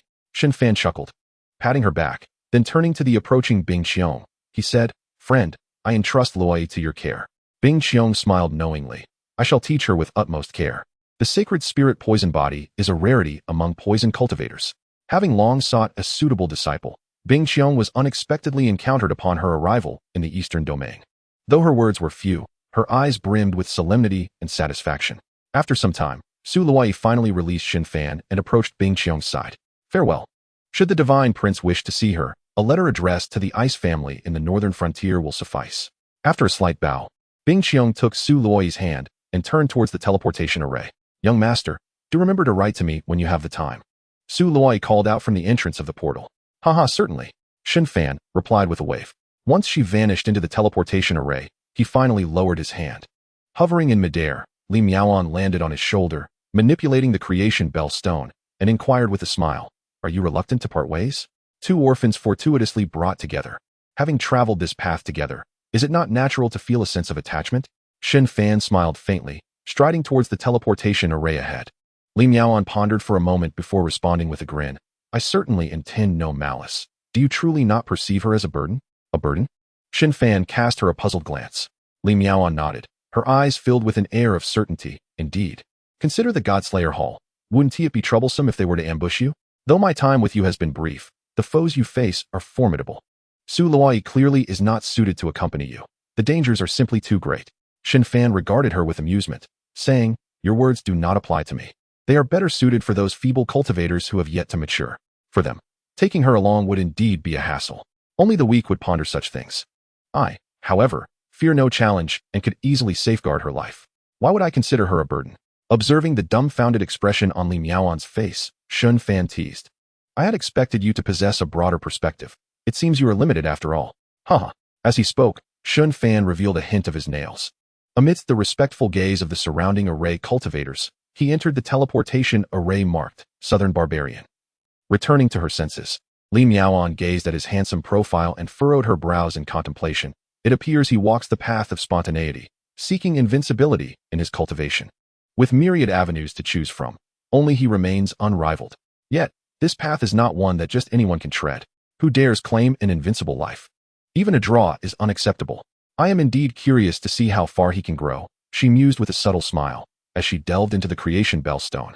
The southern barbarian realm differs greatly from the eastern domain. Much of it is shrouded in verdant flora and towering mountains.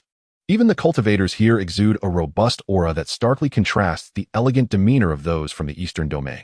Having effortlessly replicated the teleportation array behind him, Shen Fan pointed his toes and vanished from his original spot. Over an hour later, he stood before a vast mountain range stretching for 10,000 miles. Without hesitation, he activated his void-breaking divine eye and plunged into the mountains. As he delved deeper, the surrounding illusory formations became inconsequential to him.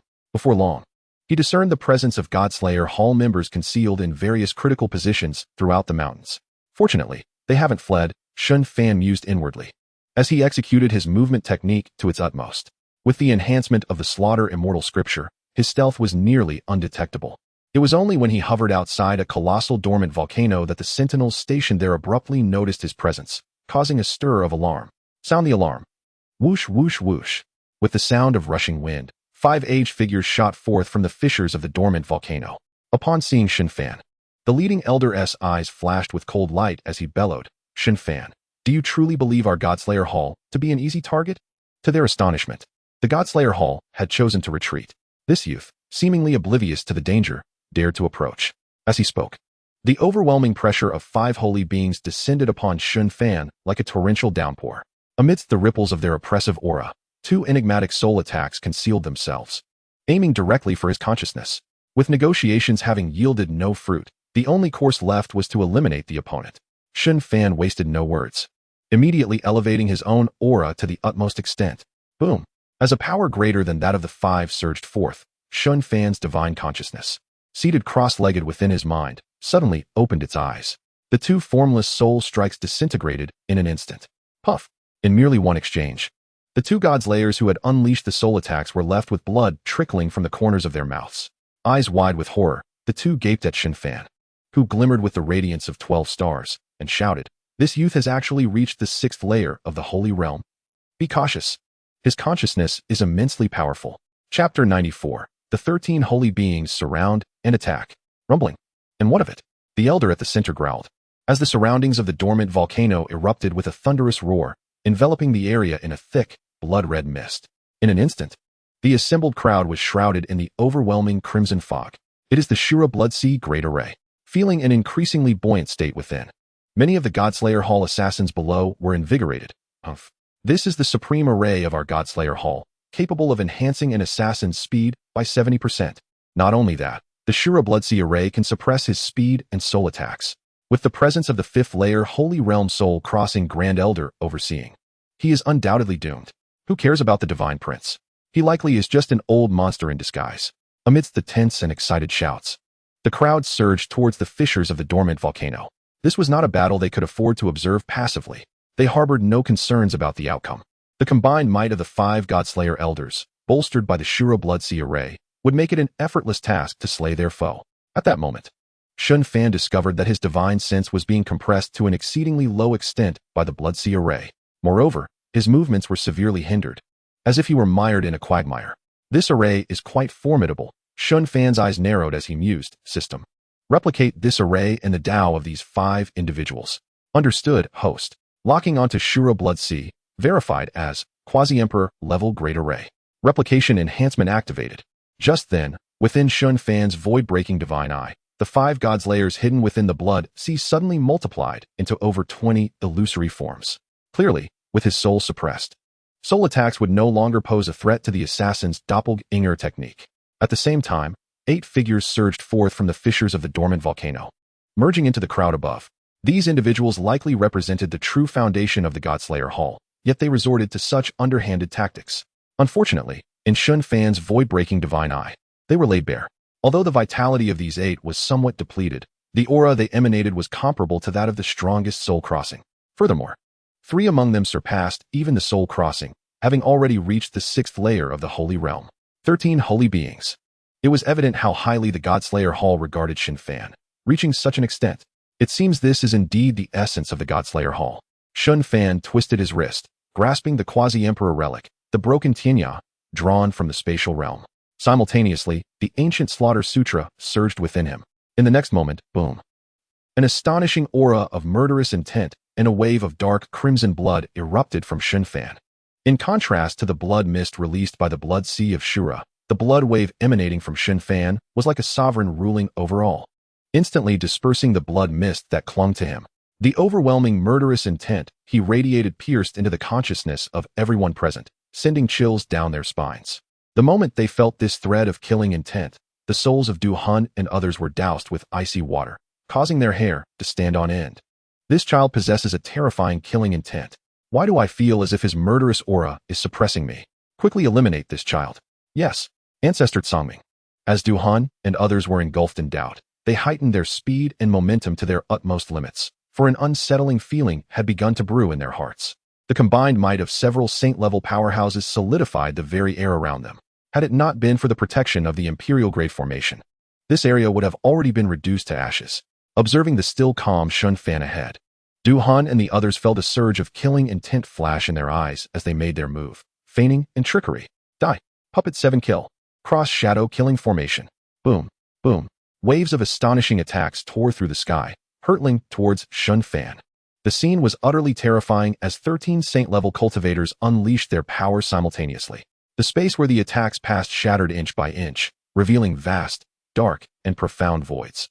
However, Du Han and others were astonished to discover that among them, 2 individuals who had released their clone secret techniques had inexplicably vanished in large swathes. Thud, thud. 2 sudden muffled sounds startled everyone, prompting them to turn their heads towards the noise. They beheld 2 headless god-slaying figures plummeting from the sky. Meanwhile, 2 identical Shen Fans, daggers in hand, gazed at them with a look of keen interest. The formation cannot restrain his movement techniques. Du Han and others' expressions changed dramatically, especially as various attacks directly pierced through Shen Fan's afterimage. Disbelief was etched across their faces. Ancestor Tsangming's heart sank, and he shouted, "Pair up for a combined assault formation. Be wary of his clone techniques." As soon as the words left his mouth, everyone quickly formed pairs for their ambush tactics. Coincidentally, I too am skilled in this craft. Shen Fan remarked with a faint smile as he conjured 4 more figures, each seeking their opponents for a lethal strike.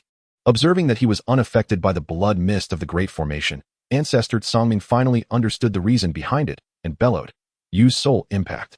Kill." Everyone unleashed their strongest soul attacks, covering the surroundings as they charged towards him. Perhaps Shen Fan's speed could not be restrained by the formation, but a united assault of numerous powerful beings would surely overwhelm him, regardless of how formidable his soul was. Once his soul suffered damage, his speed advantage would crumble. Alas, they still underestimated Shen Fan's foundation and strength. Possessing the soul lamp of the underworld, he could directly disregard quasi-imperial soul attacks, let alone those from saint-level cultivators. No matter how many they were, it would be futile. Furthermore, Shen Fan's ancient killing technique was the true embodiment of terror. Facing the members of the Killing God Hall, Shen Fan seemed to perceive every trajectory and weakness of their attacks. The moment he transitioned to offense, it became a fatal strike. Even Ancestor Tsangming, who was at a similar cultivation level, found himself being suppressed. Stealthy ambush, puppet replacements, and deadly counterattacks were deployed one after another. What filled them with despair was that Shen Fan could not only see through their clone phantoms, but that his clones were not mere illusions. They were equally as powerful as his true self. Thud, thud, thud. In the blink of an eye, 5 god-slaying figures were slain on the spot. They were utterly defenseless. Moreover, a 6th-tier saint-level elder from the Killing God Hall was taken down in a mutual destruction with his clone.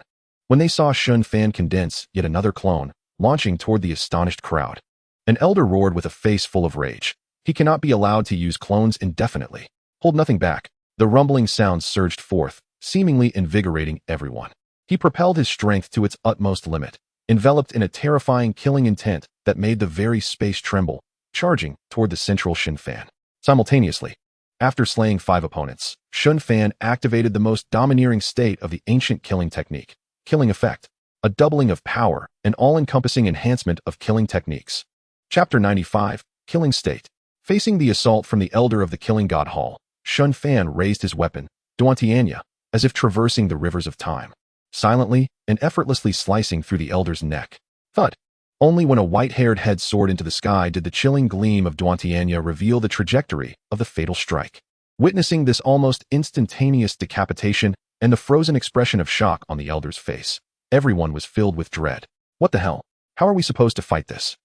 Although the blood sea of Shura formation instantly transported the Elder's soul and golden body into the dead volcano, how could the effortless slaying of a 6th-tier saint-level powerhouse not terrify them?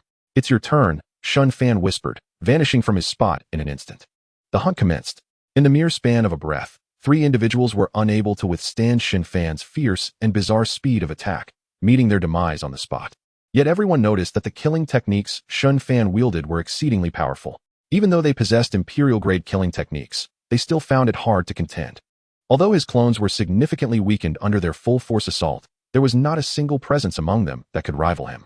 Even if this enigmatic clone technique were to be broken, what difference would it make? As time passed, everyone understood they were undoubtedly facing death. Thud!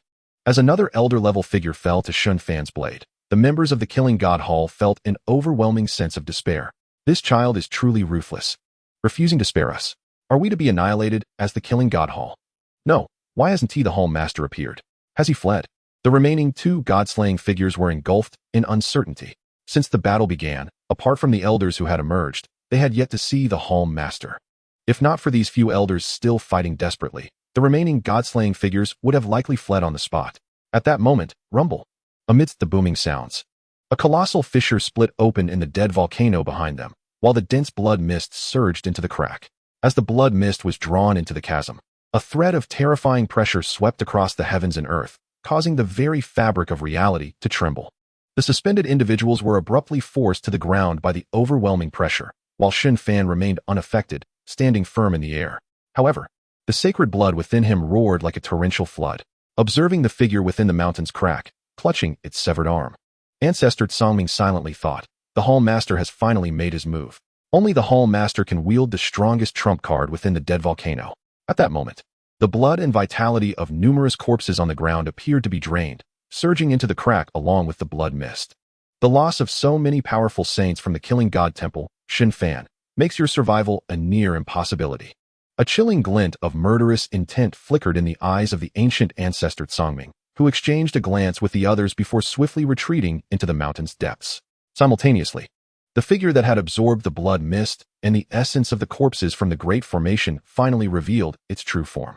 It was a middle-aged man, his emaciated physique etched with dense, purple patterns, exuding an eerie aura. An unparalleled, terrifying presence enveloped him, creating ripples of potent energy that shattered the surrounding space inch by inch.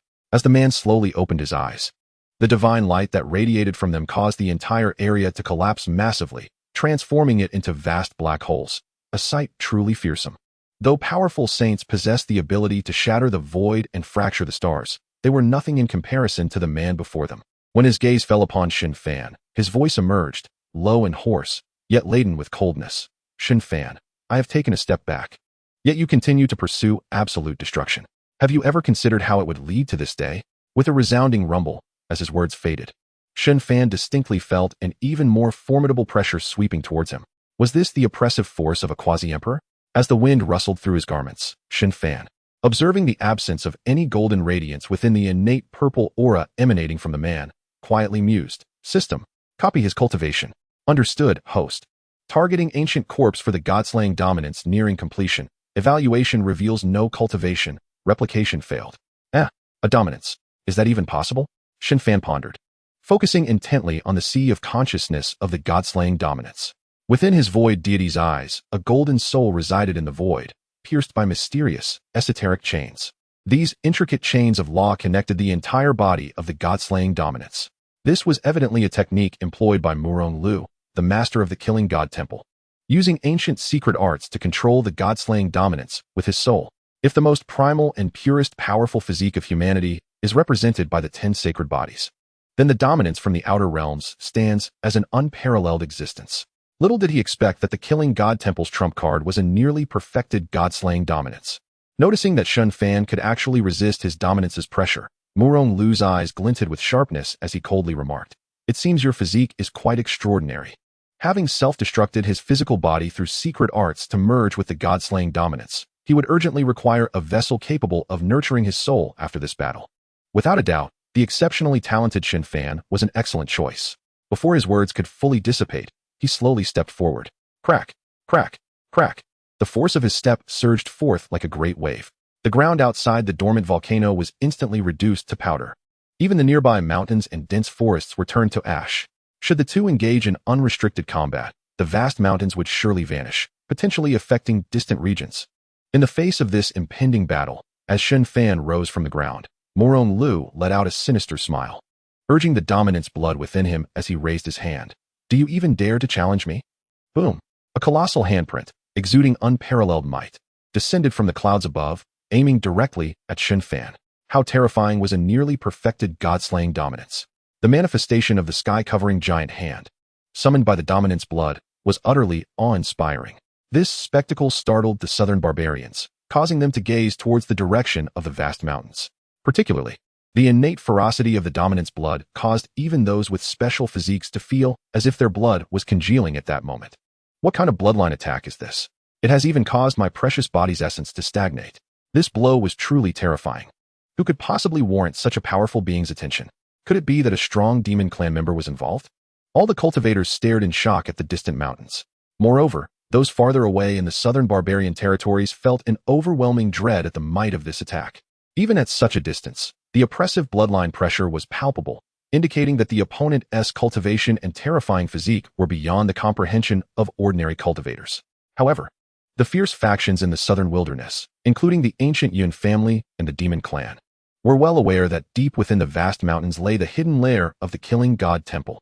Was this the trump card of the Killing God Temple? Such a domineering bloodline might have already reached quasi-emperor level.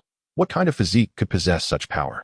An elder sage, leaning on his cane within the barbarian tribe, muttered in confusion as he gazed at the celestial phenomenon. Is the Killing God Temple provoking formidable enemies? Many top-tier southern barbarian experts felt puzzled. Shen Fan? As these two words echoed in their minds, everyone found it hard to believe. If the one attacking the Killing God Temple was his protector, they surely would have retaliated long ago during the temple's first assault on Shen Fan, rather than allowing such a prolonged delay. Chapter 96. The Unmatched Sacred Body's Manifestation. Battle law reaches sublime heights. Although many powerful beings wished to witness the unfolding drama, engaging with such an ancient and prestigious force was undoubtedly a foolhardy act of inviting enmity. Furthermore, the Killing God Temple was not an entity to be trifled with. No one desired to find themselves on their radar at such a juncture. Who could it be? As they gazed at the distant celestial phenomenon, the multitude of strong experts speculated while remaining vigilant. Above the dormant volcano, having cast a glance at the giant hand in the sky, Shen Fan turned his head towards the grim-faced Murong Lu below. In the next instant, boom! A thunderous roar erupted from within him, akin to mountains collapsing and the earth splitting, filling the air with an overwhelming battle intent that even Murong Lu found alarming. This astonishing battle intent swept across the heavens and earth, causing the winds to cease and the clouds to disperse. As the unparalleled sacred body entered its full glory, Shen Fan felt every drop of blood within him surging and roaring. Thunderous booms echoed as countless sacred bloods surged like a tempest within him. When Shen Fan elevated his battle intent to its zenith, a resplendent golden radiance erupted around him, illuminating the very heavens. It seemed as though the entire southern barbarian sky was enveloped in this golden brilliance, causing many cultivators to squint in astonishment. The colossal hand in the sky was immediately shattered by this overwhelming battle intent, disintegrating on the spot. Yet, even more astonishing was that amidst the blinding golden light, a diminutive, slightly stooped old man gradually materialized, with a head full of white hair tied up. His kindly face radiated serenity as he sat atop a high mountain amidst the sea of clouds. Above the old man, the heavens parted, revealing the stars. Numerous stars showered down beams of divine light, merging into the old man's being. What is this? The onlookers struggled to comprehend this extraordinary phenomenon, until at last, 12 golden lotuses representing divine souls appeared above the old man's head. Everyone was left in shock. 12 great divine souls. To possess 12-grade divine souls at the saint level was beyond extraordinary, prompting many saint-level cultivators to mutter in disbelief as they observed the innate purple aura surrounding the old man, imbued with golden radiance. To elevate a saint-level being to 9-grade divine souls is already a testament to their might. 10-grade divine souls are exceedingly rare. Yet, the figure within the celestial phenomenon possessed 12-grade divine souls. On that fateful day, the heavens above descended 12 resplendent rays of zodiacal brilliance, illuminating the celestial marks that manifested upon the soul lotus. Throughout the entirety of the southern barbarians' realm, an eerie silence prevailed, the testament of enlightenment. All present were entranced, as if in a dream. With mere saintly prowess, he shattered the shackles of the cosmos and attained the sacred seal of enlightenment. Throughout the annals of history, only the ancient sage of 30 million years past, Saint Kongming, could claim such a feat. In the endless epics of the Xianxian continent, countless prodigies emerged from the saintly realm, yet only Saint Kongming could inspire the majority of these formidable beings to regard his realm as the pinnacle of their lifelong pursuits. Even the ancient emperors, upon reaching the 9th heavens of the saintly realm, sought to claim their own enlightenment prematurely, to forge their sacred seals. If the ancients could succeed, why not I? What emperor would ever willingly submit to inferiority? Alas, the tides of time have shifted. Perhaps it is the epics that forge heroes. Or perhaps fate has turned a blind eye. No one has succeeded since. It must be noted that the era in which the venerable Kongming resided was marked by unparalleled turmoil and darkness across the Xianxian continent, a stark contrast to the tranquility of the present 5 great continents. Internally, forces of forbidden zones wreaked havoc, while externally, the demonic tribes, upon discovering the Xianxian continent, unleashed slaughter upon the innocent, devastating the local fortunes in pursuit of their own enlightenment. In such dire times, the venerable Kongming, through sheer will, attained the sacred seal of the saintly realm. He subsequently rallied the strongest of humanity to embark on a monumental campaign to restore peace to the Xianxian continent. To quell internal chaos, one must first secure external stability. As a revered monk of the Buddhist order, Kongming was the first to wage war against the foreign tribes. He vanquished 3 quasi-emperors, ultimately sacrificing himself in the process. His personal spirit manifested into a city of demon suppression, ensnaring the entirety of the demonic tribes within its confines, blocking the path of the invading extraterrestrial forces. Any demons attempting to leave the city met with annihilation of their very souls. They were left with no choice but to confront the foreign invaders head-on, for to do otherwise would be to face certain death at their hands. Though the venerable Kongming perished in battle, the significance of his actions is beyond dispute. The strength of humanity surged forth, while the demon clans calculated their next moves. The forbidden zones oscillated, and the Xianxian realm found its equilibrium once more. Although other foreign tribes later infiltrated the Xianxian continent through different channels, Kongming's valiant efforts allowed for a prolonged period of recovery and resurgence of talent, but that is a tale for another time. The illustrious achievements of Kongming cannot be obscured by the passage of time.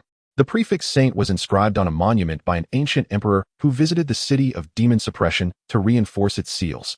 The ancient sages may have departed, yet they remain ever in the hearts of the living. The ancient emperors, exalted as they are, hold a profound reverence for Kongming, the most formidable of the saintly realm. A sentiment echoed even by the ancient emperors themselves, as they gazed upon the ethereal silhouette of the elder in the void. All the semi-saints and saintly figures of the southern barbarians stood in respectful acknowledgement. Were the 12 zodiacal stars truly his protectors? The wise ones of the Monghuang tribe grew increasingly perplexed, retracting their hands in contemplation. A procession of weary monks, having traversed mountains and valleys, observed the fading figure of the elder in the sky, sitting cross-legged to chant Buddhist scriptures, seemingly bidding farewell to the departing sage. This transpired in but a fleeting moment. As the elder vanished, amidst the dazzling golden radiance, another figure materialized with a thunderous resonance. Clad in an azure robe, with one hand resting behind him, his visage was so exquisite that it rendered the very heavens pale in comparison. His emergence revealed to the world the true meaning of being universally appealing, strikingly handsome. Ancestor. Upon arriving at the Monghuang tribe to discuss matters with Lu Zhentian, the sight of this figure left him utterly speechless. Observing his own ancestors' swift movements, akin to the Lu family's ethereal techniques, he was left in utter bewilderment. Oh my, the emperor looks truly magnificent, the Mangyu marveled, only to be swiftly chastised by the elder chieftain, who scolded, "You fool. The ancient emperor is not someone you can speak of so lightly." Indeed, the Mangyu had caught a glimpse, but upon looking again, the figure had already vanished. Perhaps the appearance of these two ethereal figures had led the astute to piece together a semblance of understanding. Only when a third, immensely towering silhouette raised a finger to the void, striking at the extraterrestrial forces, did the various factions realize who had emerged from the 10,000 Great Mountains. This was none other than the imperial finger technique first employed by Shen Fan upon his emergence. Undoubtedly, he was Shen Fan's protector. After all, the overwhelming might of the god-slaying temple's celestial handprint had already reached the quasi-emperor level.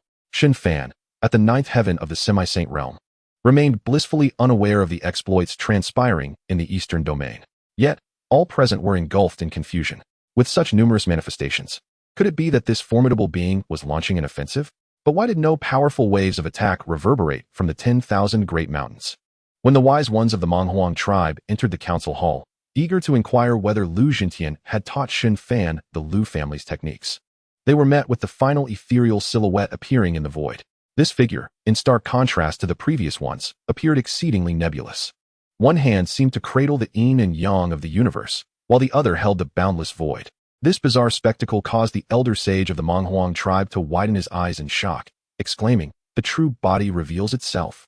No, it is Shen Fan. This phenomenon is the unparalleled sacred body executing the ultimate evolution of combat techniques. Chapter 97, The God-Slaying Tyrant's Cataclysm. The Annihilation of the God-Slaying Temple. What? Shen Fan. As the assembly stood in stunned silence, they beheld the ethereal figure above dissipating. At that moment, boom! A terrifying aura erupted from within the 10,000 Great Mountains. At this juncture, Shen Fan radiated a brilliant divine light, his black hair billowing like a tempest. An overwhelming battle intent surged forth from him, locking onto the solemn visage of Murong Lu below. In an instant, Shen Fan appeared before him and unleashed a single punch. The flying, immortal fist, enhanced by the tenfold combat techniques of the unparalleled sacred body. This punch ignited the very air with spiritual energy and rent the fabric of space. Murong Lu, unable to even raise a hand to defend, was struck directly in the chest. Crack! A resounding snap echoed. Murong Lu's chest caved in, and he was sent hurtling like a cannonball into the dormant volcano behind him. Boom! The colossal volcano trembled violently, clouds of dust rising high. Murong Lu, upon crashing within, was instantly obliterated into a mist of blood. Even his very soul struggled to escape, utterly reduced to ash amidst the tempestuous force of that punch.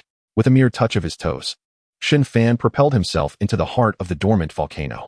Empowered by the Killer's Immortal Sutra, the ancestral elders of the God-Slaying Temple, hidden within, found no avenue for escape. Our temple is vanquished. You cannot pursue the annihilation of every last one of us. I surrender. Huffed. Shen Fan, devoid of mercy, systematically executed them. In the span of half a tea's worth of time, no survivors remained within the volcano. After collecting their spatial rings, Shen Fan cast a sweeping glance over the now silent cavern and gradually made his way deeper into the mountain. Before long, he stood before a colossal, ancient bronze door. Upon pushing it open, he discovered a series of storage chambers within the mountain, containing treasures such as medicinal elixirs, scriptures, and more. Shen Fan perused the chambers, duplicating and seizing all that lay within, before approaching a skeletal frame. Upon it rested a dagger, entirely black as night. Observing the faint purple aura swirling around the dagger, Shen Fan smiled slightly. System, copy this dagger. Understood, host. Locking the dagger of judgment, identified as Emperor level. Copy enhancement activated. Ding. Congratulations, host. You have obtained the Imperial weapon, Flying Sword Jinghong. Flying Sword Jinghong, 3 inches long, astonishingly swift, like a startled swan gliding through the air, killing without a trace. A flying sword? Shen Fan, curious, peered into his consciousness sea, where he beheld a minuscule flying sword manifesting within. The Flying Sword Jinghong was entirely transparent. Its trajectory was utterly imperceptible during flight. If employed for a surprise attack, it would indeed render one defenseless. Within his consciousness sea, in addition to the flying sword, there were also the Dao sphere he had crafted and the 12 newly acquired Daos. All these items congregated in the chaotic consciousness sea, creating quite a lively scene. Surprise attacking others?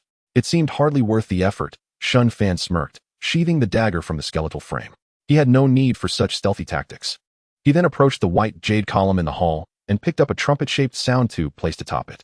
The sound tube, palm-sized and jade-like in texture, suddenly emitted an unfamiliar voice, prompting confusion among the various receptionists of the Killing God Hall. However, the sound tube had turned purple, indicating that it was a message from the highest-ranking lord of the Killing God Hall, and they dared not be negligent. Yet, what followed left the receptionists of the numerous branches of the Killing God Hall in utter shock. Hello everyone, I am Shen Fan, and I have a few words to share. Shen Fan, how could he be in the main hall? Where are the Lord and the Ancients? President, Vice President, quickly come. The commotion did not reach Shen Fan's microphone, clearly indicating a one-way transmission. As it was his first speech, Shen Fan adjusted his attire and spoke clearly into the microphone. I have dismantled the stronghold of your 10,000 mountains, and from now on, the Killing God Hall is disbanded. Naturally, I am a person who values reasoning. The crowd reacted. Whether you choose to continue as assassins or retire to live as ordinary cultivators is of no concern to me, as long as I do not find any of you still associated with the Killing God Hall. After no further sound was transmitted, the many members of the Killing God Hall holding the microphones stood in stunned silence. The Killing God Hall just ceased to exist? At this moment, Shen Fan had already exited the dead volcano. In this venture against the Killing God Hall stronghold, Shen Fan not only acquired the 12 Daos, but also 2 Imperial pills enhanced within the storage room, along with the aforementioned Imperial weapon, Flying Sword Jinghong. Additionally, he had replicated the Quasi-Emperor level formation, Shura Blood Sea, and obtained the Imperial level Grand Formation, 10 Directions Sword Array. The 10 Directions Sword Array, akin to a grand formation guarding a mountain gate, possessed both offensive and defensive capabilities, rendering it exceptionally perfect. As for the other miscellaneous items, they need not be mentioned. Although the items appeared few in number, for Shen Fan, who possessed the killing method's immortal scriptures, replicating the assassination techniques was evidently not cost-effective. It was far more advantageous to replicate the Daos. However, most of these 12 Daos were indeed related to the path of assassination, such as invisibility, guaranteed hits, shadows, escape, bone extraction, light and shadow, and so forth. Interestingly, there was also an ice Dao. At this moment, the creation clock stone upon Shen Fan's shoulder revealed Li Miaoan's curious little head, gazing at him. Where shall we go next? Given the recent battle, she was not at all surprised by Shen Fan's victory. Shen Fan glanced at his surroundings and raised an eyebrow. Just wandering about. I've yet to visit the South Barbarians. Wandering? Aren't you going to cultivate? Or consolidate your cultivation? Li Miaoan regarded him with a peculiar expression. Such activities are for ordinary cultivators. My cultivation is to experience the mortal world. Shen Fan replied, adopting an air of a sage, as he strolled away. An hour later, the members of the Menghuang tribe finally arrived at the scene. Gazing upon the shattered volcano and devastated landscape, they promptly extended their consciousness into the mountain, only to discover that there was no one left inside, save for corpses. The leading sage of the Menghuang tribe sighed deeply. It turns out to be the unparalleled holy body. I had underestimated the imperial son. With his solitary strength, he has obliterated the long-standing Killing God Hall.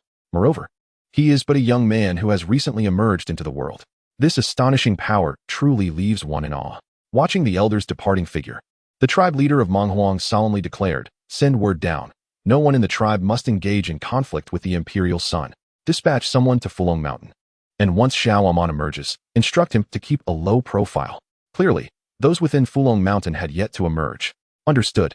The Mengyu beside him clasped his hands and departed. Unlike the tense, grave, and contemplative expressions of the others, Lu Jintian wore a broad smile. The stronger Shen Fan became, the better it was for his Lu family, and he naturally felt pleased. Now that the Killing God Hall had been destroyed, there was no longer a need for an alliance with the Menghuang tribe to oppose it. Yet, seeking out individuals when there was a matter and kicking them when there was none was not the Lu family style. Observing the frown on the Menghuang tribe leader's face, Lu Jintian chuckled. There is no need for the tribe leader to worry. It seems to me that Xin Daoyu has come to the South Barbarians solely for the Killing God Hall. He will likely wander a bit before departing. Mongshan laughed heartily. Ha ha ha. I fear that the young lads back home may lack discernment. Lu Daoyu, you are well aware that the cultivation atmosphere here is exceedingly fierce. There could be unforeseen circumstances. The example of the Killing God Hall is a living testament. With this thought, he clasped his hands towards Lu Jintian. How about Lu Daoyu stay with me for a few more days? Should a conflict arise, I may not be able to intervene. Lu Jintian, well aware of his intentions, smiled and nodded. Then I shall impose upon you. Haha, you are too courteous, my friend. Chapter 98. Let your wife hang herself. Departing from the 10,000 mountains, Shen Fan discovered that the cultivators here exuded a palpable aura of slaughter and ferocity, especially when compared to those from the eastern region. The South Barbarians, abundant in mountains and forests, were also the domain where the demon races thrived. Without a hint of savagery, one could easily become a meal for the beasts. Over time, this had become a hallmark of the region. However, the demon race could not protect all the beasts in the world. After all, Humans and monkeys are inherently different, let alone the differences among the demon races themselves. Unless a beast had awakened spiritual intelligence and sought refuge within the demon territory, only then would it be marked as a member of the demon race. The South Barbarians not only boasted dense woodlands, but were also surrounded by seas, with numerous islands dotting the exterior. Presently, Shen Fan arrived at a beach dock. There were over 20 docks, with large ships anchored at the shore, the sounds of unloading and calls to board echoing all around. I heard that Xianxia Island has brought in a grand haul. A cultivator caught a mermaid, exclaimed a passerby cultivator, his face full of envy. His companion chuckled, TSK, that's a true beauty. And to bring her back as a wife for cultivation would yield remarkable results. If I caught one, I'd carry her home to warm my bed. Ha! A mermaid, you say? Shen Fan, stroking his chin, approached a transport ship bearing the sign Xianxia Island. You're not really thinking of catching a mermaid, are you?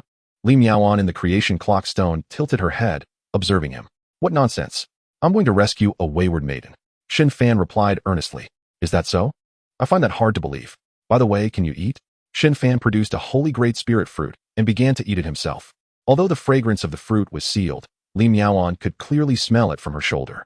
Having been confined within the stone for so long, she naturally yearned to eat. Alas, being but a wisp of consciousness, she had no appetite.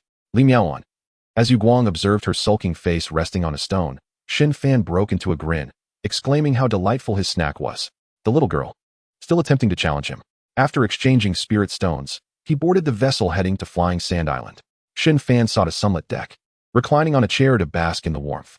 On the second level of the transport ship, Red Spirit stood by the railing, gazing down at the young man lounging on a bamboo chair, filled with exasperation.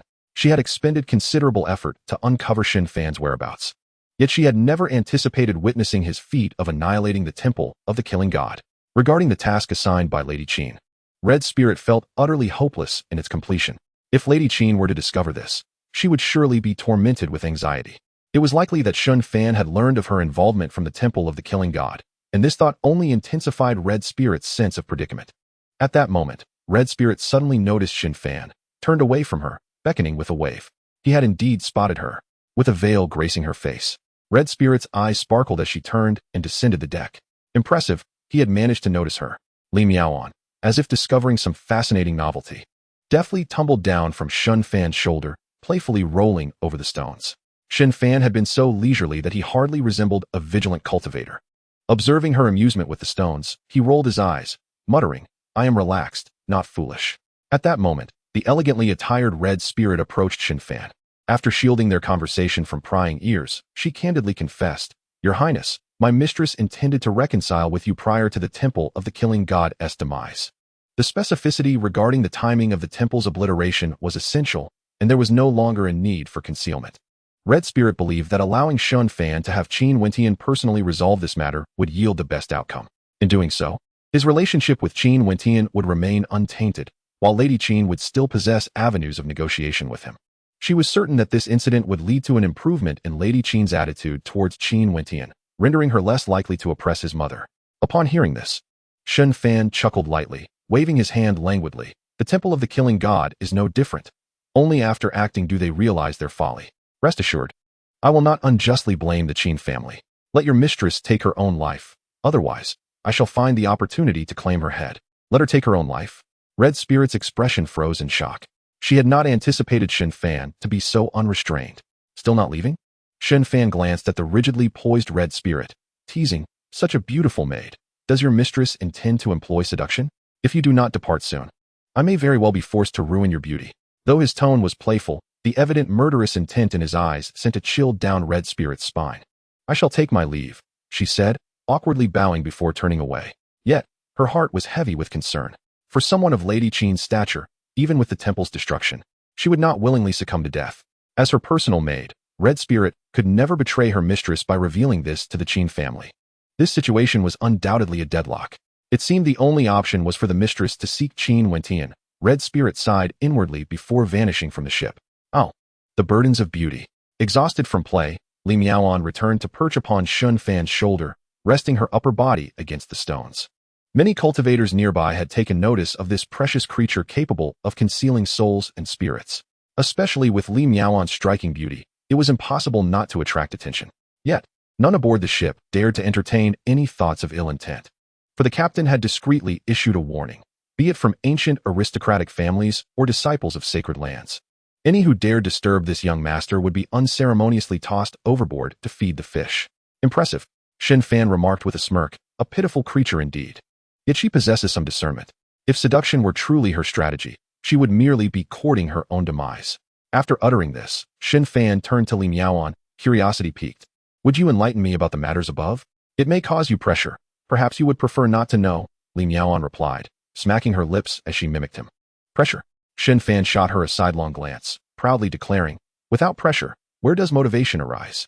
As cultivators, we must brave the thorns and face every challenge to reach greater heights. Under the weight of Shen Fan's grandiloquence, Li Miaoan nodded earnestly, responding, very well. I shall share some straightforward insights. In the celestial realm, worlds such as the Xianxian continent are referred to as the myriad domains. Once you ascend, you will discover that the offspring of celestial realm cultivators possess the strength of those who have attained the status of emperor. Isn't that quite the pressure? Shen Fan felt overwhelmed by this revelation, and combined with the encroaching slumber, he muttered with his eyes closed, such absurdity. Perhaps it's best to avoid it altogether. What? Li Miaoan exclaimed, her urgency mounting as she pressed the stone of creation against his cheek. Didn't you wish to reach greater heights? How can you falter now? Regrettably, Shen Fan had already drifted into a deep sleep. Chapter 99, The Sea Beast's Tribulation. As they boarded the ship in the afternoon, the transport had yet to reach Flying Sand Island when darkness began to envelop the sky. Fortunately, the sea was calm and tranquil. Those with keen eyesight could already discern the distant silhouette of the island. Finally, they were nearing their destination.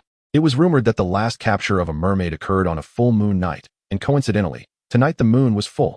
One could only wonder why the waters in the southern barbarian region were shrouded by a barrier forbidding flight. If only it were not so. We could simply soar directly there. Ha ha ha. Once you reach the half-saint realm, that restriction will vanish, someone remarked.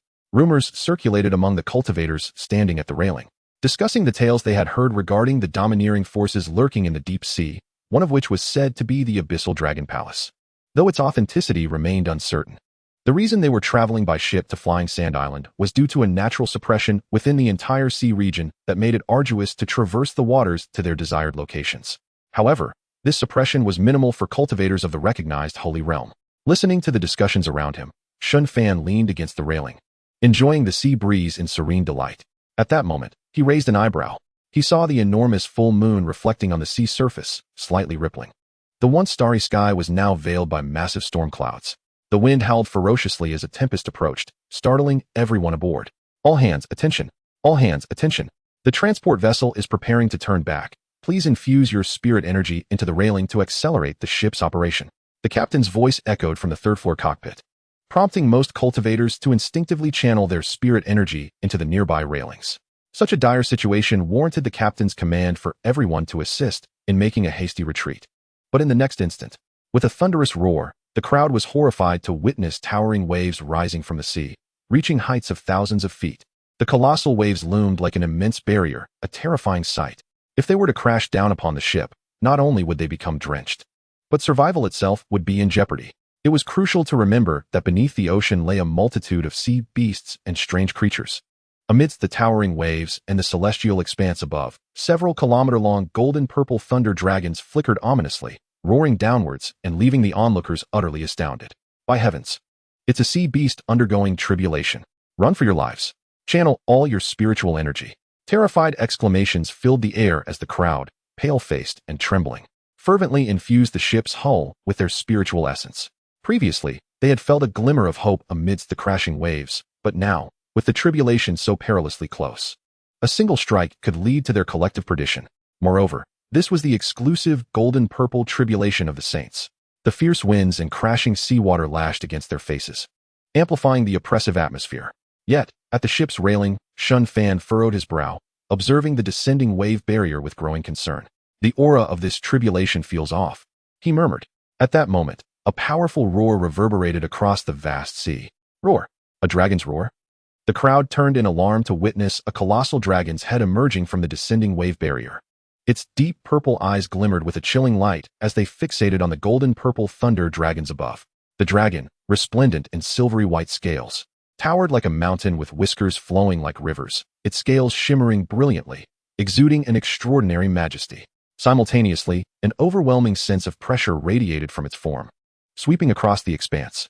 The terrifying aura enveloped everyone, instilling an inescapable sense of despair. Is it this enormous? This is the end. It's all over. Faced with the silver-gray dragon that loomed at sky level, the crowd felt their hearts race uncontrollably. Boom! As the dragon manifested, the heavenly tribulation thundered down. The dragon unleashed a silver breath, clashing with the descending bolt. The deafening roar of the impact accelerated the monstrous waves, which surged towards the ship as if mountains were collapsing. Inside the third-floor captain's cabin, the captain, drenched in sweat, gazed desperately at Shen Fan, still watching the spectacle at the bow of the ship. "By my dear uncle, please lend your hand. Fear not." With a gentle whisper, the esteemed white-clad gentleman, revered by the captain, pointed gracefully at the void ahead. Buzz! At that instant, the air quivered slightly, and a bone-chilling cold enveloped the world. Crack, crack, crack. The approaching waves were visibly crystallized into ice by radiant runes, as the massive wave transformed into an ice sculpture behind the ship, rendering it harmless. One survivor exclaimed with exhilaration, "What sorcery is this? Such a formidable ice technique." "Thank you, young master." The captain, invigorated by the turn of events, bellowed with newfound energy. "Thank heavens this esteemed gentleman chose to board my vessel today. Otherwise, I would have met my doom." Hiss! At this proclamation, the crowd gasped, their astonishment directed towards the levitating figure of the white-clad gentleman. Shen Fan waved his hand, sending the transport ship far away. He then stood atop the colossal ice spire, gazing at the dragon undergoing its tribulation in the distance. Thunder rumbled, and torrential rain fell. The collision of dragon breath, dragon form, and heavenly tribulation produced a thunderous cacophony that sent the sea creatures into hiding. Yet, the dragon remained unscathed, effortlessly withstanding the saintly tribulation. However, as time progressed, the look in the dragon's eyes shifted from icy resolve to one of unwillingness and fury. When the final bolt of tribulation descended, it bared its fangs and roared, roar. The dragon's cry shattered the thunderous storm. Alas, the dragon's essence lingered at the 9th level of semi-saint. Such a being was likely an anomaly, unrecognized by the heavenly laws, rendering it incapable of breaking through despite enduring numerous saintly tribulations. Li Miaoan, perched upon Shen Fan's shoulder, murmured, "The heavens are unjust." With a heart-wrenching cry, the dragon emerged from the depths, spiraling upwards, striving to rend the very fabric of the heavens. Yet, the ocean's restrictions thwarted its ascent, halting it at 10,000 meters. Roar! Hearing the dragon's defiant roar, Shen Fan raised an eyebrow and transmitted his voice to the colossal being above. "I can assist you in transcending to the saintly realm. Should you survive, I am in need of a steed." There was no denying the extraordinary appearance of this dragon. Riding such a magnificent beast would be awe-inspiring. The descending silver-white dragon cast a sidelong glance at the human below. It was about to turn away when, inexplicably, it gazed back. 19 years of bone age to reach the saintly realm. How can this be? Could it be he truly possesses a means? Whether it succeeds or not is another matter, but if there is a chance, I must seize it. Contemplating this, it turned its massive head in a nod. As for becoming his mount, what a jest! She, the illustrious princess of the Dragon Palace, held an unmatched status. Below, the human raised his hand and snapped his fingers, launching a purple arc of lightning into the heavens. Observing the trails of lightning left in the air, the dragon's eyes narrowed, sensing a terrifying energy that sent chills down her spine. In the next moment, boom! The sound of thunder echoed like a cataclysm. She craned her neck upwards to see a purple thunder dragon descending, radiating a sense of annihilation. The 9th thunder tribulation. Amidst the screams, the massive dragon was struck by the purple runes of the tribulation, plummeting into the sea. In an instant, the dragon, bloodied and scales shattered, burst forth from the depths. Her eyes alight with excitement and madness as she roared at the descending purple lightning. Roar! The roar of the dragon resonated across the seas. Chapter 100, Abyssal Dragon Palace. The Imperial Thunder Tribulation, also known as the 9-9 Thunder Tribulation, consists of 3 rounds of 9 heavenly thunders, each exceedingly perilous. The sky above was now cloaked in a tapestry of purple lightning arcs. The violent clash between the two forces sent the ocean into a frenzy, akin to a stampede of 1,000 horses. Within the tribulation, the silver-white dragon was battered and bruised, large patches of scales missing, blood spattering her form. Yet, the brilliance in her eyes only intensified. The long-awaited sensation of breakthrough surged within her, elevating her spirit to its zenith. Boom, boom, boom. The deafening roars of thunder grew increasingly fearsome. Time and again, the dragon was hurled into the sea, only to rise again, defying the tribulation. It was not until the dragon withstood the final bolt of tribulation and sank beneath the waves that the ominous clouds above finally dispersed. Watching the tumultuous sea, devoid of the dragon's presence, Shen Fan smiled faintly. Having taken my belongings, do you think you can escape so easily? As his words fell, the great ice beneath him shattered completely. As Shen Fan descended slowly, his feet touched the ocean's surface, and intricate water runes spread beneath him, parting the sea down to the abyss. As he leapt into the depths, his consciousness swept across myriad miles. In an instant, a variety of bizarre sea creatures flashed into his mind. Humanoid frogs, human-faced sea spiders, cow-headed mermaids, and an array of peculiar forms. Among them, he indeed spotted a mermaid, her chest adorned with 2 large shells, her ears pointed and delicate. The slender willow waist, exquisitely beautiful, exudes an exotic charm. The man, bare-chested and wielding a fork, boasts an impressive physique. However, upon meeting Shen Fan's gaze, the mermaids scattered like startled birds, fleeing in haste. The depths of the ocean were shrouded in darkness. Were it not for the myriad of underwater flora and the luminous creatures illuminating the abyss, even Shen Fan would struggle to see far ahead. Time passed unmeasured, and after exploring the eastern region, he finally beheld below a vast, transparent light membrane. Within this oceanic membrane lay a majestic palace that stretched for hundreds of thousands of miles, radiating in exquisite splendor. Fixating on the ancient architectural ensemble, Shen Fan's attention settled on the entrance, where a crab towering over 2 meters stood guard. Do you bear an invitation? The great crab raised its eyes, standing tall with an imposing presence. I am the guardian of the abyssal dragon palace, the sovereign of the sea. Even disciples from the ancient sacred lands must show deference before me. Though the man before him appeared youthful, his aura was remarkable. Yet, he bore no insignia of any sect, compelling the crab to maintain the dignity of the abyssal dragon palace. As Shen Fan landed, he smiled faintly. To be honest, he harbored a desire to stew this moss-covered crab for a meal. Noticing the scrutiny upon him, the crab unwittingly shrank its pair of upright eyes. In the next moment, boom! The overwhelming pressure of Shen Fan, at the 6th layer of the Saint realm, erupted forth, his white garments fluttering. At that moment, he radiated like a colossal sun in the perception of the marine life, dazzlingly brilliant. How dare one challenge at my doorstep, audaciously? Who possesses the audacity to act so recklessly in my dragon palace? The resounding roars of ancient dragon chants erupted from the palace within the light membrane, shaking the seas and scattering the creatures in chaos. Whoosh, whoosh, whoosh. Several gusts of wind approached, for figures pierced through the light membrane, hovering in the air. Each bore dragon horns, their faces adorned with long white beards. The most striking among them was a middle-aged man clad in a golden dragon robe, standing upright with an angry glare directed at Shen Fan, bellowing, "Which friend dares to be so discourteous? The son of the emperor?" Upon recognizing Shen Fan's sidelong glance, the man hastily landed and clasped his hands in greeting, chuckling awkwardly. "It is indeed the son of the emperor. My apologies for the lack of a proper welcome. Do not hold it against me. The son of the emperor? Did he not just obliterate the Hall of Killing a few days prior? What brings him to my dragon palace? Could it be related to the princess's breakthrough?" The other 3 were startled, quickly landing behind Ao Kwang, while the gatekeeper crab lay prostrate, its limbs curled, motionless like a large stone. Shen Fan squinted slightly, observing the 4 while secretly pondering. System. Copy the strongest techniques of these 4. Understood, host. Targeting AOU. Strongest technique identified as Saint-level low-grade. Azure Dragon Claw. Targeting Ao Kwang. Strongest technique identified as Quasi-Imperial level. Dragon Soul Possession. Targeting AOU. Strongest technique identified as Saint-level mid-grade. Swimming Dragon Flash. Copy amplification activated. Ding. Congratulations, host. You have acquired Dragon Soul Possession, amplified to Imperial level, true form of the Divine Dragon. True form of the Divine Dragon. The body transforms into a true dragon descending upon the world, commanding all beasts with terrifying dragon might and various dragon clan supernatural powers. A new transformation ability added to his arsenal. As for the other amplifications not reaching quasi-imperial level, Shen Fan had already dismissed them from his mind.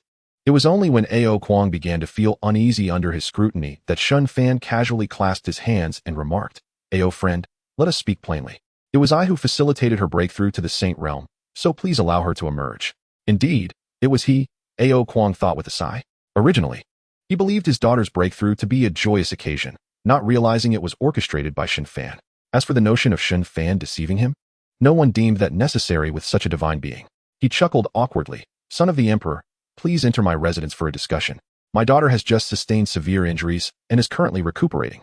Shen Fan nodded and followed Ao Kuang inside.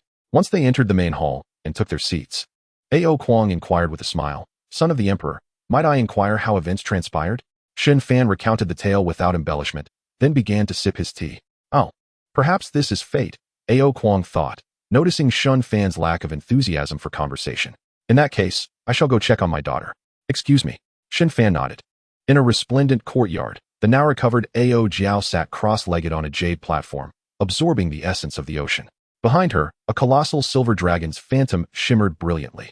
Sensing her father Ao Kuang's arrival, Ao Jiao exhaled a breath of turbid air, opened her eyes, and leaped down from the jade platform, proclaiming proudly, "Father, that man must have been frightened away by you." Ao Kuang shook his head, sighing, "No, we shall send you to be his mount." At this declaration, Ao Jiao froze in place. Once she regained her senses, she erupted like a cat with its fur standing on end, exclaiming, "Old man, are you still asleep? You want me, the dignified princess of the dragon clan, to be someone's mount?" Her eyes reddened with indignation as she glared at him, voice trembling. "With mother gone, you seek to bully me?" Ao Kuang's face darkened with anger, clenching his fists, almost ready to grab her by the ear. However, he quickly relaxed, exclaiming helplessly, "He is the son of the Emperor, Shen Fan, a single person who annihilated the Hall of Killing. Hurry, do not keep him waiting." Chapter 101. Journey to the Forbidden Zone of Life. The son of the Emperor? No wonder he could ascend to the Saint Realm at such a young age. But to destroy the Hall of Killing? Do you take me for a fool? Ao Jiao stared at her father in disbelief. The Hall of Killing, despite being home to unsavory characters, possessed undeniable strength. For a mere Saint Realm cultivator to obliterate it? Surely there must be some powerful backing. As for Ao Jiao's earlier grievances, they had long since dissipated. What bewildered her was the fact that she had encountered a son of the imperial clan. Such a background would be beyond even the dragon clan's capacity to withstand. Now that she had seized an opportunity, she could not expect to seek refuge. "Father, why don't we use some precious treasures to make amends?" Ao Jiao pleaded, clinging to Ao Kuang's arm with a pitiful expression. In the past, Ao Kuang would have been inclined to fetch the moon for her. Yet now, his expression turned stern as he replied gravely, "That is the 6th layer of the Saint Realm. Do not harbor any delusions. You heard me correctly. He single-handedly annihilated the Hall of Killing. Consider the consequences of your actions. The 6th layer?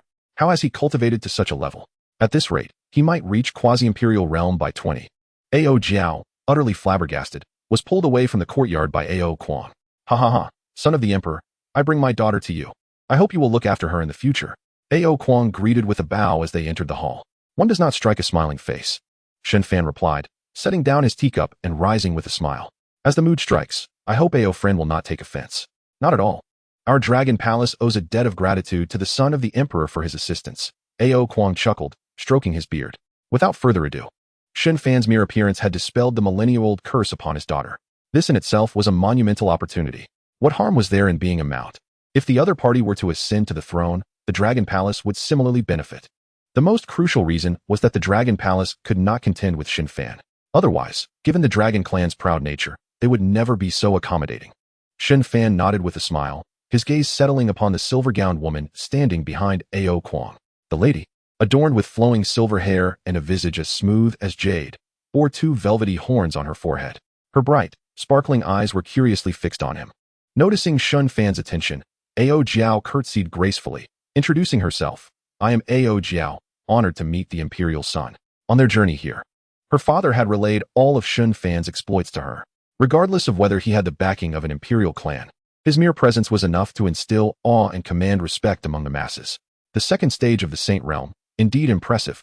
Shen Fan raised his hand in a gesture of modest acknowledgement, a genuine smile gracing his lips. Not to mention the longevity and innate gifts of the Dragon Clan. Ao Jiao was, without a doubt, the most formidable figure he had encountered among the younger generation. Such a blend of strength and grace was a rare find indeed, meriting his praise. However, to those present, his words sounded somewhat awkward. Ao Jiao's face flushed with a hint of embarrassment as she thought to herself, "I am already over 1,000 years old. Such flattery makes me feel quite bashful." Returning his gaze to Ao Kuang, Shen Fan remarked with an amused tone, "She may remain by my side for a century, after which she will return to the Dragon Clan." Upon hearing this, Ao Kuang waved his hands repeatedly, exclaiming, "Whenever is fine. The imperial son's word is law. You may treat her as you wish. And there is no need to worry about the pride of my deep abyss Dragon Clan." He lamented inwardly, "You cheeky old man. Have you just cast me aside?" Ao Jiao, keeping her head down, felt a strong urge to kick her father's old, creaky legs. The other 3 elders of the dragon clan exchanged puzzled glances. But in an instant, they grasped the patriarch's intentions. A century indeed felt brief. A millennium would be just right, with the emperor's lifespan spanning tens of thousands of years. And this young man potentially living for 30,000 years or more, he might even ascend. Should Ao Jiao accompany him in ascension, the South Sea Dragon Palace would have its own immortal. What a point of pride that would be. Truly, the patriarch was a cunning strategist. As for considering the dignity of the dragon clan, Shen Fan merely wished to ride a dragon for pleasure, smiling faintly, fully aware that Ao Kuang's words were mere formalities not to be taken seriously. Since the dragon clan had pledged their word, he had no intention of placing them in an awkward position. With a reassuring smile, he said, "Rest assured, my friend Ao. I will not impose any unreasonable demands upon her." Ao Kuang's expression turned serious as he replied, "Such words from the imperial son are unnecessary. I, Ao Kuang, fully trust you, which is why I bestow my daughter into your care. Otherwise, if it were someone else, I would unleash the full might of the dragon clan to ensure they returned without her." His voice resonated with strength, eager for Shen Fan to undertake any audacious act, thereby granting the dragon clan another esteemed son-in-law. Shen Fan. Ao Jiao. At a loss for words, Shen Fan felt the air thicken with tension, while Ao Jiao's face turned crimson, her long right leg nervously tracing the floor tiles. Her gaze fixed intently on Ao Kuang's legs. Sensing the chill creeping into his old joints, Ao Kuang chuckled, attempting to divert the conversation. "The imperial son has yet to visit our dragon palace. Today would be a splendid opportunity for exploration." Shen Fan shook his head and replied with a serene smile, "No. I have pressing matters to attend to. I must take my leave." With that, he offered a slight bow to those present before turning to depart. The dragon clan had a penchant for collecting treasures. Yet, despite Ao Kuang's courteous demeanor, should he lead Shen Fan on a tour of the palace, access to the treasure vaults would undoubtedly be restricted. One must remain vigilant. Should Shen Fan set his sights on the dragon clan's prized possessions, it would undoubtedly create discomfort. After all, their interactions had begun under a cloud of misunderstanding, and with Shen Fan's formidable strength, it was prudent to keep their treasures concealed. Aware that duplicating treasures was impossible, Shen Fan chose to leave without further ado. As he was escorted from the palace, Ao Kuang whispered instructions to Ao Jiao, advising her to temper her haughty demeanor, to listen and observe closely, perhaps gleaning some insights from Shen Fan. Once they exited the grand formation of the Dragon Palace, Shen Fan and Ao Jiao took to the skies. Upon reaching the ocean's surface, noticing Shen Fan's bewildered gaze, Ao Jiao curiously inquired, "Imperial son, where shall we go next?" He had previously mentioned having urgent matters. Retrieving his focus, Shen Fan smiled at her and replied, "Take me to the life forbidden zone." Given his current cultivation level, further advancement required venturing into the forbidden grounds of various factions to witness the formidable beings sealed within. Such pursuits would be time-consuming, and he suspected that most factions, like the Temple of the Killing God, did not have an abundance of supreme saint-level guardians. However, within the myriad forbidden zones of the Xianxian continent, untold powerful entities lay in wait, undoubtedly the best places to enhance his cultivation. With a mermaid as his companion and a dragon as his steed, it was only natural for him to seek knowledge in the forbidden areas he had yet to explore. The life forbidden zone. Ao Jiao's eyes widened in shock. Even now, having entered the saint realm and feeling an overwhelming sense of confidence, she would never dare to step into such restricted spaces. Shen Fan cast a glance her way and remarked coolly, "To surpass the common pace of cultivation, one must embrace perilous trials. Only then can one achieve what I have.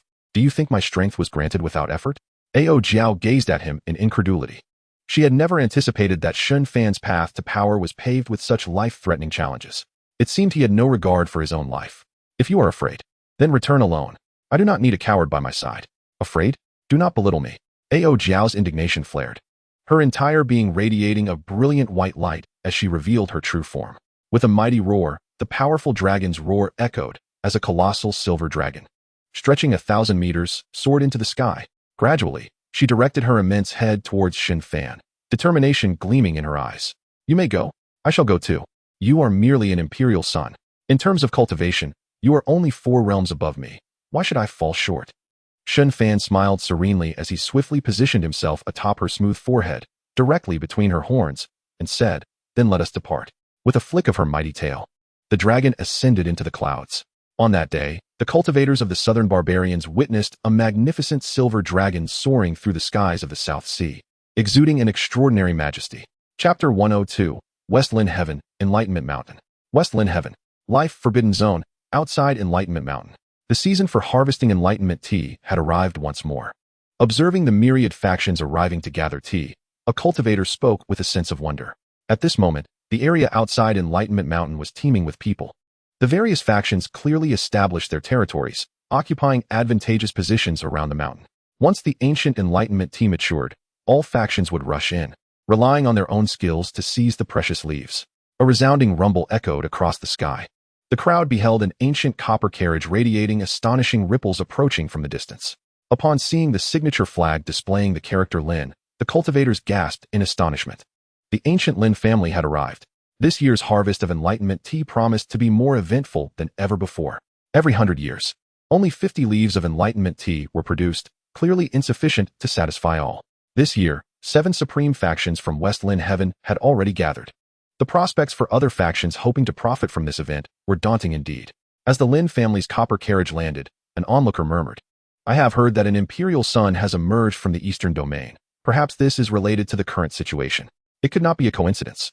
With great forces converging, all parties sought valuable cultivation resources, and the maturation of the enlightenment tea was evidently intended for future reserves. An elderly cultivator stroked his beard in agreement. At this moment, as the Lin family disembarked from their carriage, they beheld a group of young individuals approaching with measured steps. There were 6 of them in total, each exuding an extraordinary presence, their figures enveloped in a celestial radiance. These were the most remarkable prodigies from the 6 great powers, who had come to the Tao Enlightenment Mountain. The Lin family felt a sense of pride, for their own lineage had produced an exceptional talent. Lin Yun. "Oh, my esteemed friends, it is a pleasure to see you all." A young man of remarkable bearing stepped forward from the Lin family, clasping his hands in greeting with a smile. One of the 6, a dandy wielding a folding fan, replied with a light smile, "I did not expect you, Dao friend Lin, to be present. It seems the competition has intensified." Lin Yun offered a wry smile. "Once we enter the Tao Enlightenment Mountain, everyone's cultivation will be reduced to its lowest state, relying solely on personal physique. Do not jest, Dao friend Zhang." He then turned to a calm-faced woman among the group and said, "Miss Yao, it has been a while. You still possess your radiant charm." Among them, Yao Shi of the Yao family boasted the highest cultivation, subtly recognized as the strongest among the younger generation of Shilin Tian, having attained the 2nd level of the semi-saint realm. After a slight nod from Yao Shi, a brilliant light surged from the depths of the Tao Enlightenment Mountain, invigorating everyone present. Once cultivators consume the leaves of the enlightenment tree, their understanding of the Tao can reach new heights. The enlightenment tree has matured. Senior brother, be cautious once you enter. Senior sister, if you cannot compete, return swiftly. Do not let momentary pride cloud your judgment. Amidst the clamor of voices, Yao Shi, Lin Yun, and the others exchanged glances before parting ways, preparing to venture into the mountain to seize the enlightenment tea. For prodigies like them, the enlightenment tea was indispensable. Although their sects had reserves, they were not merely here for treasure. They sought experience and growth. Just then, a powerful dragon's roar echoed from the distant sky. Roar. The thunderous sound resonated across the expanse. "Look, a dragon!" Amidst the astonished exclamations, everyone looked up in unison to witness a colossal silver dragon, stretching thousands of meters, descending from the heavens like a divine being. A terrifying pressure enveloped the area, causing the beasts ridden by various factions to tremble in fear and bow their heads. By the heavens, it truly is a dragon. The faces of numerous cultivators were painted with astonishment. While the subdragon species were common, a true dragon was a sight not easily beheld. The leaders of the 7 paramount factions gazed gravely at the silver dragon hovering above. Even they, at the high semi-saint realm, felt the overwhelming pressure radiating from it. A dragon of the saint realm? Could it be from the Dragon Palace in the South Sea? How could the Dragon Palace venture into our Shilin Tian? Just as the crowd's thoughts spiraled, they noticed a young cultivator sitting cross-legged atop the dragon's head, meditating. Hiss! A jolt of surprise coursed through the hearts of the powerful figures from various factions. It was well known that those from the South Sea were exceedingly proud, particularly a silver dragon that had attained the Saint Realm. Even the clan leader, Ao Kwang, would never dare to sit upon the head of a dragon. It would be an act of profound disrespect. Yet, upon recognizing the young man's visage, everyone felt a tremor in their hearts. Shen Fan, how did he come to Shilin Tian? And moreover, he is seated atop the dragon clan. The cultivators present sensed the atmosphere grow tense, observing the perplexed expressions of the elders. The previously noisy environment gradually fell silent. Even the teams preparing to enter the Tao Enlightenment Mountain halted their steps, all eyes fixed upon the gigantic dragon. For someone capable of silencing such formidable powers was undoubtedly extraordinary. As the dragon began to shrink, Shen Fan slowly opened his eyes, gracefully descending to the ground, and walked toward the Tao Enlightenment Mountain. As he passed, all cultivators instinctively made way, regarding him with expressions of curiosity and suspicion. Behind him, Ao Jiao rubbed her forehead, curiously surveying the surrounding cultivators, her inexperience evident as she took in the unfamiliar faces and happenings beyond the southern domain. Ao Jiao? In a tone of surprise, Ao Jiao turned her head to see Yao Shi, who bore a solemn expression amidst the crowd. As a prominent figure of the Dragon Clan, Ao Jiao was renowned as a prodigy, the pinnacle of semi-saint ninth heaven, and the ultimate goal for all female cultivators. Although she was over 1,000 years old, the lifespan disparity between humans and demons was significant, making her still quite young in relative terms.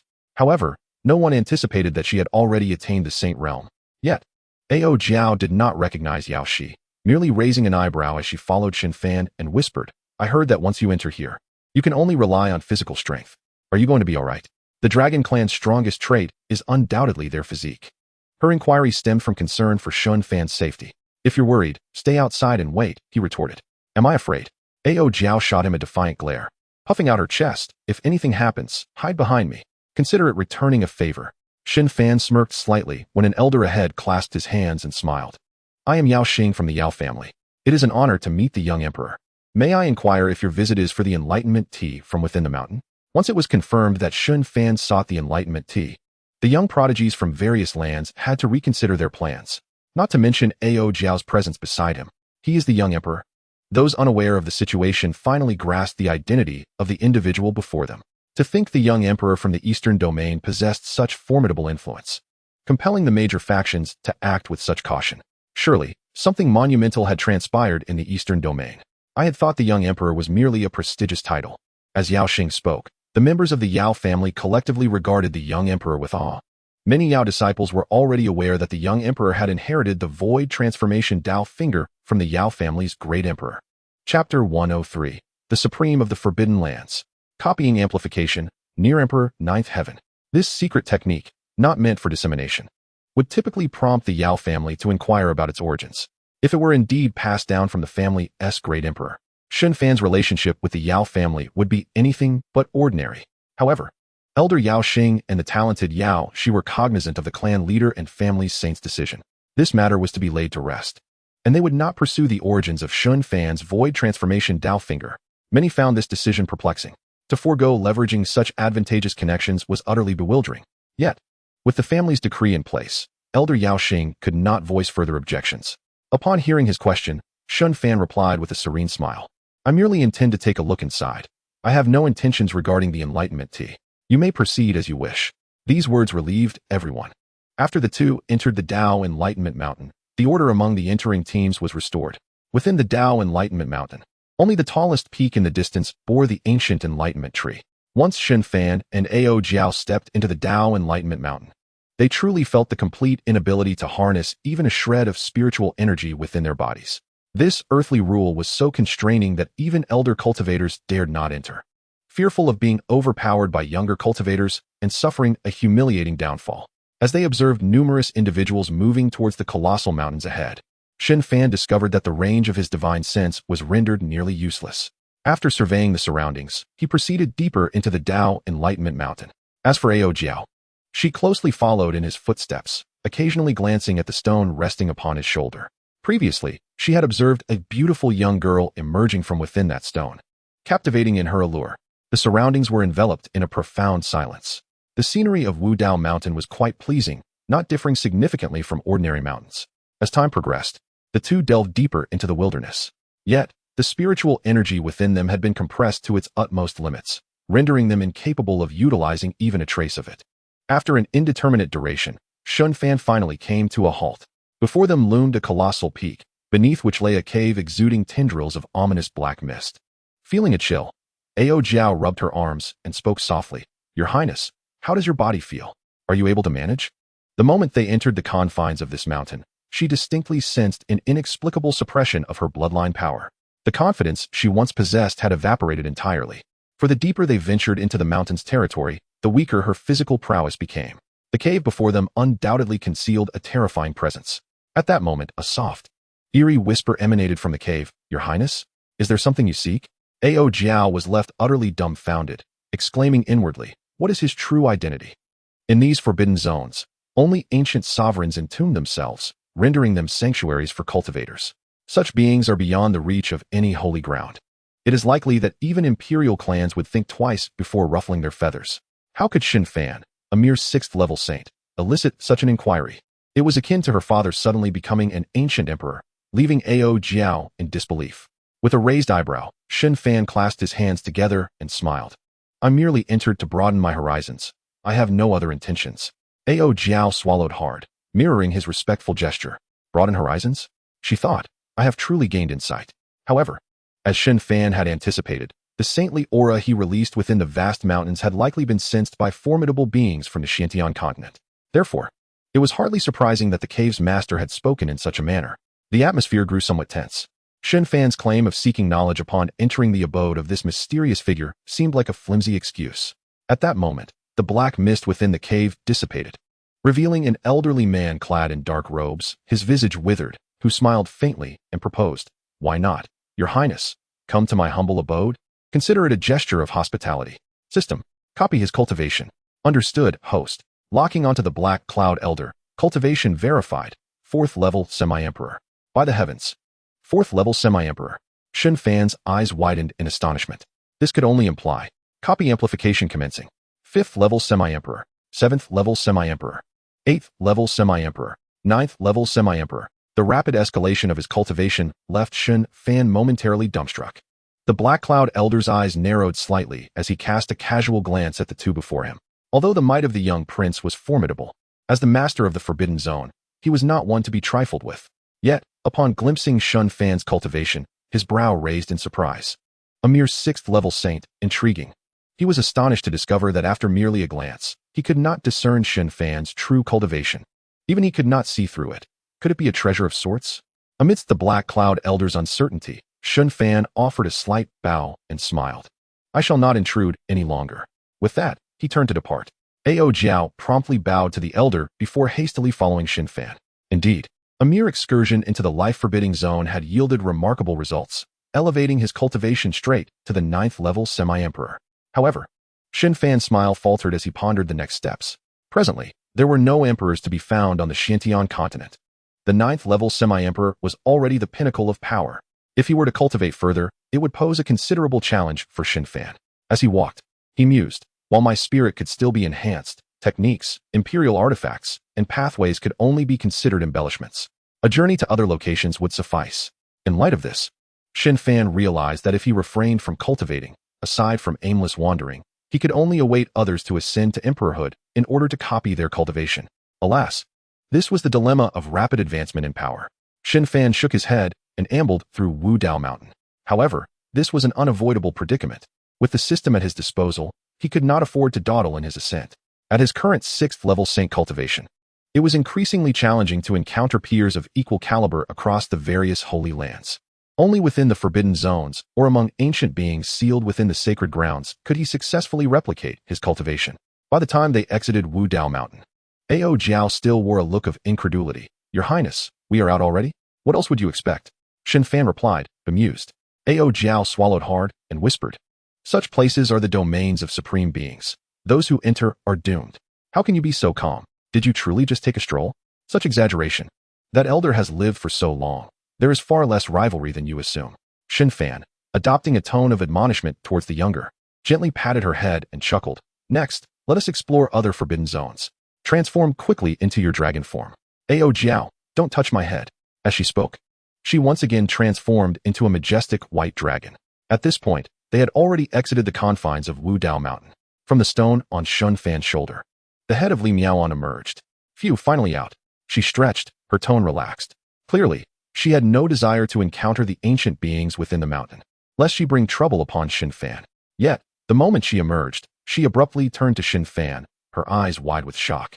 "How did you reach the 9th-level semi-emperor? What have you done?" "What a fuss," Shen Fan replied with a faint smile, leaping onto Ao Jiao's bewildered head, casually stating, "I merely took in the scenery and had an epiphany. Now let us be off." "Is that even possible?" Li Miaoan's eyes widened. He had truly reached the 9th level semi-emperor? Is it real? Ao Jiao trembled all over, dazedly searching for a direction to soar. Shen Fan closed his eyes to meditate, uninterested in the chattering figure perched upon his shoulder. Chapter 104. Visiting the Yi clan to seek revenge. As the colossal dragon disappeared into the skies, the scene outside Wu Dao Mountain returned to its previous vibrancy. The young prince emerged so swiftly? It is likely he encountered some danger, prompting his hasty retreat. Perhaps he even obtained treasures belonging to the imperial clan. Within the ranks of the Yao clan, Elder Yao Xing observed the vanishing dragon and quietly instructed a disciple nearby. Return and inform the clan leader of the prince's visit to Wu Dao Mountain. Yes, Elder. In Shilin Tian, upon receiving this news, the clan leader of the Yao clan promptly relayed it to the ancestors residing within the Forbidden Zone. Do not provoke him. The clan leader understood the gravity of the elder's words and adhered to them without question, for he possessed knowledge far exceeding that of the other members of the Yao clan. Deep within the Yao clan's Forbidden Zone, a withered old man descended to the depths, where his gaze fell upon a magnificent palace, brimming with spiritual energy and steeped in ancient charm. The elderly man ambled into the desolate palace, standing resolutely at the center of the plaza, bowing towards the ancient coffin before him.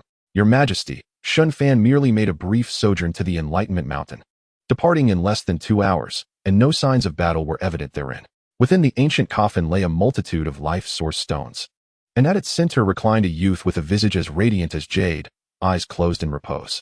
Despite this, he emanated a unique aura of Tao patterns, his divine radiance dazzling and extraordinarily otherworldly. In this life, I shall not contend. Descend now, the old man whispered softly, bowing once more before turning to depart. Indeed, the illustrious Yao family, steeped in ancient heritage, boasts its own imperial scion. He is none other than the sole heir of the great emperor of the Yao family. Yet, Shen Fan is not a disciple of the Yao family's great emperor. This truth is well understood by the imperial scion. It is highly probable that Shen Fan, through fortuitous circumstances, has acquired the true legacy of the great emperor, or perhaps he is a strategic pawn left behind by the emperor. No one can ascertain. This ambiguity is the primary reason the Yao family refrains from inquiring about Shen Fan. The Yao family's scion, having chosen not to emerge into the world, recognizes that Shen Fan is simply too young. Moreover, he possesses the unparalleled combat prowess of the unmatched holy body. He lacks unwavering confidence in his ability to triumph over his opponent. The annihilation of the Godslayer Hall is no longer a secret among these top-tier factions. Even the accounts of the battle's extraordinary phenomena are in the possession of various powers. The battle transpired with such astonishing swiftness that it left one in disbelief. The Godslayer Hall was utterly vanquished. Yet, this conflict only decimated a mere fraction of the 10,000 mountain territory. It is evident how terrifying Shen Fan's mastery over his own power has become, should he unleash his full might. The Yao family's scion muses that their chances would be no better than 3 to 7, since he possesses no assurance of victory. Emerging into the world would yield no benefit. He can only bide his time. As for Shen Fan, he has been led by Ao Jiao on a leisurely exploration of the various forbidden zones across the Xiantian continent.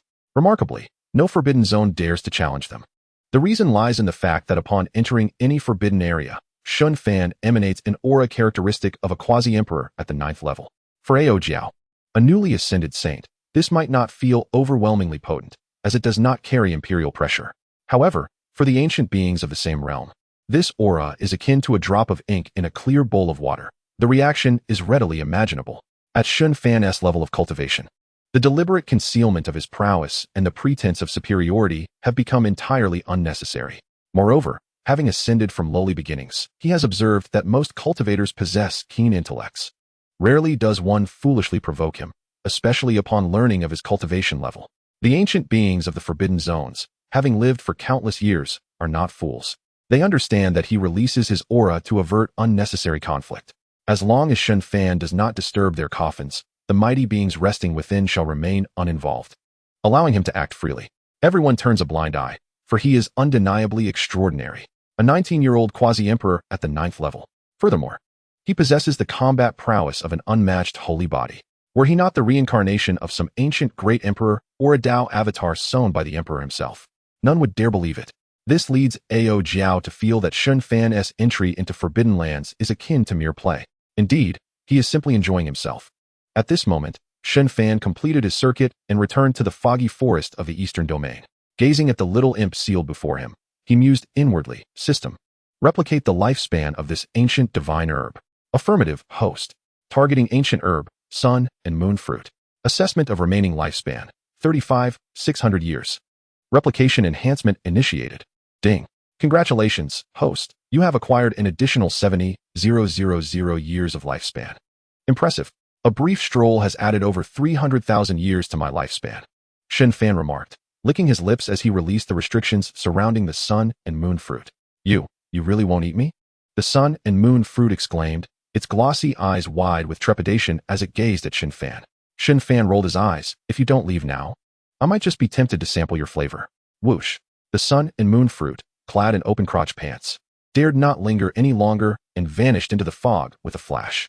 As Shen Fan turned to depart, he inwardly reflected, System, show me my current status panel. Affirmative, host. The instant the thought resonated in his mind, a set of data materialized before Shen Fan. Host, Shen Fan. Realm, Quasi-Emperor, 9th level. Physique, one of the 10 sacred bodies of humanity, unmatched holy body. Physique enhancement traits, ancient poison body, divine stone physique. Spiritual root, Saint grade. Divine soul, 10th grade. Lifespan, 872 years. Shen Fan meandered through the eastern domain, northern border, western sky, and southern wilderness, effortlessly elevating his cultivation to the Quasi-Emperor 9th level.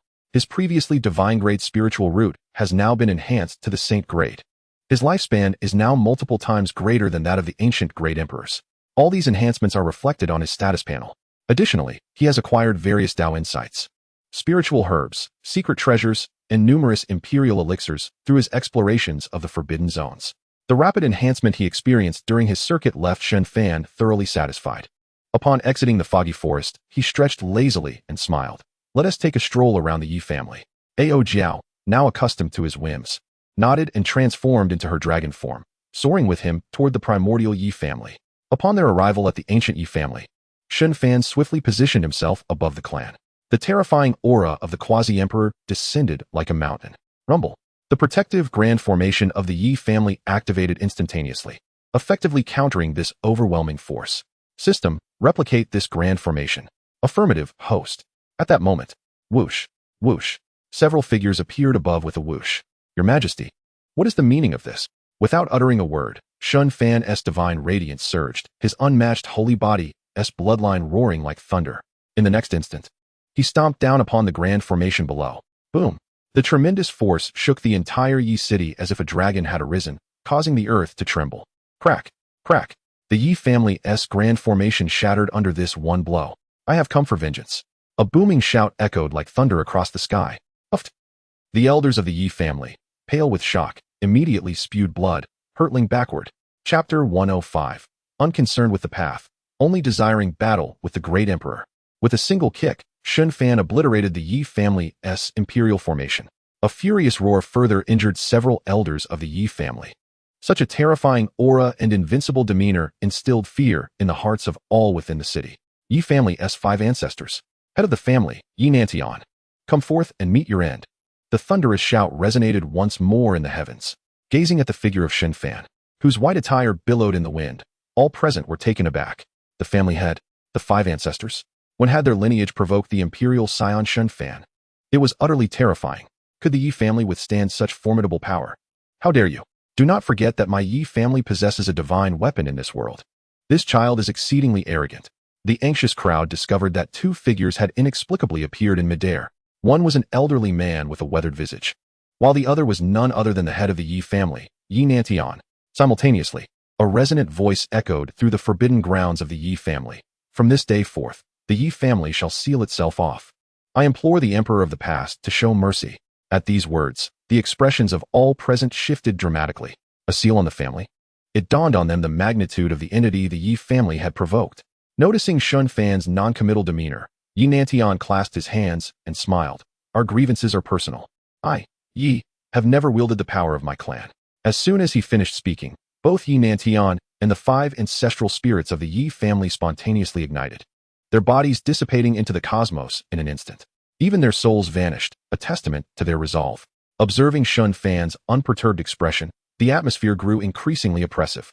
Had they succumbed? Without any gains, Shen Fan frowned. Buzz.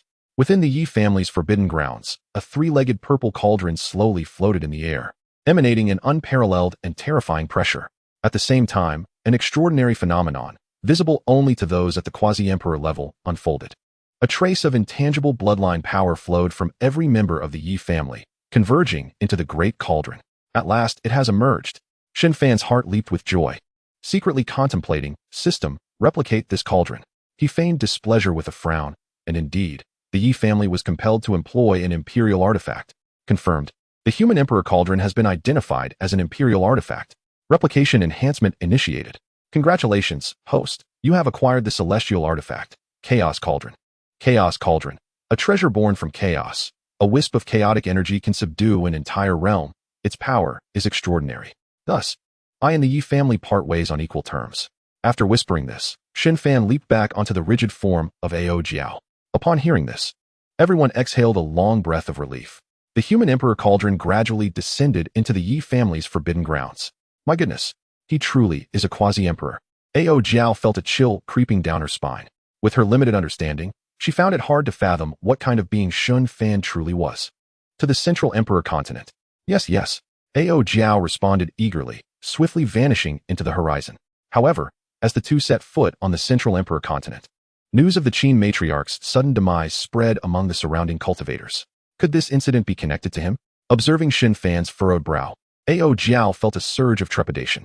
From initially perceiving him as the emperor's son to now witnessing his terrifying might, Shen Fan's strength had transcended her imagination. Let us explore the forbidden zones of the Central Emperor continent, Shen Fan remarked with a look of indifference. He still intended to pay a visit to the Qin family. All right, Ao Jiao nodded. In the eyes of the bewildered onlookers, she transformed into a colossal dragon and soared into the distance. As the Central Emperor continent is a confluence of great fortunes, the beings within its forbidden zones are exceptionally formidable. Yet, everyone seemed to have reached a tacit understanding, remaining indifferent to Shen Fan's presence, allowing him to act as he pleased. Days later, the two arrived at the Central Emperor continent's most notorious forbidden zone, the time-space forbidden area. Gazing at the river before them that could absorb light itself, Shen Fan softly instructed Ao Jiao, "You may return now." Return? What do you mean? Ao Jiao asked, her expression one of confusion. Seeing Shen Fan produce a cauldron exuding a destructive aura and dive into it, heading towards the river, Ao Jiao anxiously exclaimed, "Emperor, this is the river of time. Don't act recklessly. Once submerged in the river of time, the passage of years is uncertain. Attempting to emerge from its depths would be utterly fantastical. How could he seek such an end in his prime?" Shen Fan reclined comfortably within the chaos cauldron, the river's flow causing the entire cauldron to bob gently, akin to a cradle, as he stretched languidly. Noticing Ao Jiao's frantic demeanor, Shen Fan flicked his finger, transferring the Great Emperor's array inscription into her brow, smiling. "It's all right. I merely wish to take a nap. You should grasp this Great Emperor's array as your fortune. Though the river of time is indeed perilous, it is a fitting sanctuary for Shen Fan, whose lifespan can withstand the consumption. Moreover, with the celestial artifact in hand, exiting is merely a matter of moments. Had he not deliberately restrained the artifact's pressure, even the laws of this vast river would find it difficult to approach him." Shen Fan's purpose for coming here was clear. His cultivation was unparalleled, and as a soul of the 10th grade, he required ample time to cultivate his spirit. The river of time was undoubtedly most suitable for him. A mere nap could potentially witness someone achieving the path of the emperor. How delightful it would be to awaken and replicate. After making this declaration, Shen Fan waved his hand with a smile. "You may go back. Do not worry. No one here dares to lay a hand on you." Emperor. Seeing Shen Fan plunge into the river, Ao Jiao was drenched in sweat, stamping her feet in distress. It was over. This time, it was truly disastrous. In Ao Jiao's eyes, Shen Fan had only acted once during their journey, merely stamping his foot. This invincible solitude made him feel utterly despondent, leading him to choose self-exile within the river of time. Why do you think this way? Is it the heavens that envy the gifted? Observing the slowly flowing river, Ao Jiao felt utterly at a loss. Shen Fan was too formidable. To claim she did not admire him would be disingenuous. Coupled with the great emperor's array inscription he had given her, she momentarily succumbed to an uncontainable sadness. However, the river of time is no ordinary place. The protective mark Shen Fan had placed upon her was beginning to show signs of fracturing. Anxiously, Ao Jiao stomped her foot and, with reddened eyes, turned to flee the forbidden zone. Transforming into a dragon, she soared toward the heavens. Roar! The resounding roar of the dragon echoed through the wilderness. and with a few flashes, she vanished into the sky. Once she departed, the chaos cauldron resurfaced from the river. Are you truly intent on napping? If you utilize this for cultivation, you could undoubtedly attain the path of the emperor. From within the creation bell stone upon his shoulder, Li Miaoan poked her little head out curiously. What else can I do if I don't take a nap while these prodigies achieve the path of the emperor? Shen Fan lamented, reclining within the chaos cauldron, gazing at the dim sky with indifference. Do you know what my greatest dream has been since I began my cultivation?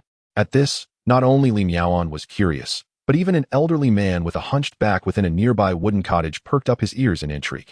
What dream? Li Miaoan inquired. To overpower those who ascend to the path of the emperor with my quasi-emperor cultivation. Shen Fan replied nonchalantly. Is that true?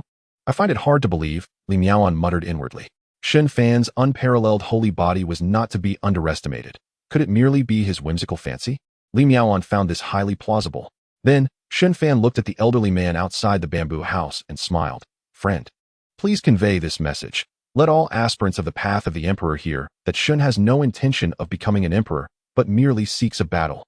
Urge them not to feel overly pressured. Ha! The emperor's son possesses great spirit. I admire you. Fear not, within half a day, I shall ensure this message spreads throughout the entire Xianxian continent. The elderly man grinned widely, contentedly stroking his few whiskers. Unbeknownst to him, this young man's youthful bravado would carry far-reaching implications. Let him, such a being, experience a sense of empathy, feeling invigorated throughout. What of the great emperor of the Tao? I yearn for a battle to surpass him. Behold, this pretentious display is undoubtedly characteristic of their supreme lineage from the Forbidden Zone. It is lamentable that he remains unaware of Shen Fan's emergence. Otherwise, he would have long since welcomed him into their fold, strengthening their lineage within the Forbidden Zone. Upon witnessing the mysterious colossal cauldron submerge into the river, the elder turned with a smile, retreating into the small wooden house behind him. Moments later, the various supreme beings from the major Forbidden Zones across the Xianxian continent received this news. The Forbidden Zones trembled, and the sacred words echoed around the realm, proclaiming to the heavens, the Emperor's son Shen Fan is disinterested in the Tao, merely wishing to engage in a duel with the great Emperor. All cultivators with aspirations for the Tao, will you dare to battle in the future? Boom. The entire world erupted in fervor. Chapter 106. Extraordinary phenomena across the lands. The Emperor's son emerges. Simultaneously, a thunderous roar resounded from the heavens, parting the clouds. Tao patterns spread like a spider's web. 6 nines of thunder flashed through the firmament like soaring dragons. At the epicenter of the heavenly Tao patterns, an illusory imperial seal shattered, cascading into the river of time in the central emperor continent. Is this the imperial seal exclusive to the emperor's son? Ha! The heavenly Tao has already acknowledged him. And yet he remains so haughty. Cultivators outside the temporal forbidden zone beheld this scene, shivering with excitement. Arrogance. The emperor's son dares to disregard all prodigies of the world. Ha ha ha. A self-inflicted demise awaits. Many cultivators stationed from various powerful factions wore expressions of exhilaration. The imperial seals shattering heralded a bright future for the prodigies within their sects. This news spread throughout the Xianxian continent in less than half a day. The Lu family, the savage wilderness clan, the divine emperor's sacred land, the ancient Yun family, the Qin family of the central emperor continent, the Daiqian Empire, and the Wentian sect swiftly made their way to the South Barbarian Abyss Dragon Palace to ascertain the truth. Within the Dragon Palace's Grand Hall, the ninth layer of the quasi-emperor, listening to Ao Jiao's recounting, everyone wore expressions of shock. Even the leaders from various factions found it somewhat unfathomable. Meanwhile, the younger generation present, such as the divine Emperor Zhang Tai Sui, the savage wilderness man, and the Yao family's Yao Shi, all breathed sighs of relief. A being of such terrifying prowess being disinterested in the Tao is undoubtedly good news for them, especially for Zhang Tai Sui and the others, who had just emerged from the Fulong Mountain, only to hear that Shen Fan had ascended to the quasi-emperor realm. It felt like a bucket of cold water poured over them, chilling them to the bone. The gathering arrived swiftly and departed just as quickly. Having confirmed the circumstances, they needed to return and strategize for their opportunities towards the Tao. However, Lu Qinsheng of the Lu family and Dong Huangyu Luo of the Daiqian Empire remained behind. Sister, I wish to inquire what he has been up to these days. Lu Qinsheng asked curiously as they strolled through the Dragon Palace garden. Even the typically proud Ao Jiao held a deep admiration for this stunning beauty from the eastern regions. Upon hearing her question, Ao Jiao regarded her with a teasing smile. Oh, it seems you also hold the emperor's son in high esteem. As she spoke, she cast a knowing glance at Dong Huangyu Luo beside Lu Qinsheng. It was not only they who admired strength. Even the dragon clan, who traditionally revered powerful beings, held Shen Fan in high regard. Though Shen Fan was younger than her, his age could hardly be compared to his accomplishments. Such a young quasi-emperor, a rarity throughout the ages, deserves reverence from all within the younger generation. Aware that Shen Fan is either the reincarnation of a great emperor or the embodiment of a great emperor's legacy, it feels out of reach. Yet, since Ao Jiao has become his steed, naturally, she shares in his glory. Lu Qinsheng smiled softly and said, I am merely curious. It feels somewhat surreal that he has ascended to quasi-emperor after such a long absence. Stubborn. Ao Jiao chuckled lightly. He simply wanders aimlessly, wherever there is danger. He lets me accompany him, or he simply enjoys the scenery. Ao Jiao wore a look of exasperation at this. Just wandering about. And he has reached the 9th layer of the quasi-emperor realm. Meanwhile, despite her millennia of cultivation, she relied on treasures casually bestowed by Shen Fan to break through and succeed in her own ascension. The disparity between them is infuriating.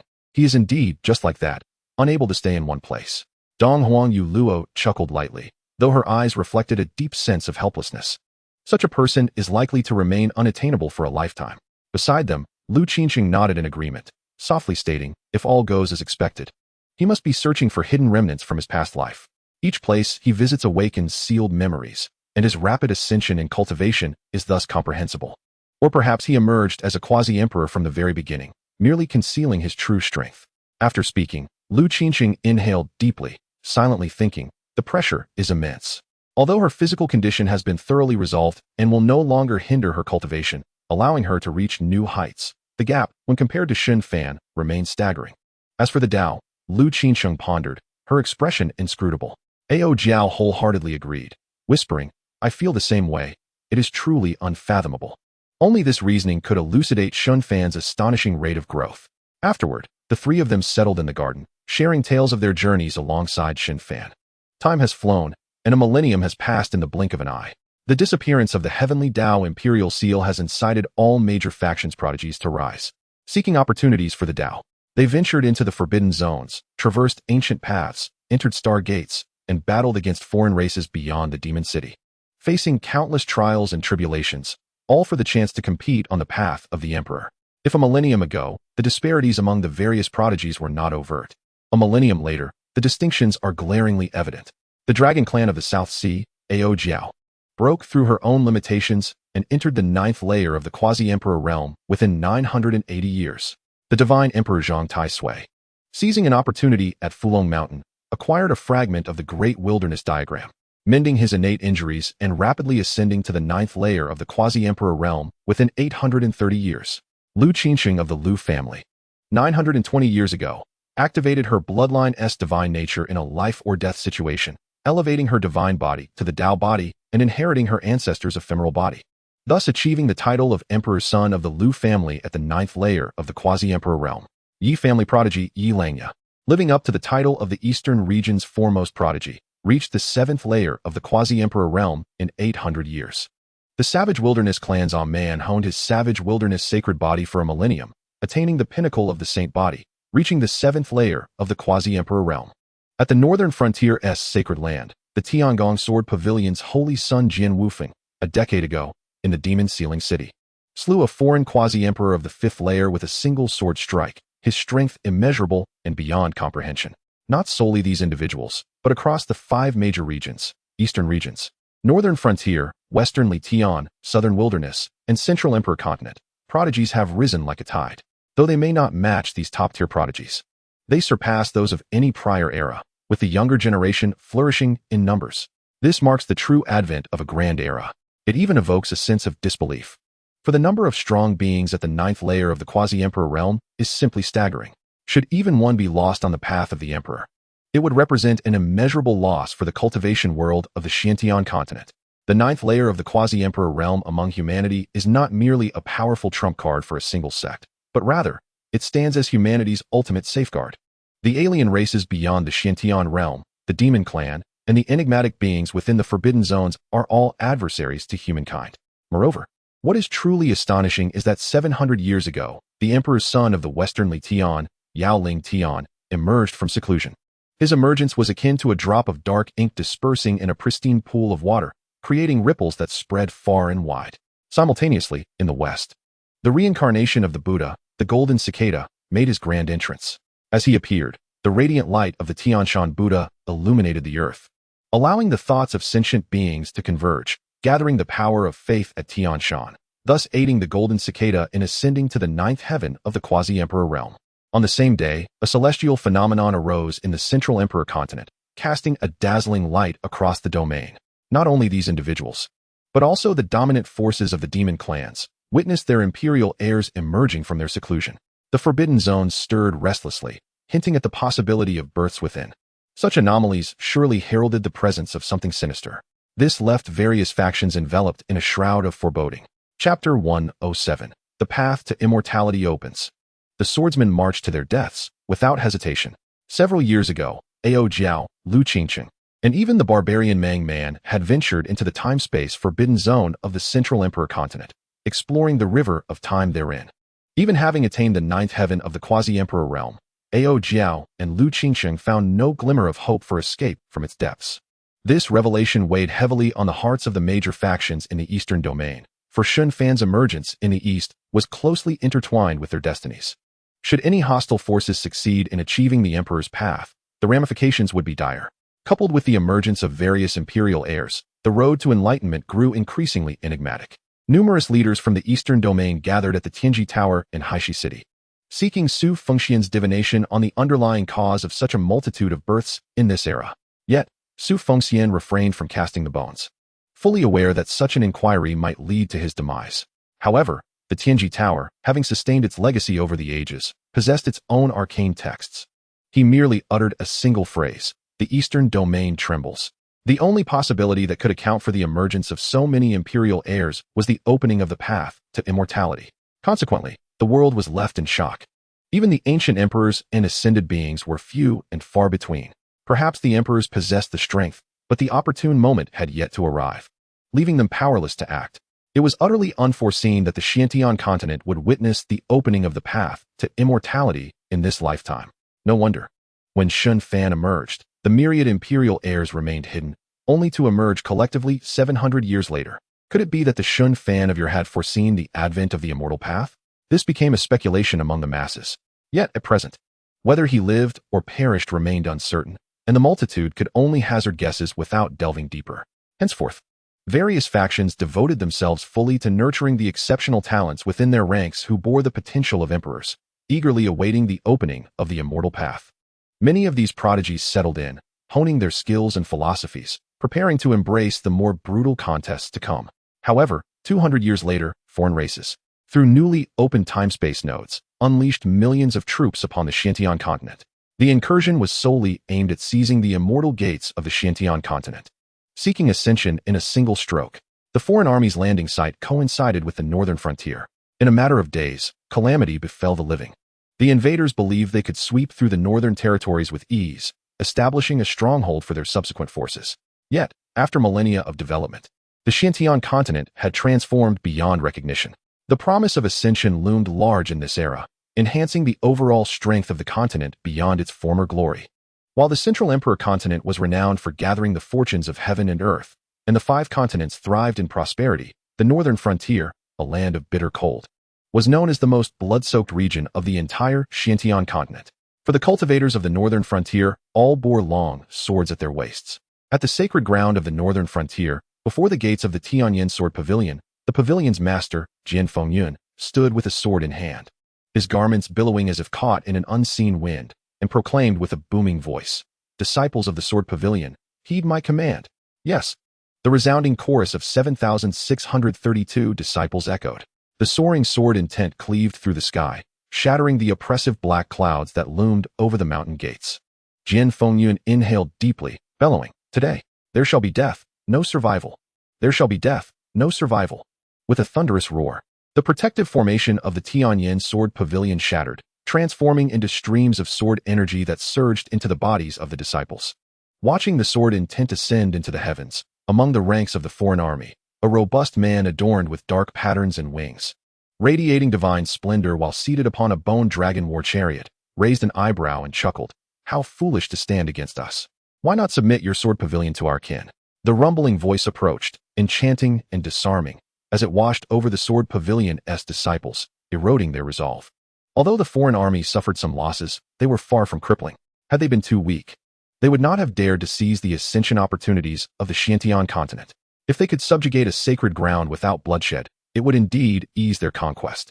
As the commander of the assault on the Tianyan Sword Pavilion, the quasi-emperor of the Ninth Heaven, the Dark Demon Sovereign, aptly employed the phrase standing against a chariot with an insect's arms. Recognizing this, Jian Fengyun understood that their protective formation could not withstand the enemy's might. Thus, he chose to dismantle it, empowering his disciples. Upon hearing those words, Jian Fengyun twirled his sword, gazing at the foreign army in the void. Scoffing, "For the sake of humanity, to death we go. Swordsmen shall lead without hesitation." Before the words left his lips, Jian Fengyun transformed into a radiant streak, charging towards the countless foreign troops ahead. The 7,632 disciples, regardless of age, took up their long swords and followed suit. The Dark Demon Sovereign on the Bone Dragon war chariot smirked, curling his fingers. "Foolish mortals." In an instant, a beam of dark light sliced through space, striking Jian Fengyun directly. With a resounding explosion, the pavilion master was instantly enveloped in a cloud of blood mist, his very essence obliterated, vanishing from existence. With the master fallen, not a single sword cultivator uttered a sound, for they knew their fate. Their eyes burned with a fierce determination to take down as many foreign soldiers as possible. Witnessing this, the Dark Demon Sovereign waved his hand, calmly declaring, "Kill them all." With a thunderous roar, the army surged forward like a black cloud, crashing into the meager 7,000 disciples. At that moment, the Dark Demon Sovereign furrowed his brow, raising his hand to shield himself. The next instant, a gleaming long sword appeared, piercing through his palm. Yet, as the sword tip penetrated half an inch, it encountered an insurmountable barrier. As the two forces collided, a deafening boom echoed, obliterating the surrounding foreign soldiers into mere fragments. Such a young quasi-emperor of the Fifth Heaven, capable of breaking my defenses. Not bad. You qualify to be my demon general. The Dark Demon Sovereign grinned ominously at the young swordsman who had appeared before him. He raised his other hand, sweeping toward the human before him like a dark cloud. But he was left disappointed. As Jian Wufeng made his move, the sword intent within him blazed with radiant brilliance. Swish, swish, swish. Streams of sword energy erupted from within him, slicing him into pieces while spiraling outward. The cold-faced Dark Demon Sovereign's aura surged violently as he clenched his fist. Crack, crack, crack. The powerful sword energy that scattered was instantaneously crushed by his grip. The Holy Sun.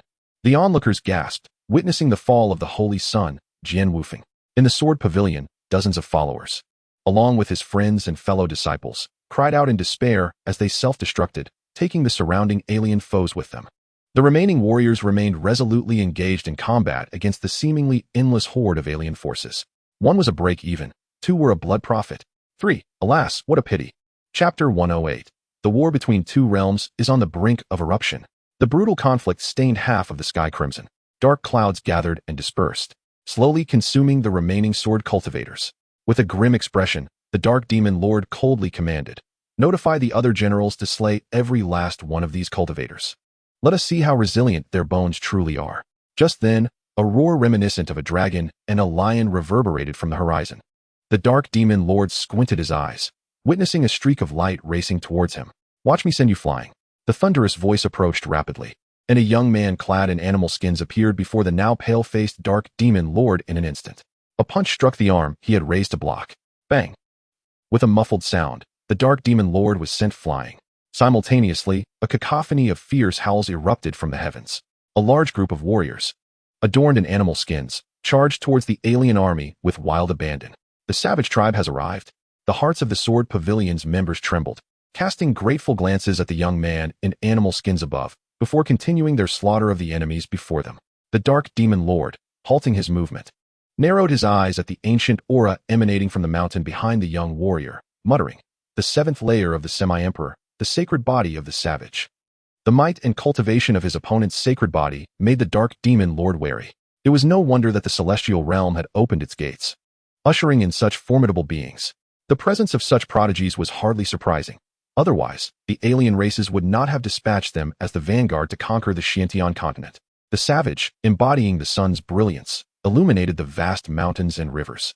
His bloodline roared like thunder, transforming into a divine light that surged towards the enemy. Not only the savage tribe had arrived in the northern frontier, cultivators from all corners of the 4 continents rushed to offer their support. Even the abyssal dragon palace had emerged, led by Ao Jiao and the strong from the southern sea to aid the northern frontier. Even the demon clan, lurking deep within the southern wilderness, sent forth their mighty ones to join the fray in the northern frontier. Although many human cultivators held a disdainful view, the demon race understood the principle of mutual survival. In comparison to the alien race's bloodthirsty nature, which descended upon the Xiantian like a predator overlooking ants, humanity was still relatively better off. None would stand idly by and witness the complete annihilation of the sword cultivators in the northern frontier. Otherwise, the remaining forces from the other 4 continents would face a fate of being systematically eradicated. The war between the 2 realms was on the verge of erupting. However, the strength of the alien army was overwhelming. The 9 leaders were all at the 9th layer of the semi-emperor, not to mention the 18 generals beneath them, each possessing extraordinary power at the semi-emperor level. They were far beyond what the Xiantian continent could contend with. On the Xiantian continent's side, the majority were emerging talents leading the charge against the foe. Figures such as Ao Jiao of the Southern Sea Dragon clan, the Divine Emperor Zhang Taisui, Lu Qingcheng of the Lu clan, the Demon Prince Jun Yi, and Jin Shanzi from the Western Tianshan all stood at the 9th layer of the semi-emperor. Following them were the twin stars of the Central Emperor continent, the Sun and Moon prodigies, and the Emperor of the Yao clan, Yao Ling Tian, among other elite figures from various factions. In the face of such immense circumstances, the gathering of prodigies was inevitable. The aliens had anticipated this. Although both sides appeared to have a similar number of semi-emperors, the disparity at the 9th layer was glaringly apparent. Were it not for the savage's diversion of the Dark Demon Lord from the Tian Yin Sword Pavilion, the pressure on the others would have been even greater. Not everyone possessed a fully realized sacred body capable of challenging the terrifying semi-emperor at the 9th layer. The pressure on the Xiantian continent's side was palpable. There was no room for reconciliation between the 2 factions. Upon their first encounter in the northern frontier's sword wilderness, a fierce battle erupted. No one wished for their vital forces to be consumed by the collateral damage of the conflict. From the Xiantian continent, Ao Jiao, Lu Qingcheng, and others soared into the sky, engaging in fierce combat against the 5 alien semi-emperors in the void of space. The terrifying power of a 9th layer semi-emperor's strike was unparalleled. Under the aftermath, countless stars in the universe were extinguished, reduced to ash, and the chains of the great Tao shattered, particularly within the void. An icy crystal furnace unleashed a blow that illuminated the sky above the Xiantian continent in a dance of light and shadow, as though the divine eyes of the candle dragon were opening and closing, transforming the world. It was the Lu clan's Ruo Meng divine furnace. Lu Qingcheng had summoned an imperial weapon. Many cultivators erupted in excited cheers. Yet, the head of the Lu clan, Lu Qingfeng, and the others felt a heavy weight in their hearts. The battle had barely commenced, and yet Lu Qingcheng was compelled to summon an imperial weapon, indicating just how formidable her opponent was. Aside from the Dark Demon Lord, who was held at bay by the savage, the remaining 3 alien semi-emperors at the 9th layer were being delayed by the twin stars of the Central Emperor continent and the Emperor Yao Ling Tian. All at the 8th layer of the semi-emperor, Yao Ling Tian, though just 500 years into existence, showcased an invincible presence. Undeterred despite being at a lower level than his adversaries, the twin stars of the Central Emperor continent, while also prodigious figures, were known for their combined attack techniques. If they were to face the 9th layer semi-emperors together, they might gain the upper hand. However, when separated, they began to show signs of falling behind against their respective opponents. Nevertheless, they were the strongest among the human cultivators. Should any of the alien 9th layer semi-emperors be allowed to infiltrate the battlefield, it would spell catastrophic consequences for humanity. One must not forget that the alien forces had brought along 18 generals, all at the semi-emperor level, some even possessing the terrifying power of the 7th and 8th layers. Were it not for the emergence of other young prodigies, xianxia, and the powerful ancestors from various factions who had previously remained hidden, humanity would likely face total collapse. Compared to the older generation of cultivators, this younger generation shone all the more brightly. A millennium passes in the blink of an eye for the elders, yet the young prodigies born of this era are undoubtedly favored by the heavens. In the right place at the right time, age does not dictate strength. Once this group matures, the current outcome will be inevitable. However, the fact remains that humanity is at a disadvantage. At this moment, in the heavens above, the radiant sun among the twin stars of the Central Emperor was struck by a palm strike from his opponent, causing blood to spill from his mouth as he was sent hurtling backward. Witnessing this, many sharp-eyed cultivators gasped in shock. May the sun endure. If Zhang Taisui can defeat his opponent, the scales of victory will tip in our favor. Alas, how lamentable it is that our cultivation is too low to even glimpse the situation beyond the realm. Meanwhile, The twin star, Silver Moon, who was engaged in battle with his foe, saw his brother sent flying and felt his own aura surge as he charged at his opponent with a fierce killing intent. He could not afford to be distracted. He could only pour all his strength into slaying the alien woman before him, who wore a mocking expression. He was acutely aware that the crux of this battle lay within the battlefield of the Tin from beyond the realm, particularly the astonishingly powerful Zhang Taisui. Should he emerge victorious, their painstaking efforts to stall the formidable alien warriors would afford them a precious respite. Chapter 109, A Fierce Battle. The mysterious man, I ask again. Who else is there? However, the actions of Silver Moon undeniably disrupted their composure. With his elder brother already at a disadvantage, how could he remain unperturbed? Witnessing this scene, the blood-stained Haori bellowed in urgent admonition, "Steady yourselves." Before his words could fully resonate, a vicious fissure split open upon his brow. A bone staff, exuding an aura of annihilation, began to emerge from his divine center, inch by inch. The staff, smooth as jade, radiated a faint purple mist. Intricate chains of law were etched upon its surface, suffused with unparalleled pressure. Buzz! An overwhelming force erupted from Haori, evidently signaling his determination to fight to the bitter end. The opposing blood-sacrificed Taoist smirked, his blood-stained garments billowing, mockingly uttering, "I was wondering who it might be." "So, it's the scion of the great Sun Emperor. What is this? Just a single quasi-imperial weapon? Surely that must be your father's thigh bone. Ha ha ha. Humph. You can only boast with your tongue." With glacial intensity in his eyes, Haori charged towards his foe. The blood-sacrificed Taoist cast a glance at the battlefield beyond the realm, his brow furrowing. He could hardly fathom that the strongest youth from the alien race was struggling against Zhang Taisui and the others, with no victor yet discerned. Contemplating this, he turned to face the advancing Haori, his fingers deftly forming a seal as he intoned, "Bloodfiend Mirror." Although the conflict of Tin from the Void had been meticulously orchestrated by the aliens, designed to showcase the younger generation's path to enlightenment, the blood-sacrificed Taoist was no longer inclined to indulge in this charade. Even if he vanquished his current opponent, it would not influence the battle beyond. With his words hanging in the air, a massive copper mirror, suffused with a sanguine hue, abruptly materialized in the void. The human faction immediately felt the terrifying imperial pressure, as if the heavens themselves were collapsing upon them. Boom! The moment the blood fiend mirror manifested, a crimson beam of divine light shot forth from its surface, targeting the grave-faced Haori. Wherever the blood light traversed, the void crumbled, its might astonishing. Haori knew there was nowhere to evade. It was not that he lacked an imperial weapon, rather, the other half resided within Silver Moon's divine essence. Only when the two were united could their full power be unleashed. Silver Moon, equally cognizant of this truth, attempted to extricate herself from her adversary, only to find herself effortlessly ensnared. Noticing the mockery in her gaze, he, with eyes ablaze, fought desperately. Should Haori falter, the balance would shatter instantaneously. This was a truth known to all. Even the esteemed Yao family scion, Yao Lingtian, understood the stakes. At the emergence of the bloodfiend mirror, he repelled his opponent with a single gesture, and from the vast cosmic phenomenon behind him, an ancient cauldron, shimmering with starlight, emerged from the galaxy, illuminating the dim expanse as brightly as day. As the ancient cauldron appeared, it collided with the overwhelming crimson light. It was the Celestial Emperor's stellar cauldron. As the cultivators felt a surge of hope, they secretly exhaled in relief, grateful for Yao Lingtian's timely intervention. Otherwise, Haori would surely have met defeat. Foolishness. Yet, before the crowd could truly relax, a derisive laughter echoed through the void. The opponent that Yao Lingtian had repelled was but an afterimage, while the true figure stood wielding an extraordinary trident, crashing down upon the stellar cauldron. Boom! With a deafening roar, the reverberations of the attack tore through the heavens. The firmament was immediately fractured, revealing a terrifying chasm that showcased the cataclysmic battle beyond. Many cultivators could glimpse the apocalyptic clash of the Tin from beyond the realm. This strike not only sent the stellar cauldron flying, but also caused Yao Lingtian's complexion to pale, forcing him to take a step back. A formidable adversary of quasi-imperial cultivation wielding an imperial weapon, even the prince himself could not afford to be complacent. Not good. Prince Haori. Brother.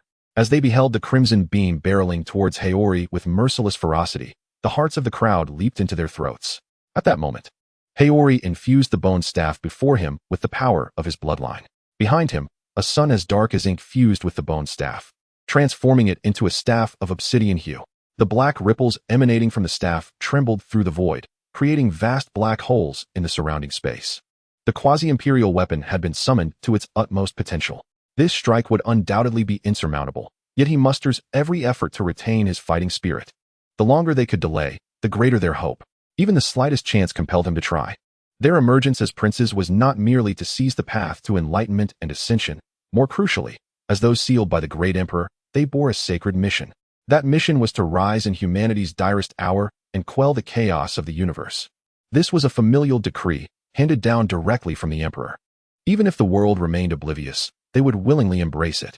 When they had emerged 5 centuries prior, even amidst encounters, the princes merely exchanged glances, never engaging in unnecessary conflict. For they all understood that the Xianxian continent would soon face an unprecedented crisis. With my blood, I summon the ancient emperor's divine might. Haori roared, preparing to unleash the secret techniques of his bloodline. Yet, he suddenly found himself confronted by a gaunt figure wielding a rusted spear that had materialized without warning. Resolute in spirit, he wasted no thought and propelled towards his younger brother with utmost speed. Damn it, not even a word of thanks. The sudden appearance of this figure left everyone momentarily stunned. Amidst the expletives, he gritted his teeth and twisted the spear in his hand. Buzz! The spear quivered violently, the rust flaking away in an instant, revealing an ancient, majestic violet spear. Boom! The crimson light collided directly with the spear held by the man. Gritting his teeth, the spear wielder bent as if molded by the spear itself, yet beneath him, brilliant array patterns erupted. Like an intricate web, they spread through the air, resolutely holding their ground without retreat. He blocked it. He actually blocked it. Another prodigy has emerged among our humanity. Noticing the man's skeletal age barely exceeding a millennium, the cultivators felt a surge of exhilaration. Meanwhile, the morale of the human forces soared. As the attack of the blood fiend mirror dissipated, they finally discerned the man's visage. With a sharp face and a gaze brimming with audacity, he suddenly straightened, one hand on his hip, and brandished the spear, stomping the void. He then regarded the frowning blood sacrifice Taoist, proclaiming with a booming voice, "Who else is there? I ask again, who else?" His tone resonated with an imperiousness that brooked no defiance. Overzealous? Presumptuous? Such traits are contingent upon the identity of one's opponent.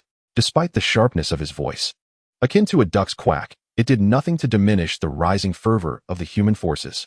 Upon hearing this proclamation, the brothers Haori and Inu exchanged glances, their lips curling into a smirk as they regarded the sullen-faced foreign woman.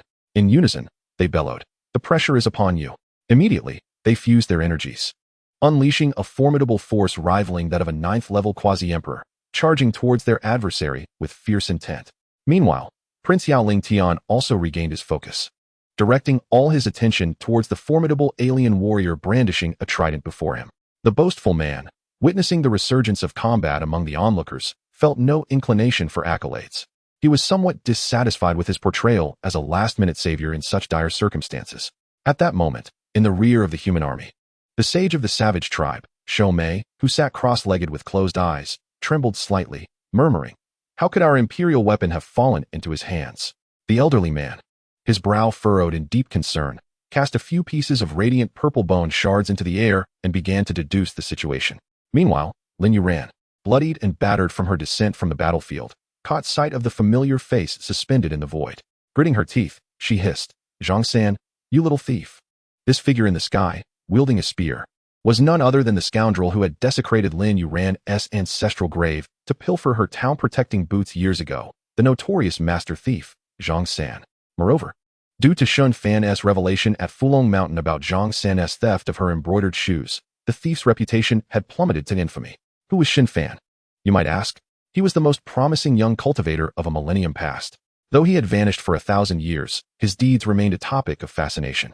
His words were not to be taken lightly, which led to Xianxian's life being fraught with hardship, forcing him to shun his true identity. Alas, he had foolishly targeted Shen Fan back then. Fortunately, Xianxian possessed a remarkable skill in disguise, making it exceedingly rare for anyone to unearth his true form. After all, he had once masqueraded as a woman, nearly inciting Shen Fan's wrath to the point of suppression. Yet, these were mere trifles compared to Lin Yuran's profound disdain for Xianxian. This rogue had audaciously stolen her embroidered shoes every few years, leaving behind drawings of turtles and pig heads on her soles. Most infuriating was the fact that he had once adorned her foot with a bright red lipstick kiss. At that moment, Lin Yuran had nearly wished to sever her own foot. Reflecting on it now, her delicate toes, once encased in those embroidered shoes, curled involuntarily, sending shivers down her spine. Regrettably, She was utterly powerless to capture this lecherous thief, having lost her shoes for 7 or 8 centuries without recourse. She had even contemplated stepping in something unpleasant for him to smell. Yet, despite her cold demeanor, she was still a woman. And at least her feet had remained fragrant whenever Xianxian had pilfered her shoes. However, after 500 years of separation, the mere sight of him today ignited a volcano of pent-up fury within her. Xianxian, with his keen instincts, was acutely aware of the tension in the air. Upon hearing Lin Yuran's uniquely raspy voice, he turned to glance at the crowd below and boisterously shouted, "Which mother duck is quacking so loudly? Once I triumph in this battle, I shall take you home to bear my ducklings." His audacious words, which inflicted 100 wounds upon others while inflicting 1,000 upon himself, lightened the previously somber atmosphere among the human ranks. "Huh, you think yourself a nobleman? Shameless," Lin Yuran retorted darkly, spitting out a mouthful of blood. Beside her, a woman in black gauze raised an eyebrow and chuckled. "This lad is quite exceptional. Should he survive, you ought to marry him." "Master." Lin Yuran felt an inexplicable shiver run through her, her voice tinged with urgency. The Xianming Saint Lord gently patted her head and remarked with a smile, "After pilfering your embroidered shoes for nearly a millennium, do you not yet comprehend his intentions?" Lin Yuran was about to protest when she noticed the blood-sacrificed Taoist materializing behind Xianxian, prompting her to exclaim in alarm, "Be careful." Yet, Xianxian seemed to possess an uncanny awareness, vanishing into the void in an instant. Observing Lin Yuran's momentary sigh of relief, the Xianming Saint Lord smiled slightly and turned to depart. The strength of the alien forces was overwhelming. Weaker cultivators could scarcely withstand their might. They needed ample rest to prepare for the forthcoming fierce battles. Xianxian's appearance undoubtedly alleviated the anxiety of the human side. Although his strength was modest, his agility was remarkably formidable. The imperial patterns beneath his feet flourished, rendering it difficult for the blood-sacrificed Taoist to capture his form. It was evident that he had grasped the spatial array patterns at the emperor's level. Meanwhile, several elderly figures from the demon race, observing the long spear in Xianxian's grasp, furrowed their brows. How could the imperial weapon, breaking the firmament, have been stolen by him? Was the divine consciousness sealed within the forbidden zone now unleashed? The elders exchanged worried glances, their expressions heavy with concern. If the divine consciousness suppressed by the savage emperor were to be released, it would undoubtedly spell disaster for the already beleaguered Xiantian continent. Despite the forbidden zone's apparent tranquility during this battle, those old-timers were eagerly awaiting the opportunity to reap the spoils from the impending conflict. Now, with the potential release of the southern barbarians' divine consciousness, situated conveniently within the demon territory, the demon warriors felt a surge of apprehension. After a moment of silent understanding, one of the elder statesmen swiftly made his way to the savage tribe's encampment. Deep within the camp, an elder sat alone in a tent. Upon seeing the sage of the savage tribe, the demon warrior extended his hands in greeting and said, "Taoist Ada, regarding the matter of the imperial weapon." The sage, Ada, slowly opened his eyes and spoke in a voice steeped in age. "There is no need for concern, my Tianyao friend. The Lord of the Eternal Life Hall has already taken the imperial weapon and is currently leading a force to suppress the situation at the Demon God Ridge. There is no immediate danger." The elder of Tianyao furrowed his brow, taking a seated position on the ground as he murmured, "I never anticipated that the Eternal Life Hall would intervene. I did not foresee these young ones possessing such acumen." As he spoke, the lines on Ada's face deepened, a clear indication of his good spirits. Noticing that the elder of Tianyao still bore some unease, the sage reassured him with a gentle smile. "Rest assured, they understand the stakes. They are more astute than us old relics." Only then did the elder of Tianyao nod in agreement, rising to take his leave. Meanwhile, the battlefield between the alien and human forces grew increasingly tense. Xianxian, the weakest among them, possessed only the strength of a 5th-level quasi-emperor. Yet, wielding the imperial weapon, he had repeatedly thwarted the blood-sacrificed Taoist attacks. Were it not for the ancient, purplish spear, the imperial weapon that belonged to the savage emperor, brimming with unfathomable power, Xianxian, already bleeding from the mouth, might have met his end on the spot. Everyone recognized that one of the pivotal turning points in the battle lay with the twin stars of Zhonghuan continent. It must be said that the fusion of Haori and Yinyu's techniques had exponentially amplified their might, driving the alien woman into a state of retreat. Were it not for the intervention of the blood-sacrificed Taoist, the alien woman would have likely been decisively vanquished by the full-force assault of the twin stars. While Xianxian deftly assisted in shielding the twin stars from attacks, sending him to confront the blood-sacrificed Taoist was a different matter, no matter how swift his movements. He risked being caught off guard and swiftly eliminated. The disparity of 4 levels between them was formidable, especially at the quasi-emperor realm. The fact that Zhang San could influence the blood sacrifice Taoist's actions, akin to a flea, was already a remarkable feat moreover. Another crucial turning point lay in the impending confrontation with Zhang Taisui from beyond the realms. Armed with fragments of a celestial artifact and unparalleled combat prowess, he undoubtedly embodied the hopes of all. As this thought crossed their minds, many cultivators resting on the battlefield looked up at the sky, as if attempting to pierce the infinite void and gaze upon the outer realm. Such foolish delusions. The blood sacrifice Taoist, observing the expressions of the human cultivators below, furrowed his brow as he cast his gaze upon the flitting Zhang San, silently pondering. I must devise a means to swat this pesky fly dead. In the outer battlefield, amidst the boundless cosmos, not a single star shone. The universe was fractured, dim, and lifeless. At this moment, Zhang Taisui's divine light had dimmed, his garments torn, and the divine blood upon his skin flowed like perspiration. Gasping for breath, he fixated intently on the figure before him, a man in a green robe, whose features appeared almost demonic. In stark contrast, the man before him perpetually wore a faint smile. Observing the surging battle intent in Zhang Taisui's eyes, the man in the green robe remarked with a nonchalant tone, "Indeed, you have earned the right to be proud. If you can compel me to summon 3/10 of my strength." His words, spoken as though they were trivial, struck Zhang Taisui's ears like a harsh discord. Chapter 111. The Collapse of the Tao Heart. The Corrupted Bodhisattva. 3/10. With a derisive snort, Zhang Taisui's eyes flared with ferocity, and a torrent of vitality surged forth from within him like a pillar of blood. Rumbling, glorious divine blood erupted outward, conjuring a vision of vast mountains and rivers behind him. The dragon veins of myriad dynasties converged upon the central palace, akin to nations paying homage, exuding an imposing grandeur.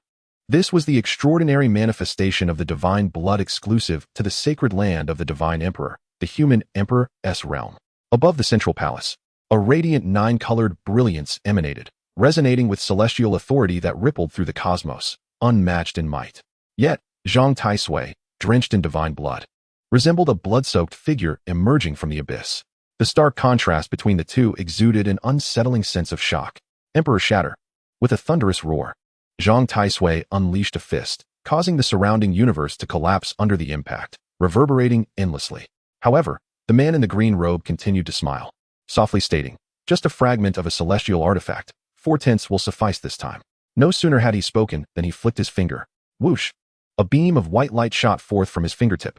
As the white light traversed its path, the surrounding dark cosmos appeared as a black cloth, being dragged and distorted by the radiant beam, wrinkling horrifically. What a terrifying scene it was. Even the distant combatants, such as Ao Jiao, gazed on in shock. Before the white light could reach him, the explosive force of Zhang Taisui's shattering fist imprint was instantly torn apart and vanished into the cosmos, akin to a picturesque scene being crumpled and pulled apart in space. Immediately after, the eerie white light pierced through Zhang Taisui's chest. PFF. Blood gushed from Zhang Taisui as his complexion turned ashen. A gaping hole the size of a human head had obliterated his heart. Divine blood spilled forth, and the divine light dimmed. Only 4/10, Zhang Taisui gasped, his eyes losing their luster as he fell towards the Xianxian continent below. Buzz! The heavens trembled. Drops of divine blood fell like fiery meteors, tinting the dim sky with a hue of crimson. Numerous powerful beings resting behind the human army suddenly sprang to their feet, gazing in shock at the divine blood raining down from the sky. Particularly, the sight of a robust man with a pierced chest filled everyone with dread. Zhang Taisui defeated?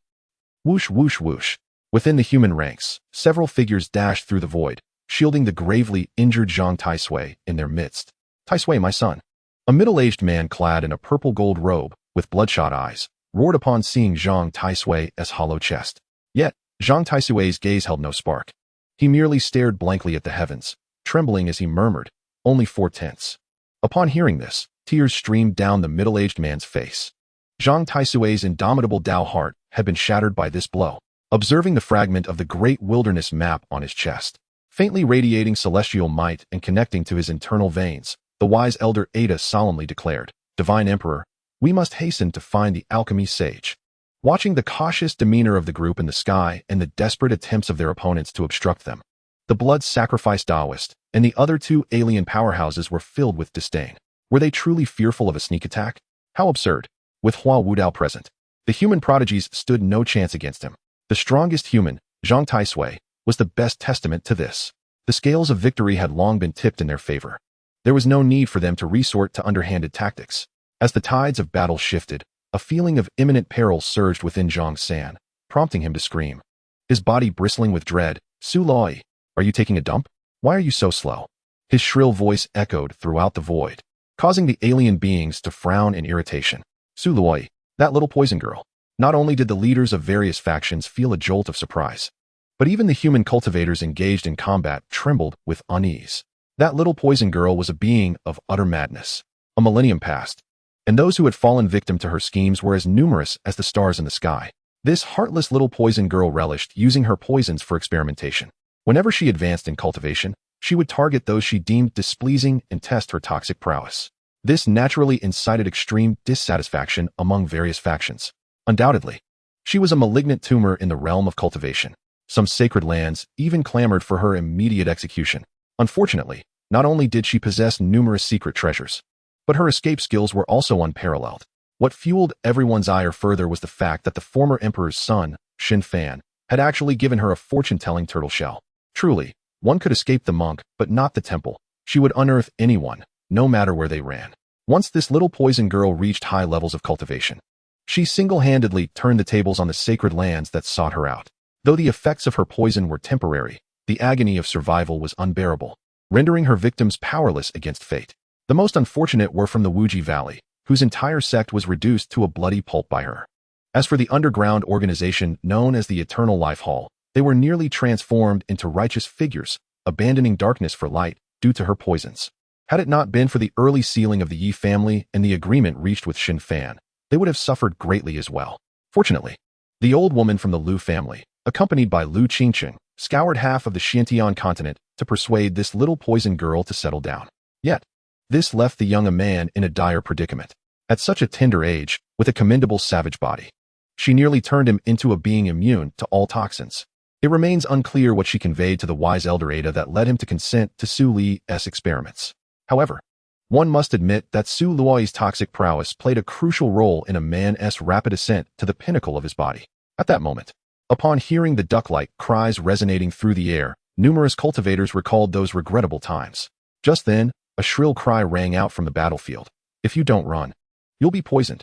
The familiar voice pierced through the eardrums of the human army's cultivators. Why was this voice so familiar? Su Luoi's voice had been recorded by many cultivators in jade slips, listened to before sleep to find rest. Her portrait had even been hung in many cultivation chambers. As the crowd anxiously awaited the lighting of 3 incense sticks, they fervently wished to avoid encountering this malevolent living bodhisattva in their lifetime.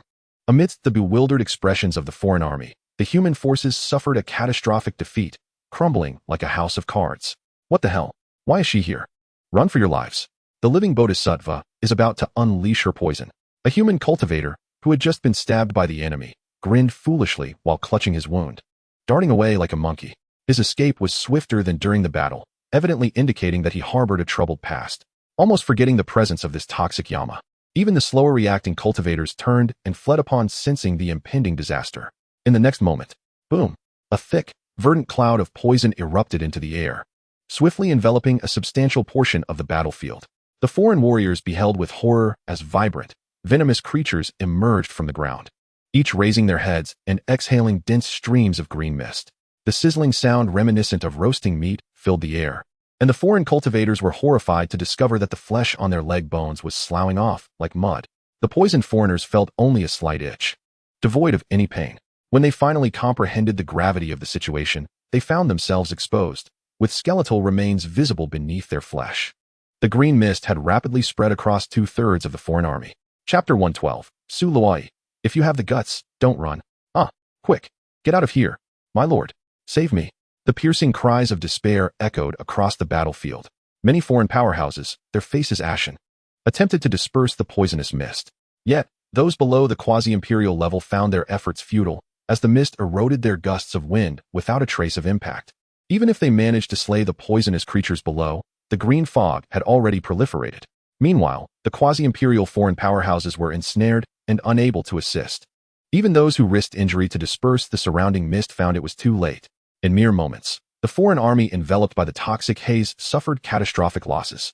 As they gazed upon the heaps of white bones collapsing to the ground, even the human cultivators felt a chill run down their spines. their faces awash with terror.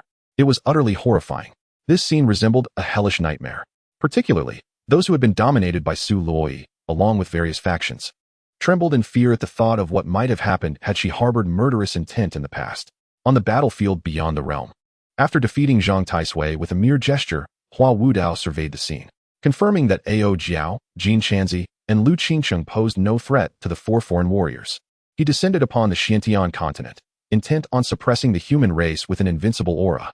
However, the moment he appeared, he was met with the sight of a battlefield littered with bones. A cold, menacing glint flashed in Hua Wudao's usually placid expression. His gaze sharpened as he focused on a graceful figure weaving through the foreign ranks, and he swiftly materialized before her, uttering with indifference, "What a wicked woman." Before his words could fully escape his lips, he raised his hand, absorbing the entire battlefield's poisonous mist into his grasp. A dense aura of death coiled around him, transforming into a pearl that emanated dark ripples, which he flicked towards her. This pearl was extraordinary, charged with the death energy of countless souls. Once it struck, it possessed the potential to obliterate the vitality of any cultivator below the 9th level of the quasi-imperial realm. Their souls would be ensnared by the death energy, suffering the torment of soul consumption, driving them to madness if they could not endure. Whoosh! The dark radiance surged forth, aimed directly at the woman's head. Su Luoyi had no time to react, her mind racing as she conjured a massive, earthy yellow tortoise shell before her. Boom! The thunderous roar pierced the eardrums, and the white bones littered the ground were instantly reduced to ashes. Crack, crack, crack! A series of sharp cracking sounds echoed as the Xuanji tortoise shell shattered into fragments. This casual attack had obliterated a quasi-imperial artifact, showcasing the terrifying might of Hua Wudao. Although she escaped unscathed, the Xuanji tortoise shell had been meticulously refined by Su Luoyi over a millennium. With its destruction, she felt a deep connection severed, and she spewed a mouthful of blood, her complexion paling as she collapsed to the ground. Gazing at the scattered shell fragments, she suddenly lifted her head, fixing a fierce glare on Hua Wudao as she exclaimed, "Do you dare strike me? If you have the guts, don't run." Upon hearing her words, the surviving foreign army and their powerful warriors paused momentarily before erupting into raucous laughter. Despite the substantial losses inflicted upon them by this ambushing woman, their core strength remained intact, bolstered by the presence of a figure like Hua Wudao, who overshadowed an entire era. The demise of the human race was all but assured.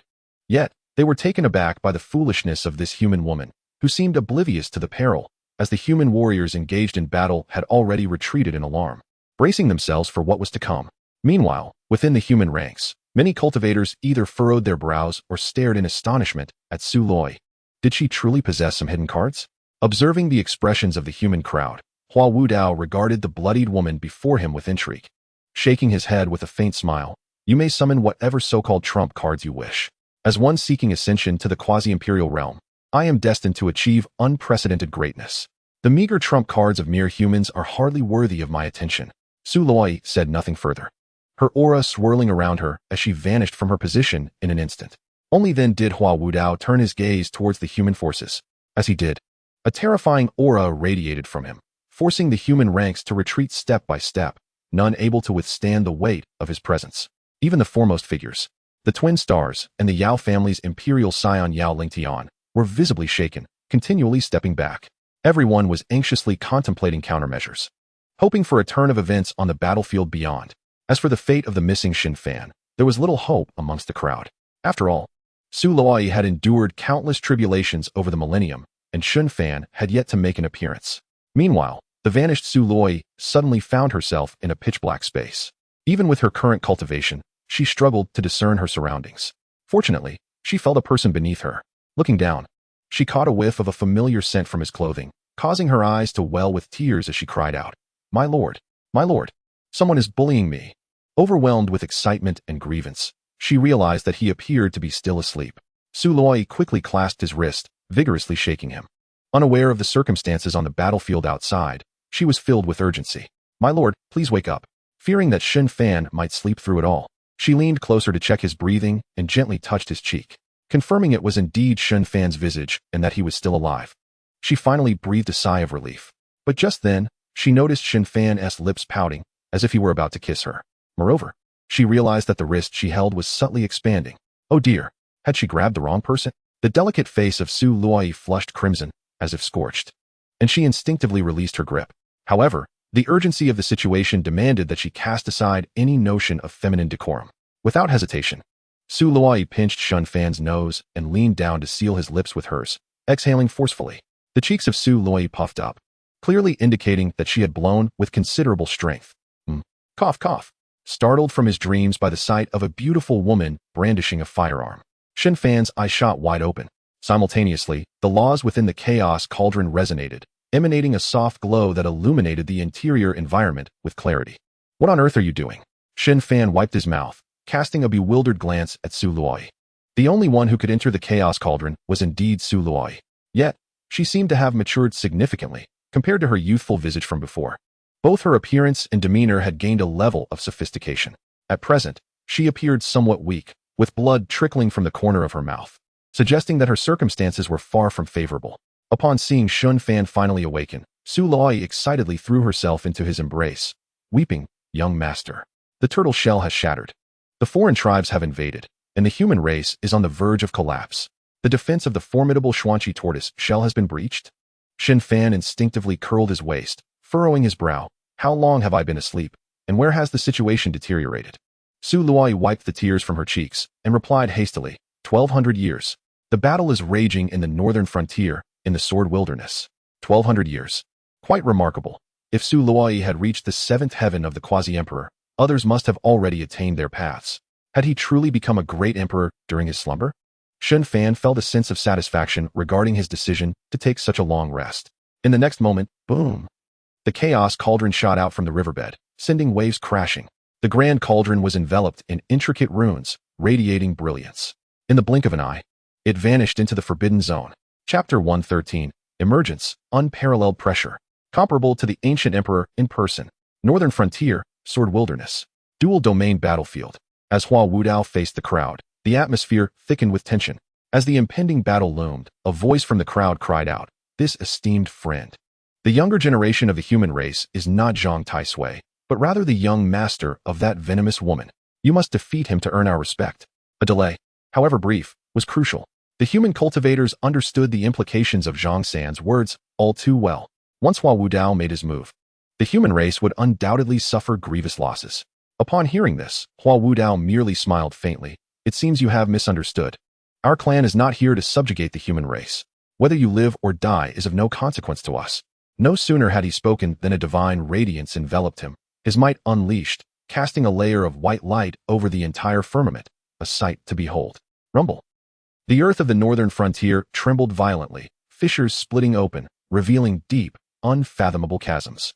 The space surrounding him shattered entirely, surging toward the human army. Merely by releasing his might, he could alter the very color of the heavens. The human cultivators, like startled birds, retreated in haste. Yet, the collapse of space was alarmingly swift. The space before them fractured like a mirror, with cracks racing toward the army at lightning speed. The suffocating aura sent chills through the hearts of all present. Should they be ensnared by the web-like cracks in space, they would be reduced to fragments, just like shattered glass. Simultaneously, the battlefield beyond the sky reverberated with increasingly deafening roars. The shockwaves of the assaults tore through the celestial canopy, revealing the pitch-black expanse beyond. Clearly, Ao Jiao and the others were aware of the dire predicament faced by the human army below. However, their own forces were stretched thin, and any distraction could result in dire consequences. Just then, a vibration rippled through the void. Radiant runes materialized before the human army. Boom! As the spatial cracks surged forth, the runes exploded with blinding brilliance, instantly suppressing the ruptured space. This scene resembled a horde charging forth, yet there stood impervious figures, resolutely defending the gates, like a single warrior holding back a multitude. In the black void, Hua Wudao narrowed his eyes slightly, gazing at the runes suspended in the air, as well as the suddenly manifested colossal cauldron. Upon sensing the chaotic aura emanating from the cauldron, a faint smile graced his lips as he murmured, "At last, a worthy opponent has arrived." Among the ranks of the human army, the powerful figures from the divine Emperor Holy Land gazed in awe at the runes that appeared in the void, whispering in disbelief. A perfected sealing path? How is this possible? Others looked on with astonishment at the ancient, imposing cauldron, where a man, facing away from the crowd, was stretching leisurely. With a series of sharp cracking sounds, his bones popped, as they beheld the golden embroidered clouds adorning his white robes. Figures such as the Eastern Emperor Ao of the Deqian dynasty, Mo Changkong of the Wentian sect, and Lu Chengfeng of the Lu clan all bore expressions of excitement, until the head of Su Luoi emerged from the cauldron, flashing a triumphant smile and winking at the crowd, exclaiming, "My young master has arrived." Rumble. All the cultivators within the human army erupted in joyous cries. The emperor's son. It is Shen Fan. Shen Fan has come. 1,000 years ago, he was a quasi-emperor at the ninth heaven. 1,000 years later, I ask, who else is there? Like a shot of adrenaline, Zhang finally managed to hold on until Shen Fan's arrival. Even if Shen Fan had yet to attain his path, what of it? The haughty vows of yesteryears, regardless of the speculations in the hearts of the masses, had become the target for all those with ambition to attain the path and defeat Shen Fan. Many cultivators from various factions felt as though a burden had been lifted from their shoulders, slumping to the ground.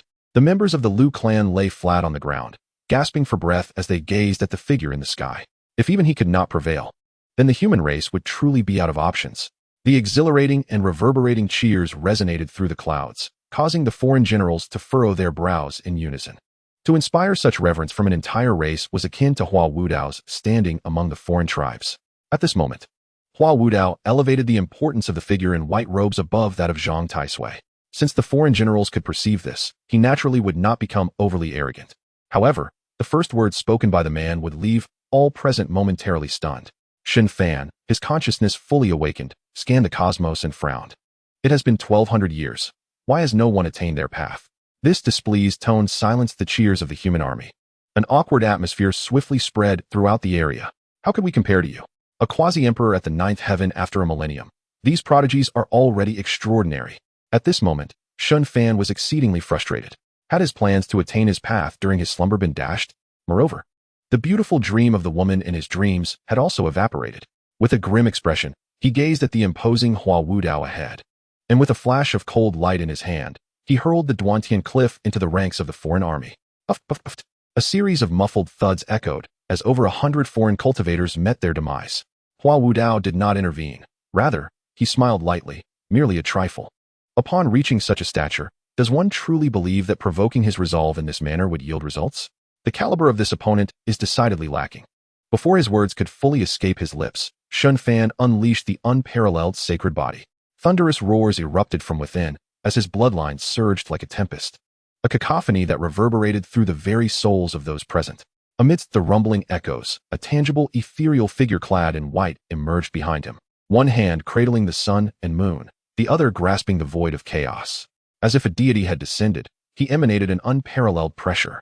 This insurmountable aura immediately pinned every alien being before the human ranks to the ground. In that instant, Hua Wudao's pupils constricted sharply, for even he could not withstand the oppressive force radiating from Shen Fan. His knees buckled ever so slightly. The unparalleled sacred body. Such overwhelming pressure is inconceivable.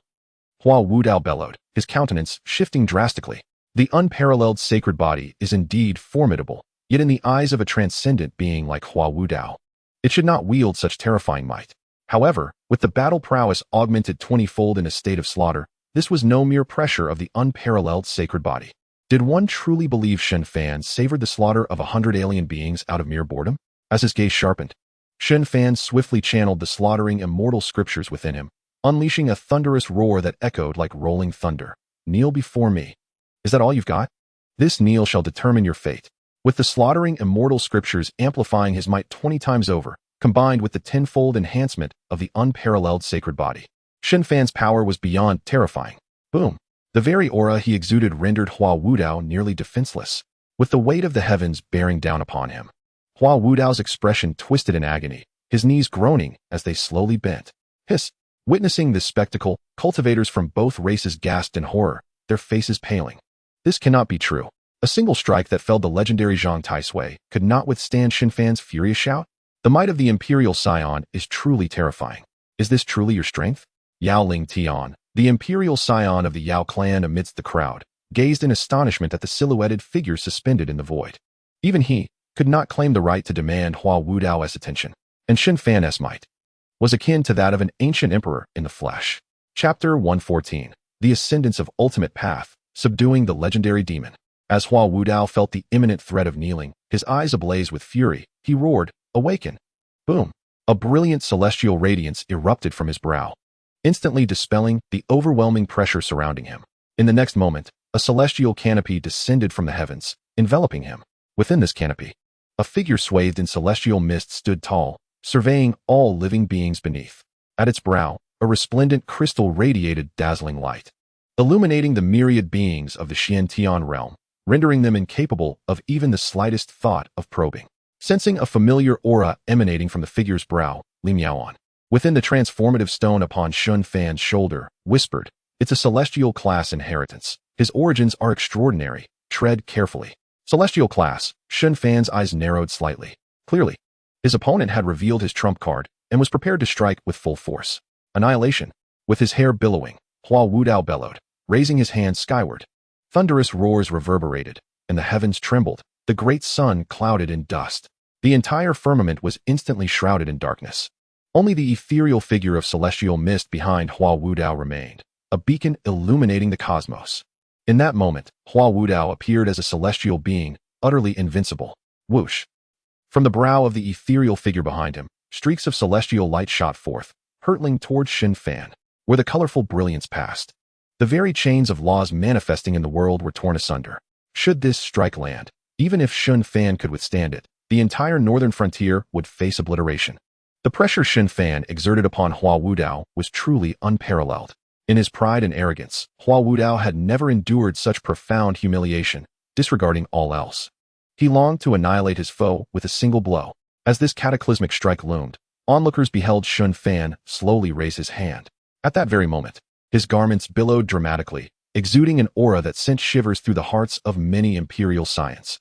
They had felt the might of ancient emperors before. Yet compared to the essence emanating from Shen Fan, it was as if they were in an entirely different realm. His presence, even more formidable than that of Hua Wudao's ethereal manifestation, instilled in them a profound sense of awe. In immediate comparison, all the imperial scions were struck by a singular thought, the method of ascension to immortality. He must have mastered a technique surpassing Hua Wudao's. No wonder he appears so composed. But under such a strike, the beings of the northern frontier, alas. As thoughts raced, numerous formidable cultivators surged skyward with the human army. Buzz!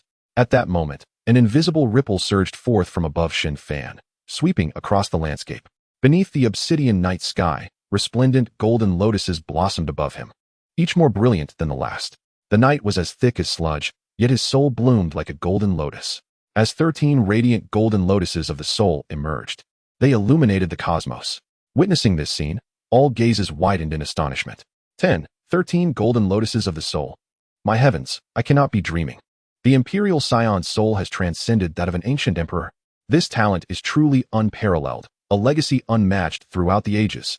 Among the 13 golden lotuses of the soul, a golden figure, resplendent and solemn, suddenly opened its eyes.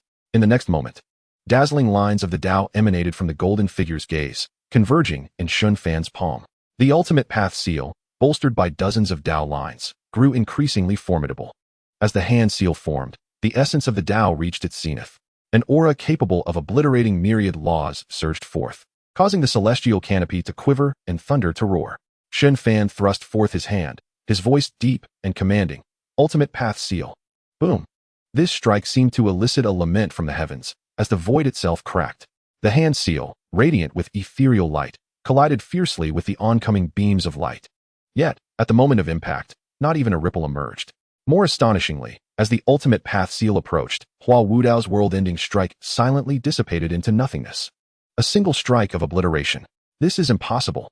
Amidst the anguished cries of defiance, the ultimate path seal tore through Hua Wudao's very form. Bang! The celestial figure in the background, an ethereal manifestation, shattered at the center of its brow. In the blink of an eye, this ephemeral image, resembling a celestial monarch, fractured and vanished alongside Hua Wudao from the realm. Meanwhile, the ultimate path seal, undiminished, dissipated like a wisp of breeze in the air. The mastery of ultimate Tao left all present in a daze. Between heaven and earth, the overwhelming aura that had oppressed the multitude was no more.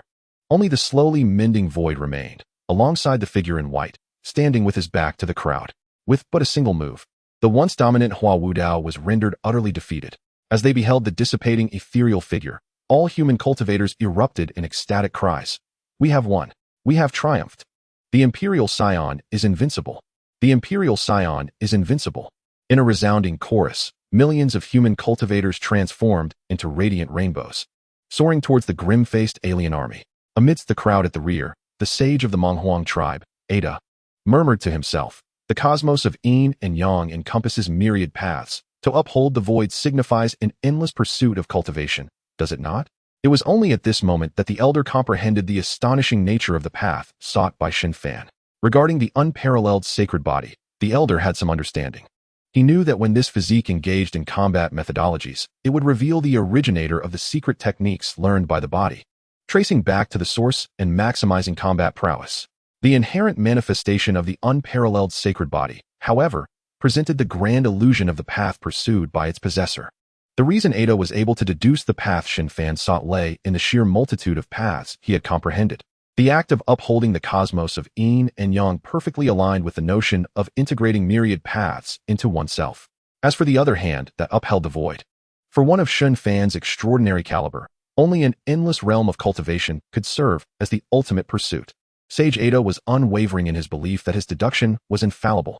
On the battlefield beyond the realm, when Shen Fan decisively struck down Hua Wudao, the remaining 4 alien powerhouses were shaken to their core. A moment's distraction, and 2 of them were severely injured by Ao Jiao and the demon prince Junyi. As sealing runes suddenly appeared around the 4 alien beings, rendering them immobile, despair filled their hearts. Who could have foreseen that humanity possessed such a devastating weapon? With a single strike, they had annihilated the most resplendent star among the aliens. What terrifying combat prowess this was! With Shen Fan's sealing path enhancing their strength, humanity swiftly gained the upper hand.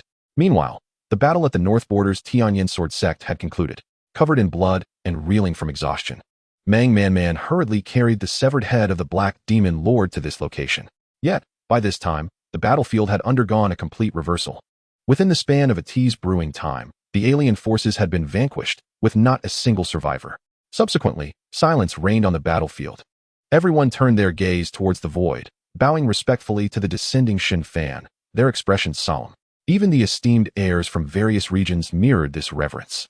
Upon landing, Shen Fan observed this scene and waved his hand, softly stating, "There is no need for such formality, compared to the sword cultivators of the north border and yourselves. I merely acted out of convenience." Though these were humble words, the crowd still bowed once more, before rising to restore order. "You are truly remarkable." Mang Man approached with a look of astonishment. "Haha, little Amon has grown, hasn't he? You have become quite formidable as well." Shen Fan smiled, gazing at the robust youth who stood half a head taller than himself. The Menghuang's sacred body was indeed overwhelming, capable of slaying the Black Demon Lord of the Ninth Heaven of Quasi-Emperors. Chapter 115, Allies of the Azure Spring. Upon hearing this, Mang Man scratched his head, feeling somewhat bashful. In comparison to Shen Fan, his achievements were hardly worth boasting about. Then, as if struck by inspiration, he leaned closer and whispered to Shen Fan, "Your maid is too mischievous. She keeps bullying me. You must teach her a lesson. Little brat, all you do is complain." Huh. The newly emerged Su Luoyi's face darkened with anger. This rascal had reported her twice to Shen Fan, infuriating her. "Haha, I'm off." Mang Man grinned widely, darting back to the Menghuang tribe's ranks. He had sustained significant injuries this time and needed proper treatment. Not far away, Shen Fan noticed Zhang Xin being encircled by the Menghuang tribe, looking utterly dejected, and curiously asked, "How did he acquire the imperial weapon of the Menghuang tribe?" Approaching, Su Luoyi explained, "He sought my divination regarding the location of the Menghuang tribe's imperial weapon, intending to steal it. I only informed him when the alien forces descended, simultaneously sending someone from the Eternal Life Palace to suppress the deities there." The fact that the Eternal Life Palace would undertake such a risky endeavor demonstrated how thoroughly they had been outmaneuvered by Su Luoyi. Eternal Life Palace? Impressive indeed. Shen Fan remarked playfully, causing Su Luoyi to blush slightly. Goodness, even the King of Hell can smile? It must be said, he did look rather appealing. Numerous cultivators discreetly glanced over, but upon catching sight of Su Luoyi's icy glare, they shuddered and quickly retreated. At this moment, Ao Jiao approached, her face brimming with excitement. Were it not for Shen Fan gifting her the Emperor's array pattern, this battle against the extraterrestrial prodigies would have been insurmountable for her. Behind her, Lu Qingqing bowed respectfully, smiling softly. "Your Highness, I trust you are well." Shen Fan, bemused, remarked, "With such formidable talents among you, why have you not attained the Tao?" Ao Jiao's expression faltered, while Lu Qingqing bit her lip, glancing at him helplessly. Both discerned the disappointment in Shen Fan's tone. However, achieving the Tao was no simple feat for the two. especially given their knowledge of Hua Wudao's intention to ascend as a quasi-emperor, which intensified the pressure on everyone. Throughout history, only the ancient emperors had successfully ascended. Hua Wudao's actions were merely to validate his extraordinary potential, seeking recognition in the celestial realm after ascending as a quasi-emperor. His lineage was evidently extraordinary, vastly superior to Ao Jiao and others, placing them in entirely different leagues. Haha, I merely hope you will support me. Keep up the good work. I have high hopes for you. Shen Fan encouraged with a smile, thinking that perhaps he needed to rest for a while. It would be rather unseemly to dampen their spirits. He had already replicated both of these individuals and could not continue to exploit them. Thus, his words of support were merely a jest among friends. The same applied to Mang Man, whom Shen Fan had once replicated as well. However, for Jun Yi and Jin Chanzi, Shen Fan still had opportunities for replication. The former severely injured an alien opponent, while the latter was the reincarnation of a great Buddha, both of which held significant potential for achieving the Tao. Subsequently, he engaged in casual conversation with the heads of the Liu family, Wentian sect, Dacian Empire, and others. Noticing the girl hiding behind the head of Wentian sect, Shen Fan raised an eyebrow and smiled. Oh, isn't this my little junior sister? As the attention of the crowd turned to her, Emo Qingger smiled softly, her eyes narrowing. Greetings, senior brother. She had thought that after Shen Fan's prolonged absence, he might have forgotten her. Beside her, Emo Chongkong beamed with pride, stroking his beard with a smile. Shen Fan nodded, surveying Emo Qingger before praising. Not bad. You've reached semi-saint status. Keep striving. If you have any questions, feel free to ask Ao Jiao and Qingsheng. Don't hold back. Upon hearing this, Emo Chongkong and the others felt deeply moved, expressing their gratitude towards Shen Fan. With his words, Emo Qingger would face fewer obstacles on her cultivation journey. Let us not forget that even the maid by Shen Fan's side had no introduction from him.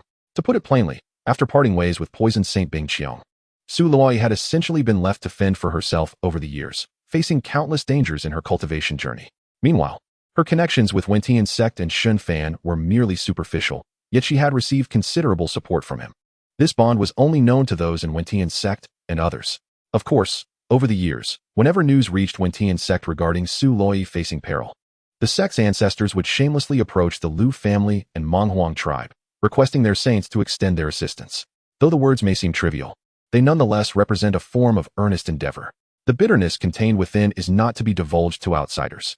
However, figures like Ao Jiao and Liu Qingcheng are well aware. The reason Shen Fan pays no heed to Su Luoi is to allow her to carve her own path. In contrast, Mo Qing'er pales significantly in comparison to Su Luoi in terms of innate talent. The two are hardly comparable. It would be wise to spare the young girl some hardship and grant her a measure of ease. Thank you, senior brother, Mo Qing'er said with a playful smile, her gaze earnest as she looked at him. She was acutely aware of her own limitations in keeping pace with him. As if a certain emotional knot had been untied, she took the initiative to grasp Shen Fan's hand and regaled him with amusing tales from the years gone by. Shen Fan, wearing a gentle smile, displayed no airs.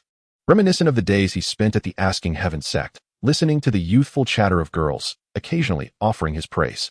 Yet, Shen Fan noticed the absence of a certain lady who once admired him, the eldest princess of the great Qian dynasty, Dong Huang Yuluo. Meanwhile, the former sovereign of the great Qian had shed his dragon robe, donning a suit of golden battle armor. When he caught Shen Fan's gaze, he offered a slight bow and a smile. As Shen Fan averted his eyes, a wave of nostalgia washed over him. It seems that over the years, she has ascended to the position of sovereign of the great Qian and likely married as well. In times past, this young lady had secretly sketched her portrait to convey her affections, which had filled Shen Fan with a sense of pride. The affections of a beauty, after all, are a source of youthful delight. However, time has passed, and everyone walks their own path. Perhaps this will become a cherished memory for both.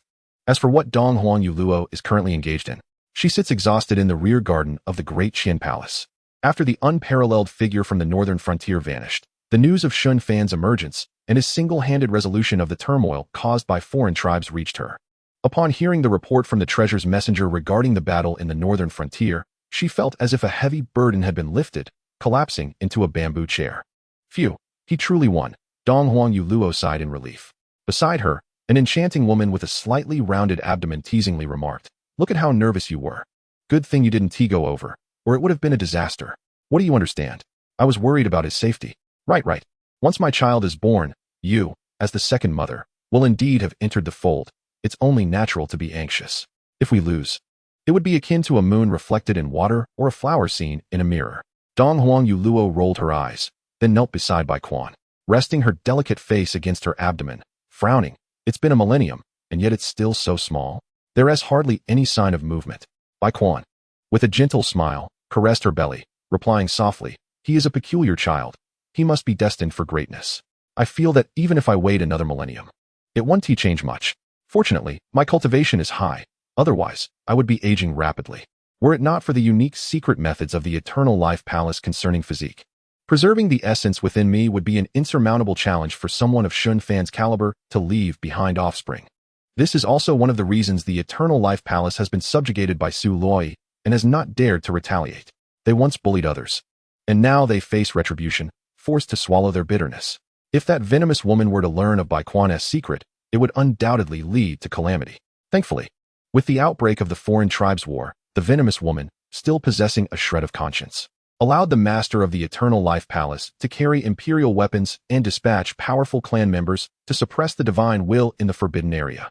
Compared to the imperial weapons of the Eternal Life Palace, those of the Menghuang clan are even more formidable. As for whether the Eternal Life Palace can withstand the resistance of the divine will, it is a matter of their fortune. In comparison to annihilation, this is the Eternal Life Palace's singular opportunity, thus allowing the grievances between the two to be set aside. However, Bai Quan believes that this battle will conclude swiftly, and the Eternal Life Palace will likely endure. The reason Bai Quan chose to ally with Dong Huang Yuluo was simply due to lack of options. Although Lu Qingqing appears to have a notable connection with Shen Fan, from an outsider's perspective, their relationship seems rather ordinary. But if given the choice of Su Loi, the moment the child is born, she would be facing the King of Hell. Chapter 116. The Recognition of Heaven's Path. Ascendant, the one and only.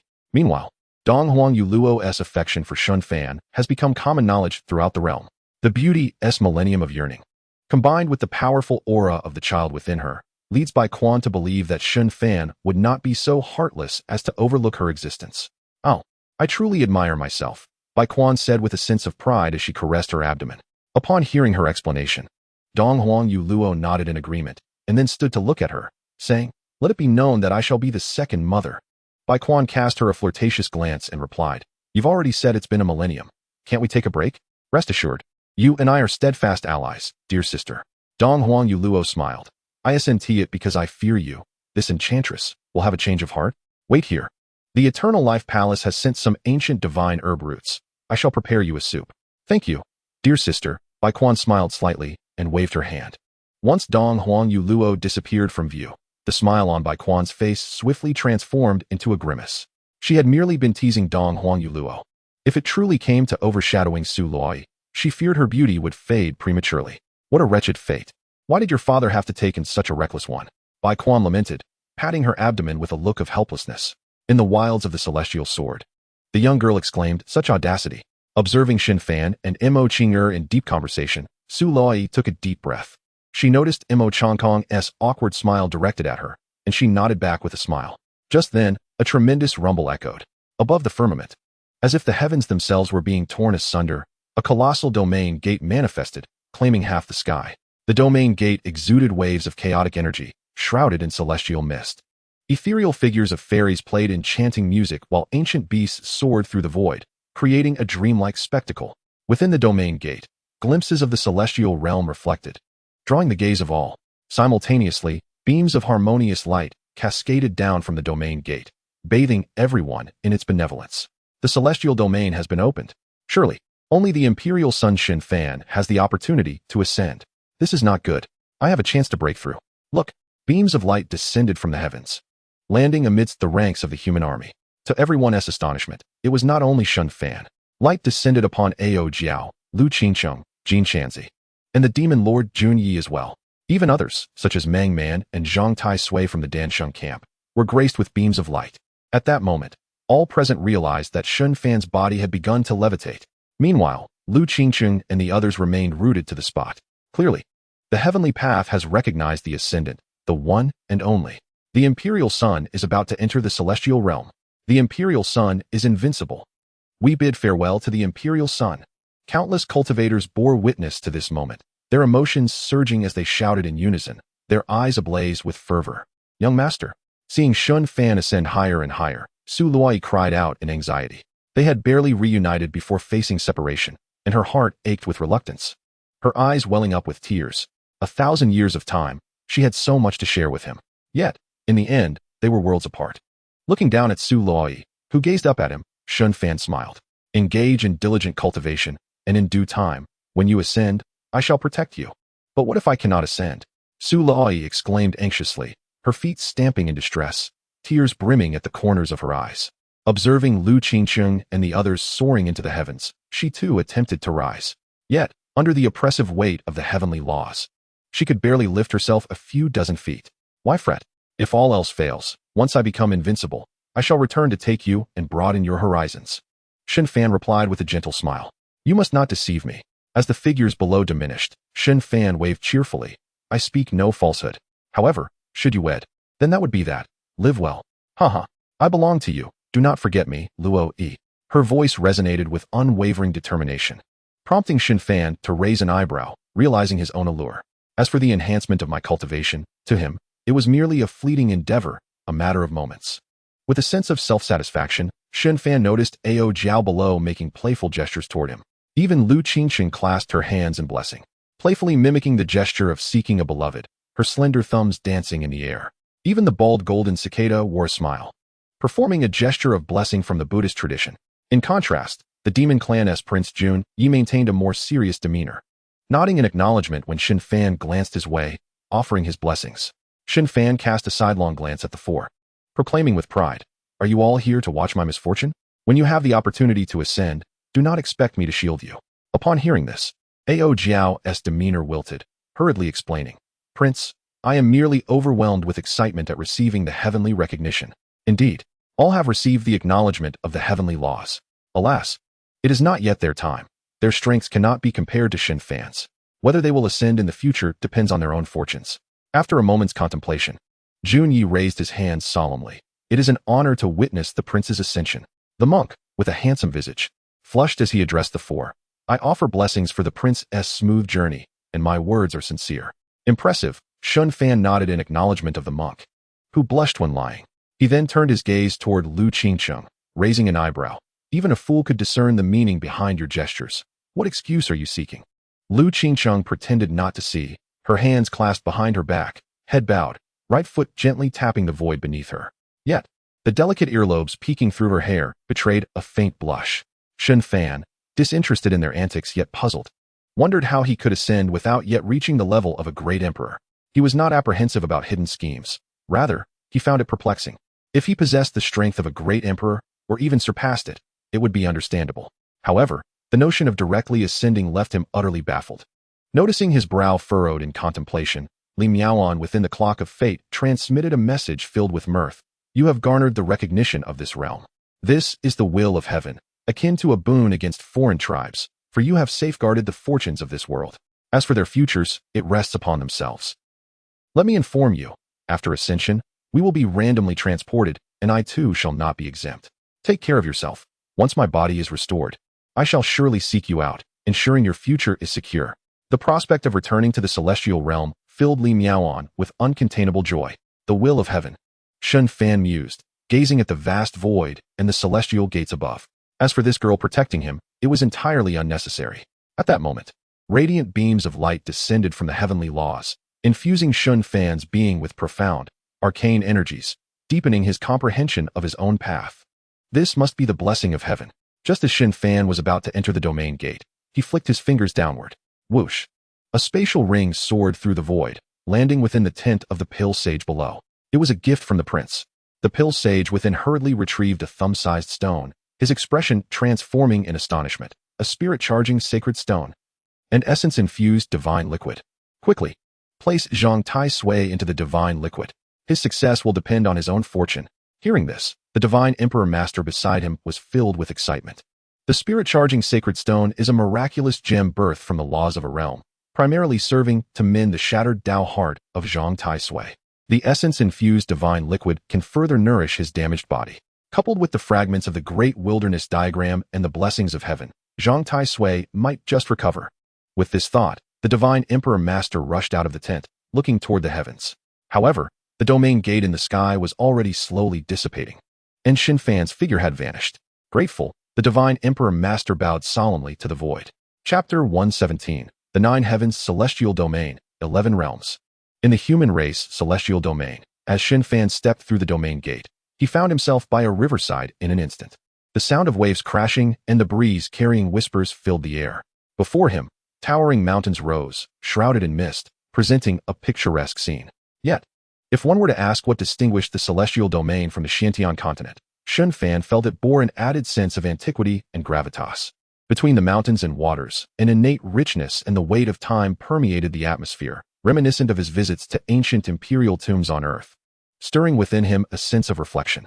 Compared to the Xianxian continent, the spiritual energy in the celestial domain had undergone a qualitative transformation. To describe it as celestial essence would not be an exaggeration. Moreover, the world's barriers here were extraordinarily robust, far surpassing those of the Xianxian continent. Shen Fan estimated that with his current strength, tearing through the void would be impossible. Indeed, having ascended to the upper realm, he found himself at the bottom. With great emperors abounding, a slight smile graced his lips. He inhaled the surrounding celestial energy, feeling a profound sense of relaxation. The extremity Tao Sutra within him also accelerated its operations exponentially. In contrast to his previous pace on the Xianxian continent, which resembled that of a crawling turtle, he now walked briskly. Shen Fan, hands clasped behind his back, strolled along the riverbank, reviewing the fragment of divine consciousness Li Miaoan had imparted to him. Upon entering the celestial domain, the clock of fate upon his shoulder vanished, randomly transported by the laws of this realm to another location. Shen Fan. Upon entering the celestial domain, those who ascend from the lower realms carry their former energy, which may lead the local cultivators to perceive them as threats vying for heavenly opportunities. Their treatment will not be favorable. Maintain your composure. Do not act impulsively. This place is nothing like the Xianxian continent. I have left a mark on you. If all goes well, I shall come for you within a month. A true man can endure and adapt. Bear the humiliation now, and later, you shall triumph. When the time comes, I will help you reclaim your dignity. Listening to her words, Shen Fan couldn't help but smirk. Is there truly a hierarchy of disdain? The ability to endure and adapt is of no concern, for there is nothing shameful in it. However, he felt it entirely unnecessary for himself. Still, Shen Fan accepted Li Miaoan's goodwill. After all, who knew he possessed a system, right?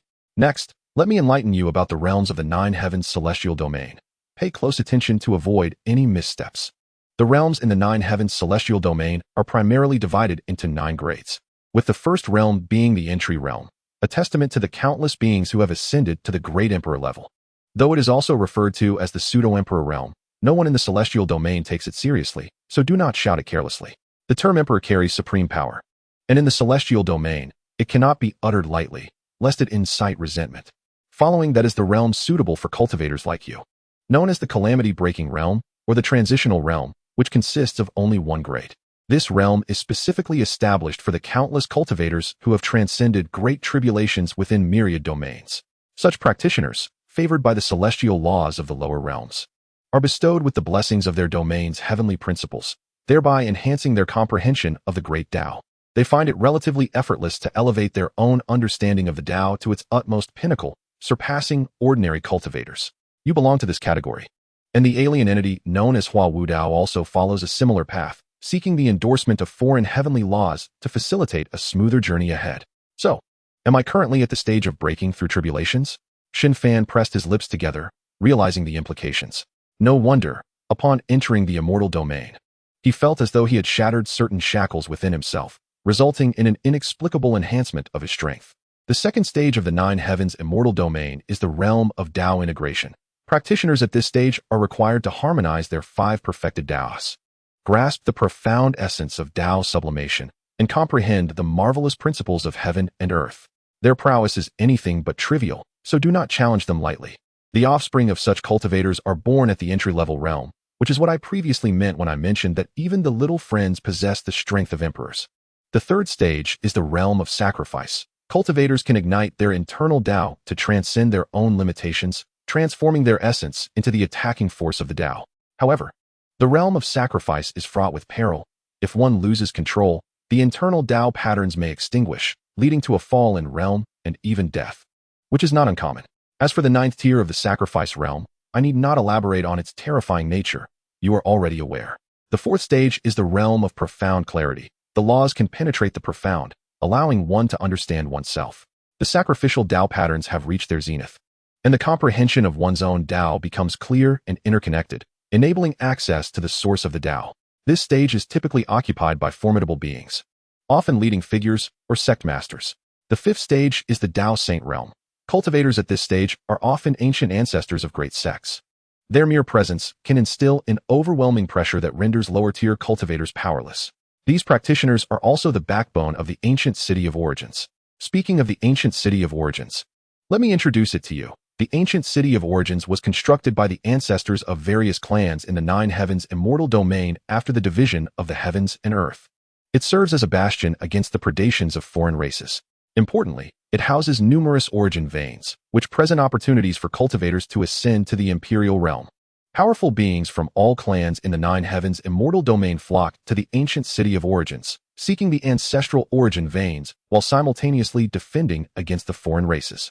The enmity between the foreign races and the ancient cities of the immortal domain has persisted since time immemorial, making resolution nearly impossible. They are determined to annihilate the Nine Heavens immortal domain.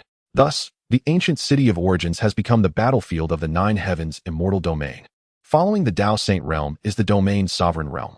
Cultivators at this stage have achieved the utmost sublimation of their Tao and have comprehended their own sovereign laws. Most are leaders or lords within the ancient city of origins. To provide a comparison that may not be upsetting, a domain sovereign can effortlessly obliterate tens of thousands of realms with a mere gesture. Given your previous ascension from the realm of tribulations in the Xianxian continent, you have a significant chance of entering this stage. I have high hopes for you. The seventh stage is the Sovereign Master realm. Practitioners at this level have transcended the three realms and are not easily entangled in cause and effect, solely seeking opportunities to break through from immortal to emperor. Should you encounter such a cultivator, be wary of their deceptions. Even a few words from such individuals can carry profound consequences, and you might find yourself inadvertently aiding others in their pursuits. The eighth stage is the true immortal of immortality realm. This is the genuine essence of an immortal, not merely a legend. Within the ancient city of origins, such beings exist, serving as the supreme guardians of the Nine Heavens immortal domain. In fact, this venerable figure was already in existence long before my ancestors were born, and no one knows how long he has lived. He is revered as the immortal of eternal life by the cultivators of the Nine Heavens immortal domain. It is said that this elder discovered the opportunity to transcend to immortality within the ancient city of origins. However, despite the passage of time, he has yet to find the chance to ascend to the imperial realm. Otherwise, once he attains the emperor realm, he could effortlessly annihilate the foreign races with a mere wave of his hand. I am unaware of how many tiers the true immortal possesses. But above the true immortal is the immortal king realm, a claim made by the elder himself, suggesting that his strength is beyond comprehension. Lastly, we arrive at the legendary emperor of immortals realm. This is the realm of the invincible across all heavens and worlds, including the transitional realm of breaking tribulations. The Nine Heavens immortal domain encompasses a total of 11 realms. Press on, Shen Fan. Such formidable power. Shen Fan's eyes twitched slightly. A domain sovereign can indeed obliterate myriad realms with a mere snap of their fingers. Although Li Miaoan only provided a general overview, one can glean much from a glimpse. The realms include the entry realm, the transitional realm of breaking tribulations, the Tao integration realm, the sacrifice realm, the profound clarity realm, the Tao Saint realm, the domain sovereign realm, the sovereign master realm, the true immortal of immortality, the immortal king realm, and the emperor of immortals realm. After committing these realms to memory, Shen Fan gazed up at the celestial scenery, his expression contemplative. Consequently, there is no need to visit other forces. I shall head directly to the ancient city of origins. The information from Li Miaoan has solidified my objective. After all, the best place to enhance one's cultivation is undoubtedly the ancient city of origins. Knowing this, pursuing other forces for enhancements would be a mere waste of time. Moreover, once my strength increases, I can casually wander through various places. However, where exactly is the ancient city of origins? Shen Fan felt somewhat lost. The Tao Saint realm constitutes the central strength of the ancient city of origins. Simply put, entry into the city is restricted, otherwise, lower-tier cultivators would merely be fodder. At that moment, a radiant light descended from the sky. Oh, is it a fellow cultivator ascending from the lower realms? Shen Fan turned to see a warm smiling young man gracefully landing before him. How fortuitous. Shen Fan smiled faintly and clasped his hands in greeting. Greetings, fellow cultivator. The young man returned the gesture with a smile. I am Gao Yuan. a disciple of the nearby Feiyun Dao sect. Our sect is currently recruiting disciples. Why not accompany me to take a look? Rest assured, if you are unwilling, you may leave at any time. I am Shen Fan. I appreciate your kindness. Shen Fan smiled slightly and, with a graceful leap, departed with him. He intended to inquire about the ancient city of origins while also familiarizing himself with the situation.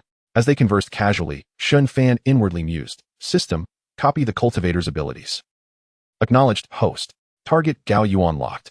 After assessment, his cultivation is at the 6th tier of the entry realm, and the host's strength exceeds his. Copying failed. It seems this individual did not conceal his cultivation level.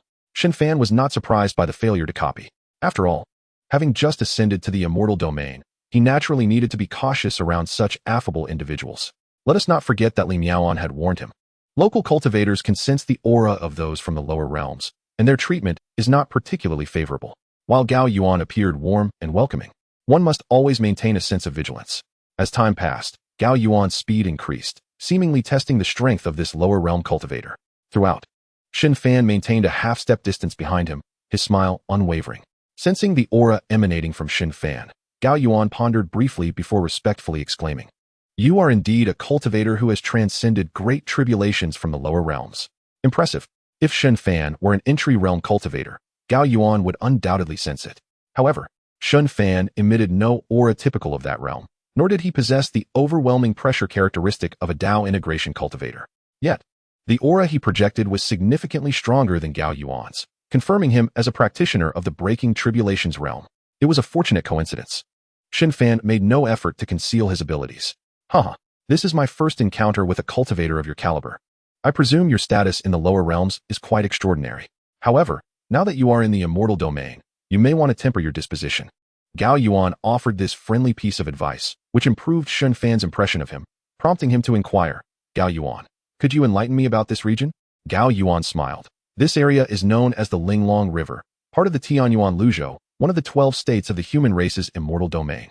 Thus, the two engaged in an open dialogue, with Shen Fan primarily asking straightforward questions about the immortal domain, and Gao Yuan responding knowledgeably. Shen Fan then realized that the forces within the celestial realm are classified into 4 distinct tiers: sects, Dao sects, imperial domains, and celestial gates. The headmaster of our sect has reached the profound realm of Ming with Tong Yuan and has entered the Xianming stage, possessing unfathomable cultivation. It is uncertain when we might attain such heights ourselves, Gao Yuan remarked with a sense of reflection. Indeed, it is truly formidable, Shen Fan nodded in agreement. For an average cultivator, even a great emperor from the lower realms would find it challenging to reach the Xianming stage. This represents a qualitative leap, one that is beyond the grasp of ordinary individuals. Observing Shen Fan nodding in admiration, devoid of any arrogance befitting a ruler from the lower realms, a smile adorned Gao Yuan's face. After more than an hour, the two arrived at the banks of a vast river. The river stretched endlessly, its surface shrouded in a veil of cold mist, surging with tumultuous waves. Upon landing, the two approached an enormous black gate. The gate loomed tall, with a shimmering barrier of formations pulsating at its center. At Gao Yuan's gesture, Shen Fan stepped forward with him, entering through the gate. Upon crossing the threshold, Shen Fan beheld a sprawling fortress that extended for hundreds of miles, with cultivators in pale blue robes, akin to Gao Yuan, standing atop its walls. The gate was U-shaped, enclosing a stretch of sandy beach within. Along the riverbank, numerous tents were erected, and several bare-chested cultivators sat cross-legged on the sand, engaged in their meditative practices. What puzzled Shen Fan was the sight of several female cultivators clad in scant, revealing attire. Many of these exceptionally beautiful women, their skin as flawless as jade, sat with their eyes closed, openly meditating on the beach. It was worth noting that some of their beauty rivaled that of Lu Qingqing. The sight of these strikingly long-legged maidens filled Shen Fan with curiosity. My goodness, these female cultivators are stunning. Could this be the method of cultivation of the Feiyun Dao sect? After all, it is the celestial realm, where beauty is commonplace. However, Shen Fan had encountered most female cultivators who were rather modest, with even a glimpse of their toes being a rarity. Thus, this experience broadened his horizons. Not far off, a group of patrolling disciples caught sight of him. A few male cultivators lounging on the beach, basking in the sun, grinned at him, revealing their broad, blackened teeth. This sight caused Shen Fan's brow to furrow. Meanwhile, a group of individuals approached from the front, walking towards the two. Gao Yuan cupped his hands in greeting to the leading woman, saying, Elder Steward, this is a broken tribulation realm cultivator we discovered nearby, just descended from the lower realms. Indeed, a fortuitous encounter with an elder, one's cultivation soaring immediately. System, replicate her cultivation. Understood, host. Locking onto Lu Yu, cultivation assessed, second stage of melding Dao. Replication enhancement activated.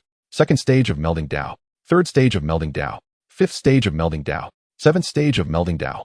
It had been ages since Shen Fan felt an elevation in his cultivation, and he experienced a sensation of explosive growth. A smile graced his lips. Although he had not advanced in the profound principles of the Tao or the mysteries of the universe, the enhancement of his realm was purely substantial.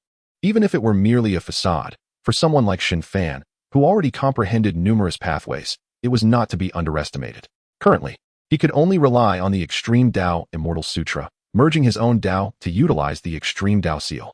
This was an advantage in technique rather than a reflection of his personal understanding of the Tao. Naturally, Shen Fan had no intention of deliberately cultivating these pathways. He would seek opportunities to replicate the profound principles and insights from others. Upon hearing Gao Yuan's report, a subtle smile curved Lu Yu's exquisite features as her rosy lips curled slightly.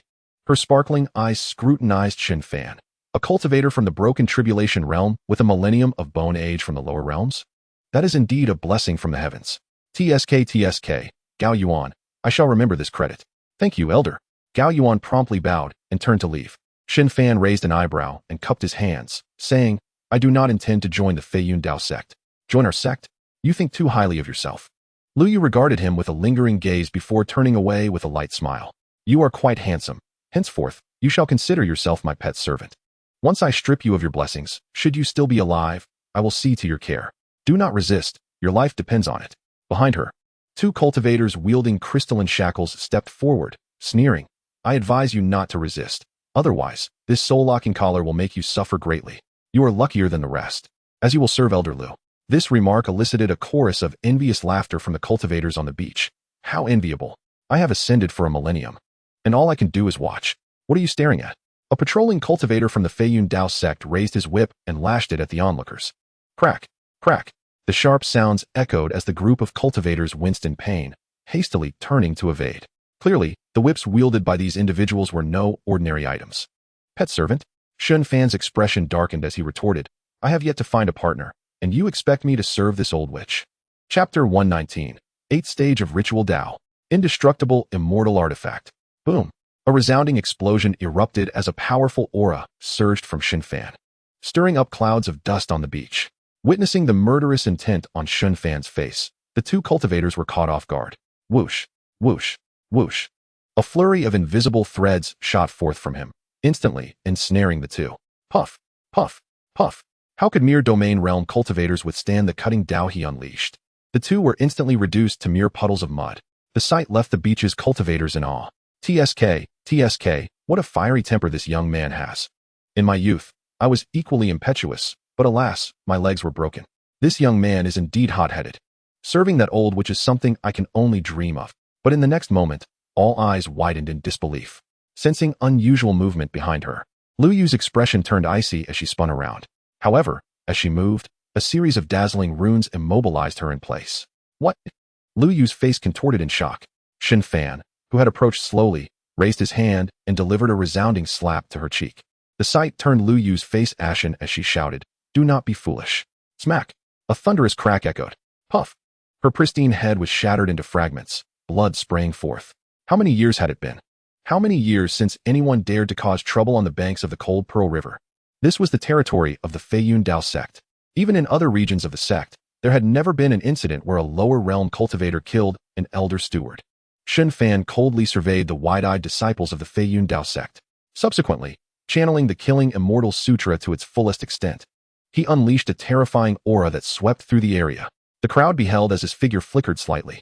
In the next instant, whoosh, whoosh, whoosh, a series of white-clad phantoms streaked past their eyes, akin to the manifestations of a white-clad man. Instantly, he appeared before the many disciples of the Feiyun Dao sect. These individuals remained in shock, still reeling from the death of Elder Lu Yu. Puff, puff, puff. In the blink of an eye, bursts of blood erupted on the beach, startling the bare-chested cultivators into vanishing from sight. Goodness, he truly just ascended. How could he be this powerful? Damn it. He is actually at the Fusion Dao realm, pretending to be a weakling. These cultivators are utterly unafraid of the consequences. their faces alight with excitement as they watch the bloody scene unfold. It's high time this group of scoundrels was eradicated, though they dare not voice their thoughts. Their hearts scream in fervor. All present are emperors who have ascended from the lower realms, yet they have been thoroughly indoctrinated to remain compliant. Perhaps after this battle, they will be ruthlessly suppressed by the Feiyun Dao sect. However, those who have experienced life and death have long since grown indifferent. If survival is unattainable, then so be it. Moreover, their cultivation levels can only allow them to spectate. No, he is undoubtedly a cultivator from the lower realms. A man with skin wrinkled like crumpled paper fixates his gaze on Shen Fan. Not only him, but many other bare-chested cultivators, awakening from their stupor, display expressions of disbelief. They are far more familiar with the aura of lower realm cultivators. The essence emanating from the opponent is unmistakably distinct. Yet the crux of the matter is that Shen Fan, with a mere 1200 years of bone age, has astonishingly reached the fusion Dao realm. If he were a native cultivator, it would be somewhat understandable, for there are indeed many local cultivators who have attained the fusion Dao realm within the millennium of the immortal domain. But let us not forget, he ascended from the lower realm. Could it be that he comprehended the Dao in the lower realm over 800 years? This is utterly outrageous. Even a millennium of comprehension is a rarity. So how many years did it take him to reach the fusion Dao realm? A female cultivator clad in form-fitting attire uttered words that left everyone present in shock. This is truly an eye-opener. It's likely that even the immortal domain cannot produce such a being. It's also possible that he is an ancient predecessor who has usurped another's body. Now, this is getting interesting. Finally, they could leave this hellish place. The moment these words fell, the cultivators on the beach leapt toward the cold, bone-chilling great river behind them. A little chill one tea hurt. At least this miraculous river can withstand some of the residual attacks. Everyone understands. Should such an unknown entity take action, the Feiyun Dao sect's city fortifications before them may very well be breached. At that moment, abomination! A powerful roar thundered from the city fortifications. The sound waves crashed upon them like a colossal wave, piercing into the souls of all present, causing their scalps to prickle with pain. Simultaneously, the soul lamp within Shen Fan's consciousness blazed brightly. The murderous celestial scripture circulating wildly within him sent his hair standing on end in alarm. Danger! Shen Fan's eyes narrowed. Without a moment's hesitation, he summoned the chaos cauldron to shield himself. Streams of chaotic energy cascaded down from the inverted cauldron, enveloping him in protection. In an instant, an elderly figure in a blue robe appeared in the void, delivering a mighty palm strike. Whoosh!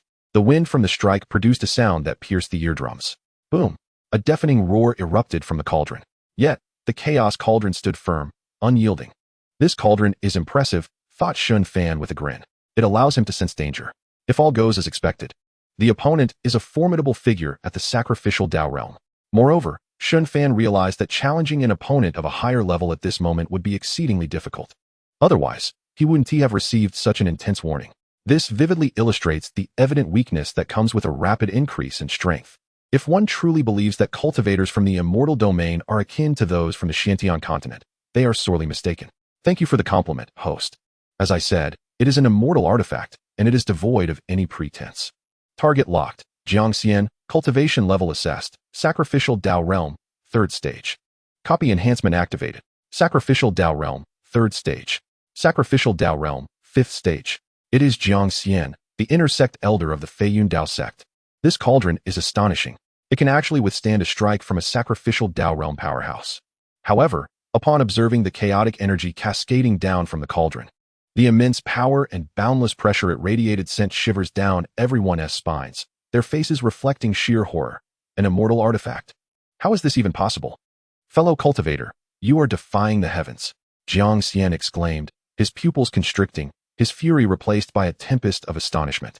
In the 9 heavens immortal domain, only treasures imbued with chaotic energy can be deemed immortal artifacts. Yet such a supreme artifact has appeared in the hands of a mere youth. At this moment, Shen Fan had already amplified his cultivation to the 8th stage of the sacrificial Dao realm. He couldn't be bothered to waste words. In a flash, he seized the ears of the chaos cauldron and hurled it down towards Xianxian. Whoosh! The black cauldron shot forth from the dust like a meteor, hurtling towards the massive city gate. Run! No! Boom! The ancient city gate crumbled under the impact, debris flying. The cultivators stationed atop the battlements were violently shaken, some spitting blood and perishing. In that instant, the city gate, which had stood for who knows how long, collapsed with a resounding crash. The speed of the battle could hardly be described as anything less than instantaneous. a pace so rapid it was almost unfathomable. As the grains of sand rained down from the sky, all that could be discerned amidst the swirling dust was the figure of a young man in white, his garments billowing dramatically. Meanwhile, the formidable Xianxian, a master of the path of sacrifice, had been reduced to nothingness. Beholding the young man's invincible stance and the shattered remnants of the city walls, all the cultivators who had taken refuge in the cold waters of the Hanzhu River soared into the air. They then came to a halt, bowing deeply in solemn respect. "We beseech you, esteemed elder, to assist us. Kindly release the soul-locking chains that bind us. If these chains remain, we shall be easily tracked down by the disciples of the Flying Cloud sect, and our escape will be rendered impossible." Shen Fan cast a glance at them and flicked his fingers. Waves of energy surged into their bodies, shattering the crystalline locks binding their souls. In an instant, he darted into the collapsed fortress ahead. "Fellow cultivator, I am but a victim of circumstance," Gao Yuan exclaimed in horror. He never anticipated that he had summoned a living avatar of death. After all, Shen Fan was the first cultivator he encountered in the celestial realm, and thus his treatment was nothing short of extraordinary, akin to that of the elder Xianxian of the Flying Cloud sect. With a resounding thud, the chaos bell transformed into a streak of black light, instantaneously reducing the fleeing Gao Yuan to a mist of crimson. As for those disciples of the Flying Cloud sect who failed to escape in time, Shen Fan dispatched them all without mercy. "I shall journey forth to the ancient city of origins. If the Flying Cloud sect dares to cause trouble, they should prepare their coffins." A thunderous proclamation echoed from the distant fortress. Such audacious words left the surviving disciples of the Flying Cloud sect pale and agitated. "Is he truly a denizen of the lower realms?" A trembling cultivator murmured. "What nonsense! Have you ever seen someone so young possessing the power of the path of sacrifice from the lower realms? We must return and report to the sect. Depart swiftly, otherwise, none shall escape if he comes for us." Within moments, the surrounding cultivators dispersed in a frenzy. At that moment, Shen Fan, stroking the chaos cauldron in his hands, mused curiously, "System, why is this cauldron so formidable? Is it an immortal artifact?" The astonished gasps of the cultivators from before had left Shen Fan quite bewildered. If the treasures of the Xianxian continent were to be assessed, one would find that above imperial artifacts lay immortal artifacts, which indeed seemed accurate. However, the Great Wilderness Map was also an immortal artifact, and it was evident that it could not be compared to the Chaos Cauldron. Yet the crux of the matter remained. The quality of immortal artifacts from the Xianxian continent would surely diminish upon entering the celestial realm. Host. This is due to the extraordinary material of the Emperor Cauldron belonging to the Yi family. Regrettably, having fallen to the lower realms, it can only emanate the level of an imperial artifact, struggling to reach its peak potential. The system's replication amplification does not consider this. It evaluates only the material of the Emperor Cauldron to facilitate its upgrade. Truly remarkable. Shen Fan nodded in acknowledgement.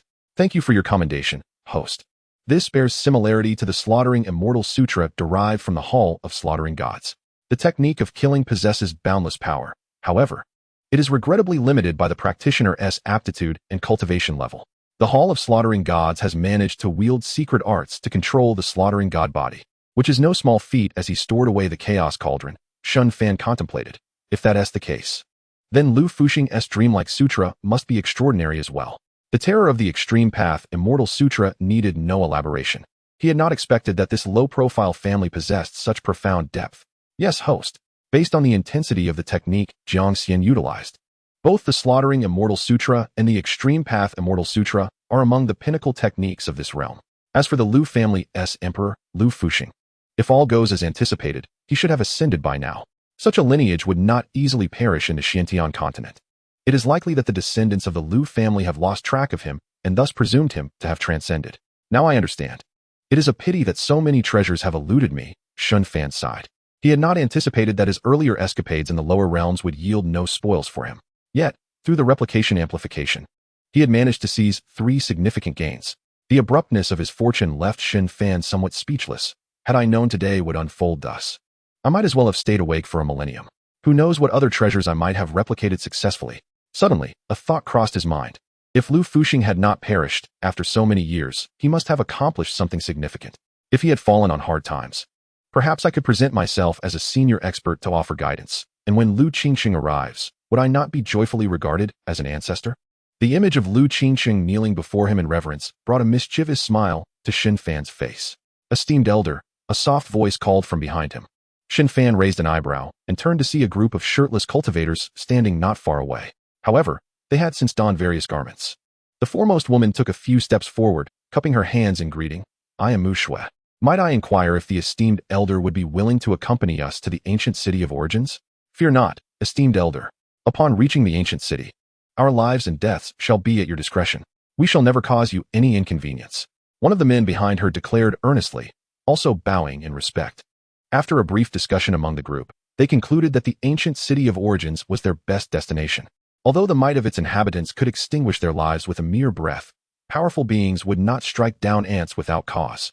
Even if they hailed from the lower realms, this principle remained true. Most importantly, the ancient city of origins served as a bulwark against foreign realms. While the cultivators there often sought opportunities to break through from immortality to imperial status, should foreign forces invade, they would be the first to charge into battle. The powerful beings there still held a sense of righteousness, providing a glimmer of hope for them. Chapter 121. The Inevitability of Circumstances. However, to survive among the human cultivators in the celestial realm, their experiences in the Flying Cloud sect served as the best testament. Once captured by other factions to toil in mining, pearl gathering, or hunting demons, the chance to seize another opportunity would be as arduous as climbing to the heavens. Infighting and unity against external threats are hardly rare in the realm of human cultivation.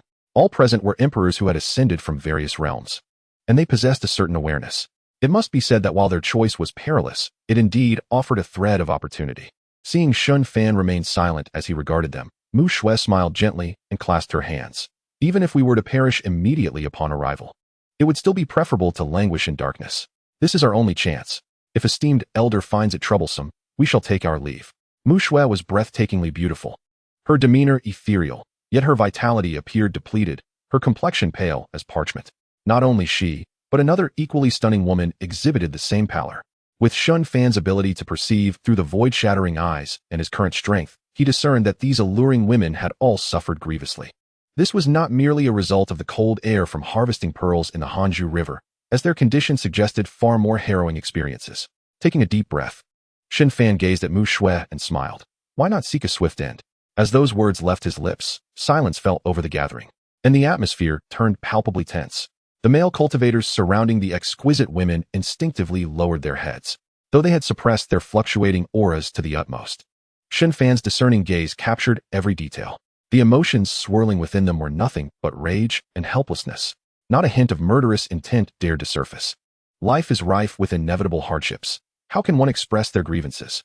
Yet, these stunning women remained impassive, simply observing Shen Fan with calm eyes. Some even smiled, casting flirtatious glances in his direction. One particularly cold beauty, with a smile that could topple cities, radiated an exquisite femininity. The experiences of the past, seemingly trivial, remained unshaken in their resolve. After withdrawing her hands, Mu Shui gracefully bowed and spoke softly. Thank you, esteemed senior, for your kindness. It is merely a corporeal vessel. If I survive, I shall exchange it upon entering the celestial realm. Then, I will eradicate the filth of the 9 heavens to affirm my path. Her voice remained calm, devoid of turbulence, yet it carried an indomitable ambition that could not be underestimated. As they collectively bowed once more, Shen Fan raised an eyebrow, exclaiming, Do not blame them. I would act the same were I in their position. Let us move on. Enough of this bothersome chatter. Engaging in conversation with intelligent individuals is indeed simplistic. A few words suffice. At the moment he uttered this phrase, everyone understood his tacit agreement to include them. His inquiry was likely born from mere curiosity. The male cultivators accompanying these women were evidently couples who had developed feelings for one another over the years. However, the moment these men bowed their heads, Shen Fan discerned the inevitable outcome. Thus, he offered a word of counsel, noting that even he felt a tinge of melancholy regarding the situation. As expected, when Shen Fan turned to depart, an aura of rejection emanated from these women, causing the nearby male cultivators to freeze in place, utterly bewildered. Come on, brother. A middle-aged man patted the dazed fellow beside him, his expression one of helplessness. The girl does not even care for her corporeal form. Your anxiousness will only wound her heart. Such matters would trouble any man. No one could remain indifferent to the tribulations faced by their beloved, nor could they easily forget them. Indeed, many would strive to overcome such adversity, much like Mu Shui, vowing to purge the world of its impurities. This was not to suggest that they bore ill will towards one another, believing the other's body to be tainted. Otherwise, throughout the long passage of time, they would not have remained by their sides. What they truly cared about was the painful memories that could inflict wounds upon their loved ones. Yet, if the lady herself was unconcerned, why should they fret? Should they engage in logical discourse? My concern stems from affection for you. While the intention is noble, excessive worry only brings about mutual harm. This creates an inescapable predicament. No one is at fault. Such is the lamentable nature of life. Amidst the tense atmosphere, a voice broke through with an awkward inquiry. How does one reach the origin ancient city? Mu Shui offered a gentle smile as she elucidated, esteemed senior. One must proceed to the grand teleportation array leading to the void gateway of the human race's celestial domain. Only there can one access the origin ancient city. However, one must possess the Dao Saint realm to enter. A Dao Saint can bring 300 cultivators into the trials, and our number is precisely 283. This statement prompted all eyes to turn towards Shen Fan, for they were unaware of his actual cultivation level. Even if he were oblivious to the location of the origin ancient city, they suspected he was merely feigning ignorance, for his prowess was unfathomable. As for the matter of bone age, they automatically assumed he must have usurped another cultivator's identity. Otherwise, it was difficult to comprehend. Shen Fan nodded and retrieved the chaos cauldron. With a hum, the cauldron trembled, swiftly enlarging. Once everyone had ascended into the cauldron, Shen Fan permitted Mu Shui to control it while he leaned on its edge, gazing at the scenery below. Just then, an elderly cultivator meditating nearby abruptly lifted his head, incredulously exclaiming, I can actually absorb the chaotic energy. The crowd gasped in astonishment and hurriedly looked down. Below the cauldron, in the void, strands of chaotic energy had mysteriously gathered beneath them. They endeavored to draw the chaotic energy into their bodies and discovered it was indeed feasible, though the amount was meager. It represented an unparalleled opportunity for them. Thank you, esteemed senior. They chorused, closing their eyes to meditate, fearful of missing this chance. Shen Fan remained motionless, merely observing the scenery below, his gaze unfocused. Allowing them to absorb chaotic energy for a year or so was but a trifling matter to him, as he was well aware that treasures would come to him effortlessly when they arrived at the origin ancient city. Yet, he felt a sense of bewilderment. In stark contrast to his smooth sailing, these ascended emperors from the lower realms had endured immense suffering, a plight that could only be described as tragic. Even the most handsome male cultivators often ended up as mere pets, likely to become useless after a brief period of comfort. Not to mention the exquisitely beautiful female cultivators. So many from the lower realms encountered numerous calamities, yet they still managed to uphold their resolve. Shen Fan felt compassion, but more than that, he was enveloped in confusion. As time flows inexorably, what kind of desolate existence must those who truly achieve immortality and sovereignty endure? What, then, is the purpose of cultivating immortality? Amidst the throng, only Mu Shui, while controlling the chaos cauldron, refrained from cultivating. She understood her role, even with the tremendous opportunity of chaotic energy before her. It could not sway her focus. However, the bewilderment in Shen Fan's eyes caused her innate Dao body to furrow her brows. How has he succumbed to the intrusion of a heart demon? Chapter 122, Jiangbei City. The more, the merrier. The aura emanating from Shen Fan clearly indicated that he had entered a state of confusion and disarray. This was evidently a manifestation of a heart demon arising during introspection, rendering him unable to trace its origin. Yet, given Shen Fan's cultivation level, how could he easily fall prey to such darkness?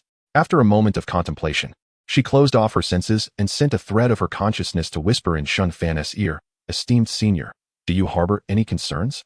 Her voice was ethereal, imbued with a hypnotic quality that felt entirely unintrusive. Yet, the moment her words reached his ears, Shen Fan disrupted her technique, turning to glance at her and inquiring, what is the matter? I was merely asking, Mu Shui replied, momentarily taken aback. Is he truly an anomaly, able to effortlessly break free from the clutches of a heart demon? I just felt a sense of sympathy for your plight, Shen Fan replied dismissively. Could it be that you truly possess only a millennium of bone age? With a faint smile, Mu Shui remarked, seeking immortality is inherently a defiance of the heavens. It seems you lack experience, hence such sentiments arise. Only a young and impetuous lad would feel compassion for individuals like them. In essence, Shen Fan's deficiency lay in the trials of the cultivation world. Otherwise, he would not exhibit such naivete. Perhaps his status was remarkable, his background profound. But Mu Shui chose not to dwell on this further. At least his intentions appeared noble.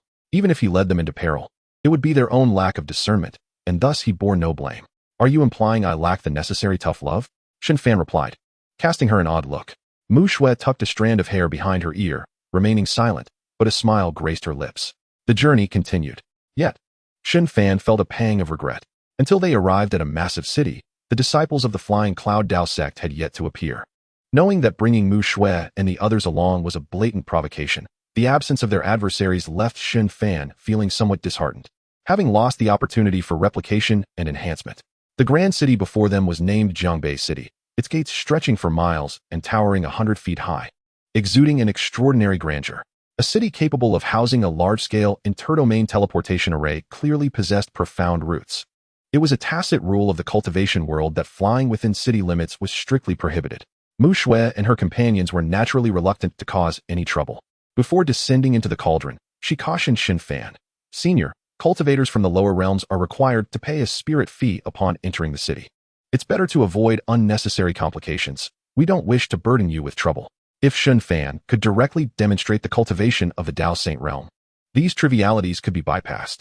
As previously mentioned, reaching the Dao Saint realm was the minimum standard for entering the ancient city of origins. Shen Fan's insistence indicated that he was confident. Leaning against the cauldron, Shen Fan smacked his lips upon hearing her words. He was far from being a Dao Saint powerhouse. Glancing at the city gates of Jiangbei, he observed that the cultivators entering were doing so without hindrance, with no cues in sight. He raised an eyebrow and remarked, "So they truly do categorize people into ranks." Before his words had fully escaped his lips, he struck the cauldron with his palm. Whoosh! The chaos cauldron shot forth like a cannonball towards the city ahead. Arrogance! The guard at the city gate bellowed in fury. How dare a group of lower realm cultivators disregard the rules of Jiangbei City? They must have the audacity of a bear. Just then, a thunderous sound echoed from within the city. Since when did the Dao sacrifice realm become so disrespectful? Boom! The rolling sound waves, accompanied by an overwhelming pressure, surged towards the massive cauldron. Shen Fan looked on from a distance and spotted a man in resplendent black attire standing in midair. System, replicate his cultivation. Understood, host. Locking onto Wang Juefeng, evaluated cultivation, Xianming realm, 7th grade. Replication amplification activated. Observing this scene from a tavern within the city, Feiyun Dao sect's leader, Chen Wuji, smiled faintly. Let the madman be dealt with by others. Upon receiving news of the emergence of the immortal artifact, Chen Wuji had come to the nearest large city, Jiangbei. As he anticipated, this group was sure to choose Jiangbei City for their swift exit. An elder beside him whispered, "Leader, the origins of that cauldron are extraordinary. If it falls into the hands of Jiangbei City Lord, it would be a significant loss." Chen Wuji shook his head, smiling calmly, without knowledge of their background. It is prudent to observe. Were it me, I would certainly not dare to flaunt the might of an immortal artifact before the world. That would be akin to courting death. Even if Wang Juefeng were to obtain this cauldron, we could approach him for a discussion. And he would not dare to hoard it for himself. An alliance to utilize the cauldron together would be beneficial. A wise perspective, leader. Upon hearing these words, 3 elders nearby stroked their beards in agreement. Although they could not secure the immortal artifact immediately, no one could guarantee that the other party lacked a powerful backing. Thus, reaping the benefits as bystanders was undoubtedly the best choice for Feiyun Dao sect at this moment. However, the very next moment, Chen Wuji, caught off guard, stood up with a pale face, his gaze icy as he looked towards the sky. Boom! A resounding blast echoed through the void. All the cultivators in the city looked up in unison. In the air, a massive cauldron exuded waves of chaotic energy, a sight akin to rising smoke and mist, instantly enveloping half the sky. At the same time, threads of terrifying pressure cascaded forth, descending like a weight from the heavens, causing every cultivator in the city to wear a look of shock. This chaotic energy? Is it an immortal artifact? Good heavens! It actually comes from the lower realm. Cackling, they noted, only the Dao sacrifice realm, yet this cauldron is an enormous opportunity. Whoosh, whoosh, whoosh. Several piercing sounds erupted from the distant teleportation array square. Among those approaching the teleportation array were many cultivators of high caliber. Yet due to the presence of over 10 formidable individuals, no one dared to act hastily. Once a chaotic melee erupted, it would not merely be a simple treasure hunt. They could easily suffer grievous injuries. Each remained vigilant, focusing their attention on the massive cauldron ahead, preventing the other party from escaping at the first opportunity. Xianming realm, 9th grade. Dao Saint realm, 1st grade. Dao Saint realm, 3rd grade. Meanwhile, Shen Fan had already amplified his cultivation to the Dao Saint realm, 3rd grade. Observing the gathering of over 10 cultivators around the chaos cauldron, Shen Fan pondered, Dao Saint, 3rd grade, system. Replicate their insights into the source of the great Dao. Cultivators of the Dao sacrifice realm refine their own Dao patterns, while those of the Xianming realm refine their skills to the pinnacle, reaching a profound understanding of the source, allowing them to touch upon the great Dao during their sacrificial moments. Replicating their insights into the source would essentially fill the foundation of Shen Fan's empty vessel. Understood, host.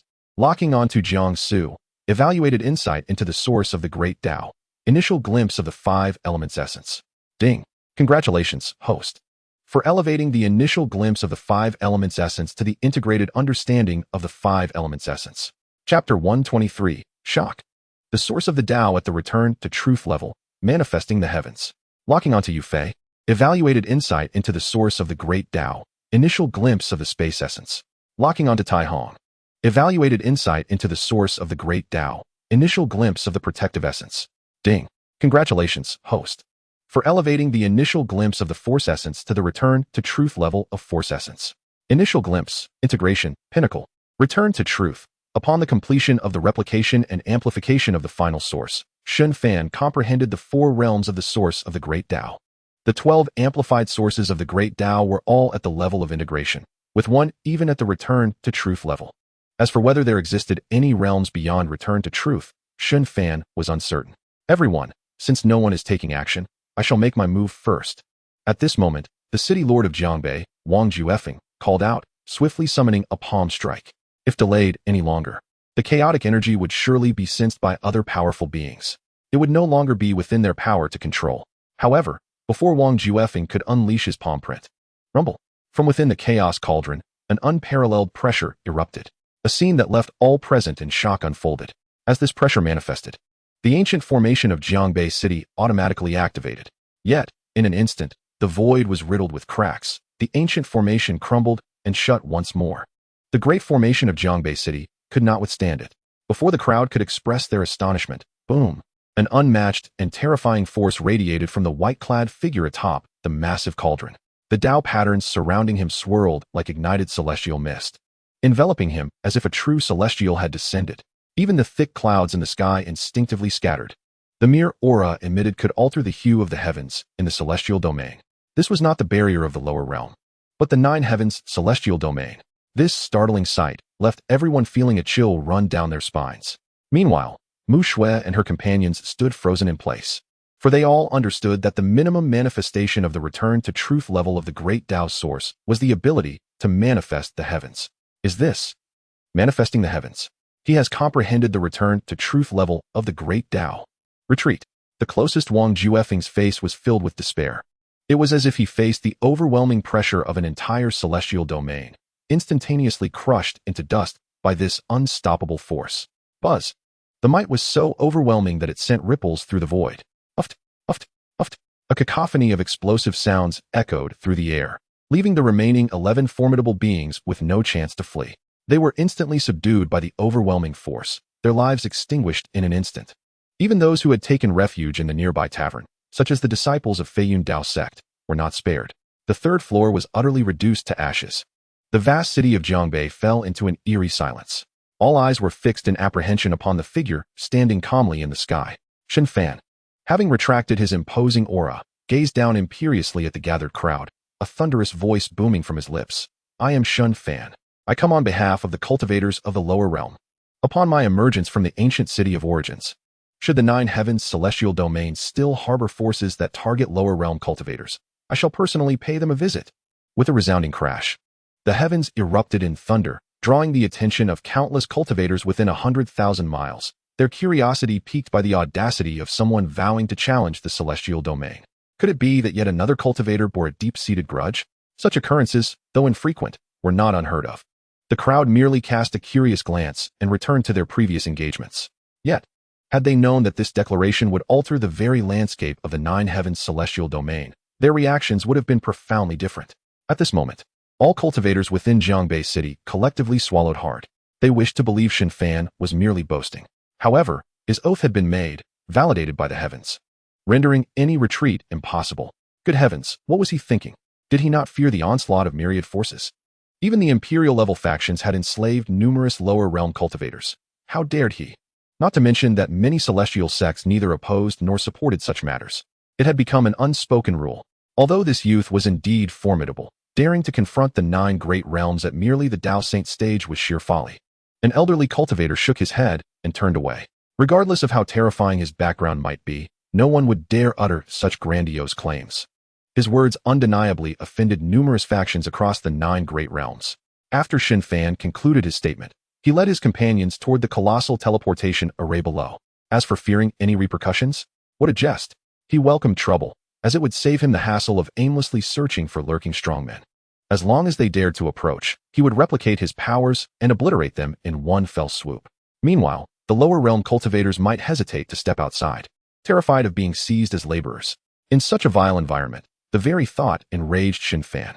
Typically, he was quite reasonable and refrained from causing disturbances. Yet, the mere idea of his friends ascending only to face such harrowing experiences filled him with fury. Should he emerge and find those oblivious forces still flaunting their power, Shen Fan would not hesitate to unleash chaos upon them without mercy. Noticing Shen Fan and his entourage approaching, the guards stationed at the teleportation array began to sweat. Murmuring, "Elder, are you heading to the Void Realm Gate?" Indeed, Shen Fan nodded. "Activate the array," he commanded hastily. The surrounding guards swiftly adjusted the teleportation nodes, aligning the star coordinates with the location of the Void Realm Gate. As the group stepped into the teleportation array, the guards collectively sighed in relief. Phew. This scourge has finally departed. Once the news reaches the ancient city of origins, this person likely won't survive the day. Let's broaden our bets. I estimate within 10 breaths.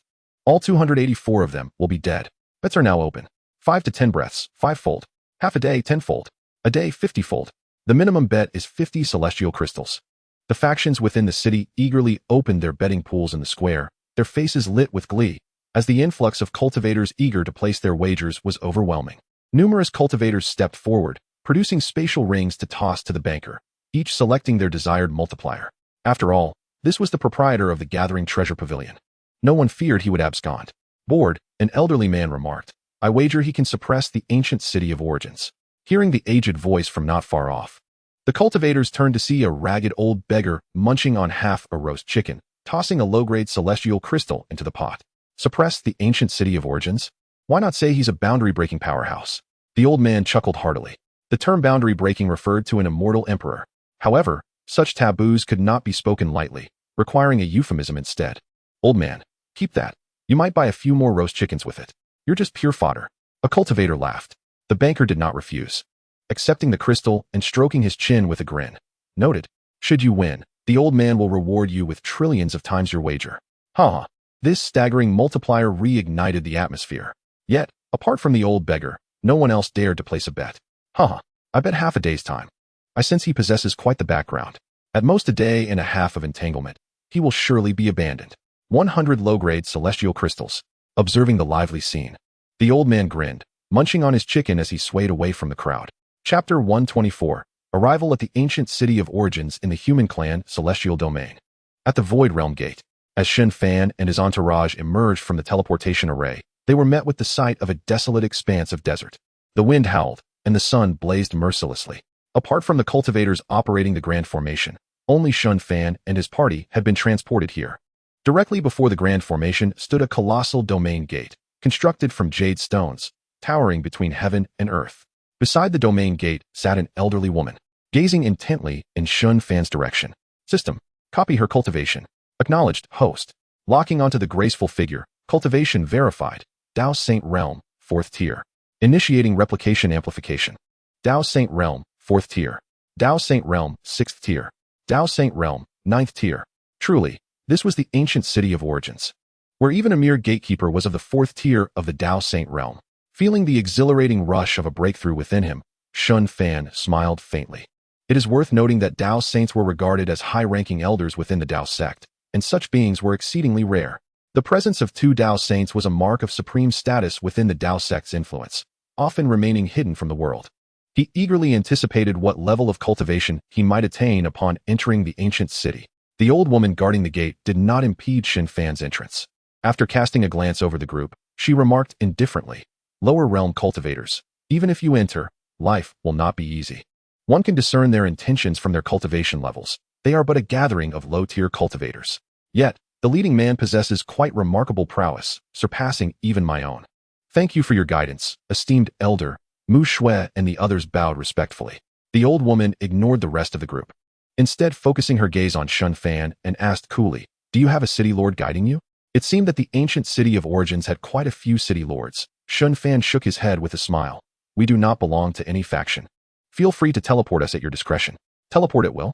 Upon hearing this, the old woman smiled broadly and murmured, You do not fear for your lives? Observing Shen Fan's calm demeanor and the composed expressions of those behind him, the old woman nodded and ceased her idle chatter, producing a compass to adjust the teleportation coordinates. Once she halted her movements, Shen Fan stepped boldly into the resplendent Void Realm gate. Without hesitation, Mu Shui and the others followed him inside.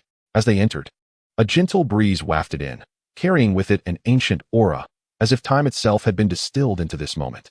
As Shen Fan and his companions emerged from the Void Gate, their gaze fell upon a towering city wall, stained with dark blood, stretching 100 meters high.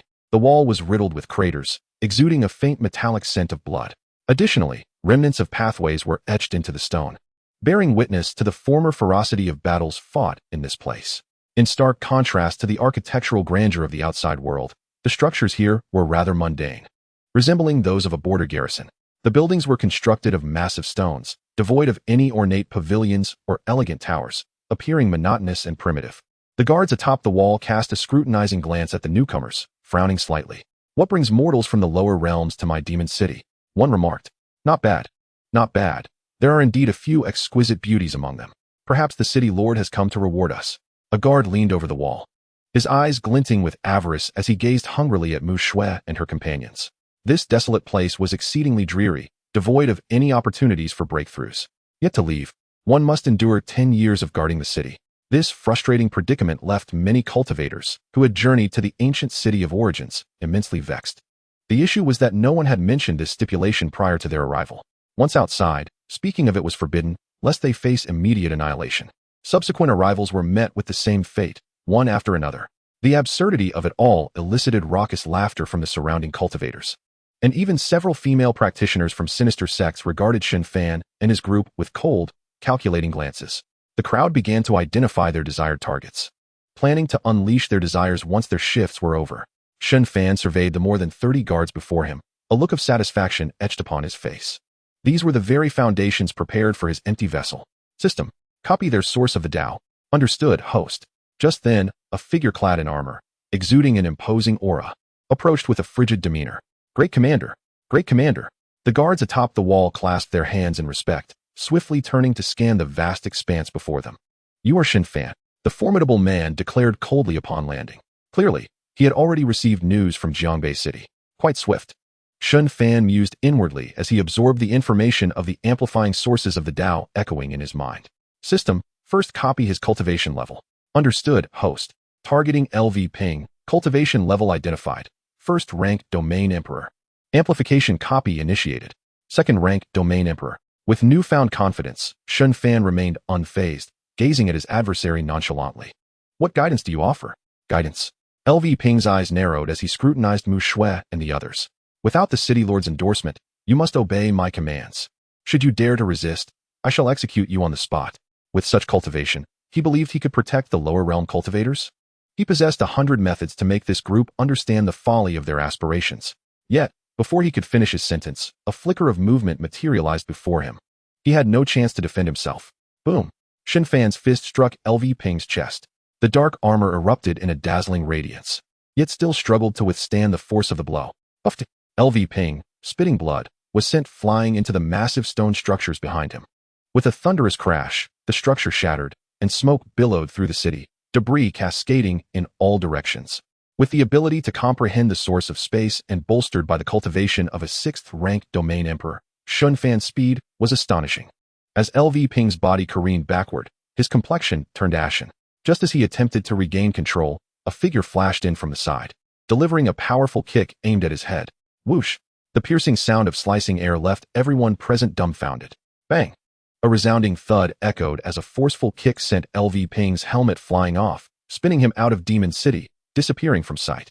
As the teeth that fell from the sky mingled with the blood on the ground, the cultivators of Demon City fell into a stunned silence. Heavens! The great commander had no capacity to resist. A high-ranking Domain Emperor. When did such a prodigy emerge from the lower realms? Could he possibly be an ancient monster possessing another's body? Amidst the swirling thoughts, a voice rang out from the crowd. "Where is the city lord of Demon City?" The voice reverberated throughout the city, accompanied by a powerful ripple of divine consciousness. Not receiving a response, Shen Fan turned to the city guards.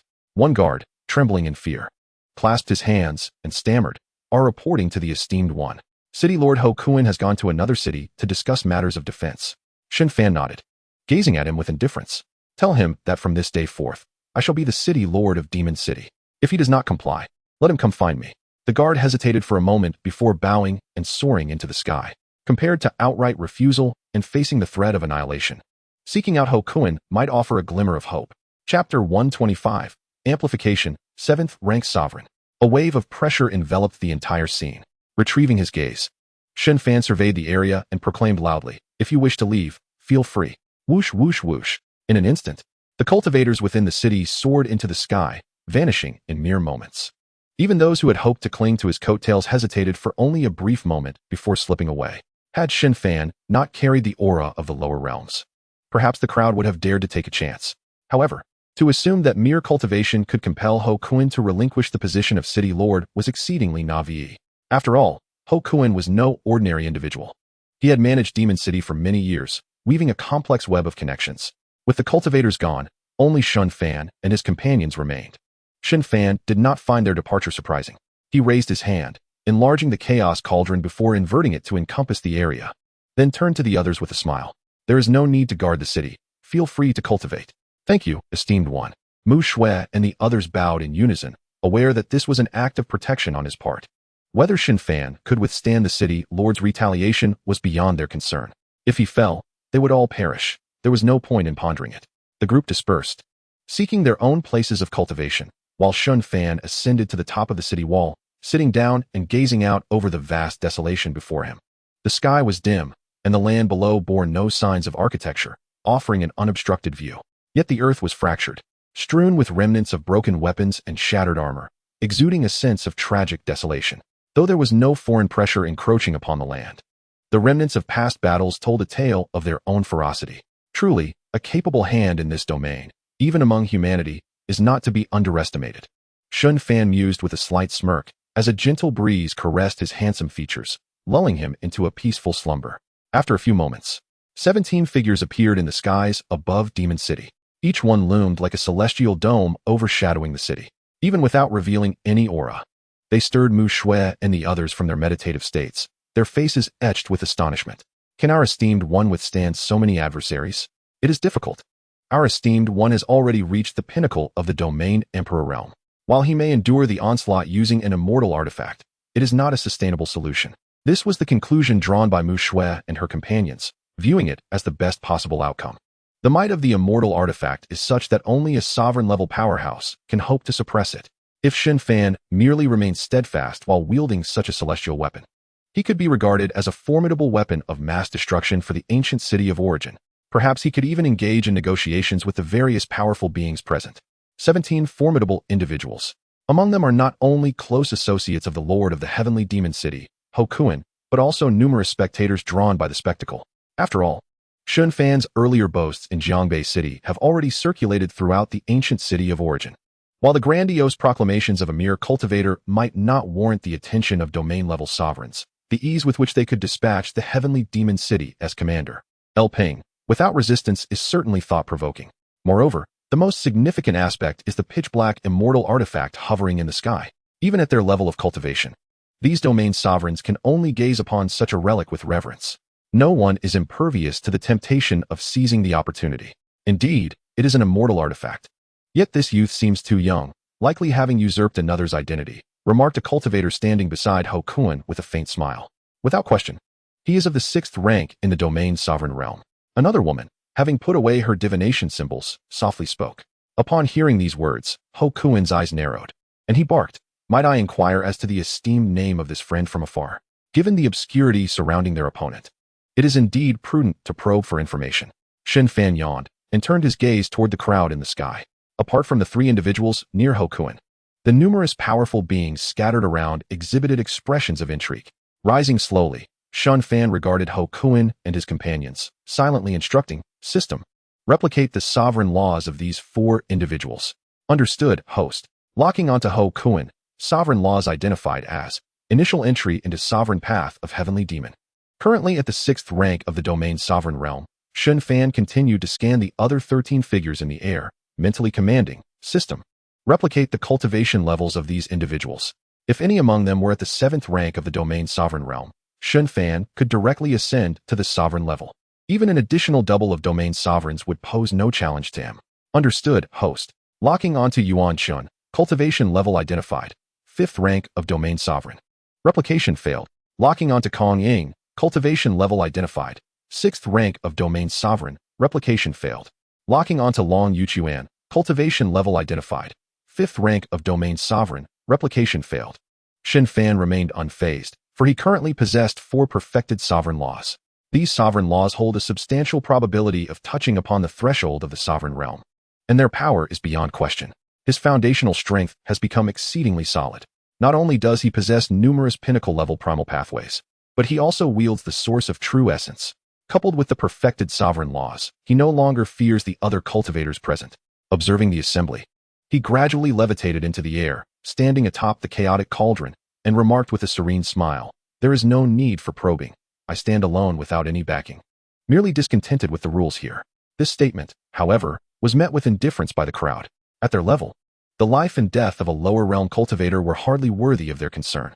After surveying the surroundings, Ho Kuan sneered, "If that is the case, let me test the depth of your waters." Perhaps the opponent's source of true essence was indeed formidable, yet with his 3 close friends at his side, defeating a domain sovereign of similar rank would pose no difficulty. As his words fell, a terrifying aura erupted from Ho Kuan, shrouding half of the heavenly demon city in a dense black mist, as if a deity had descended. Yet at that moment, Shen Fan was momentarily startled by the voice echoing in his mind. Locking onto Zhao Tianyu, cultivation level identified, 2nd rank of sovereign realm.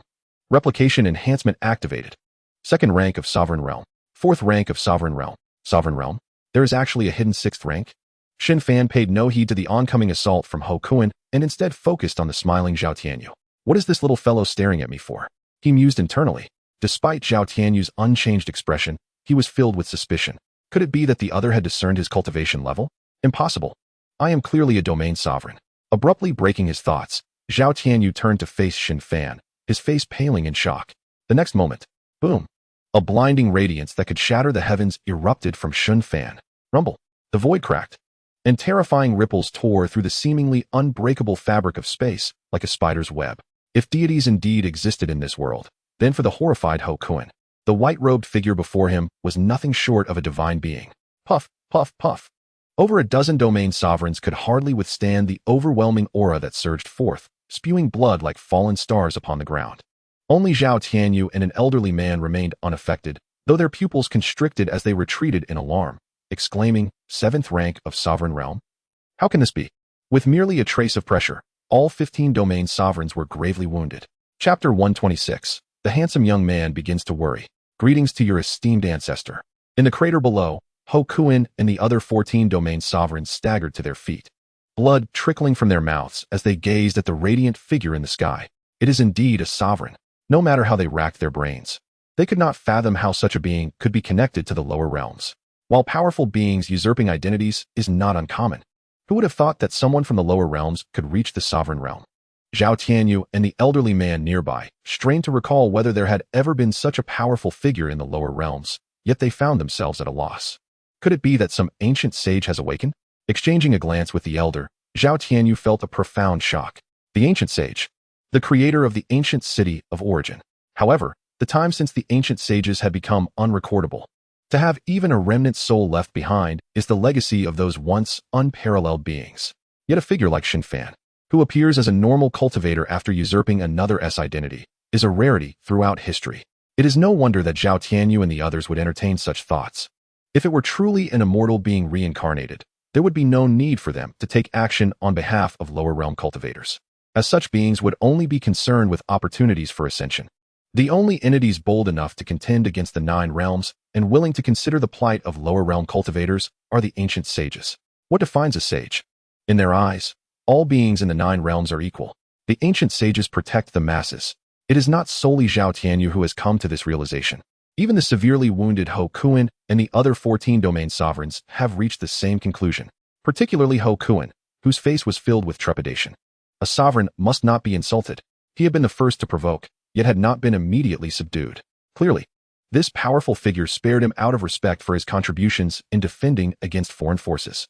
Suppressing his injuries, he bowed respectfully, saying, "Thank you, Senior, for your mercy." From this day forth, the heavenly demon city shall be under your command. I-ho, take my leave. I apologize for the disturbance. After the 15 individuals bowed once more, they swiftly vanished from their original positions. Meanwhile, Zhao Tianyu and his companion had long since disappeared into the air, as they intended to benefit from the situation without direct involvement. Should they be confronted by the others, it would undoubtedly be an awkward predicament. Shen Fan made no attempt to intervene, instead observing the departing figures with a detached expression. Yet, even amidst this, they remained reticent about how to address the matters concerning the lower realm cultivators. Not a single word of compensation was uttered by these 15 powerful figures, which invites contemplation. If one were to consider Shen Fan in the position of the lower realm cultivators, it would not be excessive for him to annihilate the entire opposing faction. Should these individuals relent, it is conceivable that one day they may be exterminated by the ascending lower realm cultivators. In the realm of cultivation, reason is only applicable when one possesses sufficient strength. The weak must endure and bide their time to seek a glimmer of hope. Throughout his journey, Shen Fan had encountered many astute individuals, yet the distinction between right and wrong in the realm of cultivation is profound. Without the protection of the 9 heavens immortal domain, the encroachment of foreign realms would leave no refuge unscathed. The survival of lower realm cultivators would be in jeopardy. The contemplation of such matters, which typically occupied his idle thoughts, left Shen Fan feeling quite vexed. Damn it, who was the fool that instigated this targeting of lower realm cultivators? Shen Fan, rarely one to curse, spat contemptuously on the ground. He then reclined upon the city wall, feeling utterly fatigued. Were it not for these individuals guarding the ancient origin city, burdened by their responsibilities, Shen Fan would have long since exterminated them all. When did I begin to harbor such concerns for the world? He smacked his lips in disbelief, gazing at the vast expanse of sky with a hint of melancholy. Was he not once that carefree young man who merely roamed aimlessly? Casting a glance at the distant cultivators who were hastily retreating, he raised a hand and summoned one who was fleeing at great speed. By heavens! The male cultivator gasped in surprise. Upon recognizing Shen Fan lounging atop the city wall, he awkwardly smiled and bowed, saying, "Senior, do you have any commands? I assure you, I will accomplish the task perfectly." This individual was none other than the guard from Tianma City, who had previously informed Ho Kun. However, his expression now resembled that of a withered gourd. "Am I truly this fortunate? What is your name?" Shen Fan inquired. "I am Feng Wanche," the cultivator quickly replied. Shen Fan glanced at the reddening sky beyond the city and asked curiously, "Does the sky turn red here every night, or is there some significance to it?" He sensed an oddity at the horizon, piquing his interest. Feng Wanche looked toward the distant sky and respectfully replied, returning to the senior. "It signifies the onset of the foreign realm's transmission. Every century, there is a minor conflict between the two sides. If fortune favors us, the skirmish will be brief, lasting no longer than a few days. I estimate that the foreign army will draw near in 10 days. At this, Feng Wanche's countenance, hardened by the trials of the world, bore a look of resignation. He had come to the ancient city seeking an opportunity for breakthrough, yet found himself stumbling upon the impending century-long war. Worse still, as a newcomer, he would have to remain in the city for several years before he could move about freely. Even if Shen Fan were to seize Tianma City, there would be other cities to contend with, and he would have to guard the next one. It struck Feng Wanche as peculiar that this esteemed figure seemed unaware of the foreign realm's crimson clouds. Sensing Shen Fan's unwavering gaze upon the ethereal red glow, Feng Wanche ventured, "For a being of your caliber, venturing forth would be akin to slicing through melons. However, these are merely minor leaders of the foreign realm. It hardly warrants your intervention, lest it diminish the prestige of our human race." He understood well the implication in Shen Fan's eyes, that he wished to engage in some form of confrontation. If the other party was inclined, such a formidable ally could serve as a strategic trump card, potentially sparing their group from needless casualties. Shen Fan nodded, muttering, "If I were to directly enter the territories of the foreign realm." Ahem. Feng Wanche coughed lightly, hastily bowing his head. He believed Shen Fan to be audacious enough, but he never anticipated he would reach such heights of recklessness. To enter the foreign realm? If it were feasible to suppress them, the immortals stationed in the ancient city would have already intervened. How could the situation have remained in a stalemate for so long? This matter could be deliberated later. Shen Fan stroked his chin, contemplating that resolving the internal strife in the immortal domain was of greater importance. Reclining with one leg crossed over the other, Shen Fan noticed Feng Wanche nodding vigorously in agreement. He patted the young man's shoulder with a smile, saying, "Not bad. Quite clever. You need not guard the city any longer." Upon hearing this, Feng Wanche's face lit up with delight as he beheld Shen Fan. He found the young man's visage increasingly pleasing to the eye. No one wished for demise. With such a powerful figure shielding him, Why would he continue to guard? He could instead seek opportunities for breakthrough. Yet, the next words from Shen Fan caused Feng Wanch's expression to fall dramatically. I have a task for you. Before the great battle, gather the genealogies or ancestral information of the major factions targeting the lower realm cultivators. I require information on those above the rank of Lord Master. Do your best, and off you go. Shen Fan wished to peruse the genealogies of the major factions and extend his greetings to their ancestors. Chapter 127. The foreign army feeling as if he had stepped into the gates of hell, Feng Wanche mustered his courage and forced a smile at Shen Fan, saying, Senior, how about a discount? I could look into the ancestors at the domain emperor level for you instead, to collect information on those above the rank of Lord Master. Such beings would sense their names being called. If he were to pursue this, he might not even have the chance to reincarnate, being swiftly transcended. Was this not akin to the longevity deity consuming arsenic, seeking to prolong life? Shen Fan regarded him with a serene smile, saying, Fear not, I shall mark you. Should danger arise, I will surely intervene. Seeing the reluctance still etched upon Feng Wanch's face, Shen Fan raised his hand and spread it open. Dozens of pathways materialized in his palm, slowly igniting and emanating a staggering wave of energy. A discount is not out of the question, otherwise. I could simply transcend you right now. There's no need for that. I assure you, I will complete the task. Feng Wanche quickly clasped his hands, exuding a willingness to plunge into the depths of danger, and swiftly departed. However, a sudden thunderous roar echoed behind him, leaving Feng Wanch's complexion ashen. Elder Immortal, Venerable True Immortal, do come out and take a breath. By heavens! Feng Wanche stumbled, colliding with the fortress ahead. Trembling uncontrollably, he pat his dusty clothing and fled as if pursued by a foreign army. Shen Fan called out twice, but did not observe the emergence of the immortal from the depths of the ancient city. Regretful, he rested his hands behind his head, reclining with legs crossed, gazing contemplatively at the ground ahead. Since I cannot assist the senior, it is time we turn to our own cultivation. Withdrawing his gaze, Mu Shui turned to the others and softly uttered, I suddenly feel a twinge of pity for the Feiyun Dao sect. If I rise, they will struggle even to find death. An elder communicated telepathically, his expression inscrutable.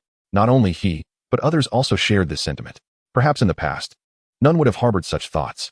However, witnessing Shen Fan show restraint toward the domain emperor level powers, they all grasped his intentions. The distinction between merit and fault is not easily discerned. Perhaps his own troubles stemmed from this very complexity. The senior's considerations stem from his higher cultivation and realm, a perspective that is beyond our understanding. Indeed, such matters are to be pondered by him alone, as they bear no relevance to us. Even if we were to retaliate, it would not dishearten the senior. After all, he has already subdued numerous members of the Feiyun Dao sect, and the wheel of karma spins according to the strength one possesses. Let us proceed with our cultivation, for that is of utmost importance. Gradually, the crowd dispersed, each immersed in their own practice. Ding Shang, Tao Wu, Fu Feiqing on the city wall, holding a roster in his hand. Shen Fan was enveloped by the aura of the Dao, his head shaking as he began to invoke the spirits. Yet, after an hour, not a single figure appeared. Doubt began to creep into his mind regarding the authenticity of the information collected by Feng Wanche. If he were to call out a few more names, only to be met with silence, Shen Fan resolved to take a stroll around the ancient city of origins. Noticing the growing impatience on Shen Fan's face, Feng Wanche dared not utter a word. The list must contain genuine names, yet the absence of any response was utterly unexpected. Could it be that these formidable beings were conserving their energy in anticipation of the impending battle? Feng Wanche suppressed his aura to the utmost, striving to avoid attracting the attention of this prominent figure. As he traversed the area, Feng Wanche observed that the city walls were ready for action, save for the Tianma city, which had only Shen Fan standing guard. However, for beings of the master level, their presence or absence made little difference. Gazing at the crimson sky beyond the city, Feng Wanche's expression grew increasingly solemn. War signified death, and the fate of the 9 realms was at stake. Even if he wished to abandon his post, anxiety lingered in his heart. Old Witch Tsong Danyu. At that moment, amidst the impatient murmurs, a graceful figure suddenly appeared outside the city wall, her gaze indifferent as she regarded Shen Fan. His eyes narrowed, and he slowly rose, tucking away the roster and adjusting his aura to its peak. As ripples began to manifest in the void, Feng Wanche swiftly retreated into the city to conceal himself. Meanwhile, Shen Fan observed the radiant light surrounding the woman, contemplating silently. System. Copy her comprehension of entering the master realm from the aura emanating from her. Her cultivation did not seem particularly high, yet Shen Fan sensed that she was far from ordinary.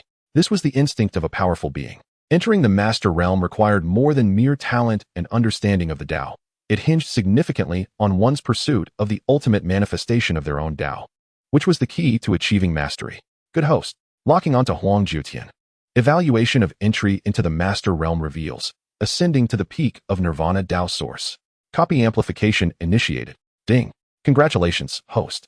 You have acquired the return to truth Nirvana Tao source after amplification. Had he made a mistake? Yet, it turned out to be the Nirvana Tao source, which inherently conferred immortality. Shen Fan felt a surge of joy within, though his expression remained inscrutable. Once the Nirvana Tao source flowed into his spiritual center, he realized just how remarkable the return to truth Nirvana Tao source truly was. Return to truth Nirvana Tao source. Upon sustaining damage, one can undergo Nirvana rebirth, instantly amplifying combat strength tenfold, followed by a state of weakness. Note: blood rebirth, unaffected by spatial distance. If a single drop of blood were to be spilled in some remote corner, it would be nearly impossible to perish. Undeniably, the Tao source of master-level beings was extraordinarily formidable. This also illuminated the immense strength possessed by the woman before him. At this moment, Huang Jiutian shook her head, gazing at the man who seemed eager to engage. She calmly stated, "My master is about to emerge from seclusion and has dispatched me to challenge the others in foreign lands. He has instructed me to bring you along." "Your master?"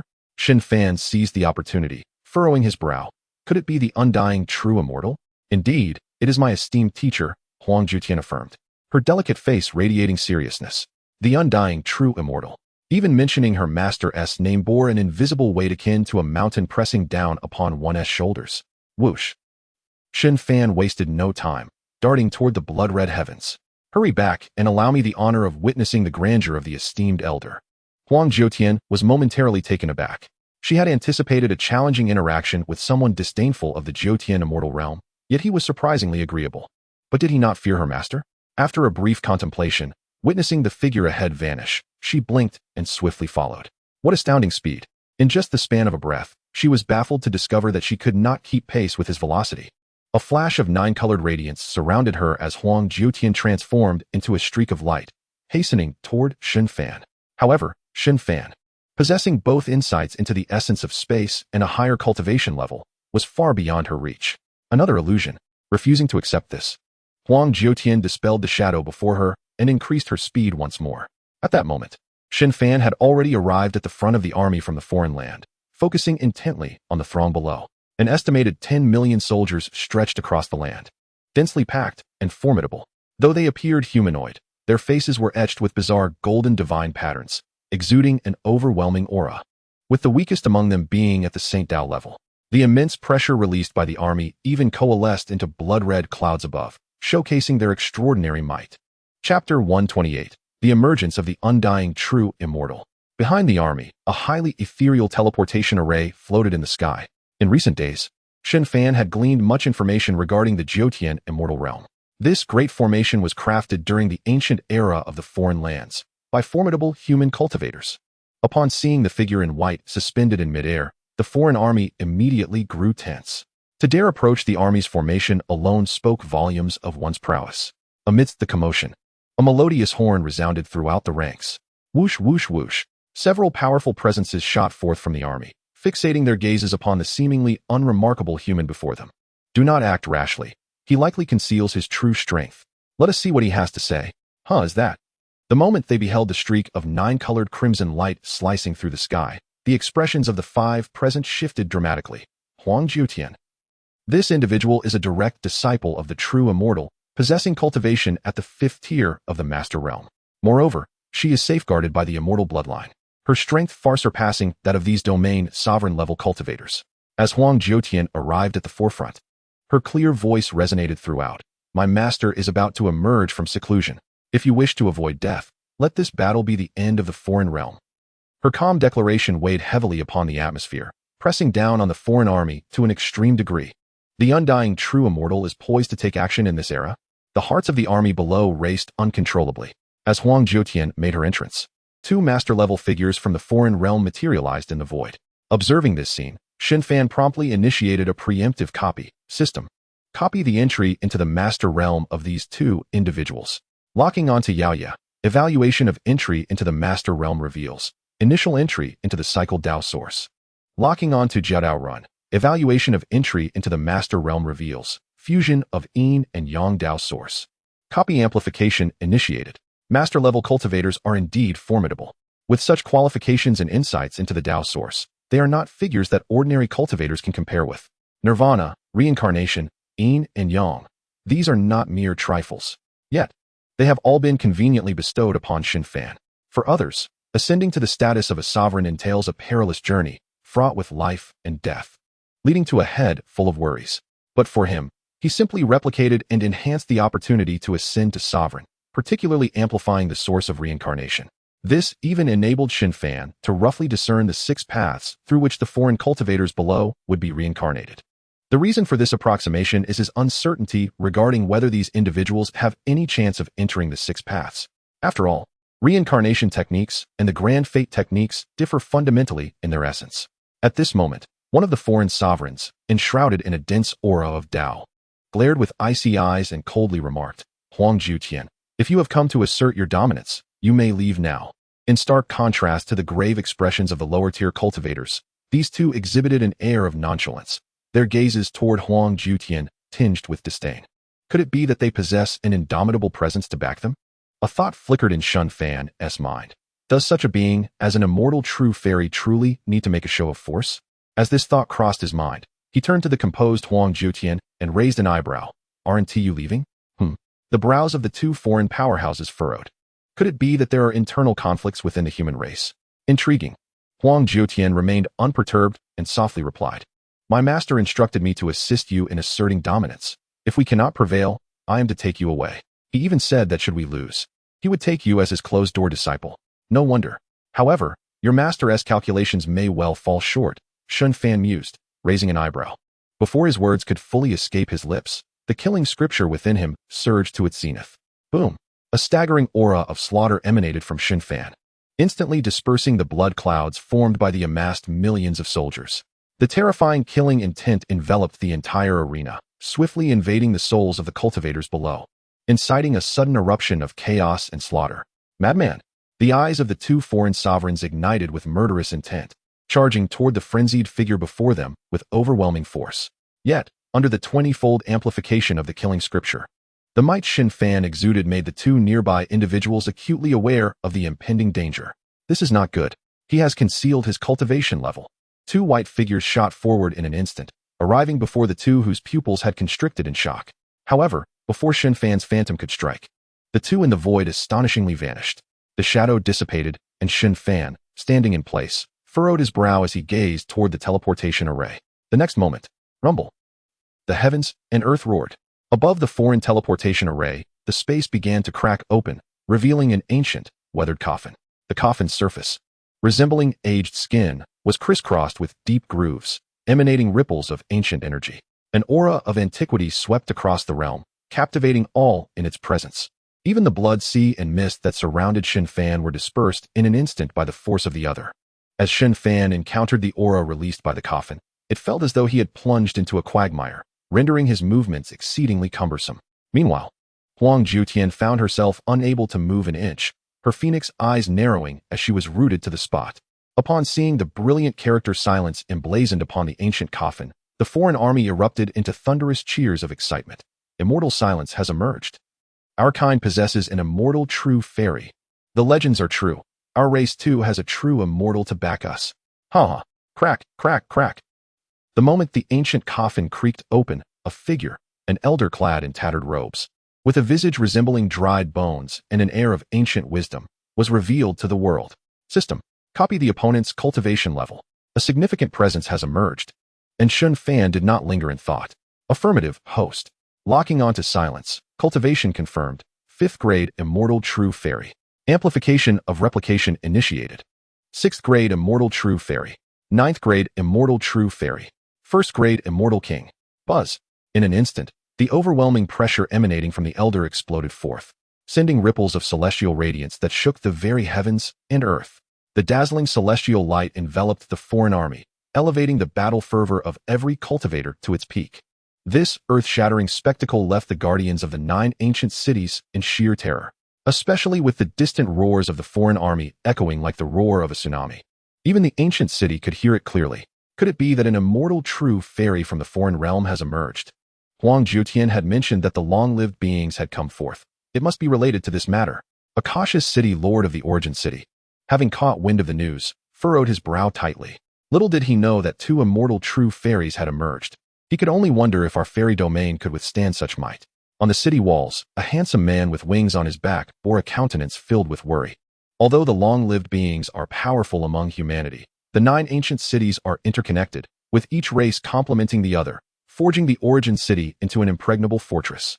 Yet, should a battle of immortal caliber erupt, even the residual shockwaves would cause devastating harm to the origin city, even with the ancient city's protective origin veins. Defending against the aftermath of immortal-level beings would require immense resources.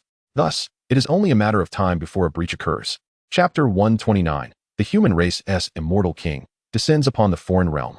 At the foreign frontline, upon the appearance of the tattered-robed elder, the morale of the foreign army surged, turning their gazes toward the 2 human cultivators. With our true immortal present, your demise is assured. What? Yet as the crowd turned their heads, Huang Jiutian collapsed to the ground, seemingly unable to withstand the pressure, her complexion pale.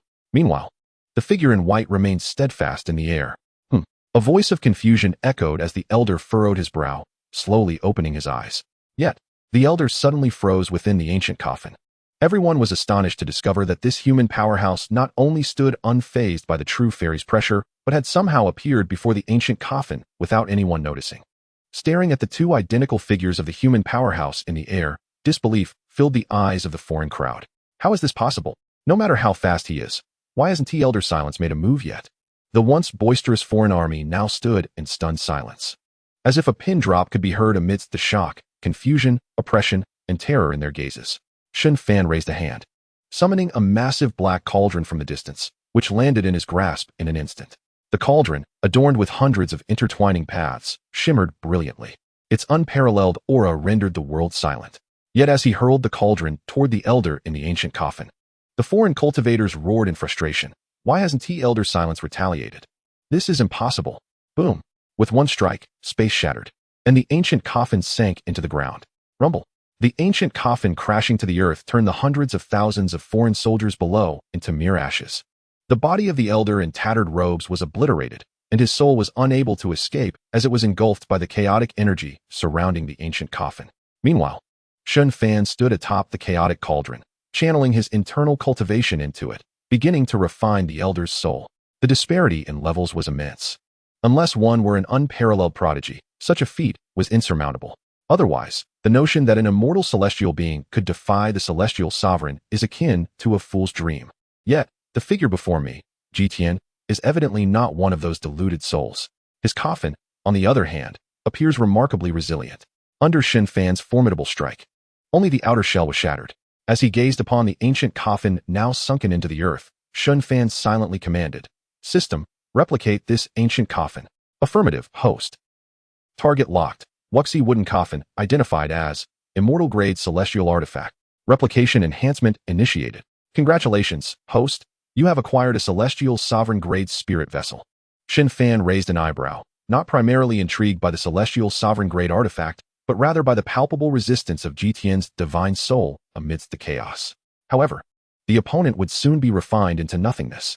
It appears that even the divine soul of a true immortal is not to be underestimated. Casting a glance at the rapidly retreating cultivators from the foreign realm, Shen Fan turned his attention towards the ancient city of origins. There, he beheld an elder clad in white, standing with his back to the ancient city, who smiled and cupped his hands in greeting. "Senior, you are indeed a remarkable being." Liu had not anticipated that his testing would unearth a celestial sovereign. Moreover, even with his seasoned insight, he found it difficult to discern the true extent of this individual's prowess. System, replicate the strength of his divine soul. Target locked. Liu. Divine soul strength identified as celestial sovereign grade. Celestial sovereign grade? Shen Fan's heart surged with elation. He had not expected such formidable strength from an immortal of the human race. It makes sense, given that they had managed to uphold the 9 realms for such an extensive period.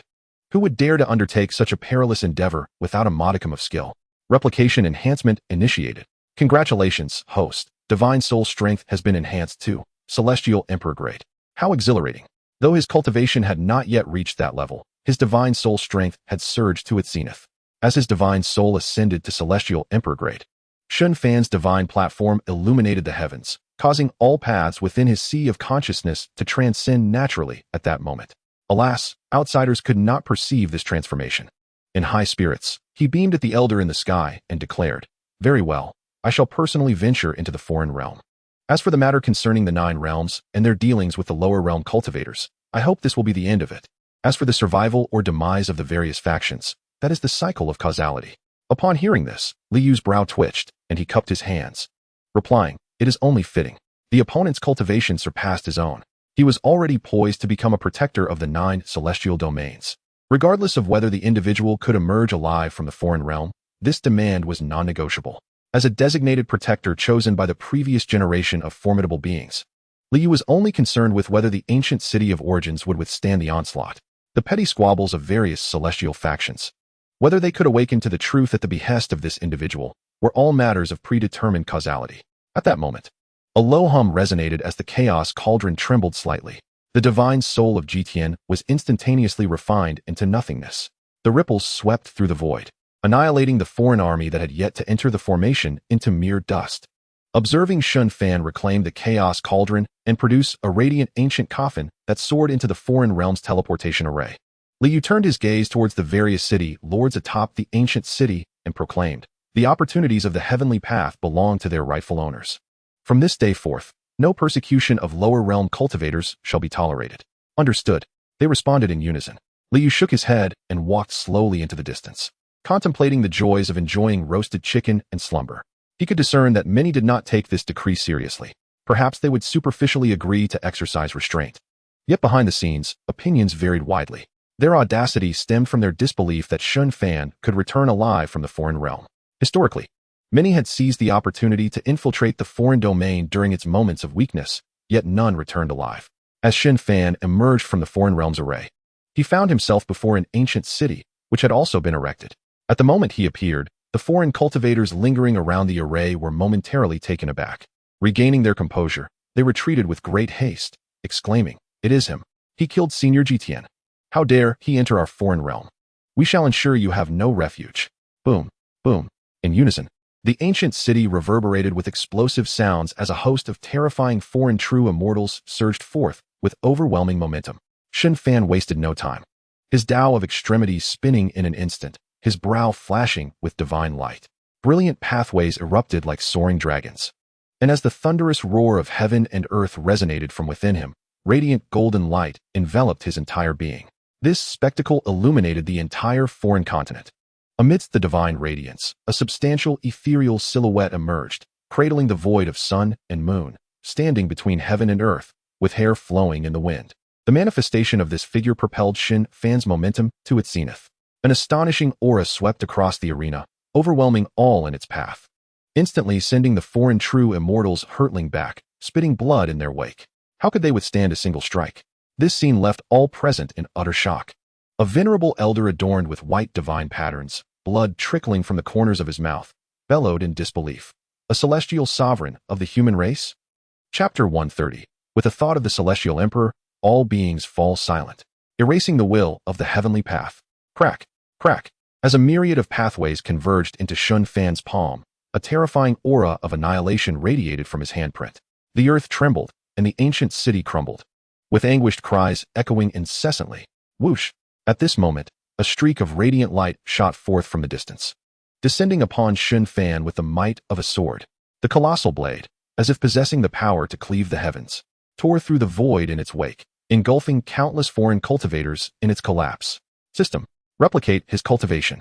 Affirmative, host. The speed of this sword was so staggering that Shen Fan could barely react, unable to wait for the enhancement of his cultivation. His eyes narrowed, and the ethereal manifestations behind him rose in unison, his elongated fingers gently curling towards the blade's radiance as he intoned, "Killing secret technique. Blood reversal."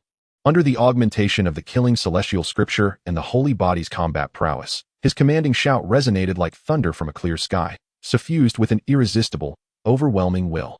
Boom! The swordsman suddenly felt his blood surge uncontrollably, a look of disbelief etched upon his face. Puff! A stream of golden blood erupted from his mouth, cascading into the void. As the golden blood struck the ground, it ruptured into chasms spanning thousands of miles. Meanwhile, the colossal sword, akin to a galactic river traversing the universe, fragmented instantaneously. The white-haired swordsman, blood dripping from his lips, glared coldly at Shen Fan, once more amplifying his aura to its utmost limit. In this clash between realms, life and death had already been predetermined. There was no room for carelessness. At the same time, a low hum resonated as the heavenly canopy split apart. The pathways materialized. The radiant Tao patterns, resembling a spider's web, spread across the void, while rumbling sounds cascaded from the heavens above, showering down ultimate divine radiance upon the land of the foreign realm. Even the wounded swordsman is graced by the divine radiance of the great path, instantaneously mending his injuries. As a being of the 5th rank among celestial kings, his cultivation ascends at an astonishing rate.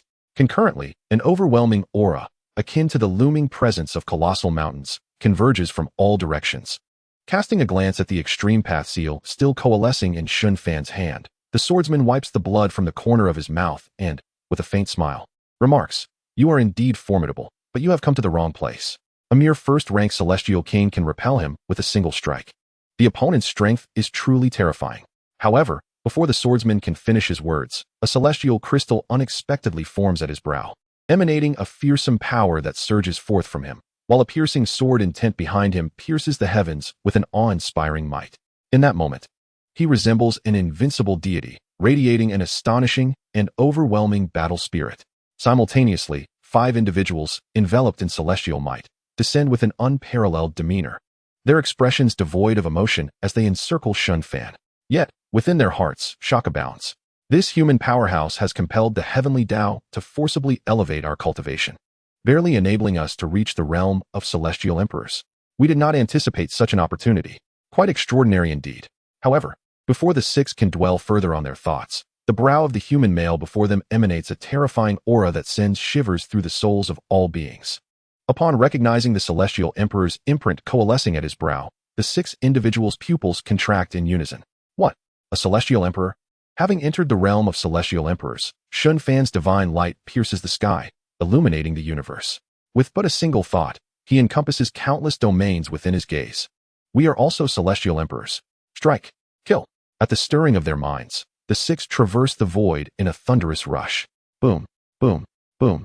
The 6, having pushed their Tao laws to the utmost, descend like deities of unmatched might, unleashing a barrage of lethal strikes. Reincarnation slash. Void overlapping kill. Origin deprivation. Amidst it all, Shen Fan, clad in flowing white, gazes at the 6 world-ending attacks hurtling toward him with an air of tranquility. Even if I form a seal with one hand, I remain invincible. Before his words fade, the imperial might descends upon the world. Buzz, an ethereal ripple, captivating to the soul, ripples around him. At this moment, not only in this foreign land, but across the 9 realms of the celestial domain, even in myriad star regions, the void comes to a standstill. In the blink of an eye, Shen Fan unleashes the extreme path seal from his hand. The fusion of 2 great paths augments the power of the seal. At this moment, the seal is infused with comprehension from 100 great paths. Its might is utterly terrifying. Boom. Wherever the seal passes, radiant light fills the world, rendering the space ethereal. Puff, puff, puff. The 6 pseudo-emperors, rendered immobile in midair by the imperial might, possess no capacity for resistance. They are instantly obliterated by the extreme path seal. The seal, suffused with a world-ending aura, descends with lightning speed upon the pallid faces of the foreign beings, their pupils dilated in terror. With a full-force strike from a celestial emperor, the vast foreign land is on the brink of turning to ash. Who? A mournful wail seems to echo from the heavens above. After a moment of contemplation, Shen Fan waves his hand, dispersing the extreme path seal that was about to strike the foreign army. By the heavens, we nearly perished. Many foreign cultivators collapsed to the ground, drenched in sweat, utterly drained of strength, gasping for breath. If the celestial emperor's palm had annihilated them, the legacy of the foreign realm would have been severed forever. Such an intangible terror is unbearable for anyone. The cultivators on the foreign continent gaze up at the white-clad figure suspended in the void, their eyes filled with gratitude and awe for having survived this calamity. The aura of a celestial emperor is something that most would struggle to witness in their lifetime.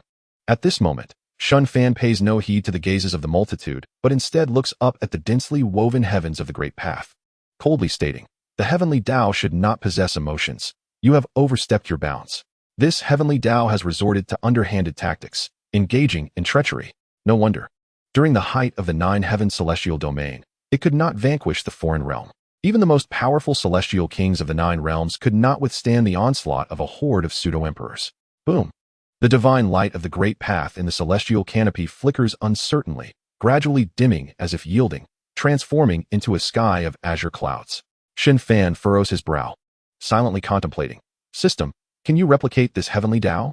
He feels that the other party is somewhat dismissive. Were it not for Shen Fan having reached the ultimate limit, there would be no need to demonstrate his might by slaughtering beings. He truly wishes to discern the true nature of this heavenly Tao. If the system cannot comply, then Shen Fan will take action to tear it apart. No problem, host. This is also feasible. Shen Fan's eyes widen in surprise. Absolutely, host. Locking onto the heavenly Tao of the foreign continent as sovereign-level heavenly Tao. Note, the sovereign-level heavenly Tao is the domain-level heavenly Tao that emerges after countless cultivators from the lower realms ascend. Replication augmentation initiated. Ding. Congratulations, host, for replicating and augmenting the sovereign-level heavenly Tao to origin of void. Origin of void. No path, no law, no thought, no form. Through this realm, one can manifest void with a thought or create worlds existing in unity with the void. Incredible. Had I known, I would have done this from the outset. Shen Fan's face is filled with astonishment. At this moment, he feels as though he has truly entered a wondrous realm where thoughts manifest into reality. This sensation is extraordinarily mystical, beyond verbal description. He gazes at the heavens, stroking his chin, pondering, erasing the will of this heavenly Tao. Boom! The originally azure sky splits open like a celestial canopy. Amidst the astonished gazes of the crowd, the myriad laws of the great path that blanket the heavens fracture inch by inch, as if the sky itself is collapsing in terror. The will of the heavenly Tao dissipates in an instant at Shen Fan's thought. Watching the severed pathways, strands of radiant light tenuously connect, as if attempting to repair themselves. Returning his gaze to the beings of the foreign continent, Shen Fan muses, indeed, I have reached the realm where words manifest into law. He raises an eyebrow and contemplates silently, erasing these people's hatred toward the 9 heavens celestial domain. Perhaps it is cruel, but the majority of cultivators invaded the 9 heavens under high-level directives. No one is born with a penchant for death. The same holds true for the 9 heavens celestial domain. Moreover, surviving is already a boon. Shen Fan is indifferent to their resentful thoughts. Subsequently, amidst the bewildered gazes of the crowd below, Shen Fan's figure gradually dissipates into the void. Chapter 131. 1,000 Years of Profound Heaven, Ascension of a City. In the human celestial domain, at Xianxia Mountain, a group of cultivators ascending the mountain suddenly feels the surrounding celestial energy fluctuate, turning to gaze down the slope. Whoosh! A beam of heavenly light descends. There stands a stunningly beautiful woman in green robes, her curious eyes surveying the surrounding environment. Upon noticing the group ascending the mountain, her expression clearly shifts to one of wariness, as the condescension and disdain in their eyes seem innate, as if they are beings from a higher realm. Ascenders from the lower realms. Amidst the throng, a man furrowed his brow and whispered, after all, the cultivators from the lower realms naturally exude an aura of the heavenly Tao, allowing those attuned to it to discern their presence with ease. He then turned and proclaimed, the Origin Ancient City has issued a statement. It would be prudent for us to refrain from interference. The confrontation between such formidable figures is not a matter in which our falling sunset sect can involve itself. Noticing that the crowd merely cast a fleeting glance at her before departing, Lu Qingqing's brow knitted in concern, though she could not hear their conversation. The disdain and disregard in their gazes were unmistakable. It appeared that the celestial domain was not a benevolent place. Resolving to seek a location where she could better understand the environment of the celestial domain, she deftly vanished from sight with a flick of her toes. Fortunately, a nearby town awaited her. After probing into the local conditions, Lu Qingqing learned that the treatment of lower realm cultivators in the celestial domain was exceedingly harsh. Had it not been for the various factions of the Origin Ancient City warning against further targeting lower realm cultivators, she might have been seized as forced labor just for venturing into the streets. Fearing that lower realm cultivators would seize opportunities, within a cave, seated in meditation, Lu Qingqing's brows were tightly knitted. She had not anticipated that local cultivators in the celestial domain would so vehemently scrutinize matters as intangible as personal fortune. Even if lower realm cultivators were unable to seize such opportunities, surely the locals could? Absurd. This must be related to the fortunes of heaven and earth. Thankfully, a disturbance had arisen in the Origin Ancient City. Otherwise, our situation would have been dire. With this thought, Lu Qingqing released a faint sigh of relief. Since Shen Fan's ascension, she and Ao Jiao, Jin Chanzi, and the demon clan's Junyi had trained for a millennium before successfully ascending. Regrettably, Zhang Taisui had sustained severe injuries during the battle beyond the realms and had been unable to attain enlightenment, remaining stuck at the 9th layer of the quasi-emperor realm. When the celestial domain opened, an influx of prodigies from the Xianxian continent emerged, making it impossible for everyone to achieve enlightenment beneath the same sky. The ensuing war between the two clans fostered an unprecedented unity among the human race, forging deep friendships among many prodigies, who subsequently departed the Xianxian continent. They all embarked on the ancient starry path, seeking a world where they could attain their destinies. Reflecting on the past, Lu Qingqing saw over a millennium slip by in the blink of an eye. She wondered how others fared as she gazed into the water beside her. Her reflection staring back. She brushed a lock of hair behind her ear, her eyes dark and contemplative. After her ascension, she had casually wandered through the towns of Yur, only to discover that the cultivators here not only possessed extraordinary beauty, but also exuded an exceptional aura. Even as the most beautiful woman of the eastern region, she found herself overshadowed in this realm. Taking a deep breath, she centered her mind and began to cultivate. The celestial energy here was far superior to the spiritual energy of the lower realms, leaving no room for her to squander time. However, while Lu Qingqiang was immersed in her cultivation, a sudden wave of dizziness washed over her, and her body felt inexplicably heated. With a start, she opened her eyes to see a dashing young man in resplendent attire entering the cave, a roguish grin plastered across his face. Haha, I never imagined such beauty could exist in the lower realms. It seems this young master has struck a great fortune. Casting a glance at the two muscular guards stationed outside the cave, Lu Qingqiang suppressed the turmoil within her and coldly warned, I advise you to hand over the antidote promptly. Otherwise, observing the stunning beauty who was now trembling, her cheeks flushed and her body limp, the young noble laughed heartily. Otherwise, what would you have this young lady do? Ha! With a mischievous glint in his eyes, he advanced towards her, his eager expression betraying his intentions. Your shyness only enhances your allure. Allow me to assist you with your poison. Realizing that she had been unwittingly followed and poisoned, Lu Qingqiang felt a surge of desperation. She had only just grasped the severity of the plight faced by lower realm cultivators in the celestial domain, subjected to bullying due to their lower cultivation levels. It seemed even death was a distant hope. Suddenly, memories of the gathering at the eastern region's heavenly mechanism tower before her ascension flooded back. Xianxian continent. Blackstone City. Outside the heavenly mechanism tower, Luo Yi, what brings you here? Lu Qingqiang inquired curiously of her companion, Su Luo Yi. Beside them, Ao Jiao Jinshanzi and Jun Yi shared similar expressions of confusion. With a proud smile, Su Luo Yi replied, You all are about to ascend. I want the tower master to divine my lord's whereabouts so that you may find him when you arrive. She then turned serious, and remember, once you ascend, do not let my lord's search for me interfere with his cultivation.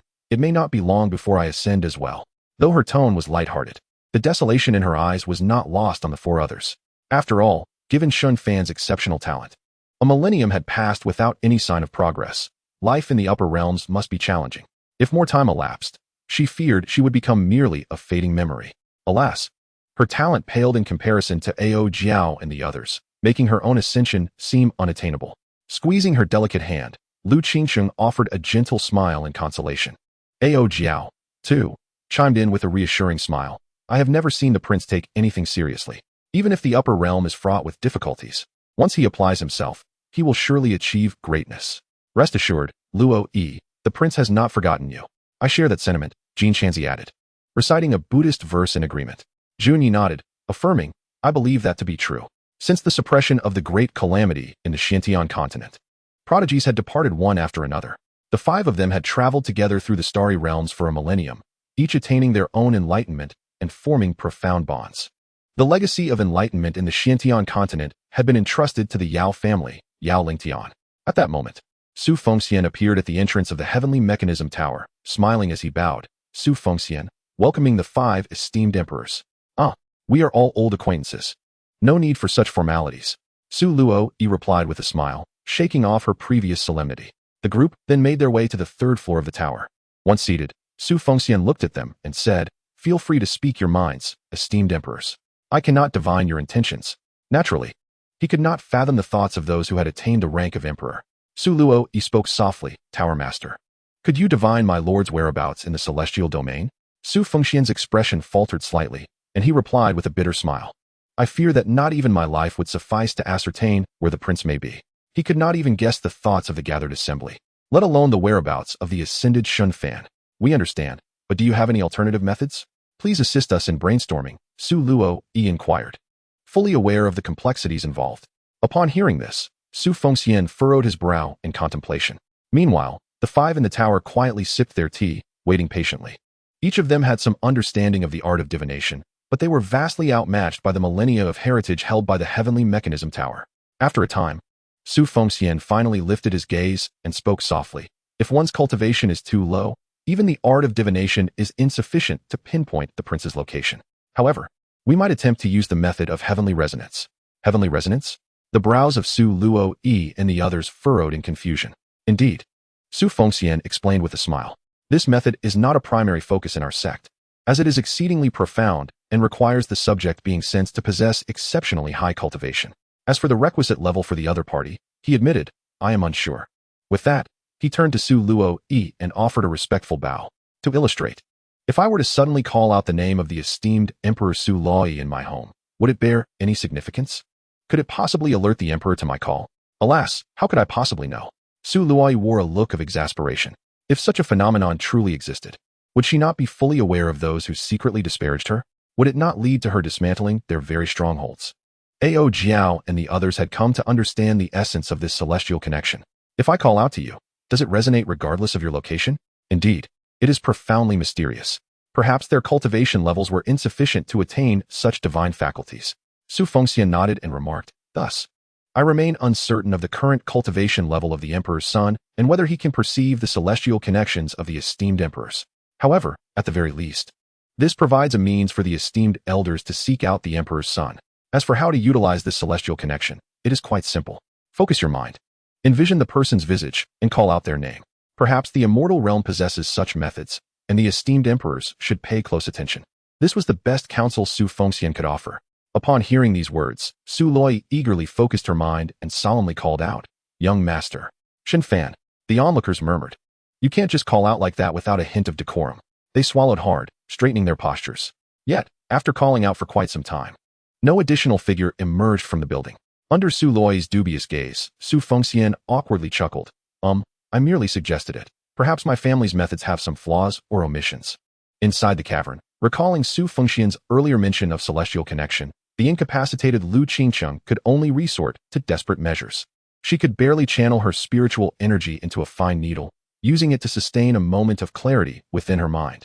Suddenly, an image of Shen Fan, striking down Hua Wudao with unparalleled might, flickered in her mind, and she trembled, calling out, Shen Fan. Shen Fan? The barely audible voice drew the attention of the young nobleman clinging to his garment, who raised an eyebrow and smirked. Oh, have you mistaken me for your beloved? Little lady, I am here. As she gazed at the man rushing towards her, Lu Qingcheng was engulfed by despair. In that moment, she was unable to even consider self-harm. Managing to gather a thread of spiritual energy was already her utmost limit. Yet, in the next instant, a figure, reminiscent of the invincible warrior who once stood against humanity, appeared before her. The man still wore his flowing white robe adorned with golden clouds, his long black hair cascading down his back. However, compared to the overwhelming presence he once exuded, he now emanated a sense of simplicity and tranquility. It seemed that his arrival silenced the very surroundings. The airborne nobleman, observing the sudden appearance of this man, narrowed his elongated eyes and coldly declared, My father is. Before he could finish, the young nobleman disintegrated into dust. Even the two well-built men outside the cavern, upon swiftly turning, found their bodies crumbling like grains of sand. Only then did Shen Fan turn to face the languid Lu Qingcheng, who lay on the ground. At that moment, Lu Qingcheng trembled slightly, her delicate face flushed. Sweat glistened on her fair forehead, causing her hair to cling to her cheeks. Yet, her eyes seemed to be filled with mist, staring blankly at him. On the lengthy path of cultivation, the pursuit of immortality remained the prevailing ambition. Perhaps it was Shen Fan's indifference that rendered Lu Qingcheng momentarily speechless. A tumult of emotions swirled within her, as if something significant was gradually dissipating in her heart. Suddenly, with a serious demeanor, Shen Fan raised an eyebrow and grinned. What is the matter? Have you been rendered speechless by my invincible presence? As he spoke, he crouched down and placed a hand on Lu Qingcheng's forehead, dispelling the toxins within her body. But this shift in demeanor caused Lu Qingcheng's eyes to well up with tears, and she burst into sobs, exclaiming, Wah! You scared me. Why are you crying? Shen Fan's heart skipped a beat as he witnessed her stunning face overflowing with tears. The situation spiraling out of control. I was just teasing you. Was it really necessary to react so strongly? Shen Fan stammered awkwardly. Having concluded the battle in the foreign realm, Shen Fan first took action to dismantle the teleportation array outside the origin ancient city. After completing these tasks, he felt quite fatigued and intended to wander through the 9 realms, perhaps seeking out Lu Fuxing to catch up. However, before he could set off, he heard Lu Qingqing's call for help. Experts often make their appearances at the final moments. Yet, even after showcasing his skills, he received no admiration from the young lady. Only to have her burst into tears, Shen Fan found himself bewildered by the turn of events. All right, everything is fine now, he said, exasperated. He had never felt so conflicted even when facing the entirety of the foreign realm. Observing Lu Qingqing still in tears, he mused, indeed, women only serve to disrupt one's resolve. No wonder there are tales of individuals in ancient times severing ties with their beloved. Upon hearing this, Lu Qingqing ceased her weeping. Her delicate lips trembled as she closed her eyes, her countenance radiating a feigned innocence, and she raised her arms. Shen Fan, perplexed, wondered, "What are you doing? Get up on your own." Even with her eyes shut, Lu Qingqing instinctively turned her head and murmured, "Hug me." Had it not been for Shen Fan having ascended to the immortal emperor realm, capable of reading lips, who would have heard such a faint request? Ahem. You're being quite demanding. Shen Fan coughed awkwardly and bent down to embrace her. Yet, the moment he held her, her delicate arms clung tightly around him. Feeling the gentle tremor of her body and the tears on his neck, Shen Fan sighed helplessly, patting her back softly. If you have grievances, just voice them. I am a straightforward person and quite lazy. I cannot decipher your intricate thoughts. Chapter 133, A Buzzing Mind. Seeking the Immortal Gate. After a considerable time, Lu Qingqing finally calmed down. Her cheeks slightly flushed, she nuzzled against his neck and softly asked, "How long have you been here?" Shen Fan pondered for a moment and replied gently, "It took me a day to travel from Jiangbei City to the large teleportation array. Then I spent about 10 days in the origin ancient city, so roughly 11 or 12 days. Only 12 days. Lu Qingqing abruptly raised her head, gazing incredulously at his composed face. Yet, her embrace was rather tight. This movement caused Shen Fan to instinctively shrink his waist, awkwardly releasing his grip. What's wrong? It's just been over 1,000 years since I descended to the lower realms. Seeing him loosen his hold, Lu Qingqing tightened her embrace again, resting her head against his neck, whispering, "So, you were the one who said that the matters concerning the origin ancient city should not target the cultivators of the lower realms. Does this imply that there are no other women around you? I hardly have the time for that. I just resolved the issues in the foreign realm and was summoned here before I could even take a stroll." Even if Shen Fan was somewhat oblivious, he understood the feelings of the woman in his arms, causing him to feel a tension greater than when facing the entire foreign realm. Contentedly, Lu Qingqing clung tightly to Shen Fan's neck and softly asked, "So, do you have any feelings for me?" In that fleeting moment, Shen Fan could even perceive the rapid heartbeat of the maiden in his embrace. There was undoubtedly a spark of affection. Rarely did Shen Fan's cheeks flush, as he murmured softly. Recalling the first time he beheld the breathtakingly beautiful Lu Qingqing, he certainly felt a fondness for her. However, at that time, his aspirations lay in the pursuit of cultivation and ascendance, rendering him indifferent to matters of the heart. After all, with his pace of cultivation, none could match his strides. Yet, the circumstances had shifted. Having coexisted with the void, there was no longer a need to conceal his feelings, albeit it was somewhat awkward. Upon hearing his words, Lu Qingqing's exquisite cheeks flushed with a rosy hue, her mind buzzing as she softly confessed, I also like you. Have you developed feelings for me so soon?" Shen Fan exclaimed in astonishment, turning to gaze at the blushing Lu Qingqing. "I misspoke, it's merely a fondness." Lu Qingqing hurriedly buried her face.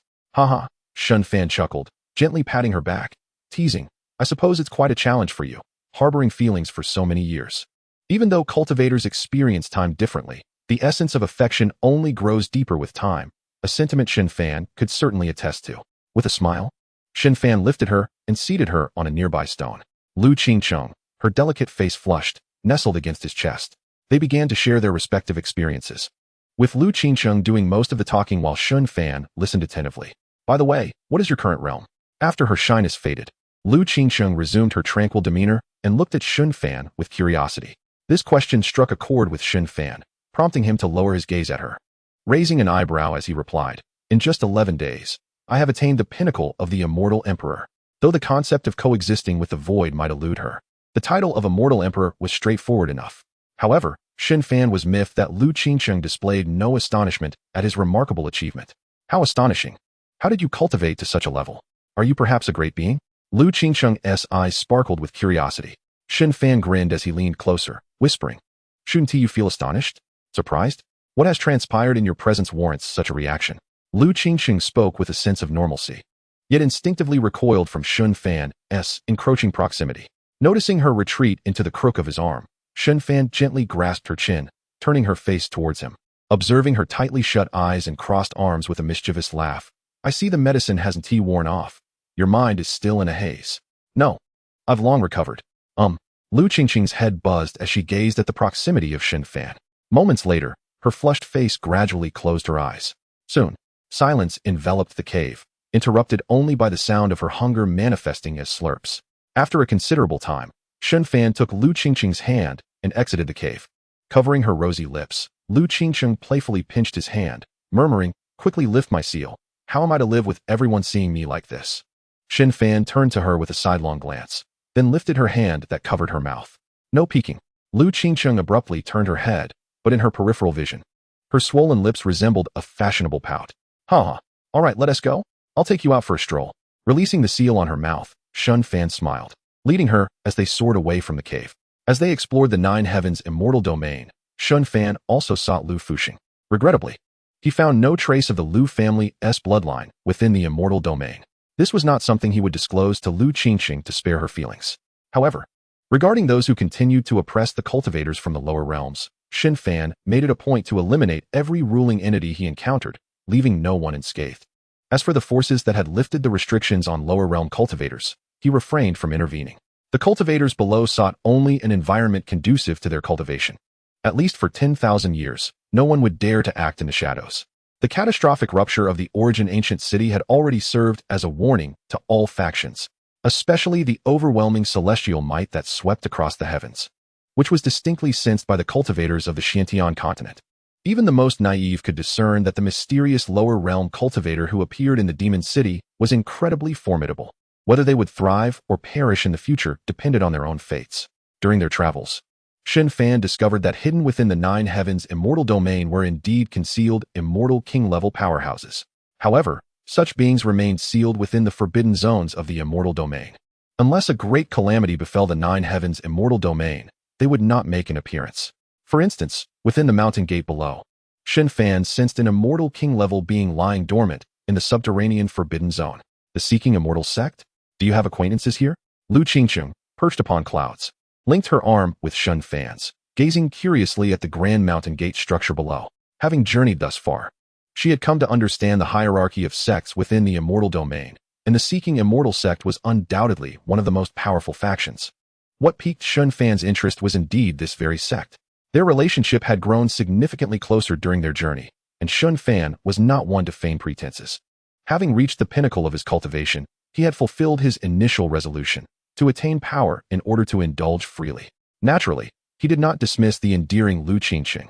Furthermore, Lu Qingqing's temperament was immensely pleasant in Shen Fan's eyes, and her willingness to express her feelings was refreshing. Their bond seemed to flourish naturally, devoid of any barriers. Yet, Lu Qingqing still exhibited a hint of shyness.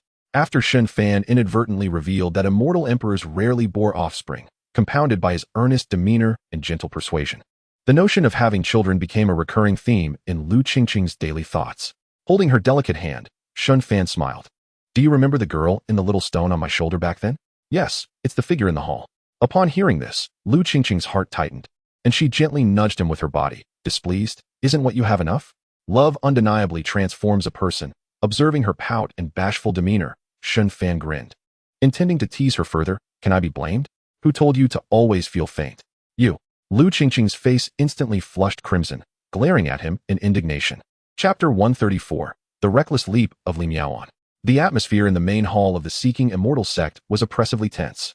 Li Miaoan stood within the hall, surveying the crowd, and then fixed her gaze on the composed sect leader among them, speaking coldly. "A year ago, your daughter Li Qiu launched a covert attack against me. And merely 6 months later, my parents met their untimely demise. Li Si, as the head of your clan, what audacity you possess. How dare you perpetrate such heinous acts against your own kin?" The sound of my reprimand reverberated through the hall, causing the esteemed elders surrounding the leader of the Xian sect to furrow their brows, their gazes icy as they fixed upon the woman before them. Even though Li Miaoan had yet to restore her former strength, she still dared to confront them directly. The reason was simple. Behind her stood 7 elders from her own lineage. It is noteworthy that Li Miaoan was once the designated chief disciple of the Xianxian sect, her innate talent unparalleled among its ranks. Typically, the chief disciple is poised to become the future leader. Regrettably, her fall from grace in a single encounter is now but a tale of the past. Yet, what astonished everyone was that Li Miaoan had miraculously returned alive after a year. Even her clan's soul lamp had been extinguished, and yet she had somehow been reborn? To claim she was an imposter or to demand a bloodline verification would be to underestimate the intelligence of those present. The leader of the Xianxian sect, Li Si, offered a faint smile and spoke softly, without any concrete evidence. If you can present proof, I, as the sect leader, willingly accept the clan's punishment. Li Miaoan's eyes narrowed. It was Li Qiu who had administered a lethal poison, the absolute qi powder, rendering her unable to withstand the assassination attempt. Even the protector had perished as a result. This incident had caused a considerable uproar within the Xianxian sect at the time. Yet, even if she spoke of it now, no one would believe her. However, if they were to employ the soul-searching technique to delve into her memories, they might uncover the threads of truth that could substantiate her claims. Nevertheless, to bring about a conviction would require a protracted period for proof to surface. This temporal gap would undoubtedly afford Li Si ample opportunity to strategize and exonerate himself. Yet for Li Miaoan, even a hint of skepticism was sufficient to deter Li Si from daring to harm her further. With this thought in mind, Li Miaoan looked at Li Si and sneered. I accept the clan elder's soul search. I wish to see if you have bribed them all. Mind your words. A white-robed elder standing on the sidelines admonished sternly. Li Miaoan smiled faintly and replied respectfully, Elder of the clan, please do not take offense. I merely fear that Li Si may attempt to obliterate my foundation. The atmosphere had turned confrontational. Li Si, however, merely smiled indifferently, unperturbed. The elder cast a glance at her and remarked blandly, though your body aligns with your soul, your aptitude pales in comparison to your former self. Who would care about you now? The elder's words were devoid of malice. They merely reflected the truth rather than an attempt to belittle her. Rising, Li Miaoan regarded the composed Li Si and retorted coldly, I return knowing I cannot expose you. But a sliver of doubt is enough to keep you from acting against me. My objective lies in acquiring the cultivation resources of the Xianxian sect. Sect leader, this is akin to a thorn in your throat. As she spoke, she turned away from the still smiling Li Si and continued. The suffering and resentment accumulated over 37,000 years in the lower realms will form the bedrock of my resolve. Li Si, pray that I do not gain the chance for rebirth, or your lineage shall be left to its own devices. The atmosphere grew heavy with tension. Even the elder who had accompanied Li Miaoan out of the grand hall felt a shiver run down his spine. From her words, it was clear that Li Miaoan's memories contained crucial clues. Otherwise, she would not have dared to confront the sect leader so boldly. Indeed, if a mere disciple of the Xianxian sect had made such a declaration, they would likely not last long. However, Li Miaoan's lineage held considerable power within the sect, and given her past potential, she could have stood on equal footing with the inner sect elders. Should Li Miaoan choose to remain within the Xianxian sect for her cultivation, any untoward incident could spell disaster for Li Si. At that moment, a law enforcement elder behind Li Si stated calmly, let us set this matter aside for now. However, to address the sect leader by name, disregarding respect, warrants the punishment of enduring the bone-scraping mountains gale for 49 days. This is the rule. Even if Li Miaoan were to suffer lasting consequences, she cannot seek recourse. This was the foundation of Li Si's unwavering composure. What of her position within the Xianxian sect? There were numerous ways to exert control over her. Li Miaoan chuckled coldly, then turned to the law enforcement elder and said, then, Elder, how about I double it once I have regained my strength? Upon hearing this, the law enforcement elder erupted in fury. Li Miaoan, you possess immense audacity. With his authority as a law enforcement elder, he had never been subjected to such insolence. Though he lacked any palpable power, his voice boomed, shaking the grand hall. Meanwhile, Li Miaoan remained steadfast, gazing calmly at the group before her, as if etching their visages into her memory. At that moment, a resonant voice echoed throughout the Xianxian sect. Indeed, to show such disrespect, the penalty shall be tripled. Are you satisfied with this? Upon hearing the decree from the back mountain, everyone present bowed deeply, exclaiming, Ancestor. Li Miaoan smiled faintly and gracefully bowed, saying, with the ancestor's command, I, of course, submit. It was evident to all that Li Miaoan had been personally acknowledged by the ancestor. This also meant that as long as she remained within the sect's confines, she would not face any calamity. The pressure now shifted onto Li Si, who, after the ancestor's unexpected intervention, remained unshaken as the leader of the sect, prepared to allocate resources to his favored daughter. Now, let us see what qualifications you possess to contend with me. Li Si thought to himself. Addressing the gathered elders with a faint smile, "Let us proceed, esteemed elders. There are numerous matters to attend to within the sect." As he spoke, he cast a cold smile at the elders from Li Miaoan's lineage and was the first to exit the grand hall. Suddenly, an admiring voice rang out from outside the hall. "I must say, the cunning of the leader of the Xian sect is quite impressive. There is a term that describes him perfectly, a smiling tiger. Wouldn't you agree, Qingqing?" "Indeed, you are absolutely correct." The voice was sweet and filled with charm. This unfamiliar voice caused the expressions of everyone present to darken as they turned in unison towards the corridor outside the hall, where a white-clad man leaned against the white jade railing, accompanied by a charming young woman beside him who gazed at the crowd, not far away. Upon hearing that familiar voice, Li Miaoan's body trembled, and she whipped around in shock. "Shen Fan, what brings you here?" Realizing this, the law enforcement elder in the crowd felt his rage rekindle and swiftly flew towards Shen Fan, bellowing, "You dare insult our sect's leader? Seek death." But before Shen Fan could make a move, a resounding slap echoed, sending the law enforcement elder crashing through the grand hall, his fate unknown. The onlookers could only stare in astonishment as an elderly man with flowing white hair, dressed in dark and light robes, bowed and smiled, saying, "These are mere trifles, ancestor. Please do not take offense." As the elderly man bent down, his joints emitted a series of sharp, cracking sounds, evidently the result of prolonged inactivity. However, upon glimpsing the old man's profile, the members of the Xian sect felt their pupils constrict and a shiver ran through their bodies. They hastily knelt on the ground, trembling as they spoke. As senior, the ancestor of the immortal king, even the distant Li Miaoan prostrated herself on the ground, displaying an astonishing lack of pretense. Where was the previous indomitable spirit she had shown in standing with the others? Unlike the tension and terror that enveloped the crowd, Li Miaoan, lying on the ground, tilted her pretty face, bewildered as she gazed at Shen Fan. Perhaps she wondered when this fellow had made acquaintance with her ancestral figure. Beside her, Lu Qingqing blinked her beautiful eyes at her. A fetid aura assailed Shen Fan, prompting him to scrunch his nose and exhale a faint breath, which helped to clarify the surrounding air somewhat.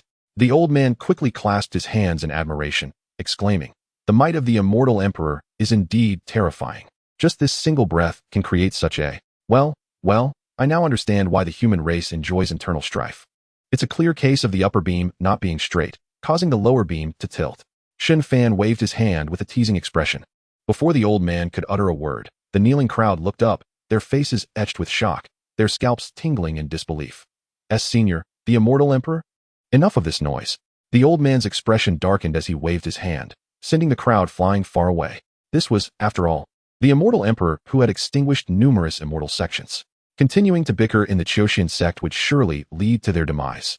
Fortunately, he had the foresight to shut down all enterprises related to the lower realms practitioners on the spot. Nevertheless, he chose to keep Li Miaoan behind. The old man then turned to Shen Fan, clasping his hands and smiling ruefully. "Well, jade must be carved to become a gem. The immortal emperor should understand that all major factions operate this way. Us old-timers have no say in it. We merely need to protect the 9 realms with our last breath. If we meddle in everything, wouldn't it be? All right, I've realized you're quite the chatterbox. Have you been buried for too long?" Shen Fan frowned, looking utterly speechless. His impatience prompted Lu Qingqing to pinch his thigh, signaling him to speak more tactfully. "Though I am invincible, having a sensible wife is a blessing. A wise spouse brings untold riches for generations."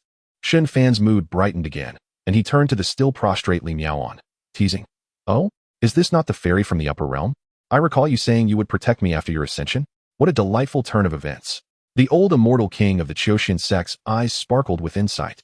Most factions were already aware of Shen Fan's origins as a practitioner who had ascended from the lower realm. To his astonishment, his own junior had such a connection with him. The old man then smiled broadly at Shen Fan, bowing slightly before turning to leave, entrusting the matter to the 3 of them. As for the Li family lineage, the old man decided to let them undergo reincarnation, to avoid causing further chaos and displeasing this formidable being.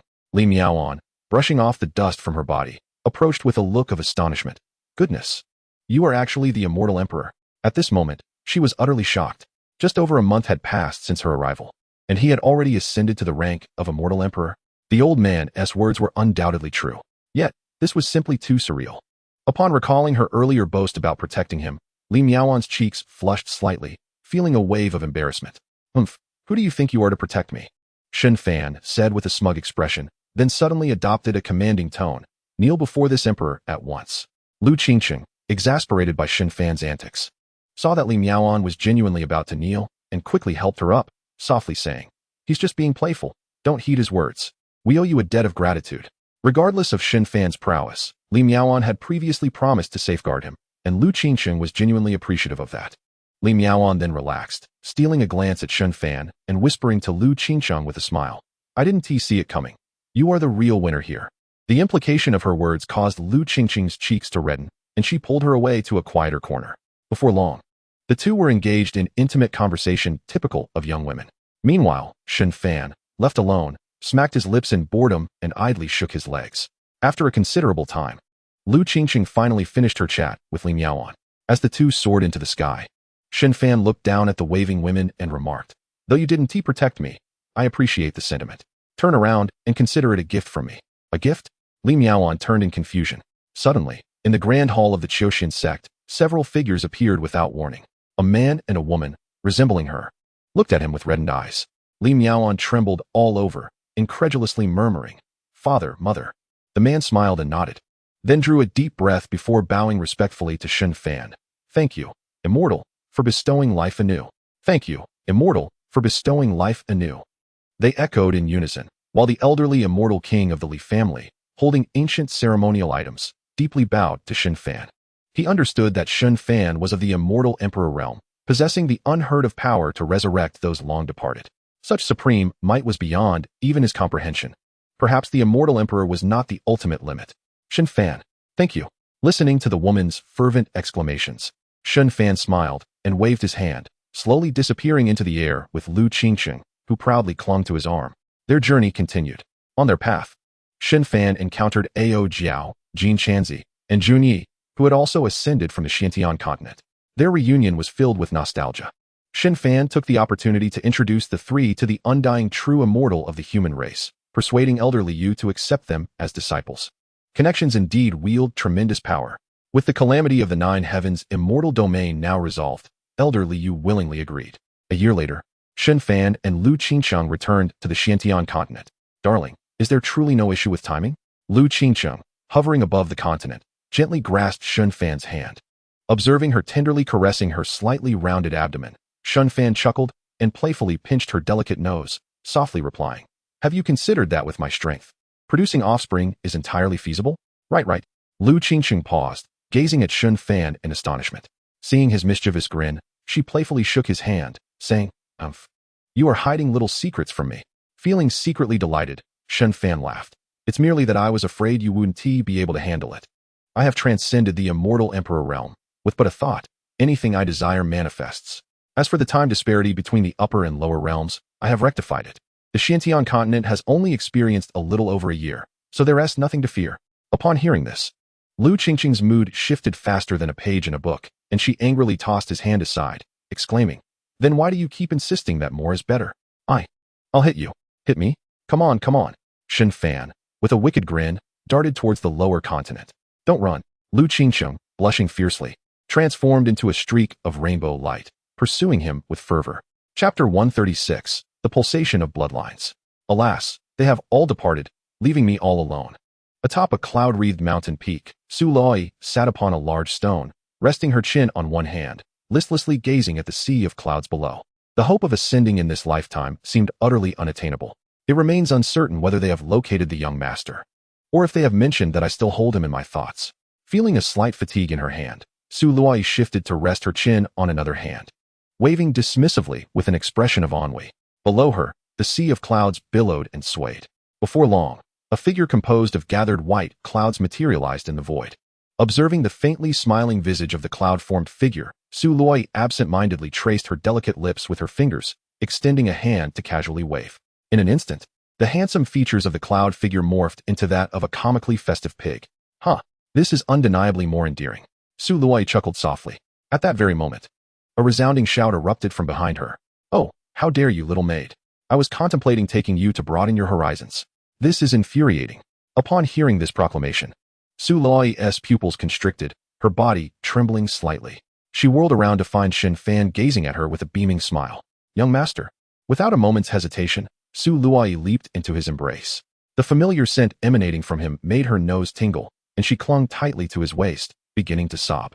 Why am I crying again? I have waited over 2,000 years for you to return. Finally sobbed Shen Fan's gaze flickered, observing as she slowly lifted her tear-streaked face to meet his eyes. Her eyelashes fluttered, and with a bashful expression, she stood on tiptoes, leaning closer. There are others. Huh? What? Su Luoyi's face flushed as she parted her pink lips, a look of confusion adorning her features. Oh, so it's you, Luoyi. Hearing that familiar voice, Su Luoyi recoiled like lightning, the traces of her tears vanishing in an instant. She cautiously glanced at Lu Qingcheng, who stood not far behind Shen Fan, and silently breathed a sigh of relief. Phew, it seems I have not been discovered. What harm is there in a simple embrace? Crafting a flimsy excuse for herself, Su Luoyi relaxed, watching Lu Qingcheng approach with measured steps, and forced a chuckle. Haha, Qingcheng, ah? Upon noticing Lu Qingcheng's abdomen, Su Luoyi felt as if struck by lightning, standing frozen in place. Hiss. At that moment, Shen Fan inhaled sharply. Both of them could see his astonished expression as he solemnly remarked, there is actually an unparalleled being in this realm. Allow me to investigate. You two converse well. Whoosh.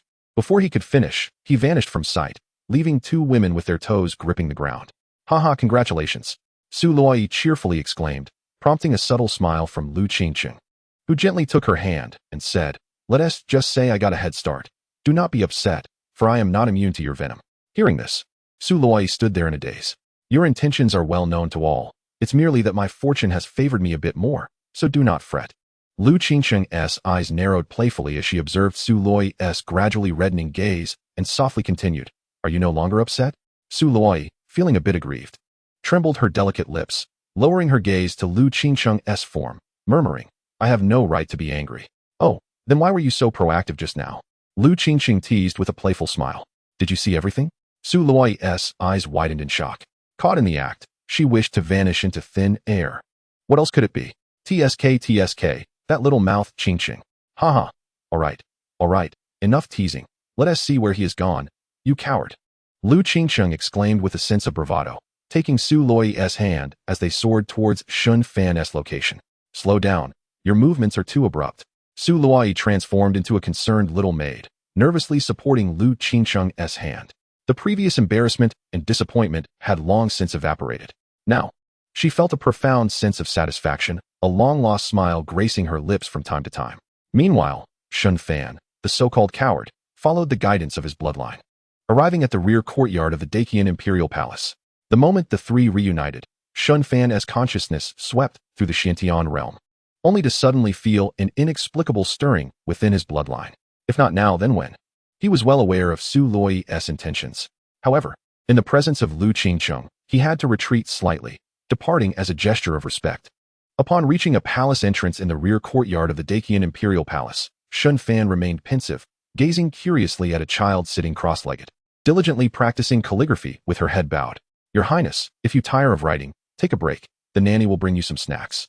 Beside her, Rome Mama leaned forward, casting a loving glance at the little girl.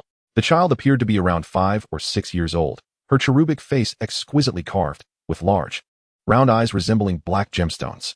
As she wrote, her two little horn-like braids bobbed back and forth, seemingly pouring all her energy into her craft. Thank you, Mama. I shall write a little more. You rest. Standing must be tiring. The girl, named Wan'er, smiled as she tilted her head to gaze at Rome Mama. Her jubilant little face, with her front teeth still missing, shone brightly as she smiled. Oh, if Mama isn't tired. Let us wait until your Highness finishes writing before we eat. Wan'er's obedient demeanor filled Rome Mama with affection. At that moment, an inexplicable surge of emotion welled up within Wan'er. She glanced curiously toward the palace entrance, where a dashing young man clad in white, with striking eyebrows and star-like eyes, smiled down at her.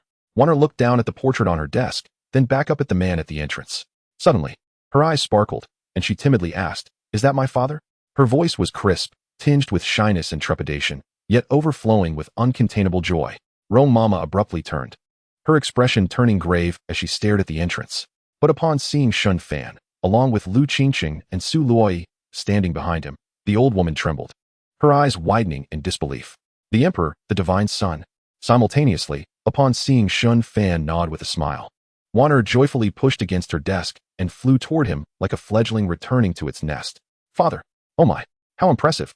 Shen Fan swiftly embraced the little one, his grin so wide it revealed his molars. From earlier confusion to the current stirring of blood, He had pieced together who had bestowed upon him the title of father. Who else could it be but from the Wanfeng Pavilion and the Bichuan incident?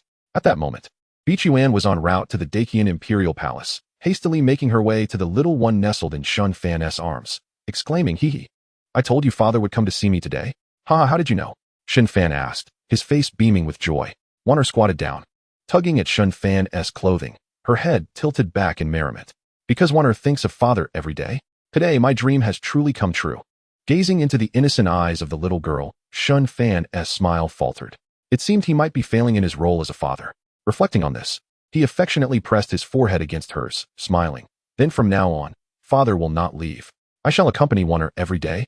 Wanner's eyes sparkled as she nodded vigorously, "Yes. Mother said father must save the world. Once you succeed, you will come back to find Wanner." "Father, since you said you want to leave, does that mean you have already succeeded?" Shen Fan winked at the little girl, a triumphant smile gracing his face as he replied. "Absolutely. Wow. I knew father was a great hero." The little girl clapped her hands in adoration, her eyes sparkling like stars. In her heart, Shen Fan felt a bubbling beauty, only to suddenly sense a piercing gaze behind him, reminding him of Wanner's earlier words about the term second mistress. Oh no. This place is ill-suited for lingering. Chapter 137, the grand finale, when floating white appears. Oh no. Could it be Eastern Emperor Yuluo? A faint sense of impending doom loomed, and Shen Fan's thoughts raced. He turned to the girl in his arms and smiled, asking, "Has anyone gifted you anything over the years, my dear Wanner?" Upon hearing this, Wanner mimicked Shen Fan's earlier expression, raising an eyebrow with pride as she began counting on her tiny fingers.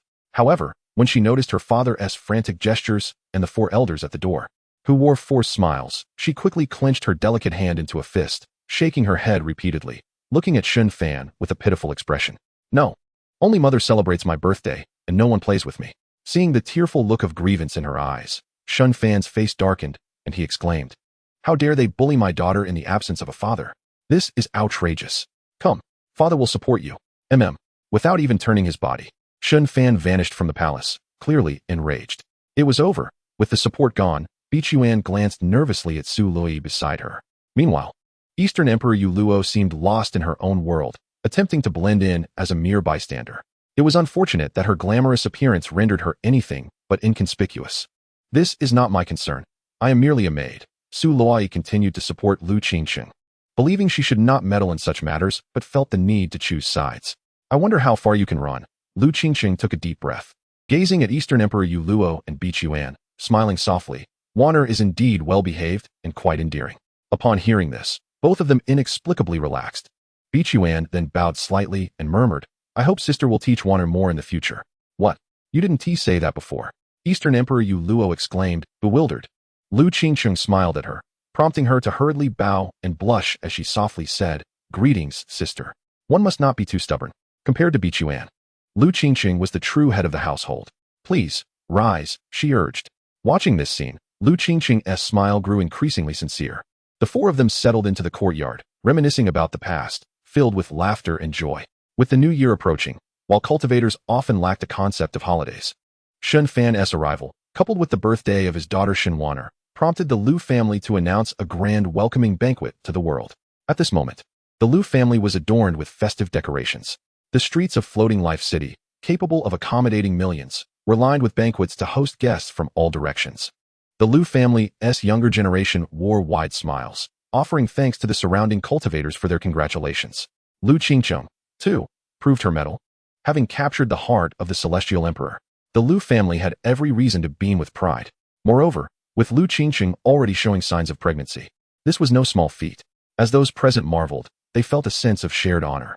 To partake in a banquet set by the Celestial Emperor was a tale that could be boasted about even in the afterlife. Just then, a ceremonial official called out loudly in the distance. The sect master of the Heavenly Question sect presents a 9-treasure glazed pearl for the birthday of Princess Shen Wanner. The chieftain of the wilds, Mang Man, presents an emperor-grade artifact for Princess Shen Wanner. Qin Weniang from the Qin family presents a half-saint fetal Dan. Chieftain Ao Kuang of the Dragon Clan presents an emperor's reverse scale. Master Wu Ming, a high monk from the Heavenly Spirit Mountain, presents an ancient Buddha Bodhi bead. Ancestor of the Demon Clan, Tian Yao Dao Run, presents a vial of Demon Emperor's blood. Zhang San, the son-in-law of the Xianming Holy Land, presents a pair of supreme treasures, the Yin Yang Dual Jade. Each announcement of treasures left the surrounding guests astounded. My goodness, such wealth. This must be the gathering of the continent's treasures, they murmured. Had it not been for the fact that Emperor-grade artifacts were reserved for foundational support, various factions might have offered them as gifts. Qin Wenyang had faced his share of hardships. A millennium ago, he was invited to lead the Qin family. Marking the end of his struggles, the crowd sighed in sympathy. Rumors surrounded the Qin matriarch's suicide, linking it to the celestial prince. Yet this was not a topic suitable for the occasion. How did the thief emperor arrive? Surely, this treasure cannot have come from a grave. A cultivator whispered cautiously. Shut your mouth. This is my betrothal gift. The raucous voice from the Liu family made the cultivator shrink back, feigning ignorance towards his companions with nervous laughter. Zhang San's audacity had once again left Shen Fan astounded. Observing the lewd expressions and gestures from Zhang San at the door, Shen Fan smiled and clasped his hands, saying, You two are a match made in heaven, well suited for one another. Lin Yuran quickly bowed in return, while Zhang San broke into a sweat, exclaiming, No, no, no. We cannot accept such a grand gift. If you feel bad for not attending our wedding feast, just send a few celestial artifacts our way. By my mother. This fellow has some nerve. The thief emperor's shamelessness was truly unparalleled. Such audacity could surely earn him the title of a thick-skinned emperor. The onlookers were left dumbfounded. Indeed, the thief emperor's thick skin and boldness were not mere boasts.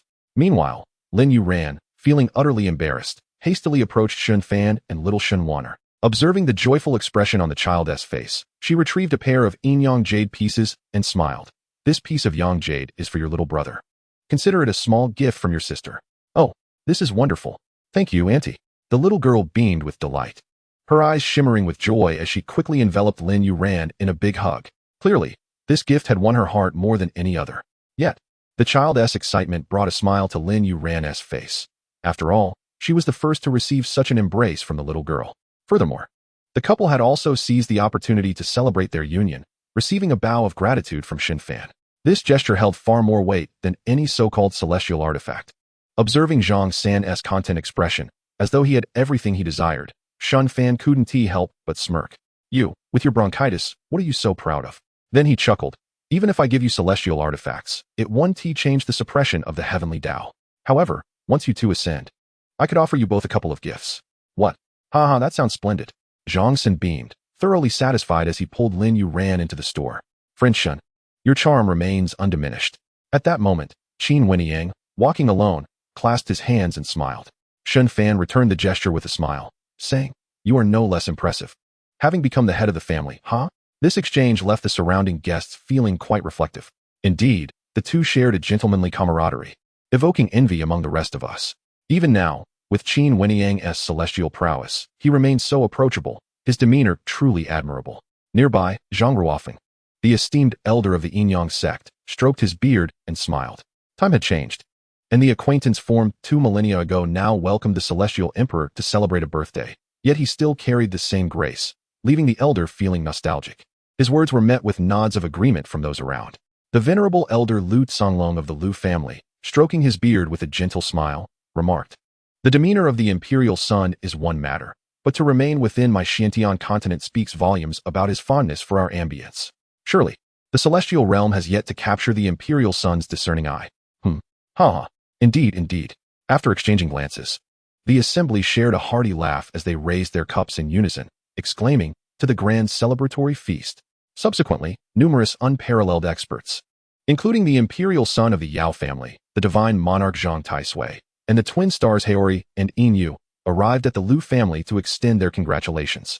Once all the dignitaries from various factions had been welcomed, Shen Fan finally embraced his daughter Shen Wanner and took his place at the main seat. As he settled in and prepared to raise his cup, the gathering witnessed a subtle smile grace his lips. Now we are complete. In the hall, 3 beams of light flickered momentarily. Ao Jiao, Jin Chanzi, and Jun Yi stared blankly at the crowd. Upon recognizing the smiling faces of Shen Fan and Lu Qingqing, Ao Jiao joyfully exclaimed, Oh, how fortuitous our arrival has been. She promptly took her seat, squeezing onto the bench alongside Su Loi. The Dragon Clan, initially filled with excitement, especially Ao Kuang, the father, found amusement in their daughter's antics, chuckling inwardly at her demeanor. The road ahead is long and arduous. Nearby, Jin Chanzi hastily put away his prayer beads and grinned. Hey, this humble monk has decided to indulge in a few cups today. I trust the Buddha will not hold it against me. I shall drink to my heart's content. Jun Yi smiled faintly at Shen Fan before taking a seat.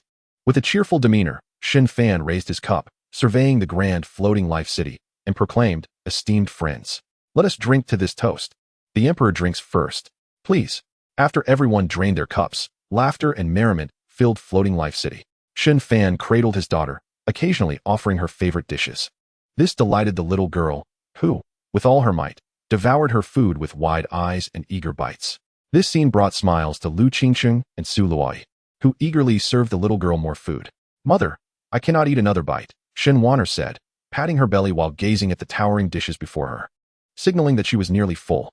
Yet, each time Shen Fan offered her more, the little girl eagerly dug in, displaying a commendable appetite for her father's offerings.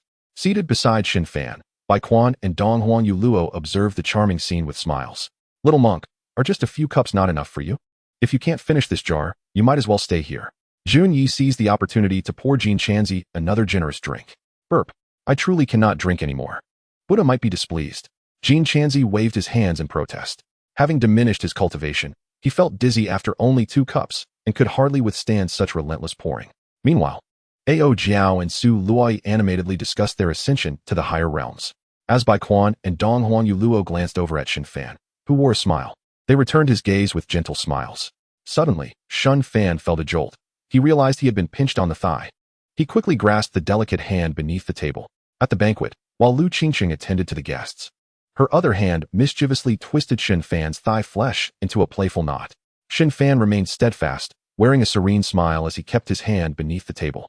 Just as he intended to grasp Lu Qingcheng's hand, she deftly intertwined her fingers with his, tightening her grip on his slender hand. Observing the joyous commotion of the gathering, Shen Fan smiled softly. "This is indeed a most comfortable place to be."